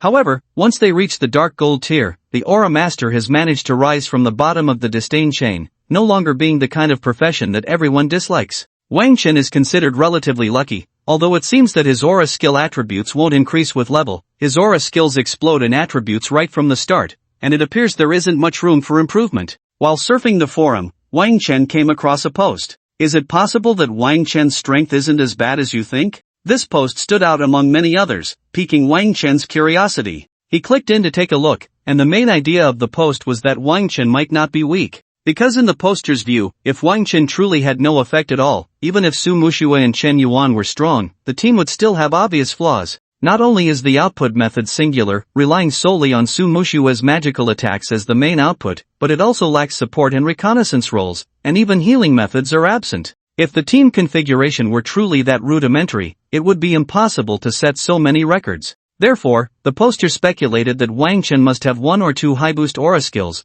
with boosts likely over 10%. Only when Wang Chen is not the weak link in the team can Chen Yuan and Su Mushue's strengths be maximized. Wang Chen glanced at the replies below. As expected, the poster was heavily criticized by netizens. Wang Chen, come out and speak with your main account. Haha, could this poster be Wang Chen himself? If a bronze tier Aura Master's boost could really reach over 10%, wouldn't every team be fighting to recruit him? A couple of days ago, I saw Chen Yuan's girlfriend would rather break up with him than team up with Wang Chen. I don't believe it. If he had such strong auras, why wouldn't he step up to prove himself? Don't even talk about 10%, if Wang Chen's boost is over 5%, I'll eat. If his aura is really that impressive, there would definitely be many willing to team up with him. But what's the result? Chen Yuan is his best buddy, Su Muxue is his girlfriend, and look, is there anyone else willing to team up with him? Wang Chen was speechless. When did Su Muxue become his girlfriend? How come he didn't know about this? Soon, the rational analysis posed by the original poster was drowned out by the crowd's comments.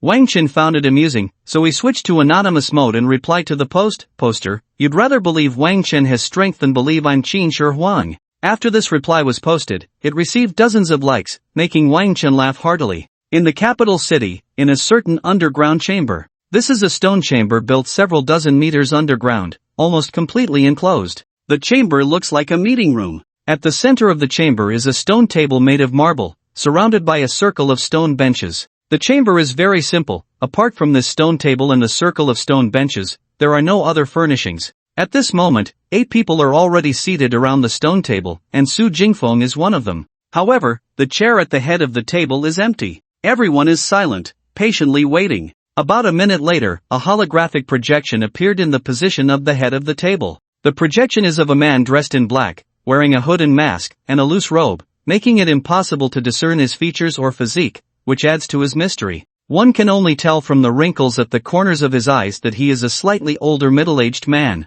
His pair of somewhat weathered eyes resemble cold stars, steady and resolute. Hello, President. The 8 people sitting by the stone table all stood up. The man pressed his hand down, signaling everyone to sit. Jingfeng, I heard you discovered signs of the abyss monsters attempting to invade? His voice was deep and powerful. Su Jingfeng stood up and said, that's right. Do you remember the Halo Master I mentioned to you? Wang Chen, right? I have some impression. Yes, that's him. The abnormal signs this time were reported by him. Su Jingfeng recounted the situation from the day Wang Chen killed the goblin chief to everyone present. The people in attendance all furrowed their brows. It was no small matter that a monster had successfully made a sacrifice to the abyss evil god. The middle-aged man shook his head. Just when we thought it was safe? He sighed, looking at the puzzled expressions of the crowd, and said, I received news from our informant in Sakura country that they recently obtained a challenge order. Upon hearing this, everyone in the conference room showed signs of concern. Challenge order?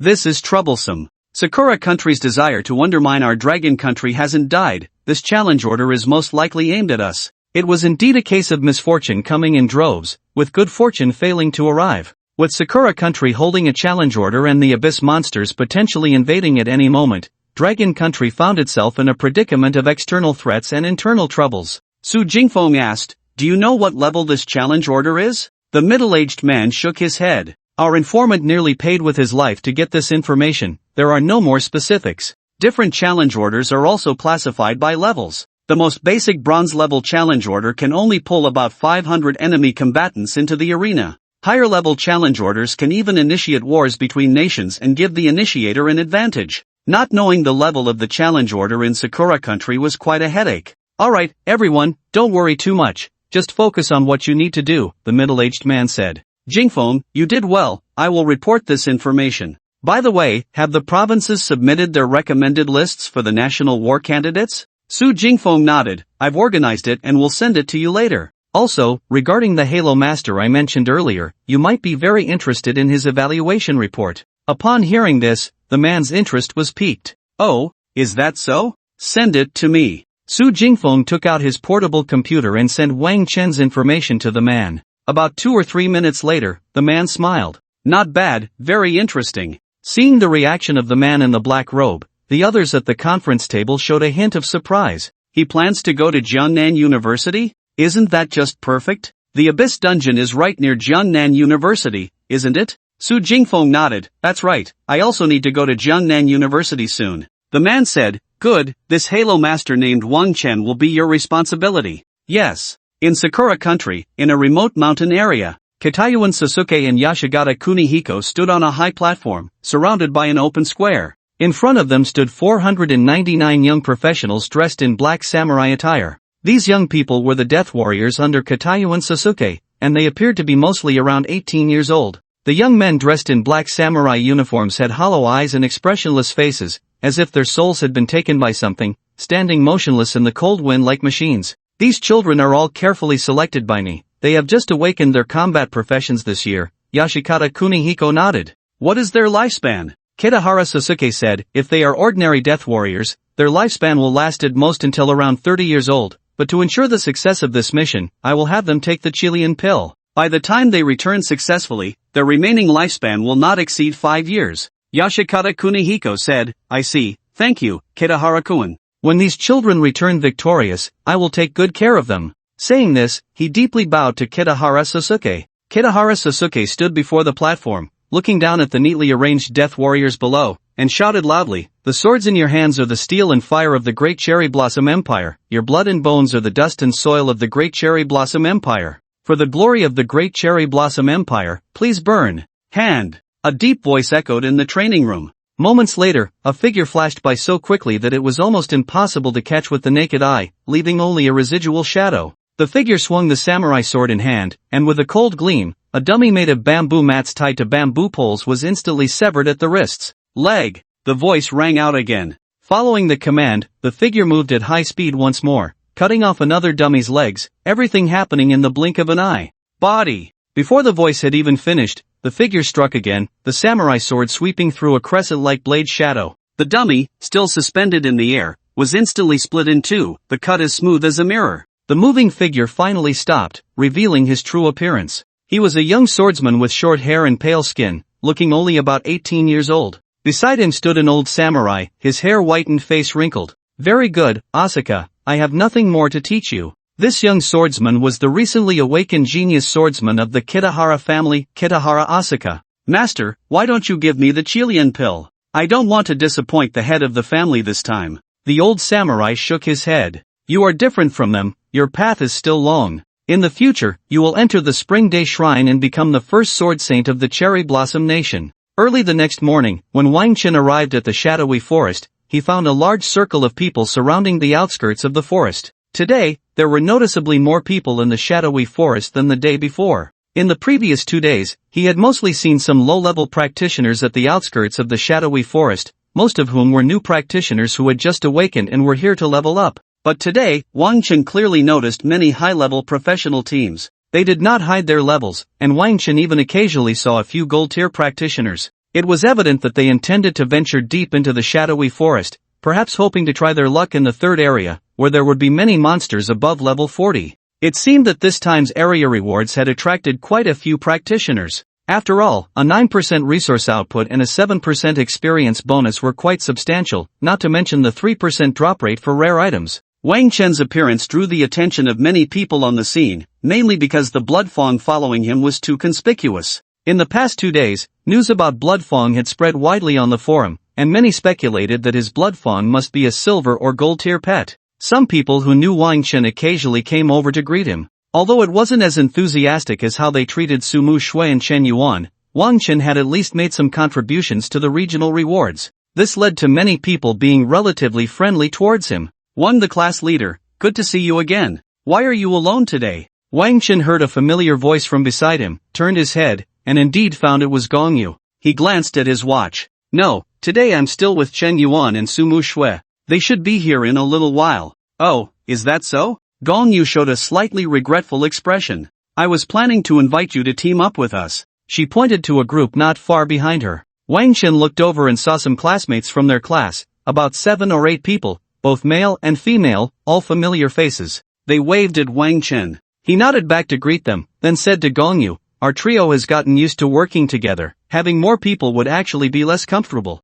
Gong Yu laughed. To be precise, you should be considered a 5-person team, since you have 2 big crocodiles with you. She squatted down and patted Bloodtooth's head. Bloodtooth glared at her, but out of respect for its owner, it didn't act out. Wow, this guy is quite fierce. She clapped her hands. Alright, since you have a team, we'll head in first. Wang Chen nodded. Good luck to you all. Just as Gong Yu was about to turn and leave, she suddenly turned back and said mysteriously, by the way, I heard that getting regional rewards can add quite a few points to the college entrance exam. Wang Chen nodded. He certainly knew that. Gong Yu continued, and I heard from teacher Qiniao that because there are 2 people from our class 1 on the regional rewards team list, the school has exceptionally added 10 points to our class's comprehensive evaluation score. I heard this will affect the overall score for the college entrance exam. So everyone in our class is really grateful to you and Chen Yuan now. Hearing Gong Yu say this, Wang Chen finally understood why his classmates were so enthusiastic today. Although he was the class leader, he wasn't as well informed about class news as Gong Yu.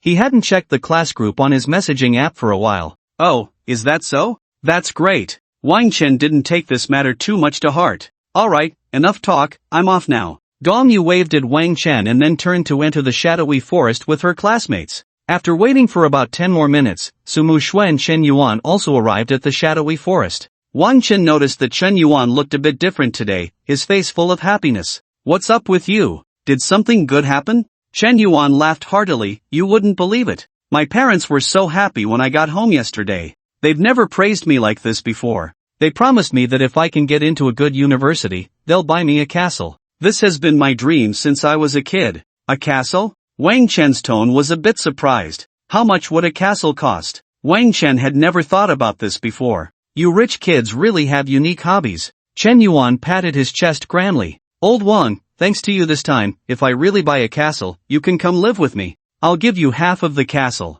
Wang Chen laughed. Let's talk about it after you get in. By the way, there's something I need to tell you guys. Let's talk while we walk. The group entered the shadowy forest together. Sumu Shui asked, where are we going today? The goblins in the East District are gone, and it's likely that monsters from other places won't head to the East District anytime soon, so this area is temporarily of little value. Moreover, today, many new adventurers have flooded into the shadowy forest. Due to the regional rewards, other wild areas in Tianshui City have seen little traffic today, as many people want to try their luck in the shadowy forest. If they go to the more popular spots there, they might face competition from other teams for monsters. Wang Chen said, let's head to the Northeast District. I remember there's a river there. Wang Chen glanced at Bloodtooth and Little Black. The Northeast District is located at the junction of the first and second regions. There's a large river that runs through both regions, inhabited by some aquatic monsters. Generally, no one wants to provoke those aquatic monsters. They not only come in large numbers but also prefer to fight near the river.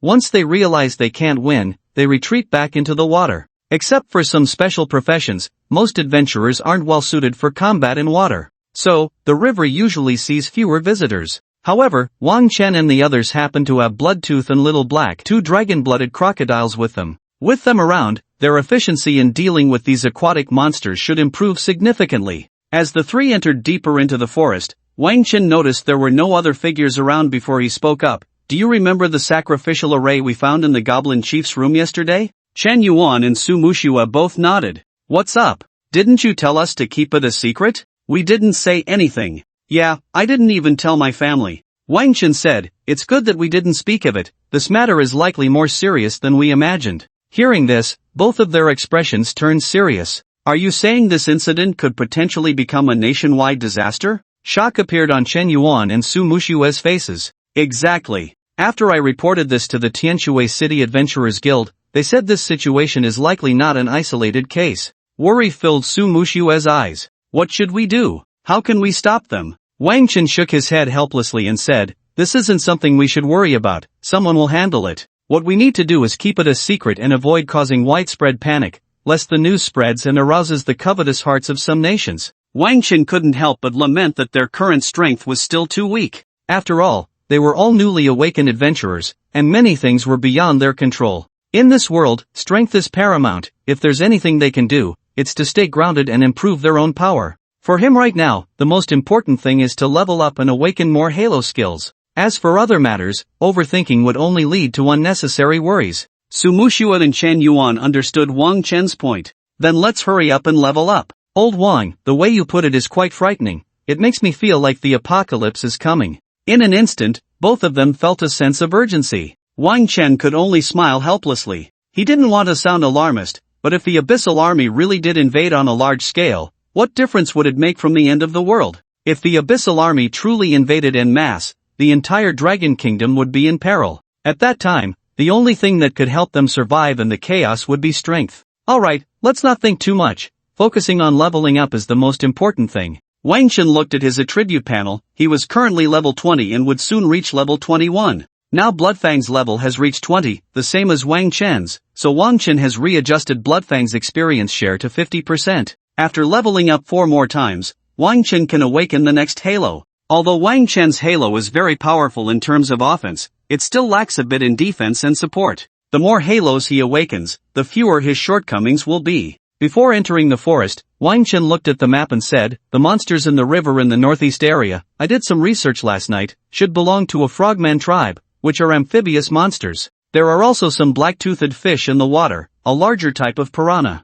And the location of the frogman tribe is upstream of the river, at the junction of the first and second areas. Wang Chen's purpose for this trip is to confront those frogmen. Frogmen, like dog-headed men and goblins, are humanoid creatures. This type of creature generally has a characteristic. They possess a certain level of intelligence and have social habits similar to humans, making them social animals. This means they usually fight in groups. This characteristic can be a hassle for ordinary teams, as they tend to avoid monsters that gather in groups. However, for a team like Wang Chen's, which has extremely high output, they are actually more suited to seek out monsters that like to group together. This way, the efficiency of killing monsters will be much higher. As Wang Chen was speaking, the three suddenly heard a sharp whistle from the distance above. They looked up to see a red firework soaring into the sky, exploding and forming a lingering green smoke. They were all too familiar with this smoke. It was the distress signal from Tianshui High School. Previously, when they were in the eastern area, they had seen Zhang Xingyi and others use it once. Chen Yuan frowned.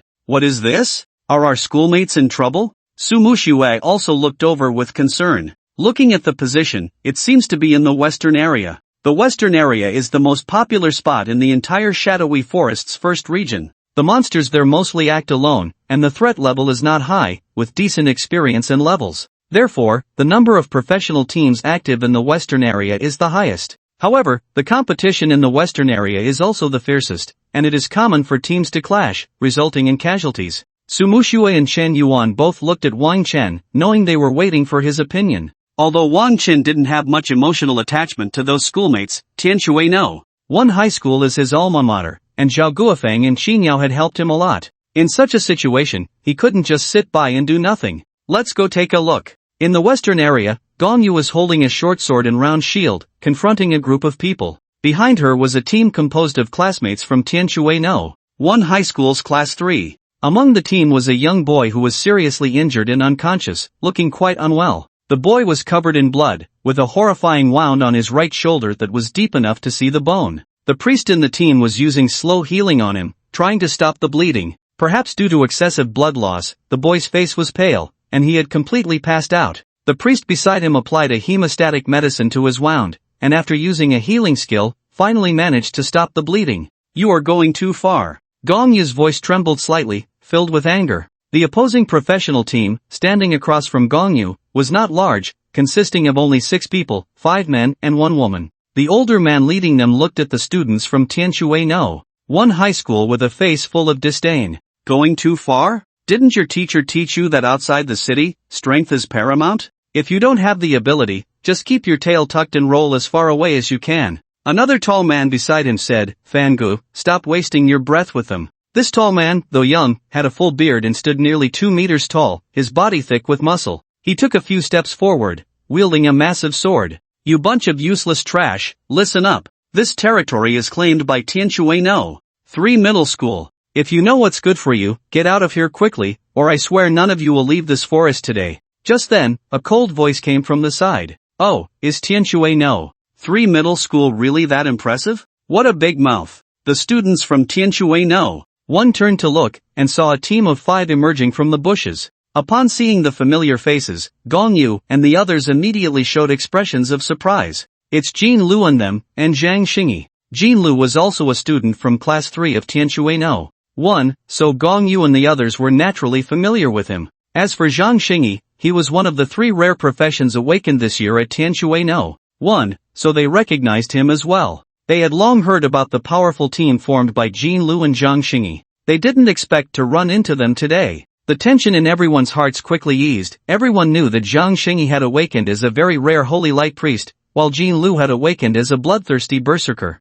Both were extremely rare professions, with the holy light priest rated as S-class and the bloodthirsty berserker rated as A-class. Both professions belonged to the top-tier combat classes. With these 2 experts backing Tianshui No. 1, the situation became much simpler. Zhang Xingyi slowly walked up to Gong Yu and the others, furrowing his brow as he asked, "What's going on?" Gong Yu replied, "We came here to level up and didn't provoke them, but they told us to get lost and even injured my teammate." Gong Yu pointed to the unconscious boy on the ground. "And they showed no mercy at all. If we hadn't intervened in time, they might have really killed him." Zhang Xingyi and Jin Lu frowned upon hearing this. They hadn't expected the other side to be so ruthless. These people looked like they were led by someone called Fan Gu, who appeared to be a bit older, but only around 20, not much older than Zhang Xingyi and the others. The others all looked like students, seeming to be of the same age as Zhang Xingyi. They didn't expect them to be so merciless in their actions. Although it was understood that for professionals, once they entered the wild, it was a given that wealth and life were at the mercy of fate, and mutual slaughter for treasure was common, most people would still leave a way out in normal circumstances. It was quite rare to see such a willingness to kill over a leveling territory. The bearded tall man sneered when he saw Zhang Xingyi and Jin Lu standing in front of Gong Yu and the others. "What, you want to be the hero?" He lowered the massive axe from his shoulder, slamming the heavy blade into the ground with a thud. "I've heard that the people from Tianshui No. 1 are very united. Seeing it today, it really seems to be the case." The bearded man suddenly revealed a fierce expression. "In that case, I'll send you all to your graves." Zhang Xingyi sized up the tall man in front of him and suddenly exclaimed, nearly 2 meters tall, a massive sword, thick hair. "You must be Xingzhou from Tianshui No. 3? The bearded tall man showed interest upon hearing Zhang Xingyi's words. "Oh, you know me?" Gong Yu and the others exchanged glances, realizing they were all aware of Xingzhou's background. Xingzhou is somewhat well known in Tianshui City. He is the strongest novice practitioner among the awakened professionals from Tianshui No. 3 Middle School this year, without exception. His awakened profession is barbarian. This barbarian profession is even rarer than Zhang Xingyi's holy light priest. Barbarians inherently possess a magic resistance attribute that reduces magic damage by 90%, almost to the point of being immune to magic. Not only that, but barbarians also come with 50% resilience. The most outrageous part is that the strength attribute and health growth of barbarians are almost 3 times that of ordinary strength-type warriors, which is quite exaggerated, making them akin to humanoid beasts. The evaluation of the barbarian profession is SS level, 1 rank higher than the holy light priest. It is said that Xingzhou has already secured a spot for direct admission to Kyoto University. His earlier statement undoubtedly confirmed his identity. After confirming that he is indeed the Xingzhou from Tianshui No. 3 Middle School, the confidence in Gong Yu and the others' eyes diminished significantly. Since you all know who I am, why don't you hurry up and get lost? Zhang Xingyi said with a gloomy face, feeling somewhat embarrassed. Originally, he and Jean Lu were just passing through when they saw a distress signal and wanted to check it out, but unexpectedly encountered such a tough opponent. For a moment, he hesitated, feeling a desire to retreat. He was well aware of how perverse the barbarian profession was. However, if he just left like that, he felt it would be somewhat shameful. At that moment, Gong Yu stepped forward and said, "How about we just forget it, Jean Lu, Zhang Xingyi? We can just change places, and our injured also need to return to the station for treatment and recovery." She could see that the group in front of them was not to be trifled with, and if this continued, it might become difficult to resolve. Xingzhou seemed to have lost his patience. Still not leaving? Zhang Xingyi's face was as dark as clouds. After hesitating for a moment, he finally said to Gong Yu, "Let's go." Xingzhou and the others laughed heartily. That's more like it, a bunch of useless trash, thinking they can stand up for someone else without weighing their own strength. Zhang Xingyi had originally planned to turn and leave, but upon hearing Xingzhou's humiliating words, he was instantly filled with rage. "What did you say?" He turned around, waving his staff, and after chanting for a moment, a blade of light shot out, aimed directly at Xingzhou's throat. Xingzhou was immediately furious. He picked up the giant sword in his hand, roared, and charged at Zhang Xingyi. He didn't even think about dodging the blade of light. Instead, he chose the barbaric approach, crashing straight into it. The blade of light struck him, instantly shattering into countless golden sparks that dissipated, not even slowing down Xingzhou's steps. Seeing Xingzhou charging at them, Gong Yu and the others' expressions changed drastically. They hurriedly unleashed various skills at Xingzhou, trying to block him. Ice breath, earth wall, arrows. However, it was as if Xingzhou had entered a realm of invincibility, completely unimpeded. Wang Chang, the shield warrior from Jean Lu's team, saw this and rushed forward. Wang Chang swung his large shield, intending to knock Xingzhou out with a shield bash, but Xingzhou swung his giant sword, delivering a powerful horizontal slash, and Wang Chang was sent flying. After being knocked back, he crashed heavily to the ground, rolling several times before coming to a stop, blood continuously oozing from the corner of his mouth. His shield shattered into 2 pieces, and he lost more than half of his health in an instant. Upon seeing Wang Chang fly out, Zhang Xingyi finally realized that he had forgotten to cast a shield on Wang Chang. The pressure brought by Xingzhou was simply too strong. Rather than being human, he resembled a bloodthirsty beast. Zhang Xingyi had been completely stunned, forgetting to use any skills in that moment. As Wang Chang fell, Gong Yu quickly rushed forward, trying to block Xingzhou. She knew very well that if Xingzhou got close to Zhang Xingyi, they would be finished. Seeing Gong Yu rush forward, Zhang Xingyi suddenly came to his senses and quickly cast the Holy Light Shield and Holy Light Blessing on her. Just as Gong Yu charged in, Xingzhou suddenly lifted one foot and stomped down hard. Instantly, a shockwave spread out from beneath his foot. Gong Yu felt as if she had encountered an earthquake, her mind spinning in an instant. Not good, it's the war tread, she's been stunned. Zhang Xingyi saw this scene, and before he could use the purification he held in his hand, Gong Yu was already sent flying. Zhang Xingyi felt his mind go blank. He knew he had made another mistake. The sense of crisis brought by Xingzhou was overwhelming, making him experience the feeling of teetering between life and death for the first time. Under such pressure, his mindset had completely unraveled, trembling all over and making frequent mistakes. Fortunately, he had previously cast the Holy Light Shield on Gong Yu. Although she was severely injured, she was not in immediate danger of death. Holy Light Healing Zhang Xingyi released healing skills for Wang Chang and Gong Yu, but his hands were already trembling slightly, and his mind was completely at a loss for what to do next. Looking not far away at Jean Lu, he was not faring any better. His face was pale, holding a short knife and frozen in place, seemingly having no intention of confronting Xingzhou head-on. He had backed down. The gap was simply too great. They were all rare classes, but their strengths were worlds apart. What kind of strength did Xingzhou possess? At that moment, a ranger from Zhang Xingyi's team threw out a detection spell at Xingzhou. Xingzhou's level finally appeared before everyone. Xingzhou, Barbarian, level 22, bronze rank. Everyone's faces changed dramatically. Xingzhou's level had actually risen to 22, while Zhang Xingyi was only at level 17. As for the others, their levels were even lower. Jean Lu was only at level 15. With such a huge level disparity, combined with the opponent's special class, it was no wonder the strength difference was so vast. Zhang Xingyi no longer hesitated and released the Holy Light Binding skill to trap Xingzhou. "We need to run," Realizing the disparity in strength, Zhang Xingyi finally understood that if they didn't flee, they might all perish here. However, just as Zhang Xingyi's words fell, he suddenly saw countless thorns erupting from the ground, binding everyone's feet tightly and rendering them immobile. His heart sank as he looked behind Xingzhou, where the man who had just been called Fangge was waving his staff. This skill, is it from a tree shepherd? Or a thorn mage? Another rare class? Zhang Xingyi's expression changed drastically. Suddenly, he seemed to remember something. At last year's awakening ceremony, a rare class had awakened at Tianshui No. 3 Middle School, which was indeed the tree shepherd. He vaguely recalled that the student's name was Lu Zifan.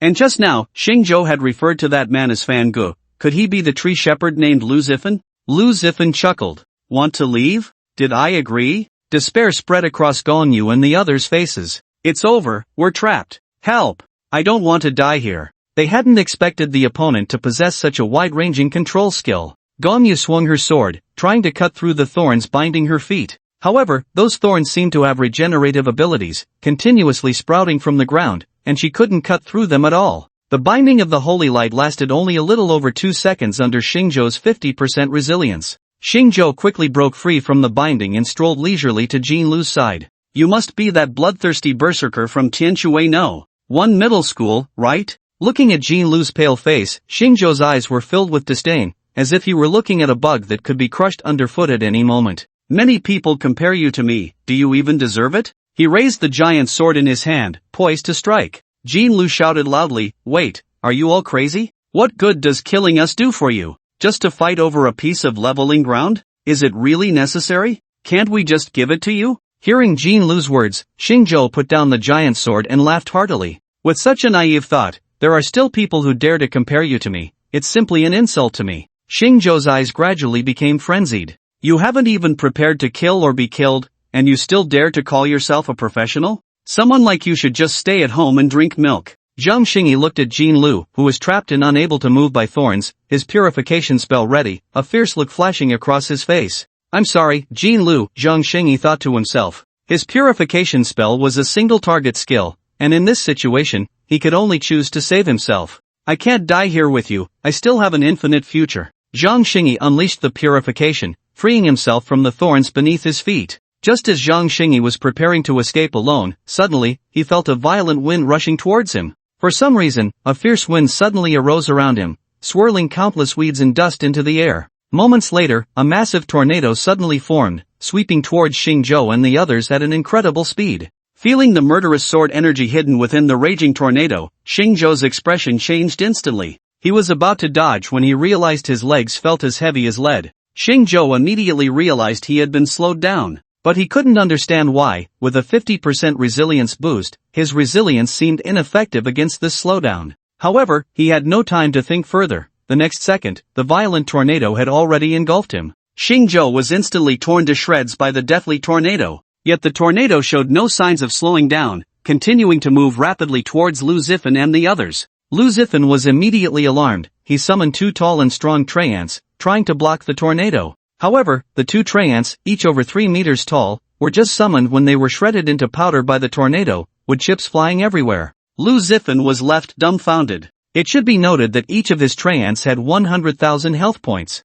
Although his Traiants had low attack power, their defense was absolutely reliable. Yet, 2 Traiants with 100,000 health were killed in one hit? As he moved his feet, he realized he had been afflicted with a 90% slow debuff. Panic spread across Lu Zifan's face as he shouted to his teammates beside him, hurry, teleport scroll. Damn it, don't just stand there, hurry. His teammates beside him suddenly snapped out of their daze and quickly pulled out a scroll to tear it open. A flash of white light appeared, and a large magic circle appeared beneath them. Moments later, the 5 figures vanished together in the white light. What a pity for old Wan, they got away. Yeah, they really are willing to spend. I remember that teleport scroll costs 500,000 dragon coins each. 2 voices came from behind Gong Yu and the others. Everyone turned to see 3 professionals standing behind them, accompanied by 2 large red crocodiles. The 3 were Wang Chen, Su Muxue, and Chen Yuan. Chen Yuan greeted everyone. Sorry for being late, are you all okay? Gong Yu and the others were somewhat familiar with Chen Yuan.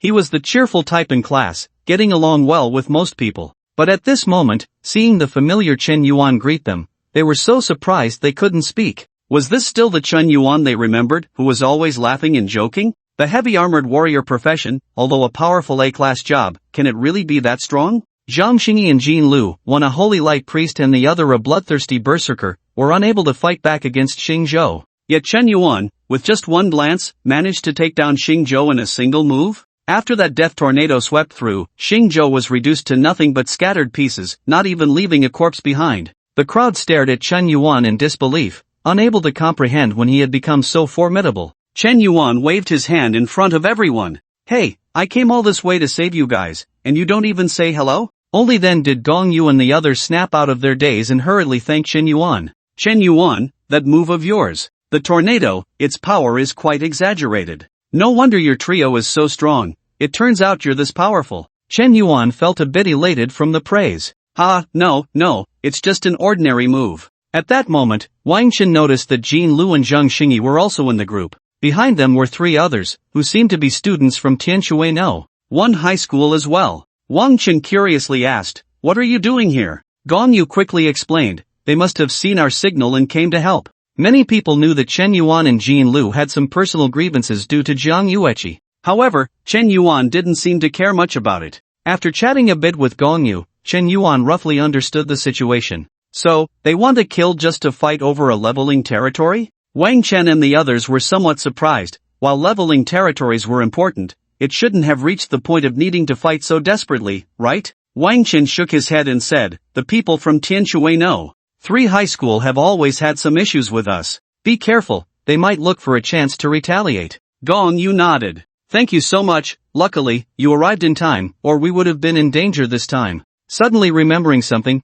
Gong Yu also said to Zhang Xingyi and Jin Lu, "And thank you for your help." Although Zhang Xingyi and Jin Lu hadn't really helped much, it was still a courtesy to acknowledge them. Moreover, strictly speaking, Xing Zhou and the others had already let them go. It was Zhang Xingyi who first acted after being insulted, which escalated the conflict between both sides. So Zhang Xingyi was the one who instigated the fight. However, considering that Zhang Xingyi and Jin Lu had good intentions in helping, Gong Yu didn't want to dwell on those details. Zhang Xingyi and Jin Lu looked somewhat strange. They had originally come to save people but ended up not only failing to save anyone but almost losing their own lives. If Wang Chen and the others hadn't arrived in time, it was uncertain whether they would have made it out of the shadowy forest alive. Zhang Xingyi felt a wave of fear. Fortunately, he hadn't had the chance to escape alone. If others found out he wanted to flee by himself, his reputation at school would be completely ruined. No matter where it is, betraying teammates is the most despised behavior. It should be noted that just now, Wang Cheng and Gong Yu had rushed to the front to protect him, even knowing that Xing Zhou was strong. Because in a team, professions like priests and mages are always the ones to be protected. Yet he, a holy light priest being protected by everyone, actually thought about abandoning them to escape alone. Thankfully, Chen Yuan arrived in time. But even so, Zhang Xingyi didn't feel much gratitude towards Chen Yuan. He felt more that he had lost a lot of face this time. Originally, he had come to help everyone to establish his authority at school, otherwise, he wouldn't have bothered with this matter. If word got out that he helped the students of Tianshui No. 1 high school, his reputation in school would greatly increase. He originally thought the other side was just a bunch of soft persimmons, but unexpectedly, he had kicked a steel plate. A barbarian like Xing Zhou and Lu Zifan from Tianshui No. 3 were not simple characters. This was already the second time Wang Chen and the others had come to his rescue. If the first time could be attributed to Jiang Yueqi dragging them down, this time he was part of a 5-person team formed with Jin Lu and 3 other experts from different classes. Could it be that the gap between us is really this big?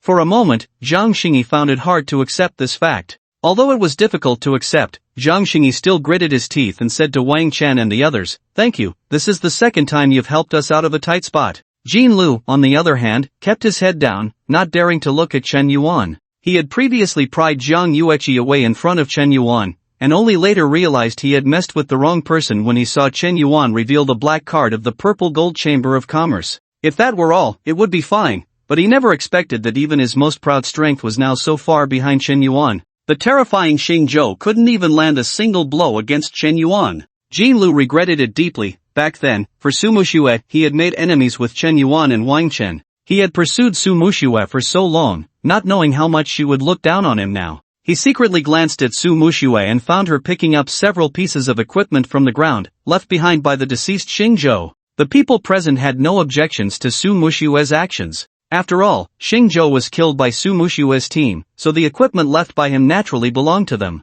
What surprised everyone was that after picking up the equipment, Su Mushue actually handed all of it over to Wang Chen. Normally, the person responsible for distributing and managing equipment, items, and resources in a team is usually the absolute core of the team, and this person is also the team leader. The position of team leader is not something that can be decided casually. In a team, important decisions such as resource allocation, tactical arrangements, and combat command are all made by the team leader. Therefore, the team leader is usually the most important person in the team. Everyone thought Su Mushue should be the rightful team leader, but judging by Su Mushue's performance, it seemed that Wang Chen was the actual leader? But how could that be? Wasn't Wang Chen just following Su Mushue and Chen Yuan to gain experience? Wang Chen took the equipment and looked at it. The defensive gear on Xingzhou was quite ordinary, just some bronze mixed with silver-level equipment. However, the giant sword he had used before was very interesting. This giant sword was entirely crimson, with a texture reminiscent of rubies. Surprisingly, it was actually a piece of golden-level equipment.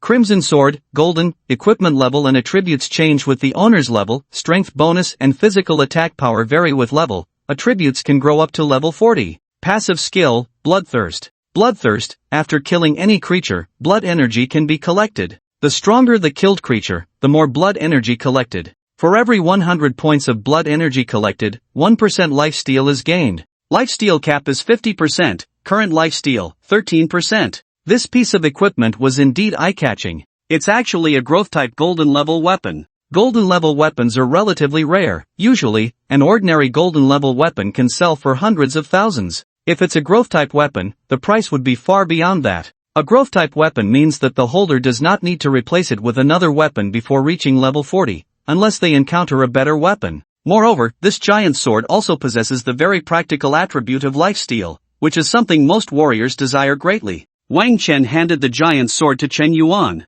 Good stuff, take a look. After receiving the giant sword, Chen Yuan exclaimed, "Wow, this attribute is impressive." After a pause, he continued, "No wonder Xingzhou is so bloodthirsty. It turns out he's collecting blood energy." He looked at Su Mushue and Wang Chen, scratching his head a bit awkwardly. Hee, this giant sword. I'm a bit tempted. Wang Chen said directly, "You can take it. Since we agreed on a needs-based distribution, whether it's a gold-level weapon or even dark gold or hero level, the rule is the same, whoever uses it gets it." Chen Yuan laughed heartily, "Alright, then I won't be polite. I'll treat you all to a meal later." Chen Yuan replaced his previous Gale giant sword and handed it to Wang Chen. "Let's sell this silver giant sword for some money, it's not of any use to us anyway." He waved the crimson sword in his hand, feeling as if he had struck gold, very satisfied with the beautiful and powerful giant sword. A hint of envy appeared in everyone's eyes. After all, this was a gold-level weapon. They hadn't expected Wang Chen's team to adopt the principle of needs-based distribution.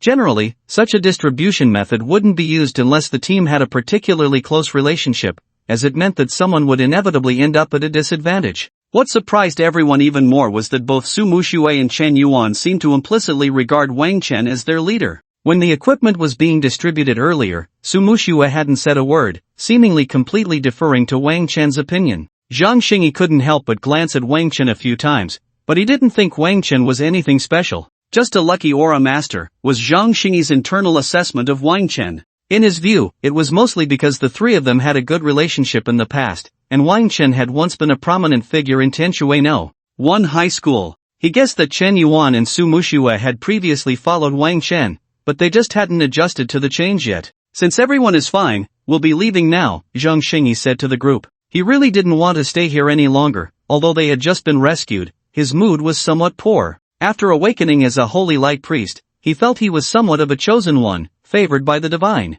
However, recently, Wang Chen and the others had overshadowed him completely, which he found hard to accept. Gongyu said, "Alright, be careful, and thank you all again." After Zhang Xingyi left with Jin Lu and the others, Wang Chen turned to Gongyu and the others and asked, "What are you planning to do next?" Gongyu replied, "We plan to head back to the supply station for a rest. Song Xiao has a broken bone and needs treatment." Song Xiao was the person who had been severely injured by Xingzhou and his group at the beginning. Although his external injuries had somewhat healed, a low-level priest couldn't treat a broken bone. They could only take him back to the supply station for a high-level priest to treat him. Wang Chen nodded, "Alright, then be careful." After chatting for a bit, Gongyu and the others bid farewell one by one, leaving Wang Chen and the others behind. So, what do you say, old Wang? Should we continue to that big river in the northeast area? Chen Yuan asked. Wang Chen didn't respond immediately. After seeing Gong Yu and the others walk away, he shook his head and said, "No, let's search around here." Chen Yuan looked confused. Search for what? Wang Chen smiled. Do you really think the people from Tianshui know? 3 high school would kill each other over a leveling spot? Sumu Shui also said, I felt something was off since earlier. I've actually been pondering this question. She rested her chin on her hand, pondering for a moment, then said, although there are many teams in the West District and conflicts do occur from time to time, usually it's just a fight. Unless it's over an important treasure, it's unlikely that anyone would go so far as to kill and hold a grudge. Upon hearing this, Chen Yuan felt something was off. Is it possible that this Xing Zhou has a heavier intent to kill? Wang Chen shook his head. If it were just him with such thoughts, the others would likely stop him. As he spoke, Wang Chen took out a map. So in my view, it's only possible that there's some secret in this place, which is why they don't want others getting close. After saying this, Wang Chen observed the surrounding environment, compared it with the map, and quickly confirmed their location. After looking at the map, Wang Chen smiled and said, just as I thought. Chen Yuan quickly asked, what's wrong, old Wang? Did you find something? Wang Chen placed the map in front of the two and pointed out several locations on it. The places with the most monsters in the West District are here, and here, he pointed out several spots in succession, and finally said, and here is where we are now. The density of monsters in this location is relatively low, and it doesn't even rank among the popular leveling spots in the West District. This is the entrance to the West District, and it's still quite far from the best leveling spots. In other words, if it were to compete for leveling spots, given their strength, there's no need for them to fight over this territory, let alone kill for it. Sumu Shui also agreed, we've been here for a while and haven't seen any other teams. It seems this isn't a particularly popular spot. Chen Yuan was astonished. Wow, old Wang, you know all this so clearly? Wang Chen replied, isn't that normal? For our leveling efficiency, I definitely have to do my homework in advance. To choose the most suitable leveling spot for them, Wang Chen had roughly understood the distribution of monsters and terrain in the outer areas and even in the first and second districts, and he had memorized it all.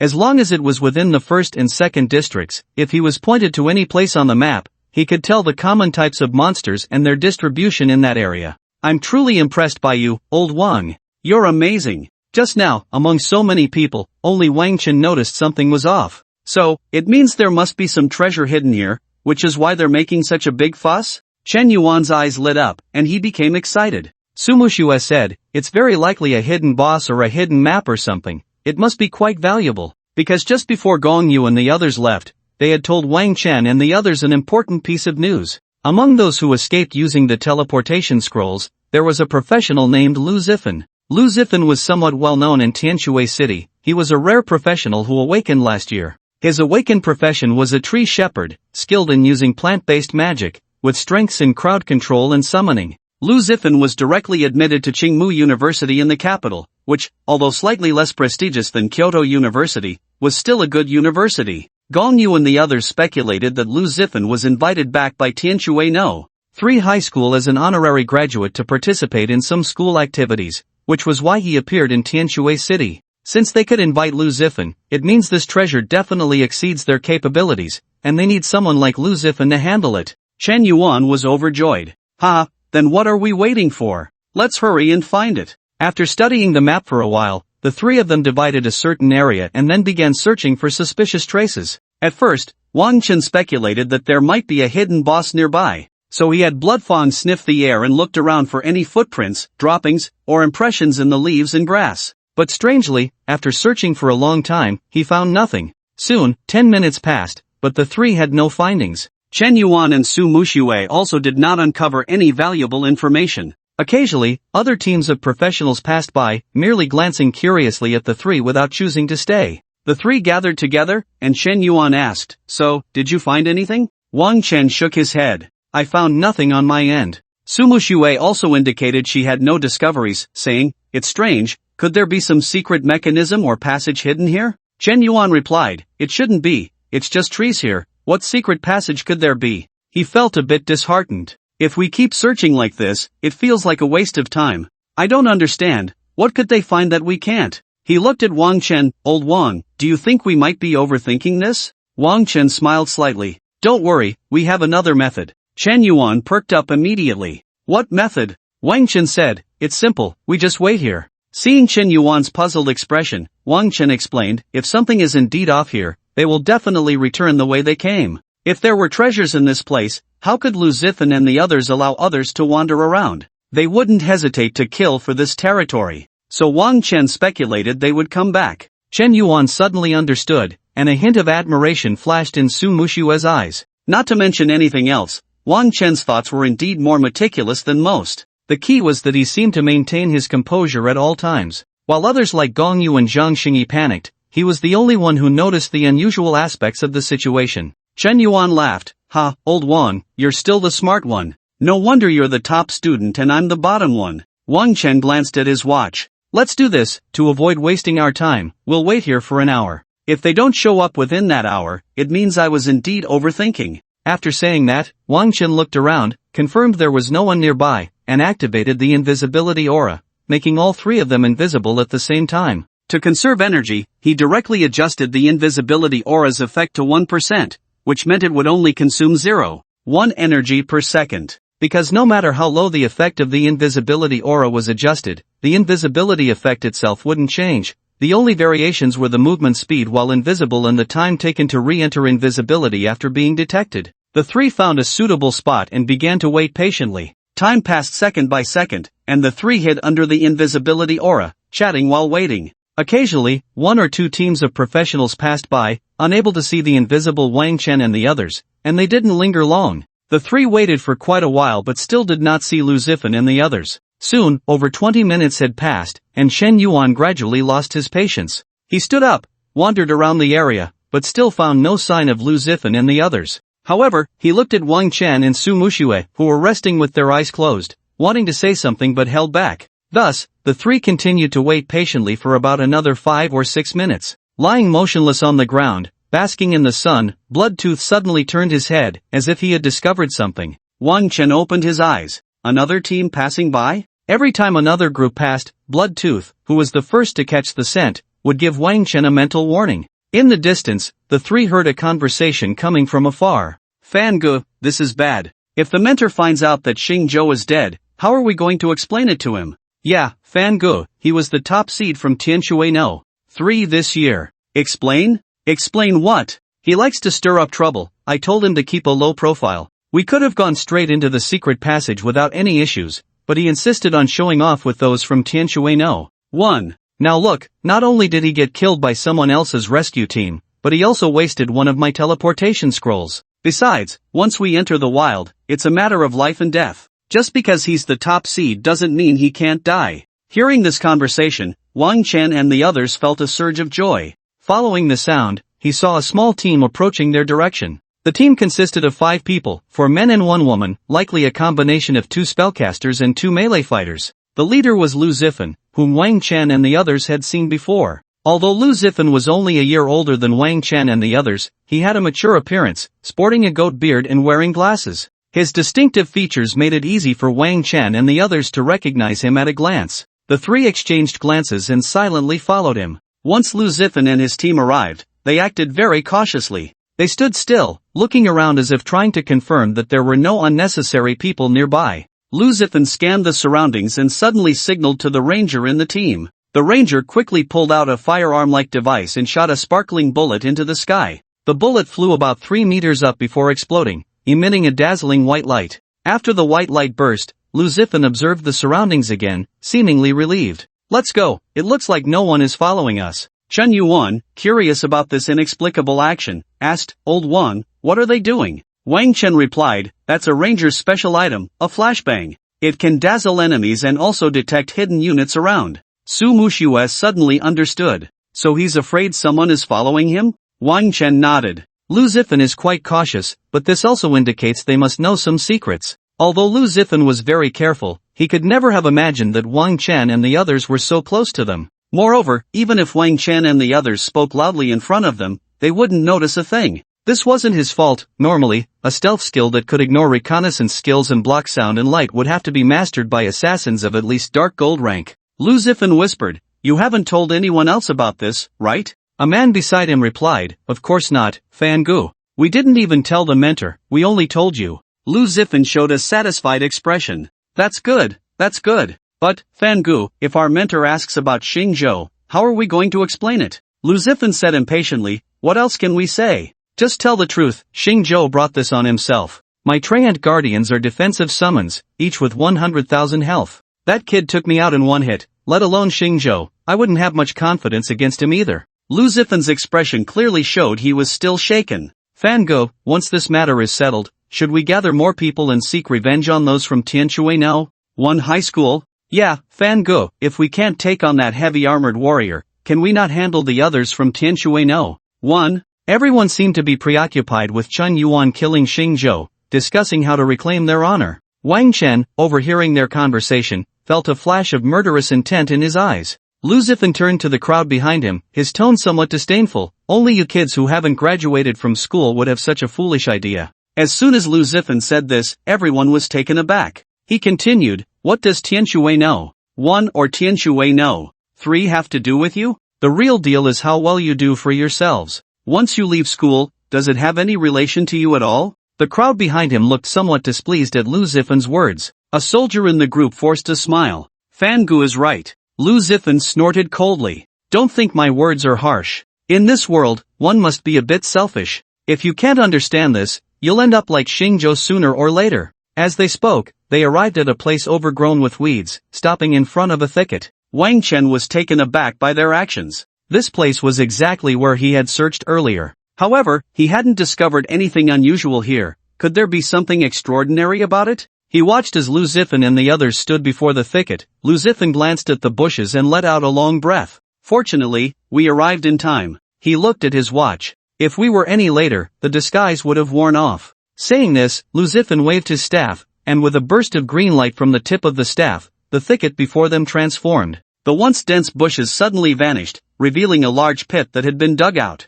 In the pit, a massive obsidian slab was faintly visible, partially obscured by weeds and dirt. The slab was engraved with numerous magical inscriptions, appearing as a rectangular shape, about half a meter wide and 1 meter long. The lower right corner of the slab was missing, but the break was very smooth, not like it had been shattered, but rather like it had been cut cleanly. So it was a disguise. After witnessing all this, Wang Chen slapped his forehead, feeling a sudden realization. No wonder I found nothing after searching here for so long. He secretly blamed himself for not thinking of this sooner. Had he known, he would have used the purification aura to scan the area. Su Mushue said, looking at the color of the soil, this pit must have been newly dug by them. After removing the disguise, the expressions of Lu Zifan and the others began to tense up. Lu Zifan took out a piece of obsidian from his pocket, which appeared to be a pyramid triangle, about the size of a palm. He carefully placed the piece of obsidian onto the missing corner of the slab. The triangular obsidian fit perfectly into the gap, seamlessly completing the missing corner. Once fitted, the obsidian seemed to merge with the slab, making the entire slab whole again. Soon after, the inscriptions on the obsidian slab began to glow, and moments later, a shimmering circular portal appeared before everyone. This was a teleportation portal, identical to the one Wang Chen and the others had seen by the freshwater lake at the goblin camp. Clearly, Lu Zifan and the others had activated a temporary hidden dungeon. Lu Zifan and the others were filled with excitement. I didn't expect the treasure map to be real, ha ha ha. Brother Fan, let's hurry in. Now we're going to get rich, ha ha ha. Seeing Lu Zifan and the others so excited, Wang Chen and the others also became excited. Chen Yuan laughed heartily, ha, I didn't expect this group to actually find a treasure. Su Mushue smiled and said, looking at this teleportation portal, they must have found a treasure map too. This teleportation portal was very similar to the one they discovered when they went to the Knoll camp, and it was even larger. This meant that the monsters within this portal would also be stronger. However, correspondingly, the rewards would surely be more generous. After a round of cheers, Lu Zifan and the others entered the portal one by one. Quick, let's follow them. Wang Chen and the others immediately followed. Once the first person entered the portal, it would close within 30 seconds to prevent other adventurers from entering afterward. As soon as Lu Zifan and the others stepped into the instance, Wang Chen and the others followed closely behind. With a flash of dazzling white light, everyone found themselves in a new place.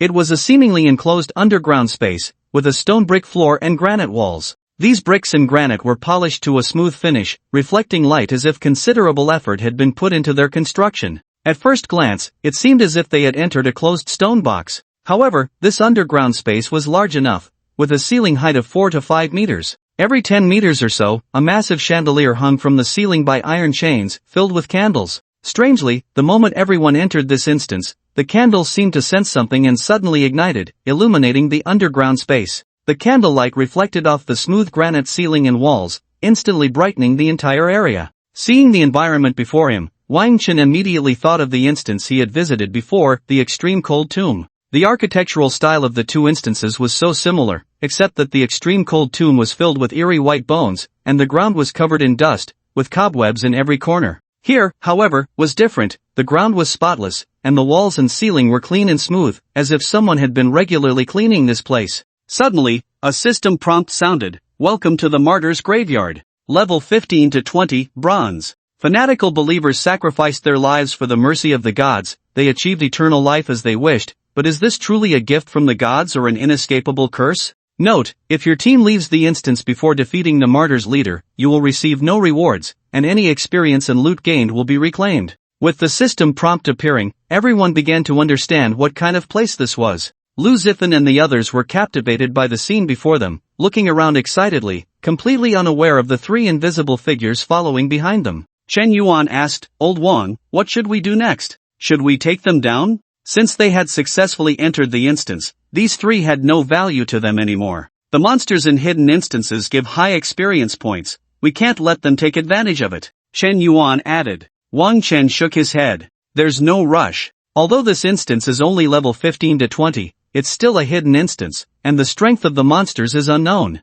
Wang Chen glanced at the excited Lu Zifan and the others. Let them help us scout ahead. Experience points don't matter. The most important rewards in such hidden instances usually come from the boss. While waiting earlier, Wang Chen had already checked Lu Zifan's information. He was directly admitted to Qingmu University in the capital for further studies and is now a silver-tier professional. A silver-tier professional is certainly much stronger than a bronze-tier professional. With such free combat power leading the way, Wang Chen and the others only needed to enjoy the benefits. After observing the surroundings for a while, Lu Zifan and the others walked deeper into the tomb, with Wang Chen and the others following closely behind. As they walked, chandeliers filled with candles would automatically light up when they reached a certain spot, and would extinguish again once they moved away. The unusually quiet environment, combined with the eerily clean ground and walls, made Lu Zifan and the others feel a bit tense. They had walked over 100 meters without encountering any monsters. As they gradually delved deeper, the surroundings began to open up. Soon, they arrived at a place that looked like an altar. It was a circular space, with the ceiling forming a dome structure. Unlike the previous clean and flawless granite walls, both the ground and walls here were covered in murals. These murals did not depict real objects but rather a series of geometric patterns resembling lotus flowers, symmetrically extending from the apex of the dome to the walls and floor of the altar. The deep blue background, dotted with white light points, made the entire altar appear as if it were floating in the vastness of a starry sky. At the very center of the altar stood a stone statue on a stone platform. This statue depicted a male figure, about 3 meters tall, with a strong physique and graceful lines, exuding a sense of beauty. The stone was smooth and rounded, clearly having been meticulously carved. The candlelight reflected off it, casting a faint halo that added a touch of divine brilliance to the statue. What a piece of junk! Lu Zifan, irritated by the lack of monsters, spat at the statue. Why is there not a single monster here, and yet there's this broken statue? Saying this, Lu Zifan raised his staff, seemingly intending to take action against the statue.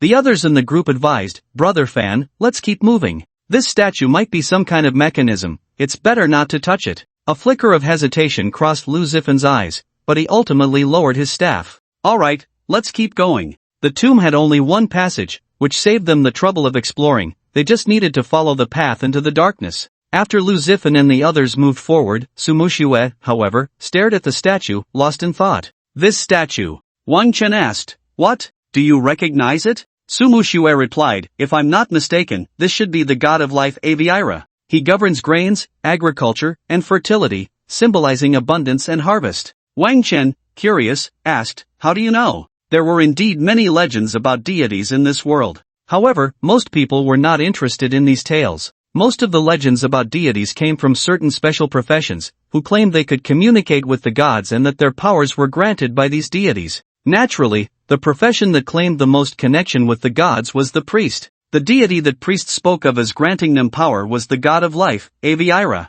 This notion had spread widely since the emergence of a large number of professionals among humans. The reason many people were uninterested was not due to disbelief. Since the abyssal evil god had been proven to exist, it wasn't strange for other deities to exist in some alternate dimension, right? The main reason for their disinterest was that these deities generally only established connections with special professions. Ordinary professionals do not need to come into contact with deities, nor does it affect their ability to gain power from their awakened professions. Someone compiled a book about those existing deities, but this knowledge does not belong to textbook content. Generally, apart from professions like priests, wizards, sacrifices, and shamans, few people pay attention to these things. Su Mushue said, "My sister is a priest, so I understand a bit." Wang Chen and Chen Yuan suddenly realized. I see. Wang Chen analyzed, in that case, I suspect the abilities of these monsters should be related to regeneration and healing. But none of us have skills that reduce healing effects. Chen Yuan laughed, Old Wang, you're too cautious. With your aura, what attributes do we need to counter? We can just push through. He glanced at Lu Zifan and the others ahead. Besides, we don't need to worry about this, it's not us fighting. As a silver-tier professional, Lu Zifan shouldn't struggle against a bronze-level special dungeon. Just as the three were discussing, they suddenly heard a gasp from ahead. They looked in the direction of the sound and saw a group of humanoid beings dressed in red cloth approaching Lu Zifan and the others. The information about the monsters appeared before everyone. Martyr, bronze, level 15, gained immortality through heart sacrifice, maintaining eternal life in a strange half-dead form. Wang Chen took a closer look and noticed that each martyr had a large hole in the chest area of their clothing. Through the torn fabric, he could see a massive wound, as if cut by a knife, where their hearts should be. They had no hearts, only a hollow wound. Strangely, this wound did not bleed, nor did it heal, as if it were a special structure of their bodies, preserved forever, looking somewhat eerie. The appearance of these martyrs indeed resembled that of humans, but they all had pale skin, and their bodies were bloated, as if they had been soaked in water. Moreover, their eyes were hollow, showing no signs of thought, and their walking movements were very strange, driven purely by instinct, resembling a group of mindless zombies. Their bizarre appearance made Wang Chen think of the legendary zombies. Indeed, this group of martyrs looked entirely like a pack of beastly zombies. No wonder when they first entered the graveyard, the system had said, they have achieved eternal life as they wished, but is this truly a gift from the gods, or an inescapable curse? Transforming into this state, one wonders what the so-called eternal life even means. Unlike the zombies, these martyrs appeared to have various professions. Some wielded long swords and large knives, while others held longbows, short crossbows, and staves. Wang Chen couldn't help but mutter, could it be that these martyrs were once ordinary professionals? At this moment, the martyrs had already launched an attack on Lu Zifan and the others. Intruders! Kill them! For the glory of the gods! The syllables from the martyrs were unclear, as if they had lost much of their language ability. Wang Chen and the others also exerted effort to understand what they were saying.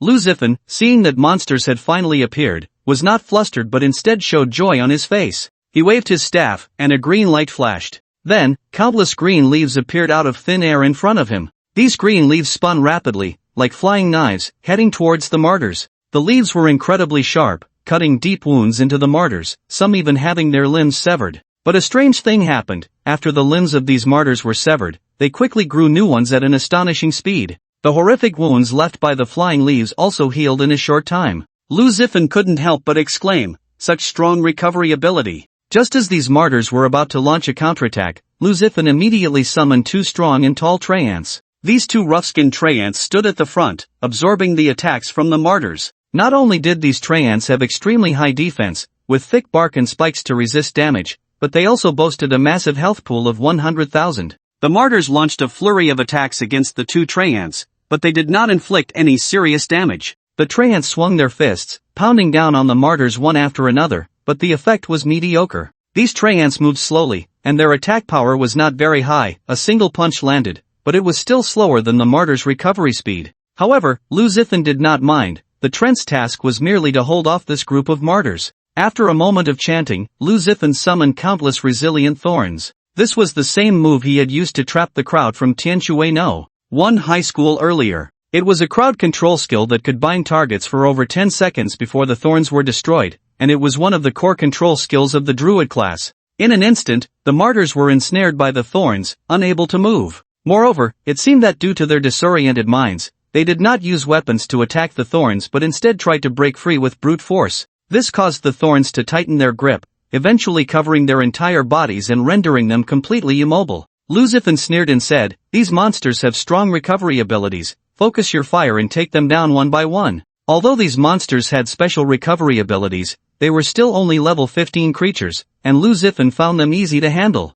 Once ensnared by the thorns, they had almost lost their ability to resist, becoming lambs to the slaughter. The next steps were much simpler. With the monsters bound, killing them was easier than slaughtering pigs. The other players in the team rushed in, and soon they had dealt with the group of martyrs. A female priest in the team exclaimed, "Wow, such high experience points." Others also showed expressions of surprise. The experience points from these monsters must be at least 3 times that of the level 15 monsters outside, right? No wonder it's a silver-level treasure map. We really hit the jackpot this time. What a pity, Xingzhou found this map, but he couldn't enjoy it. Everyone felt a bit emotional, but more than that, they were surprised by the generous experience point rewards. Although this group of martyrs did not drop any valuable equipment, just the experience points alone were worth the price of admission. The abundant experience points made the students from Tianshui No. 3 high school very happy, but Lu Zifan was not very pleased. He was already a silver-tier professional, and due to team sharing and level penalties, it was difficult for him to gain any experience points from these monsters. What interested him most was what treasures were hidden in this dungeon. After the martyrs died, the experience points were high, but they did not drop a single piece of equipment, only a lot of materials were dropped. Lu Zifan felt a bit annoyed. He was not looking for materials, he had joined this team for the sake of the treasure map. It should be known that the greatest value of a treasure map lies in the possibility of dropping very rare items and equipment. Moreover, the chances of dropping rare items and equipment were unrelated to level. He had even heard of cases where professionals in their teens obtained a small treasure map and ended up with epic level equipment. Of course, this is an event with a very low probability. Normally, the hidden dungeons opened by treasure maps would yield equipment items 1 tier higher than ordinary bosses. But that's the charm of treasure maps. Who knows if one might suddenly strike it lucky and encounter a great piece of equipment that sends them soaring? Looking at the happy crowd, Lu Zifan impatiently said, "Let's keep going. These monsters are too weak to pose any threat to me. I won't gain any experience anyway, so I might as well help you level up." The ranger beside Lu Zifan quickly added, "Thanks to Brother Fan, if it weren't for him, we definitely wouldn't be able to handle this group of monsters." Exactly, the combat power of these monsters is too strong. They don't seem like they're level 15 at all. Brother Fan's binding skill is really amazing. Once you use it, we just need to pick up the leftovers. I propose that whatever treasures we find, Brother Fan should take the lion's share, and we'll just ride on his coattails. I agree, me too. After such flattery, Lu Zifan's mood improved a bit. He directed the Traiants to scout ahead as they continued to explore deeper into the graveyard. Chen Yuan, hearing their discussion, suddenly felt a bit envious. Damn, they said these monsters give triple experience. Did you hear that? That's even higher than the experience we got from that goblin camp back then. Wang Chen nodded. The strength of these monsters seems much greater than that group of goblins, so it's normal for the experience to be higher. These martyrs not only had combat methods similar to those of professionals but also possessed a strong self-healing ability. If they couldn't take them down in a short time, they would be caught in an endless struggle. For an ordinary level 15 team, dealing with such monsters would definitely not be easy. However, Lu Zifan, being a rare silver-tier mage, was more than capable of handling these monsters. What do you think, old one? Should we take them down ourselves? We can't let them hog all that experience. Chen Yuan was clearly a bit greedy for the experience they were gaining. Wang Chen shook his head. I don't recommend that. Although I don't know where they got this treasure map, I feel this dungeon isn't simple. Let's first see how the dungeon boss is doing. With them leading the way, we can also gauge the boss's strength. Wang Chen knew very well that the most important aspects of a hidden dungeon were the boss and the final rewards. As for experience, killing ordinary monsters could also yield it. It was just a matter of time. Judging by the strength displayed by these martyrs, the boss of this hidden dungeon should be quite formidable. Rather than coveting a bit of experience, it would be better to let Lu Zifan and the others test the boss's true strength.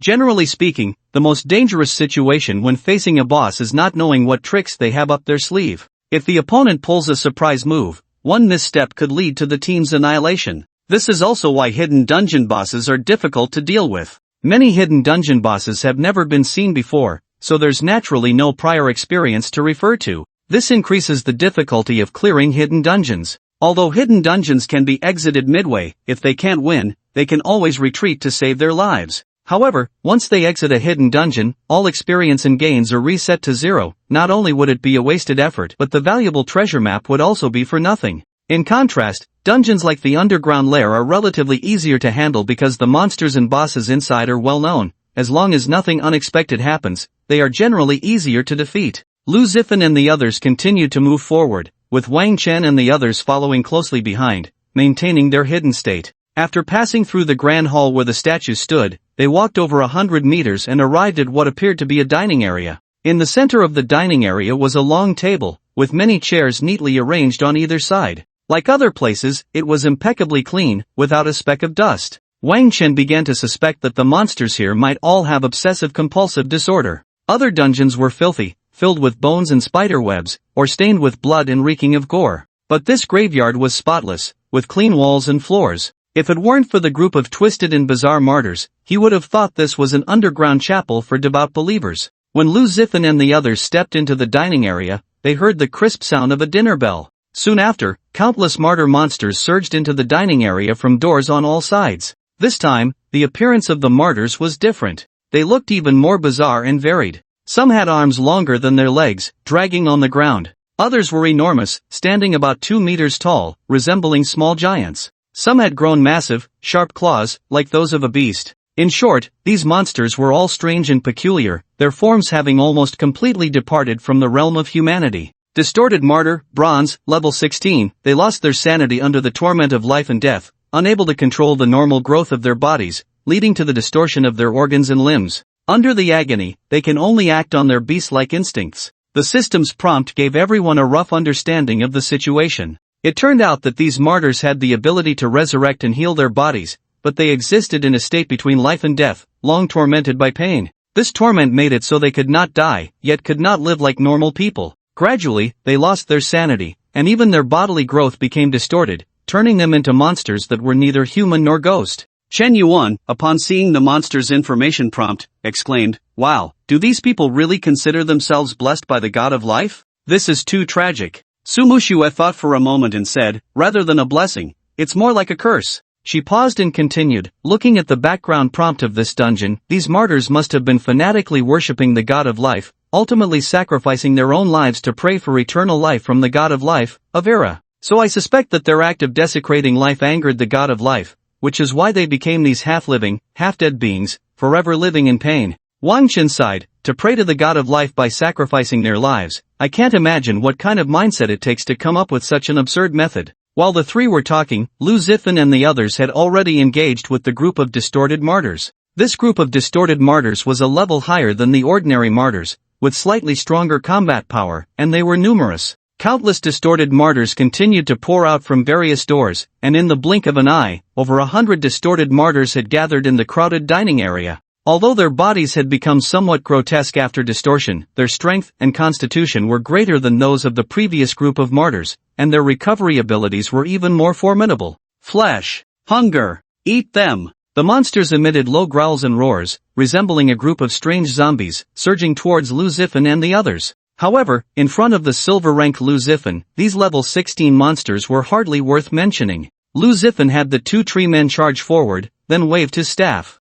Moments later, a large mass of thorns surged from the ground, entangling numerous distorted martyrs. However, this time, Lu Zifan stopped several teammates who were ready to rush in. "Don't go in, let me handle it. I'll reduce their numbers first." Lu Zifan waved his staff again, chanting a few syllables. The thorns that were entangled with the monsters suddenly began to stir restlessly, rapidly thickening and lengthening at a visible speed. Moments later, the tiny spikes on these thorns suddenly surged, each spike growing to about 20 to 30 centimeters in an instant. These spikes pierced through the 50 or so distorted martyrs in front, instantly killing them. Clearing out 50 or so distorted martyrs at once significantly relieved the pressure on everyone. "Alright, you can go in now." Under Lu Zifan's command, the others rushed forward, engaging the remaining distorted martyrs in battle. Seeing Lu Zifan's performance, Wang Chen couldn't help but exclaim, "This druid profession is really strong." Although there was a level disparity, Lu Zifan's displayed strength was quite extraordinary, clearly showing that his profession's skills were much stronger than those of an ordinary mage.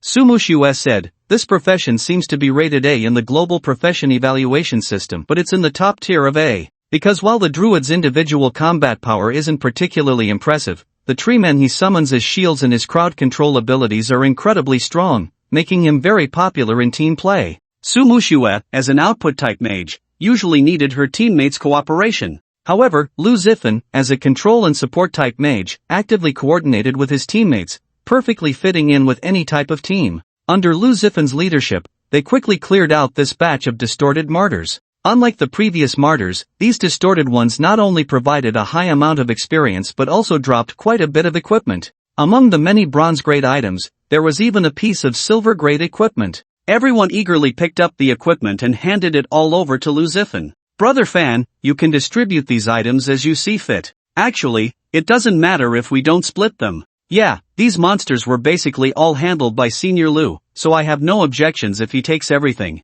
For them, having someone of Lu Zifan's caliber to help them level up was already quite good, and each of them had also obtained a good amount of materials. These materials could be sold for a decent price, making the equipment less important. Lu Zifan was very satisfied with everyone's reaction.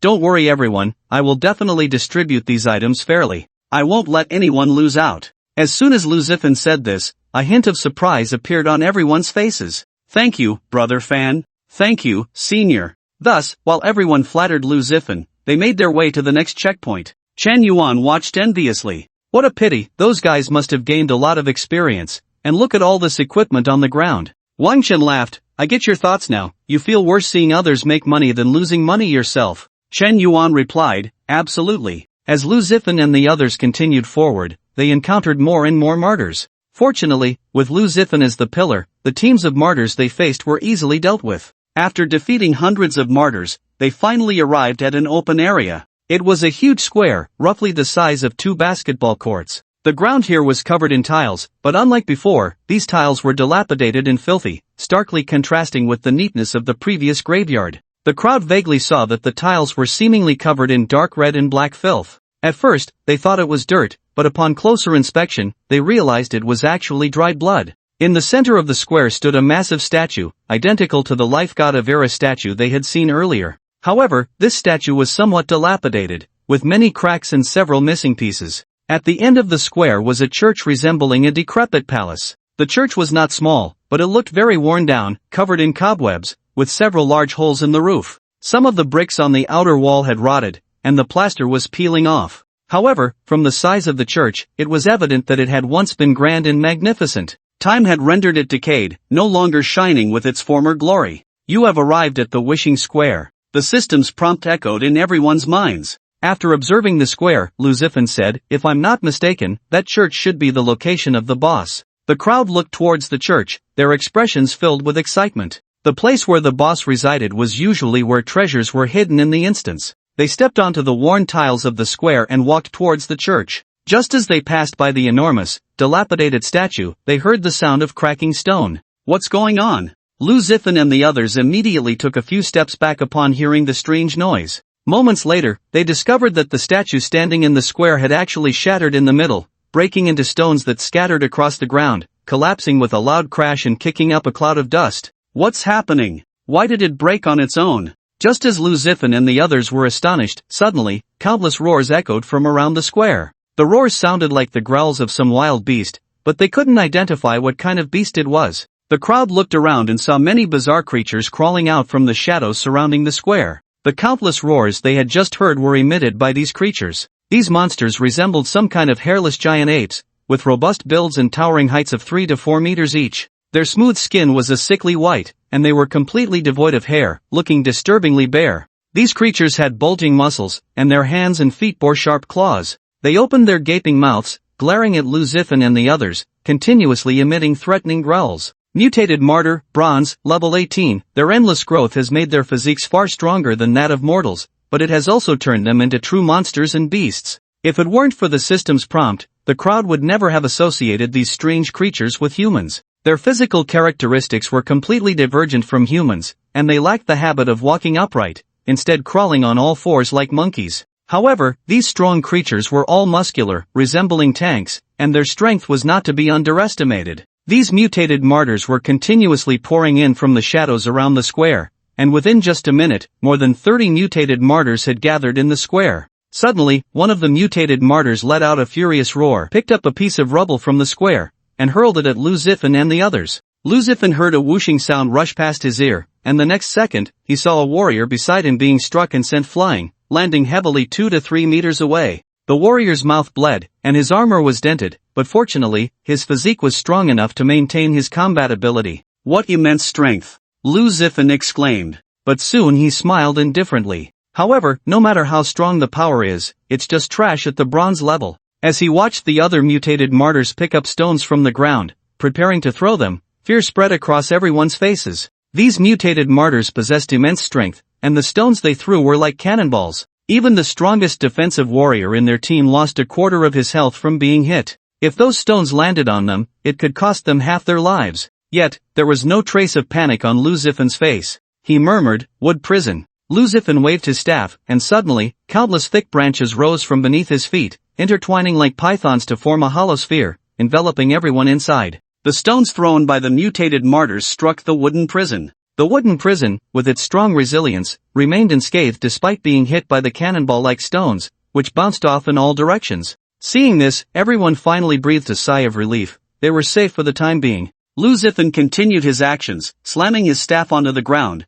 cracking the tiles beneath. Then, several green magical elements began to gather, and moments later, a magical summoning circle appeared outside the wooden prison. As the magic circle gradually became clearer, a tall figure was summoned from the void. Through the gaps in the wooden prison, everyone could see that it resembled a tree ant. Its body and limbs were covered in branches and leaves, allowing it to walk on the ground. However, unlike a tree ant, it was smaller in size and adorned with large, vibrant red flowers. Demon Realm Flower, Silver, Level 27, remaining existence time, 29 seconds. Through the prompt, everyone saw the basic information of this strange creature. After summoning the Demon Realm Flower, Lu Zifan watched as it opened its many giant flowers, releasing a spray of pink mist. This mist was directed towards the distant mutated martyrs. Wang Chen and the others, who were watching from the side, were almost caught in the mist and quickly retreated. The moment the mist touched the mutated martyrs, they fell to the ground as if electrocuted, their bodies twitching uncontrollably. "They've been hit by the flower poison of my summoned beast and can't move for now. Go."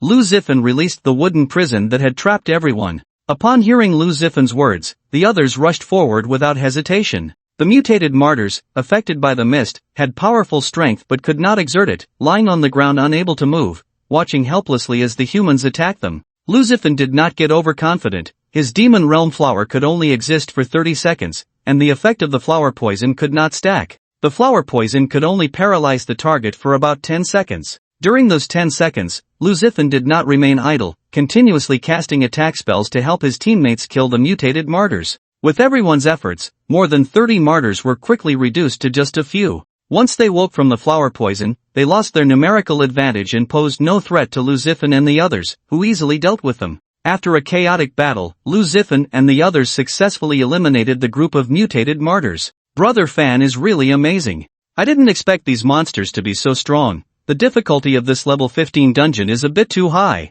Yeah, luckily Brother Fan is here. If it were an ordinary team around level 15, it would feel almost impossible to clear this dungeon, right? After dealing with the mutated martyrs, everyone began to discuss animatedly. This time, their gazes towards Lu Zifan were filled with admiration and worship. Unlike before, when they had deliberately flattered him, this time they genuinely felt that Lu Zifan was powerful. It could be said that Lu Zifan had single-handedly suppressed these terrifying mutated martyrs. The strength he displayed completely convinced everyone. The adoring looks from the crowd made Lu Zifan feel very pleased. They picked up the equipment from the ground and respectfully presented it to him. This time, these martyrs had dropped 5 or 6 pieces of bronze gear, along with a piece of silver gear, making for a bountiful harvest. They began to rest in place, recovering their energy, healing their injuries, and counting their items. Under Lu Zifan's suppression, only one warrior had sustained minor injuries during the entire battle, and after the priest treated him, his wounds quickly healed. Chen Yuan watched enviously from the side. "Wow, old Wang, look at them. When we killed the boss, we only got 2 pieces of silver gear, and they haven't even seen the boss yet, and they've already gotten 2 pieces of silver gear." Wang Chen smiled. "That's normal. This dungeon is clearly not the same difficulty level as the one we went to." The strength of these monsters had even forced Lu Zifan to use quite a few skills. It was evident that if it were an ordinary team of around level 15 players, they would not be able to clear this dungeon easily. The difficulty of this dungeon would require at least a team of around level 25 players to handle it more comfortably. An ordinary level 15 player team would probably have to exit the dungeon at the mutated martyr stage, or even suffer casualties. Maybe their treasure map is a medium-sized treasure map? Su Mushu suggested. Treasure maps are divided into 3 levels, small, medium, and large, and the level of the hidden dungeon opened by the treasure map depends on the level of the monsters that drop the treasure map. The higher the treasure map level, the better the rewards from the hidden dungeon. Wang Chen said, if that's the case, then that's even better. I'm already looking forward to the boss's rewards. They had endured for so long just for the final boss's rewards. Not far away, Lu Zifan and the others rested for a while, waiting for their skills to cool down and recovering their energy. Lu Zifan said, everyone be careful, the boss should be next. The difficulty of this dungeon is not low, and the boss should be quite powerful. The faces of the team members showed some worry, but more excitement. Although the boss might be strong, that wasn't necessarily a bad thing. A strong boss meant better rewards, especially since their team had a silver tier druid in charge. Lu Zifan's extraordinary strength filled everyone with confidence. After resting, they began to move towards the dilapidated church. Wang Chen and the others followed closely behind Lu Zifan. Upon entering the church, they found it in ruins, with dust covering everything. The furnishings inside were a chaotic mess, with tables and chairs haphazardly placed, making it impossible to tell how glorious the church had been in its prime. They cautiously stepped into the church but saw no sign of the boss. As they looked around, they suddenly noticed that in the center of the church, beneath a pile of disordered chairs and stones, there was a wooden coffin. Lu Zifan and the others approached and gathered in front of the coffin. Strange, how could there be a coffin here? They cleared away the clutter piled on top of the coffin one by one, only to discover that the top lid of the coffin was actually transparent. It was unclear whether the lid was made of glass or crystal, but its transparency was remarkably high, allowing them to vaguely see the body lying inside the coffin through the dust. Lu Zifan extended his hand, brushing away the dust covering the lid, and finally saw the true face of the man in the coffin. He was a blonde-haired, blue-eyed man who looked to be around 30 years old. Although he lay in the coffin, his body and skin showed no signs of decay. Instead, his fair skin was rosy and radiant, making him appear not like a corpse, but like a robust man peacefully sleeping inside. The people in the group began to whisper among themselves upon seeing the man in the coffin. Wow, this guy looks so strange. He looks like a vampire, his skin is so pale, like someone who has been dead for 3 days and soaked in water. Oh wait, he is dead. By the way, this coffin being here is too bizarre. Could it be related to the boss? As the group murmured in low voices, suddenly, the man in the coffin abruptly opened his eyes. Ah! Holy crap, he's come back to life! The girls in the group screamed, and everyone else jumped in shock. They all stepped back in a hurry. Bang! The coffin lid shattered, and the blonde-haired, blue-eyed man leaped out of the coffin. He stood before them, elegant in posture, with a cold gaze. Heretics, you have invaded the church, disturbed my slumber, and desecrated the domain of the divine. In that case, in the name of the God of life, I shall use your hearts as a sacrifice, hoping the deity forgives your sins. At that moment, the man's information finally appeared before everyone. Lukal, bronze, level 23, leader of martyrs, fanatical believer, immortal. Only then did everyone realize that this man sleeping in the crystal coffin was the final boss of this instance. Lukal extended his hand, grasping at the air, and a staff flew out of the coffin, landing in his hand. It was his scepter. The staff in his hand shone with dazzling golden light. Lukal used the skill, Holy Light Guardian. Holy Light Guardian grants a powerful holy light shield to absorb incoming damage. Lukal used the skill, Holy Light Blessing. Holy Light Blessing increases attack power and all attributes, adding extra light attribute damage to each attack. Chen Yuan, hiding in the distance, gasped in amazement. Wow, it turns out this boss is a Holy Light Priest. The Zhang Shengyi they encountered earlier was indeed a Holy Light Priest. Wang Chen also remarked, this is the first time I've seen a boss that is so close to a human form. The boss before them looked no different from an ordinary practitioner. As Lukal continuously cast various buffs and statuses on himself, Lu Zifan and the others could no longer sit still. Lu Zifan reacted the fastest. He took the lead in attacking, summoning 2 Treants, and then continued to wave his staff, conjuring thorns to bind Lukal. However, what he didn't expect was that with a wave of Lukal's staff, a pair of golden wings formed from gathered golden light suddenly appeared on his back. Lukal used the skill, Holy Light Wings. Holy Light Wings allows temporary flight. With a flap of his wings, he instantly soared into the air. The thorns summoned by Lu Zifan struggled to reach up, trying to grasp Lukal's ankles, but the growth range of these thorns was very limited, and they posed no threat to Lukal flying in the air. Seeing Lukal could actually fly, the 2 warriors in the group were instantly dumbfounded. They had no ranged skills to attack airborne targets. The 2 spellcasters in the group, aside from Lu Zifan, the tree shepherd, were just the priest. Ordinary priests are not like light priests, they can usually only release some skills to assist their teammates and have no combat power themselves. Aside from that, there was only the ranger left, who drew his hand crossbow and began shooting at Lucar in the sky. Seeing that the thorny confinement had no effect and the Trayansi summon were also ineffective, Luzifan quickly switched skills and unleashed countless flying leaves to attack Lucar in mid-air. The crossbow bolts and flying leaves struck Lucar's shield, all deflected by the holy light shield, failing to shatter it. After all, Luzifan was a control and support type caster, and output was not his strong suit. Pitifully weak mortals, Lucar mocked. I am the messenger of the gods, and I will sound the victory song upon your corpses. He waved the staff in his hand, and golden light gathered in the air to form an enormous holy light hammer. Wang Chen was astonished. He had seen this move before. When he fought alongside Li Chen and others, the holy light priest Su Muqing, who was responsible for protecting him, had used this hammer of light, which was incredibly powerful but had a very long cooldown. Moments later, Lucar swung his staff, and the massive holy light hammer fell from the sky with tremendous force. This holy light hammer was aimed at a warrior standing at the forefront of Luzifan's team. Lucar's casting motion was too quick, everything happened in an instant. The warrior had no time to dodge and could only raise his shield to withstand the blow. The priest in the team saw the danger and immediately cast a shield on that warrior. Luzifan was just about to swing his staff, but a moment of hesitation crossed his face, and in the end, he chose not to cast a spell. Bang! Accompanied by a loud noise, the holy light hammer smashed into the ground, creating a massive pit.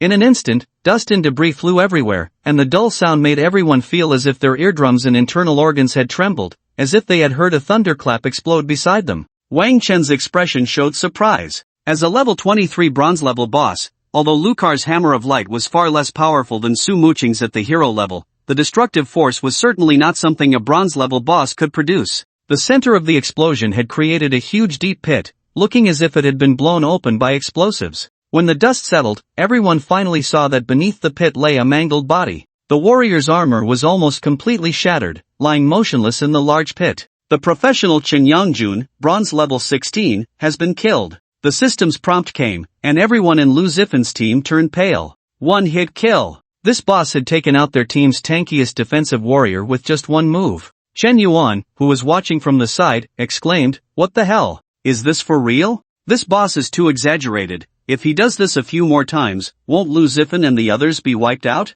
Wang Chen shook his head. "If I'm not mistaken, the cooldown for this move should be quite long, and this should be his strongest move. Although it was normal for the boss in a treasure map to be stronger, it shouldn't be to such an exaggerated extent." So Wang Chen speculated that this skill must have significant limitations. If this move could be used at an infinitely high frequency, even with a skilled player like Luzifan in the team, they might not be able to handle this boss. These people are still too reckless. Logically speaking, a level 15 treasure map dungeon should at least require around level 25 professionals to challenge. Although Wang Chen and the others had also cleared a treasure map dungeon of around level 15, Wang Chen's aura skill was simply too overpowered, which made their battles feel so effortless. However, the professionals before them were just a group of ordinary level 15 players. Even with Luzifan leading, he was not omnipotent, and such a situation was inevitable. That said, who could resist the temptation after obtaining such a precious item as a treasure map? Treasure maps circulating in the market were scarce, almost valuable yet unavailable.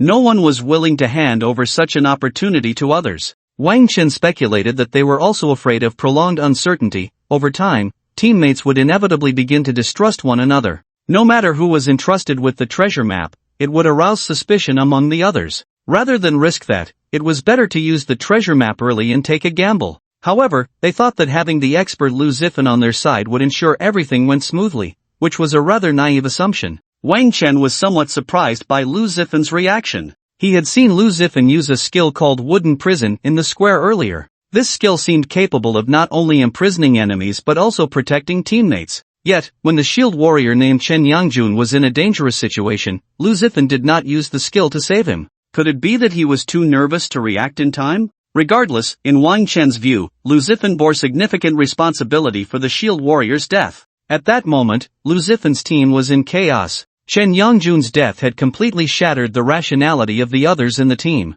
Seeing their classmates and teammates die like that seemed to break their psychological defenses. "We can't do it anymore, Brother Fan, this boss is too strong, we have to retreat. Let's exit the dungeon quickly, we still have time." The warrior standing not far from Chen Yangjun looked terrified. "Jun, just like that? No way." Chen Yongjun was his best friend, they had known each other for many years. Seeing his close friend die so easily, like an ant crushed underfoot, was hard for him to accept. Lu Zifan, seeing everyone in disarray, shouted angrily, "A bunch of fools, shut up! His skill must have a long cooldown, don't panic. We need to find a way to avenge our fallen teammate, or all our efforts to get here will be in vain." Those who exited the dungeon would lose all the experience and materials they had gained. Moreover, the deducted portion would not be compensated to other teammates. Therefore, Lu Zifan would never choose to exit the dungeon at this moment. "Don't worry, as long as I'm here, we have a chance to defeat this boss." With these words, the others calmed down a bit. Lu Zifan had become their backbone, their only hope. Although the fear on their faces had not yet dissipated, they finally regained their composure and returned to a fighting state. Lu Zifan waved his staff and released the wooden prison skill that should have been cast on Chen Yongjun. His gaze inadvertently flicked to Chen Yongjun's body not far away, a hint of indifference flashing in his eyes. Yes, he had not failed to react. He had a complete opportunity to save Chen Yongjun. He had almost instinctively intended to use the wooden prison skill to protect him, but his rationality told him he could not do that. The strength of this boss was indeed a bit too high. His wooden prison skill had a long cooldown, and if used to save Chen Yongjun, he would have to wait 120 seconds before he could use it again. Who knew what could happen in those 120 seconds? If Looker's next Holy Light Hammer is ready, who knows who the next person to die will be? What if Looker's target is Lu Zifan? After all, he is the greatest threat to Looker in the entire team. The biggest characteristic of humanoid bosses is their high level of intelligence. After just 2 more rounds of combat, the opponent will surely realize, as long as Lu Zifan is killed, this team has no chance of winning. He certainly doesn't expect the level 14 female priest in the team to protect him. Relying on her would only lead to Chen Yongjun's fate as a cautionary tale. The wooden prison is his only self-preservation skill and currently his only chance to control Looker. Now that Looker is flying in the sky, his thorn bind has no effect on him. Moreover, Looker pays no attention to the treants he summoned, as they pose no threat to him. Lu Zifan's 2 most proud abilities are nearly useless. Furthermore, Looker seems to be a holy light priest, which means he possesses purification skills, so the poisonous mist from his demon realm flower might not be effective against him. The wooden prison is the only control skill in Lu Zifan's arsenal that is unaffected by purification. After weighing his options, Lu Zifan decided to let Chen Yongjun die. As he released the wooden prison, he silently thought, if you want to blame someone, blame your incompetent priest teammate. It's all her fault for being too weak to protect you. After releasing the wooden prison, he didn't immediately let the branches underground break through the surface but waited for a suitable opportunity. In the sky, after Looker killed someone in an instant, he murmured again, "God, please do not forsake me. Teach my hands to battle, grant me strength and courage. Your guidance is my faith and fortress, my tower and redemption." Looker was like a madman, muttering incessantly, his staff swirling again, golden light gathering before him. Lu Zifan shouted, "Ding Dao, go attract his attention, did you hear? Priest, give him a shield." Ding Dao, whom he mentioned, was the only other warrior left in the team. However, he was not a shield warrior but a balance-type warrior, with defense that couldn't compare to the deceased Chen Yongjun. Seeing the boss about to unleash a skill, Ding Dao was nearly paralyzed with fear when Lu Zifan told him to step up and attract the boss's attention. But he also knew that he was the only melee class left in the team. If he didn't dare to step up, the team would be doomed. Ding Dao could only brace himself and charge forward, picking up a stone from the ground and throwing it at the airborne Looker. He had no ranged attack means and could only provoke the boss in this way, trying to draw Looker's attention. His action successfully enraged Looker. Looker swung his staff, and a blade-like golden light shot out. Looker used the skill, Holy Light Cut. The golden light blade struck Ding Dao, cutting a deep wound that exposed bone. Ding Dao fell to the ground, blood gushing from his body, but he didn't die, he just lost 2/3 of his health. The priest in the team promptly cast a healing spell, stopping Ding Dao's injuries. Clearly, Looker's Holy Light Cut was far less destructive than the previous Holy Light Hammer. From a distance, Qin Yuan remarked, "Wow, Lao Wang, you guessed it right, that last move was indeed the boss's strongest skill." Although Wang Chen had guessed correctly, he felt no sense of pride. He pondered how much chance he, along with Chen Yuan and Su Mushue, would have against this boss. Currently, the advantage of their small team is their ability to become invisible as a group, combined with the bonuses from the attack and damage auras, allowing them to deal explosive damage right from the start. Moreover, with the presence of the god-level slow aura, and the extremely powerful ranged output capabilities of Chen Yuan and Su Mushue, they can easily handle many slow-moving opponents.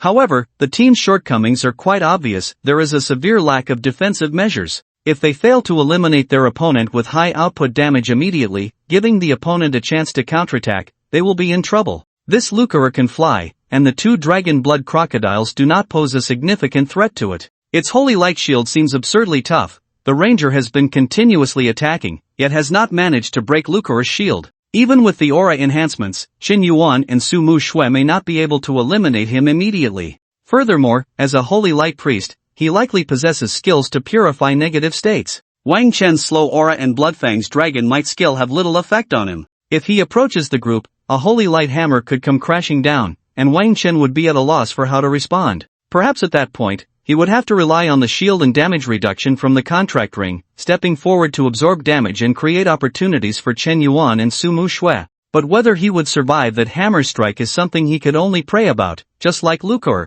While Wang Chen was pondering, a warrior named Ding Dao shouted excitedly, "Fan Gu!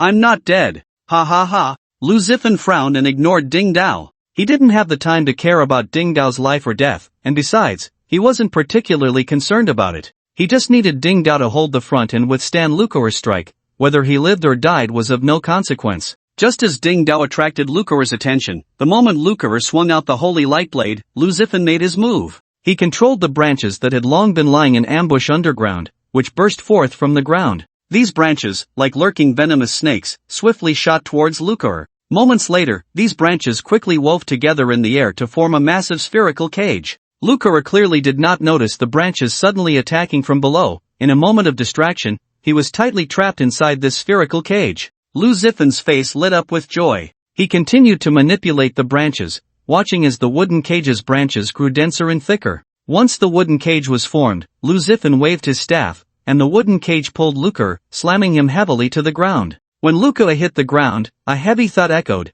and the holy light wings on him instantly dissipated, followed by the shattering of the holy light shield. Minus 1450 after fighting for so long, this was Lucre's first time losing health. Lucre let out a muffled grunt, clearly feeling discomfort. Damn mortal, daring to desecrate the messenger of the gods. Lucre stood up and unleashed another holy light blade. Many branches of the wooden cage were instantly severed, but the broken parts quickly grew new branches. Seeing that the wooden cage was so resilient, Lucre abandoned the idea of cutting it with the holy light blade. The cooldown time for the holy light blade was too long. He didn't know when he would be able to break the wooden cage. "Your radiance is the sword in my hand," Lucre murmured softly, shifting the staff to his left hand, and countless dazzling golden holy lights slowly gathered in the palm of his right hand. After a few seconds, these golden holy lights coalesced into a long light sword. Lucre used the skill, Holy Light Sword. Everyone was taken aback. This holy light priest actually had such a melee skill. Lucre swung the light sword at the wooden cage, and with a single strike, many branches were severed in half. The branches crackled at the break, as if scorched by high temperatures, losing their ability to regenerate. Just as Lucre was about to destroy the wooden prison, Lu Zifan remained remarkably calm, showing no signs of panic on his face. Just moments ago, when Lucre summoned the Sword of Holy Light, he had also been casting a spell. He summoned thorns once more, attempting to bind Lucre. This time, Lucre was on the ground, and his movement was restricted by the wooden prison, leaving him to watch helplessly as countless thorns erupted from the ground, crawling all over him and binding him tightly. However, Lucre was, after all, a priest of holy light, and for a holy light priest, the purification skill to remove negative states was fundamental. Upon realizing he was trapped, Lucre immediately used holy purification to dispel his golden state. A flash of golden light passed over him, and the thorns seemed to be burned away, transforming into black smoke that dissipated into thin air. In an instant, Lucre regained his ability to move freely. From a distance, Lu Zifan watched the scene with a slight smirk, revealing a triumphant smile. It seemed he had anticipated Lucre would do just that. After raising his staff and chanting, Lu Zifan summoned the demon realm flower. The flower appeared before Lucre, opening its massive petals and spraying a pink flower poison at him. Soon, Lucre was surrounded by a pink toxic mist. However, this time his purification skill was still on cooldown, and he remained trapped within the wooden prison, unable to do anything even as the toxic mist enveloped him. His movements with the light sword became sluggish, as if his entire body was paralyzed, his hands frozen in midair. "Go now, while you can," Lu Zifan shouted to the remaining teammates beside him. The other members of the team, seeing Lucre under control, could hardly contain their ecstatic expressions. Lu Zifan released the wooden prison to avoid hindering his teammates' attack. At this moment, Lucre was half kneeling on the ground, his body completely stiff, his eyes filled with rage, yet he could not move an inch. The remaining ranger warriors in the team rushed to Lucre's side, arrows and swords raining down upon him. The two previously idle Treants also charged in, joining the fray against Lucre. Lu Zifan was not idle either, he summoned countless flying leaves that sliced through Lucre's body. Lucre's health rapidly decreased, soon dropping by half. As a priest, he was not particularly sturdy. Damn mortals! Lucre suddenly let out a roar, his form rapidly enlarging, his clothes bursting apart. His skin turned a strange dark blue-black, his muscles swelled, claws sprouted from his limbs, and sharp teeth grew in his mouth. At that moment, Lucre resembled a gigantic humanoid beast. His current appearance was strikingly similar to the mutated martyr the group had encountered in the square, only much larger. In the area of Lucre's heart, like other martyrs, a large hole had opened, revealing the absence of a heart. "I will tear you apart, and then eat you," Lucre roared, and the toxins within him seemed no longer able to restrict his movements. However, as Lucre's size increased, he appeared to lose his sanity, attacking aimlessly rather than with purpose, choosing instead to assault the nearest Treant. Seeing this, Lu Zifan felt a surge of joy. Although Lucre's transformation had significantly increased his strength and attack power, the Treants he summoned were tough and resilient. He was not afraid of high damage from Lucre, but rather feared that Lucre would not attack the Treants. Now, as Lucre savagely tore into the Treant, it was exactly what Lu Zifan wanted. Seizing the moment, Lu Zifan summoned countless thorns again, binding Lucre once more. Although Lucre, after his transformation, possessed immense power, his brute strength was rendered ineffective in the face of the resilient thorns. No matter how he struggled and tore, he was still tightly ensnared by the serpent-like thorns, quickly becoming immobile once more. No matter how strong, it's just a bronze-level boss, a hint of disdain flashed in Lu Zifan's eyes. Although the process was somewhat perilous, he ultimately managed to control the situation. Die! Lu Zifan extended his staff, gently pushing it forward, and a vibrant green light shone forth. In the next moment, countless sharp spikes suddenly erupted from the thorns, turning Lucre into a sieve. Roar! Countless spikes pierced into Lucre's body, and he let out a painful roar. Blood gushed from the various wounds on his body, quickly dyeing him a deep crimson. At this moment, Lucre had completely descended into madness. It seemed he had lost the ability to speak, only able to emit a beast-like howl. He then struggled even harder, but no matter how he fought, he could not escape the thorn's grip. Instead, his excessive force drove the spikes deeper into his wounds, hastening the loss of his blood, and Lucre's health bar was rapidly depleting. Minus 13,819 minus 14,592 minus 13,794. A series of damage numbers floated above his head, indicating he was nearing his end. Lu Zifan's other teammates were not idle either, seizing the opportunity to unleash a frenzied assault, not daring to waste a second. Soon, under the relentless beating from Lu Zifan and the two Treants, Lucre's health finally hit rock bottom. Roar! Lucre let out a mournful cry, his body gradually shrinking, transforming back from a beast to a human form. He staggered, took 2 steps, and then collapsed to the ground, his face filled with sorrow, tears welling in his eyes. God, why have you abandoned me? After leaving this final message, Lucre breathed his last. His body turned into specks of golden light, gradually dissipating. In the distance, Shin Yuan, who was watching, said, "Damn, I thought they wouldn't be able to handle it?" Su Muxue replied, "After all, he's a silver-tier practitioner, a bronze-level dungeon is nothing to him." Wang Chen's eyes immediately cleared upon seeing Lucre die. "Let's get ready, the treasure should be appearing now." Just as Lucre died, the entire church suddenly became bright. Originally dark and devoid of light, the church was now filled with a golden holy light from an unknown source, making it look resplendent. Everyone was slightly taken aback, it was as if a miracle had occurred. Suddenly, a more dazzling beam of golden light pierced through the ceiling and shot into the church. This golden light seemed to come straight from the distant sky, penetrating layers of dark clouds, landing precisely where Lucre had fallen. Everyone gazed at the golden light, only to see a golden water jug floating within it. The jug was made of ceramic adorned with golden embellishments, exquisitely crafted, and when its information appeared before everyone, they were all astonished. Fountain of life, dark gold, when consumed, can heal all wounds and permanently increase your maximum health. The increase value is level *4002, and it grows with level. If the fountain of life is divided into multiple portions, the increase value will vary based on the number of portions. Everyone was dumbfounded. Dark gold level. And it's a treasure that enhances attributes. This is simply priceless. The other members of Lu Zifan's team were in awe. Not to mention that this was a rare dark gold level item, it was also a permanent attribute-enhancing treasure. Among all the equipment and items, the value of gear is the most stable, while consumable items are of relatively low value, and items that permanently enhance attributes are among the rarest types. If a single-use item of dark gold quality can sell for millions in the market, then putting a permanently enhancing item up for sale, they wouldn't even know how much it could be worth. Because such items are nearly impossible to find in the market, who would be foolish enough to sell one? It's important to know that everyone's level progression is limited. Generally, once a character reaches the hero level after level 60, the speed of leveling up becomes incredibly slow. For those with slightly poorer qualifications, reaching level 60 is about the limit. When leveling up, each person gains 8 attribute points, which include 5 main attributes and 3 secondary attributes. This means that after reaching level 60, a character's maximum attribute gain is capped at 480 points. An item that permanently enhances attributes essentially raises a character's cap. The most exaggerated aspect is that the enhancement effect of this fountain of life is not a one-time boost, it increases with each level gained. Each level grants an increase of 4,002 health points, which, when calculated at level 20, means that using it could directly boost health by 80,000 points. That's 80,000 health points. Regardless of the profession, having 80,000 more health than a peer of the same level is a tremendous advantage. Not to mention that with each subsequent level up, they would gain an additional 4,002 health points compared to others.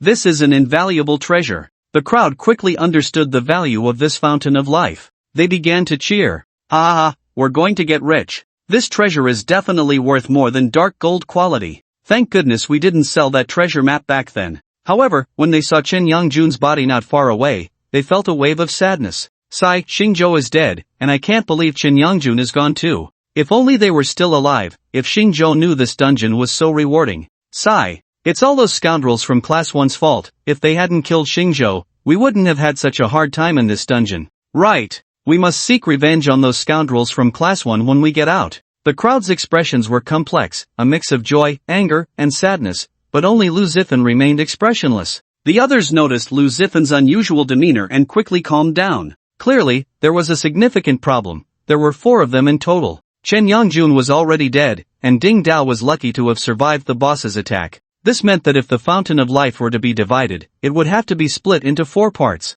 This also meant that the effectiveness of the fountain would diminish, with each person gaining about 1,000 health points per level. While that was still decent, it paled in comparison to the 4,000 points. Ding Dao was the first to notice Lu Zifan's thoughts and quickly spoke up. Brother Fan, we managed to survive this dungeon and kill the boss all thanks to you. Everyone had witnessed Lu Zifan's performance. There was no doubt that his contribution was the greatest. Without Lu Zifan, they would have been forced to exit the dungeon and would have lost one member for nothing. It could be said that in the final stages, the battle was entirely a 1v1 duel between Lu Zifan and the boss. They merely played supportive roles. Brother Fan, how about this? You take half of the Fountain of Life, and the remaining half we 3 will split. Fan Ge, what do you think of this? You take half of the life spring water, and the remaining half we 3 will split, Ding Dao asked cautiously, observing Lu Zifan's expression, afraid he might be dissatisfied with the proposal. Upon hearing Ding Dao's words, Lu Zifan merely glanced at him but did not speak. He rested his chin on his hand, as if contemplating something.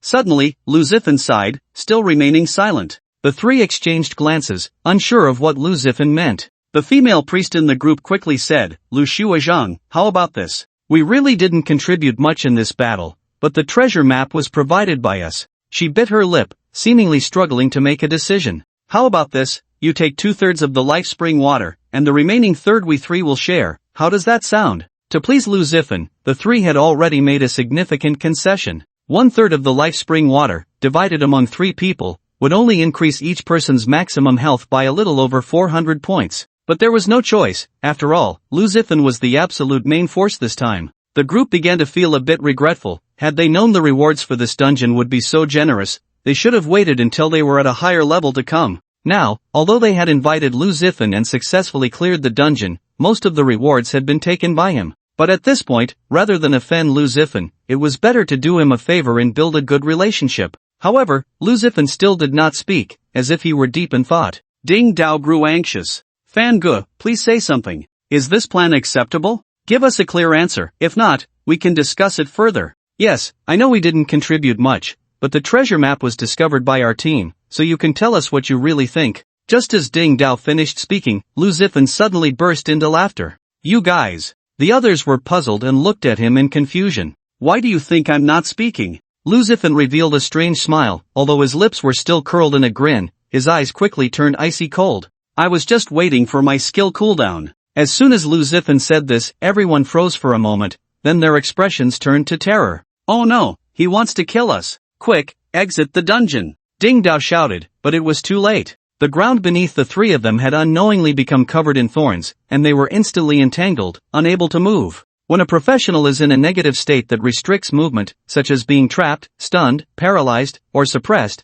they cannot exit the dungeon. Lu Zifan stood with his hands behind his back, slowly approaching the female priest, pinching her face with a look of disdain. I've never liked you, a level 15 priest without even a purification skill, and your shield and enhancement skills are ridiculously weak. He patted the girl's cheek. If it weren't for your decent looks, I guess they wouldn't have brought you along. The girl was so frightened she was frozen in place, completely bound by the thorns. Tears streamed from the corners of her eyes. Please, senior, don't kill me. I'll do anything you ask. I absolutely won't tell anyone about today. Lu Zifan laughed heartily. You guys were so reluctant to part with Xingzhou and Chen Yangjun, so I'll send you down to reunite. A team should be complete. Ding Dao and another ranger immediately panicked. Fan Gu, you really don't need to do this. We can give you all the life spring water. We'll give you all the equipment and materials we have. Please don't kill us. Lu Zifan merely cast a disdainful glance at them. Ha, a bunch of fools, daring to challenge a medium-sized treasure map's hidden dungeon with a level 15 team. Even if Xingzhou were here, you wouldn't stand a chance. With worthless trash like you, it's only a matter of time before you die. I'm just sending you on your way a little early. Upon hearing Lu Zifan's words, everyone instantly understood that he was determined to kill them today. The group's emotions collapsed in an instant, and the female priest cried out in despair. I don't want to die, please let me go, I'll be your servant. Ding Dao cursed angrily, Lu Zifan, you heartless bastard. You won't have a good death. I won't let you off even as a ghost. Lu Zifan looked at their reactions and smiled slightly, snapping his fingers. The thorns that ensnared them exploded with countless sharp spikes, instantly killing the three of them with ease. The warrior with slightly more health only managed to hold on for a few more seconds before he breathed his last. A bunch of fools, still thinking of seeking revenge on the students from Class 1. It seems you really can't see the gap between you and them. Lu Zifan snorted coldly, you delusional trash make me sick, this fountain of life is a waste on you. He turned to look at the fountain of life floating in the golden light in the distance, a hint of fervor in his eyes. You are mine. However, just as Lu Zifan took a step forward, he saw the fountain of life suddenly vanish into thin air. It disappeared abruptly, catching him completely off guard. No! Lu Zifan let out a wail. What happened? Where's my fountain of life? It's gone? He rushed to the golden light, reaching out to grab it, but only grasped a handful of air. How is this possible? How is this possible? Damn! Where's my fountain of life? Lu Zifan's voice grew increasingly frantic as he tugged at his hair, his eyes bloodshot. Could there be a time limit for picking it up? No way! That's impossible. I've never heard of a time limit for the rewards of a hidden dungeon's boss. Am I seeing things? He glanced back at the three corpses behind him.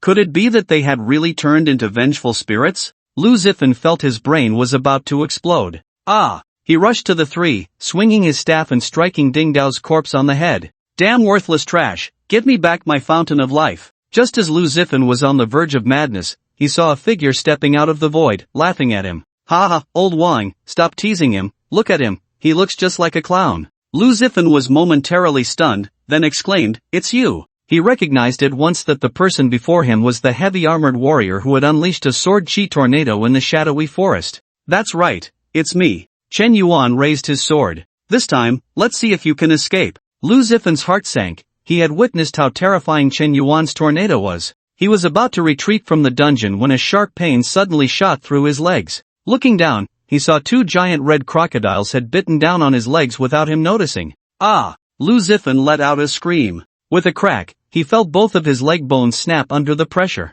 The next moment, he sensed an incredibly strong wave of energy coming from above. Looking up, he saw a massive dark matter, as large as a small meteorite, rapidly descending towards him. Lu Zifan wanted to escape, but the two crocodiles held his legs tightly. In a panic, he endured the excruciating pain in his feet and commanded the two Traiants to block Chen Yuan. Then, he swung his staff, preparing to cast a spell, but one of the red crocodiles suddenly leaped up and bit off the arm holding the staff. Ah! Lu Zifan let out another scream of agony as his severed arm fell to the ground along with his staff, his body losing balance and half-kneeling on the ground. At that moment, the dark matter crashed down upon him, causing him to spit blood. Minus 51,003, a terrifying damage number floated above Lu Zifen's head. With only over 80,000 health points to begin with, he instantly lost more than half of his health, terror evident in his eyes. Chen Yuan's death vortex was already prepared, slicing through the air as a massive whirlwind surged toward Lu Zifen. The blood tooth beside Lu Zifen bit into his body, swinging its head and throwing him into the death vortex.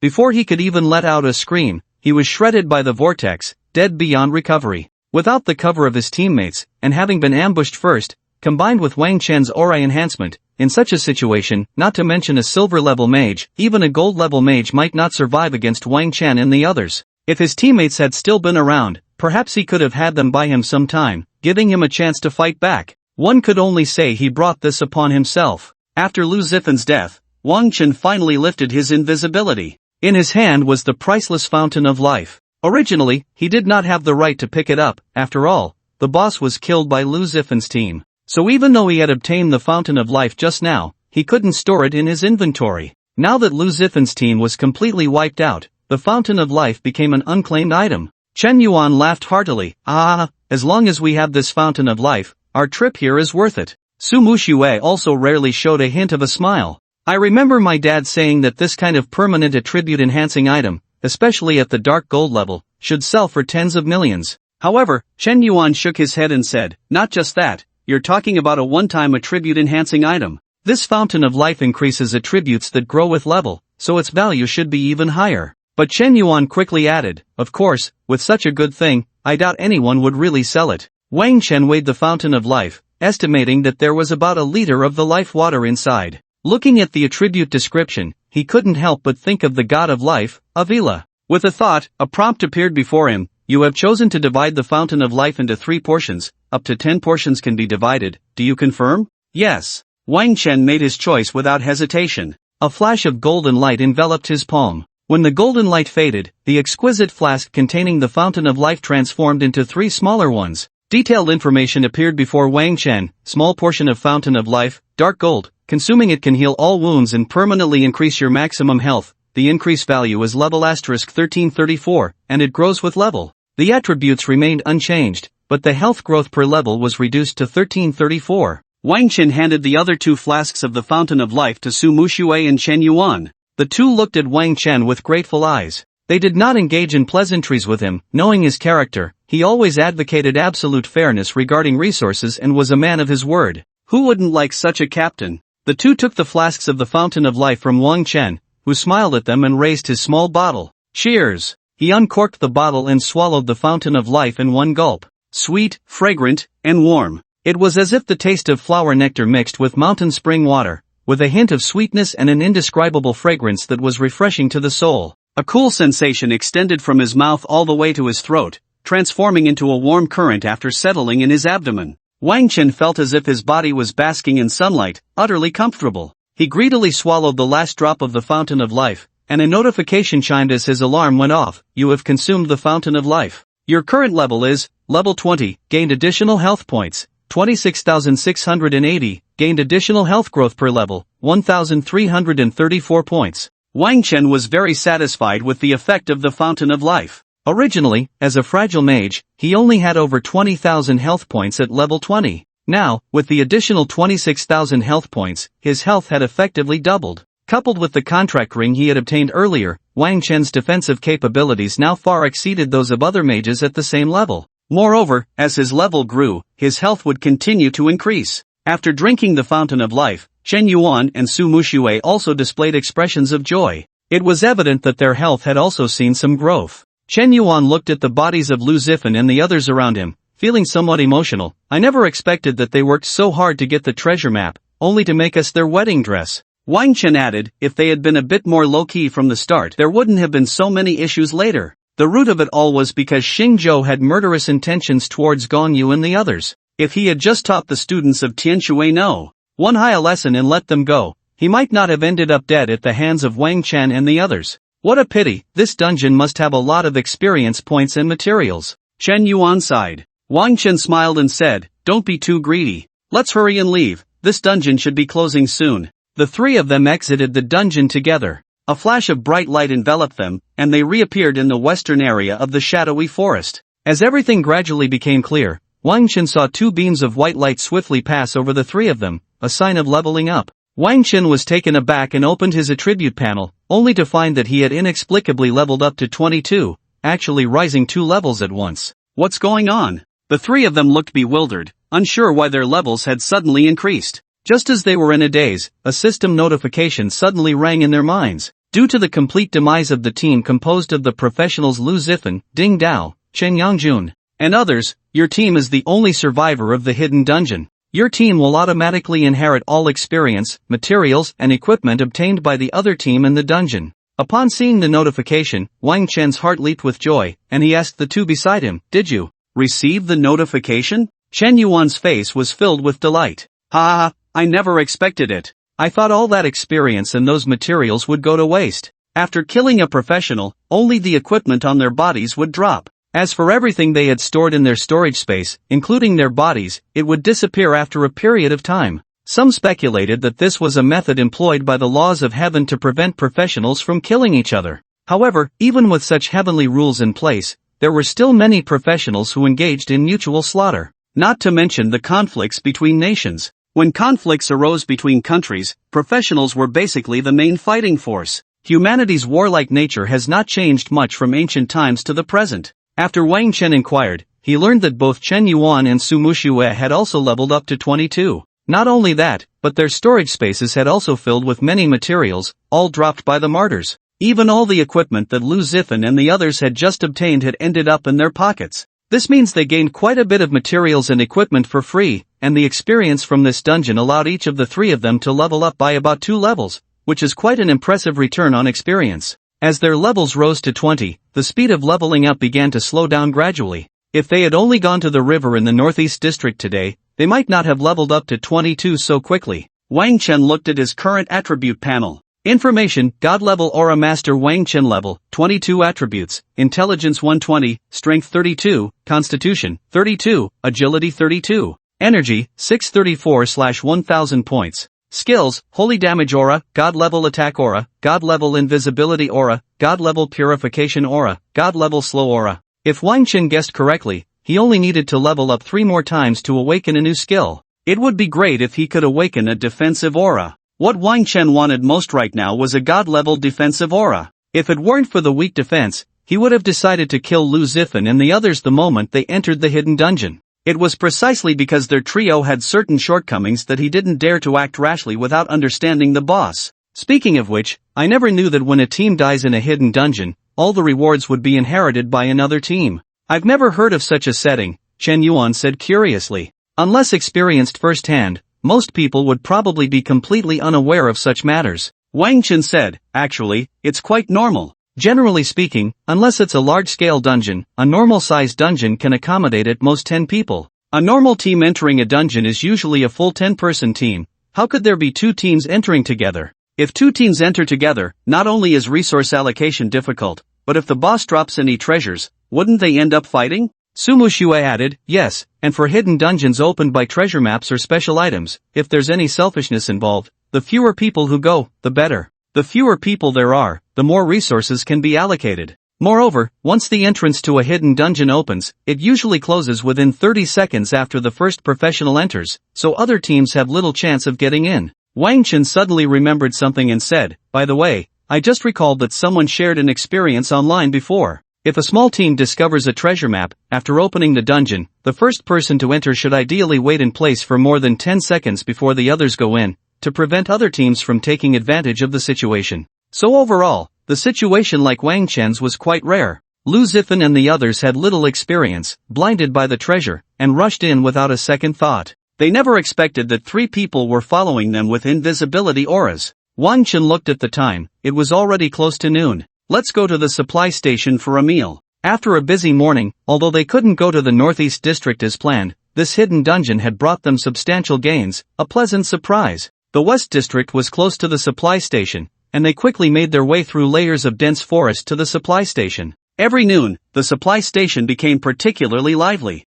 especially since the regional rewards had been activated recently. The supply station in the shadowy forest had become even more bustling. There was even a time when there weren't enough seats in the restaurant, and business was booming. Wang Chen and the others didn't have to worry about this issue. They had already become familiar with the staff at the supply station. Ever since the last time the manager named Wang Shun saw Chen Yuan's black card, the staff at the supply station had been exceptionally enthusiastic towards Chen Yuan and his group. Every time they went out to eat, a private room was waiting for them. The three of them walked into the supply station, planning to recycle the resources they had obtained today. Many people in the supply station recognized the three of them and greeted Wang Chen and the others. Ever since Wang Chen's team had secured the regional reward, they had gained a bit of fame around the shadowy forest area. Wang Chen wasn't particularly interested in fame, but Chen Yuan enjoyed it immensely, especially when some pretty female professionals asked Chen Yuan for his contact information. His face bloomed like a flourishing chrysanthemum, radiant and bright. Wang Chen stood in line at the recycling window, waiting for the materials to be processed. While he patiently waited, he suddenly heard a commotion coming from a corner of the supply station's hall. What? This broken thing costs 50,000? Are you crazy? An angry male voice drew the attention of many. Responding to him was a somewhat timid female voice. This item is very rare. I checked online trading platforms, and no one else is selling it. Wang Chen's attention was also caught, and he turned to look. He recognized an old acquaintance, Zhang Xingyi, who was accompanied by Jin Lu and several other teammates. Coincidentally, although he wasn't particularly close to Zhang Xingyi, they had encountered each other several times, which could be considered a kind of fate. However, while he had no particular ties to Zhang Xingyi, it seemed that Zhang Xingyi had a good relationship with Jin Lu, which left Wang Chen with a less favorable impression of him. Jin Lu had also had some past grievances with Chen Yuan. During their first meeting with Su Muxue, Jin Lu had provoked him several times. For some reason, though, Jin Lu had been much more low-key lately and rarely initiated trouble with them anymore. Wang Chen looked over. The source of the commotion was at the supply station's stall area. Usually, some professionals would set up temporary stalls there to sell equipment and items they had obtained. In fact, this stall area was not specifically provided by the supply station, it was just an open space. However, some professionals, after acquiring good equipment with decent attributes, were reluctant to recycle them directly because the buyback prices were based on the lowest value. If it were ordinary materials or equipment with little value, the prices were relatively fair. However, equipment with special attributes that were difficult to appraise was not suitable for direct recycling at the supply station. But these people were also too lazy to go to the auction house or the professional guild to sell, as that would be more troublesome and time-consuming. So they simply set up stalls at the supply station to see if any professionals would buy them on a whim. This practice didn't conflict with the supply station's business and could even bring some foot traffic, so the supply station usually didn't stop these stall owners. Very rare? Come on, sister, take a good look. This is just a bronze-level item. Low-level silver equipment only costs a few thousand. Do you think I'm a fool? Zhang Xingyi was somewhat angry. Earlier, he had seen that the item the young girl was selling was quite interesting, so he had generously told her to name a price, and he would buy it all. Unexpectedly, this girl, looking pure and cute, gave off a trustworthy vibe, but when she quoted a price, it was outrageous. Zhang Xingyi, who always cared about his image, suddenly found himself in a difficult position. Originally, he had planned to buy these items as gifts for his teammates. As the leader of the team, occasionally giving small gifts could not only enhance relationships but also solidify his position as the leader. But he couldn't help but wonder if this girl saw him as a cash cow, wanting to make a big profit off him, starting with a price of 50,000. A bronze-level item for 50,000? He would have to be out of his mind to buy that. But if he didn't buy it, the image-conscious Zhang Xingyi was afraid of being looked down upon, thinking it would imply he had no money. Ever since Zhang Xingyi awakened as a holy light priest, his status in the eyes of his classmates had skyrocketed. People often compared him to Su Muxue, with some believing that the Dark Moon mage Su Muxue was the recognized strongest. However, others argued that although Zhang Xingyi, as a support class, might not match Su Muxue's individual combat power, his contributions to the team were enough to place him at the top. In any case, it was widely acknowledged that he and Su Muxue were the two strongest individuals at Tianshui No. 1 high school. Zhang Xingyi often felt quite pleased with himself, relishing the admiration of others. However, his family background was far from Su Muxue's. He came from an ordinary family, with both parents being regular workers in Tianshui City. Although he seemed to have limitless potential now, how much savings could a level 10+ professional have? Faced with the girl's exorbitant price, Zhang Xingyi had little savings and felt embarrassed to directly say it was too expensive, which made him somewhat angry. Wang Chen, curious, joined the surrounding professionals to take a look. His gaze fell on the items displayed on the girl's stall. Water avoidance pearl, bronze, no level requirement, allows breathing underwater, significantly increases underwater movement speed and visibility. There were 10 water avoidance pearls in total, each a uniform blue, neatly arranged on a red cloth on the ground. Upon seeing the attributes of this equipment, Wang Chen's eyes lit up. Looking at the girl again, she was petite, her height reaching only about Wang Chen's chest, which was around 1.80 m. She wore somewhat worn clothes, faded jeans, and a black short-sleeved t-shirt with a small hole in the right sleeve. The weather was gradually getting colder, but the girl was dressed rather lightly, indicating that her family's economic situation might not be very good. However, she had a sweet appearance, giving off a charming neighborly vibe, which was very endearing. At that moment, the expression on the girl's face was somewhat aggrieved as she explained to Zhang Xingyi, "This really isn't an ordinary bronze item. It was obtained from a hero-level monster by my grandfather. I'm selling it because I urgently need money." Her voice was as soft as a mosquito's buzz, perhaps due to her introverted nature and being surrounded by so many people. Her face flushed red. She slightly lowered her head, not daring to look at Zhang Xingyi and the others. Zhang Xingyi wore a sullen expression, clearly unconvinced, and his companion Jean Lu said with a scowl, "Are you treating us like fools?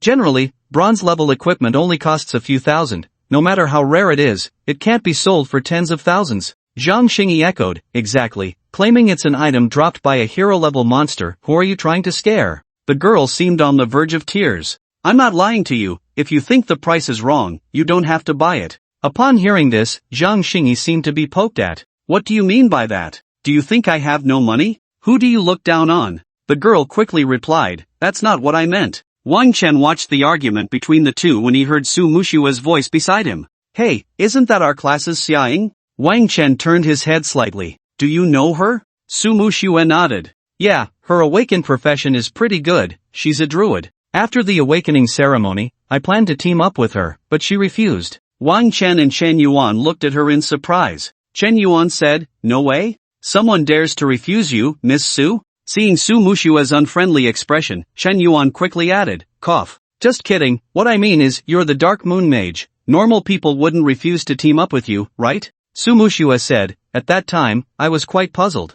I thought our relationship was pretty good, so I was wondering if I had offended her in some way." Su Mushua looked at the distant Xiaoying, sighed, and a hint of sympathy flashed in her eyes. "I only found out in the past couple of days that her father is seriously ill, and she has been taking care of him at home, without even time to prepare for the college entrance exam. I heard that her father's illness requires a specialized high-level physician to treat, which means a significant amount of medical expenses. I originally planned to organize a donation from the class for her, but she refused." Wang Chen and Chen Yuan suddenly realized, no wonder she was setting up a stall here. It was to raise money for medical expenses. Generally speaking, when a supply station recycles equipment, it doesn't pay much attention to attributes, only looking at level and quality. The water-repellent beads she had in her hands could only sell for a few thousand yuan. However, if she took them to the Adventurers Guild or an auction house, it would take a long time and incur some handling fees. In her urgent need for money, setting up a stall at the supply station was the most suitable option. Zhang Xingyi said angrily, "I'm telling you, it's not that I don't have money, but this thing isn't worth that price." The people around began to discuss among themselves. "This little girl is not being fair, selling a bronze item for such a high price. Yeah, and this item isn't even one that enhances combat power or attributes. If we talk about the biggest highlight of this water-repellent bead, it should be that there are no level restrictions." Someone took out their phone and searched on the online trading platform. "Hey, don't say, this item is quite niche. There's really no one selling it online." Others, upon hearing this, also took out their phones to search and found that, indeed, as he said, there were no other listings for this water-repellent bead. But soon someone said, "Just being rare doesn't mean much. The value of an item still depends on its attributes. Who would go running into the water for no reason? Right? Isn't it common sense that water in the wild is very dangerous? This thing is okay for collecting, but it shouldn't have much practical value. How to say it, although I don't know how to price this thing, 50,000 is definitely too expensive."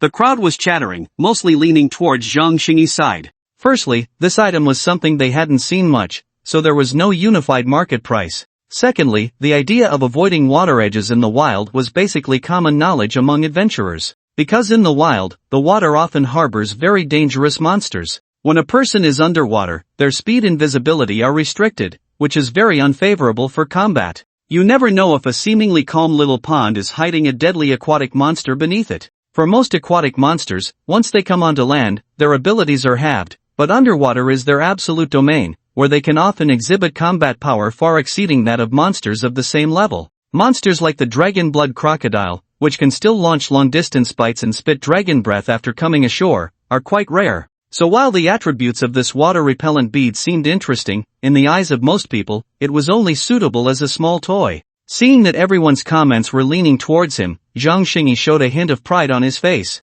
It seemed that others agreed with his viewpoint. This little girl clearly wanted to scam him. Xiaoying listened to the heated discussions around her, her face turned even redder, and her eyes became slightly moist. She felt very wronged. It was the first time in her life that so many people had accused her to her face. The more they talked, the more intense it became, as if she really were a fraud. But this price was clearly told to her by her father. How could her father and grandfather possibly deceive her? When Grandpa was still alive, he often talked about the time they encountered the dragon. They originally thought it was a snake den, but inside was a heroic-level dragon that could summon wind and rain. The dragon burst out of the pond, not giving them a chance to escape, and launched an attack directly. Fortunately, the dragon was in the molting phase and quite weak, so they could barely cope. They fought with the Dragon Lord for over 3 hours, paying the price of 5 lives to kill it. From the dragon's cave, they obtained many treasures. They sold some and gave part of the money to the families of their fallen comrades, while the rest was evenly divided. This water-avoiding pearl was one of the treasures obtained from that dragon's cave. Xiaoying wiped her eyes and quietly picked up the red cloth on the ground, seemingly preparing to leave. Zhang Xingyi saw Xiaoying like this and thought she was feeling guilty and wanted to escape out of embarrassment. He looked at Xiaoying with disdain, his eyes filled with a condescending pity. I'm not trying to make things difficult for you, nor am I saying I can't afford it, but your price is just too outrageous. This bronze-level item isn't worth that much. More and more people gathered around to watch. Perhaps it had something to do with Xiaoying's eye-catching appearance. The combination of a beautiful woman and a shady merchant inevitably piqued the curiosity of onlookers. Zhang Xingyi himself seemed surprised that his loud voice attracted so many spectators. With so many people paying attention to him, Zhang Xingyi decided to be generous. How about this? Since we're classmates, these pearls are 10,000 each. I'll take 5, how does that sound? His tone was almost patronizing, as if Xiaoying was the one taking advantage. The word no was already on Xiaoying's lips, but she hesitated. She desperately needed the money. They had sold almost everything they could at home.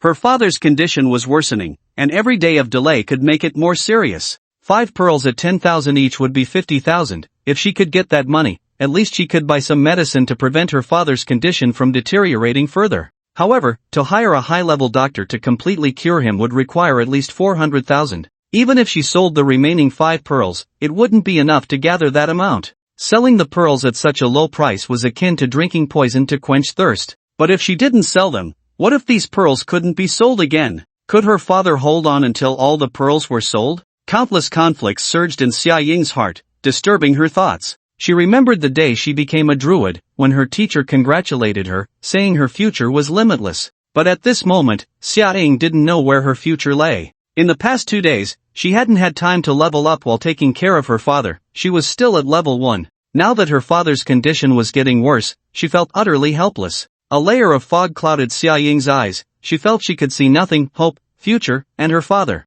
Everything gradually became blurry. If only Grandpa were still here, Xiaoying thought to herself. So, how about it? Will you sell it for 10,000? Zhang Xingyi was getting a bit impatient. The people around whispered, this guy is quite generous, willing to pay 10,000. If it were me, I definitely wouldn't pay that much. I think at most 7,000, anything more is impossible. Xiaoying said, this is money for my family's medical expenses, can you? Zhang Xingyi was a bit displeased. It doesn't matter what you need the money for, we're doing business, not charity. I said 10,000 each, and that's already very generous, alright? One moment it's the drops from hero-level monsters, the next it's money for treatment. Where does all this come from? Just 10,000, not a cent more. If you want to sell, sell, if not, forget it. Xiaoying's face was a mix of emotions, her fingers gripping the beads turning slightly pale, countless thoughts tangled in her mind. Looking at the bustling crowd, Sumu Shui suddenly whispered, Wang Chen, Chen Yuan, do you two have any money in your accounts? Lend me a bit, and I'll pay you back tomorrow.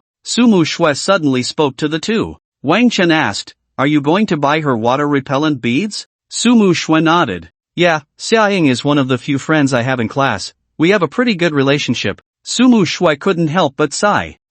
She awakened such a good profession, yet encountered this kind of trouble. I originally planned to organize a donation for her in class, but she stubbornly insisted on not wanting it. I'll buy these beads from her, it's also a way to help her. Sumu Shui said somewhat shyly, my family is strict with money, and I don't have much on me, so can you lend me some? Wang Chen waved his hand and said softly, then I have to say sorry, I actually need these beads. In fact, Wang Chen had intended to buy these water-repellent beads the moment he saw them. It wasn't out of sympathy for Xiaoying, but because he planned to go to the big river in the northeast district this afternoon. These water-repellent beads might come in handy. Originally, when Xiaoying said these beads were dropped by a hero-level boss, Wang Chen didn't believe it. Hero-level items rarely drop bronze-level items. However, just now, when Blood Fong approached the crowd, Wang Chen suddenly noticed that Blood Fong was very interested in these beads. It conveyed a message of desire to Wang Chen, it really wanted these beads. Although he didn't know why Blood Fawn was interested in these water-repellent beads, it indirectly indicated that these beads seemed to be quite extraordinary.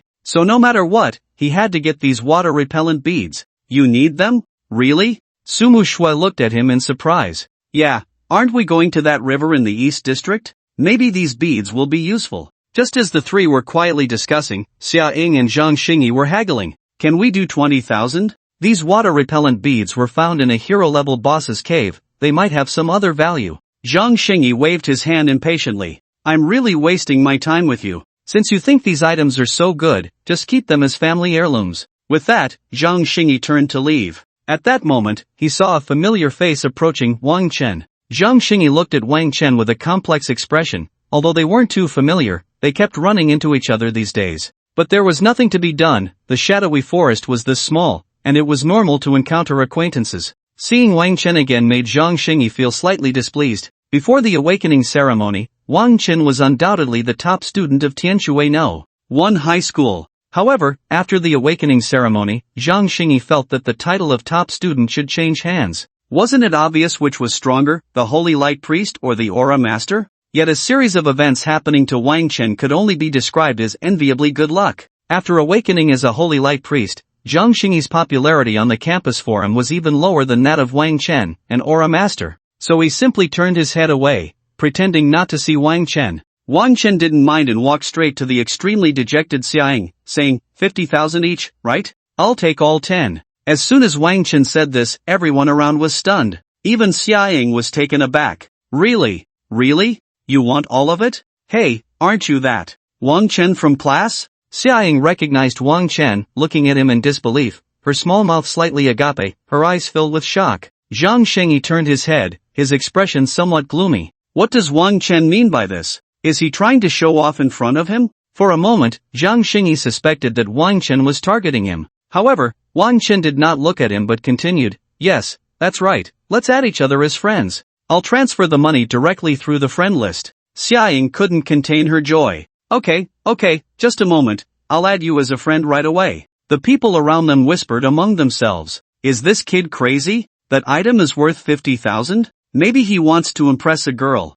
Hey, isn't that Wang Chen? No wonder, their team probably doesn't lack money. Wang Chen ignored the murmurs around him and, after a series of operations, transferred 500,000 to Xiaoying's account. Then, under the gaze of the crowd, he stored 10 water avoidance pearls into his storage ring. This action caused another round of gasps from those nearby. Wow, this kid has a storage ring. No wonder he's spending money like water to impress girls, turns out he's so rich. How much is a bronze storage ring? It must be worth tens of thousands. Generally speaking, beginner practitioners mainly use storage backpacks. Items like storage rings are just more portable but cost dozens to hundreds of times more than ordinary storage backpacks. Unless they are practitioners with more money than they know what to do with, most will use storage backpacks until they level up. After receiving the money, Xiaoying was almost in tears from joy. Thank you, Wang Chen, really, thank you so much. I need to go back. If you have any questions, feel free to contact me. Wang Chen nodded, okay. Xiaoying couldn't wait to leave, looking like she was going back to tell her dad the good news. Wang Chen turned to Chen Yuan and Su Mushue beside him and said, let's go, we need to collect the equipment and go eat. This time, they had scavenged quite a bit of materials and equipment in the martyr's graveyard, recovering a total of 160,000 dragon coins, with each person getting over 50,000. While they were eating in the private room, Chen Yuan brought up Wang Chen's purchase of the water avoidance pearls. Old Wang, I didn't expect you to be so caring. Wang Chen replied lightly, caring is a bit much, it's just a water avoidance pearl. It might not be as simple as you think. Saying this, Wang Chen took out a water avoidance pearl from his storage ring. Shuya, who had been lying nearby, immediately perked up. Shuya's eyes were fixed on the water avoidance pearl, not moving an inch. Nearby, Xiaohei also seemed to sense something, staring eagerly at the water avoidance pearl in Wang Chen's hand. However, it was a bit afraid of Shuya and didn't dare to get too close, only watching from a distance. You want it that badly? Here, take it. Wang Chen handed the water avoidance pearl to the dragon blood crocodile, but unexpectedly, Shuya bit down on the water avoidance pearl and swallowed it whole. Wow! Chen Yuan was stunned. Did it just eat it? Wang Chen was also taken aback. Can it really eat that? Shuya swallowed the water avoidance pearl whole, like a whole date. It won't get a stomachache, will it? Chen Yuan asked worriedly. Sumushua watched Shuya's actions, lost in thought. It shouldn't get a stomachache. Generally, extraordinary beasts have strong bodies and won't easily get sick.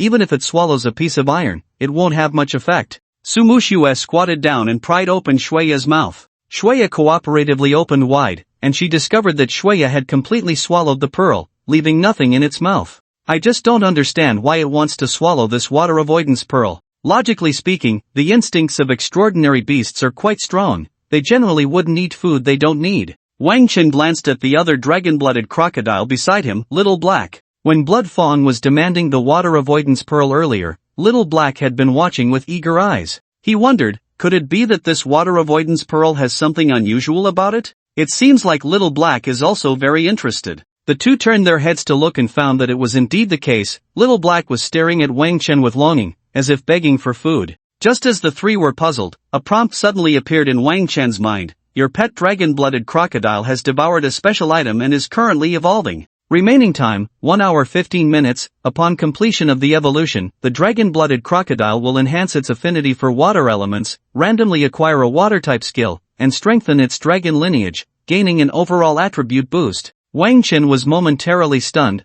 then his face lit up with wild joy. What's wrong, old Wang? Why are you suddenly so excited? Chen Yuan looked at Wang Chen curiously. Wang Chen didn't speak but sent the system's prompt to the two of them through the friend list. After reading the prompt, both of them showed expressions of shock. Chen Yuan was somewhat excited. My goodness, doesn't this mean we just picked up a skill for free? And it even enhances attributes. Sumushue also exclaimed in surprise, I just remembered, there's a special evolution method for extraordinary beasts in the wild, which is to devour the cores of beasts of the same type. Of course, only certain extraordinary beasts with a certain level of intelligence would do this, and it must be beasts of the same type. She looked at the other water avoidance pearl in Wang Chen's hand with astonishment. If this water avoidance pearl can enhance Blood Fawn's dragon lineage, it means this pearl comes from some creature that also possesses dragon lineage. Wang Chen suddenly recalled what Xia Ying had said before about these pearls being obtained from hero-level bosses. At first, he hadn't taken it seriously, he just needed the water avoidance property of this pearl for exploration in the Northeast District. He wasn't very concerned about where the pearl came from. If that's the case, then what Xia Ying said should be true. Wang Chen looked at Su Mushue. How well do you know Xia Ying? Can you share with us? Su Mushue thought for a moment and said, Xia Ying is quite a nice person. If she weren't, I wouldn't have become friends with her. I don't think she would lie. At that time, I wanted to organize our class to donate to her, but her father said he would absolutely not accept anything that didn't belong to him. It's a matter of principle. Even when things got this difficult, her family still insisted on this principle. Do you think someone who can be so stubborn about principles would lie just to raise the price? Su Mushue sighed as she said this, her tone filled with emotion. I heard her family used to be quite well off. Her grandfather seemed to be a senior mentor in the professional union of Tianshui City. It was just that some changes later led to their decline. Wang Chen and Chen Yuan felt quite moved upon hearing Su Mushue's words. Initially, they thought Xia Ying's family couldn't even gather 500,000 and assumed they were an ordinary family. They didn't expect that they had once been glorious.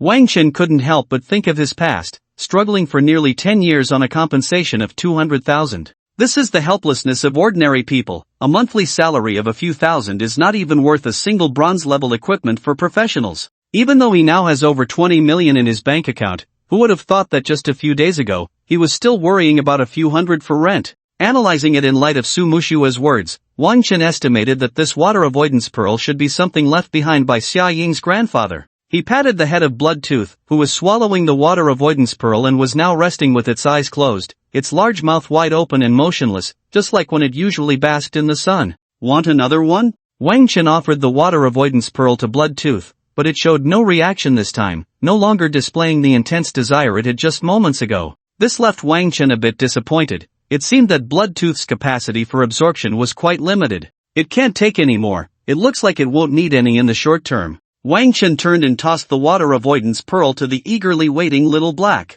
Little Black was overjoyed, swallowing the water avoidance pearl in one bite, then finding a corner to start digesting it, just like Bloodtooth. Chen Yuan was taken aback, clearly receiving a hint as well, and he stood up. Old Wang, I'll transfer the money to you. Wang Chen pushed him back down. Come on, sit down. Chen Yuan shook his head. No way, this water avoidance pearl costs 50,000 each, that's not small change. Brothers should settle accounts clearly. The two tugged at each other for a while, but in the end, Chen Yuan still transferred the money to Wang Chen. Wang Chen took out another pearl and examined it closely. I didn't expect a bronze-level item to have the effect of allowing a pet to evolve, yet its description doesn't mention it at all. Originally, Wang Chen had bought 10 water avoidance pearls in one go, not only because he genuinely needed them but also to help Xiaoying a bit, but now it seemed he had struck gold. Moreover, this water avoidance pearl might not even be the most valuable thing in Xiaoying's family. One should know that the Dragon Clan has a habit of hoarding treasures.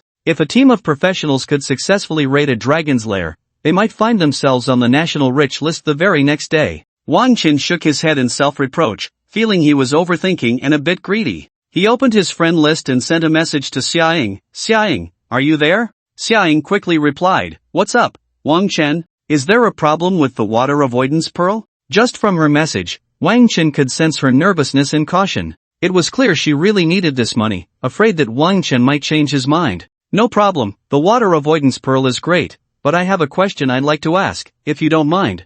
I want to know about the source of this water avoidance pearl. I heard you say it seems to have dropped from a hero-level monster? After sending the message, Wang Chen patiently waited for a reply. About a minute later, Xiaoying responded again. That's right, I know you might not believe it, but this pearl is indeed related to a hero-level monster. And to be precise, it's not an ordinary hero-level monster, but a hero-level boss. In the chat, Xiaoying detailed how her grandfather's team had accidentally encountered a flood dragon many years ago. Half of the 10 members in the team died before they managed to kill the flood dragon. Although they found quite a few treasures in the cave, the mood was very heavy. After that, Xiaoying's grandfather no longer formed free adventure teams and instead became a mentor at the Tianshui City Professional Guild. The water avoidance pearl was one of the treasures obtained from the flood dragon's cave. Wang Chen was shocked after hearing this. He hadn't expected such a story behind this small bronze-level item. After chatting with Xiaoying for a bit, he closed the chat window and relayed what Xiaoying had told him to Chen Yuan and Su Muxue.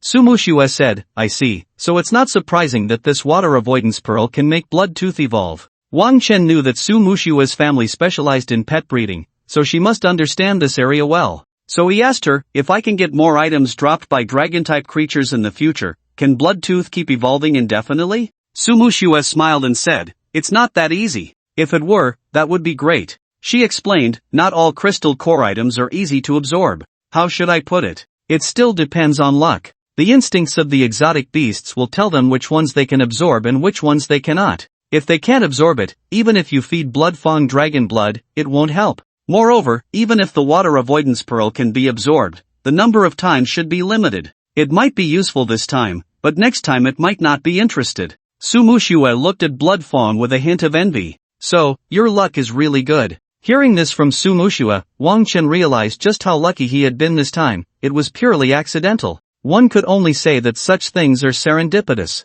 Wang Chen suddenly said, by the way, should we bring Xiaoying along this afternoon? Didn't you say her profession is quite good? What was it again? Druid. Her awakened profession is Druid, just like Lu Zifen's Tree Shepherd. In the global profession evaluation system, it's rated A, and it's also in the top tier of A. After saying this, Su Muxue hesitated and continued, are you sure you want to invite her? She seems to be only level 1 right now. I really want to help her, but I'm afraid it might affect your leveling progress. Wang Chen waved his hand nonchalantly. It doesn't matter to me, level isn't important. After the college entrance examination, Li Chen would probably assign Wang Chen a bunch of tasks, and by then, he wouldn't even be able to level up slowly if he wanted to. Chen Yuan also said, of course, it doesn't matter to me either. We're both level 22 now. If it's just for the college entrance examination, it seems unnecessary to level up further. Students participating in the college entrance examination who are above level 20 can be rated as excellent.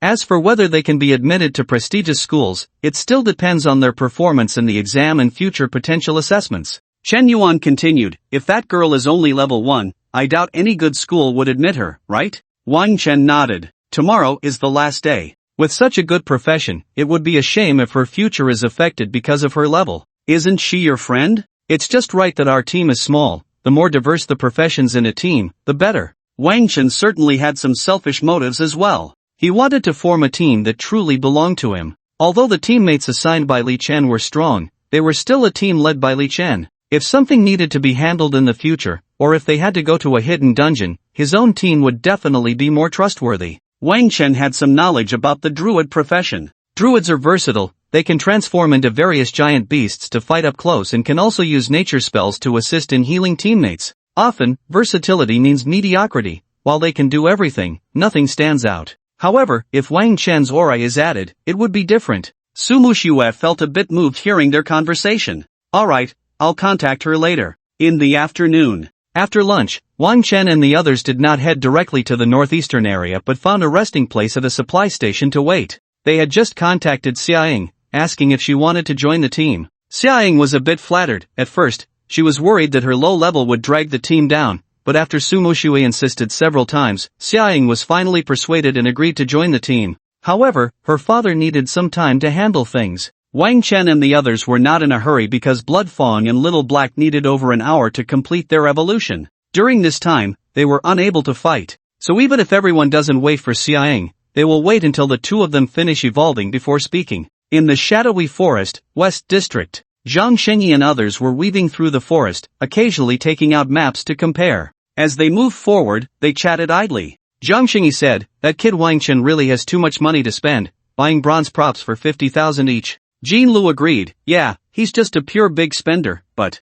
Jean Lu paused and continued, but his brother Chen Yuan seems to be quite wealthy, it might be that Chen Yuan lent him the money. Jean Lu recalled seeing Chen Yuan using a financial guild black card at the supply station that day. When he went home and told his dad about it, his dad scolded him harshly and even made him apologize to Chen Yuan. However, Jean Lu was too embarrassed to face Chen Yuan and ultimately didn't go to find him. Since that day, he had grown more wary of Chen Yuan. A family with a financial guild black card could easily deal with their small golden wing company. After a while of being anxious, Jean Lu didn't hear any news of his family's company facing any commercial retaliation, and he finally relaxed. What puzzled Jean Lu the most was how Chen Yuan, with such a solid background, ended up mingling with Wang Chen. Moreover, from the looks of it, he seemed to be very obedient to Wang Chen, completely acting as if Wang Chen was the boss. Jean Lu couldn't help but envy Wang Chen's incredible luck, having both Sumu Xue and Chen Yuan as friends. The Earth Mage in the team said, he probably thinks that girl is cute.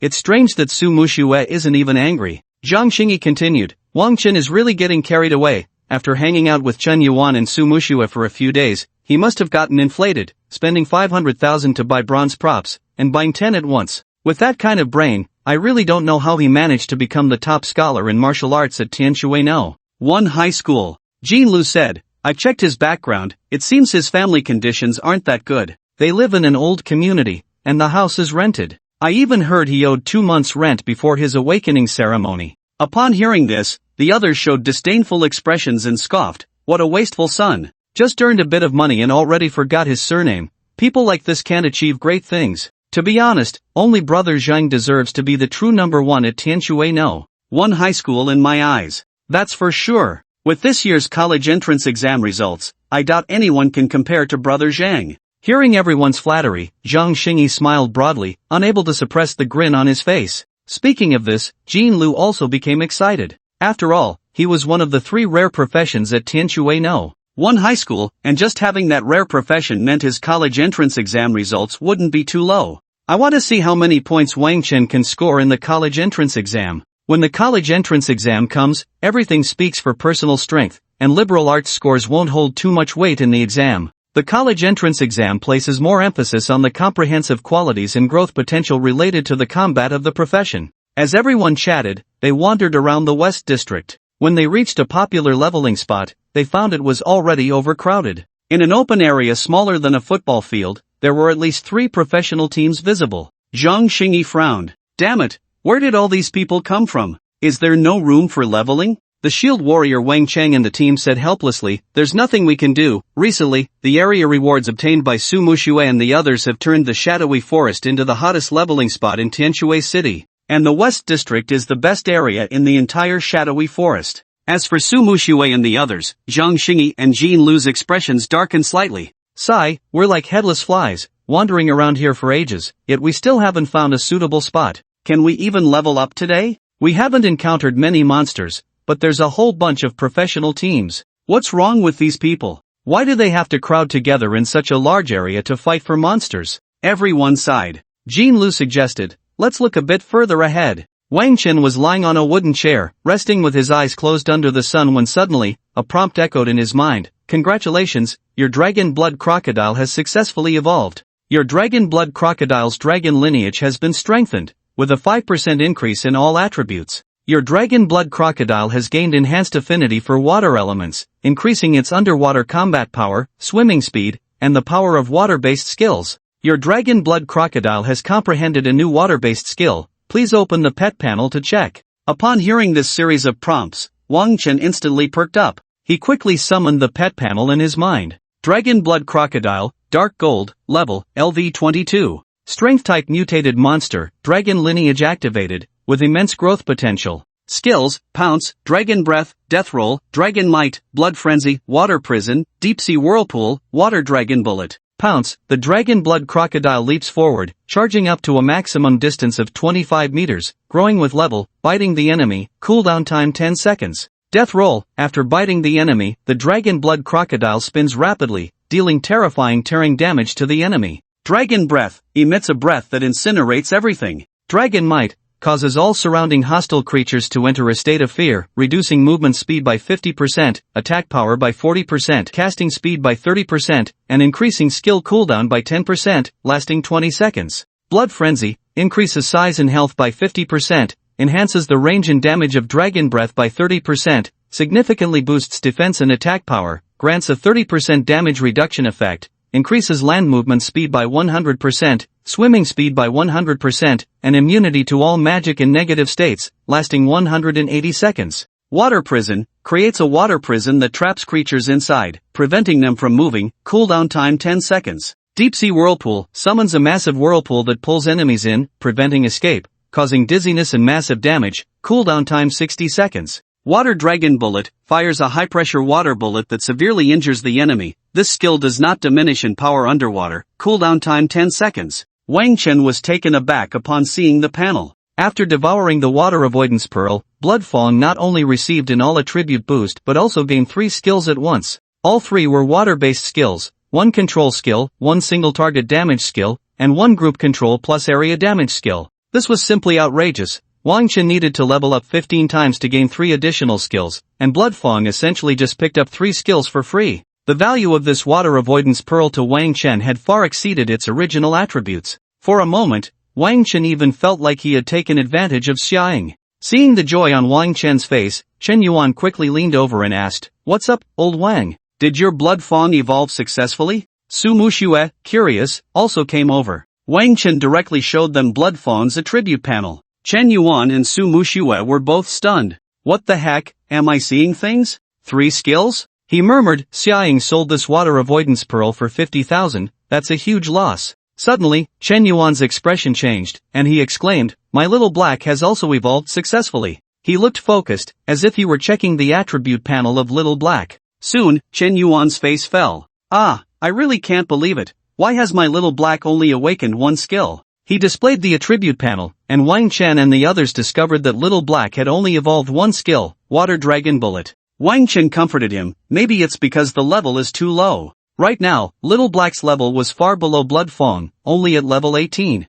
Perhaps as the level increases, it will comprehend new skills, Su Muxue said, but her words were less gentle. Not necessarily, this should have a certain relationship with rank. After all, Wang Chen's Blood Fong is a dark gold level pet, so the gap is normal. Seeing Chen Yuan's sorrowful face, Su Muxue consoled him. But your little black is already very powerful, you don't need to worry about these details. A golden level mutated pet is already quite strong. The 3 were chatting when suddenly a flustered female voice came from behind. Sorry, I'm late. Facing Wang Chen and Chen Yuan, Xia Ying appeared quite reserved. She greeted the two, and only when standing next to Su Mushue did she seem a bit more at ease. At first, I thought Mushue was joking with me. I'm only level 1 now, do you really want to take me along? Wang Chen smiled at her kindly. What's wrong with being level 1? Who hasn't started from level 1? Your profession is quite good, you should have great potential. By the way, how is your father doing? Seeing Xia Ying's puzzled expression, Wang Chen explained, Su Mushue has already told us about your family's situation, you don't mind, do you?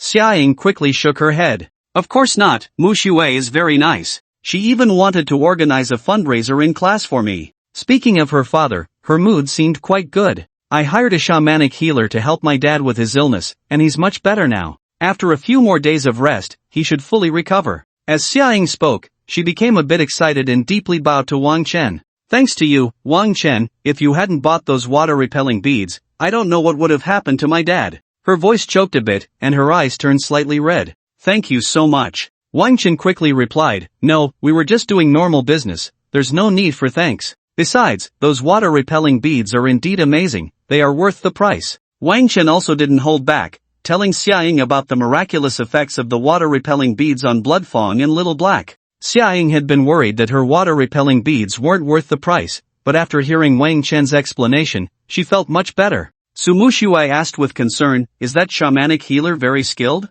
Did she cure the illness in such a short time? Xia Ying nodded. Yes, she's very skilled. I heard her level is quite high, at least above epic rank, and her fees for healing are quite low among high-level professionals. It seems she's about to leave Tianshui City. I'm really lucky, if it were another doctor, they might not have been able to cure my father. Hearing her say this, everyone suddenly understood. The treatment cost of over 400,000 might be astronomical for an ordinary person, but for high-level professionals, it was indeed not expensive. Because for high-level professionals, earning 400,000 is as easy as drinking water. They don't need to rely on healing others to make that money. Wang Chen speculated that the shamanic healer was treating people out of kindness, but after all, one person's strength is limited, so she set a fee threshold. This was unavoidable. If she treated patients completely for free, she wouldn't be able to keep up with the workload. Wang Chen said, let's go, I'll take you to level up first. What skills do you have now? Leveling up from level 1 to level 20 is actually quite fast. At this stage, the professionals are still in the novice period. If someone is leading the way, it will be even quicker. Only after reaching the silver rank does the leveling speed gradually slow down. I currently only have one healing skill. Xia Ying showcased her skill to everyone. Nature's healing heals teammates within a 50-meter range. When selecting a single target, the healing distance extends to 200 meters, and the healing effect is related to magical attack power. As soon as everyone saw Xia Ying's skill, they all gasped in amazement. Chen Yuan exclaimed, wow, it's actually a group healing skill. Wang Chen and Su Mushue were equally astonished. Generally speaking, a druid's first skill is usually an elemental damage skill, such as Rock Spike, Lightning Strike, Windblade, and so on. These skills typically don't deal high damage, comparable to that of an ordinary mage. It's quite rare for someone like Xia Ying to start with a group healing skill. It's worth noting that for an average priest, if luck is not on their side, they usually need to be at least level 20 to 30 to learn a group healing skill, and the healing amount is generally fixed. However, Xia Ying's healing skill is actually tied to her magical attack power. This means that the higher her magical attack power, the better the healing effect. This truly surprised Wang Chen. His attack aura just happens to significantly enhance attack power. His team had struck gold. Seeing everyone's admiration, Xia Ying felt a bit shy. Is this skill really that good? I was actually more interested in transformation skills, like turning into a little deer. Wang Chen said seriously, not just good, it's simply amazing. While waiting for Xia Ying to arrive, Wang Chen had looked up information about the druid class to facilitate their cooperation. The probability of your class awakening a group healing skill as the first skill is probably less than 5%. You're quite lucky, and the healing range is also impressive. Hearing Wang Chen say this, Xia Ying revealed a happy smile. Next, everyone left the supply station. On the way, Wang Chen briefly explained to Xia Ying where they were going next and some precautions. Before you reach level 15, you don't need to attack monsters at all, just stay invisible and focus on healing us. Xia Ying curiously asked, invisible? But I can't go invisible. Wang Chen smiled mysteriously at her. He looked around to ensure there were no other professionals nearby and activated the invisibility aura. Xia Ying gasped. Wow, this is group invisibility? So amazing. When she discovered that the aura's range reached over 2,000 meters, she was even more shocked. She looked at Wang Chen with a hint of admiration, mixed with a bit of confusion. Many people at school said that after Wang Chen changed his class to Aura Master, he had completely become useless. But Wang Chen's aura skill certainly didn't look useless at all. Wang Chen continued to explain to her, as long as you don't actively attack monsters, the invisibility state won't be, so just follow us obediently. Xia Ying nodded obediently. Okay, I understand. By the way, Captain, are we going to the northeast area? But I remember that the eastern and northeastern areas are the most difficult, right? It seems like the southeastern area is even a bit easier than these two. Wang Chen nodded. That's right, the area north of the eastern region is indeed the most difficult because the monsters near the eastern area act in groups, have their own tribes, and prefer group combat. But that also means there are fewer people there. He turned around to look at everyone. I don't know if you've noticed, but the number of people at the supply station today is at least more than double that of yesterday. Wang Chen chuckled. If I'm not mistaken, the West District should be packed by now. In fact, just as Wang Chen had predicted, the West District was indeed bustling with activity. Zhang Xingyi and the others wandered around the West District, managing to find some wild monsters, but soon other teams would approach. No one wanted to waste time and energy fighting over territory. Once a conflict arose between two teams, it could easily lead to injuries and bloodshed, not to mention the grudges that could form. However, no one wanted to give up a good piece of land, so everyone had to endure sharing the leveling area with others. Many teams that had come for the area rewards were also grumbling. These guys had researched strategies and maps online beforehand, but upon arriving at the shadowy forest, they found that there were simply more professionals than monsters. Some professionals, seeing the situation, decisively chose to leave and head to other wild areas in Tianshui City. Although this would waste a lot of time, and Tianshui City had relatively developed transportation, the city was still quite large. The shadowy forest was located in the north of the city, while another more popular spot was in the south. Their back-and-forth journey wasted a whole morning. Therefore, more professionals didn't want to waste their time and decided to embrace the since we're here tradition, crowding into the first area, cursing and fighting over wild monsters, creating quite an unprecedented scene. At this moment, Wang Chen was not in a hurry to go near the river in the North District. Instead, he led the group to a position in the southeast of the East District. Currently, Xia Ying in the team was only level 1, and Wang Chen decided to help her level up first. At level 1, Xia Ying had only one group healing skill, Nature's Healing, and a single target Lightning Strike skill. This was the uniqueness of druids. In addition to having some shapeshifting and nature magic skills, they could also learn elemental skills. Unlike mages, most mages could only learn skills from one school, such as ice, fire, or lightning. However, druids could awaken spells from multiple schools. Of course, their power couldn't compare to that of mages and could only serve as a supplementary means of output. Therefore, Wang Chen was quite looking forward to what skills Xia Ying would awaken once she reached level 10.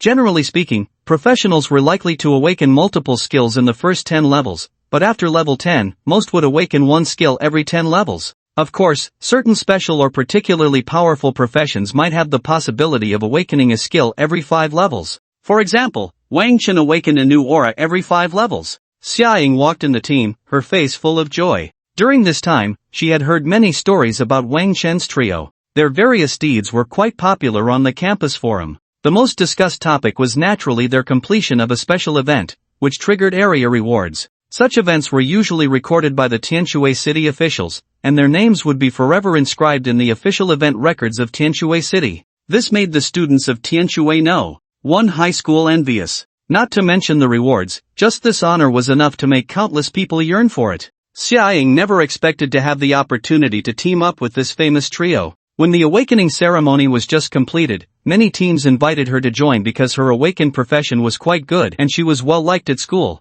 However, Xia Ying did not join these teams due to her responsibility to care for her father. As time drew closer to the college entrance examination, no one invited her anymore. Her level was too low. After joining the team, there would be a certain experience penalty as compensation for being a low-level professional, which would indirectly slow down the progress of others. So, Xia Ying had already prepared to give up this year's college entrance examination and planned to wait for next year's exam. Although this would greatly impact her future, Xia Ying didn't want to neglect her father because of such matters. What Xia Ying didn't expect was that, as if favored by the gods, both her father's medical expenses and the team issue were resolved in just one morning today. No, it's not divine favor, it's them. Xia Ying looked at her teammates beside her, her gaze landing on Wang Chen, feeling both grateful and touched. It was no exaggeration to say that Wang Chen's appearance had truly changed her fate to some extent. Xiaoying couldn't help but think of some bad rumors about Wang Chen she had seen on the campus forum. She shook her head. Wang Chen was such a good person, and no matter what others said, she had to repay this kindness well.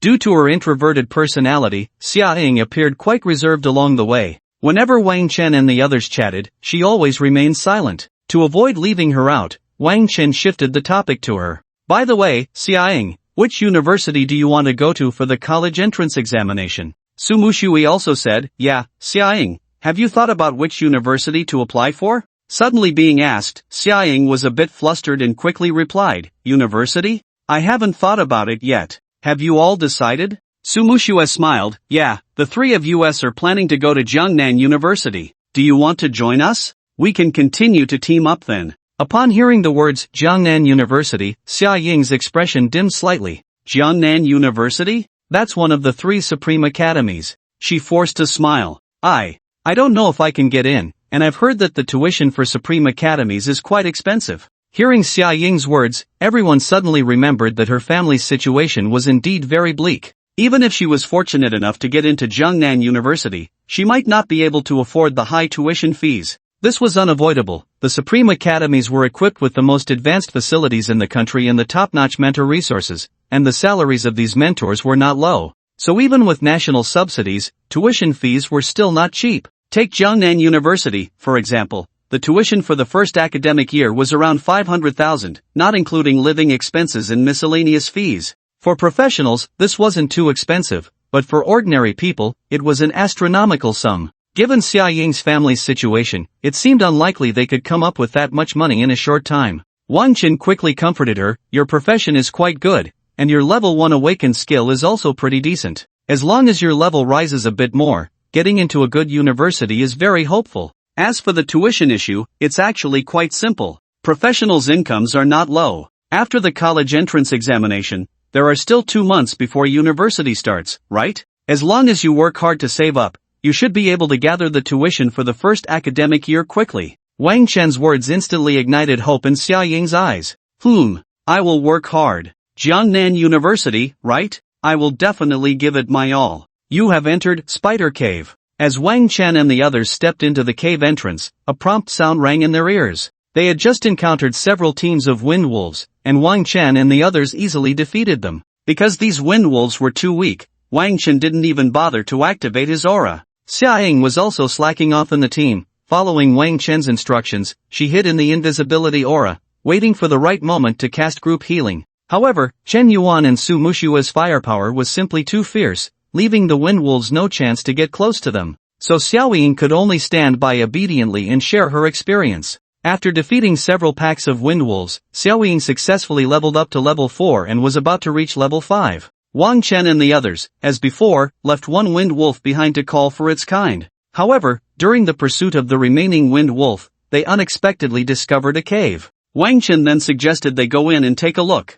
As soon as they stepped into the cave entrance, everyone heard a prompt. Spider Cave? I think I've heard of this place. Wang Chen pondered for a moment and quickly recalled the rumors he had heard online about the Spider Cave. The danger level of this cave was among the highest in the entire first area. Previously, some adventurers had accidentally entered this cave, and from the video he recorded, it seemed to be the territory of a monster called Heavenly Wolf Spider. The level of the Heavenly Wolf Spider wasn't very high, around level 15. Moreover, the size of the Heavenly Wolf Spider wasn't large, about the size of a basketball, and a single Heavenly Wolf Spider had almost no combat power. Among level 15 monsters, the combat power of a single Heavenly Wolf Spider was nearly negligible. They were not only small in size but also had low health, making them fragile, and their attack methods were quite singular. The main attack method of the Heavenly Wolf Spider was to jump close to the enemy, bite them, and then secrete venom. Due to their extremely low health, they often got killed before they could even approach the enemy.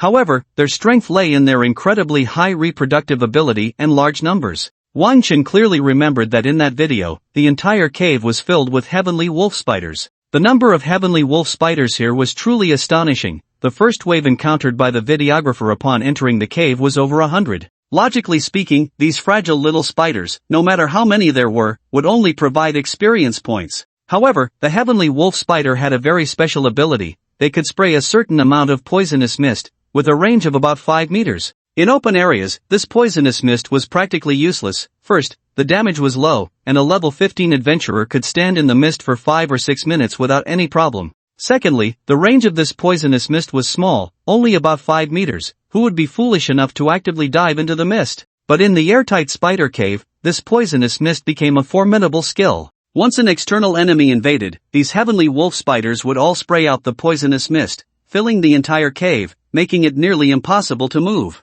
What was most troublesome was that the damage from the poisonous mist could stack and lasted a long time. Even if the adventurers eliminated the first wave of spiders, it would be difficult to continue exploring deeper into the cave. Thus, this spider cave was naturally classified as one of the most dangerous areas in the first region. Wang Chen shared his understanding of the cave with everyone. After hearing this, everyone hesitated a bit. Chen Yuan thought for a moment and asked, Lao Wang, don't you have a purification aura? Can it purify this poisonous mist? Wang Chen shook his head. Purification can work, but if we enter the poisonous mist, we will still continue to lose health. Wang Chen's purification aura was very effective against one-time poisoning skills. However, for continuous poisoning skills like this, even after being purified, there would still be a 0.5-second period of health loss. This meant that even if Wang Chen kept the purification aura active, they would still lose health under the influence of the poisonous mist, just at a much lower rate. Although Wang Chen's god-level purification aura might disperse the poisonous mist, the heavenly wolf spiders would continue to spray the mist. After listening to Wang Chen's explanation, Chen Yuan said, so are we still going in? Or should we change places? Wang Chen shook his head and looked at Xiaoying. Xiaoying, how much health can you restore for us per second now? Xiaoying opened the panel and looked, replying, right now, it's about 2,300 health points restored per second. Wang Chen nodded. As a level 20 mage, his health was around 26,000 points, which meant it would take Xiaoying a little over 10 seconds to fully restore his health. This amount of recovery should be enough to counter the continuous damage from the poisonous mist. Xiaoying continued, is the captain planning for me to keep the healing skill active all the time? But if I keep it on, my mana might not last. I can only hold out for about 3 minutes at most. If she kept the group healing skill active, Xiaoying wouldn't have time to recover her mana. Wang Chen smiled but didn't answer. Instead, he activated the god-level attack aura. He remembered that Xiaoying's group healing skill was linked to her magical attack power. Although Wang Chen only activated the aura at 30% effectiveness, the 300% attack power boost still surprised Xiaoying greatly. Xiaoying covered her mouth in astonishment. Captain, this aura of yours. My god, I can't be seeing this wrong. A 300% attack power boost? This. She seemed so shocked that she didn't know what to say. Chen Yuan and Su Muxue, however, wore expressions of familiarity. Wang Chen asked, now, how much is your recovery amount? Xiaoying quickly checked her skill panel.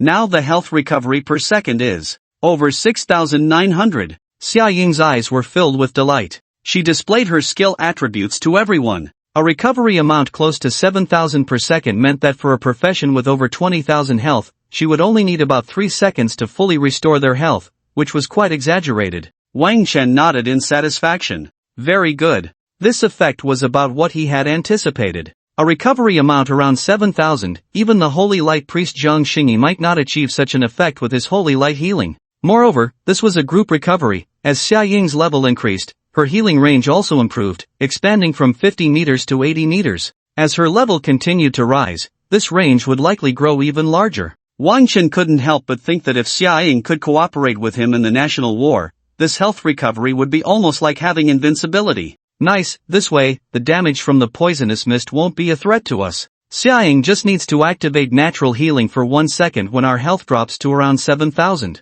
This way, your mana will definitely be sufficient. Wang Chen increasingly felt that bringing Xiaoying into the team was an incredibly correct choice. The recovery ability Xiaoying possessed was exactly what their team was currently lacking. Without Xiaoying this time, they would have to give up on this spider cave. Their trio strengths lay in stealth and high burst damage, and they had no good solutions for situations requiring continuous health recovery. Wang Chen pondered whether he should recruit more team members to gradually strengthen his team. However, he decided to wait until they got to Jiangnan University to consider this issue. If they formed a team now and then went their separate ways after graduation, it would all be in vain. Even whether Chen Yuan and Su Muxue could get into Jiangnan University with him was still uncertain. Alright, let's go in and continue clearing all the dire wolves on the way. Don't let them ambush us from behind. After discussing their strategy, everyone began to delve deeper into the spider cave. Wang Chen didn't hold back, directly activating multiple auras. Xiaoying looked at the purification aura and the holy damage aura in her status bar, and once again, she was astonished.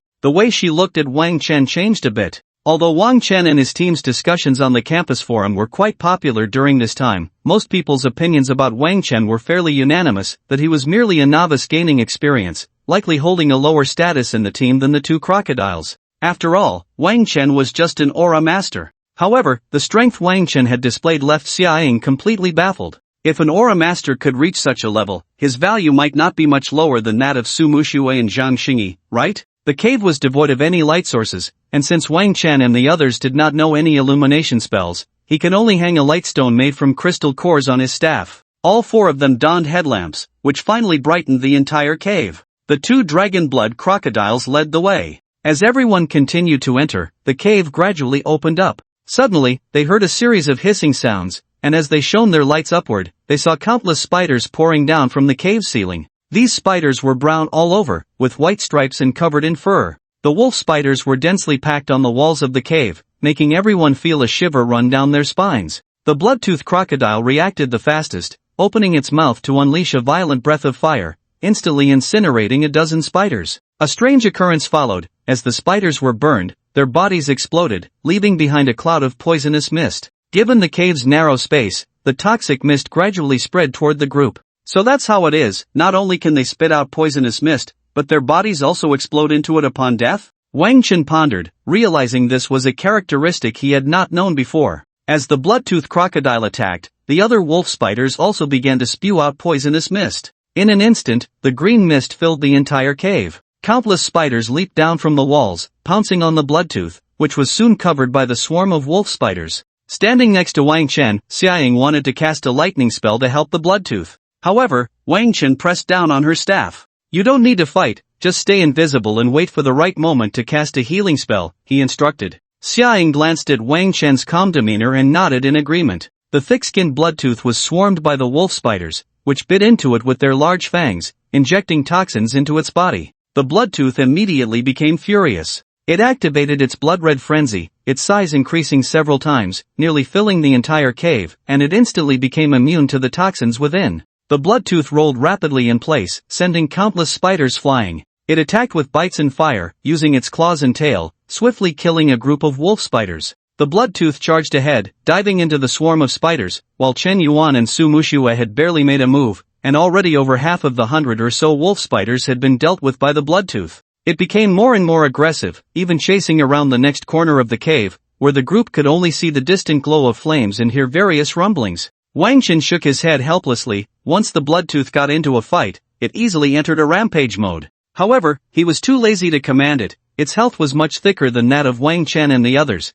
and with its current blood-red frenzy state, it was immune to magic and negative effects, making it impervious to the wolf spider's attacks. The group quickly pushed forward, keeping pace with the bloodtooth. Any stray wolf spiders that slipped through were easily dealt with by Chen Yuan and Su Mushui. Soon, the poisonous mist spread around them. With a large number of wolf spider corpses lying dead, the cave was now filled with green toxic mist, swirling around and obstructing their vision to a certain extent. At first, everyone was only losing a few dozen health points per second, but as the poisonous mist accumulated, the rate of health loss began to gradually increase. Thanks to Wang Chen's purification aura, the damage from the poisonous mist was significantly reduced, stabilizing the increase in damage to around 200 points. Wang Chen calculated that with 200 points of damage per second, given his health, he could last about 2 minutes. No wonder this spider cave was classified as a dangerous area in the shadowy forest. However, in contrast, the experience rewards here were quite satisfying. These dire wolves were much easier to kill than ordinary level 15 monsters, yet the experience points were the same as those of regular level 15 monsters, and there were even more of them. As Bloodfang rampaged, Xiaoying's level soared like a rocket, and from time to time, a white light flashed around her, quickly elevating her to level 6. The group continued deeper into the cave, but the cave did not become any more spacious. It remained about the height of a person, with a width of no more than 2 meters, always shrouded in poisonous mist. After leveling up twice, Xiaoying finally understood how Wang Chen and the others achieved those astonishing records. The efficiency and speed of monster killing were unmatched. It was unlikely to find another team in the entire shadowy forest that could come close to them. In just a few minutes, Xia Ying's backpack was filled with a large pile of materials. The crocodile named Bloodfang was so powerful that she found it hard to comprehend. They basically followed Bloodfang the whole time, picking up equipment, as it single-handedly killed nearly 80 to 90% of the dire wolves. If she remembered correctly, this dragon blood crocodile seemed to be Wang Chen's pet. Xia Ying looked at Wang Chen with a hint of admiration in her eyes. She then glanced at Su Mushui and Chen Yuan, who were cooperating skillfully, fighting cleanly and efficiently, wasting no energy at all. The dire wolves that Bloodfang missed were easily dealt with by them. She couldn't help but quietly marvel. What a powerful team this is. Xia Ying felt as if she were dreaming. She didn't know what merit she had to join such a strong team. She recalled how she had almost forgotten Wang Chen's instructions earlier due to her nervousness, wanting to step in to help Bloodfang. If that had happened, her stealth state would have been broken, potentially putting her in danger. Thinking of this, Xia Ying felt a bit ashamed. In such a powerful team, she felt utterly inadequate and insignificant. Even Chen Yuan's crocodile named Little Black seemed to have a greater role than she did. Sigh, if I'm such a burden, what if they kick me out of the team tomorrow? For a moment, Xia Ying felt anxious. She didn't know if Wang Chen would be dissatisfied with her and expel her from the team. She could see that in this team, Wang Chen was the absolute leader, and most things were decided by him. If Wang Chen decided to let her go, even though she was Su Mushue's friend, there might be no way to change that. Xia Ying secretly glanced at Wang Chen and found that he was not paying attention to her but was seriously observing the surrounding environment. After spending some time with Wang Chen, Xia Ying felt that although he was very friendly, he gave her a sense of mystery. It seemed that beneath his calm expression, no one could guess what he was really thinking. No, I must work hard. I have to show the captain my value. Xia Ying silently made up her mind, constantly monitoring her teammates' health, ready to restore their health at any moment. Over by Bloodfang, the dire wolves continued to pour in endlessly, as if there was no end to them. Bloodfang showed no mercy, killing as many as came. About 2 minutes later, the wolf spiders finally ceased their seemingly endless assault, and no new wolf spiders appeared. Wang Chen conservatively estimated that they had killed nearly 500 or 600 wolf spiders. Bloodfang's blood rage state also finally ended, returning to its normal size. Wang Chen called for a stop. Alright, let's take a break for 30 seconds. The cave was filled with toxic mist, so Wang Chen did not plan to stay too long. During this time, Xia Ying healed everyone a few times. Each time, she only needed to cast a second of natural healing to fully restore their health, so the mana consumption was very low. Wang Chen looked at Xia Ying, who had now reached level 8, her leveling progress quite impressive. So, Xia Ying, have you awakened any new skills? Xia Ying nodded. Yes, I just received a prompt. Since they had been in combat, Xia Ying hadn't had the chance to check her newly acquired skills. Wang Chen nodded in satisfaction. Awakening a new skill at level 5 showed that Xia Ying had considerable development potential. Xia Ying closed her eyes, and after a moment, she displayed her skill before everyone. Mental Link creates a mental link for your summoned creatures and up to 5 teammates, allowing you to communicate directly through thought and share what each of you sees in your minds, with a maximum distance of 1,000 meters, growing with level. When in a mental link state, everyone is considered a single mental entity. If subjected to a mental attack, if the opponent's mental strength is not greater than that of the mental entity, the attack is ineffective. Xia Ying said, this skill can currently connect with 5 teammates, but both the number and distance can increase with level. It seems that at a certain level, it can ignore the number limit. Wang Chen and the others' eyes lit up upon seeing this skill. Great, great, great. A very good skill. Wang Chen exclaimed 3 times after seeing the skill. Although this skill seemed to lack any offensive capability and did not provide any attribute boosts, Wang Chen immediately recognized its value. Undoubtedly, this was a very powerful team skill. Previously, as the captain of the team, Wang Chen needed to command during battles. However, his communication with Chen Yuan and Su Mushui was mostly reliant on shouting. Since both of them were ranged attackers, they could huddle together, making shouting somewhat convenient. But in larger teams, like a 10-person squad, it could easily turn chaotic, and that would test the commander's skills. Wang Chen had also heard Li Chen mention that in some larger dungeons, teams had to spread out, and at that time, they needed special communication devices. If those devices were damaged during battle, it would be quite troublesome. Now, with Xia Ying's skill, he no longer needed to worry about that issue. Wang Chen had already experienced the convenience of mental communication. When he communicated with Bloodfang, it was done through thought. With just a thought, the other party could understand his meaning, which was incredibly convenient.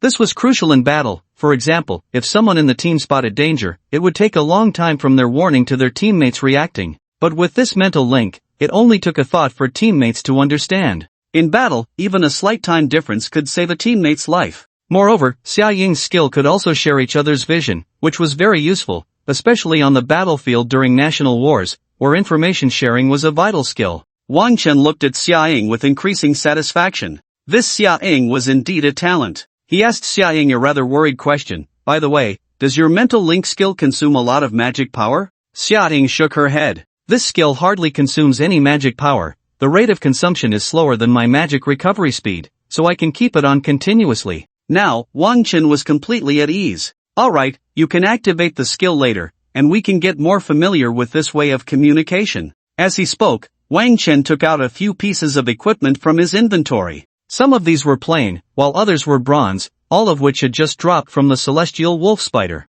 You can wear this equipment for now, we'll switch it out when we get better gear. Among the entire team, Xia Ying had the worst equipment. She had nothing but a staff and a storage backpack. Xia Ying was a bit flustered. No, Wang Chen directly shoved the equipment into her hands. Our team distributes based on need, so don't be shy. Alright, let's set off. Xia Ying was deeply touched. Thank you, everyone. After asking a few questions, she learned that Wang Chen and the others' team distributed items and equipment equally after selling them, rather than based on strength or anything like that. She had heard that some teams allocate based on the members' strength and class intensity. As a new member of the team, Xia Ying felt a bit embarrassed to have received a full set of equipment for free. However, this kind of team made her feel a deeper sense of humanity. Most importantly, the efficiency of Wang Chen's team in monster hunting far exceeded her expectations. Although she knew that Wang Chen and his two-man team were strong, she didn't expect them to be this powerful. Initially, she thought that Su Muxue and Chen Yuan were the main forces in the team.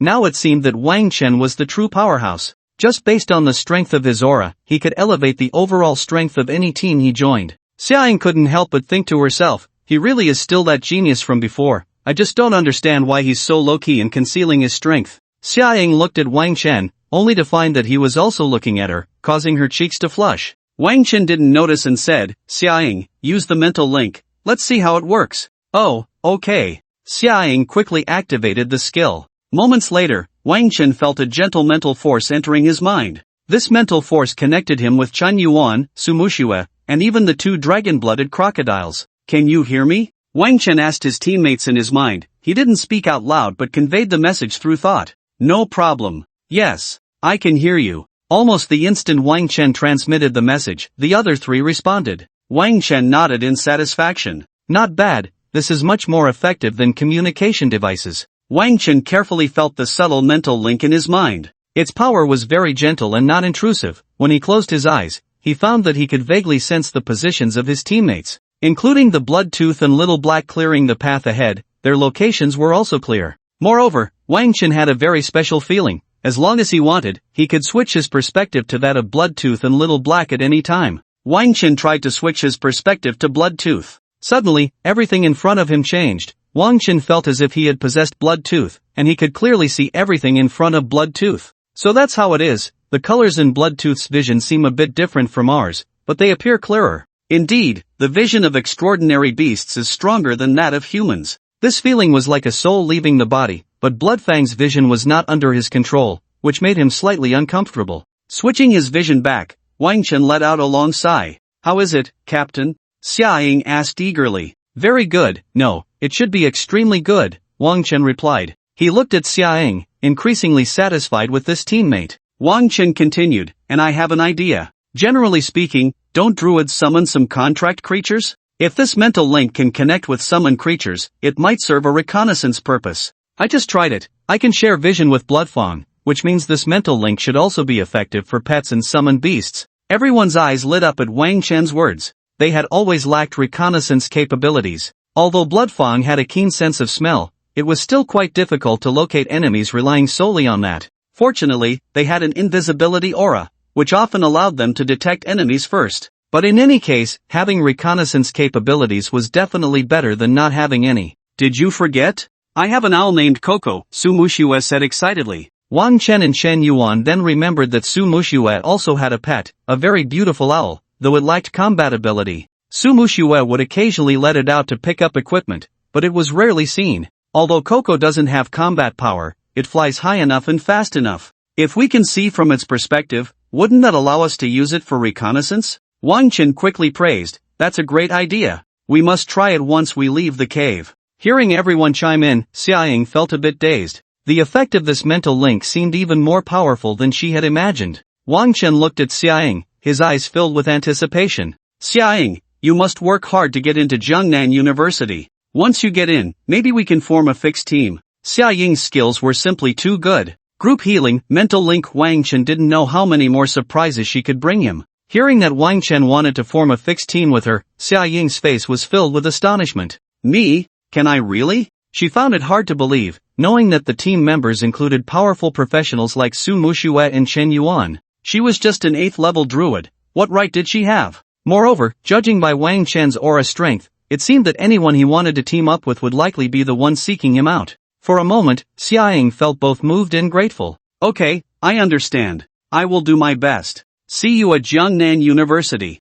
Su Muxue said, alright, let's continue. We're still in this poisonous mist. The group continued to advance through the spider cave. With the existence of the mental link, communication among them became much more convenient. Xiaoying occasionally healed everyone's health. Each time, she only needed to maintain a second of group healing to fully restore everyone's health, so her mana had hardly decreased. Although she was only level 8 now, her contribution to the team was very evident. After walking for a while deeper into the spider cave, they found that the cave gradually became more spacious, and new tarantulas began to appear. These tarantulas were slightly higher in level than the previous ones, around levels 16 to 19. Moreover, these tarantulas had an additional skill, web spraying. These webs would entangle the group, slowing their movement speed. However, Wang Chen's purification aura was effective against these webs. As soon as they sprayed the webs, they were completely purified by Wang Chen's aura in just 1 second, rendering their efforts futile. Bloodfang once again unleashed a massacre. These fragile wolf spiders before it were like paper. Chen Yuan and Su Muxue also opened fire, continuously harvesting one wolf spider after another. What surprised everyone was that as they advanced, the number of wolf spiders not only did not decrease, but instead increased. Countless wolf spiders surged from every corner and wall, an unending tide. They charged fearlessly, as if guarding something, rushing towards Bloodfang at the front. Even the tough-skinned Bloodfang had lost 2,000 to 3,000 health points to them. But it was of no consequence. Xiaoying, hidden in her invisibility aura, activated her natural healing skill, and within seconds, Bloodfang's health was fully restored. Bloodfang retaliated with a breath of dragon fire, causing countless wolf spiders to meet their demise. Chen Yuan, not wanting to be left out, charged in and unleashed a deathly tornado slash, instantly pulling in over 100 wolf spiders, tearing them to shreds. They could only helplessly burst into a cloud of poisonous mist, becoming experience points for everyone. Seeing the number of wolf spiders continuously increase, the group showed no signs of worry. Instead, they were all smiles. Ha, Fold Wang, this place is really the right choice. This experience is just too satisfying. Xiaoying, the lowest level in the team, saw her experience bar skyrocketing as if she had activated a cheat, leveling up 3 times in the blink of an eye to level 11. Even Wang Chen and the others, who were already at level 22, leveled up to 23. Although these wolf spiders were all under level 20, their sheer numbers were overwhelming. Moreover, this spider cave was clearly very challenging. A typical level 20 team would definitely struggle to level up here. It could only be said that under Wang Chen's aura, their team's configuration was somewhat overpowered. With his purification aura reducing the damage from the poisonous mist, Xiaoying's exceptionally high group healing, and the violent output from Chen Yuan, Su Muxue, and Bloodfang, all these factors combined allowed them to rampage through the spider cave without restraint. For an ordinary small team, just the poisonous mist would be enough to give them a headache. After killing an unknown number of wolf spiders, the group gradually arrived at an open area. This open space was about half the size of a basketball court, which was already quite large compared to the previously cramped cave. With the aid of light, they discovered that the area was filled with many white giant cocoons. These cocoons were half a person tall, and what was eerie was that they seemed to be alive, constantly undulating as if breathing. Wang Chen scanned the area and found that there were at least 50 or 60 of these giant cocoons. Just as the group stepped into this open space and caught sight of the cocoons, they suddenly began to stir restlessly. Their breathing speed accelerated dramatically, and the entire cocoons began to heave violently. Suddenly, with a loud bang, one of the white giant cocoons exploded. After the explosion, hundreds or even thousands of palm-sized spiders surged out of the giant cocoon like a wave, rushing towards Wang Chen and the others. Wang Chen and the others were startled, and the information about these small spiders appeared before their eyes. Poisonous exploding wolf spider, bronze, level 19, a special type of wolf spider, moves at extreme speed, and its combat method is to explode its body, spraying out highly toxic and corrosive liquid.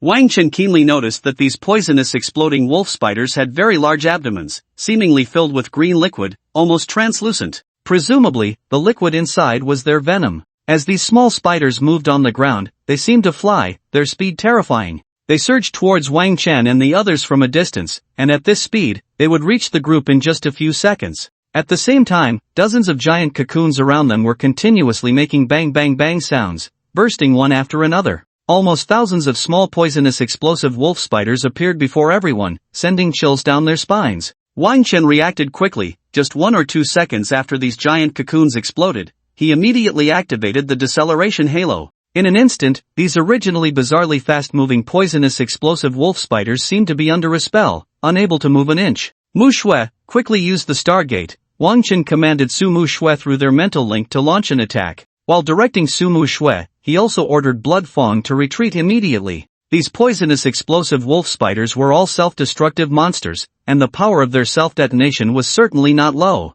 Even with Blood Fong's defensive capabilities, it would likely be unable to withstand it. Moreover, there were countless poisonous explosive wolf spiders. Even if one exploded and dealt dozens of points of damage, it could take Blood Crocodile down. Su Mu Shui was momentarily stunned, but after receiving Wang Chen's command, she immediately began to chant. Blood Fong was not slow to react either. Upon receiving Wang Chen's order, it immediately retreated while spewing dragon breath to clear the advancing poisonous explosive wolf spiders. Chen Yuan, go up and unleash a tornado to buy time for Su Mu Shui's chant. The basic movement speed of these poisonous explosive wolf spiders was simply too fast. Even though Wang Chen had already applied the deceleration halo, some poisonous explosive wolf spiders had already come within 5 meters of everyone. After receiving the order, Chen Yuan immediately charged forward and unleashed a death tornado slash. The poisonous explosive wolf spiders rushing in front were instantly torn apart by the raging tornado. Unlike those wolf spiders, when the poisonous explosive wolf spiders died, their bodies emitted a dull explosion sound, sounding like cannon fire.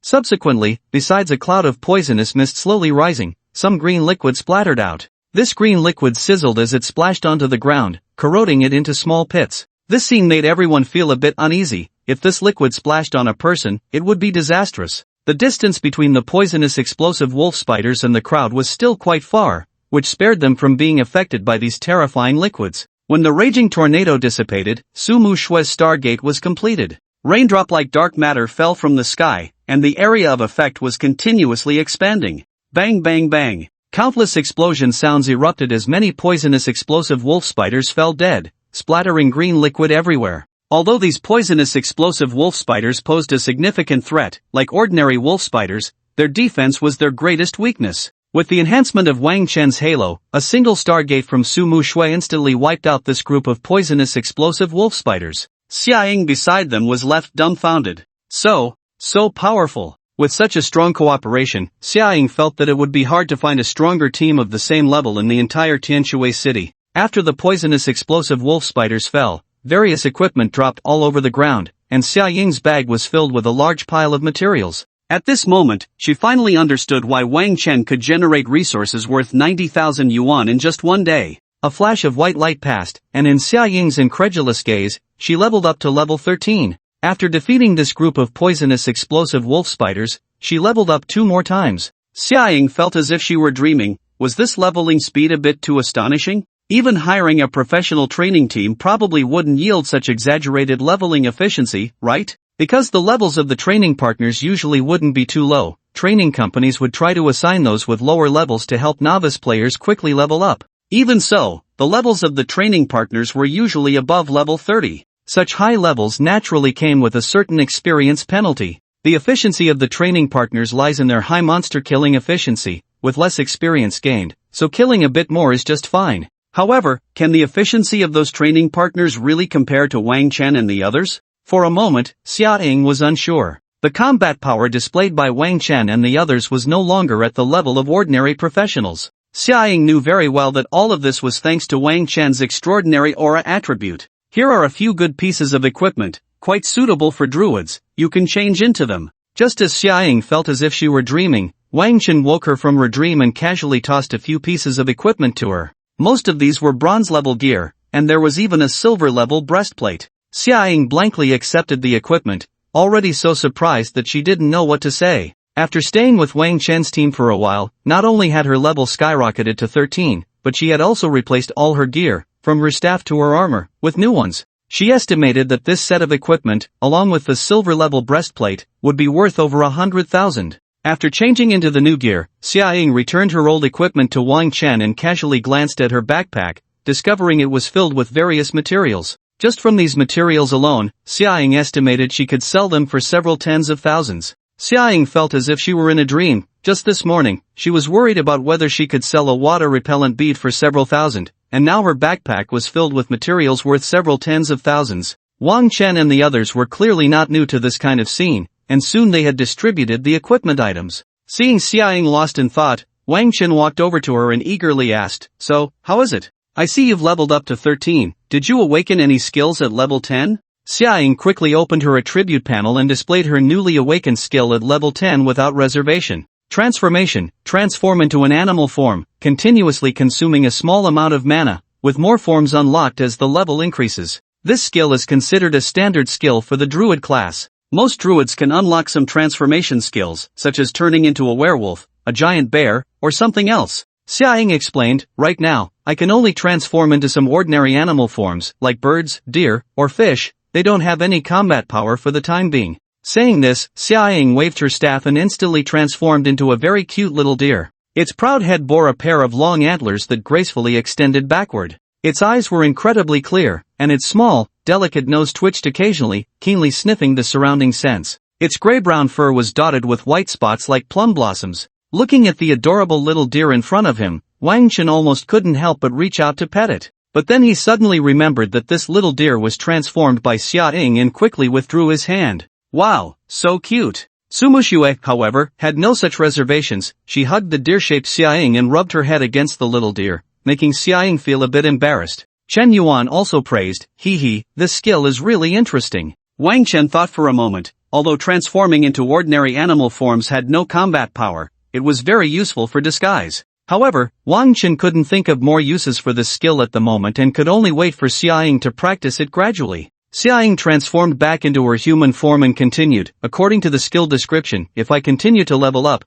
I can transform into more forms, and then I can change into combat forms. Wang Chen nodded. A skill that can be upgraded? That's pretty good. Skills that can be continuously improved are relatively rare and have the most growth potential. Some druids may awaken the skill of werewolf form. Others may awaken battle bear form, but Xiaoying's shapeshifting skill seems to encompass multiple transformation possibilities. Wang Chen has a certain understanding of the druid profession, but not too deep. However, he speculates that this kind of growth skill should be relatively rare. Let's keep going. If I'm not mistaken, there should be a boss-level creature in this cave. After a brief rest, Wang Chen plans to lead the team deeper. The difficulty of this spider cave is extremely high, almost indistinguishable from a high-difficulty dungeon. Wang Chen feels that this place does not seem like an ordinary monster gathering spot. He speculates that there should be boss-level creatures here. At the end of this open space, they found a new cave entrance. Upon entering this cave, the surrounding terrain became narrow again.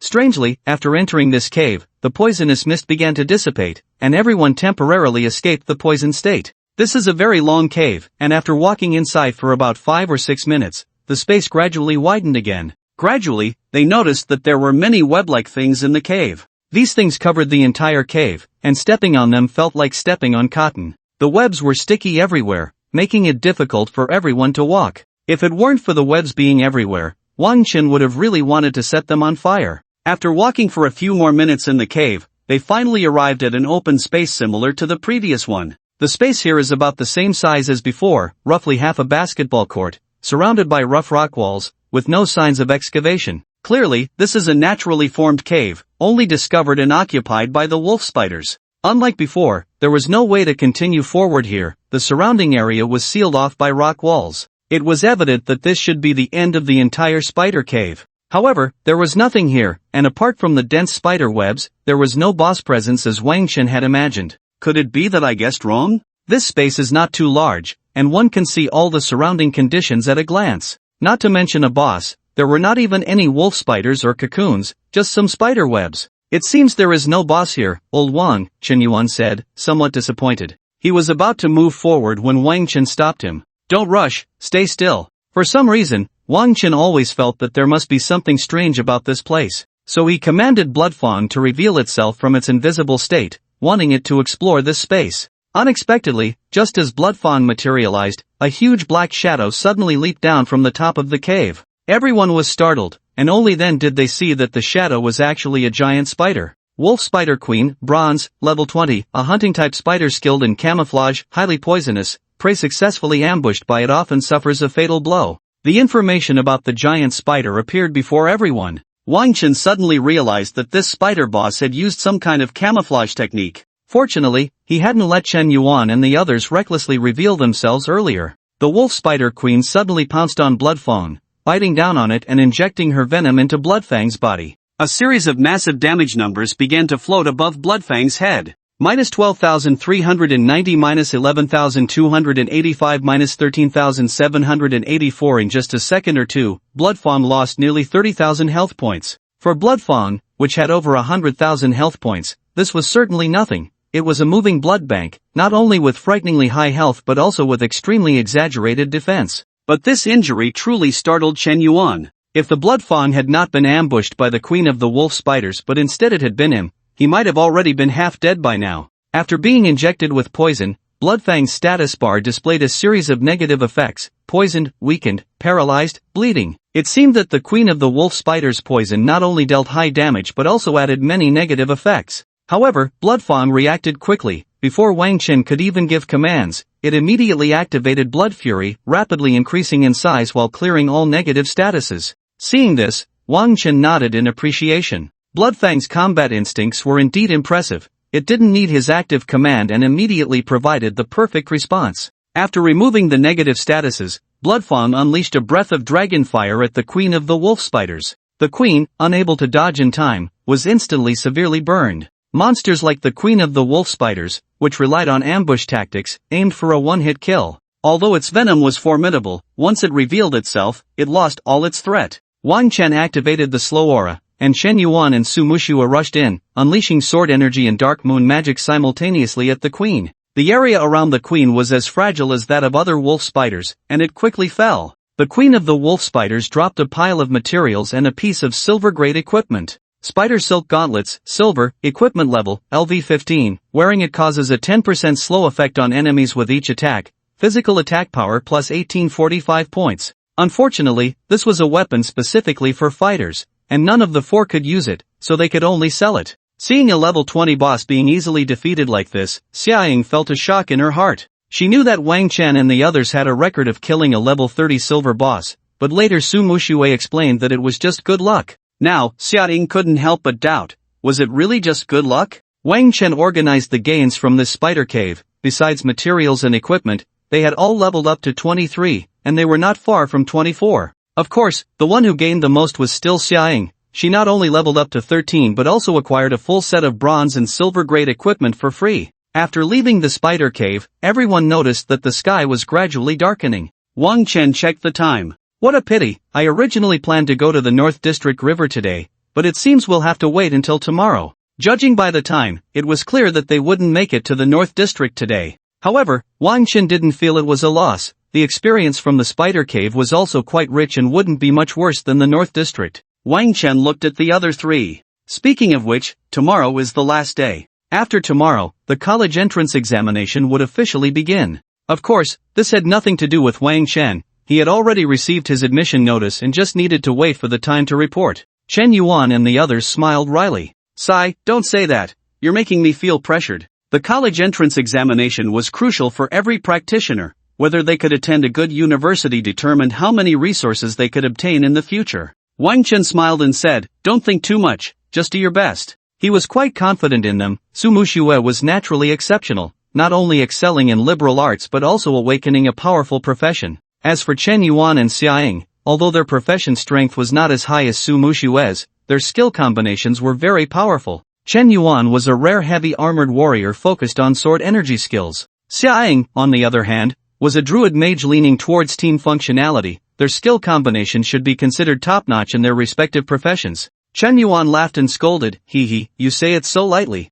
Anyway, you've already been recommended to Jiangnan University, so it's easy for you to talk." Xia Ying was taken aback upon hearing this. What? Wang Chen has already been recommended to Jiangnan University? Chen Yuan laughed heartily, "That's right. Otherwise, why do you think we want to go to Jiangnan University? It's all because of him. We can't let old Wang slip away, he's our big support now." Su Muxue didn't refute and tacitly agreed with Chen Yuan's words. Xia Ying looked at Wang Chen in surprise. "But, Wang Chen, why? I don't know if you're aware, but there are many discussions about you on the campus forum." Wang Chen shook his head. "Don't pay attention to them." He didn't explain much, but Xia Ying saw the indifference in his eyes. Suddenly, she seemed to understand something. Perhaps this is the pride of a genius, she thought to herself. The three of them went to the recycling station at the same time, and this time they had a bountiful harvest in the spider cave, with Xia Ying receiving a full 110,000 dragon coins. Looking at the balance in her card, Xia Ying felt incredibly excited.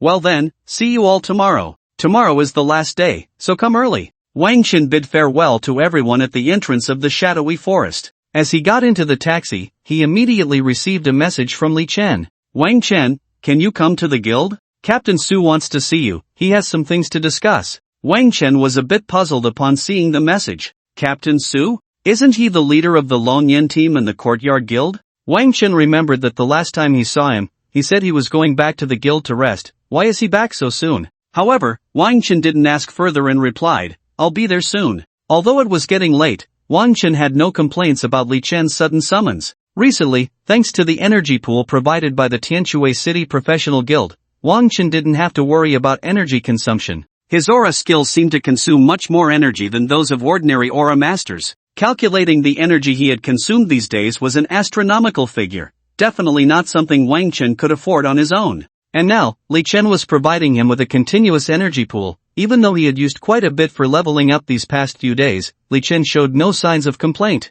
Wang Chen was still very willing to do something for the Tianshui City Professional Guild. Otherwise, he would feel a bit embarrassed always taking advantage of the guild. Wang Chen stored Blood Fong in the beast ball and then got into the taxi. Now, Blood Fong, like Wang Chen, had reached level 23, and its size was nearly 4 meters long, making it impossible for an ordinary taxi to accommodate it. However, even after growing to adulthood, Blood Fong still hated the beast ball just as much as when it was a cub. Wang Chen had to comfort it every time he stored it in the beast ball. "Driver, take me to the Tianshui City Professional Guild." "Oh, young man, going to the guild at this hour?" If I remember correctly, they stop handling external affairs at 5 p.m. The taxi driver turned to look at Wang Chen curiously. Although he said this, he didn't stop his actions and quickly started the vehicle. "It's fine, just take me there, I'm going to find someone." Upon hearing Wang Chen say this, the driver didn't ask further and started chatting with him while driving. "Young man, you must be a newly awakened professional.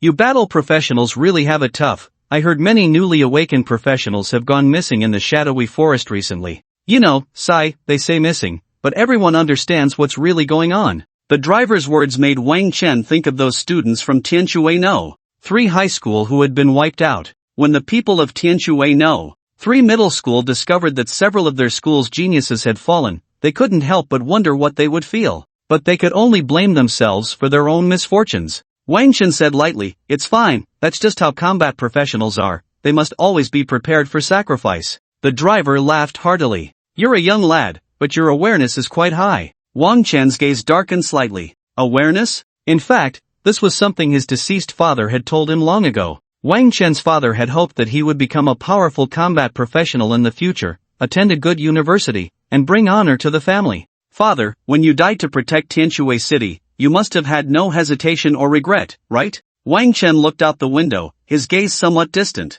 The driver was quite talkative, which made Wang Chen a bit uncomfortable. He rarely chatted with strangers and could only respond with half-hearted remarks. Soon, the vehicle Wang Chen was in arrived beneath the familiar 10-meter city wall. After a simple inspection, the soldiers guarding the city gate allowed the vehicle to pass. However, as they entered the city wall, Wang Chen noticed a giant stone tablet standing behind it, with someone hammering away at it. Wang Chen frowned, revealing a look of confusion. Hearing Wang Chen's puzzled voice, the driver followed his gaze and said, "Young man, do you know what this stone tablet is for?" Wang Chen nodded. "Of course, it's used to commemorate those who sacrificed themselves 10 years ago." How could Wang Chen not know? Among the many names carved on that stone tablet were his parents' names. That's right, it was during the beast tide that attacked the city 10 years ago. Thanks to these heroes, if it weren't for them, who knows how many people in Tianshui City would have died. Recently, that stone tablet has become a bit worn, so the Tianshui City government specifically hired some stonemasons for repairs. I see. Wang Chen breathed a sigh of relief. He had thought they were going to dismantle the stone tablet. If that were the case, Wang Chen would not be able to accept it. In his heart, his parents had always been heroes of this city, they should not be forgotten. Yeah, soon it will be the 11th anniversary of that beast tide attack, and our city should hold a memorial ceremony as usual. At this point, the driver's tone became somewhat indignant. Damn it, to be honest, I suspect that the beast tide 10 years ago was definitely related to Sakura country, those troublemakers. Wang Chen responded with a hymn. In fact, many people throughout Long Country understood that it was a conspiracy orchestrated by Sakura country, but there was simply no evidence. The beast tide riot planned by Sakura country caused countless people to lose their homes, loved ones, and dear friends. And Wang Chen's parents were among the millions of Long Country people who perished in the disaster. Since the arrival of the Great Mutation era, in order to avoid self-inflicted conflicts among humans, the United Nations prohibited countries from actively instigating wars, so this matter ultimately ended up unresolved. Competition and hatred between nations have always existed and will not disappear. However, humanity currently has more important enemies and unfinished missions. Those legendary powerful monsters, those lands yet to be reclaimed. Despite the seemingly thriving state of humanity now, human society has only transitioned from a state of survival to stability and prosperity in just a few hundred years. Compared to the thousands of years of rule by the abyssal demons, this 500 years of prosperity is indeed too short, leading one to doubt whether this is merely a fleeting moment of human civilization. It raises the question of whether it could suddenly be destroyed at any moment, plunging back into darkness. Therefore, the United Nations absolutely does not allow humanity to waste strength and resources on such meaningless things as war. As one of the strongest and largest countries in the world, the Dragon Kingdom bears the responsibility of reviving all of humanity, so in the face of the madness of the Cherry Blossom country, it can only endure time and again. But Wang Chen does not care about this. He once swore that he would never let his parents' sacrifice be in vain. He vowed that one day he would make the Cherry Blossom country pay a price, and that price would be so painful that even the cruel and mad Cherry Blossom country would feel fear. Before that, he needed to become stronger. He was still far from that goal. The tall stone tablet gradually disappeared from Wang Chen's sight. He withdrew his gaze, and his mood gradually calmed. Wait for me, Dad, Mom, your son will definitely avenge you. About half an hour later, the vehicle stopped at the entrance of the Tianshui City Professional Guild. Young man, we've arrived. Thanks, Uncle. Wang Chen paid and got out of the car, only to find someone waiting for him at the door. Brother Chen Chen. Wang Chen recognized the man in front of him, dressed in a full robe, as Chen Shen, the mage who had teamed up with him during the challenge of the extreme cold tomb. Chen Shen was also the second in command of Li Chen's team. When Li Chen was absent, he was the one in charge of command. Wang Chen had a relatively deep impression of him. He was a very powerful output mage and the main damage dealer of the team. Ah, long time no see, Wang Chen. Chen Shen laughed heartily and immediately gave Wang Chen a hug. Since they cleared the extreme cold tomb last time, it had been about a month since they last met. Brother Chen, what are you doing here? I happened to come over to handle some matters, but then I was stopped by President Li, who said he had something to arrange for me. Chen Shen patted Wang Chen on the shoulder. Let's go, they are already waiting for you. Chen Shen led Wang Chen to the office of the professional guild, to that familiar president's office. After pushing the door open, Wang Chen saw Li Chen, Su Jingfeng,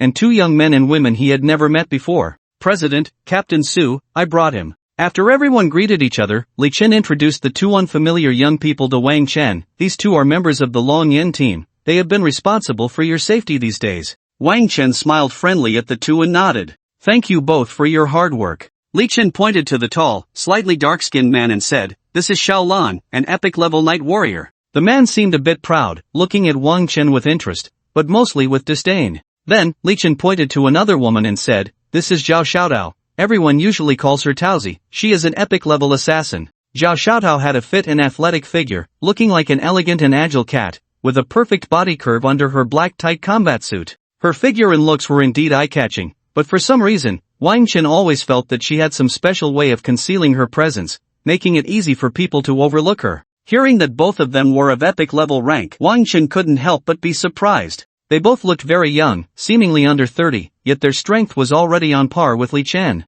After the introductions, Li Chen said to Wang Chen, "The reason I called you here today is that President Li wants to discuss matters related to the national war with you." Wang Chen immediately understood. Li Chen had previously told him that he had been designated as a candidate for the national war. Although the national war was to be held in a month, Wang Chen would definitely be at a disadvantage in levels compared to those who awakened 10 years ago. However, his aura skill is too important for group support, and even if it means forcing him into it, we must consider sending him to participate in the national war. As soon as Li Chen's words fell, Su Jingfeng slowly walked up to Wang Chen and said, "How much do you know about the national war, Wang Chen?" Wang Chen pondered for a moment and replied, "The national war is held approximately every 10 years, and any practitioner who awakens within that decade can participate. However, the teams in the national war can only fight under the name of their country. The rules of heaven will allocate different competition zones based on the strength of each country, ultimately determining the final rankings through various forms of competition. The higher the ranking of a country, the more rewards it can obtain. If the rewards are long-lasting, they will expire before the next national war arrives, until new rankings emerge." Wang Chen shared all he knew about the national war, which was all in the textbooks. Su Jingfeng nodded in satisfaction. "That's right. Simply put, each national war is a redistribution of world resources. The last national war was won by the Lighthouse Nation, which has now consecutively held the championship for 2 terms. With the rewards gained from the national war, the Lighthouse Nation has created a significant gap with many countries, and it is now undoubtedly the strongest country in the world." Su Jingfeng's explanation was more straightforward than Wang Chen's. He continued, "Since you have some understanding of the national war, do you know why Long Country's ranking hasn't been very good in recent years?" Wang Chen was taken aback. As Su Jingfeng said, Long Country, ranked among the top 3 in global strength, only placed 6th in the last national war. The previous one was slightly better, but still only 5th. Wang Chen thought for a moment and said, "I've heard that many countries use some not-so-clean methods." Before he could finish, he was interrupted by Su Jingfeng. "These are certainly one reason, such as Sakura country using banned substances, and the Lighthouse Nation employing some special biotechnologies to enhance practitioners. These can provide a temporary boost in strength but sacrifice the practitioner's lifespan and future potential. However, these dirty methods cannot be considered the main reason." Su Jingfeng sighed. Long Country has developed too quickly in recent years. Now, practitioners from Long Country are among the top in the world, and this rapid development has instilled fear in many countries. He looked at Wang Chen and said word by word, "Let me put it simply, if you are to participate in the national war this time, you should assume that we will need to face more than 5 countries led by the Lighthouse Nation." Wang Chen was slightly shocked and immediately understood Su Jingfeng's meaning. The Lighthouse Nation had become too powerful in recent years, forming alliances with many countries. Wang Chen instantly realized why Long Country had not been able to achieve good rankings in recent years. "I see, it seems that the national war is not as fair as I thought. If the Lighthouse Nation and its allies united against Long Country in the national war, then even if Long Country's practitioners were strong, they would have little chance of claiming the championship." Su Jingfeng patted Wang Chen on the shoulder. "But you don't need to worry too much. Even if the national war is tough, no one will die, just do your best." Wang Chen knew this. The national war takes place in a special secret realm generated by the rules of heaven. Once a practitioner is deemed dead in this secret space, they will be eliminated. However, the practitioners themselves will not be harmed, they are simply eliminated. This is similar to the training grounds found in many higher educational institutions. The training ground is a device that generates a secret realm, allowing practitioners to engage in combat practice without being harmed. Su Jingfeng sighed. "Recently, the news about the challenge order from the Sakura country has made me a bit more worried." "Challenge order?" The crowd gasped in surprise. Su Jingfeng nodded. "That's right, this news hasn't been made public yet, but it will be soon. The higher-ups have already discussed it and will announce it after the college entrance examination. Currently, the level of this challenge order is still uncertain, but even a bronze-level challenge order with a maximum scale of 500 people would be quite troublesome." Upon hearing this news, anxiety appeared on everyone's faces. Su Jingfeng looked at Wang Chen. "So, Wang Chen, how well do you understand the challenge order?" Wang Chen furrowed his brows. "As for the challenge order, in my opinion, it should be the only legal means of warfare at the moment, right?" Su Jingfeng smiled slightly, his eyes showing more curiosity. Wang Chen's perspective intrigued him. "Interesting, go on." Wang Chen continued, "When the teacher talked about the challenge order in class, I was actually quite confused. We all know that the United Nations absolutely prohibits war. Once a country attempts to initiate war, according to UN law, other countries must unite to attack, severely punishing the country that tries to start a war. The laws of the United Nations are permitted by the rules of the heavenly way, and if not enforced, there will be consequences. Everyone's gaze focused on Wang Chen. This young man, facing a room full of big shots, appeared neither humble nor arrogant, showing no signs of nervousness, but rather analyzing the situation seriously and calmly. I didn't understand at the time. Since the United Nations does not allow war to happen, why not control the existence of the challenge order? As far as I know, if it's an epic-level challenge order, the scale of the challenge is basically no different from a full-scale war between two countries. Moreover, the key point is that even in national wars, which are the most valued competitions between countries, no one dies, but the challenge order is a fight to the death. Once a challenge order is initiated, after the rules are set, there can be no surrender or retreat. Both sides must determine victory or defeat in life or death, and it only ends when the winning conditions are met. This behavior can be said to be no different from war. At this point, Wang Chen's expression suddenly became a bit complex. Later, I finally figured it out. It turns out that regardless of which country wins, the overall strength of humanity is increasing.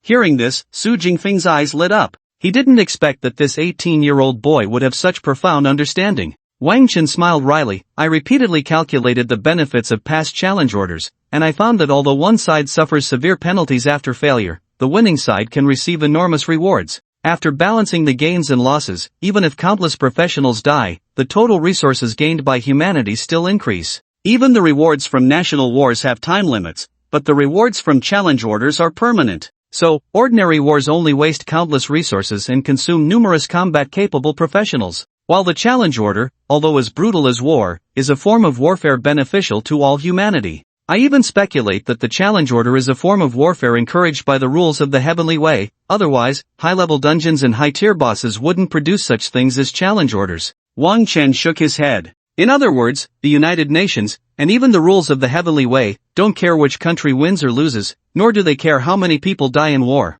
What they care about is the development and progress of all humanity. If this situation continues, the strong will become stronger, and the weak will become weaker. Powerful countries can legally plunder weaker countries through challenge orders, and it's only a matter of time before the weaker countries are annexed. In my opinion, this is an endless war, and in the end, only the strongest nation can prevail. This victorious nation will also become the hope and ruler of all humanity. Wang Chen smiled. This is only reasonable. 10,000 bronze-level weapons are no match for a single sacred-level weapon. Power, after all, is better when concentrated. But how the future of our dragon nation will unfold, and whether we can become the final victor, remains uncertain. Everyone understood the implication in Wang Chen's words. The strongest nation at present was the Lighthouse Nation, which was hostile to the Dragon Nation, and the Lighthouse Nation had a host of allies. It seemed that the fate of the Dragon Nation was indeed worrisome. The way everyone looked at Wang Chen changed slightly. Even Li Chen had to admit that his understanding of the challenge order was not as profound as Wang Chen's. Su Jingfeng asked, "Did you come up with these theories yourself?" Wang Chen smiled. "I apologize for the laughter. I just like to ponder aimlessly when I have nothing to do." Su Jingfeng shook his head. "No, your analysis is excellent. I'm just a bit surprised that a student your age generally wouldn't be too interested in these matters. Children of your generation were born in a time of peace. How could they ponder such things?" There was a hint of helplessness in Su Jingfeng's tone. Some kids idolize the cultural trends of the cherry blossom nation, hoping for good relations between the two countries, naively believing that peace can solve all problems. They are unlike you, they haven't realized how cruel this world can be. Wang Chen seemed to recall something, and his gaze turned somewhat melancholic. Actually, I should be no different from the young people you mentioned. Su Jingfeng looked at Wang Chen with curiosity. Wang Chen continued, 10 years ago, when the beast tide broke out, my parents died in it. Almost the whole world knows that this was orchestrated by the Cherry Blossom Nation. The Dragon Nation applied to the United Nations for an investigation, but in the end, no decisive evidence was found, and the matter could only be left unresolved. Wang Chen's voice was slightly agitated. At that time, I couldn't understand why such a small country as the Cherry Blossom Nation could wreak havoc on our territory and escape unscathed. Why didn't our Dragon Nation retaliate? Aren't we one of the top 3 nations in comprehensive strength? I felt humiliation and indignation then, but later I finally understood that our Dragon Nation, as one of the 3 major council nations of the United Nations, bears the mission of revitalizing all humanity. If the Dragon Nation loses its reason and seeks revenge against the Cherry Blossom Nation, that would be falling into their true trap. Su Jingfeng and the others looked at Wang Chen in astonishment. Li Chen, Chen Chen, and others present, including Xiaolan and Zhao Xiaodao, all showed expressions of shock. No one expected that this 18-year-old boy could deduce so much from mere speculation. Su Jingfeng didn't know what to say, he could only pat Wang Chen on the shoulder. The disaster from 10 years ago was both a national humiliation and a pain that the city of Tianquay could never forget. Of course, Wang Chen added, understanding all this doesn't mean I will let it pass lightly. I must obtain the challenge order and repay everything that happened in Tianquay City to the Cherry Blossom Nation many times over. The determination in Wang Chen's eyes and his thirst for revenge surprised even Su Jingfeng. He laughed heartily and patted Wang Chen's shoulder firmly. Good, very good. A son of the Dragon Nation should be like this. Su Jingfeng continued, however, the Cherry Blossom Nation, though small, is not so easy to deal with. He smiled at Wang Chen and asked, do you know why the Cherry Blossom Nation is so fixated on our Dragon Nation? Wang Chen thought for a moment and asked, is it about territory? Exactly. It's about territory. Su Jingfeng increasingly admired the young man before him. The territory of the Sakura country is only 1/25 the size of the Dragon country, and the size of a country's territory directly determines the quantity of resources it can produce. As you can see, all resources of human civilization depend on the resources produced by various monsters. The crystal cores of monsters are our main energy source, the materials produced by monsters are the foundation of our production, and even the meat of certain monsters is a primary food source for humans. It is quite normal for the Sakura country, as an island nation, to covet the territory of the Dragon country. However, Su Jingfeng comforted Wang Chen, the gap between the Sakura country and the Dragon country is indeed too great now, they can no longer shake the foundation of the Dragon country. At least, something like what happened 10 years ago is impossible to occur again. Wang Chen listened to Su Jingfeng's words but shook his head. In my opinion, it is only a matter of time before the Sakura country recklessly attacks the Dragon country. Su Jingfeng looked at him curiously. Oh, why do you say that? Wang Chen said, you mentioned that the Sakura country needs to expand its territory, which is certainly one reason, but I believe there is an even more important reason. That is the geographical location of the Sakura country, which determines that their territory is surrounded by the sea. I remember reading in a geography book that the sea is one of the areas that humanity currently has no ability to step into. The extent to which the monsters in the sea have mutated and evolved is all unknown. It is rumored that 200 years ago, a coastal country called Yaman provoked a mysterious sea monster, leading to its destruction. Li Chen interjected, I know about this, it is said to be a giant beast living in the sea, and no one knows its true appearance. Its size is enormous, almost blocking out the sun, resembling a small mountain. It is rumored that it single-handedly caused a nearly 100-meter-high tsunami, which is terrifying. Wang Chen nodded, that's right, so in the face of the sea, human power is as weak as that of an ant. And the entire Sakura country lives in this fear year-round, they do not know when their country will cease to exist. This fear is enough to drive people mad, making them act recklessly. Su Jingfeng laughed. What you say is not wrong, only those madmen could develop something as reckless as the Chilean pill. He sighed, I didn't expect you to know so much information, since that's the case, I won't need to explain more. Let's not chat any longer, the purpose of my visit today is to help you understand what true combat is. Wang Chen asked in confusion, true combat? Su Jingfeng nodded. That's right. I know you have already leveled up a bit and have fought some monsters, but I must tell you that you are not yet a true warrior, you know nothing about real combat. Wang Chen felt a bit dazed by Su Jingfeng's words. Su Jingfeng then stood up and walked to the office door. Come with me, you won't understand just by talking. Su Jingfeng pushed the door open and walked out, and Wang Chen and the others followed. The group left the office area of the Adventurers Guild and took the elevator to the 3rd floor. It was Wang Chen's first time here. When the elevator doors opened, he discovered that the 3rd floor of the Tianshui City Adventurers Guild had actually built a training arena. The so-called training arena can create some special secret realms. These secret realms can choose different environments, such as mountains, snowy fields, grasslands, deserts. Adventurers can be teleported into the secret realms to compete and train in teams or individually. In the training arena, if one suffers fatal damage, they will be kicked out of the secret realm, but they themselves will not be harmed. Therefore, the training arena is a very safe way to practice combat skills.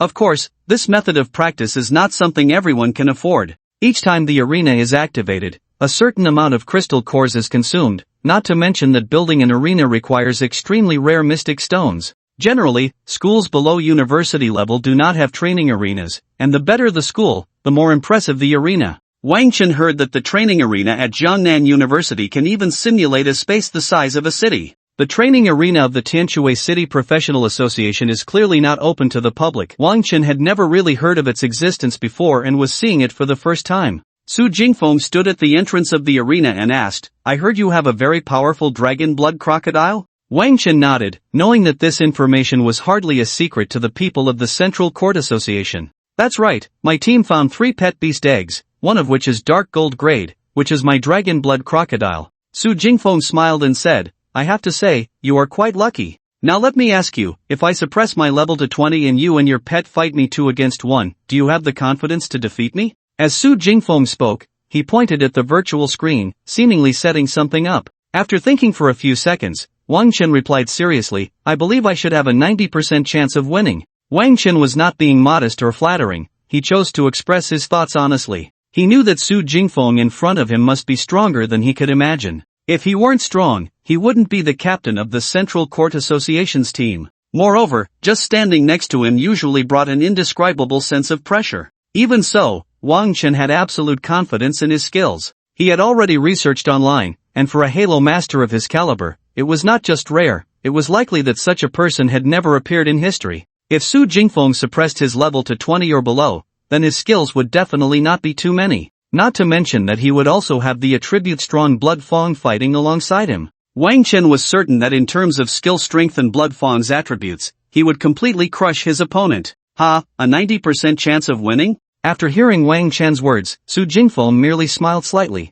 It's good for a young man to have confidence, but as I said, today I want you to understand what true combat is. Wang Chen immediately understood Su Jingfeng's meaning. Wait, are you really going to fight me? Su Jingfeng said, "Of course, to be precise, it should be me against you and your pet. If it's just talk, there's no way for you to understand what I mean." Su Jingfeng's fingers quickly tapped on the screen, and soon the settings were complete. The training arena began to operate, and the box embedded with mystic stones started to spin rapidly, indicating that the mystic realm was being generated. Su Jingfeng turned to Wang Chen and said, "So, talking more is useless, now I will suppress my level to 20 and have a duel with you." Upon hearing that Su Jingfeng was going to duel him, Wang Chen felt a bit nervous. Although Su Jingfeng planned to suppress his level to 20, he was still a member of the Central Court Association. Moreover, Wang Chen had heard from Li Chen that the Longyan team was a special and mysterious group within the Central Court Association. Anyone who could enter this team was undoubtedly a powerful professional.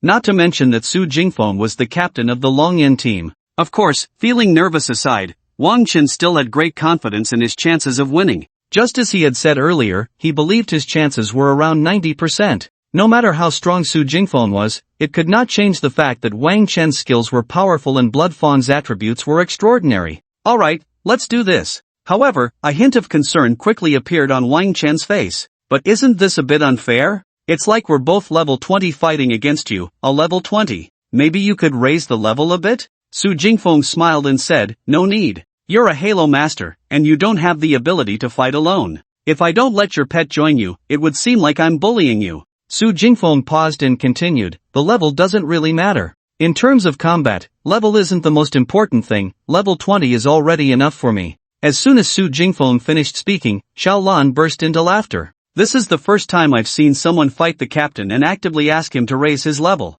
You're a bit too arrogant, aren't you?" Wang Chen looked at Xiaolan and noticed that the peach beside him also wore an indescribable smile, seemingly meaningful. For a moment, Wang Chen felt a bit insecure. Could Su Jingfeng's combat power really be much stronger than he imagined? He just couldn't understand. Both were suppressed to level 20. Could Su Jingfeng really have any differences? Under the complete crushing of attributes and skill strength, could Su Jingfeng have other winning tricks? There was no time to think further. Su Jingfeng had already activated the training ground switch. 2 huge blue circles appeared before everyone, each about 10 square meters in size. This meant that each circle could accommodate up to 10 practitioners and their pets. In other words, this training ground was relatively small, and the simulated scene size wouldn't be too large. However, this was quite normal. Generally, only high-level academies would be equipped with large training grounds. Su Jingfeng stood alone in the left circle. He nodded at Wang Chen, who understood and took out his pet ball from his waist, summoning Blood Fang. Wang Chen, along with Blood Fang, stepped into the right circle.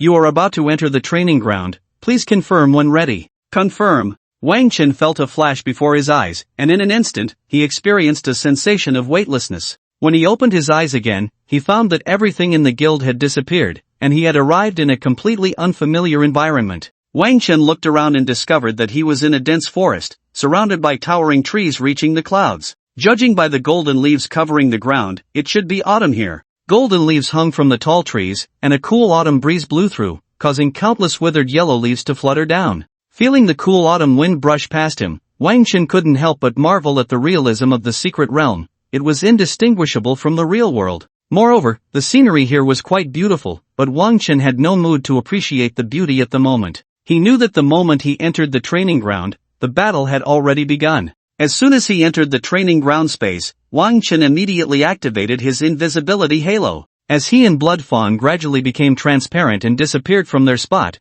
Wang Chen felt a surge of safety in his heart. As long as I activate the invisibility halo, the first one to strike will definitely be me, Wang Chen thought while searching for Su Jingfeng's figure. Since he is also level 20 now, he can't have too many skills. Wang Chen, now at level 20, had a total of 5 halos, which was quite a lot among Halo Masters. Some professions awaken a few basic skills in the first 10 levels, but overall, it wouldn't be too many. Speaking of which, Wang Chen still didn't know what profession Su Jingfeng was, but he noticed that Su Jingfeng always had a sharp short knife at his waist. Could he be an assassin or something similar? In any case, Su Jingfeng was most likely a melee class. Regardless, Wang Chen had already thought of his next strategy. As soon as he spotted Su Jingfeng, he would let Bloodfang attack on its own while he hid nearby to watch the battle. Although he didn't know where Su Jingfeng's confidence came from, Wang Chen felt that he was almost invincible in this fight. Bloodfang had very high health and outstanding defense. For a physical attack class like Su Jingfeng, it would be very difficult to kill Bloodfang in a short time.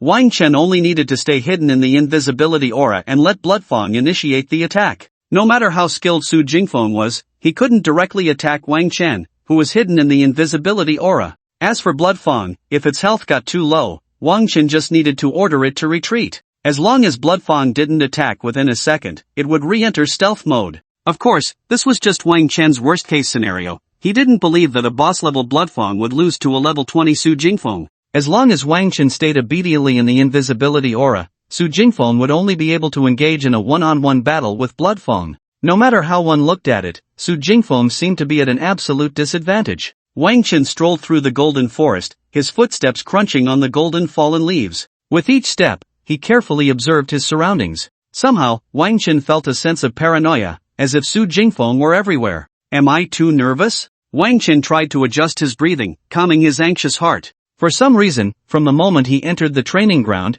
he felt an indescribable sensation. It was as if he were being targeted by some bloodthirsty beast. Is it just my illusion? Or is my pressure too great? Wang Chen felt this aura clinging to him like a parasite, fixating on him as if it had locked onto him. It felt as if this secret realm was a vast hunting ground, and he was the prey waiting to be slaughtered. He didn't understand why he felt this way. Wang Chen considered himself not a psychologically weak person. Even in dire situations, he could remain rational and focus on the current circumstances. But this persistent sense of crisis, like a thorn in his back, lingered in his heart, making his breathing somewhat heavy.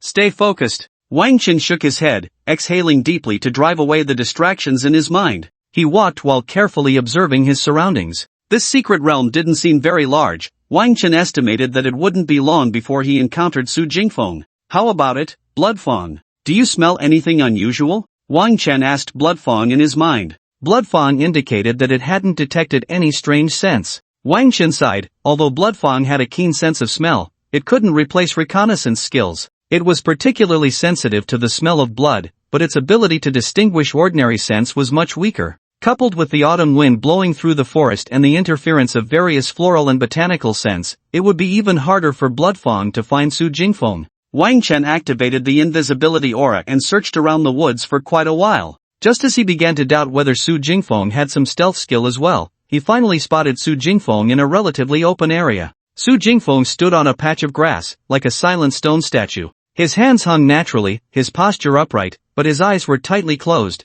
as if he were in deep meditation. So relaxed? Wang Chen frowned. Su Jingfeng's nonchalance was truly dismissive. He stood there motionless, even closing his eyes, showing no sign of vigilance towards his surroundings. Could it be a feigned retreat? Wang Chen thought to himself, knowing full well that Su Jingfeng couldn't possibly be unaware of his skills. To cooperate with the arrangements of the Central Court Guild, Wang Chen had reported all the details of his skills. Su Jingfeng must have been fully aware of all his abilities. Since he knows I have stealth skills, why is he so relaxed? Wang Chen pondered for a long time but couldn't come up with an answer. Forget it, since you're so arrogant, let me see what you can do. Bloodfang, go. Wang Chen commanded Bloodfang to attack in his mind. After moving to a suitable distance, Bloodfang lunged directly at Su Jingfeng. It shot out like a red lightning bolt, but just as Bloodfang was about to strike, Su Jingfeng suddenly opened his eyes wide. He rolled to the side, effortlessly dodging Bloodfang's skill. What a quick reaction! Wang Chen was startled by Su Jingfeng's movement.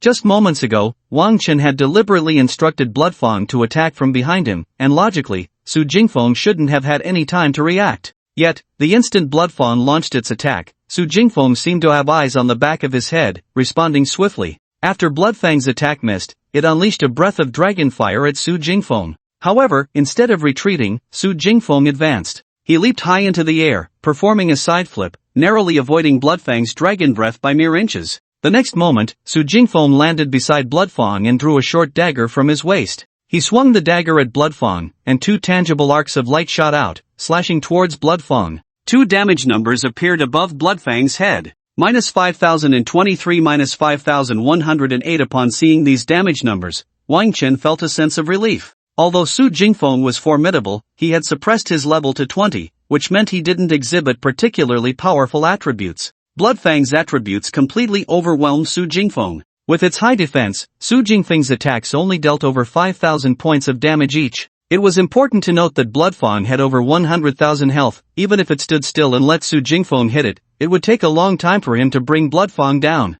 Bloodfang, continue the attack. Wang Chen instructed Bloodfang in his mind. At the same time, he activated his attack aura, holy damage aura, and slow aura. With Bloodfang's monstrous attributes, combined with his aura enhancements, as long as Su Jingfeng was touched by Bloodfang, it would mean instant death for him. When Wang Chen activated his auras, he noticed a distinct change in Su Jingfeng's expression. A smile crept onto Wang Chen's face. This was a 90% slow effect. No matter how strong Su Jingfeng's evasion abilities were, it wouldn't matter. No matter how high his skills were, he wouldn't be able to escape Bloodfang's pursuit. Outside the training arena, Li Chen and the others were watching everything unfold on a giant screen. When they saw Wang Chen activate his auras, Li Chen shook his head. Captain Su is in trouble now. Wang Chen's auras are just too overpowered. Li Chen paused and continued. Wang Chen's slow aura can achieve about 90% reduction, ignoring all tenacity bonuses. Captain Su's agility might not be able to be utilized. Hearing Li Chen's words, Xiaolan and Zhao Xiaotao both smiled at the same time.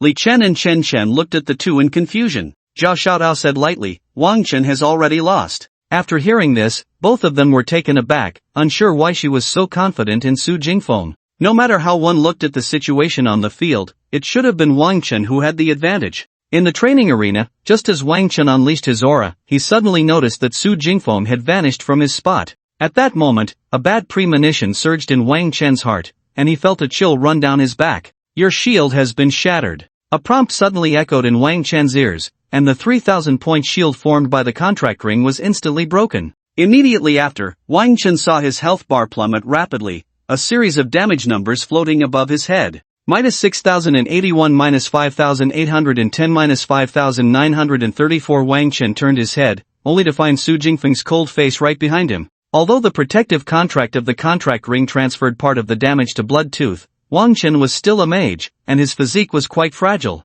Su Jingfeng's short sword danced continuously, countless flashes of blades raining down on Wang Chen, and in an instant, his health bar was completely emptied. You have been defeated. This simulation has ended. Wang Chen's vision flickered, and the forest before him vanished. The next moment, he reappeared outside the training arena. Aside from Xiaolan and Zhao Xiaotao, the faces of Li Chen and the others were filled with astonishment. In fact, before the battle began, Li Chen and the others also believed that Wang Chen had a slightly better chance of winning. They were unfamiliar with Su Jingfeng's combat skills but knew how outrageous Wang Chen's aura was. However, the outcome of the battle completely exceeded their expectations. Wang Chen and Su Jingfeng had merely exchanged glances, and in less than a minute, Wang Chen was easily killed by Su Jingfeng. Su Jingfeng looked at Wang Chen and smiled. So, how was it? Want to go again? Wang Chen forced a bitter smile. No, I admit defeat willingly. I just can't understand how I lost. Could you kindly tell me, senior? Since Su Jingfeng said they could go again, it meant that his previous victory wasn't just luck.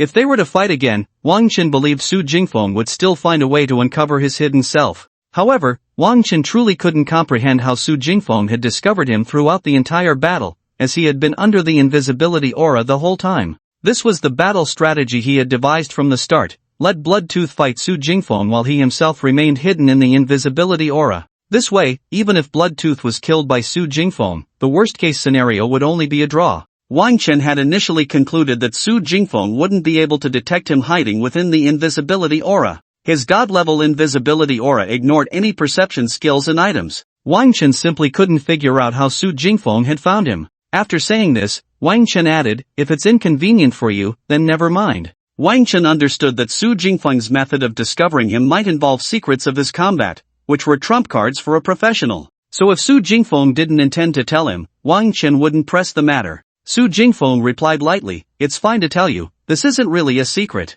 My profession is illusion swordsman. I can create some illusions to assist me in battle." As he spoke, Su Jingfeng snapped his fingers, and 2 illusions appeared beside him. These 2 illusions looked exactly like Su Jingfeng, with no difference in their expressions or movements. Wang Chen stared at them for a long time but couldn't distinguish them from the real Su Jingfeng. Next, Su Jingfeng walked to the target area beside the training arena, drew the short sword from his waist, and swiftly slashed at a black stone target. A sword-like aura struck the stone target, carving a deep gash into it. Su Jingfeng turned to the crowd and explained, "This thing that looks like sword energy is actually an illusion I created." Wang Chen asked, "So all your illusions can attack?" Su Jingfeng nodded, "That's right, all illusions can attack, but their damage is not as strong as my true self." Wang Chen's mind raced through his memories. If he remembered correctly, the illusion swordsman class was rated only B in the profession evaluation system. Although the combat style of summoning illusions seemed elusive, the illusion swordsman was not particularly outstanding in either attack or defense. These illusions had some attack power, but they were very fragile. Often, a single area attack skill could wipe out all the illusions. Wang Chen was shocked. He had originally thought Su Jingfeng would be a very powerful class. During this time, Wang Chen had faced many rare classes, including the powerful barbarian Xing Zhou and the druid Lu Zifan. Yet none had given him the sense of pressure that Su Jingfeng did. Wang Chen continued to ask, "What I'm most curious about is how you discovered me? If I remember correctly, the illusion swordsman class doesn't have any scouting skills, right?" Su Jingfeng did not directly answer Wang Chen's question but said, "You young professionals have a significant misconception in combat awareness. You rely too much on your skills and attributes while neglecting the growth of your own combat intuition." Upon hearing Su Jingfeng's words, Wang Chen suddenly seemed to understand something. Su Jingfeng continued, "In your view, a person's strength is determined by attack power, defense power, skills, and class. This way of thinking is sufficient for dealing with monsters." Su Jingfeng approached the control panel of the training ground, pointing and tapping on the screen as if operating something. While he operated, he continued, "But if you want to use this kind of combat thinking against other professionals, you are very likely to lose your life." As they spoke, under Su Jingfeng's operation, a massive translucent screen appeared before everyone. Wang Chen knew Su Jingfeng had activated the replay function of the training ground.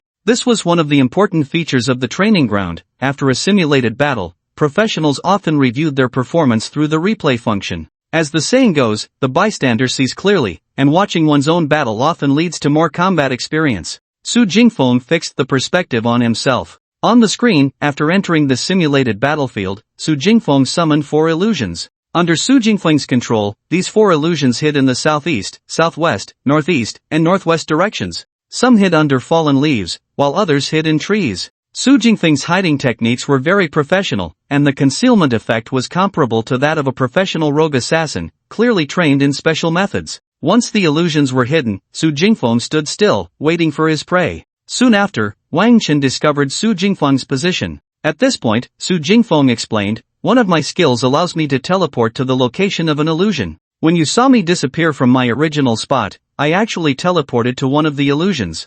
I know you're curious about how I found you, right?" Su Jingfeng smiled at Wang Chen. "That's right, your invisibility aura is indeed impressive, undetectable, and capable of masking sound. But there is no perfect stealth skill in this world." Su Jingfeng paused the image on the screen and then zoomed in. "When I was fighting your pet, I was actually observing everything around me. I never focused my attention on your pet from start to finish." Su Jingfeng pointed to Wang Chen's feet. "Even though you were in stealth mode, when you stepped on these fallen leaves, they would slightly indent, forming an almost imperceptible footprint. and it was through these footprints that I deduced your approximate location. What followed was quite simple. I just needed to teleport to the nearest illusion and then launch an attack on you. As long as you take damage, your stealth state will naturally be lifted. As a Halo Master, once I get close to you, you have no means of resistance, and your pet won't be able to save you in time. For a moment, Wang Qin didn't know what to say. He hadn't expected that his proud god-level stealth halo could be so simply and brutally countered. Wang Chen forced a smile and said, "Is that it?" "That's right, that's it." Su Jingfeng's expression became serious. This is true combat. Every detail or accident on the battlefield can determine life or death in an instant. Wang Chen continued to ask, "So what if you hadn't discovered me at that time? Wouldn't you have lost?" Su Jingfeng chuckled. "You still underestimate the combat intuition of a high-level professional. Indeed, as you said, if I hadn't discovered you, I would be the one to die. But I can tell you, even if we did this 10 more times, I would have over a 90% chance of finding you. You're curious why I don't say 100%, right? Even the top professionals wouldn't dare to claim they can defeat their opponents 100% of the time in battle. So no matter what level of opponent you face, giving it your all is always necessary." Wang Chen opened his mouth, wanting to say something but held back. Su Jingfeng saw through Wang Chen's thoughts and said, "Of course, you're not a fool, right? As we duel more and more, you'll definitely come up with better strategies, and my winning rate will keep decreasing.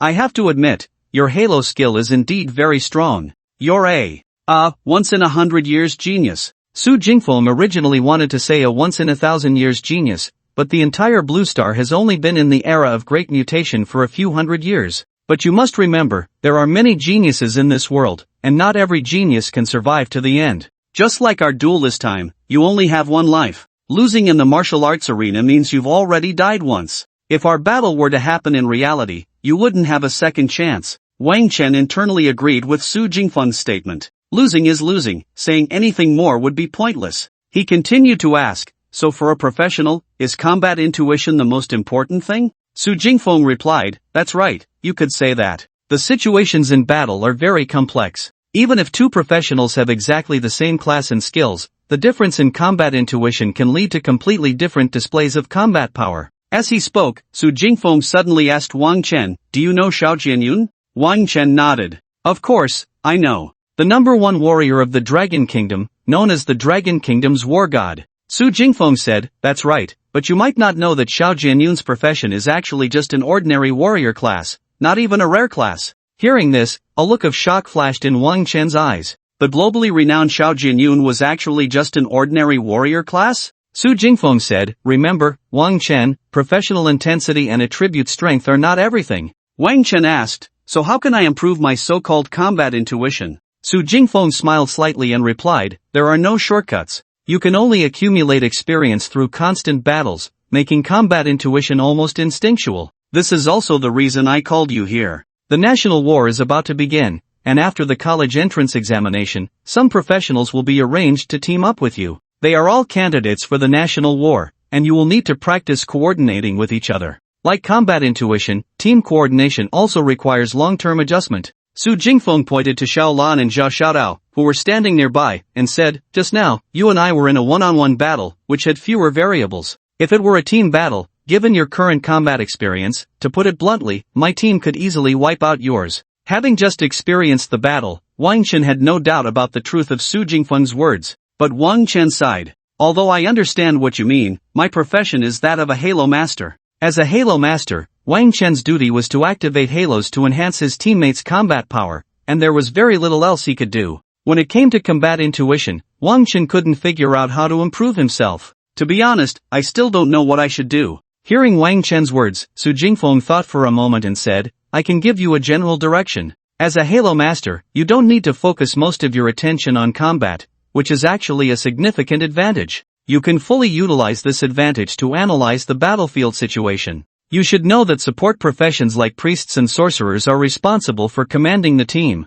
Their professional characteristics determine that they don't need to participate in combat too much, and your Halo Master profession is even more suited for commanding than theirs." Su Jingfeng's words gradually brightened Wang Chen's eyes. Su Jingfeng was indeed the captain of the Longyan team. With just a few words, he pointed Wang Chen in the right direction. Su Jingfeng continued, "With your professional abilities, you are likely to take on the role of team leader in the future. So you should take some time to think about how to lead your team to victory. Next time, Don't fall into the trap I set for you. Such arbitrary decisions can endanger your teammates. Wang Chen nodded. Although Su Jingfeng's words were very straightforward, he indeed learned a lot from him today, which made him feel very grateful. After the college entrance examination, I will arrange some tasks for you and also conduct an evaluation and analysis of your combat. We will form a national war team centered around you, making you the main force in this national war. Hearing this, Wang Chen nodded in agreement. But Su Jingfeng then changed his tone. If you want to win the top spot in the national war, your war intuition still needs to be strengthened.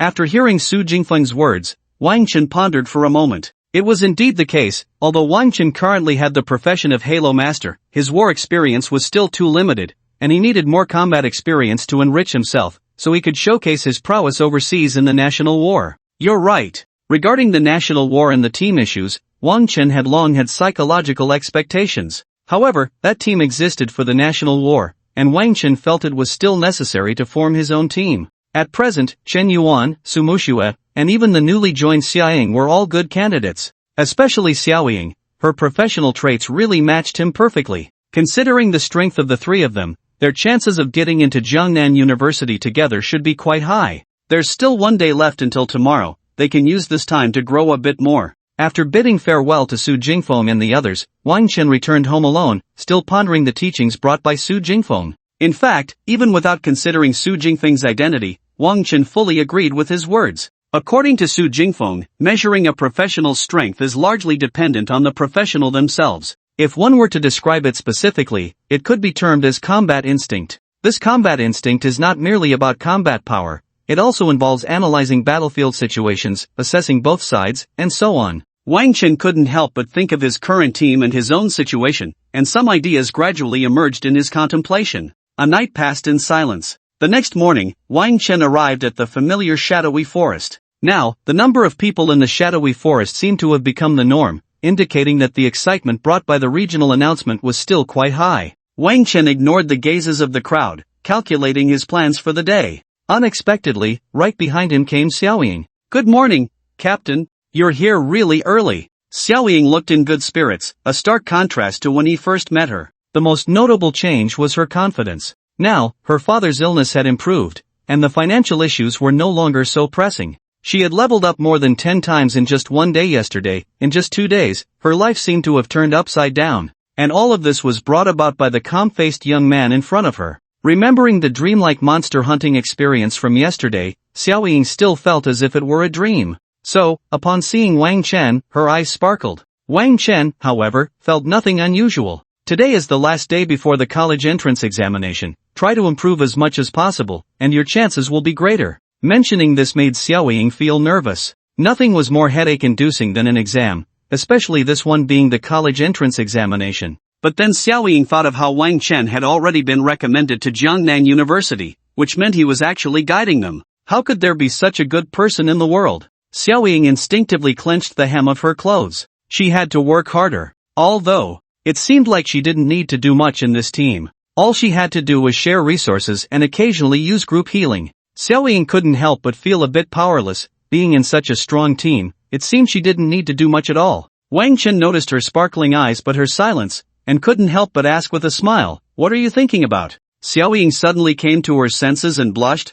I. Before she could explain, a voice suddenly called out from a distance, "Old Wang." Still so early. From the voice, it was clear Chen Yuan had arrived. Wang Chen smiled, "Not bad, I came a bit earlier than yesterday." Chen Yuan appeared full of fighting spirit. "Of course, today is the last day. I thought about it after I got back yesterday. I can't do much about the cultural subjects, so I can only hope for the combat side. Although my theory isn't strong, I'm really good in practical combat, okay? With that, those people wouldn't want me?" Wang Chen couldn't help but chuckle. But in truth, there wasn't much boasting in that statement. Chen Yuan was indeed very capable, mainly because his skill intensity was not weak. Wang Chen couldn't help but recall Su Jingfeng's words from yesterday. Even an ordinary warrior could grow to the top ranks. Not to mention, Chen Yuan's own foundation was not bad. Wang Chen then generously gave his affirmation. Well said. Among the 3 supreme academies, Jiangnan University is the one that emphasizes practical experience the most. No matter how feasible it is, at least this direction is correct. As long as you're strong enough, it might just work. TCH, TCH, TCH. Chen Yuan lifted his neck, What do you mean it might work? They are definitely eager for me, alright? Ha ha. Wang Chen couldn't help but laugh. You get a little praise and you start puffing up. Hee hee. Soon, Su Mushue arrived. Compared to Wang Chen and Chen Yuan, Su Mushuet and Xiaoying were much closer. As soon as they came over, the two chatted enthusiastically for a while, just like Wang Chen and Chen Yuan. With everyone gathered, Wang Chen took out a map. According to our previous plan, today's destination is the northeastern region, upstream of the Great River, the Frogman tribe. It shouldn't be too different from the situation with the Goblin tribe before. The Frogmen, like the Goblins, possess a certain level of intelligence. Given our combat style, their tendency to group together is actually a good thing. The notorious reputation of the northeastern region could be described as infamous. Those frogmen were just as troublesome as the goblins before, as they also lived in groups. They often appeared in swarms, which was a nightmare for newcomers. Xiaoying initially felt a bit worried, but recalling the team's prowess from yesterday, she silently swallowed her concerns. Chen Yuan and Su Mushue had no objections. Especially Chen Yuan, who stroked his chin thoughtfully while muttering to himself, "This tribe's scale is not small. I wonder if we might come across a treasure map or a hidden boss." Xiaoying couldn't help but glance sideways. Truly fierce. When they arrived in the northeastern region, the first thing the four noticed was the great river that spanned the first and second regions. The two major areas were divided by this river. Saying it was the boundary between Chu and Han would not be an exaggeration. The river itself was about several dozen meters wide, and looking into it, the water surface was relatively calm, with the current not too turbulent. If we go further upstream, we might start encountering groups of frogmen. Those frogmen will run if they can't win, and if they jump into the river, chasing them becomes unpredictable. We also don't know if there are monsters lurking in that river. Just then, Wang Chen's words suddenly paused as he instinctively glanced at Bloodtooth. Correction, there are indeed monsters in the river. Not only in the river, but not far ahead, there are also. Ha! Xiaoying was startled. So sudden? Wang Chen squatted down, patted Bloodtooth's head, and activated the invisibility aura. Don't worry, same as before, prepare for battle. With the invisibility aura activated, the four figures instantly vanished from sight. Wang Chen patted Bloodtooth's head, and Bloodtooth, in sync with him, immediately took the lead. Seeing this, Wang Chen stood up and waved, "Let's go, keep up." The group quickly advanced. They had done this many times and had gained experience. Their pace was swift, and soon they spotted a small team not far ahead. A quick glance revealed about 20 members. Frogman Warrior, level 25, ordinary frogman, with extremely high jumping ability but relatively weak bodies, skilled in using long sticks to attack enemies. Most of this team consisted of such frogman warriors, with levels mostly fluctuating around 25. Apart from looking a bit elongated, they appeared to be upright frogs, with dark green skin and holding long sticks. However, there was one individual who stood out. Compared to the slender frogman, this one looked much more robust. At least he didn't resemble a skinny dog anymore. This guy's weapon was also quite distinctive. It was a giant hammer nearly as tall as he was, with a hammerhead larger than his head. At a glance, it was hard not to feel a sense of doubt. Could this guy really wield such a massive weapon? Heavy armored frogman, bronze level 27, a rare special type of warrior, one of the elites of the frogman tribe. Their strength is immense, but they have sacrificed the usual agility of the frogman. Wang Chen checked around again and found that this squad had only this one outlier. The rest were just ordinary frogman warriors. It didn't seem too difficult to handle. Wang Chen quickly devised a strategy, crouching down and whispering, "Wait a moment, Bloodtooth, Little Black, and Chen Yuan, you each sneak up in a different direction. Listen for my signal. Little Black will strike first, and then I'll immediately activate the slow aura. At that point, Mu Shui, you focus your fire from a distance on that guy swinging the big hammer. With my slow aura, he'll be nothing but a target, just passively taking hits. Then, Little Black and Chen Yuan, as soon as Mu Shui makes her move, you two follow suit." Both nodded in understanding, and Wang Chen finally looked at Xiaoying. "Xiaoying, activate the sharing and heal as needed." Xiaoying quickly nodded, "Don't worry, I can do it." Wang Chen couldn't help but smile. This girl seemed to be getting more motivated. As they drew closer, Wang Chen waved his hand, "Action." Chen Yuan let out a strange laugh and quickly darted off in one direction, while Xiaoying immediately activated the sharing. Bloodtooth and Little Black followed closely behind. With the sharing in place, they could perfectly synchronize their actions. Soon, the three of them quietly surrounded the group of frogmen. One person, two crocodiles, they had encircled a group of frogmen. Quack quack quack, quack la quack la quack. The heavy armored frogman was still chattering away, and Wang Chen's mind suddenly shifted. "Attack! a roar erupted. Bloodtooth suddenly appeared on the scene, lunging at the frogman in front of him. Now, Bloodtooth was several meters long, and his weight was no joke. With one leap, the thin dog-like frogman was knocked to the ground, and Bloodtooth opened his massive jaws to tear into it. The sudden roar of the giant beast startled the entire frogman squad, and upon seeing the situation, they realized that the enormous red-black crocodile was already attacking. The team immediately fell into chaos. When did this happen? The heavy armored frogman, clearly the squad leader, was momentarily stunned by the situation. Then he erupted in a furious shout, "Damn! A creature that big can just charge right at us. Are you all blind? Don't panic. Create some distance." Of course, Wang Chan and the others couldn't understand these words. They could only vaguely sense through the distorted features that this guy seemed to be cursing quite a bit. With the heavy armored frogman's command, the squad suddenly seemed to gain a backbone, and the chaos caused by the sudden appearance of the beast calmed down somewhat. But right after that, an overwhelming sense of pressure suddenly descended. Wang Chen's slow aura was activated. In fact, it wasn't just the slow aura, the holy damage and attack aura were also activated. The battle reached its climax at that moment. The frogman squad, which had just stabilized, immediately fell into chaos again. This time, it wasn't just a monster charging in, after all, only one had been attacked. They say that if a friend dies, the Taoist won't die, even if they panicked earlier, it was limited. But now, the pressure was directly bearing down on them. All the frogmen. On the ground, Bloodtooth had already rolled over, having bitten down on a frogman's head, and that unfortunate fellow's head was twisted off. But Bloodtooth flung the head away and roared with his gaping maw. A dense aura of ferocity swept across the field. The nearby frogmen were nearly scared out of their wits. Bloodtooth wasted no time and lunged forward, like a tiger entering a wolf pack. To be honest, with this group of thin, weak bodies, they really seemed to pose no threat at all. A few frogmen quickly started poking around with sticks. However, -2,175, -2,153. Such minor damage, it's practically just a tickle, right? At that moment, a dim streak of light came crashing down above the already dumbfounded heavy-armored frogman. Boom! A faint rumble echoed at the scene, and the heavy-armored frogman was instantly dazed. The dark energy fluctuations continued to sweep over him, and he felt his health bar plummet. Damn! An ambush! There are still enemies. The heavy-armored frogman was completely panicked now. His speed was even slower than that of an ordinary frogman, and now, with such an exaggerated slowing effect, he felt as if he was stuck in a quagmire. Every movement felt like wading through mud. But fortunately, when he turned his head, he saw the one who ambushed him. It was a human woman. Unfortunately, she was a bit far away. The heavy-armored frogman's eyes revealed a human-like hatred, and he immediately began to babble orders. But before he could finish, another loud bang suddenly erupted. And it wasn't just from one place. It was from the other side where Xiao He and Chen Yuan had struck. The already chaotic team was now caught in a situation of being surrounded on all sides. On one side was the still rampaging Bloodtooth, who had bitten off a head and then suddenly turned around to unleash a breath of fire.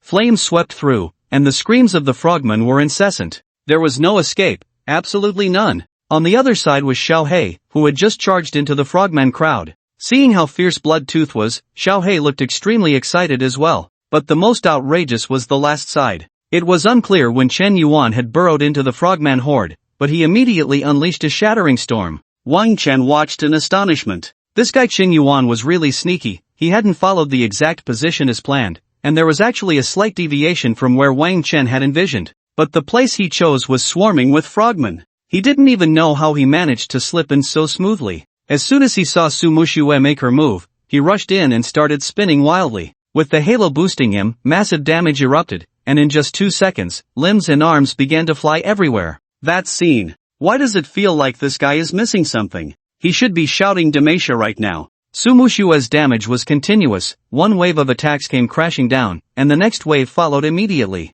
For her, her main focus was on that heavy-armored frogman, so she just kept hammering that poor guy. In just a few seconds, the frogman team had suffered heavy casualties. The remaining little shrimp soldiers had no chance of escape under a 90% slowing effect. In such a slowdown, their only advantage had become a joke, that slow-motion jumping. Wang Chen thought to himself, you might as well not jump at all. Xia Ying timely activated a 1-second group heal. In fact, she wanted to do more. But there was nothing she could do. Bloodtooth had only lost a tiny bit of health, and she had already exceeded her healing capacity with just 1 second of group heal. What could she do? She felt quite helpless. Moments later, all the frogmen were wiped out, and the last heavy-armored frogman was taken down by Su Muxue and Chen Yuan's combined long-range tornado attack. The scene quickly fell silent again, leaving behind a ground full of equipment. It wasn't much, only 3 or 4 pieces of white gear, plus a piece of bronze gear dropped by the heavy-armored frogman. This kind of equipment was no longer needed by the few of them,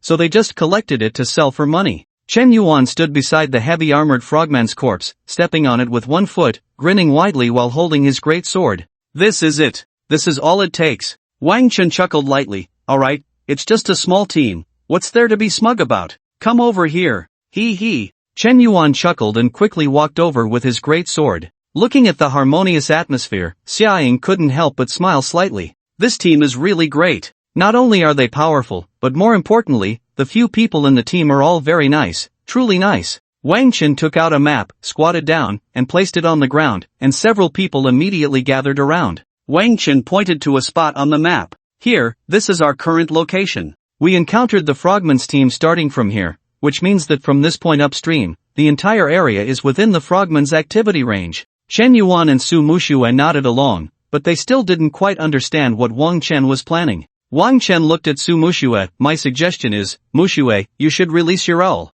With Xia Ying's vision sharing, we can conduct an overall reconnaissance. It would be best if we could locate the Frogman's lair. This Frogman tribe should be similar to the previous goblins, but we are no longer who we were back then. If possible, I want to try to wipe out this tribe directly on this last day. Xia Ying couldn't help but slightly open her mouth. But Su Muxue and Chen Yuan were different. They had already noticed that Wang Chen and the other two were exceptionally bold. Chen Yuan even started grinning foolishly with excitement. Su Muxue slightly curled her lips, clearly very interested, and directly released her owl. Seeing this, Xia Ying couldn't help but swallow. She understood that Wang Chen's proposal for a one-day annihilation had been silently passed unanimously. Goodness, this team is truly ruthless, one more than the other. Chen Yuan was not to be mentioned, his eyes were as excited as a hungry wolf. And Su Muxue, without saying a word, directly released her pet. Silent but effective. Xia Ying quietly activated the sharing and added a connection for the owl.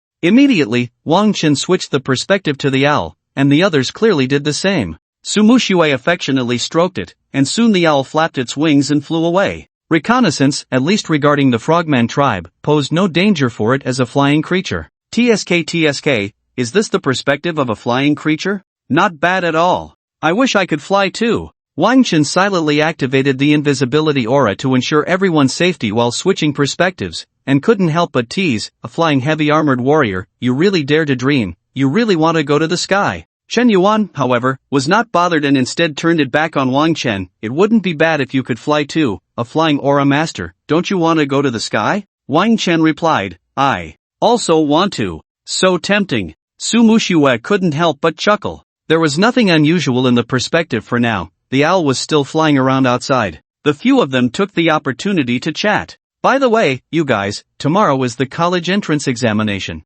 Don't forget, during the exam, I won't be there. If you're used to the aura, don't make any mistakes then. As soon as this was mentioned, the three of them suddenly changed their expressions, clearly recalling some unpleasant images. Chen Yuan quickly twitched his mouth. Oh no! If I can't get into Jiangnan University, I'll cry to death. I won't be able to cling to any big shots anymore. Although it was a shared perspective, Xia Ying still instinctively glanced aside. Who would believe it if she said it? This outstanding team, outsiders all thought that Chen Yuan and Su Muxue were the standout points. Little did they know, these two geniuses were actually centered around Wang Chen. In fact, Chen Yuan's idea was to cling to the big shots. Xia Ying couldn't help but think of herself. In fact, she was also clinging to the big shots. She knew very well that in the past 2 days, she hadn't really done much. Saying she was freeloading wouldn't be an exaggeration at all. But strangely, Wang Chen seemed to really have high hopes for her. She remembered that Wang Chen had clearly extended an olive branch to her. If Wang Chen's strength were to be exposed,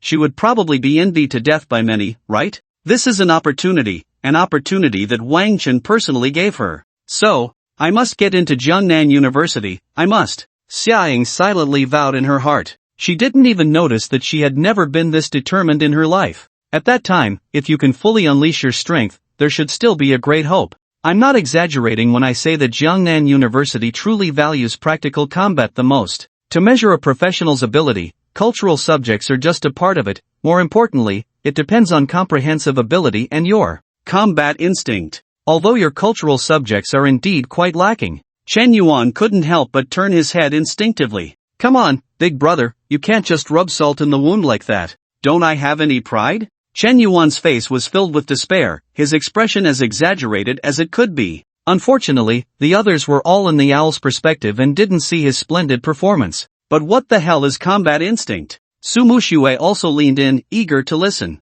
If Chen Yuan hadn't asked, she would have been unable to hold back her curiosity. Wang Chen thought for a moment. How to explain it? It's probably the combat power you can exert in the same situation. That's my own understanding, and I call it combat instinct. For example, if there's a guy over there trying to slash you with a knife, in that instant, some people will instinctively step back, but others will kick his wrist and directly knock the knife away. The more critical the situation, the more it reflects how strong a person's combat instinct is. Of course, that's one aspect. As Wang Chen spoke, he recalled Su Jingfeng's words from yesterday. Do you know Xiao Jianyun? The #1 war god of the dragon country. Who doesn't know that? Chen Yuan interrupted his thoughts, exclaiming instinctively. Wang Chen slightly curled his lips, his eyes filled with an indescribable astonishment. The #1 warrior of the dragon country, but actually, Xiao Jianyun isn't even a rare profession, he is just an ordinary warrior profession. Ha! Chen Yuan's exaggerated exclamation rang out. You're joking, right, big brother?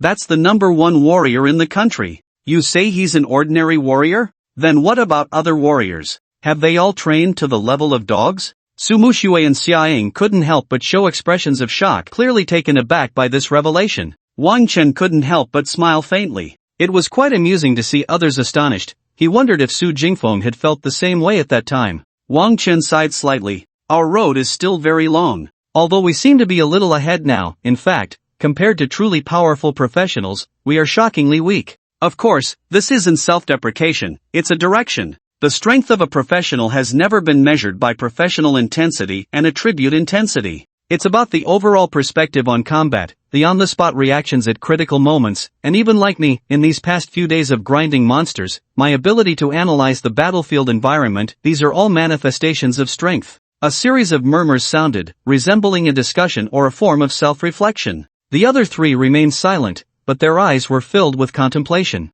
After a moment, Su Muxue suddenly moved her gaze. You seem a bit different today, suddenly becoming profound. This isn't something we newbies could think of, right? Did you meet a master? Wang Chen was taken aback. Hey, you actually saw through me. As expected of Su Muxue. Chen Yuan, that silly one, was still brainstorming over there. Wang Chen smiled mysteriously, a master of the K-clan. This answer immediately captured the attention of the three. There really is a master. What kind of master is it? How tall is this master? Wang Chen thought for a moment, probably about 1 meter tall? Chen Yuan? Su Muxue? Xiaoying, so the big shot is this humorous. Wang Chen secretly chuckled. I can't say too much. I can only say, when he dropped to level 20, I fought him with blood tooth. I had all my auras activated, even went invisible, while he had no scouting skills at all. But after we started, I was instantly killed. Su Muxue couldn't help but narrow her eyes, and soon her beautiful gaze was filled with shock.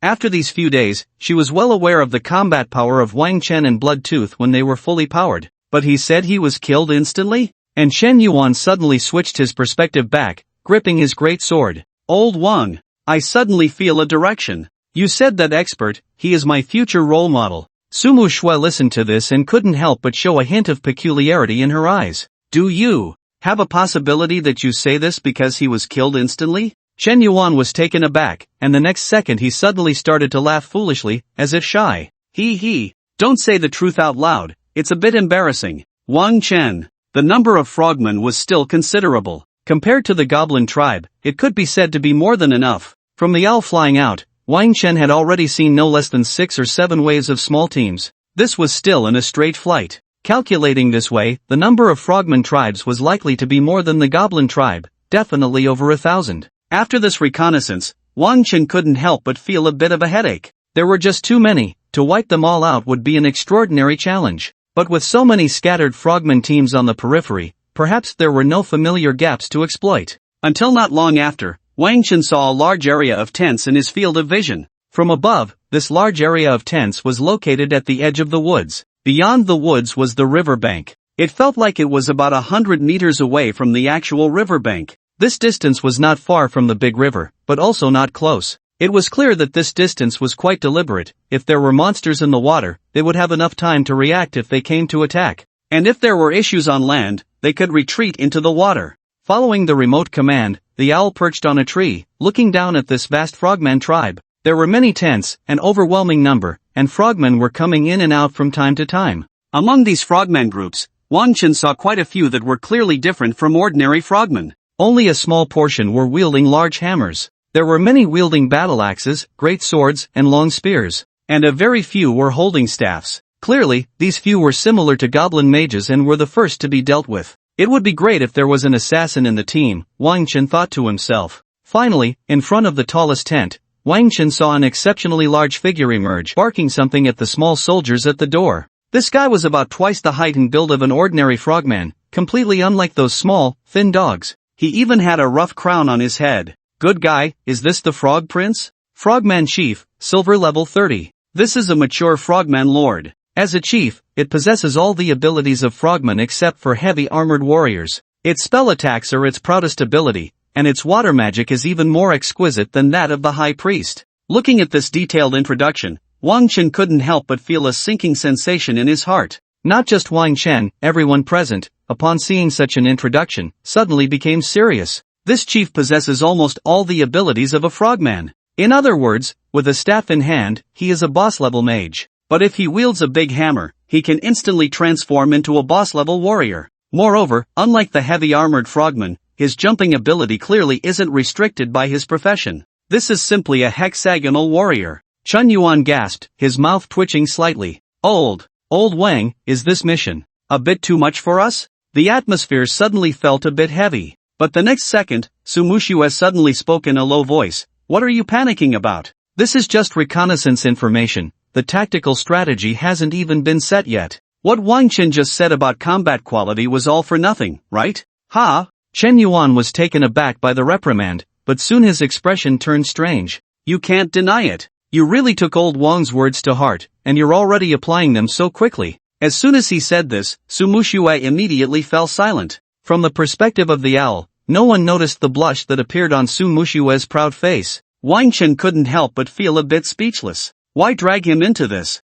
Don't change the subject. Wang Chen focused his mind, his eyes filled with contemplation. Chen Yuan didn't continue to tease. Although he was stubborn and had to make a quip, he understood Su Mushue's point. No need to panic. Maintain combat quality. He needed to learn from the senior who had taken down Wang Chen in seconds. Chen Yuan looked serious, carefully examining the situation for a long time, and finally, he scratched his head. It's tough, really tough. He's already a difficult boss, and now he has a large army with him. With just the two of us, no matter how fierce we are, we can't take him down. We could drown in our own spit. Wang Chen had no rebuttal at that moment. Because what he said was true, this was indeed the situation they were facing. Last time, we found a tool tiger, which divided the pressure of the minions by a large margin. This tactic should be called using a knife to kill someone, watching the tiger from the mountain, dividing and conquering, capturing the thief by capturing the king. Flawless. Chen Yuan gave a thumbs up, as expected of a top student, so many idioms. Wang Chen was speechless. I could pull something out of thin air too. You're not bad either. Hee. Chen Yuan chuckled softly, then may I ask, strategist, what strategy should we use this time to defeat them? Wang Chen waved his sleeve and said in a deep voice, good question. With the enemy outnumbering us, how do we break the enemy? We must win with the unexpected. Chen Yuan immediately leaned in eagerly, then may I ask, strategist, where lies the unexpected? Su Mushue silently turned her head, her face filled with exasperation. These two clowns, really something. Are they performing a comedy? Chen Yuan playing the straight man is one thing, but what does Wang Chen mean by taking on the role of the comic? But Xiaoying was not exasperated, on the contrary, she found it extremely amusing, covering her mouth and trying hard not to laugh. Family, who understands? My treasure team. Little did they know, Wang Chen's head was spinning several times over. How to break a chief with no weaknesses? Who knows how to break it? Wang Chen instinctively wanted to continue, but Su Mushue poked his arm. Wang Chen immediately fell silent.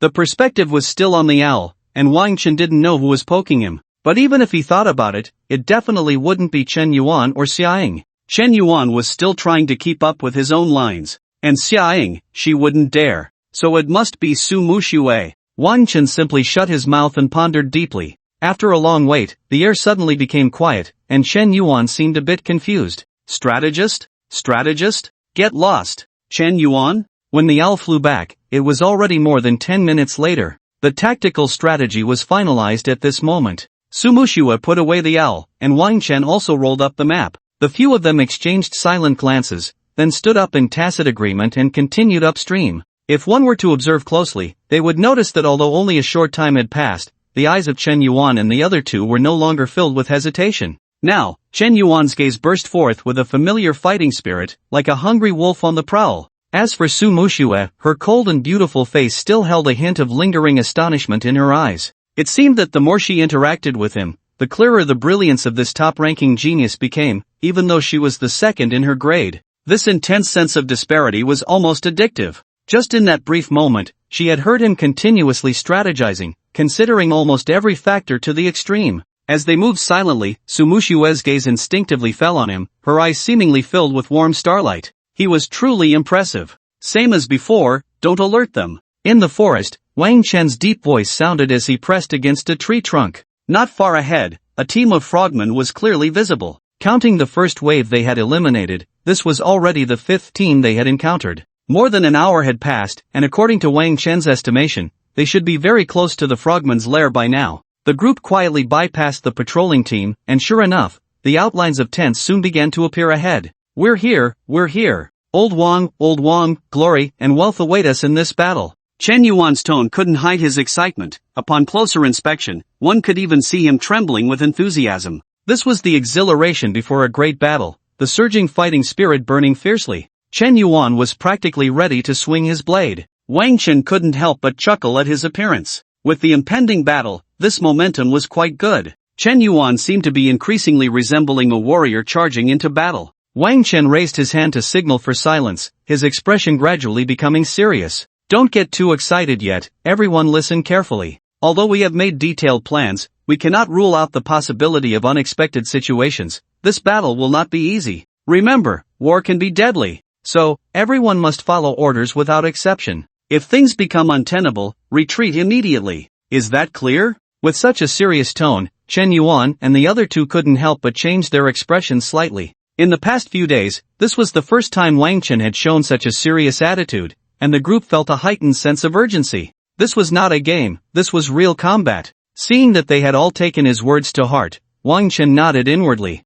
Action! The great river flowed quietly, and in the open area, the wind blew fiercely. Wang Chen's hair was blown to one side by the wind, giving him a somewhat comical appearance, but his expression was very serious. In his line of sight, all the team members were already in position. Bloodfang and Little Black had already concealed themselves at the edge of the other side of the camp. As for Chen Yuan, he was positioned near the riverbank. Sumushua, on the other hand, was the farthest away, positioned at a distance behind Wang Chen, still some way from the edge of the camp. Only Xiaoying was beside Wang Chen. However, their positions had almost completely entered the camp. This was to ensure that the invisibility aura could cover everyone. Quack quack wah quack. Quack quack quack. The sounds of the frogmen could be heard from time to time, loud and raucous, but Wang Chen and the others remained very quiet. They didn't even move, their gazes cautiously fixed on their surroundings, their breathing rates instinctively lowered. The long-planned battle was about to erupt completely. Just moments later, Wang Chen, reaching forward, suddenly focused his gaze. Attack! A thought, enhanced by shared power, was instantly conveyed. At the same moment, in the woods, at the two edges of the camp, magnificent flames suddenly erupted simultaneously. Whoosh! The flames came swiftly, and with the strong wind by the river, they spread over a considerable area in just 2 or 3 seconds. Of course, that was not the most important part. The most important thing was that this was not ordinary fire, it was dragon fire. The intense heat ignited everything in its path in the blink of an eye. Trees, branches, dry twigs and grass on the ground, even the tents in the jungle. Quack quack wah, quack la quack la quack. The camp was immediately filled with exclamations, and more frogmen turned their attention to the flames. Most creatures have an instinctive fear of fire, let alone a group of frogs. Chaos erupted in the camp, and those close to the fire began to flee for their lives. The sounds of panic and fleeing grew louder, and the entire camp was on the verge of descending into chaos. The flickering flames grew larger in the jungle, and the light reflected in Wang Chen's eyes as he stood quietly in place, even a slight smile at the corner of his mouth, as if he were isolated from the surrounding turmoil. Very good, very good. This gust of wind felt just as he had anticipated. The first phase had been perfectly executed. Next, Wang Chen's gaze fell on the largest tent. Your tribe is about to fall into disarray, Frog Prince. It's time for you to show yourself, isn't it? As if to confirm Wang Chen's thoughts, within 2 seconds, a large figure emerged from the tent. Wally wally wah. Quack quack lee quack quack. From a distance, Wang Chen couldn't make out what it was saying. Even if he could, he wouldn't understand. But he saw the little soldier at the entrance reporting to him, and then the Frog Prince looked towards the 2 flames in the distance. In a short time, the jungle was filled with flammable materials, and with the flames being dragon fire, the blaze had already begun to reach a certain scale. If this continued, it would inevitably lead to an uncontrollable forest fire, a raging inferno that would be unstoppable. The Frog Prince might not know how he truly felt, but from his frantic gestures, he seemed to be in a good mood. Under his command, blue lights soon began to appear all over the camp. Wang Chen looked closely. Those lights were actually emanating from the tips of several staffs, and tightly gripping the staffs were frogmen dressed in dark red robes. Frogman Priest, Bronze, level 28. As the only profession in the Frogman tribe that understands magic, the status of the Frogman Priest is extremely high, second only to their leader, the Frogman Chief. Water magic is their innate talent. The panels were similar, with about 7 or 8 Frogman Priests, all around level 27 or 28. As the light from their staffs grew brighter, soon water balls larger than a person began to coalesce, then flew towards the direction of the spreading fire. Either use magic to extinguish the flames or face a barbecue feast. The sight of the water balls soaring into the sky was quite spectacular, forming smooth parabolic arcs as they were thrown. This scene filled everyone's eyes, and Xiaoying couldn't help but be overwhelmed with shock. Exactly the same, completely identical. Until now, every response from this Frogman tribe was exactly as Wang Chen had rehearsed.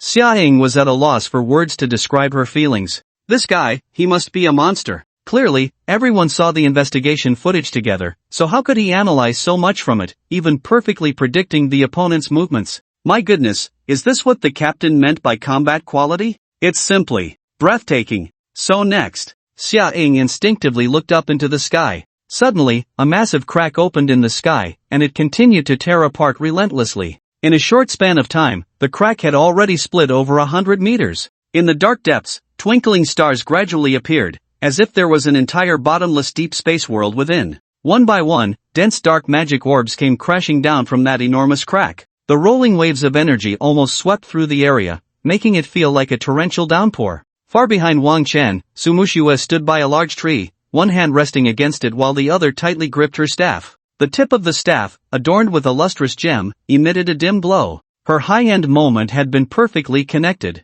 Although her actions exposed her to the open air, she was far outside the tribal range and pressed against the tree. Amidst the chaos outside, a small figure quietly stood within the jungle, not causing any ripples. Watching the dark hailstorm wreak havoc, Sumushue paid attention to her surroundings while a slight smile curved her lips. This position should be just right, right? She had clearly seen the positions where those water orbs rose, as well as that glaringly large tent. The area over 100 meters had nearly completely enveloped them. Sumushue couldn't help but feel a sense of anticipation. This was simply a thrilling enjoyment. This battle was as perfect as art. My first act has made a perfect entrance. Will your prediction have a perfect conclusion? Walla gua, gua gua wa gua gua. Cries of surprise, screams of terror, the sound of things being knocked over, and the continuous rumbling caused by the hail falling. If the initial fire had only caused a bit of chaos, now this large-scale group attack had completely dragged the tribe into the abyss of confusion. This camp was in utter disarray.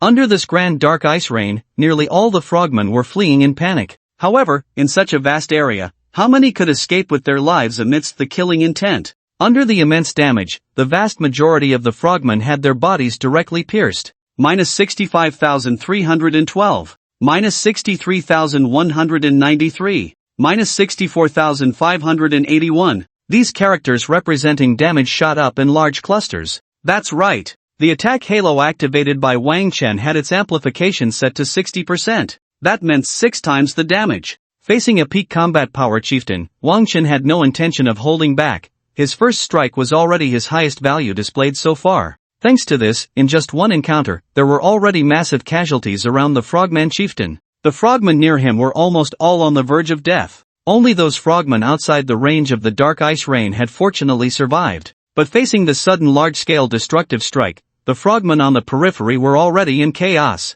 And in the very center, the largest figure was covering his head and hopping in the ice rain. Gua li gua gua li gua gua. Walla gua la walla gua. Wang Chen had no idea what this guy was babbling about. But it didn't seem like anything good. However, that wasn't important. What mattered was that a new chapter was about to begin. Wang Chen took a deep breath and silently activated the fourth halo. God-level slowdown aura. A 90% slowdown has arrived. The feeling of being mired in mud descends upon the battlefield in an instant. This thing is simply the last straw that broke the camel's back. On an already chaotic battlefield, the sense of oppression brought by such a level of restriction is almost unimaginable. In just 2 seconds, the frogmen are thrown into complete disarray. Their fighting spirit has utterly collapsed. A single bullet may not mean much, but when faced with the explosion of 100 shells, Wang Chen can only say, "I would panic too." Of course, Wang Chen is not too concerned about the state of those small soldiers outside. At most, he is a bit pleased that a few frogman priests, who had just released water balloons and were in cooldown, got smashed.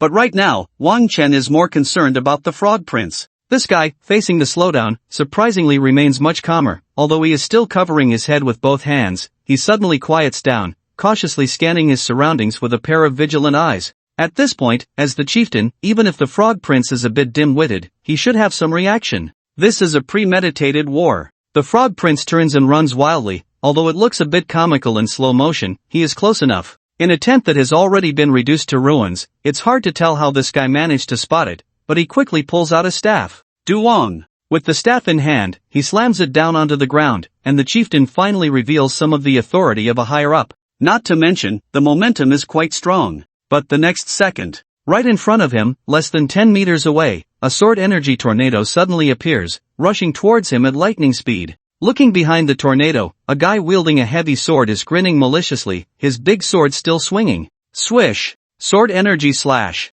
The frog prince is instantly dumbfounded. Chen Yuan sees it clearly, his big eyes filled with confusion. What the hell? How did it suddenly appear? Could it be invisible? 10 meters, right in his face. In the blink of an eye, it's already within reach. No matter how fast he reacts, there's nothing he can do at this distance, right? However, what he didn't expect is that this is just the beginning. Before the sword energy tornado even hits him, a sharp pain suddenly strikes from behind. What appears behind him are Bloodtooth and Little Black. 2 dragon breaths unleash simultaneously, along with Chen Yuan in front. 3-way ambush, all striking at the same time. In a brief moment, massive damage has already appeared above his head. This is the terrifying aspect of sharing. With a shared consciousness, the coordination of the team has increased dramatically. After the explosive damage erupts, Chen Yuan and the other two immediately charge forward. Shattering Storm, Pounce, Death Roll. These 3 guys are fully committed, unleashing extreme damage in an instant.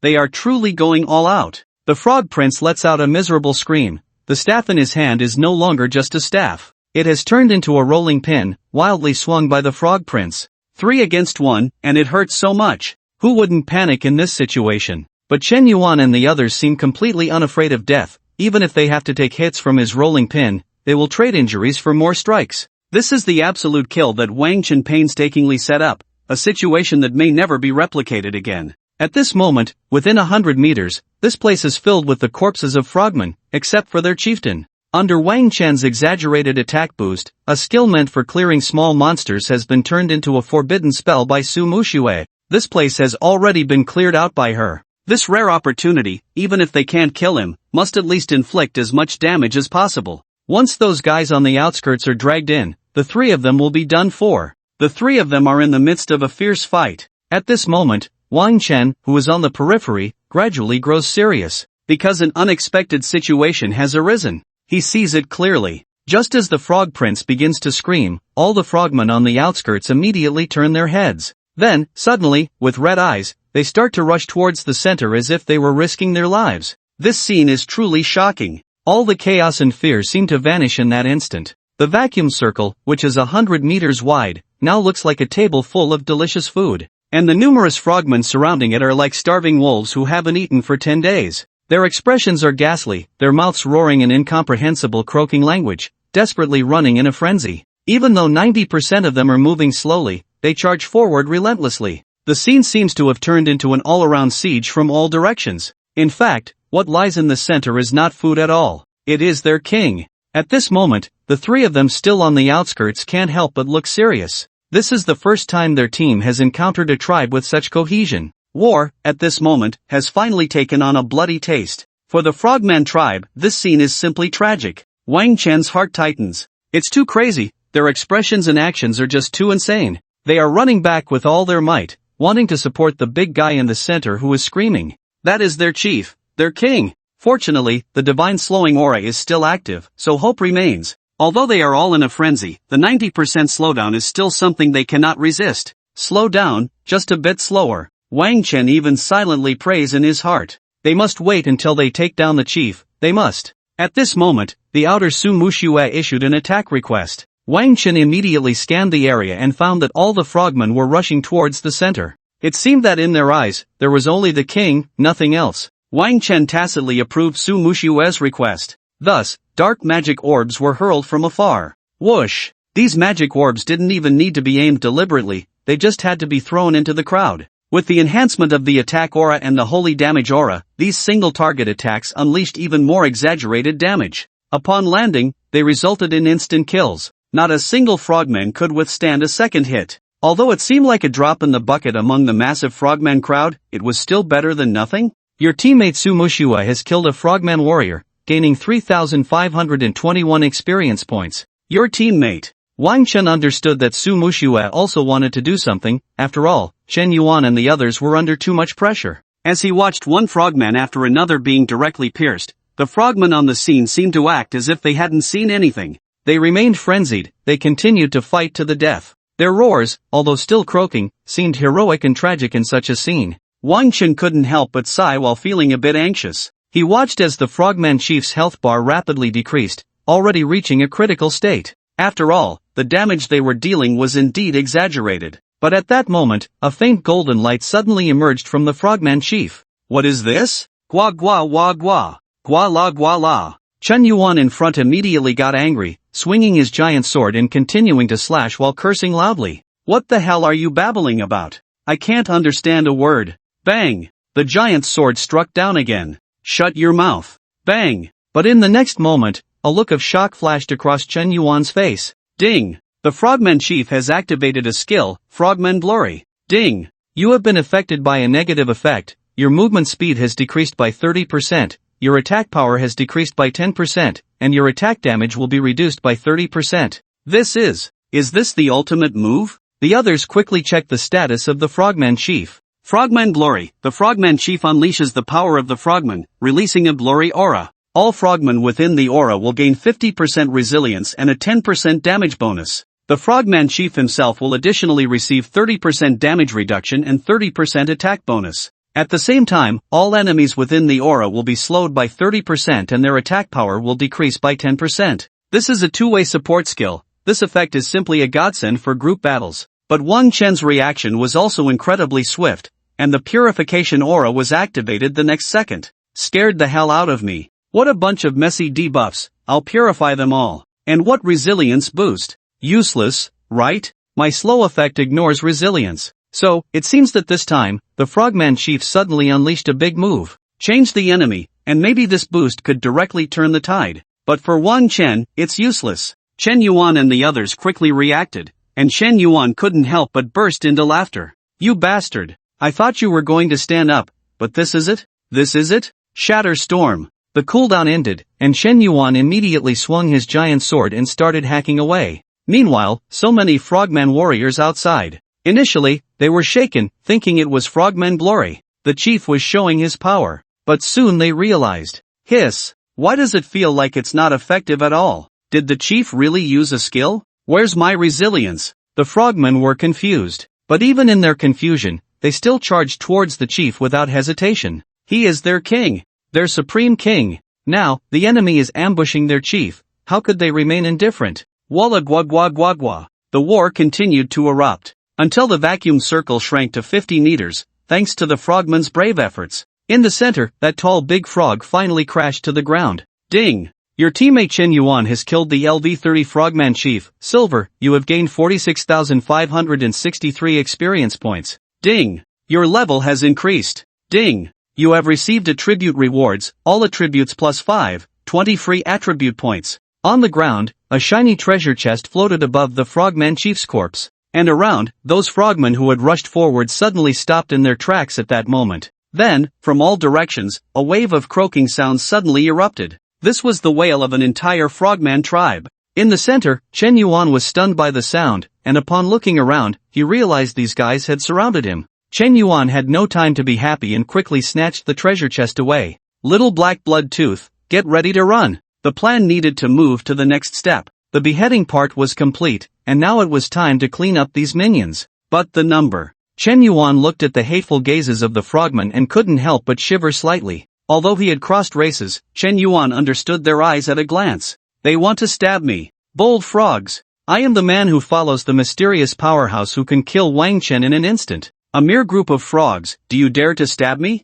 Outside, Sumushue stopped attacking the moment the frogman chief fell and had now entered stealth mode again. Looking at Wang Chen's figure in the distance, Sumushue's eyes actually showed a hint of excitement. Next, it's the main event. We should be able to hold our ground, right? The corners of Sumushue's mouth lifted slightly. At the same moment, Wang Chen, who had been standing still, finally moved his feet for the first time. Follow me. From here on, it will basically be a chaotic battle. Make sure to help everyone recover, and just stick with me. Wang Chen's voice had a sense of urgency, and Xiaoying felt a surge of tension as she looked around at the scene. According to the plan, the next phase was also a crucial part. However, unlike before, she had now become a key factor in this stage. During this time, her role would be significant, very significant. I can definitely do it. Xiaoying silently encouraged herself and quickly kept pace with Wang Chen. At the same moment, in the center of the vacuum zone, Blood Fong suddenly exuded a powerful pressure. It was like a divine might descending upon the entire arena in an instant.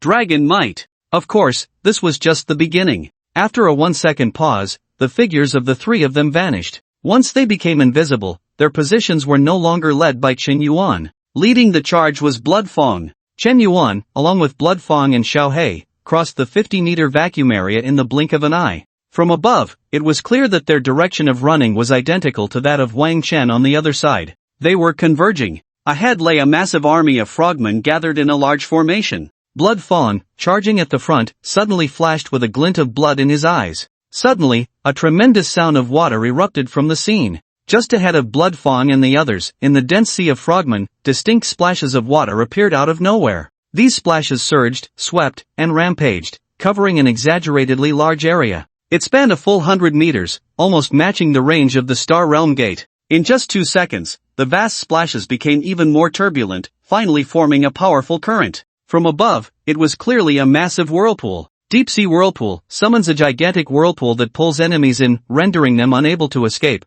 causing dizziness and massive damage. Cooldown time 60 seconds. A large-scale control skill, a masterpiece from Blood Fong. Indeed, since the battle began, Blood Fong's role could be said to have run throughout. However, throughout this long time, Blood Fong had kept his ultimate move in reserve. Even when focusing fire on the Frogman Chief, Blood Fong's skills were still held tightly. And now, this large-scale skill comparable to the Star Realm Gate finally began to reveal its might. Within a 100-meter range, countless frogmen were caught in it, all of them roaring and screaming. But without exception, their bodies were all swept into the surging waves. This massive whirlpool was spinning wildly. The frogmen inside could not control their bodies at all, being tossed around by the giant waves. From a distance, the scene looked like dumplings being dropped into water. Or, to put it another way, a supersized washing machine? It was complete chaos. With the control skill in play, the pressure on Chen Yuan and the others was instantly reduced significantly. Blood Fong and Xiao He simultaneously unleashed dragon flames, spraying towards the frogmen blocking their path. Whoosh! A wave of massive damage numbers popped up. At the same time, a meaty aroma seemed to waft through the air. But at that moment, Chen Yuan and the others had no time to care whether it smelled good or bad. Run! What they needed to do now was to run. The only thing they had to do was to withdraw from the encirclement in time. In the distance, as Wang Chen moved, a running Su Mushue suddenly crouched beside a large tree, seizing the opportunity. The Stargate. Although the deep-sea vortex had cleared a significant path, its range was only about 100 meters. While its effect was remarkable, it couldn't directly change the situation. The location of the Stargate was right at the edge of the deep-sea vortex. The two large-scale skills nearly formed a connection, clearly pointing out a direction for Chen Yuan and the others. Sticking close to the edge of the deep-sea vortex, the three quickly retreated outward. Dark hail was raging ahead, and the damage was so dense that it was almost impossible to see. Shadows kept falling one after another, and hope seemed to be right in front of them. Seeing this situation, Wang Chen adjusted his position while moving with Chen Yuan and the others, secretly letting out a sigh of relief. At least for now, the situation seemed stable. As long as they could break out of this encirclement, their subsequent actions would be like fish in water. It was guerrilla warfare. Without the chieftain, they were a scattered group, and their annihilation was just a matter of time. Time passed second by second, and the range of the deep-sea vortex had almost completely crossed over. However, the effect of the deep-sea vortex was also nearing its end. The vortex began to dissipate. Besides the control effect, the deep-sea vortex itself also had a certain amount of damage, which, under Wang Chen's enhancement, was still quite considerable. This wave of large-scale control had caused many frogmen to die. As of now, among the nearly 1,000-strong frogman squad, the casualties should have reached about 15 to 20%. Ahead was a cleared area just outside the Stargate. The frogmen, with red eyes, roared as they surrounded the three. However, the effect was minimal. The slowdown aura, with a 90% reduction, was no joke. They couldn't provide support to the frogman chieftain. Surrounding Chen Yuan and the others was equally difficult. The dawn of a full retreat was becoming increasingly bright, until the range of the Stargate was completely crossed. And further ahead was a real melee. The final stage had arrived. It was a scene of knife fighting. At this moment, Chen Yuan took over Bloodtooth's position again and charged in with the shattering storm. Bloodtooth and Little Black lagged just behind Chen Yuan, ready to provide support from the flanks. At the same time, beside Wang Chen, Xia Ying's healing effect also appeared on the battlefield for the first time. Continuous group healing. After a wave of shattering storm, Chen Yuan's eyes had already turned a bit red. Many sticks were jabbing at him chaotically. Although the damage could be said to be negligible, the sheer number was overwhelming. After just one wave of charging, Chen Yuan felt his spirit surge. An indescribable impulse seemed to be completely uncontrollable at this moment. As if itching to move, Chen Yuan's face gradually became ferocious, and he swung his great sword recklessly into the fray. Kill! The roar was enough to stir one's spirit. Bloodtooth and Little Black, being blood crocodiles, were inherently more ferocious than Chen Yuan by several levels. Seeing Chen Yuan like this, they became even more fearless. Charge! The healing was continuously effective on him. Damn it, he was a warrior. Who was he afraid of? Kill! By the time Chen Yuan and the others broke through, about a minute had passed. In any case, Bloodtooth's deep-sea vortex cooldown was already up. Without hesitation, Bloodtooth immediately unleashed another skill. Splash! A massive wave surged up, quickly recreating the scene of a giant vortex. And the three of them finally had a moment to catch their breath. In a short time, Chen Yuan's health had already dropped by a third, and this was still under the continuous effect of healing. One can imagine how much damage he had endured. But although the damage taken was high, in just 2 or 3 seconds, Xia Ying's healing managed to pull his health bar back up, completely full. There was no way around it. Xia Ying could perfectly benefit from Wang Chen's support. This meant that Xia Ying's healing output was simply outrageous. Chen Yuan and the other two, covered in blood, immediately continued to charge outward. By now, the most critical moment had actually passed. The 1-minute gap between the deep-sea vortex and the astral gate was the most dangerous time. And now, they had crossed all the dangers. They kept running and gathering. Once they broke out of the range covered by the astral gate, Chen Yuan finally reunited with Wang Chen. Behind them was a large group of frogmen. But now, those guys had been completely shaken off. The encirclement could no longer contain them. Chen Yuan was drenched in blood, gasping for breath. Most of the bloodstains were from the frogmen. But Chen Yuan's expression was incredibly excited, and his first words were, "Old Wang, just tell me, am I tough today or what?" Wang Chen couldn't help but feel speechless. How the hell would I know if you're tough or not? Wang Chen was truly at a loss for words and could only give a thumbs up, quickly moving past the topic. Let's not waste time, we need to retreat first and find a place to settle down. Chen Yuan chuckled, not refuting, just grinning foolishly. It seemed this guy was very satisfied with his performance today. And indeed, it was true. Although he had charged in relying on Xia Ying's healing, facing so many enemies, his courage was truly not to be underestimated. He really dared to go for it. On Su Mushue's side, she had also completely stopped, entering stealth mode to quickly approach. As the group continued to retreat, Chen Yuan smiled back at Xia Ying, who was following behind. "Thank you, Xia Ying. Your healing output is extraordinary. If it weren't for you, the three of us would definitely have fallen inside. Our health just couldn't hold up." Xia didn't expect Shen Yuan to suddenly praise her, caught off guard, and immediately blushed. No, it's just that the captain's aura is too strong. I didn't do much, it's what I should do. Shen Yuan smiled, noticing she was still shy, and didn't say anything more. Following closely, Su Muxue, who had been kite-flying on the outskirts, returned. The group reunited, and it was clear that Su Muxue's eyes were full of brilliance. But now wasn't the time for chatter, they continued to retreat. It wasn't until they had moved a certain distance that they finally stopped by a large tree. Alright, let's take a break now, there aren't many frogmen left. With the stealth aura, they won't be able to find us. Shen Yuan had been waiting for this sentence, immediately plopping down on the ground, his great sword clanging against the earth.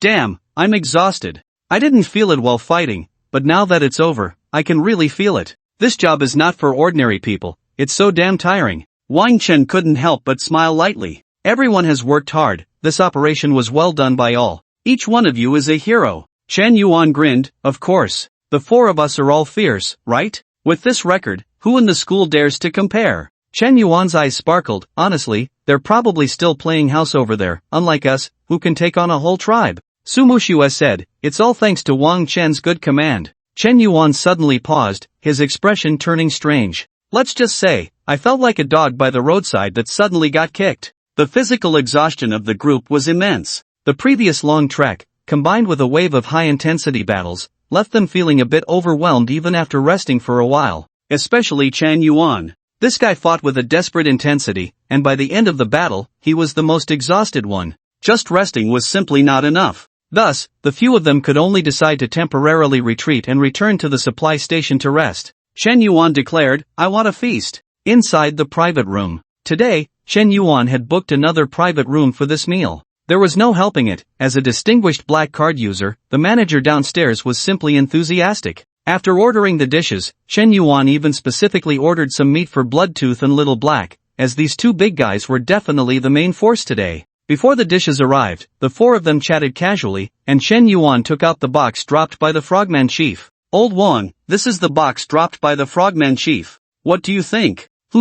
Wang Chen pondered for a moment. The box was just to be opened. The importance of this treasure chest wasn't very high, comparatively, the level was more important. However, the current question was, who would open it? Wang Chen thought about it. It seemed that the three of them had already opened boxes before. But there was one person who hadn't. Wang Chen looked at Xia. This grand task is entrusted to you. Come and open our loot. Ah, Xia was momentarily stunned. Me? This isn't right. You all fought for it, but I get to open the box? Su Muxue pulled her, don't worry about it, just open it. Come on. Exactly. Shen Yuan laughed heartily. We've all opened boxes before. Besides, today we really relied on you, Xia. Without you, we couldn't have retreated. The silver boss treasure chest is really exciting to open. Xiaoying's little face turned slightly red, hesitatingly glancing at Wang Chen, who also encouraged her with his eyes. Finally, she mustered the courage to step forward. A silver boss treasure chest.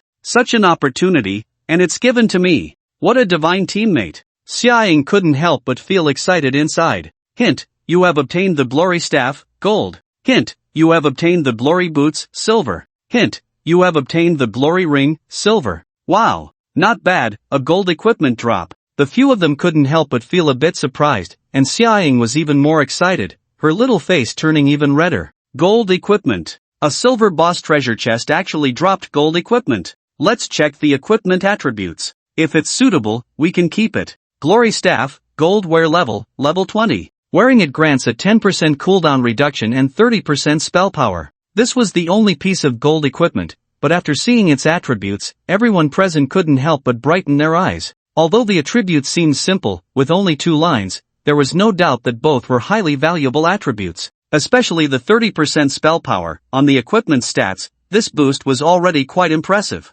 Among those present, only Su Muxue and Xia were suitable for this equipment. Su Muxue didn't speak for a moment, and Wang Chen and Shen Yuan also found it hard to say anything. But Xia Ying's reaction was quick. She soon looked at Su Muxue with joy. These 2 attributes are simply tailor-made for you. Compared to that, I currently don't need the cooldown reduction. It would be a waste for me to take this equipment, so you should accept it. Su Muxue hesitated for just a second before generously nodding. Alright, then I won't be polite. After accepting the staff, there were still 2 pieces left. These 2 silver pieces seemed rather ordinary, with nothing special about them, so the few of them unanimously agreed to treat them as scrap and sell them at the supply station. Thus, half of the loot from this battle was processed. And there's still half. Chen Yuan looked at the few people, his body leaning forward slightly. Ahem.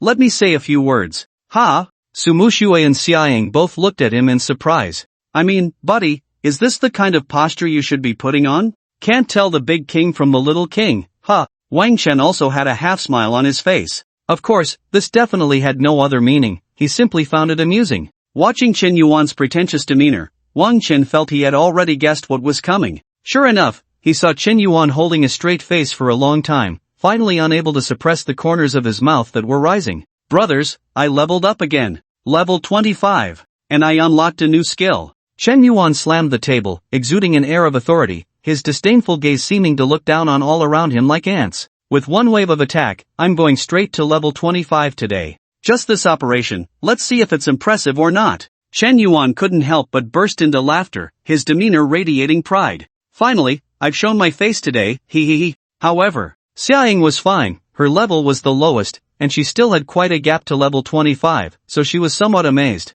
Level 25, this level should be enough to stand out among all the classmates of the same cohort, right? But Wang Chen and Su Muxue were different. Wang Chen had already guessed it, so he wasn't surprised. But Su Muxue looked astonished. Level 25, that's amazing. Ha? Chen Yuan was momentarily stunned. This came out of Su Muxue's mouth? No way, it can't be right. There's a conspiracy. Sure enough, the next second, the expression on Su Muxue's face suddenly vanished, and she replied blandly, but it seems you forgot, we're teammates, and experience is shared. Su Muxue's lips curled slightly. Oh, and I also unlocked a skill. Chen Yuan's expression stiffened a bit, he felt as if he had just been hit hard. Damn it, I actually forgot about this. But since I've already put on the act, Chen Yuan quickly steeled himself and revealed another skill. God of War descends, skill activated, you will leap into the air, gaining a 50% damage reduction and ignoring all control effects for 3 seconds,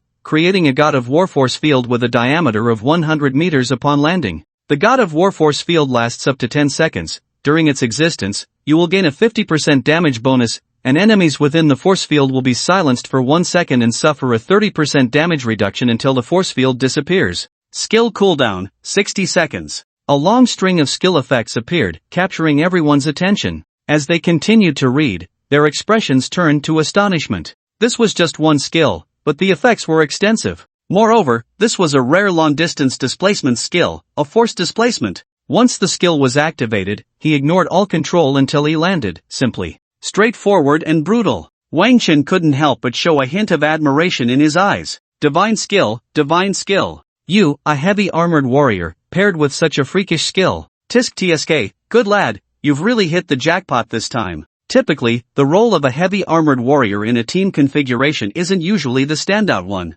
Although it seems to combine offense and defense, in fact, generally speaking, in terms of damage resistance, a heavy armored warrior can't compare to a pure tank, and in terms of output, it definitely can't match a proper warrior. This role might be more like a screw, drilling wherever needed. But with the emergence of this skill, Chen Yuan had more possibilities. Super long displacement, combined with control, damage reduction, and weakening. One could say that once this thing is activated, Chen Yuan can immediately become as tough as a tank, extremely tough. But at the same time, this thing also has a 50% output bonus. How utterly perverse. Of course, the more important aspect is the displacement effect. Wang Chen's eyes couldn't help but show admiration. At a critical moment, this skill might just be able to turn the tide. Not bad, really not bad. Chen Yuan couldn't help but chuckle. What could be more comforting than Wang Chen's few words of praise? Everyone knows how perverse Wang Chen is. Even the perverse think it's good, he. With his ego satisfied, Chen Yuan seemed to float up again, his gaze provocatively landing on Su Muxue.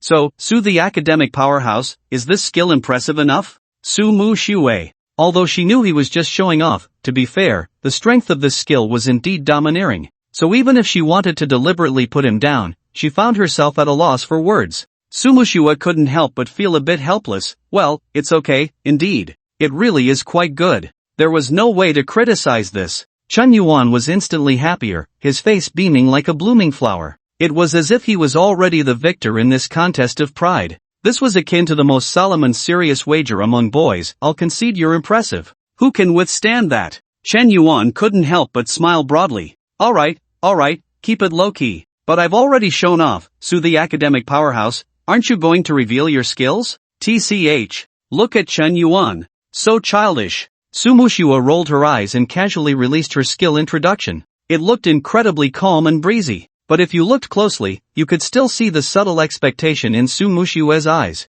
Clearly, she wasn't as calm as she appeared on the surface. Dark Moon Elegance. You will harness the power of the Dark Moon, guiding the Dark Moon projection to descend into the void. While the Dark Moon exists, it can transform a 300-meter radius into a place of Dark Moon sanctions, where a large number of Dark Moon flowers will grow, and the moonlight can inflict minor damage on enemies. At the same time, enemies trapped in the sanctioned area will be unable to leave and will be immobilized for 2 seconds, with all attributes reduced by 20% and cooldown times extended by 40%. The maximum existence time of the Dark Moon is 10 seconds, with a skill cooldown of 60 seconds. Another long string of skill descriptions left everyone momentarily stunned. Goodness, how to say? You have a lot of words, you have a point. Just looking at such a lengthy introduction made everyone's heart skip a beat. This skill is probably as explosive as the descent of a war god. And indeed, it was just as expected. It was truly explosive. A 300-meter range, 300 meters.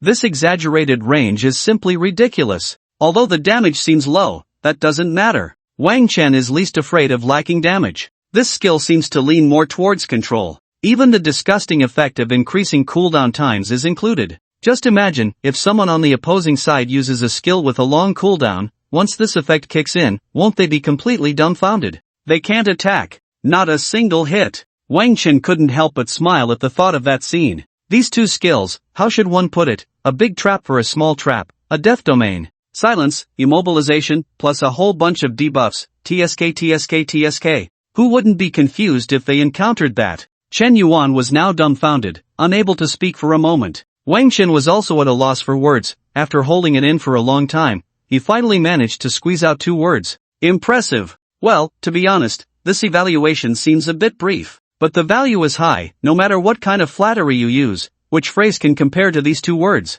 Awesome. Really awesome. Upon hearing this, Su Mushua couldn't help but slightly lift the corners of her mouth, the smile in her eyes completely unable to be concealed. Just this?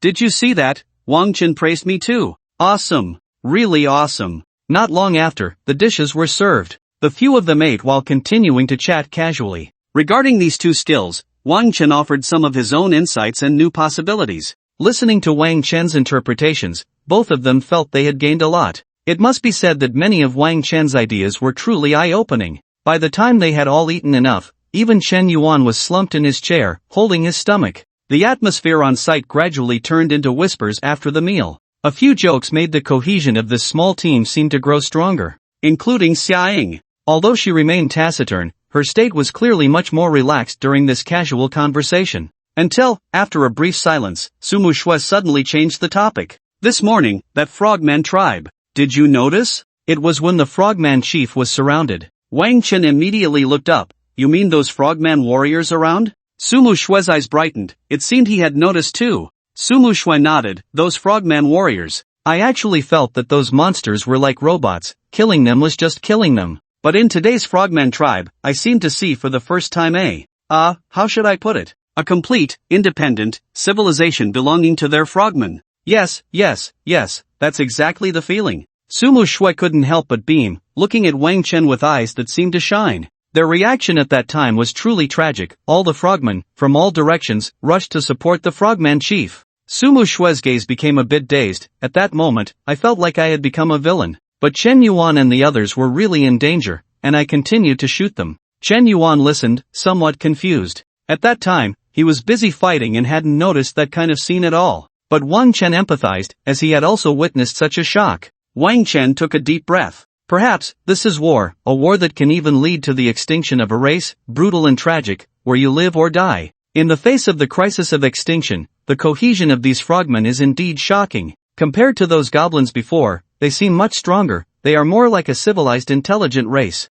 However, you really don't need to feel guilty. Wang Chen said, looking at Su Mushua. This is the Dragon Kingdom, we are not the invaders, they are. As soon as these words were spoken, Su Mushua's eyes suddenly widened. Xiaoying, who had been silently listening, also changed her expression slightly. Yes, no matter how tragic they are the ones who instigated the war. Xiaoying was right next to Wang Chen at that time, and the scene Wang Chen witnessed, Xiaoying naturally witnessed as well. They had both experienced that tragic moment, but upon hearing Wang Chen's words, they suddenly felt enlightened. My parents died in the war, and if we broaden the perspective, there are actually countless people like my parents. Since this reform began, so many years have passed, and too many people have died on the battlefield. If humanity declines, then the outcome for us humans wouldn't be much better than those frogmen. Chen Yuan, hearing this, finally showed a look of shock in his eyes. There is a saying that our professional awakening is actually closely related to various aspects of ourselves. It's like a person who is afraid of death, he is unlikely to awaken any powerful combat profession.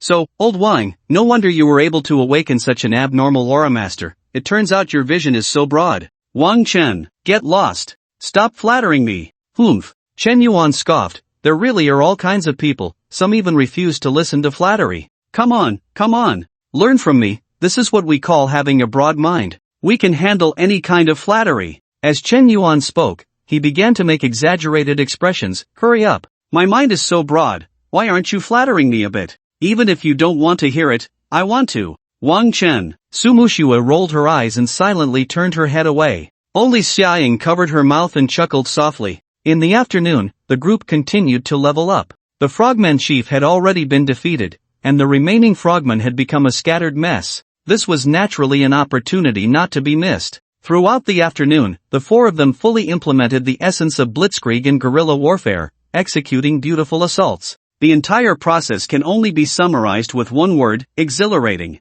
By the end, facing the severely damaged stronghold of the frogmen, Chen Yuan and Su Muxue were satisfied, experiencing the power of a new ultimate move on sight. That scene was filled with special effects, especially Su Muxue's Dark Moon Blossom, which was absolutely explosive on sight. By the time they completely wiped out the entire frogman tribe, the sun was already setting. The intensity of the afternoon was no less than that of the morning, but the rewards were plentiful. In the end, both Su Muxue and Chen Yuan had reached level 27. The major gains in the morning came from the frogman chief, the big boss. And in the afternoon, it was purely due to the overwhelming number of frogman minions, stacked up. Wang Chen, however, did not level up to 25 in the morning because of sharing experience with Bloodfang. But he did level up in the afternoon. His new skill was called Divine Skill Cooldown Aura. This could be said to be an incredibly powerful skill. The skill's range was the same as other auras, but the effect reduced cooldowns by 90%. With this skill, even Wang Chen himself was somewhat at a loss for words. 100% holy damage, 10 times attack, full purification, and now a 90% cooldown reduction. Wang Chen could only say, who else is there? Wang Chen felt that now, it seemed his teammates should be worried about a new problem, their mana. They should be concerned whether their energy could withstand Wang Chen's overwhelming enhancements. Meanwhile, Xiaoying also finally reached level 20, making her the last to level up today. At level 20, she naturally gained a new skill. Xiaoying's skill was called Forest's Wrath. This was a large area control skill and her first skill with some offensive capability. After releasing Forest's Wrath, she could summon vine phantoms to bind enemies, and the bound enemies would be trapped for 3 seconds. The maximum number of vine phantoms that could appear simultaneously was 5. However, this skill had an additional effect. If she was in transformation state when releasing the skill, the maximum number of vine phantoms would double. That is, 10. This number could be considered quite impressive, but unfortunately, the cooldown time was a bit long. A full minute of cooldown. However, this was already quite rare. Given her situation, Wang Chen offered her a suggestion. He advised her to practice her transformation, that is, to take on an animal form. A little deer was just one of them. It would be best if she could transform into something that could fly, like some random birds. Wang Chen boldly predicted that perhaps her future direction would make this transformation skill one of her absolute cores. Like the Wrath of the Forest, in her animal form, she might receive a strong boost. This aligns perfectly with the name Druid. Xiaoying kept this in mind and transformed into a little bird on her way back. At first, she couldn't fly. If it weren't for Su Muxue's quick reflexes catching her, she would have plummeted to the ground. Just thinking about it hurt. In the blink of an eye, time passed. A small group had returned to the edge, about to re-enter the city area. Perched on Su Muxue's shoulder was a little bird, creating a scene of great harmony. Su Muxue appeared much friendlier. This little bird was, of course, the transformed Xiaoying. Ever since Wang Chen gave her advice, Xiaoying had been quite determined. returning all the way in bird form. Now, she had initially mastered the ability to fly. I must say, it was impressive. But unexpectedly, at the edge of the forest, several familiar figures came into view. Oh, you're back so late. Does this count as a last-minute effort? Wang Chen instinctively glanced over and saw Zhang Xingyi. A few others accompanied Zhang Xingyi, all seeming to be classmates from the same year. Upon seeing Wang Chen and the others, these three were all well-known figures, so they certainly recognized them and knew that things between them and Zhang Xingyi weren't quite right. However, no one spoke up, only Zhang Xingyi wore a sarcastic expression. I say, Sumu Shui, leveling up with a Halo Master must not feel great, right? Tisk TSK, let me give you a piece of advice. The era of being the top in age is long gone, now it's the world of professionals. Do you know what level I am now? I'm telling you, it's not too late to change your mind. Although the college entrance exam is tomorrow, after the exam, we still need to level up this summer. Is it better to be a holy light priest or this so-called Halo Master? Does that even need to be chosen? Before Zhang Xingyi could finish, Sumu Shui suddenly shot him a cold glance. Get lost. That expression, that demeanor, was as if she were looking down on a disgusting toad. Zhang Xingyi's expression stiffened on the spot, the olive branch he was about to extend was suddenly retracted, and he felt as if he had just swallowed a fly. The main issue was, did you just tell me to get lost? I am a holy light priest. Everyone is watching. Where do you want me to put my face? Zhang Xingyi's face darkened immediately. Good intentions turned into donkey liver and lung. Clearly a dark moon mage, yet you insist on dragging a burden. You'll regret it when you find yourself worse off than an ordinary mage. Just wait. Sumu Shui couldn't help but take a deep breath. A burden, what a burden. Wang Chen didn't even regard you as anything significant. Don't talk about being rivals, you don't even have the qualification to be noticed by him, and yet you're still here shamelessly jumping around. Sumu Shui secretly recalled Wang Chen's calm and indifferent face, and she actually felt less angry. Get lost. Hurry up and get lost. Sumu Shui waved her hand in exasperation, too lazy to even look at him again. Damn, upon seeing this attitude, Zhang Xingyi exploded. Are you swatting flies here? Zhang Xingyi, holy light priest. Am I a fly? Zhang Xingyi was so furious he almost laughed. Just as he was about to retort, he suddenly noticed Chen Yuan glancing at him from the side. Just one glance. Zhang Xingyi suddenly shivered. In that moment, he felt a chill wash over him, as if a bloody great sword had been thrust right into his face. His hair stood on end. Zhang Xingyi snapped back to reality, his heart racing. That was Chen Yuan? No way. What's going on? How could that kid have such a gaze? It was as if he was about to kill him in the next second. What the hell? After experiencing a large-scale monster army assault in the morning, Chen Yuan could honestly say that if he were to get serious now, his strength was far beyond what it used to be. Those who have truly seen blood and fought with bayonets on the battlefield possess an aura that ordinary people cannot compare to. What Chen Yuan now possesses is undoubtedly a genuine killing intent. That battle, which felt like a desperate struggle, had almost completely transformed Chen Yuan. Although he had not yet reached the level of a big shot, this level of iron-blooded ruthlessness was no longer something a novice could match. He had already become a true warrior. Or, we could be a bit more confident and drop the like. Facing such a fierce character, Chen Yuan glared, and it was not surprising that Zhang Xingyi, a priest, was intimidated. But Zhang Xingyi was someone who cared about his reputation. Being scared into silence by a single glance was simply unacceptable. He had to say something. What are you looking at? I know you're strong, no need to put on a show in front of me. If you didn't have some skills, how could you handle a Halo Master? Chen Yuan? For a moment, Chen Yuan was taken aback. What the hell, seeing your posture, I thought you were going to show off but suddenly you're flattering me? But in the next moment, Chen Yuan felt something was off. This can't be called flattery, it's clearly stepping on someone to elevate another. Stepping on my teammate to flatter me? Playing this game with me. Moreover, others might not know the situation, but didn't he know? Using Wang Chen to highlight himself, he was practically blushing. Chen Yuan quickly became displeased. This kind of talk was simply embarrassing for him. But unexpectedly, Sumu Shui exploded before he could. With a cold expression, she turned her head. If you dare to spew nonsense again, you might as well not go back tonight, just sleep in the hospital. You don't even need to take the college entrance exam tomorrow. With that filthy mouth of yours, only the ICU is suitable for you. Wang Chen instinctively glanced at Sumu Shui. It seemed that the fierce version of her had returned. That little expression was really quite fierce. Wang Chen didn't take Zhang Xingyi's sarcastic remarks to heart. He had already set his expectations during his profession awakening. His profession was destined to be a force to be reckoned with on the battlefield, and his fate was to become the absolute core of a great army. From the very beginning, his teammates were of the caliber of Li Chan, tackling high-level dungeons.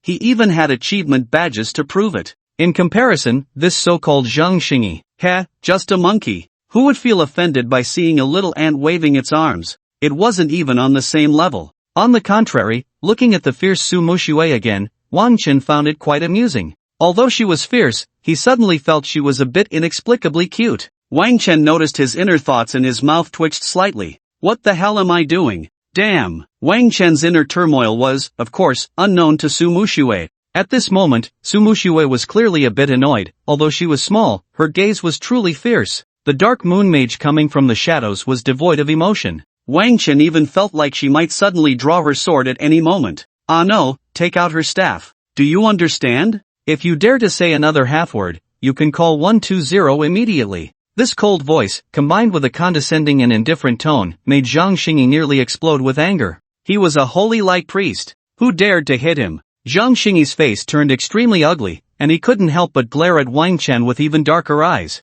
It was all his fault. If it weren't for him, would there be such a situation? I really don't know where you get the courage to think I'm afraid of you. Humph. Let me see just how powerful you, the Aura Master, really are. Ha. Song Hui. Make your move. This guy actually called his teammate to start a fight. The unfortunate fellow named Song Hui suddenly had a grim expression. If it weren't for the fact that the Holy Light Priest class had some redeeming qualities, he wouldn't have teamed up with such a person. But thinking about the college entrance exam, Song Hui gritted his teeth and stepped forward. Since the situation has come to this, don't blame me. But seriously, Brother Zhang's class is indeed very strong. Are you two ready? I'm sorry. As soon as he finished speaking, a heavy sword suddenly gleamed in Song Hui's hand. He was actually a heavy armored warrior, just like Chen Yuan. With Song Hui already brandishing his weapon, his teammates naturally wouldn't remain idle. Beside him, a burly fat man spread his legs and brandished a giant shield. His imposing presence was as formidable as his size.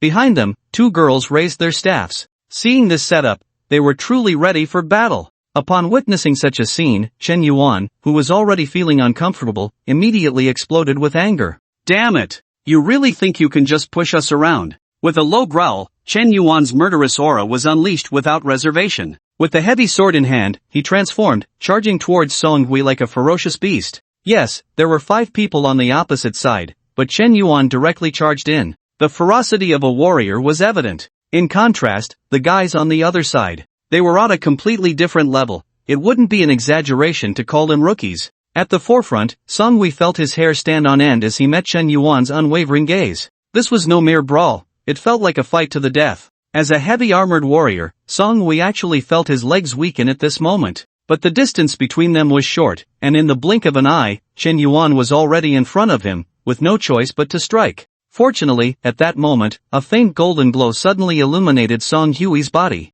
This was Brother Zhang. Zhang's holy light spell had arrived. Zhang Xingyi's holy light spell not only provided continuous healing to a single teammate. If the teammate was at full health, it could change the skill's effect, granting a 10% increase in defense until the holy light spell ended. This skill was simply a blessing for frontline warriors. When they were grinding monsters, it was thanks to this skill that he and the fat man felt emboldened. With the holy light spell active, Song Hui felt the rush of battle return against the monsters. Damn it, we're all heavy armored warriors, do you really think I'm afraid of you? However, the next second, bang! A heavy sound echoed. It was only at this moment of true confrontation that Song Hui's expression finally changed. A drastic change. What? How could this? How is this possible? They were all from the same school, and Chen Yuan's strikes were measured. He hadn't even used any skills. As for Song Hui, he originally had no fighting spirit and certainly wasn't a fool. So, in this exchange, both of them swung their heavy swords directly at each other.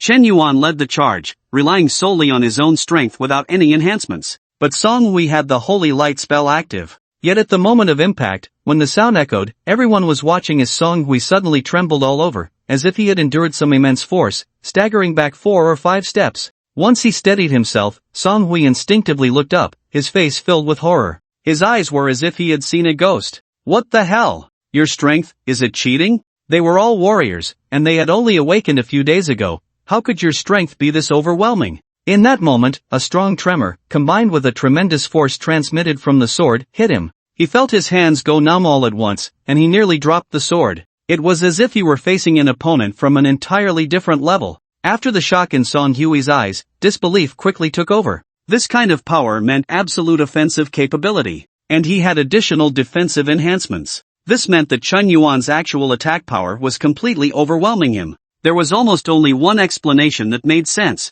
Chen Yuan's level could directly crush him. What level are you? Seeing this, Chen Yuan let out a cold laugh and raised his heavy sword onto his shoulder. Humph, a frog at the bottom of a well. Song Hui's face turned ugly. Beside him, Zhang Xingyi, who had been maintaining a serious expression, now had a flicker of uncertainty in his eyes. This bizarre situation made him feel uneasy, even if he tried to maintain his composure. Chen Yuan seemed to be ridiculously strong. If Chen Yuan was already this powerful in their small team, how strong could Su Muxue be? She was a dark moon mage, recognized as the one with the greatest potential among the 3 top talents. If it came down to it, she might be even more troublesome than Chen Yuan. Zhang Xingyi's expression changed repeatedly, and he finally began to reconsider. It seemed that this situation was not going to end well. This was a prickly situation. Zhang Xingyi glared at Wang Chen with resentment. You lucky bastard, all you can do is hide behind women. Let's go. Upon hearing this, Song Hui immediately felt relieved and quickly turned to leave. However, the way they looked at each other as they departed had clearly changed. Seeing them run away, Chen Yuan shrugged and walked back, sheathing his heavy sword. So, how was it, old Wang? I didn't embarrass you, did I? Wang Chen smiled nonchalantly. Although he didn't care much, Chen Yuan was indeed avenging him. Wang Chen patted his shoulder. I have to say, at least you look more and more like a mature warrior now. Wow. Ha. Such high praise. Not bad, old Wang, I must say, your words are much more pleasant than those flattery. Wang Chen couldn't help but feel speechless. This isn't flattery. I know. That's why it feels good. My brother, genuine compliments, who wouldn't be happy about that? Chen Yuan joked, nudging Wang Chen with his elbow. Hey, when we get back to school, let's find a place to feast after class. The college entrance exam is tomorrow, so let's have a good meal today, my treat. Wang Chen glanced at Su Muxue and the little bird on her shoulder. A rich fool with too much money is treating us again, shouldn't we give the rich guy some face? Chen Yuan immediately clasped his hands together. Thank you, esteemed guests. But the others couldn't help but laugh. In the blink of an eye, they returned to school. The college entrance exam was tomorrow, and the school had called everyone back one last time before the exam. Considering everyone's leveling progress, this meeting was scheduled for that evening. Back at school, passing through the familiar playground and hearing the chatter of classmates, the atmosphere suddenly felt harmonious, as if they had returned to an ivory tower. They all felt a strange sense of disconnection, as if they had come back from the front lines, where everyone felt like family. This calm and stable atmosphere was truly wonderful. School life was indeed great. Returning to the classroom, the homeroom teacher held a class meeting, discussing various important matters and sharing some beautiful visions and blessings. A lot of chatter. But Wang Chen vaguely sensed that the atmosphere in the class had improved significantly upon returning to school. It felt a bit like surviving a disaster and returning to see everyone as if they were dear relatives. It seems everyone feels the beauty of the school. After the class meeting, the homeroom teacher called Wang Chen and the other 2 out individually, and unexpectedly, Principal Zhao Guofeng also arrived. They must have known that Chen Yuan and Su Muxue were Wang Chen's teammates. They were not like those clueless fools outside. They understood Wang Chen's situation. And being with Wang Chen, how could it be bad? Not to mention, Chen Yuan and Su Muxue were not simple professionals themselves. Zhao Guofeng was very warm and friendly towards the 3 of them. In the end, Zhao Guofeng even dropped a bombshell. Wang Chen, you have been pre-admitted to Jiangnan University. After the college entrance examination, you can directly choose a piece of silver-level equipment from the school's treasury. Pick whatever you like. As for you two, as long as you both get selected by the 3 supreme academies, you will also have a share. Silver level, pick whatever you like. Wow! Chen Yuan immediately gasped in surprise. Although their family wasn't short on money, this wasn't about money. This was the school's affection, the recognition from the principal. This is something he could brag about to his grandchildren when he gets old. This is a symbol of honor. Wang Chen and Su Muxue exchanged glances, and of course, they were all smiles at such good news. The 3 quickly thanked the principal, and of course, also thanked the homeroom teacher, Qin Yao. After a warm and friendly exchange, the 3 finally left under the expectant gazes of the principal and the homeroom teacher. That night, with good food and drink, toasts were exchanged. A night without words. The next morning, Wang Chen received a message from Li Chen. He invited him to meet at a cafe. Today, the other students were all taking the college entrance examination, but he didn't have to participate. He didn't need to prove himself through an exam. Well, that's a high status. Wang Chen had no plans anyway, so he readily agreed. In the morning, at the cafe, the sun was shining brightly. By the window on the second floor, the sunlight poured in warmly, falling on Li Chen's face, making him seem much friendlier. Please sit, Wang Chen. No need to be polite. Wang Chen smiled politely and sat down as instructed. To be honest, these people were really nice to him. The reason I called you here is to discuss some matters. In the private room, the coffee had already been served, and Li Chen switched from the exam mode to work mode. His tone became much more serious. First, it's about the arrangements made by Captain Su earlier. According to Captain Su's previous arrangements, he will form a team centered around you, specifically tailored for you, to be the main force in future national battles. Now, this small team already has a few candidates, and they arrived in Tianshui City last night. They've already come? So soon? Wang Chen couldn't help but be surprised. Seeing Wang Chen's reaction, Li Chen couldn't help but smile. After all, it's a team specially built for you. The sooner they can interact and cooperate with you, the better the results will be. I can give you a little hint in advance. The people coming this time are not simple characters. Wang Chen was indeed intrigued. He had already had a preliminary experience of Su Jingfeng's combat skills. What kind of professionals would those he personally selected be? Wang Chen felt a stir of excitement in his heart. If even President Li says so, then I really have to wait and see. Li Chen appeared very confident. Don't worry, you will definitely be satisfied. Then there's the arrangement for you afterward. In the coming period, you will be with this newly formed small team. They will help you level up, and at the same time, it will also be a process to increase your understanding and cooperation. I believe you understand that this process is quite important. Wang Chen nodded. He naturally had no objections to this. Come on, having such big shots help him level up. Only a fool would refuse such a good thing. Li Chen felt reassured by Wang Chen's attitude. Alright, then I can relax. He took a sip of coffee, appearing much more at ease. The remaining matters are just some trivial details. One thing is about that challenge order. We estimate that the time for them to launch the challenge is getting closer, possibly even tomorrow, or any day thereafter. This is also one of the reasons why I'm eager to help you level up. Regarding this, Wang Chen, you need to be prepared. Wang Chen took a deep breath. In Sakura country, a bunch of sneaky little scoundrels.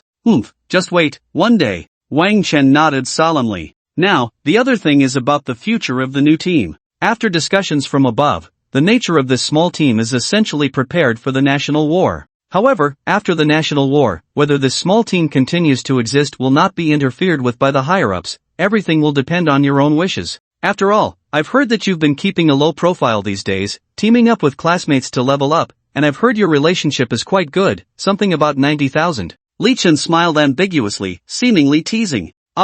This. Wang Chen couldn't help but laugh awkwardly. Li Chen waved his hand. Just joking, you're young. Although I'm almost an old man now, I was once young too. Back in the day. Li Chen's smile froze for a moment, then he bitterly shook his head. It seems I wasn't as glorious as you back then. Goodness, how do I respond to that? But Li Chen clearly had no other intentions. A few jokes had actually brought them closer. In short, Wang Chen, I hope you understand that, to a large extent, you represent a more brilliant future for our dragon country. However, Dragon Country will not forget that you are still just a child. Although you are a rising star, the country will not overly restrict you, nor will it treat you unfairly. After this speech, Wang Chen felt a warmth in his heart. Being a citizen of Dragon Country is truly wonderful. After the conversation, Li Chen took Wang Chen straight to the Adventurers Guild. According to Li Chen, those new team members should be at the Adventurers Guild right now. They had just arrived in Tianshui City last night, and now gathering at the Adventurers Guild was for preparing for the upcoming actions. Upon arriving at the Adventurers Guild and reaching the office door, Li Chen suddenly stopped. Are you ready?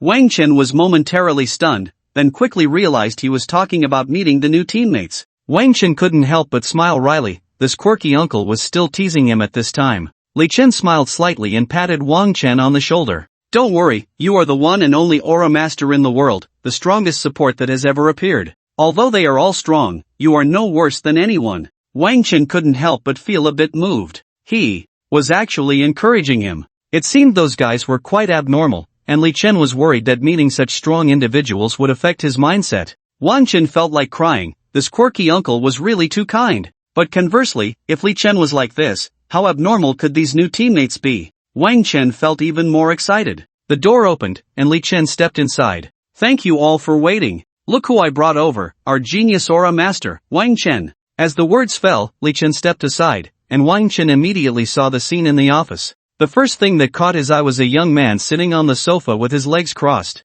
Judging by his appearance, he seemed to be in his 20s, wearing a loose black shirt and long pants, with very fair skin and a pair of distinctive peach blossom eyes. I have to say, this person looks a bit handsome, perhaps, who knows how many girls he has harmed. But the reason Wang Chen noticed him at first glance surely wasn't his looks. Wang Chen felt it immediately, this person's aura was very strong. Extremely strong. It seemed to be an aura formed from long-standing high status. Just sitting there made him seem like the absolute core of the vision. Even his expression carried a unique coldness, and his gaze exuded a clear sense of detachment. It was as if he didn't regard others at all. But it didn't feel arrogant. This guy felt as if he didn't need to be arrogant. He was born to be the center of attention. Damn! Wang Chen suddenly understood why Li Chen had specifically reminded him before entering. Ever since he crossed over, Wang Chen had never seen such a unique person. This guy. Damn it, he must be the protagonist. I'm not. I'm a fake. A phony. Wang Chen took a deep breath, his attention quickly drifting away.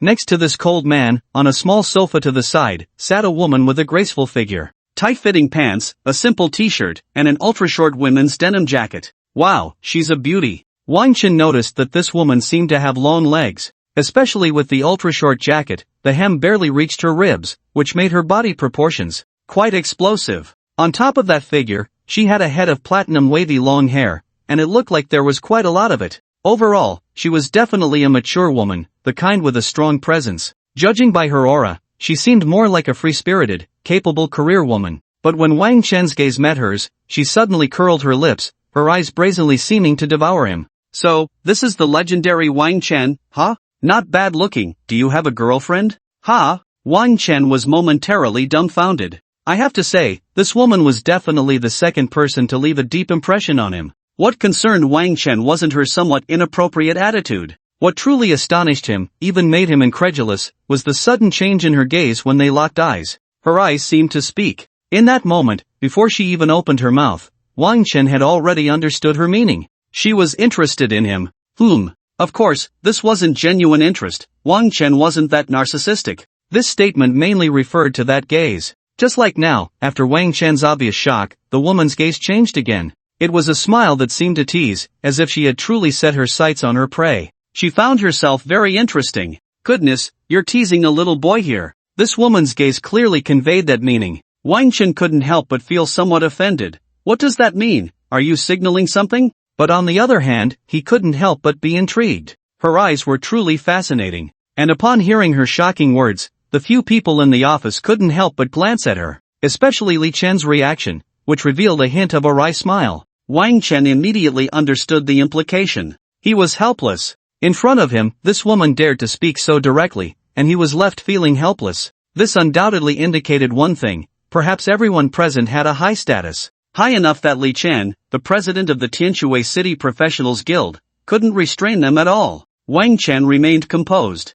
Beside him, there was also a burly man. Indeed, it seemed more fitting to describe this person as a big man. This person's build was simply enormous. He wasn't a muscle man, nor was he overweight. This guy was simply built too robustly. If you could see a silhouette, his shadow would probably be 2 or 3 circles larger than others. And beneath such a physique, he sported a standard stubbly beard, which gave off a vibe that could be summed up in 2 words: tough. Too tough. As for the one sitting at the far corner, it was a very thin man who looked quite young but was tall, sitting there with a cold expression, giving off a cool demeanor. There were 4 people in total, and Wang Chen had glanced over them all. Each of them gave him a different impression. However, it was clear that none of them were simple characters. Wang Chen's gaze fell back on the woman, who first responded to her question. I'm only 18 years old. If you want to ask this question, you might as well ask the guy next to you. Him? I'm not interested in him at all. This guy doesn't seem like a good person. The girls who like him could line up from the Magic City to Kyoto, so how could I possibly get a turn? As she said this, the woman's eyes took on a more profound meaning. Little guy, only 18, but you're not being honest. You come right in and dig a pit for me? You've got some nerve. It's just a tease, but you're quite vengeful. The cold man also seemed quite surprised. This kid has some guts. It's a bit interesting. Li Chen timely clapped his hands. Alright, since everyone is here, let me introduce you. Wang Chen, you already know his situation, so how about you introduce yourselves one by one? Let our classmate Wang Chen get to know you. The others had no objections, and first up was the woman who had asked about relationships. Then I'll go first. Surprisingly, the woman seemed to become serious again. Song Wancho, profession, star image, level 76, main traits are damage and control. But after finishing her sentence, Song Wancho suddenly blinked. There are too many people here, so that's all I can say. If you want to know more, come find me privately. Goodness, Wang Chen couldn't help but twitch his mouth, and the others couldn't help but feel embarrassed and glance away. I mean, sister, is it really okay to be so blatant? Next was the cold man, who took the lead without hesitation. His tone was very indifferent, just like his demeanor, which created a sense of distance. Xin Haochen, profession, Fire King, level 78, focused on damage, South Ming Fire. Upon hearing this, Wang Chen's eyes narrowed. South Ming Fire. Is it really the South Ming Fire? In some myths and legends, South Ming Fire is the flame of the divine beast Zhuke. These people are not simple characters, so perhaps it really is? Wang Chen held on to a bit of anticipation. Then came the man with the stubbly beard. My name is Zheng Xiong. Wherever I go, I'm a tank, standing in front to take damage. It seems like the people around me all say my arms look tough. My profession is called Fearless Charger, level 76. I heard Captain Su say you have a halo that can amplify attacks by 10 times. I have a profession trait that my defense and health are affected by attack boosts. Because of this, even though I'm a tank, all my level points are allocated to attack. Zheng Xiong scratched his head, looking a bit silly. Wang Chen, if you have that tenfold attack halo, I feel like I could be ridiculously tough, so we would make a great team. Wang Chen couldn't help but look surprised. A tank that primarily boosts attack, the higher the attack, the higher the health and defense, this is a talent. And just as he said, this guy really fits well with him. It's simply too perfect. Once his halo was on, this guy's boost could directly multiply by 10. That health bar. It's simply unimaginable. Su Jingfeng really is the person specifically chosen for him. To find such talent is truly impressive. Wang Chen revealed a gentle smile. Nice to meet you. As you said, we really do complement each other. You look quite a bit older than me, so I'll call you Brother Zhang from now on. Please take care of me. In fact, Wang Chen wanted to call him Uncle Zhang, because this guy had a full beard and really had that European and American uncle vibe. But the next moment, Zheng Xiong suddenly said, well, I actually don't look as old as I seem. I'm 28 this year. Ha, how much? Ha ha ha ha. Song Wancho couldn't help but burst into laughter from the side. Wang Chen was stunned for a long time. It was really, he could only awkwardly smile. Sorry, I'll just call you Brother Zhang. That's good, let's go with Brother Zhang. My goodness, this is really awkward. Wang Chen swore he wasn't intentionally being rude. It was just, who would believe you're 28 years old? Finally, there was that tall, cool guy. After Zhang Xiong spoke, he seemed to transform from an imposing giant into a friendly big brother. And this tall, cool guy, Wang Chen really didn't expect, had such a big contrast as well. I'm called Thunderstab. No, I'm Wang Lei. Sorry, I'm a bit nervous. Wang Chen, almost petrified. No wonder he looked cool. He thought he was aloof, but it turned out he had social anxiety. Wang Chen quickly smiled friendly. Hello, Brother Lei. We'll be teammates from now on, so please take care of me. I still don't know your ability. Is it Thunder Assassin? Yes, that's right, I'm a Thunder Assassin. I can harness thunder and move very quickly, and I'm at level 77, epic tier. Well, good, finally got a bit of understanding. Wang Chen felt overwhelmed. Why was meeting them so exhausting? He glanced around and saw they were all looking at him. Li Chen still wanted to act as a middleman, but Wang Chen held him back. Wang Chen was not at all shy. Alright, I think I have a preliminary understanding of your situations, but Xin Haochen, about your ability. Is it really South Ming leaving fire? Xin Haochen seemed to have answered this question many times and immediately continued without hesitation. It might be in the future, but it's not that exaggerated right now. My first skill is called South Ming leaving fire. This skill has some effects similar to a passive skill. The effect is that my flames will transform into South Ming leaving fire, and all my attacks will have a burning characteristic. The specific effects of the burning characteristic mainly focus on 2 points. The first point is innate area attack. All my attacks have area attack effects. The second point is that if my teammates are within the South Ming leaving fire, they can gain a shield that absorbs 10% of their health. If the shield breaks, it has a 3-second cooldown. The third point is that it never extinguishes. Hiss. Goodness, this characteristic. This burning is quite fierce. He is inherently an area attack mage, and his flames never extinguish. Plus, the shield's supportive effect. This is truly worthy of the name South Ming Leaving Fire. Combining these characteristics, Wang Chen suddenly seemed to have a picture in his mind. When this guy starts fighting, it will immediately be a sea of fire everywhere. Hiss. Alright, I have a rough understanding of the situation. Now, regarding me, you must have known about my situation before you came, but there are also things you don't know. The few of them immediately became interested, and Li Chen, who had been observing, also brightened his eyes. He seemed to have vaguely guessed something. Wang Chen smiled lightly. I just awakened a new skill, and the effect of this skill is 90% cooldown. Thud. As soon as these words came out, everyone felt a sudden jolt in their hearts. How much? This time, it was their turn to shout how much. The one who spoke was Song Wanqiu, her beautiful eyes wide open. Wang Chen couldn't help but smile at her reaction. You bad sister, look at you today. Even Qin Haochen, who had been lounging comfortably on the sofa, suddenly sat up straight. Wang Chen was quite pleased with their reactions. With this cooldown boost, everyone's skills can connect quickly. Before, I thought that with the high damage boost, my teammates were just lacking in skill cooldowns, missing a bit of the thrill of bombardment. But now, it seems that the energy is the real concern. The others looked at Wang Chen, speechless. Although this kid seemed to have a bit of the demeanor of a strong person, for some reason, they felt he was definitely showing off.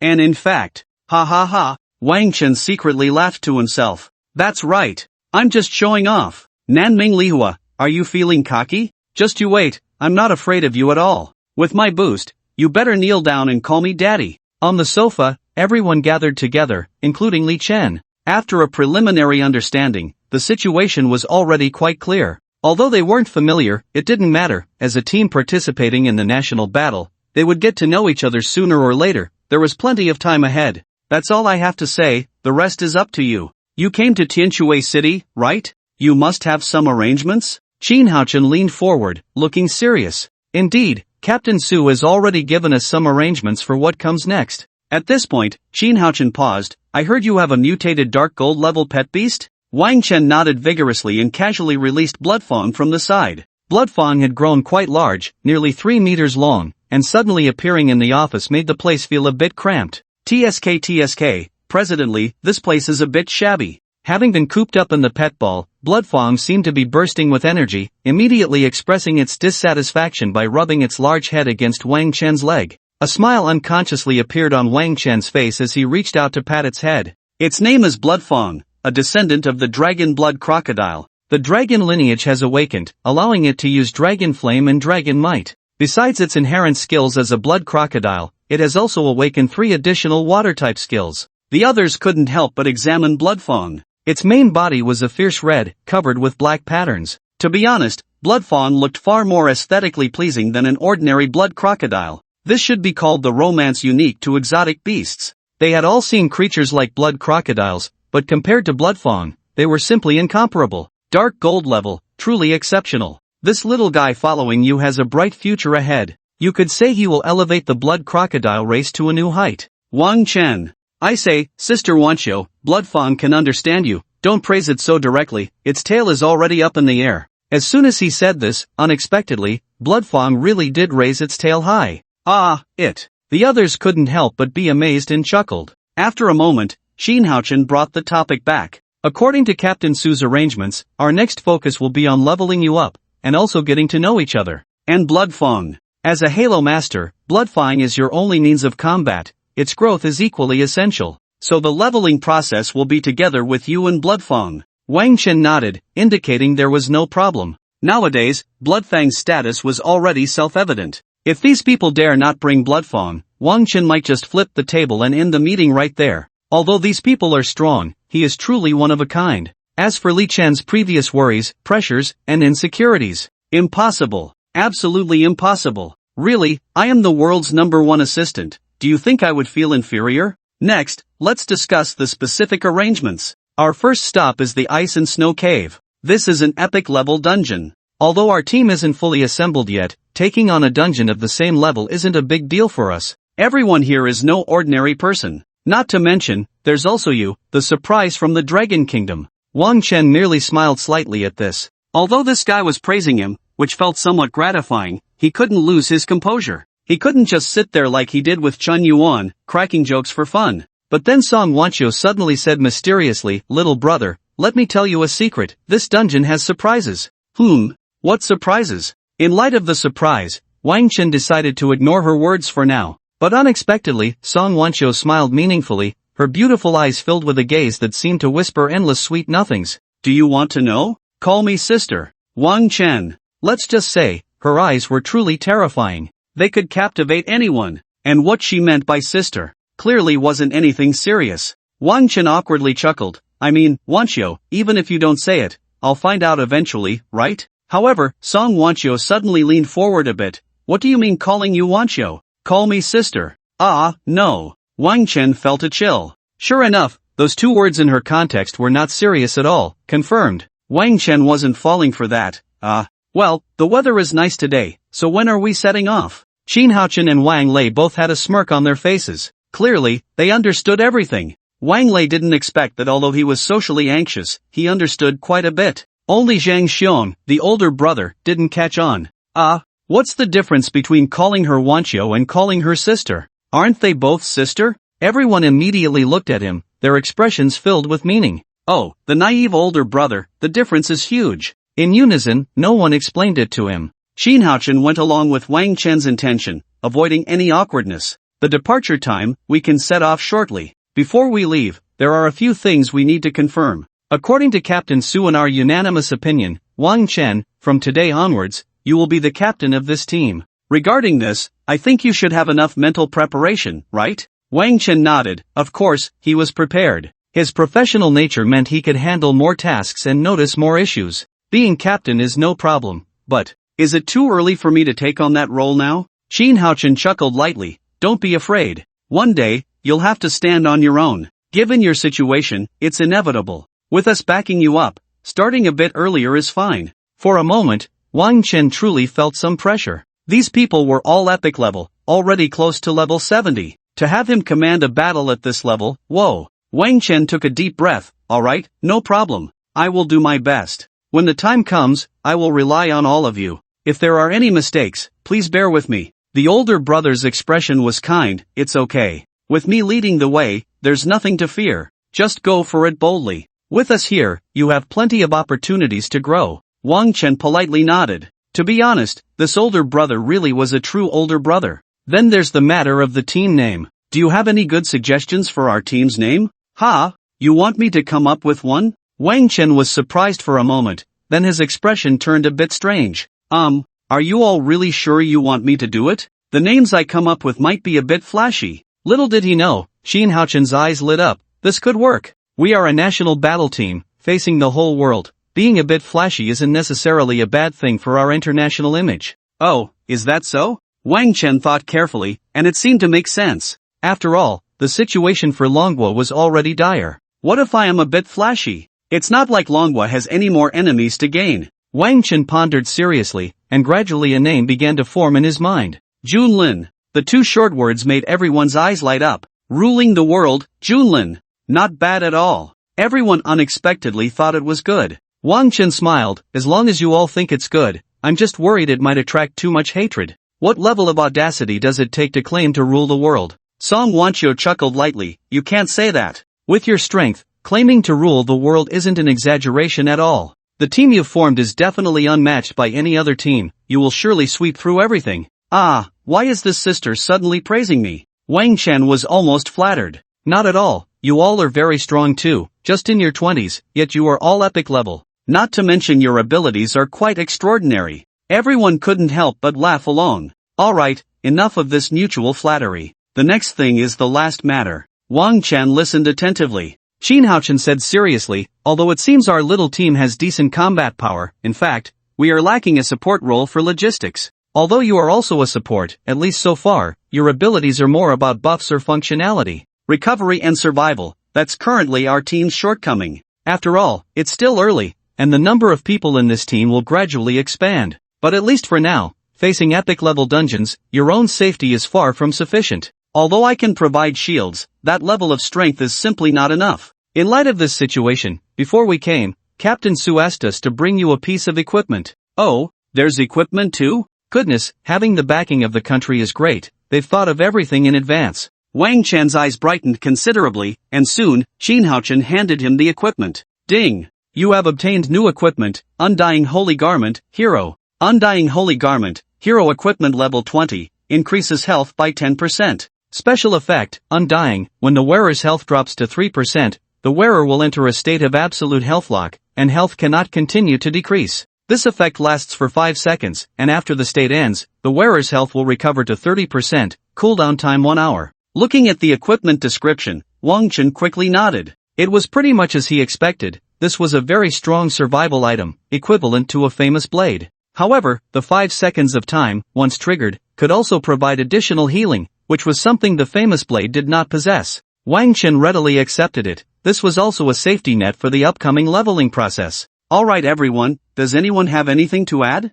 If not, we need to prepare to set off. Aside from Song Wanqiu saying a couple of trash talk lines, no one else had anything more to say. Thus, everything was ready, and the group immediately set off for the icy cave. The location of this dungeon was much deeper into the wilderness. After all, it was epic level. By the time they arrived at the dungeon, it was already close to noon. Ding! You have opened the epic level dungeon Ice and Snow Cave. Please select the difficulty level you wish to enter. Wang Chen had never played at this level and was not very familiar with the situation. This choice was made by Qin Haochen. The chosen difficulty was hard, just one level harder than easy. It seemed that perhaps due to their first collaboration, Qin Haochen's choice was quite conservative. Suddenly, the scenery changed, and soon everyone noticed that the ground beneath their feet had changed color to a shimmering ice blue. It didn't look like snow, nor did it resemble ice, as ice surfaces didn't have such a pure color. On this ground stood a massive snow mountain before them. The most prominent feature was a very noticeable cave entrance.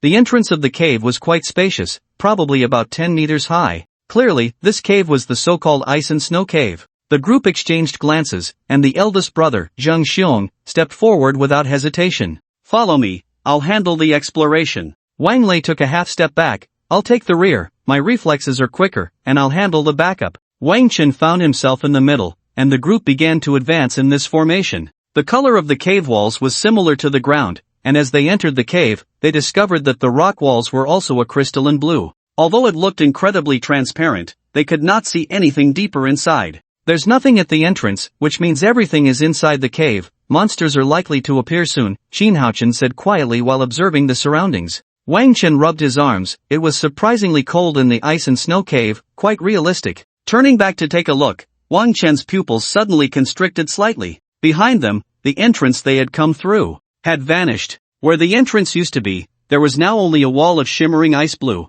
This was a dead end. Their only direction was forward. Wang Chen focused his mind and began to pay attention to his surroundings. Not long after, look up! Wang Chen suddenly shouted. Everyone was startled and looked up. Above them, on the dome of the cave, ice blue rock walls had inexplicably sprouted a number of ice blue monsters. These creatures looked more like bats, as they were all hanging upside down from the ceiling. However, judging by their size, even with their wings folded, they appeared to be about the size of a third grader. If those wings were spread out, how big would they be? What was even more alarming was the sheer number of these creatures. They were densely packed across the dome. Wang Chen's expression grew serious. We have some aerial capabilities, right? The two mages in the team should have some skills for dealing with aerial threats. Wang Chen also took a moment to observe his teammates' states and noticed that their expressions seemed completely unfazed. It was as if this was just a minor challenge. Goodness, it seemed he had underestimated them. Such a small scene was nothing to them, right?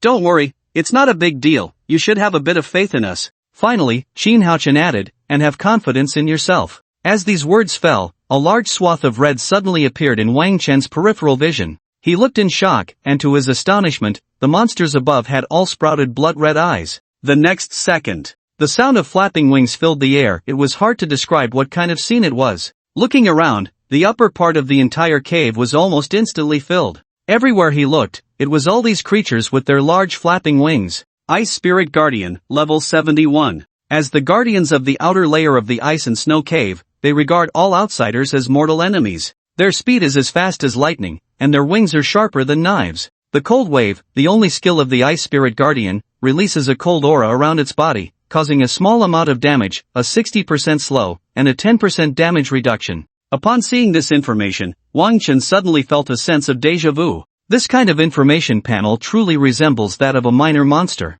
Just then, a large flock of icebirds swooped in, and Chinhouchen, who was in the center, suddenly stomped his foot. In an instant, his eyes ignited with a fiery red hue, and the temperature around him skyrocketed as if propelled by a rocket. On the ground, a massive, intricate red magic circle lit up, but in the blink of an eye, it was completely covered by the rapidly spreading red flames. In an instant, the ground was filled with red lotuses. Wang Chen immediately noticed a faint red translucent sphere of light illuminating around him, encasing him like a protective shield. This was Chinhouchen's skill, the fire shield. So, what was beneath his feet was likely his first skill, the southern bright fire. The scene had already descended into chaos, and Wang Chen had no time to think further. As Chinhouchen stomped and made his move, Wang Chen also activated his aura at the first opportunity. Holy damage, attack aura, purification aura, 3 auras activated simultaneously. The already fiery ground was immediately enveloped in a layer of faint fluorescence. At that moment, the dense flock of icebirds was already charging in. Wang Chen narrowed his eyes. He could even see the sharp cold light at the edges of their wings. These wings, now wielded as weapons, were slashing down towards everyone. The cold air was rampant. It must be said, facing such a scene, Wang Chen felt a strong sense of urgency. Because the blades were already swinging down, this was the instinctive protection of life. But beneath his feet, the flames that had been clinging to the ground suddenly surged up. Heavenly arrival! Boom! A loud rumble echoed through the scene. The low flames on the ground suddenly erupted into dense pillars of fire, almost instantly reaching the ceiling. Everyone felt as if their vision was about to be submerged by the red columns. And then, a sea of fire. Countless monster birds were engulfed by these fire pillars, and in the blink of an eye, they were all ablaze. That scene. Barbecuing ice-birds, anyone? Ding! Your teammate Chinhouchen has killed the monster LV. 71 Ice Spirit Guardian. You have gained 12,500 experience points. Ding! Your teammate Chinhouchen has killed the monster LV. 71 Ice Spirit Guardian. You have gained 12,500 experience points. The notifications kept ringing, and Wang Chen was momentarily stunned. This was no joke, it was indeed the southern bright fire. Just a touch and it ignited all over. This was a bit too overpowered. Since being touched by the flames, the damage numbers on the monsters had not stopped. Minus 375,000. Minus 375,000. Goodness, this massive area damage was too fierce for group battles. Wang Chen sighed inwardly and activated his god-level invisibility. In an instant, everyone's figures vanished, except for Chinhouchen. Just like that, in just a few seconds, the icebirds in sight began to disappear in large numbers, until they were completely wiped out. Wang Chen was at a loss for words. The fire pillars that had been spanning the cave began to dissipate, leaving only the flames still burning on the ground. The bare ice blue on the ground left Wang Chen puzzled. He couldn't understand how these flames had ignited. What you see now is my first skill, the southern bright fire, which is the fire on the ground. At first, the range of this skill was only 30 meters, but now, its maximum range has grown to 1 kilometer. Duo Xiao? Wang Chen's mouth twitched. 1 kilometer. Goodness, goodness. Just now, they were facing flying creatures. If it were land creatures, that scene, with this guy's skill, the area would have turned into a massive fiery hell. Chinhouchen smiled. It's not as exaggerated as you think. The flames on the ground don't deal much damage by themselves. Once the level is high enough, the skill is more of a signal to start the battle. My southern Ming fire needs this skill to trigger. Without it, it's just ordinary flames. Is that so? If that's the case, it's still quite overpowered, right? Then there's Ling Tian. The maximum height this skill can currently reach is 100 meters, and I can adjust the quantity by percentage. What I just activated was the maximum power. As he spoke, Chinhouchen looked at Wang Chen. These two skills aren't actually main output skills, but with you, they can be. A rising star, truly living up to the name. Wang Chen looked at him in surprise. He realized that this guy seemed incredibly cool, but the credit was all his. That scene just now was only large in scale, the damage wasn't that exaggerated. Wang Chen smiled. Now I feel like you and Brother Zhang are very compatible with me, because the range is big enough. Although the output itself isn't high, that's not important. I'm your extra output. Chinhouchen rarely showed a smile, finally not looking cold anymore. I'm honored to be your teammate in the national war. Please guide me in the future. Oh, so articulate. Wang Chen pursed his lips but smiled again the next second. He understood. This guy had been maintaining his composure, but now he couldn't hold it anymore. Because he had tasted the sweetness. Two skills with rather ordinary effects had directly become massive area forbidden spells under Wang Chen's enhancement. Who wouldn't be tempted by that? This cold guy was already losing his grip. Wang Chen couldn't help but chuckle inwardly. Sure enough, no output profession can withstand my aura. Even if you're a cold guy, you have to warm up. Xin Haochen then waved his hand, and the flames still burning on the ground extinguished with a whoosh. It revealed a ground full of equipment. Wang Lei was behind. I'll go pick up the equipment first, I'm fast. After saying that, Wang Lei immediately scampered off. Wang Chen hesitated for half a second. Let's all go together. It shouldn't feel like bullying time and space. No one had any objections, and the five of them began to pick up equipment together. While picking up, they continued to chat. I'm telling you all this so you can better understand our strength. Just now, they hadn't even made a move. With your enhancement, I can clear the entire area with just 2 skills. But actually, each of them is not an ordinary professional. By the way, you know the Central Courtyard Guild, right? I guess Captain Su has probably invited you already? Wang Chen suddenly looked enlightened. You're all from the Central Courtyard Guild? That's right, just from different teams. For the National War, our original teams have unconditionally made way. Saying this, Xin Haochen glanced at Song Wanqiu. In the next wave, I won't make a move, it's your turn. Song Wanqiu seemed to feel no pressure at all, even showing a hint of anticipation. No problem, 10 times damage, full holy damage enhancement, TSK. I can't wait. After entering the cave, the flirtatious look that occasionally appeared on her face when looking at Wang Chen seemed to have disappeared. Wang Chen was deep in thought. Of course, he wasn't pondering about Song Wanqiu. Instead, he was contemplating the gap in strength. Now, this was Wang Chen's first collaboration with someone of the epic tier. The epic tier seemed to be significantly stronger than the hero tier. Moreover, they were not ordinary professionals. Wang Chen understood that he needed to adapt quickly. Soon, they finished collecting their equipment, and the group began to move forward again. With this wave of monster clearing, Wang Chen felt his mindset had indeed relaxed quite a bit. To be precise, he felt more confident. A mere difficulty level, as long as you have hands, it's manageable. The group continued on for quite a while, nearly 10 minutes.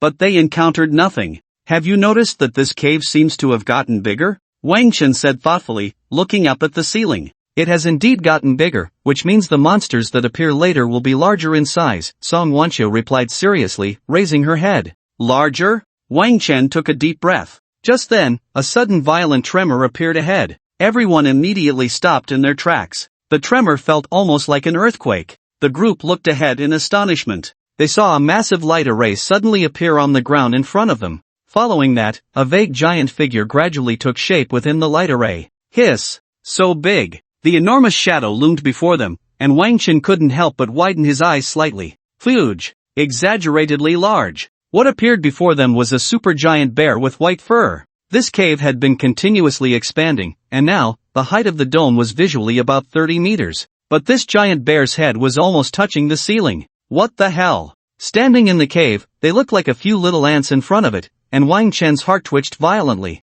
I mean, what kind of things are you epic tier folks facing? Can a human even fight this thing? Wang Chen quickly snapped back to reality and immediately released his invisibility aura, attack aura, and holy damage aura. No need to say anything, let's go invisible first. Ice Field Overlord, epic level 75. Good news, the Ice Queen has invited only 2 powerful beings into the ice cave. Bad news, what you are encountering is one of them. Bad news, just by the name, you can tell this one is enough to reign supreme on the ice field. The bizarre introduction left Wang Chen momentarily speechless. The revealed giant bear let out a beastly roar at once. The sound echoed in the cave, practically enhancing the natural KTV sound effect. Deafening. The roar not only showcased the ferocity of this giant but also triggered an instinctive panic in people's hearts. Faced with a supergiant beast, humans would always feel fear. But fortunately, the effect of the invisibility aura had already taken effect. Wang Chen couldn't help but whisper, the aura has been activated. What should we do? Just smash it.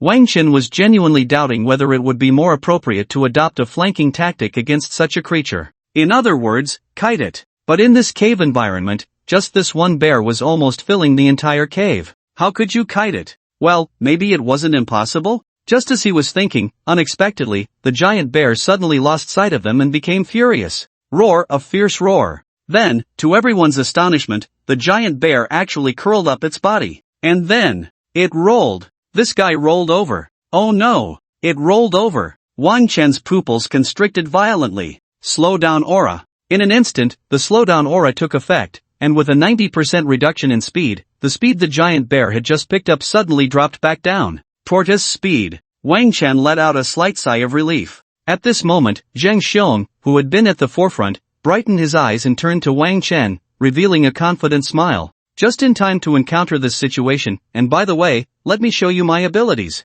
Zheng Xiong smiled as he turned back, extending his right hand. A deep gray light began to gather, and in the blink of an eye, a glowing shield appeared in his hand. The shield looked completely rectangular, smooth on the surface, without any flashy designs. Wang Chen blinked.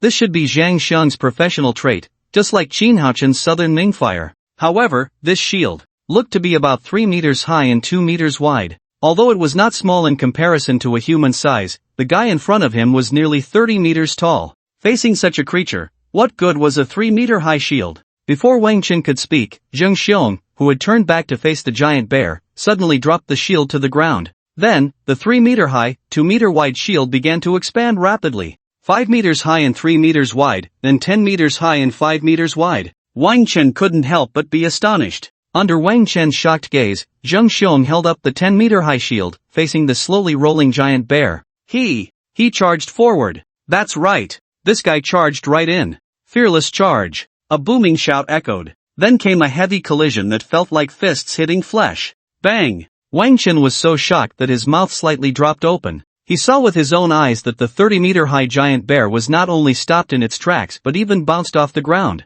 What the hell? A monster, a monster. What kind of divine teammate is this? Wang Chen was so stunned he couldn't speak. Not just Wang Chen, even the others showed clear signs of shock. Song Wanqiu's mouth twitched. It really is a one-man fortress, a fearless bastion. With 10 times the attack boost, this guy is practically not human. Did you see that? The bear was knocked up into the air. Wang Chen. What to do? Under my boost, my teammates have all become monsters. Who understands this visual impact, family? Well, now it's my turn. Song Wanqiu stood up straight, a certain excitement appearing on her face. Wang Chen instinctively looked in her direction. At that moment, Song Wanqiu's eyes suddenly sparkled with a faint glow, dazzling like starlight. Behind her, a pair of equally radiant eyes, shimmering with starlight, magnified dozens of times and hovered above her head. In that instant, Wang Chen suddenly felt an exaggerated mental pressure bearing down on him. Although it wasn't directed at him, Wang Chen could clearly feel it and sensed a slight distortion in the air. Divine ban. Wang Chen looked at the giant bear. He saw a slowly rotating 7-pointed star appear above the bear's head and beneath its feet. In the next second, each point of the star corresponded to another point of a 7-pointed star, extending additional threads of starlight. In an instant, a cage formed from the 7-pointed stars took shape, completely sealing the giant bear inside. This was clearly a single-target control skill, Wang Chen thought instinctively. But soon after, the cage made of 7-pointed stars began to fill with starlight. The filling speed was incredibly fast. In just 2 seconds, the giant bear inside was completely obscured. This cage had turned into a solid object. At that moment, Wang Chen suddenly had the illusion that the beautiful starlight forming it didn't resemble a cage at all. It looked more like a coffin. In the next moment, all the starlight shattered. The scene was suddenly filled with dazzling starlight, countless points of light scattering around, as if a rain of starlight had begun to fall. However, Wang Chen's attention quickly shifted away from this beautiful sight. He saw a string of enormous numbers appearing above the giant bear's head. Minus 560,000. 560,000 damage. This damage was undoubtedly exaggerated. Wang Chen recalled her self-introduction, main damage and control. So far, this introduction was indeed not an exaggeration at all. With such a level of impact, the giant bear before him seemed to lose its oppressive presence. It was completely just a decoration, wasn't it? In just a few moments, this massive creature fell to the ground. At that moment, Wang Chen felt that he had gained a certain understanding of the strength of this team. Although Wang Lei had not yet made a move, with the previous experience, Wang Chen could have enough expectations for Wang Lei in his heart. Collecting equipment, they continued forward. Along the way, they encountered several waves of monsters. However, the outcome was not hard to predict. Under the exaggerated damage of the few people, their journey proceeded smoothly without wasting much time. Until, at a certain moment, the world before them began to open up. They had reached the end of the cave. It was a vast space, hard to imagine that such a large area was actually inside a snow-capped mountain. Please note, you have entered the Ice Queen's palace. This prompt appeared, and then, in this enormous space, a voice suddenly echoed, ethereal yet filled with rage. Presumptuous. Lowly humans, dare to intrude into this king's palace. Die. The moment the voice ended, a tremendous pressure descended. Ding. You have received the special effect of royal pressure, all attributes reduced by 20%. Ding. You have received the special effect of the ice and snow domain, movement speed reduced by 30%, skill cooldown increased by 30%. Goodness, this boss actually had dual pressure. For an ordinary team, as long as there was no continuous purification effect, this pressure would become quite troublesome. However, Wang Chen remained calm, silently activating the purification aura, then focused his gaze deeper into the space. What pressure? Is it strong? Sorry, I won't let you suppress me. Under Wang Chen's watch, this space, lightly sprinkled with snowflakes, extended out, revealing a high platform. At the top of the long staircase, a solitary throne was displayed.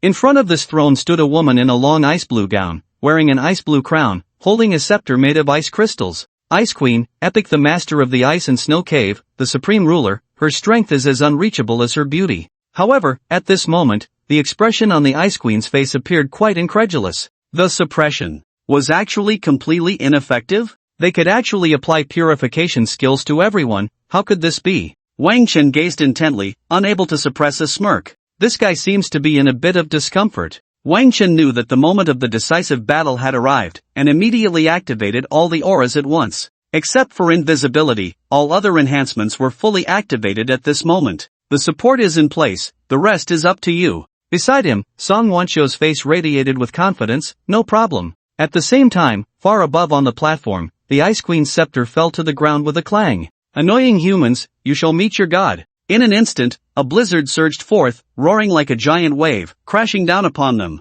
Ahead, Zheng Xiong didn't give any warning. A giant shield appeared and landed with a thud. In an instant, everyone behind him was enveloped within it. Boom! The sound of howling ice and snow rushed forward, directly hitting Zheng Xiong's face. The clash of the storm even echoed on the giant shield. However, it was completely useless. Zheng Xiong himself didn't even budge. The giant shield stood firm, as steady as Mount Tai. The scene was soon shrouded in snow and fog. At this moment, beside him, Qin Haochen's flames finally appeared on the battlefield. Although the space was vast, the crimson light array was even larger. In the blink of an eye, the ground here was completely consumed by a sea of fire. Intense heat began to rise, instantly clearing the snow and fog from the scene. Now, the figure of the Ice and Snow Queen was once again revealed. However, she was now surrounded by a sea of fire, even beneath her feet. At the same time, the familiar seven-pointed star appeared on the Ice and Snow Queen. The confinement took effect. Bold! You lowly humans!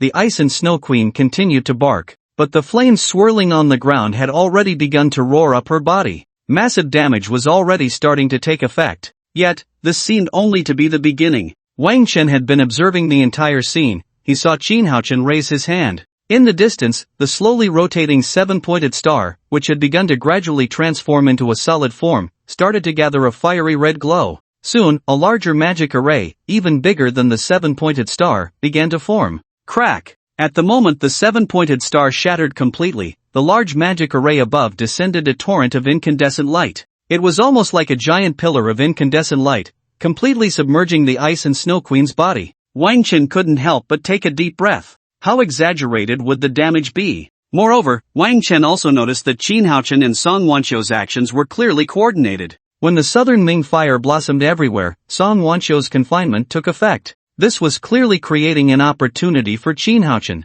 and Qin Haochen seized it perfectly. Wang Chen didn't even see the damage produced by the seven-pointed star before the incandescent pillar had already fallen. A perfect connection. Therefore, during battle, one must not only pay attention to the monster's movements but also to teammates. For a smooth little combo. Starlight chains. Wang Chen suddenly heard Song Wancho's voice again. At this moment, her bright eyes shone like the moon, an astonishing sight. The brilliant and grand light made her look almost divine. Wang Chen looked back at the battlefield. Around the fiery pillar, dazzling starlight began to appear. Clearly, the fiery pillar's duration had not yet ended. When the incandescent flames dissipated, those starlights simultaneously released their chains. Crack, crack, crack. From all directions, chains linked to the Ice and Snow Queen's body. Another perfect connection. 90% cooldown, not bad at all. Wang Chen heard Qin Haochen muttering, turning his head to find that this guy was actually smiling. Perhaps noticing Wang Chen's gaze, Qin Haochen looked back, and the excitement in his smile became even more apparent. Give me 2 seconds, just 2 seconds.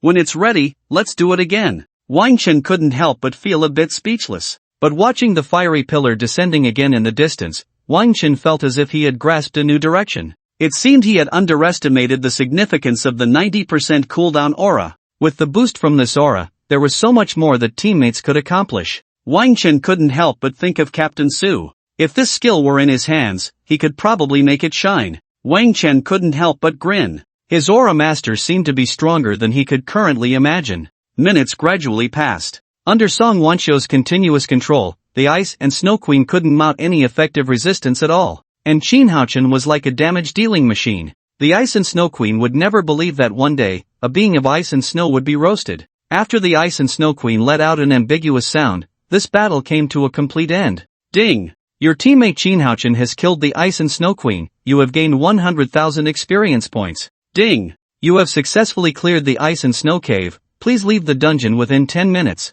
This dungeon was easily cleared. The flames on the ground dissipated, and the anomalies on Song Wancho also disappeared. The few of them appeared to be somewhat excited. Especially Song Wancho, her face was beaming with an excited smile. So refreshing, it's really too refreshing. I actually controlled from start to finish. Saying this, Song Wancho looked at Wang Chen. My good little brother, your aura is really amazing. How about getting closer to your sister? Wang Chen, wow, as soon as the battle ended, the true colors were revealed, huh? Song Wancho blinked, just kidding. First tell your sister, how many levels did you gain from this clear? Mentioning this, Wang Chen couldn't help but show a hint of joy on his face. I'm level 29 now, I'll soon reach level 30, and when I hit level 30, I can awaken a new aura. Not just that. Song Wancho said mysteriously, at level 30, practitioners will experience an explosive growth. You should know this, right? Wang Chen certainly knew, level 30 was a watershed moment. Quick, go check what the boss dropped in the end? Wang Chen suddenly remembered that she had mentioned there would be surprises, right? Could it be that the surprise was in the final boss's treasure chest? Wang Chen couldn't help but feel her heart race a little. She shouldn't be joking about this, so even someone of her level thought it was a surprise. Right, this operation should have been planned by Su Jingfeng, which means this was actually Su Jingfeng's handiwork. Wang Chen suddenly felt even more anticipation. Ding! You have opened the boss treasure chest, epic. Ding! You have obtained an extreme ice armor, epic. Ding! You have obtained an ice and snow staff, epic. Ding! You have obtained an ice and snow element stone. Ice and snow element stone? Wang Chen seemed to have a vague guess in her heart. Only this item had no grade, so perhaps this was the surprise. Ice and snow element stone, a magical element stone containing the power of ice and snow. Swallowing it can grant a pet the power of ice and snow and has a chance to deepen its bloodline. Wang Chen couldn't help but look at Blood Tooth beside her. This was specifically for Blood Tooth. No wonder, so that's how it is. Wang Chen suddenly understood Su Jingfeng's intention. He himself had no attack capability, so Su Jingfeng wanted to make Blood Tooth stronger. This was undoubtedly a good method. Wang Chen immediately took the ice and snow element stone, and Blood Tooth seemed to sense something, coming over to nudge Wang Chen's pants. Wang Chen couldn't help but chuckle. Looks like it's really useful, here you go. Blood Tooth immediately swallowed it down. Wang Chen could sense Blood Tooth's thoughts. After swallowing the element stone, Blood Tooth told Wang Chen he was going to start digesting it. Just right, Wang Chen confidently put him back into the pet ball. Now, she could openly and legitimately keep him inside. As for the remaining equipment, they seemed less important in comparison. The few of them left the dungeon, and outside, it was already afternoon. There was still some time before nightfall, but with this little time, they couldn't really do much, so they simply decided to call it a day. Back to the mansion. Wang Chen originally thought that the absorption process for Bloodfang would take some time. Bloodfang's current size had already exceeded 4 meters, and with Wang Chen leveling up together, Bloodfang had now reached level 25. It was clearly unrealistic to think about putting it back in the incubation box, so Wang Chen had no idea how long it would take to hatch. However, unexpectedly, that night, Bloodfang had already completed its transformation. At home, Wang Chen released Bloodfang and was immediately taken aback. Is this Bloodfang? Lying on the floor was a gigantic crocodile over 5 meters long. It still bore some black stripes, but its base color was no longer blood red. Instead, it was ice blue. Even its eyes shimmered with a faint gold amidst the ice blue. Wang Chen stared blankly for a few seconds, unable to suppress his astonishment. Beautiful, it was truly stunning. My goodness, you're still Bloodfang. You've transformed like this. Bloodfang's eyes were indeed beautiful, a translucent and sparkling blue gold. Wang Chen looked at Blood Fawn's information and quickly discovered that its panel had changed dramatically. Ice Snow Dragon Crocodile, Dark Gold, Level, LV. 25. A Strength-type mutated monster, the Dragon Bloodline has been activated, gaining the power of ice and snow, with immense potential. Skills: Pounce, Dragon Breath, Death Roll, Dragon Might, Ice Snow Frenzy, Ice Prison Piercing, Ice Sea Vortex, Ice Dragon Bullet, Polar Blizzard. Wang Chen was amazed. Many of Blood Fawn's skills had mutated, and it even gained a new skill, Polar Blizzard. This transformation was quite significant. Wang Chen began to examine it closely. Pounce, the Ice Snow Dragon Crocodile releases its ice and snow power to protect itself, jumping forward up to a maximum distance of 100 meters, can grow, biting the enemy and causing massive damage. Goodness, a jump of 100 meters, is it using a rocket? Dragon Breath exhales a breath that freezes everything. This Dragon Breath had also transformed into an ice attribute power. Dragon Might and Death Roll remained unchanged, while Ice Snow Frenzy was merely a renamed version of Blood Frenzy, and Ice Sea Vortex was just a renamed Deep Sea Vortex.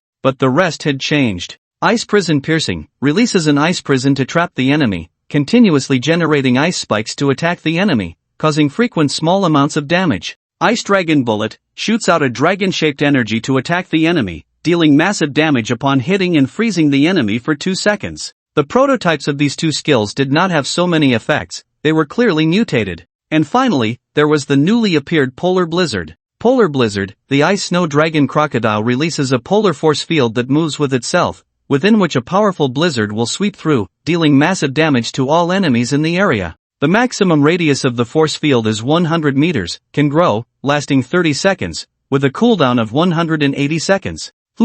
Looking at this skill, Wang Chen seemed to immediately grasp its direction. This was clearly a large area attack skill, but its true feature was that it could move along with Blood Fawn. This meant that this skill could flexibly combine with other skills. For example, Pounce. When Blood Fawn charged 100 meters away with this thing, the scene, TSK. Looking at the now completely transformed Blood Fawn, Wang Chen felt like he liked it even more. My little guy, you really know how to stir things up. You're truly amazing. Blood Fawn squinted its eyes, rubbing against Wang Chen's legs. This little guy seemed to really enjoy compliments. Wang Chen soon discovered that after this evolution, Blood Fawn could actually control its size to shrink. But this was also limited. The smallest size was just about the size it was when it was born. In other words, it could be small enough to fit in a pocket. Wang Chen held him in the palm of his hand. Now it's good. If you don't want to go into the pet ball in the future, I'll just tuck you in my pocket. Don't mess with me. I've got a little guy in my pocket. While Wang Chen was interacting with Blood Fawn, he received a new message on his phone. It was from Chen Yuan. The college entrance examination had ended, and the three of them invited Wang Chen to go out and hang out. Wang Chen naturally agreed. The next morning, Wang Chen set out with little Blood Fawn. Central Building. This is one of the tallest buildings in Tianshui City. In this Tianshui landmark, there is a very famous place called the Nine Heavens Restaurant. Because this restaurant is indeed located on a high floor, it is enough to overlook a good part of Tianshui City. It was Wang Chen's first time here. As soon as he walked into the first floor, he saw that Chen Yuan and the other three had already arrived in the waiting area on one side. Wang Chen greeted them with a smile. Who told you to sit here? That's a fine. The few of them looked up in shock and immediately laughed upon seeing Wang Chen. Alright, old Wang, you quietly got into this business, and since there's definitely no money, how about you impose some other penalty? Wang Chen grinned, then I'll fine you for eating less today. Chen Yuan's eyes widened. How about you just fine me money instead? I treat you like a brother, and you want my life. Xia Ying chuckled to the side. Su Muxue looked at Wang Chen with bright eyes. Although it had only been a day since they last met, it felt like a long time had passed. The four of them went upstairs together, taking the sightseeing elevator, their feet quickly distancing from each other. The college entrance examination is over. How did everyone do? When this was brought up, Chen Yuan smiled mysteriously. Guess? Wang Chen was speechless. How can I guess? Chen Yuan put his arm around Wang Chen's shoulder. You, with your mind set on Jiangnan, what can we do? We can only accompany you to death. Don't worry, we're all in Jiangnan City. Wang Chen breathed a slight sigh of relief. Thankfully, they were all together in the end. Chen Yuan and I, like you, are going to Jiangnan University. Xia Ying's situation is special. As a druid, Jiangnan Auxiliary Academy in Jiangnan City is more suitable for her. That academy has a dean who is also a druid. Wang Chen looked at Xia Ying. Every profession has its specialization. Your choice is very right. We're all in Jiangnan City, and we can look out for each other in the future. What I told you before still stands. When I form a battle team, you better not refuse me. Xia Ying's eyes showed a hint of panic. How could I refuse? Such a good thing is hard to come by. The few of them couldn't help but laugh. Ding! The elevator arrived. Stepping out of the elevator, the elegant decor came into view. The decoration here was quite exquisite, clearly specially designed. Chen Yuan had made a reservation and took out a black card. When the front desk saw the black card, their expression changed, and they quickly called for a waiter. Under the guidance of the waiter, the group walked inside. However, they hadn't gone far when a faint noise became increasingly clear. Why should we give way to you? This dish was ordered by us first. Wang Chen looked at the person shouting and was surprised to find it was Zhang Xingyi. Hiss, he was also here. It seemed they had the same purpose. The college entrance examination was over, and they were out to celebrate. But he was arguing with someone else. Wang Chen glanced at the neighboring table not far away, and his eyes narrowed slightly. This was clearly different from the appearance of Longhua people. Their identities seemed to be obvious. Sakura country people. Wang Chen's gaze inevitably turned a bit cold. At the scene, although the waiter was trying hard to mediate, neither side showed any signs of backing down. Instead, they continued to argue. You Longhua people have an old saying, those who know the times are heroes. Let us have this dish, and I'll cover the bill for your table. How about it? You can go home and secretly rejoice after having a free meal in the 9 heavens, right? Bang! Zhang Xingyi suddenly slammed his palm on the table. Who cares about your 2 stinky coins? You talk about being wise, do you know who you're speaking to? I am from the dragon country. As soon as these words were spoken, many people's eyes lit up. This was truly a proud declaration. I am from the dragon country. A certain Yamamoto couldn't help but snicker. Dragon country, ha! But immediately, he seemed to realize it was inappropriate and quickly wiped the smile off his face. However, the other guests were all watching, under everyone's gaze.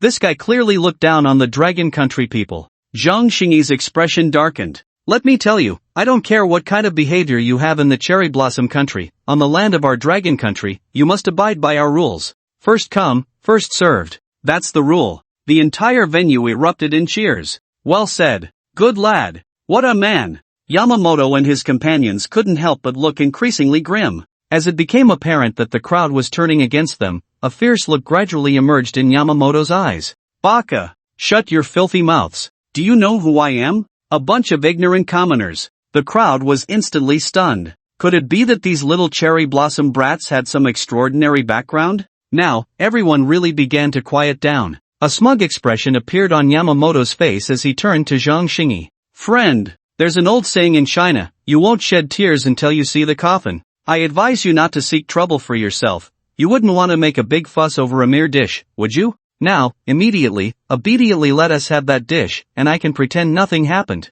The pressure was now on Zhang Xingyi. Although he knew he absolutely shouldn't back down at this moment, Zhang Xingyi only had a bit of talent. The situation across the table, however, was completely unclear to him. He wasn't foolish enough to be oblivious. Usually, he could rely on his profession to show off, but when it came to a big scene, his little background was simply insufficient. What to do? Was he really going to give in to these cherry blossom people? Although it was just a dish, the significance of this dish was no longer about food. It was the backbone of the dragon country people. Just as Zhang Xingyi was caught in a dilemma, a voice suddenly rang out in the restaurant. Since when can a few little cherry blossom brats make noise on the land of our dragon country? This bright voice was like a beam of light piercing through a muddy swamp. Everyone instinctively turned to look, and Zhang Xingyi's face involuntarily showed surprise. It was him. It was actually Wang Chen?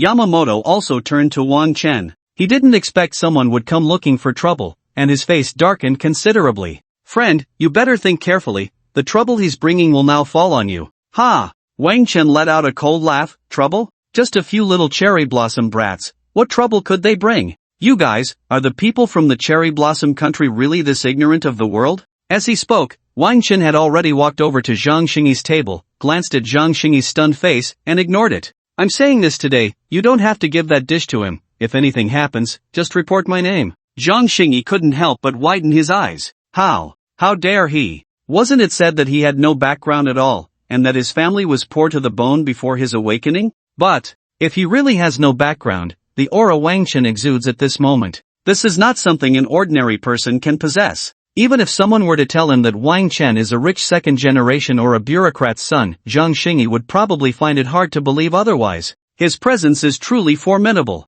Wang Chen turned around, coldly gazing at the few people from Sakura country across from him, his eyes filled with sharpness. Did you all hear that? This dish today, I won't let it go. Yamamoto was practically furious. Do you know who I am? Even if the King of Heaven came, I wouldn't let it go. His booming voice was like a thunderclap, resonating throughout the venue. Everyone couldn't help but widen their eyes, feeling a tingling sensation on their scalps, their blood surging. Awesome! This shout truly expressed the spirit of the Dragon Country people. A man from the Dragon Country should be like this. Not far away, Sumushue stared at Wang Chen with bright eyes, her gaze shining as if she were looking at her own hero. And there was Xiaoying, even Chen Yuan seemed to have stars in his eyes. Seeing that the momentum had reached its peak, Wang Chen couldn't help but marvel inwardly. No wonder he was called the money-adding master, his lines were indeed explosive. As for that Yamamoto, upon witnessing Wang Chen's overwhelming presence, this guy's arrogance actually diminished, his expression fluctuating between dark and light.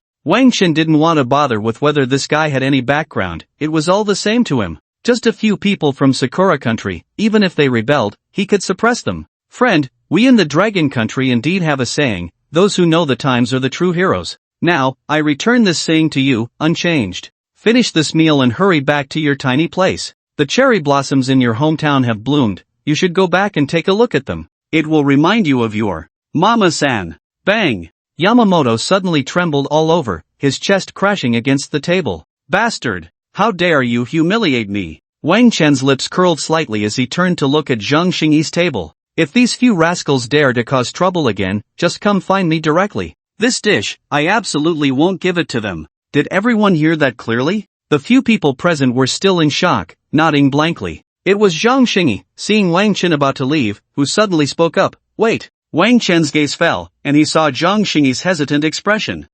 Wang Chen saw through his intentions at a glance. You don't need to think about thanking me, nor do you need to think about how things were in the past. I'm not afraid to tell you, we are not on the same path. I stand up today solely because we are both from the Dragon Country. That's all. I have things to attend to, so I'll take my leave first. As his words fell, Wang Chen turned and left. The entire table couldn't help but watch Wang Chen's retreating figure. Zhang Shigi's expression was filled with complexity. A few people quickly entered the private room, and as soon as the door closed, Chen Yuan exclaimed. I said, old Wang, you're amazing. I didn't know you could be this fierce. Did you see Zhang Xingyi's face? That kid was completely dumbfounded. Wang Chen smiled faintly, not taking the matter to heart at all. As everyone took their seats, seeing Wang Chen's calm demeanor, Chen Yuan couldn't help but sigh. Hey, you really don't seem to take him seriously. Wang Chen shook his head and chuckled. He was never on the same level as me. What do you want me to do? If I were to confront him, I'd be lowering my status a bit. Besides, I need to keep a low profile. Meanwhile, Sumushue was staring intently at Wang Chen, her eyes revealing a hint of suspicion. I need to keep a low profile, I need to. Why is it that I need to? Sumushue recalled Wang Chen's profession and the fact that he was directly recommended, and for a moment, her heart filled with speculation. Wang Chen quickly changed the topic. By the way, let me show you something valuable. Saying this, he took out bloodfang from his pocket and placed it in the palm of his hand on the table. Look, what is this? In his palm, bloodfang shimmered with an icy blue glow and black patterns, looking small yet exquisite. But the shape. Chen Yuan stared at bloodfang in confusion. Isn't this a dragon blood crocodile? But this color. I say, where did you get a new crocodile? Wang Chen said with a half smile, turning to place bloodfang on the ground. Grow bigger. Bloodfang, in tune with Wang Chen's thoughts, naturally understood his meaning. And then, a 5-meter crocodile suddenly appeared in the private room. The few of them were so shocked that they all stood up. Looking at the astonished group, Wang Chen smiled. Alright, no more teasing, this is the ice snow dragon crocodile, and its other name is bloodfang. Chen Yuan was momentarily stunned. Bloodfang? Come on, don't mess with me, tell me, besides being a crocodile, what else does it have in common with bloodfang? What point? Wang Chen smiled without speaking. At this point, Wang Chen's information was still not public, so he didn't mention much, only saying he happened to encounter an item that could upgrade bloodfang. On this matter, Sumushue and Chen Yuan tacitly chose not to pursue further. Their family situations couldn't be considered ordinary, and they certainly weren't clueless. They vaguely understood that bloodfang's upgrade shouldn't be that simple, and Wang Chen's status might have changed from before. However, since Wang Chen said nothing, it was likely he had his own considerations, and they silently chose to cooperate. Then Wang Chen introduced them to Bloodfang's new abilities, which made them all envious. Especially Su Muxue, whose family researched pet beasts. She understood better than Chen Yuan and Xiaoying what Bloodfang's evolution truly meant. Ice Snow Dragon Crocodile. This term meant that Bloodfang had begun to detach from its original bloodline, and its potential was rising. Perhaps before long, with the next or the one after that evolution, Bloodfang's rank could continue to ascend. This was definitely not mere talk. You guys, the college entrance examination is over, but don't slack off on your levels. As for me, I probably won't have much time to be with you lately. Whether you choose to find someone to guide you or whatever, just do it as quickly as possible. Su Muxue rested her chin on her hand, her chopsticks resting on the table, deep in thought. Chen Yuan, somewhat unexpectedly, glanced at Wang Chen, still chewing his food, and mumbled, "Alright, leave this to me. You just focus on your business, just find some time to eat and drink." Seeing this, Wang Chen felt a hint of understanding in his heart. He proactively raised his glass. "Come, to our future." The glasses clinked together, and a warm current surged in Wang Chen's heart. He understood that they should have already realized their differences. Although nothing was said, they had already begun to cooperate with him. The meal lasted a long time, and afterward, the few of them left together. The university matters had already been settled, but previously, the principal had made a promise. Wang Chen even recalled that the principal had mentioned he should prepare a full-body photo to nominate him for the Hall of Fame. Wang Chen didn't avoid Su Muxue and the others and directly went to a photo studio to take a picture. After all, they had already guessed some clues. The flash flickered, and on the display, Wang Chen was dressed in a formal suit, the light interweaving to clearly outline his figure. This young man is truly talented, and the photo turned out too well. How about it? Are you satisfied? Wang Chen pondered for 2 seconds, then turned to look at Su Muxue and Xiaoying. How do you two feel about it? Wang Chen didn't ask Chen Yuan. He felt that asking a guy about this kind of thing might not be very reliable. It was better to rely on the girl's aesthetic sense. It looks great. The captain is handsome. Xiaoying seemed quite innocent, her big eyes sparkling. Su Muxue, however, appeared much more subdued, simply staring at the photo and nodding. Pretty good, let's go with this one. Her reaction seemed rather lukewarm. But then she suddenly said, "By the way, there might not be many opportunities to take photos like this. Why don't you get a few more printed to keep?" Wang Chen thought about it and realized she had a point. He would only get busier from now on. He had deliberately informed Song Wanqiu and the others that he was going out today. They had come from far away, and he had been absent from work. That didn't seem very considerate. Wang Chen thought, then why not just print 5 copies, full-body shots, as there probably wouldn't be many chances to use them. But unexpectedly, Chen Yuan suddenly spoke up. Then why not add 3 more copies, so each of us can have one? Wang Chen was taken aback. What did that mean? Chen Yuan chuckled. You get it, right? The photos of you at this time will have great significance for us in the future. Wang Chen was stunned. Wow, he was plotting something here. He meant that if he became famous later, the value of these photos would increase. Wang Chen couldn't help but chuckle. Do you want me to sign them for you? Ha ha ha, you little rascal.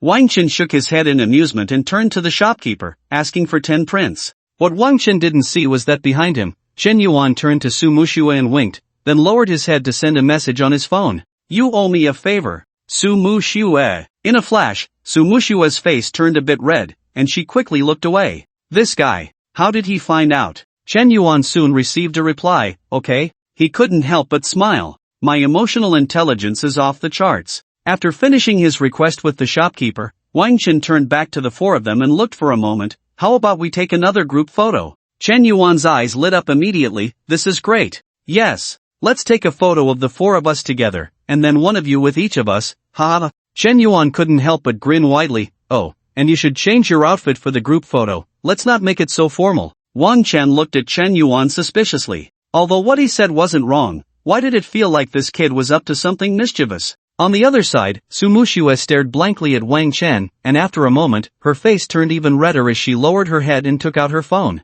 This favor is quite significant. Chen Yuan was taken aback, looked down at his phone, and immediately burst into laughter. Click! In front of the camera, Wang Chen wore a khaki trench coat and sparkling glasses, with his right hand tucked into the coat pocket, exuding a warm aura like a senior in a university campus. Beside him, Su Muxue, blushing, linked her arm with Wang Chen's and looked up at his face. Her eyes were bright. Looking at the photo on the monitor, Chen Yuan clapped and exclaimed, Perfect! Just this one, it's simply flawless. Wang Chen looked at Chen Yuan in confusion, feeling that this guy was acting strangely. What was going on? What was he hiding? Moreover, this pose was quite odd. Even though Chen Yuan kept insisting that the camera needed it, Wang Chen still found it strange. Looking at the photo, wow, this was clearly a couple's photo, right? Wang Chen couldn't help but be speechless and secretly glanced at Su Muxue, only to find that she was also looking at the screen. It was rare to see Yan Luowan's little face flushed. This rascal, she was shy. But to be honest, it looked quite cute. After taking the photos, the group returned to school together to see the principal about the equipment. Wang Chen chose a bracelet, which happened to be of silver grade, named the Starry Bracelet, possessing an active skill that could launch a starlight projectile. Although its inherent strength was rather mediocre, it didn't matter, Wang Chen could enhance it. Perfect match. Today was indeed a rare day off for Wang Chen, and he had no extra matters to attend to. Moreover, Chen Yuan seemed to be acting strangely, continuously pulling him along and not letting him leave. So, they decided to go out and have some fun. Along the way, Wang Chen gradually sensed something unusual. This kid kept nudging Xia Ying forward, which made him stick with Su Muxue, trailing behind like a little tail. Wang Chen couldn't help but wonder if this kid had a crush on Xia Ying. However, Su Muxue was also acting strangely today. For some reason, she kept blushing throughout the afternoon, which was utterly baffling. Strange. The next day, Wang Chen ended his vacation and transformed into a diligent worker. Leveling up. Already at level 29, he was determined to reach the threshold of level 30 today. At level 30, practitioners could receive a significant boost. Wang Chen was quite looking forward to this. In fact, it was still morning when Wang Chen's level had already reached 30. Consequently, Song Wanqiu and the others received another enhancement, a shield. The defensive aspect that Wang Chen had been longing for finally came online. The skill's effect was as powerful as ever. Divine Shield Aura grants teammates a shield equal to 1000% of his own health. A shield with 10 times the health, how could you not be nervous? Have you ever seen a gray health bar? With such a health bar, Song Wanqiu and the others had 10. I directly had 10 tubes of gray health bars. Extremely overpowered. By the end of the day, Wang Chen's level finally settled at 31. At level 30, leveling up was evidently more challenging. After returning home, Wang Chen took a moment to check his current stats. Information: Divine Aura Master Wang Chen level, 31 attributes, Intelligence 172, Strength 41, Constitution 41, Agility 41. Mana, 5,000 points. Skills: Divine Damage Aura, Divine Attack Aura, Divine Stealth Aura, Divine Purification Aura, Divine Stealth Aura, Divine Cooldown Aura, Divine Shield Aura. These attributes weren't exaggerated, but the number of skills was considerable. 7 skills at level 31 was definitely a configuration only top-tier practitioners could possess. Generally, practitioners wouldn't awaken a skill until level 5. While pondering his situation, Wang Chen suddenly received a call, surprisingly from Su Jingfeng. Wang Chen was suspicious. He should be busy outside, so why was he calling? Was he concerned about the effect of that ice snow ore? But when he answered, it turned out he needed him for something, and the address was sent over. Wang Chen quickly called for Bloodfang and took a taxi out. Su Jingfeng was looking for him, which surely meant something serious. Most likely, there was a new arrangement coming. When he pushed open the door, Wang Chen noticed that not only was Su Jingfeng there, but also Li Chen, along with Qin Haochen and Song Wanqiu. You finally made it, come sit. Li Chen immediately pulled Wang Chen inside. Wang Chen looked at everyone's expressions and had a vague sense of foreboding in his heart. Why are you in such a hurry to call me? Is something wrong? Su Jingfeng nodded seriously. The challenge order has been activated. Wang Chen's heart sank instantly. Has it already come? Although he had anticipated it, hearing the news still weighed heavily on him. This was not an ordinary battle, this was a war. War meant life or death. In the challenge, ultimately, only one side could survive. Looking at Su Jingfeng, Wang Chen gradually sensed the iron-blooded aura emanating from the captain of the Longyan team. His gaze was serious, as if he himself was about to step onto the battlefield. Wang Chen's expression gradually became serious as well. Don't worry, they should have told you about my situation. I am already level 31. In this battle, we will surely achieve a great victory. Su Jingfeng stared at Wang Chen for a long time, witnessing the sharpness in his eyes. After a moment, Su Jingfeng's lips curled slightly. Very good. It seems you have built up enough mental preparation, so I won't say much more. Now, let's talk about the specifics. This challenge order is indeed of a basic level, with a total of 500 participants on both sides, limited to those under 18 years old. This means the range they can choose from is only newly awakened newcomers. They are directly targeting the new generation of young blood from our dragon country. Now, the battlefield passage has appeared in major cities. Within 24 hours of the challenge order being issued, we can choose our participants, but once the 24 hours are up, the result will be a random forced conscription. The challenge order starts at 1 in the afternoon, which is 12 o'clock in Sakura country time. We must make our corresponding arrangements before 1 o'clock tomorrow afternoon. Wang Chen thought for a moment. What about the situation after entering the battlefield? There are two areas within the battlefield, one is a desert terrain, and the other is a swamp terrain. Our position is in the desert area. Position, Wang Chen keenly noted this term. This meant that the landing spot after entering the battlefield was not random, but clearly defined. Wang Chen nodded. Then what about the participants? I hope to reserve a few. Su Jingfeng immediately understood Wang Chen's meaning. Is it Su Muxue, Chen Yuan, and Xiaoying? Are you sure? Wang Chen nodded. Since it's divided by camps, with me there, they won't face any crisis. Although this is a war, it is also an opportunity. Su Jingfeng was silent for a moment, but eventually nodded. Alright, we can proceed as you wish. The remaining participants will follow the procedure. No problem. Good, so that's the current situation. I'll leave Su Muxue and the others to you. If there's nothing else, you can go back and rest well. Wang Chen nodded happily. Looking at Wang Chen's young face, Su Jingfeng took a deep breath. Good luck. Wang Chen grinned. Don't worry, I understand. Wang Chen laughed. As the door closed, Su Jingfeng looked at Qin Haochen and the others. What do you think? Qin Haochen hesitated little. He'll be fine, those who choose to follow him won't have any problems. Su Jingfeng paused, a hint of surprise in his eyes. It's rare for you to say such things, you're so confident in him? Qin Haochen looked as if it were obvious, he's a smart guy. Su Jingfeng remained silent. It was Song Wanqiu who continued, his choice of Su Muxue and those young people is also correct. Although it's a camp battle, they have grown together and trust each other much more than strangers would. Even if there were really any dangers, those few could help him fend them off. To put it bluntly, we can afford to lose others, but we cannot afford to lose Wang Chen. Su Jingfeng glanced at Song Wanqiu. No wonder you are called the heartless starry eyes. But you are right. We truly cannot afford to lose this kid. It's still not very convenient to make such calls in a taxi. Back home, Wang Chen dialed Chen Yuan's number. This guy had already transformed into a warlike figure and agreed without hesitation upon hearing the news. Then it was Su Muxue. Wang Chen? It's me. I need to consult you about something. On the other end, Su Muxue's expression gradually calmed down. So there really is something. Go ahead, what's the situation? Wang Chen thought for a moment. Do you know about the challenge order? Su Muxue paused. I know about it. My dad just warned me not to go.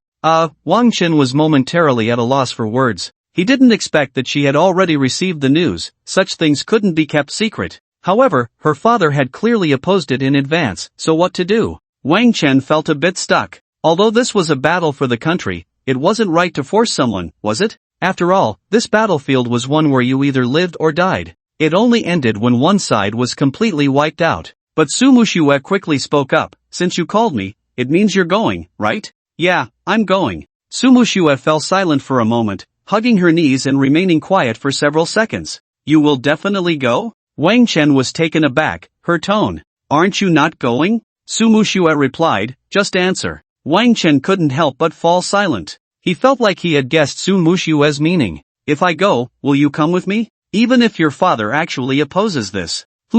Wang Chen felt a bit at a loss. He felt like he had touched something significant. Yan Luo Wang, is this true? The image of Su Muxue's face floated in his mind, and Wang Chen was surprised to find that the first thing that appeared in his heart was actually that group photo. He was wearing a trench coat, and she was linking her arm with his, looking at him with bright eyes. Wang Chen remained silent for a long time, not knowing what to say, and could only respond blankly. Yeah, I will definitely go. Su Muxue's voice came quickly. Okay, I'll be there tomorrow too. As she spoke, Su Muxue chuckled lightly. It's just the challenge order. The four of us aren't afraid of anyone, huh? After her cheerful laughter, she said, I'm going to find my dad now. You go call Chen Yuan and the others. See you tomorrow. With that, the call ended. Wang Chen stared blankly at his phone, his expression slightly dazed. She not only knew about the challenge order but also understood why he was looking for her, and she knew that Chen Yuan and the others would be going too. It seemed that as soon as he mentioned the challenge order, she knew everything. Wang Chen rubbed his forehead. No way, why do I feel like I'm the only fool here?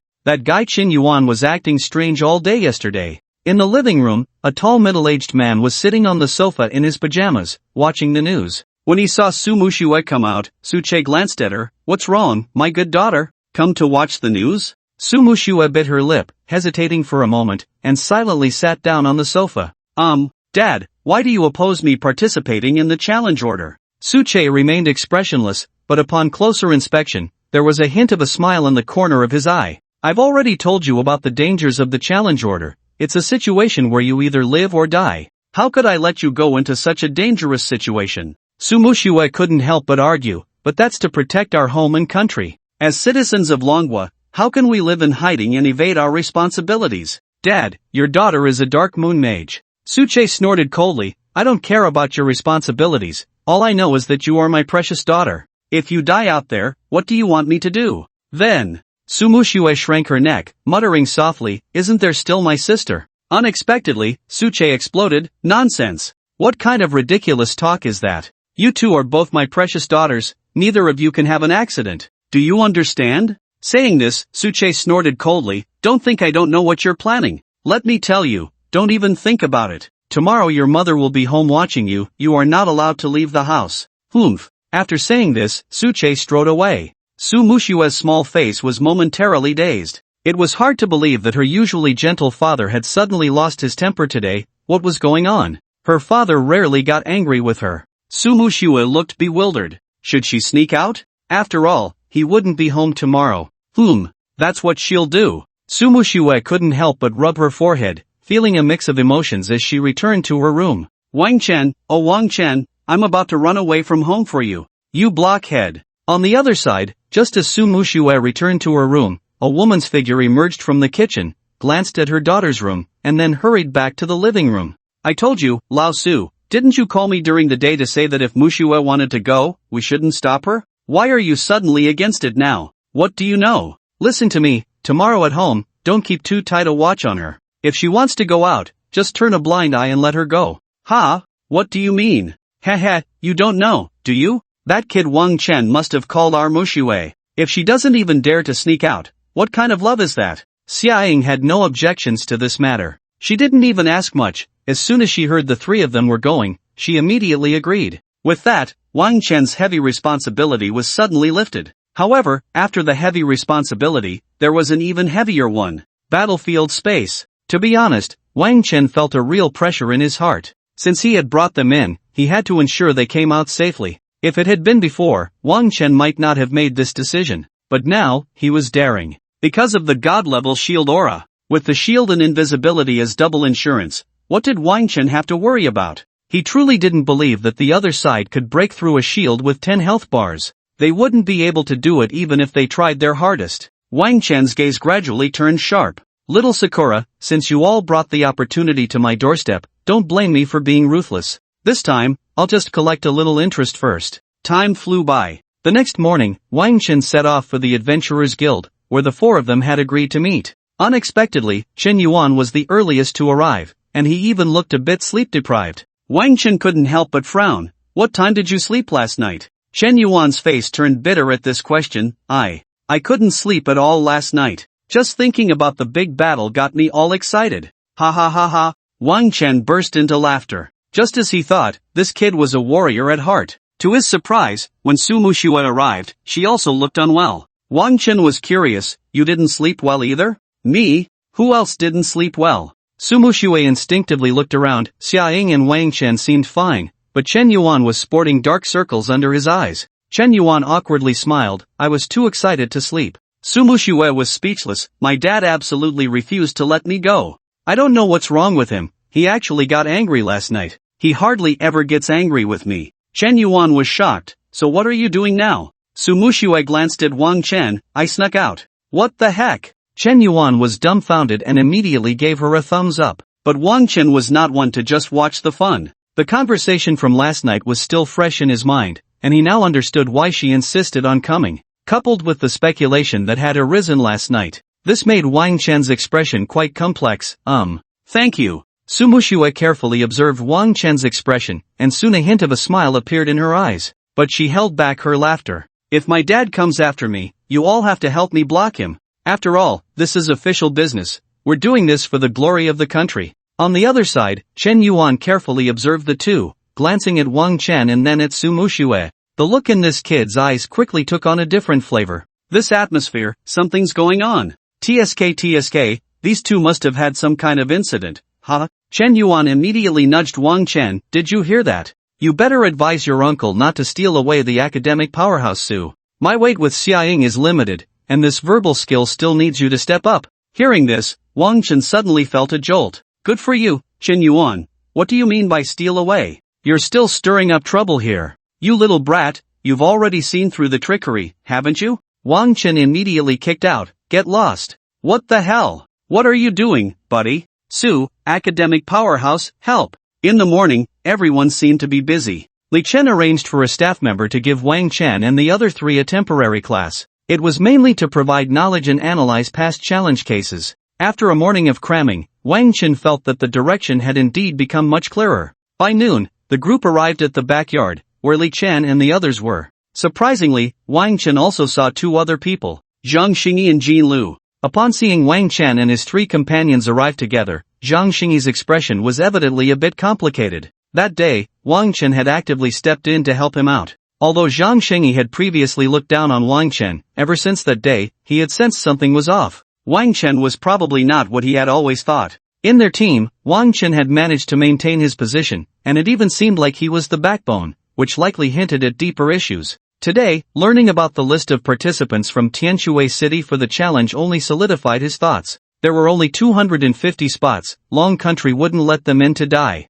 This spot wasn't something anyone could just waltz into. For events of this level, trying to use connections was nearly impossible, let alone for Wang Chen. Wang Chen's strength must have some unique aspects. As for Jin Lu, his face still looked bad, but he showed no signs of erupting again. It wasn't just because of Chen Yuan's black card. It was also because, when he learned of the list, he immediately raised doubts. Him? Are you kidding? A useless aura master like him can get in? The one who responded to him was Li Chen himself. Nonsense. You, a bloodthirsty berserker, still have the audacity to pick and choose. Who gave you the guts to question the nation's choice? If you don't want to go, then get lost now. Jin Lu even felt a chill from Li Chen's face. Jin Lu was almost dumbfounded. It was Zhang Xingyi who pulled him back, and only then did he hurriedly lower his head to apologize. So now, seeing Wang Chen standing with Su Mushue, the four of them even chatting and laughing, he could only hold back his displeasure. Once everyone had arrived, Li Chen walked up to Wang Chen. So, do you have confidence?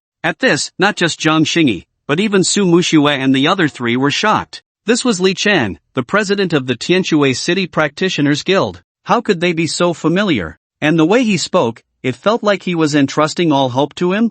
No way. Wang Chen nodded seriously. Don't worry, I won't joke with their lives, nor will I joke with Long Country's reputation. This battle, we will win. Li Chen nodded with satisfaction. Good, really good. I feel like I can already see you young people shouldering the new future of our Long Country. Wang Chen grinned. A brilliant future. The others were even more shocked, confused, bewildered, but soon it turned into a chilling realization. Who exactly was Wang Chen? But unexpectedly, just before the final moment, Su Che arrived at the scene. Su Mushue turned pale at that moment and instinctively grabbed Wang Chen's sleeve. Wang Chen, my dad is here to catch me. Wang Chen turned his head and indeed saw Su Che. However, Li Chen was also present, so Wang Chen didn't feel too flustered. Soon, Su Che approached, and Li Chen naturally went up to greet him. It's Chairman Su. With the battle approaching, it's understandable for Chairman Su to come and give some advice. The young lady is right over there. Su Che smiled and shook hands. Thank you, President Li, for taking care of her.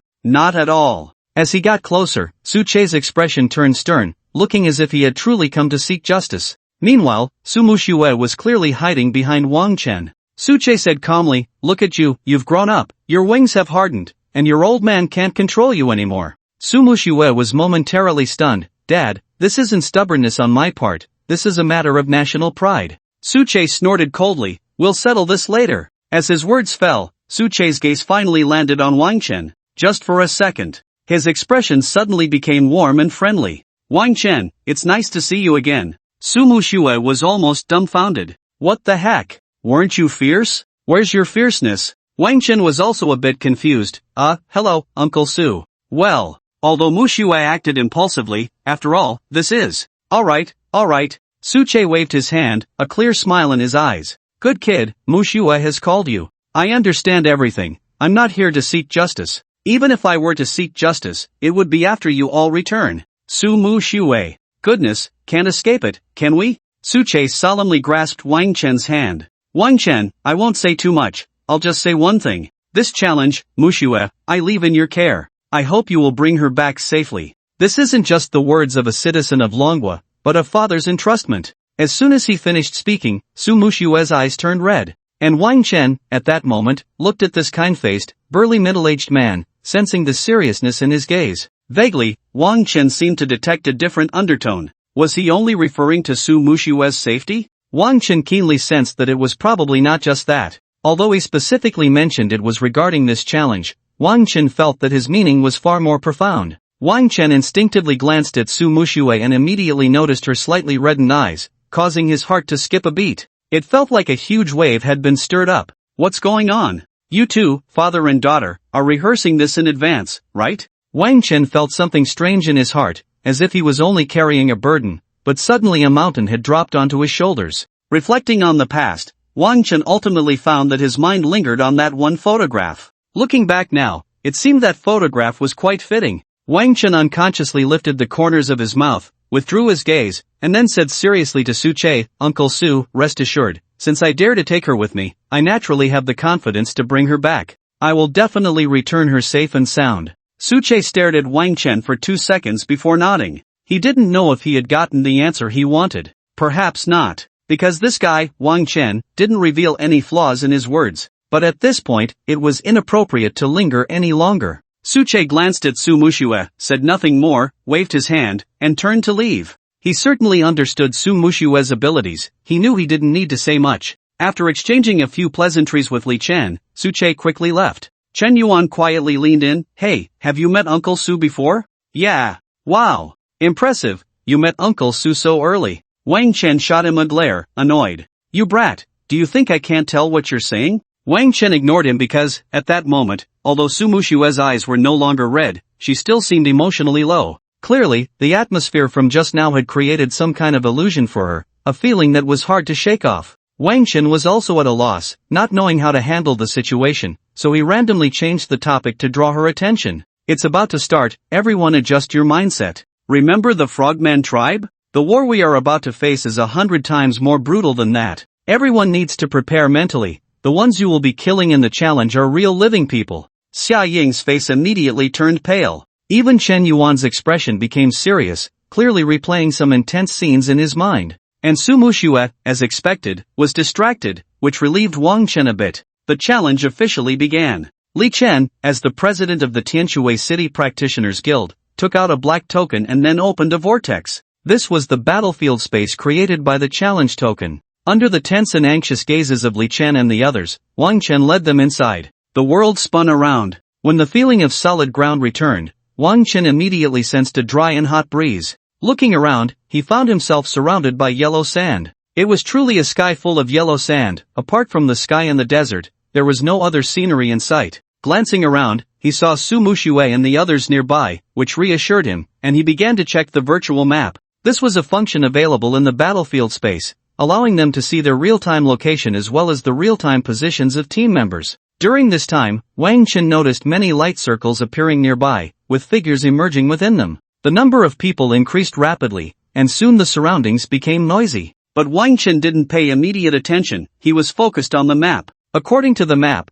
they were currently in the southwest corner, with a sandy yellow background beneath their feet. On the other side, in the northeast corner, was a dark green area. Clearly, that was the swamp environment where the Sakura Nation was located. Wang Chen furrowed his brow, pondering the scale of the map. It really is a desert. This is my first time in a desert. Chen Yuan exclaimed, looking quite excited about the environment. Old Wang, with so many people, what should we do? Wang Chen snapped back to reality and began to assess the people around them. They were all newly awakened novices, looking quite inexperienced, dressed in various types of gear. But with so many people, it was hard to discern any differences at a glance. Wang Chen thought for a moment and quickly formulated a plan in his mind. Don't rush, let's wait and see. Chen Yuan was momentarily confused by Wang Chen's meaning. Wait for what? Time is money. This saying was highlighted vividly in the battlefield space. This place had contribution points. Although it was generally divided into two factions, teams could still be formed.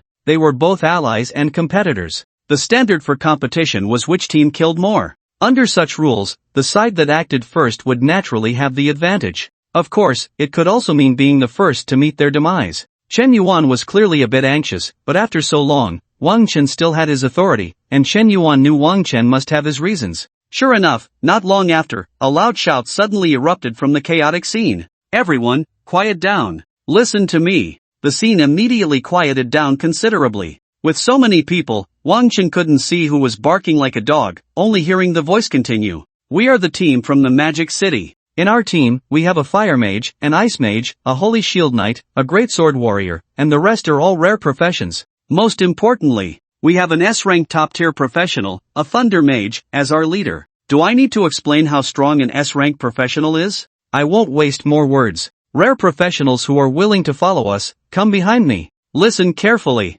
We only want rare professionals. We will be a high-end team composed entirely of rare professions. With this kind of combat power, we will surely be unstoppable. As people shuffled around, there were still a bunch of pancakes left. To be honest, these pancakes were quite attractive. Soon, the crowd began to flow, clearly starting to gather. After all, an entire team of rare professions is quite a good gimmick. Moreover, having an S-rank professional leading the way made it even more appealing. Before long, a large group gradually appeared in sight. Chen Yuan couldn't help but look worried. Old Wang, what should we do? Wang Chen had been standing there observing, showing no signs of concern. Hearing Chen Yuan's worries, Wang Chen smiled faintly. Brother, have you forgotten? The strength of a profession is not absolute. Especially, when it comes to me. Chen Yuan was taken aback. Suddenly his eyes lit up. Ah, right. You don't need any of these, even a pig would fly in your hands. Sumu couldn't help but roll her eyes. Who are you calling a pig? Chen Yuan was stunned and burst into laughter.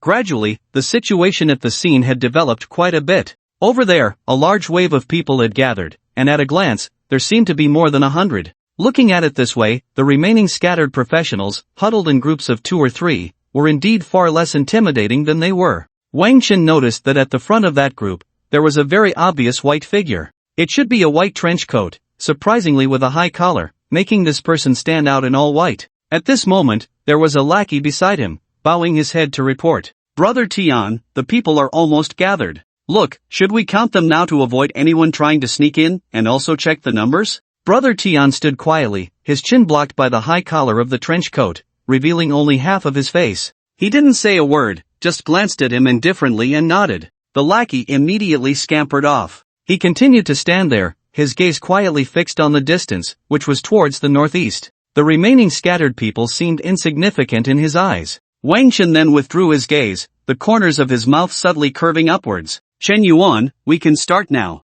For the remaining people, we will accept all who are willing to come. However, this is the only opportunity. If you want to join later, we will no longer accept you. Also, don't mention me. Chen Yuan's expression turned serious as he listened carefully to Wang Chen's requirements. After analyzing for a moment, he nodded. Just as he turned around, he suddenly noticed someone standing beside him. You? Why are you still standing here? Aren't you going over there? Jin Lu has already gone, right? Zhang Xingyi seemed a bit embarrassed, but the next second he steeled himself to speak. Jin Lu has already gone, but I don't want to go over there. I want to follow you. Oh, Chen Yuan couldn't help but laugh upon hearing this. Why? Su Mushui and Xia Ying also couldn't help but turn their heads. Zhang Xingyi took a deep breath, his chest starting to rise and fall slightly. Clearly, this guy's inner turmoil was surging, as if he had mustered all his courage. But he still spoke up. I think following you all has more potential. As soon as these words were uttered, everyone felt surprised. However, Zhang Xingyi's gaze immediately fell on Wang Chen. Even though Wang Chen had not looked at him even once until now, he still made a significant decision, fixating on Wang Chen's profile. Wang Chen, I now roughly understand that you probably haven't taken me to heart at all, but I am really very grateful for what happened last time. The things in the past were all my fault. I was indeed too young. But we are still alumni, and the future is long. So please, let bygones be bygones, and don't hold on to the past anymore. I apologize to you. Chen Yuan and the other two were stunned. This kid. TSK, this kid is impressive. The three of them looked at Wang Chen in surprise. After all, Wang Chen was the core of the conflict with him. But Wang Chen stood there, never turning his head even once. I have never held anything against you, not in the past, and I won't in the future. I have already made it very clear last time. We stood united against a common enemy at the national border, and this time, it is the same. The three looked at Wang Chen, momentarily speechless. It was clearly not the right time for them to speak.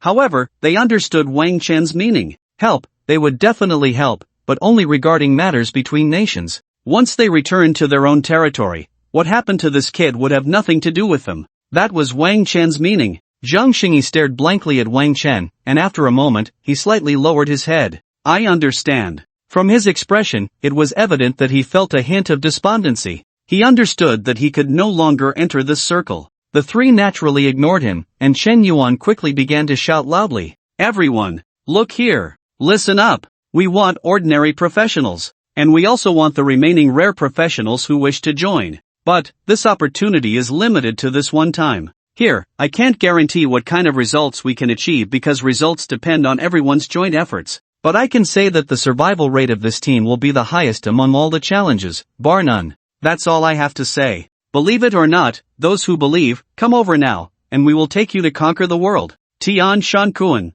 A young man dressed in a black samurai outfit spoke solemnly. Tian Shan Sato glanced sideways. Have you counted the numbers clearly? Yes. Everyone is present. Tian Shan Sato nodded slightly, lowered his head to adjust his collar, and then walked to the other side, his face showing the same solemn expression. Kitahara-kun, the numbers have been counted. Please instruct us on how to proceed next. Dressed in the same samurai outfit, this person wore white. The only white. Moreover, he stood alone outside the formation, a considerable distance away, gazing into the distance. It felt quite imposing. Kitahara Asuka turned around, surveying the neatly arranged team in the distance, and a hint of satisfaction appeared on his extremely serious face. Very good. Divide 100 people into 10 groups to hide at the swamp border. Report immediately if there are any movements from those Dragon Country people. The remaining 150 people will also be divided into 10 groups. Let them hide in the forest and stand by. Tian Shan Sato felt some confusion upon hearing this. Was it really meant to launch an ambush?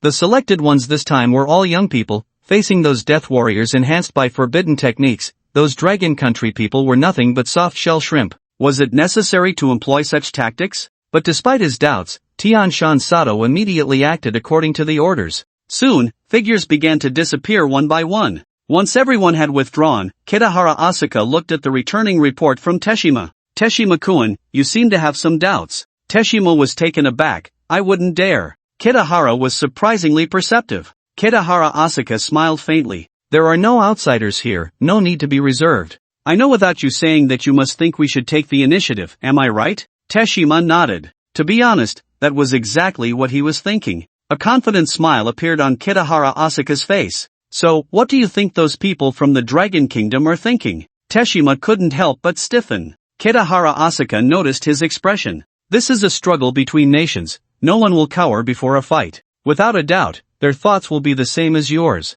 Therefore, we can anticipate that their movements will involve a long trek to our marshy area, and at that time, what will we be doing? Teshima seemed to gradually grasp the idea. You want them to go out and lie in wait. This action is not only reconnaissance but also familiarizing themselves with the terrain. When the time comes for battle, it will be on our home ground. Kitahara Asuka smirked. Very good, you're quite sharp. But you've forgotten one thing. Teshima immediately lowered his head. Please guide me, Kitahara-kun. Kitahara Asuka's smile faded as he looked up at the sky. I am the Crescent Moon Swordsman. Night is my domain. Chen Yuan's shouting initially had a rather mediocre effect. After all, without a gimmick, they had no fame at all. But those ordinary professionals didn't have much of an advantage themselves. Undoubtedly, Brother Tian would not want them, being so scattered. They might as well follow Wang Chen. Thus, ordinary professionals quickly began to gather, and their numbers gradually increased. People have a tendency to follow the crowd. This psychology soon influenced others.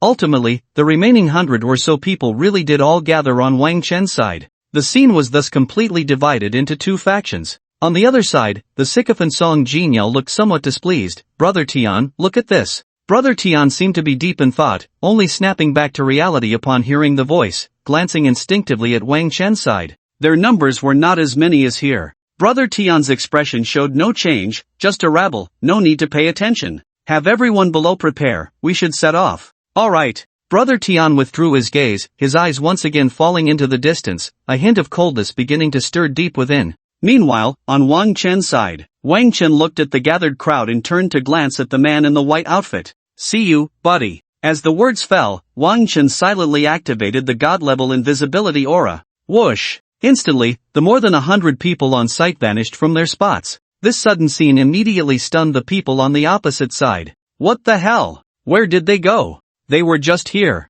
Ha! Ha! What's going on? Is it haunted? The team was thrown into an uproar. The volume of their exclamations was not small, and it quickly reached Wang Chen's side. Now, everyone began to sense something was off, until someone noticed a line of prompts that had appeared in their status bar without them realizing it. Invisibility status ongoing. You have been affected by the god-level invisibility aura, entering an invisible state that cannot be detected by skills. If you perform an attack, your invisibility will forcibly end, and after stopping the attack for 1 second, you can re-enter the invisible state. As soon as this prompt appeared, someone exploded. What the hell? What the hell? What the hell? Someone gave me an invisibility buff. You guys, look at yours. Hiss. I have it too. Damn, so this is a group invisibility. There are over 100 of us. Who the hell is so awesome? Which big shot is this? In the crowd, exclamations erupted. Zhang Xingyi quietly looked at his status bar. The words divine invisibility aura deeply pierced his nerves.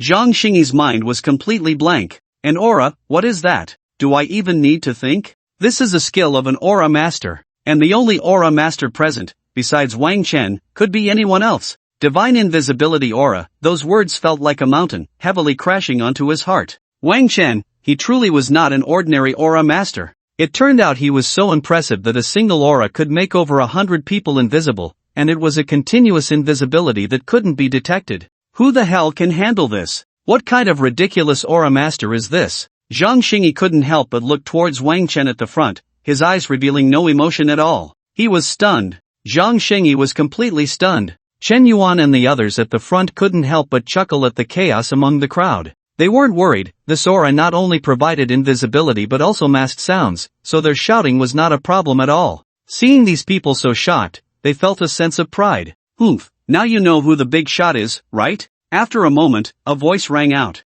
Silence. The voice was not loud, but it seemed to carry a certain magic, and the scene quickly quieted down. Wang Chen's expression was calm as he spoke slowly. I've said before, in this small team, without discussing anything else, at least your survival rate can surpass the entire battlefield. Now, you should have a preliminary sense of the truth of this statement. As soon as Wang Chen finished speaking, someone below immediately shouted excitedly, Big shot, you're amazing. Exactly, big shot, you're simply a miracle. Wang Chen's expression remained calm, showing no extra emotion from the flattery, just raising his hand to signal for silence. Alright, no need to praise me, I'm just the one standing here to speak. Only then did everyone realize that the big shot was actually someone else? But thinking about it, with such a miraculous method, how could he easily show his face? Wang Chen chuckled inwardly. You've all seen the effect. I hope you understand that since this team has the courage to gather everyone, it means this team can lead the vast majority of you to safety. But there is a prerequisite. Everyone must obey orders and strictly follow commands. I'll say it up front, if anyone dares to disrupt discipline during the operation, we will immediately kick you out. Now, anyone with objections, step forward. You can leave right now. His voice rang out clearly across the desert. However, as expected, no one stepped forward. Wang Chen nodded, very good. Now, our operation is about to begin. As long as you obey orders, I guarantee here that I will do my utmost to lead everyone back alive. But I hope you also understand that since you still have the chance to bring glory to the country, shouldn't you also show your strength to prove that you are not worse than anyone else? He spoke a lot during the mobilization. Until everyone felt as if they had been injected with adrenaline, Wang Chen began to lead the group in marching. In the state of invisibility, everyone's movement speed had an extra boost, so the large group actually moved very quickly. Wang Chen didn't plan to employ any complicated tactics. It might be necessary for others, but for him, it was completely unnecessary. Come on, his skills are only effective in group battles. His profession is made for large-scale battlefields. Time slowly passed. By the afternoon, everyone had witnessed the grandeur of the vast desert smoke rising straight up. The terrain ahead began to show signs of gobi, oases, forests, and streams. Then came the complete marshland. During this process, everyone also experienced the magical aspects of this battlefield space. Monsters existed here, and there were quite a few of them. But with the invisibility effect, everyone passed through unscathed, shining brightly as they moved along. It was also during this process that the sense of belonging to this team grew stronger among them. It was easy to foresee how many obstacles they would have encountered if they had been traversing alone or marching with that other high-end team.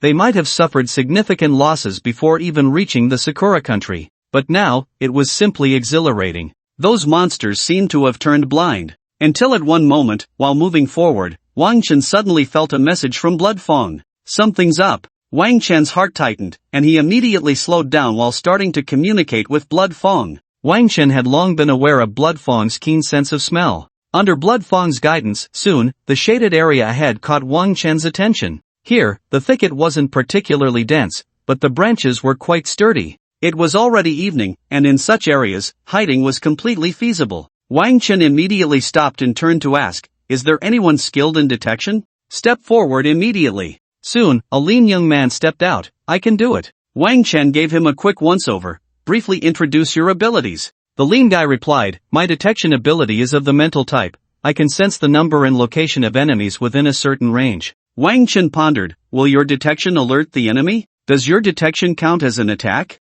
The lean guy shook his head, his eyes showing confidence. "The enemy won't notice anything. It's not an attack ability, so it won't invalidate the aura effect. You can rest assured." Big shot. "TSK, this is quite good." Wang Chen waved him over. "Come here. Look ahead, in that area on the tree, there are enemies, but the exact number is unclear." "Got it?" The lean guy's eyes lit up. "Got it. Leave it to me." After saying that, he closed his eyes, and when he opened them again, they had turned light blue. In just a few seconds, Wang Chen heard the guy mumbling, 1, 2, 3, 4, 10 of them. There are a total of 10 people. Only 10. Wang Chen's eyes showed a moment of doubt. 10 people? What does that count as? They don't seem like scouts, and if they are combat personnel, this number doesn't seem like a combat team either. Could it be a small squad? Perhaps they haven't gathered in large numbers but are lurking in small formations? This is a bit intriguing. Such a decision seems a bit foolish. Wang Chen immediately spoke, "Xiaoying, establish a mental link for the two of us." Xiaoying understood and immediately complied. Soon, Wang Chen saw the perspective from the lean guy's eyes. Quite magical. The surrounding trees and environment seemed to have blurred significantly, but those 10 people were glowing noticeably. They were as eye-catching as light bulbs. Just as he said, they were all in the trees. Wang Chen felt relieved. Since that's the case, it would be easy to handle. Wang Chen then found 10 ranged attackers who could strike quickly, and then another 10 assassins who could climb trees. The 10 ranged attackers aimed from below, and at Wang Chen's command, they shot simultaneously. Then the 10 assassins immediately rushed up to finish them off. The scene. Snap. Snap. One by one, the bodies quickly fell down. Only 2 remained, still gasping for breath. A group of people dragged one unfortunate soul back, each face brimming with excitement. This was their first time killing a cherry blossom brat with their own hands. It was exhilarating to the extreme. Moreover, the process of this battle, was it even a battle? Wasn't it just target practice? TSK. This squad was truly interesting. Before long, the unfortunate one was dragged over and unceremoniously thrown to the ground. Wang Chen glanced at a girl beside him. Her name was Zhang Wen, whom Wang Chen had just found in the team. She could speak Japanese. Ask him what their battle deployment is like. Zhang Wen immediately began chattering away. But just as she finished, the unfortunate one lifted his head, a fierce look on his face, and shouted, "Baga Yaru." Damn! Wang Chen let out a cold laugh, sweeping his gaze over the guy. Did you see? This guy has quite a few wounds on him. The cherry blossom brat right in front of us, who's interested in giving him a good time? Damn! A bunch of people had their eyes turning green with envy. I'll do it. No way. Let go of that cherry blossom brat. Let me do it. Ding. Battle report notification. The second battle team of the Dragon Kingdom has killed a total of 10 members of a small-scale team from the Cherry Blossom Nation. Note, this battle report will not be displayed among the members of the Cherry Blossom Nation. As the battle report sounded, Wang Chen couldn't help but be taken aback. This was the first time such a thing had appeared. It seemed they were the first to taste this crab. Wang Chen kindly asked the 2 survivors and ultimately received the same answer. The leader on the opposite side was named Kitahara Asuka. A strange name, and flying birds too. Wait until I see you, I'll let you fly properly. This Kitahara Asuka had given them 2 orders. First, to act as sentinels during the day. Second, at night, when the sun sets, everyone must return to follow unified orders. Upon hearing this news, Wang Chen immediately raised his head. Fortunately, the moon hadn't risen yet. But looking at the sunset on the horizon, it was getting close. The sun had already set halfway. So, time was of the essence. Wang Chen quickly gathered the main force and set off to charge. This was an opportunity. The enemy was currently dispersed, and each wave of people was not numerous. This was undoubtedly a chance for a direct crush. Once the opponent gathered, it would turn into a large-scale battle. If they could take them down one by one, they should first bully the smaller teams. Under such rapid advancement, guided by the Bloodfang's nose, it wasn't long before Wang Chen encountered the second team. Do you see that patch of branches? Everyone with ranged attacks, blast them. In front of a light screen, Li Chen sat in the office with a serious expression, his eyes revealing deep contemplation. Not far from Li Chen sat a man with a scarred face. Su Jingfeng. It was now evening, and Su Jingfeng was hurrying back to Tianshui City. Staring at the light screen, watching the scene inside, Wang Chen had already begun fire suppression, but Li Chen's expression was not good as he turned to Su Jingfeng beside him. Captain Su, what do you think? Su Jingfeng did not turn around, his eyes also held a hint of contemplation. If nothing unexpected happens, this might be a trap. Logically speaking, a whole day has passed, the exploration of the terrain should have already concluded, and there was no need for the enemy to split their forces, especially since they specifically mentioned gathering at dusk. I suspect that the timing of sunset represents some special significance. Li Chen, at his age, had naturally experienced the last national war period and had a certain level of experience in such large-scale battlefields. In this situation, he already felt something was off, and hearing Su Jingfeng say that made Li Chen even more worried. I hope they can turn danger into safety. Su Jingfeng still did not look away, his gaze fixed on the screen, but upon closer inspection, his face seemed to show little concern. This challenge order, calling it a small-scale national war wouldn't be an exaggeration. Its appearance at this time isn't entirely a bad thing for him, consider it practice ahead of time. With a scale of 250 people, as long as the losses aren't too great, we can still bear this cost. Upon hearing this, Li Chen pondered carefully and felt even more anxious. He realized that Su Jingfeng didn't seem optimistic about the current situation either. The sun was setting quickly. The light was dimming, and various long-range attacks rising in the forest were as dazzling as fireworks. Those unfortunate souls above were still lost in their dreams when they were caught off guard by the sudden attack. The firepower was too intense, leaving no opportunity for any maneuvering. Undoubtedly, the small team was wiped out on the spot. Ding! Battle report prompt. The battle report prompt made everyone present feel quite excited. But Wang Chen did not share that excitement. He looked up at the sky and saw that the sunset was almost complete. At this rate, it seemed unlikely they would have time to take down another team. Wang Chen felt a bit regretful and immediately called for the main force to continue searching. If only they had arrived here sooner. But by the time the sun had completely set, the team still hadn't found a third group, and Wang Chen fell into deep thought as he looked at the darkening sky. Fortunately, there was an invisibility aura. Otherwise, this environment would indeed be dangerous. According to the intelligence gathered, the enemy should have already gathered at this time. This meant that if they encountered them again, it was highly likely to be a large-scale battlefield. Meanwhile, the enemy would surely notice that they were missing two teams and would inevitably sense something was wrong. In this situation, how should this battle be fought? Inside the forest, the light was incredibly dim. The little moonlight that remained was blocked by the branches and leaves, making it hard to see the figures of the black-clad warriors. However, Beiyuan Fania was still quite conspicuous, dressed entirely in white. Beiyuan Kuan, the count is complete, we are missing two teams, one with 10 people and another with 15, from the 8 o'clock direction. Not a single person has returned. Upon hearing this, Beiyuan Fania's eyes narrowed, but soon his expression turned playful. The 8 o'clock direction, coming in deep, with crushing level strength, interesting. Notify everyone, the main force of the Dragon Kingdom has arrived, we should give them a surprise. As he finished speaking, Beiyuan Fania took a deep breath and looked up at the bright moon in the sky. After all these years, this day has finally come. Moon Goddess, please grant me strength. Wang Chen chose to lead the team deeper. The confidence in this choice mainly came from the invisibility aura. Without it, Wang Chen would definitely need to employ some tactics. But now, the enemy couldn't see them at all, so there was no need for that. After advancing for about half an hour, Wang Chen suddenly waved his hand vigorously. Stop! Beside him, Blood Fong had already given a warning, there were people ahead. And it seemed there were quite a few. Wang Chen immediately called over a toolman, there are enemies lurking ahead, quickly, detect the situation. Saying this, Wang Chen gave Xia Ying a look, and she immediately understood, connecting to the mental link. Soon, Wang Chen saw a large group of figures, about several dozen meters ahead, continuously approaching. Their speed was not fast, and their formation was quite scattered, but the number looked considerable. At a glance, it was indeed a vast crowd, covering a large area. Wang Chen couldn't help but narrow his eyes. With such numbers, it was almost certain that this was the enemy's main force. Wang Chen began to ponder silently.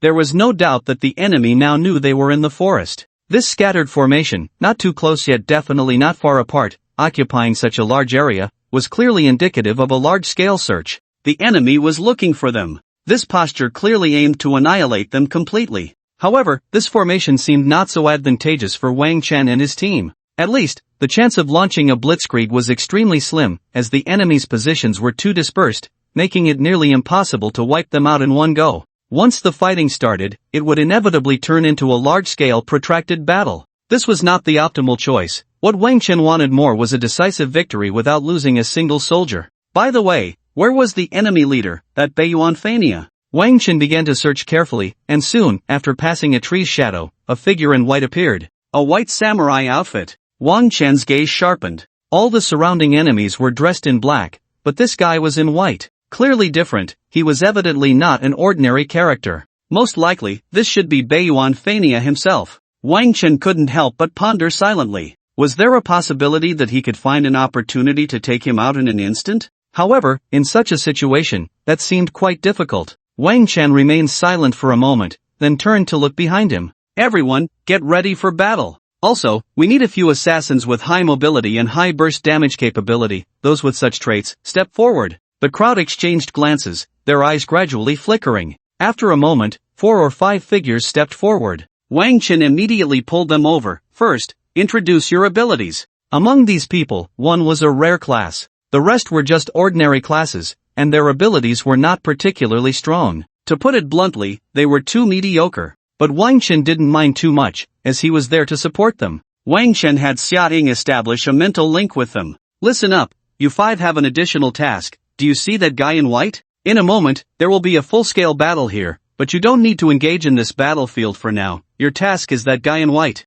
You will receive some extra boosts, much stronger than your current invisibility, and with this boost, you can quietly approach from behind, greatly increasing the success rate of your ambush. Ideally, you should be able to take him out instantly. The expressions of the 5 turned incredibly strange. This battle was truly insidious. The key was that it was difficult for others to be so treacherous. Invisibility also carried the risk of being discovered, but this guy had none. They didn't even know which city this guy was from. They resolved to never provoke him and to take a detour. The few received their orders and immediately sneaked away, while Wang Chen commanded the main force to slowly retreat, maintaining a certain distance from the enemy. At the same time, he had them select their targets, ensuring that once they engaged, the first wave of attacks would achieve some results. Until, through the visual link of detection, Wang Chen saw that the 6th member had already approached Beiyuan Fania, and he couldn't help but chuckle. What are you laughing at? Shen Yuan turned his head in suspicion. Why was he happy during a battle?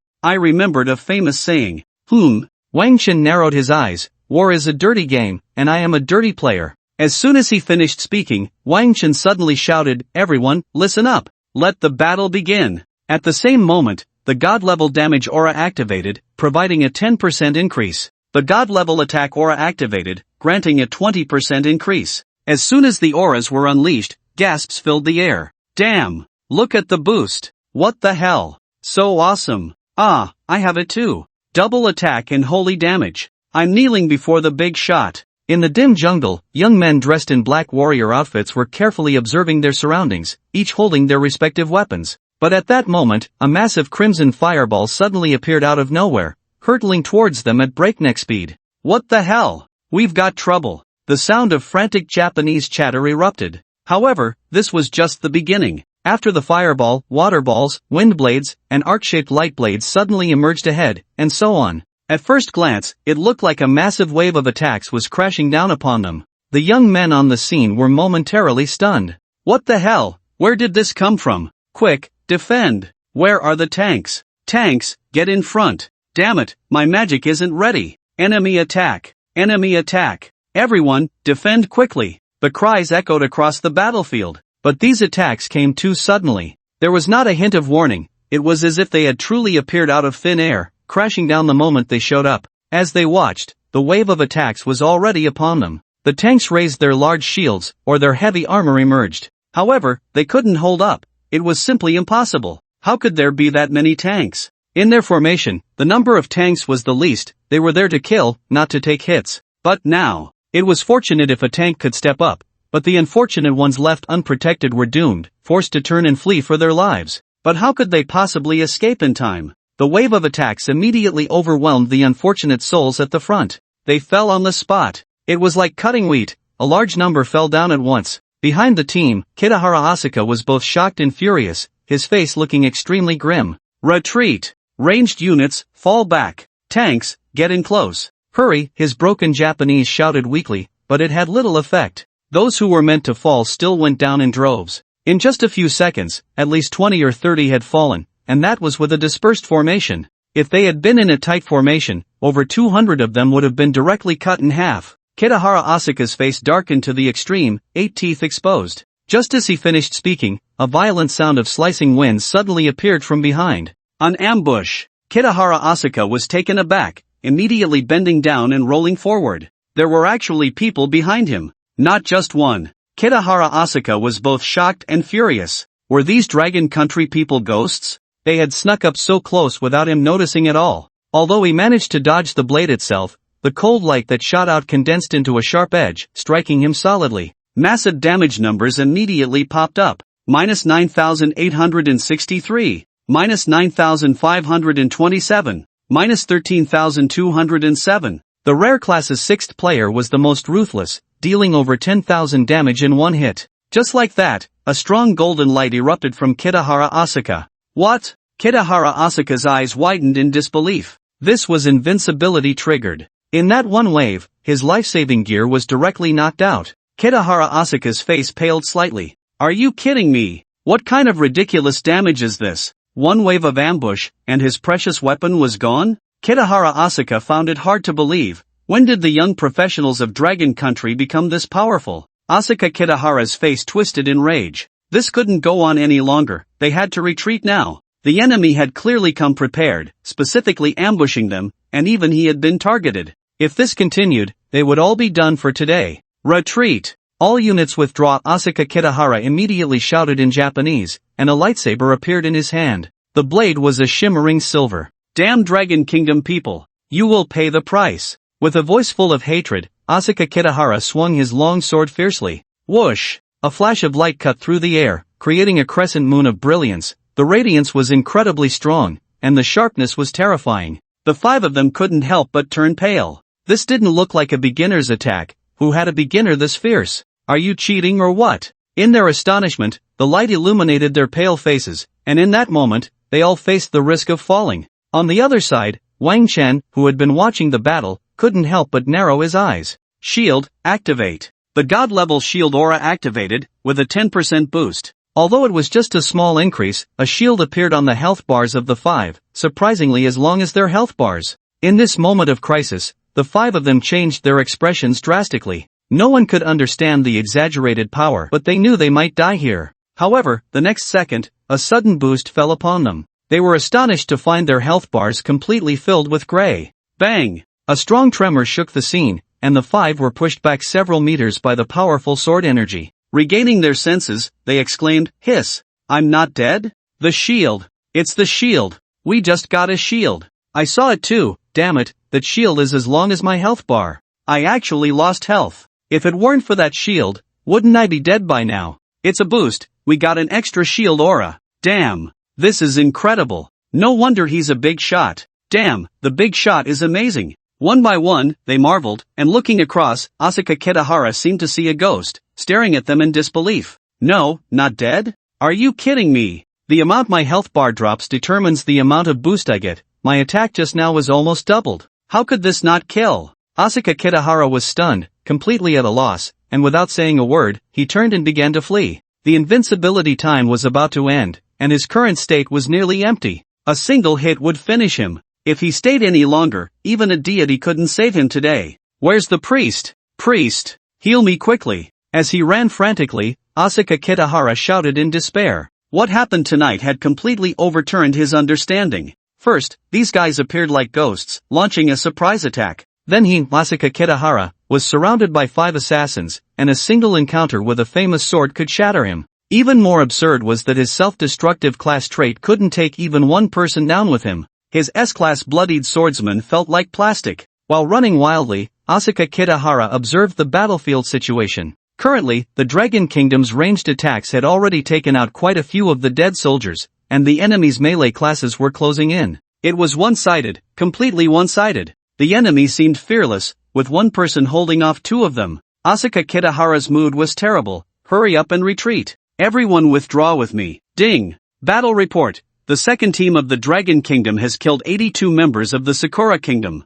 As the battle report sounded, Wang Chen at the front of the crowd raised an eyebrow, looking somewhat dissatisfied. This was the first wave of surprise attacks, and theoretically, the effect of a surprise attack should be the best. But unfortunately, in reality, they had only taken out less than 100 people. Calculating it out, the enemy had now lost a total of 107. There were still less than 150 left. Wang Chen thought carefully. The main reason for this wave's limited success was that the enemy's positioning was too scattered. With such positioning, they couldn't concentrate their firepower for a strike, nor could they encircle the enemy. They could only say that they would kill as many as they could. Wang Chen pondered deeply. If he could command these people to form a long spear and thrust it in, it would be best to completely split the enemy into two parts. Perhaps the results would expand significantly. After all, with the shield in place, everyone had a layer of insurance. Ultimately, he felt that their approach was still a bit conservative, and Wang Chen stood silently reflecting on himself. However, his teammates were all incredibly excited.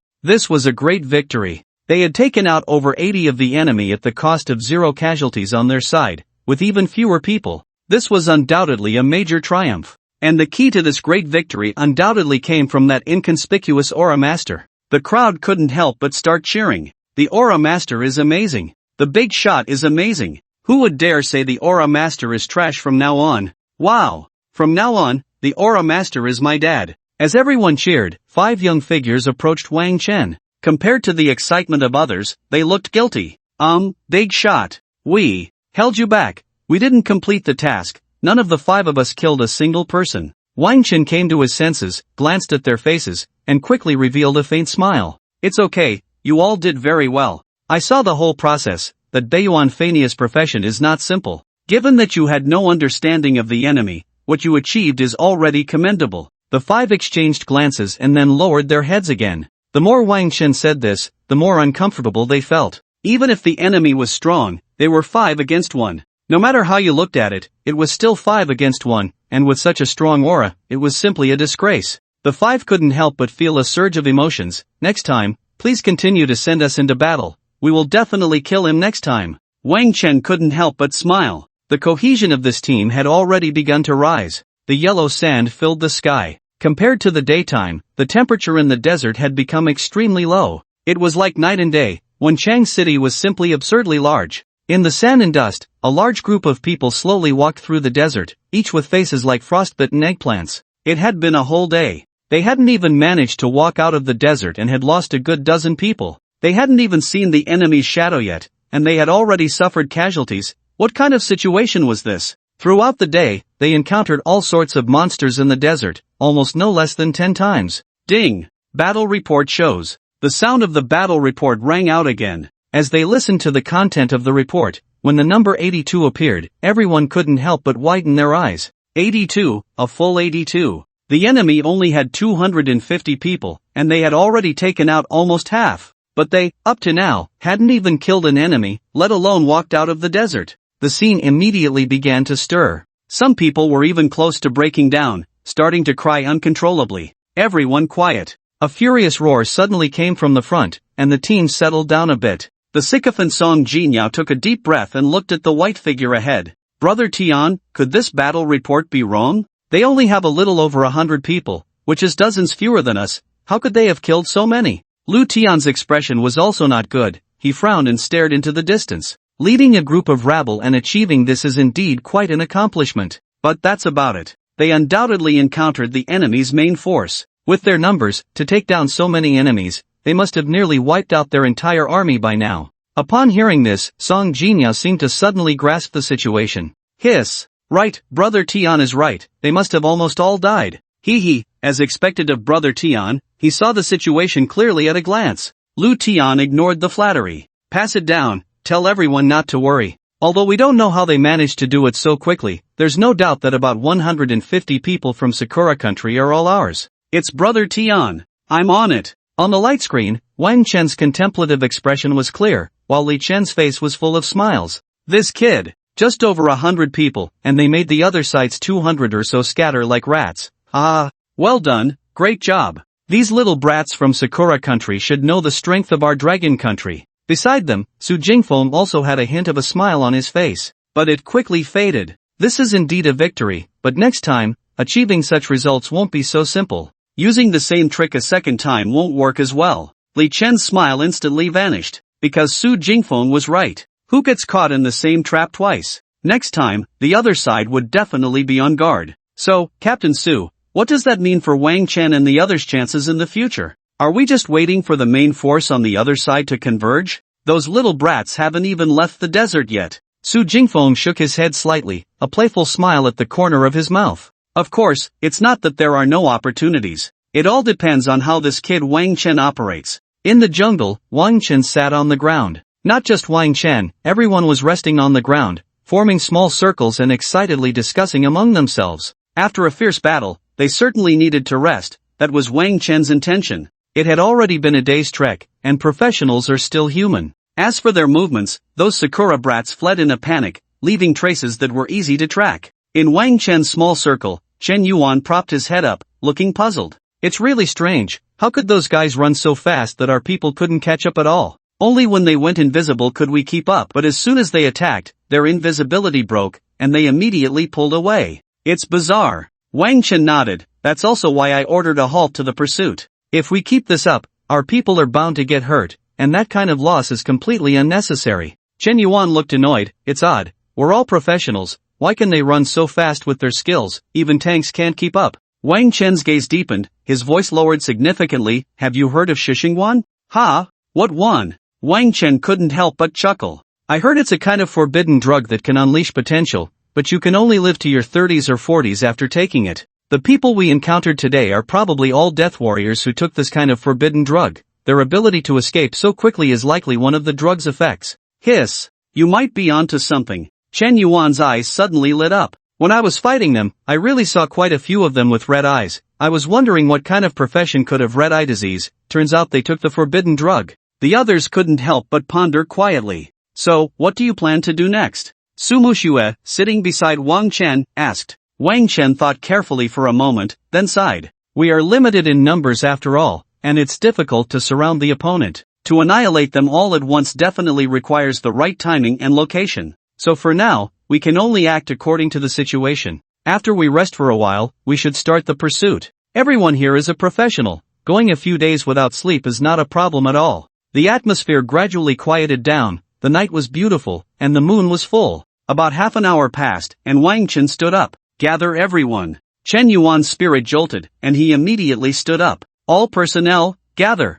Grab your weapons. We're about to fight. His loud voice carried a lot of momentum. It must be said, everyone moved quickly, and the expressions on their faces were quite excited. Killing those cherry blossom bastards seemed to be an enjoyable task in itself. The group began marching again. With blood flowing around and the traces left by the opponent, the pursuit was not difficult at all, and the group quickly moved forward. Kitahara-kun. Kitahara-kun. Up ahead, Kitahara Asuka's complexion was no longer pale, but his face looked very gloomy. Speak! The cherry blossom lackey behind him had a pained expression. Kitahara-kun, let's stop and rest for a while. We've been running for over half an hour, and many of us are injured. We really can't hold on any longer. Kitahara Asuka narrowed his eyes and glanced back at the remaining troops. At a glance, his army had shrunk too much. The disparity was like a humiliation to him, and Kitahara's expression grew even darker. But the remaining people were all gasping for breath, their faces pale, and some were even limping as they tried to escape.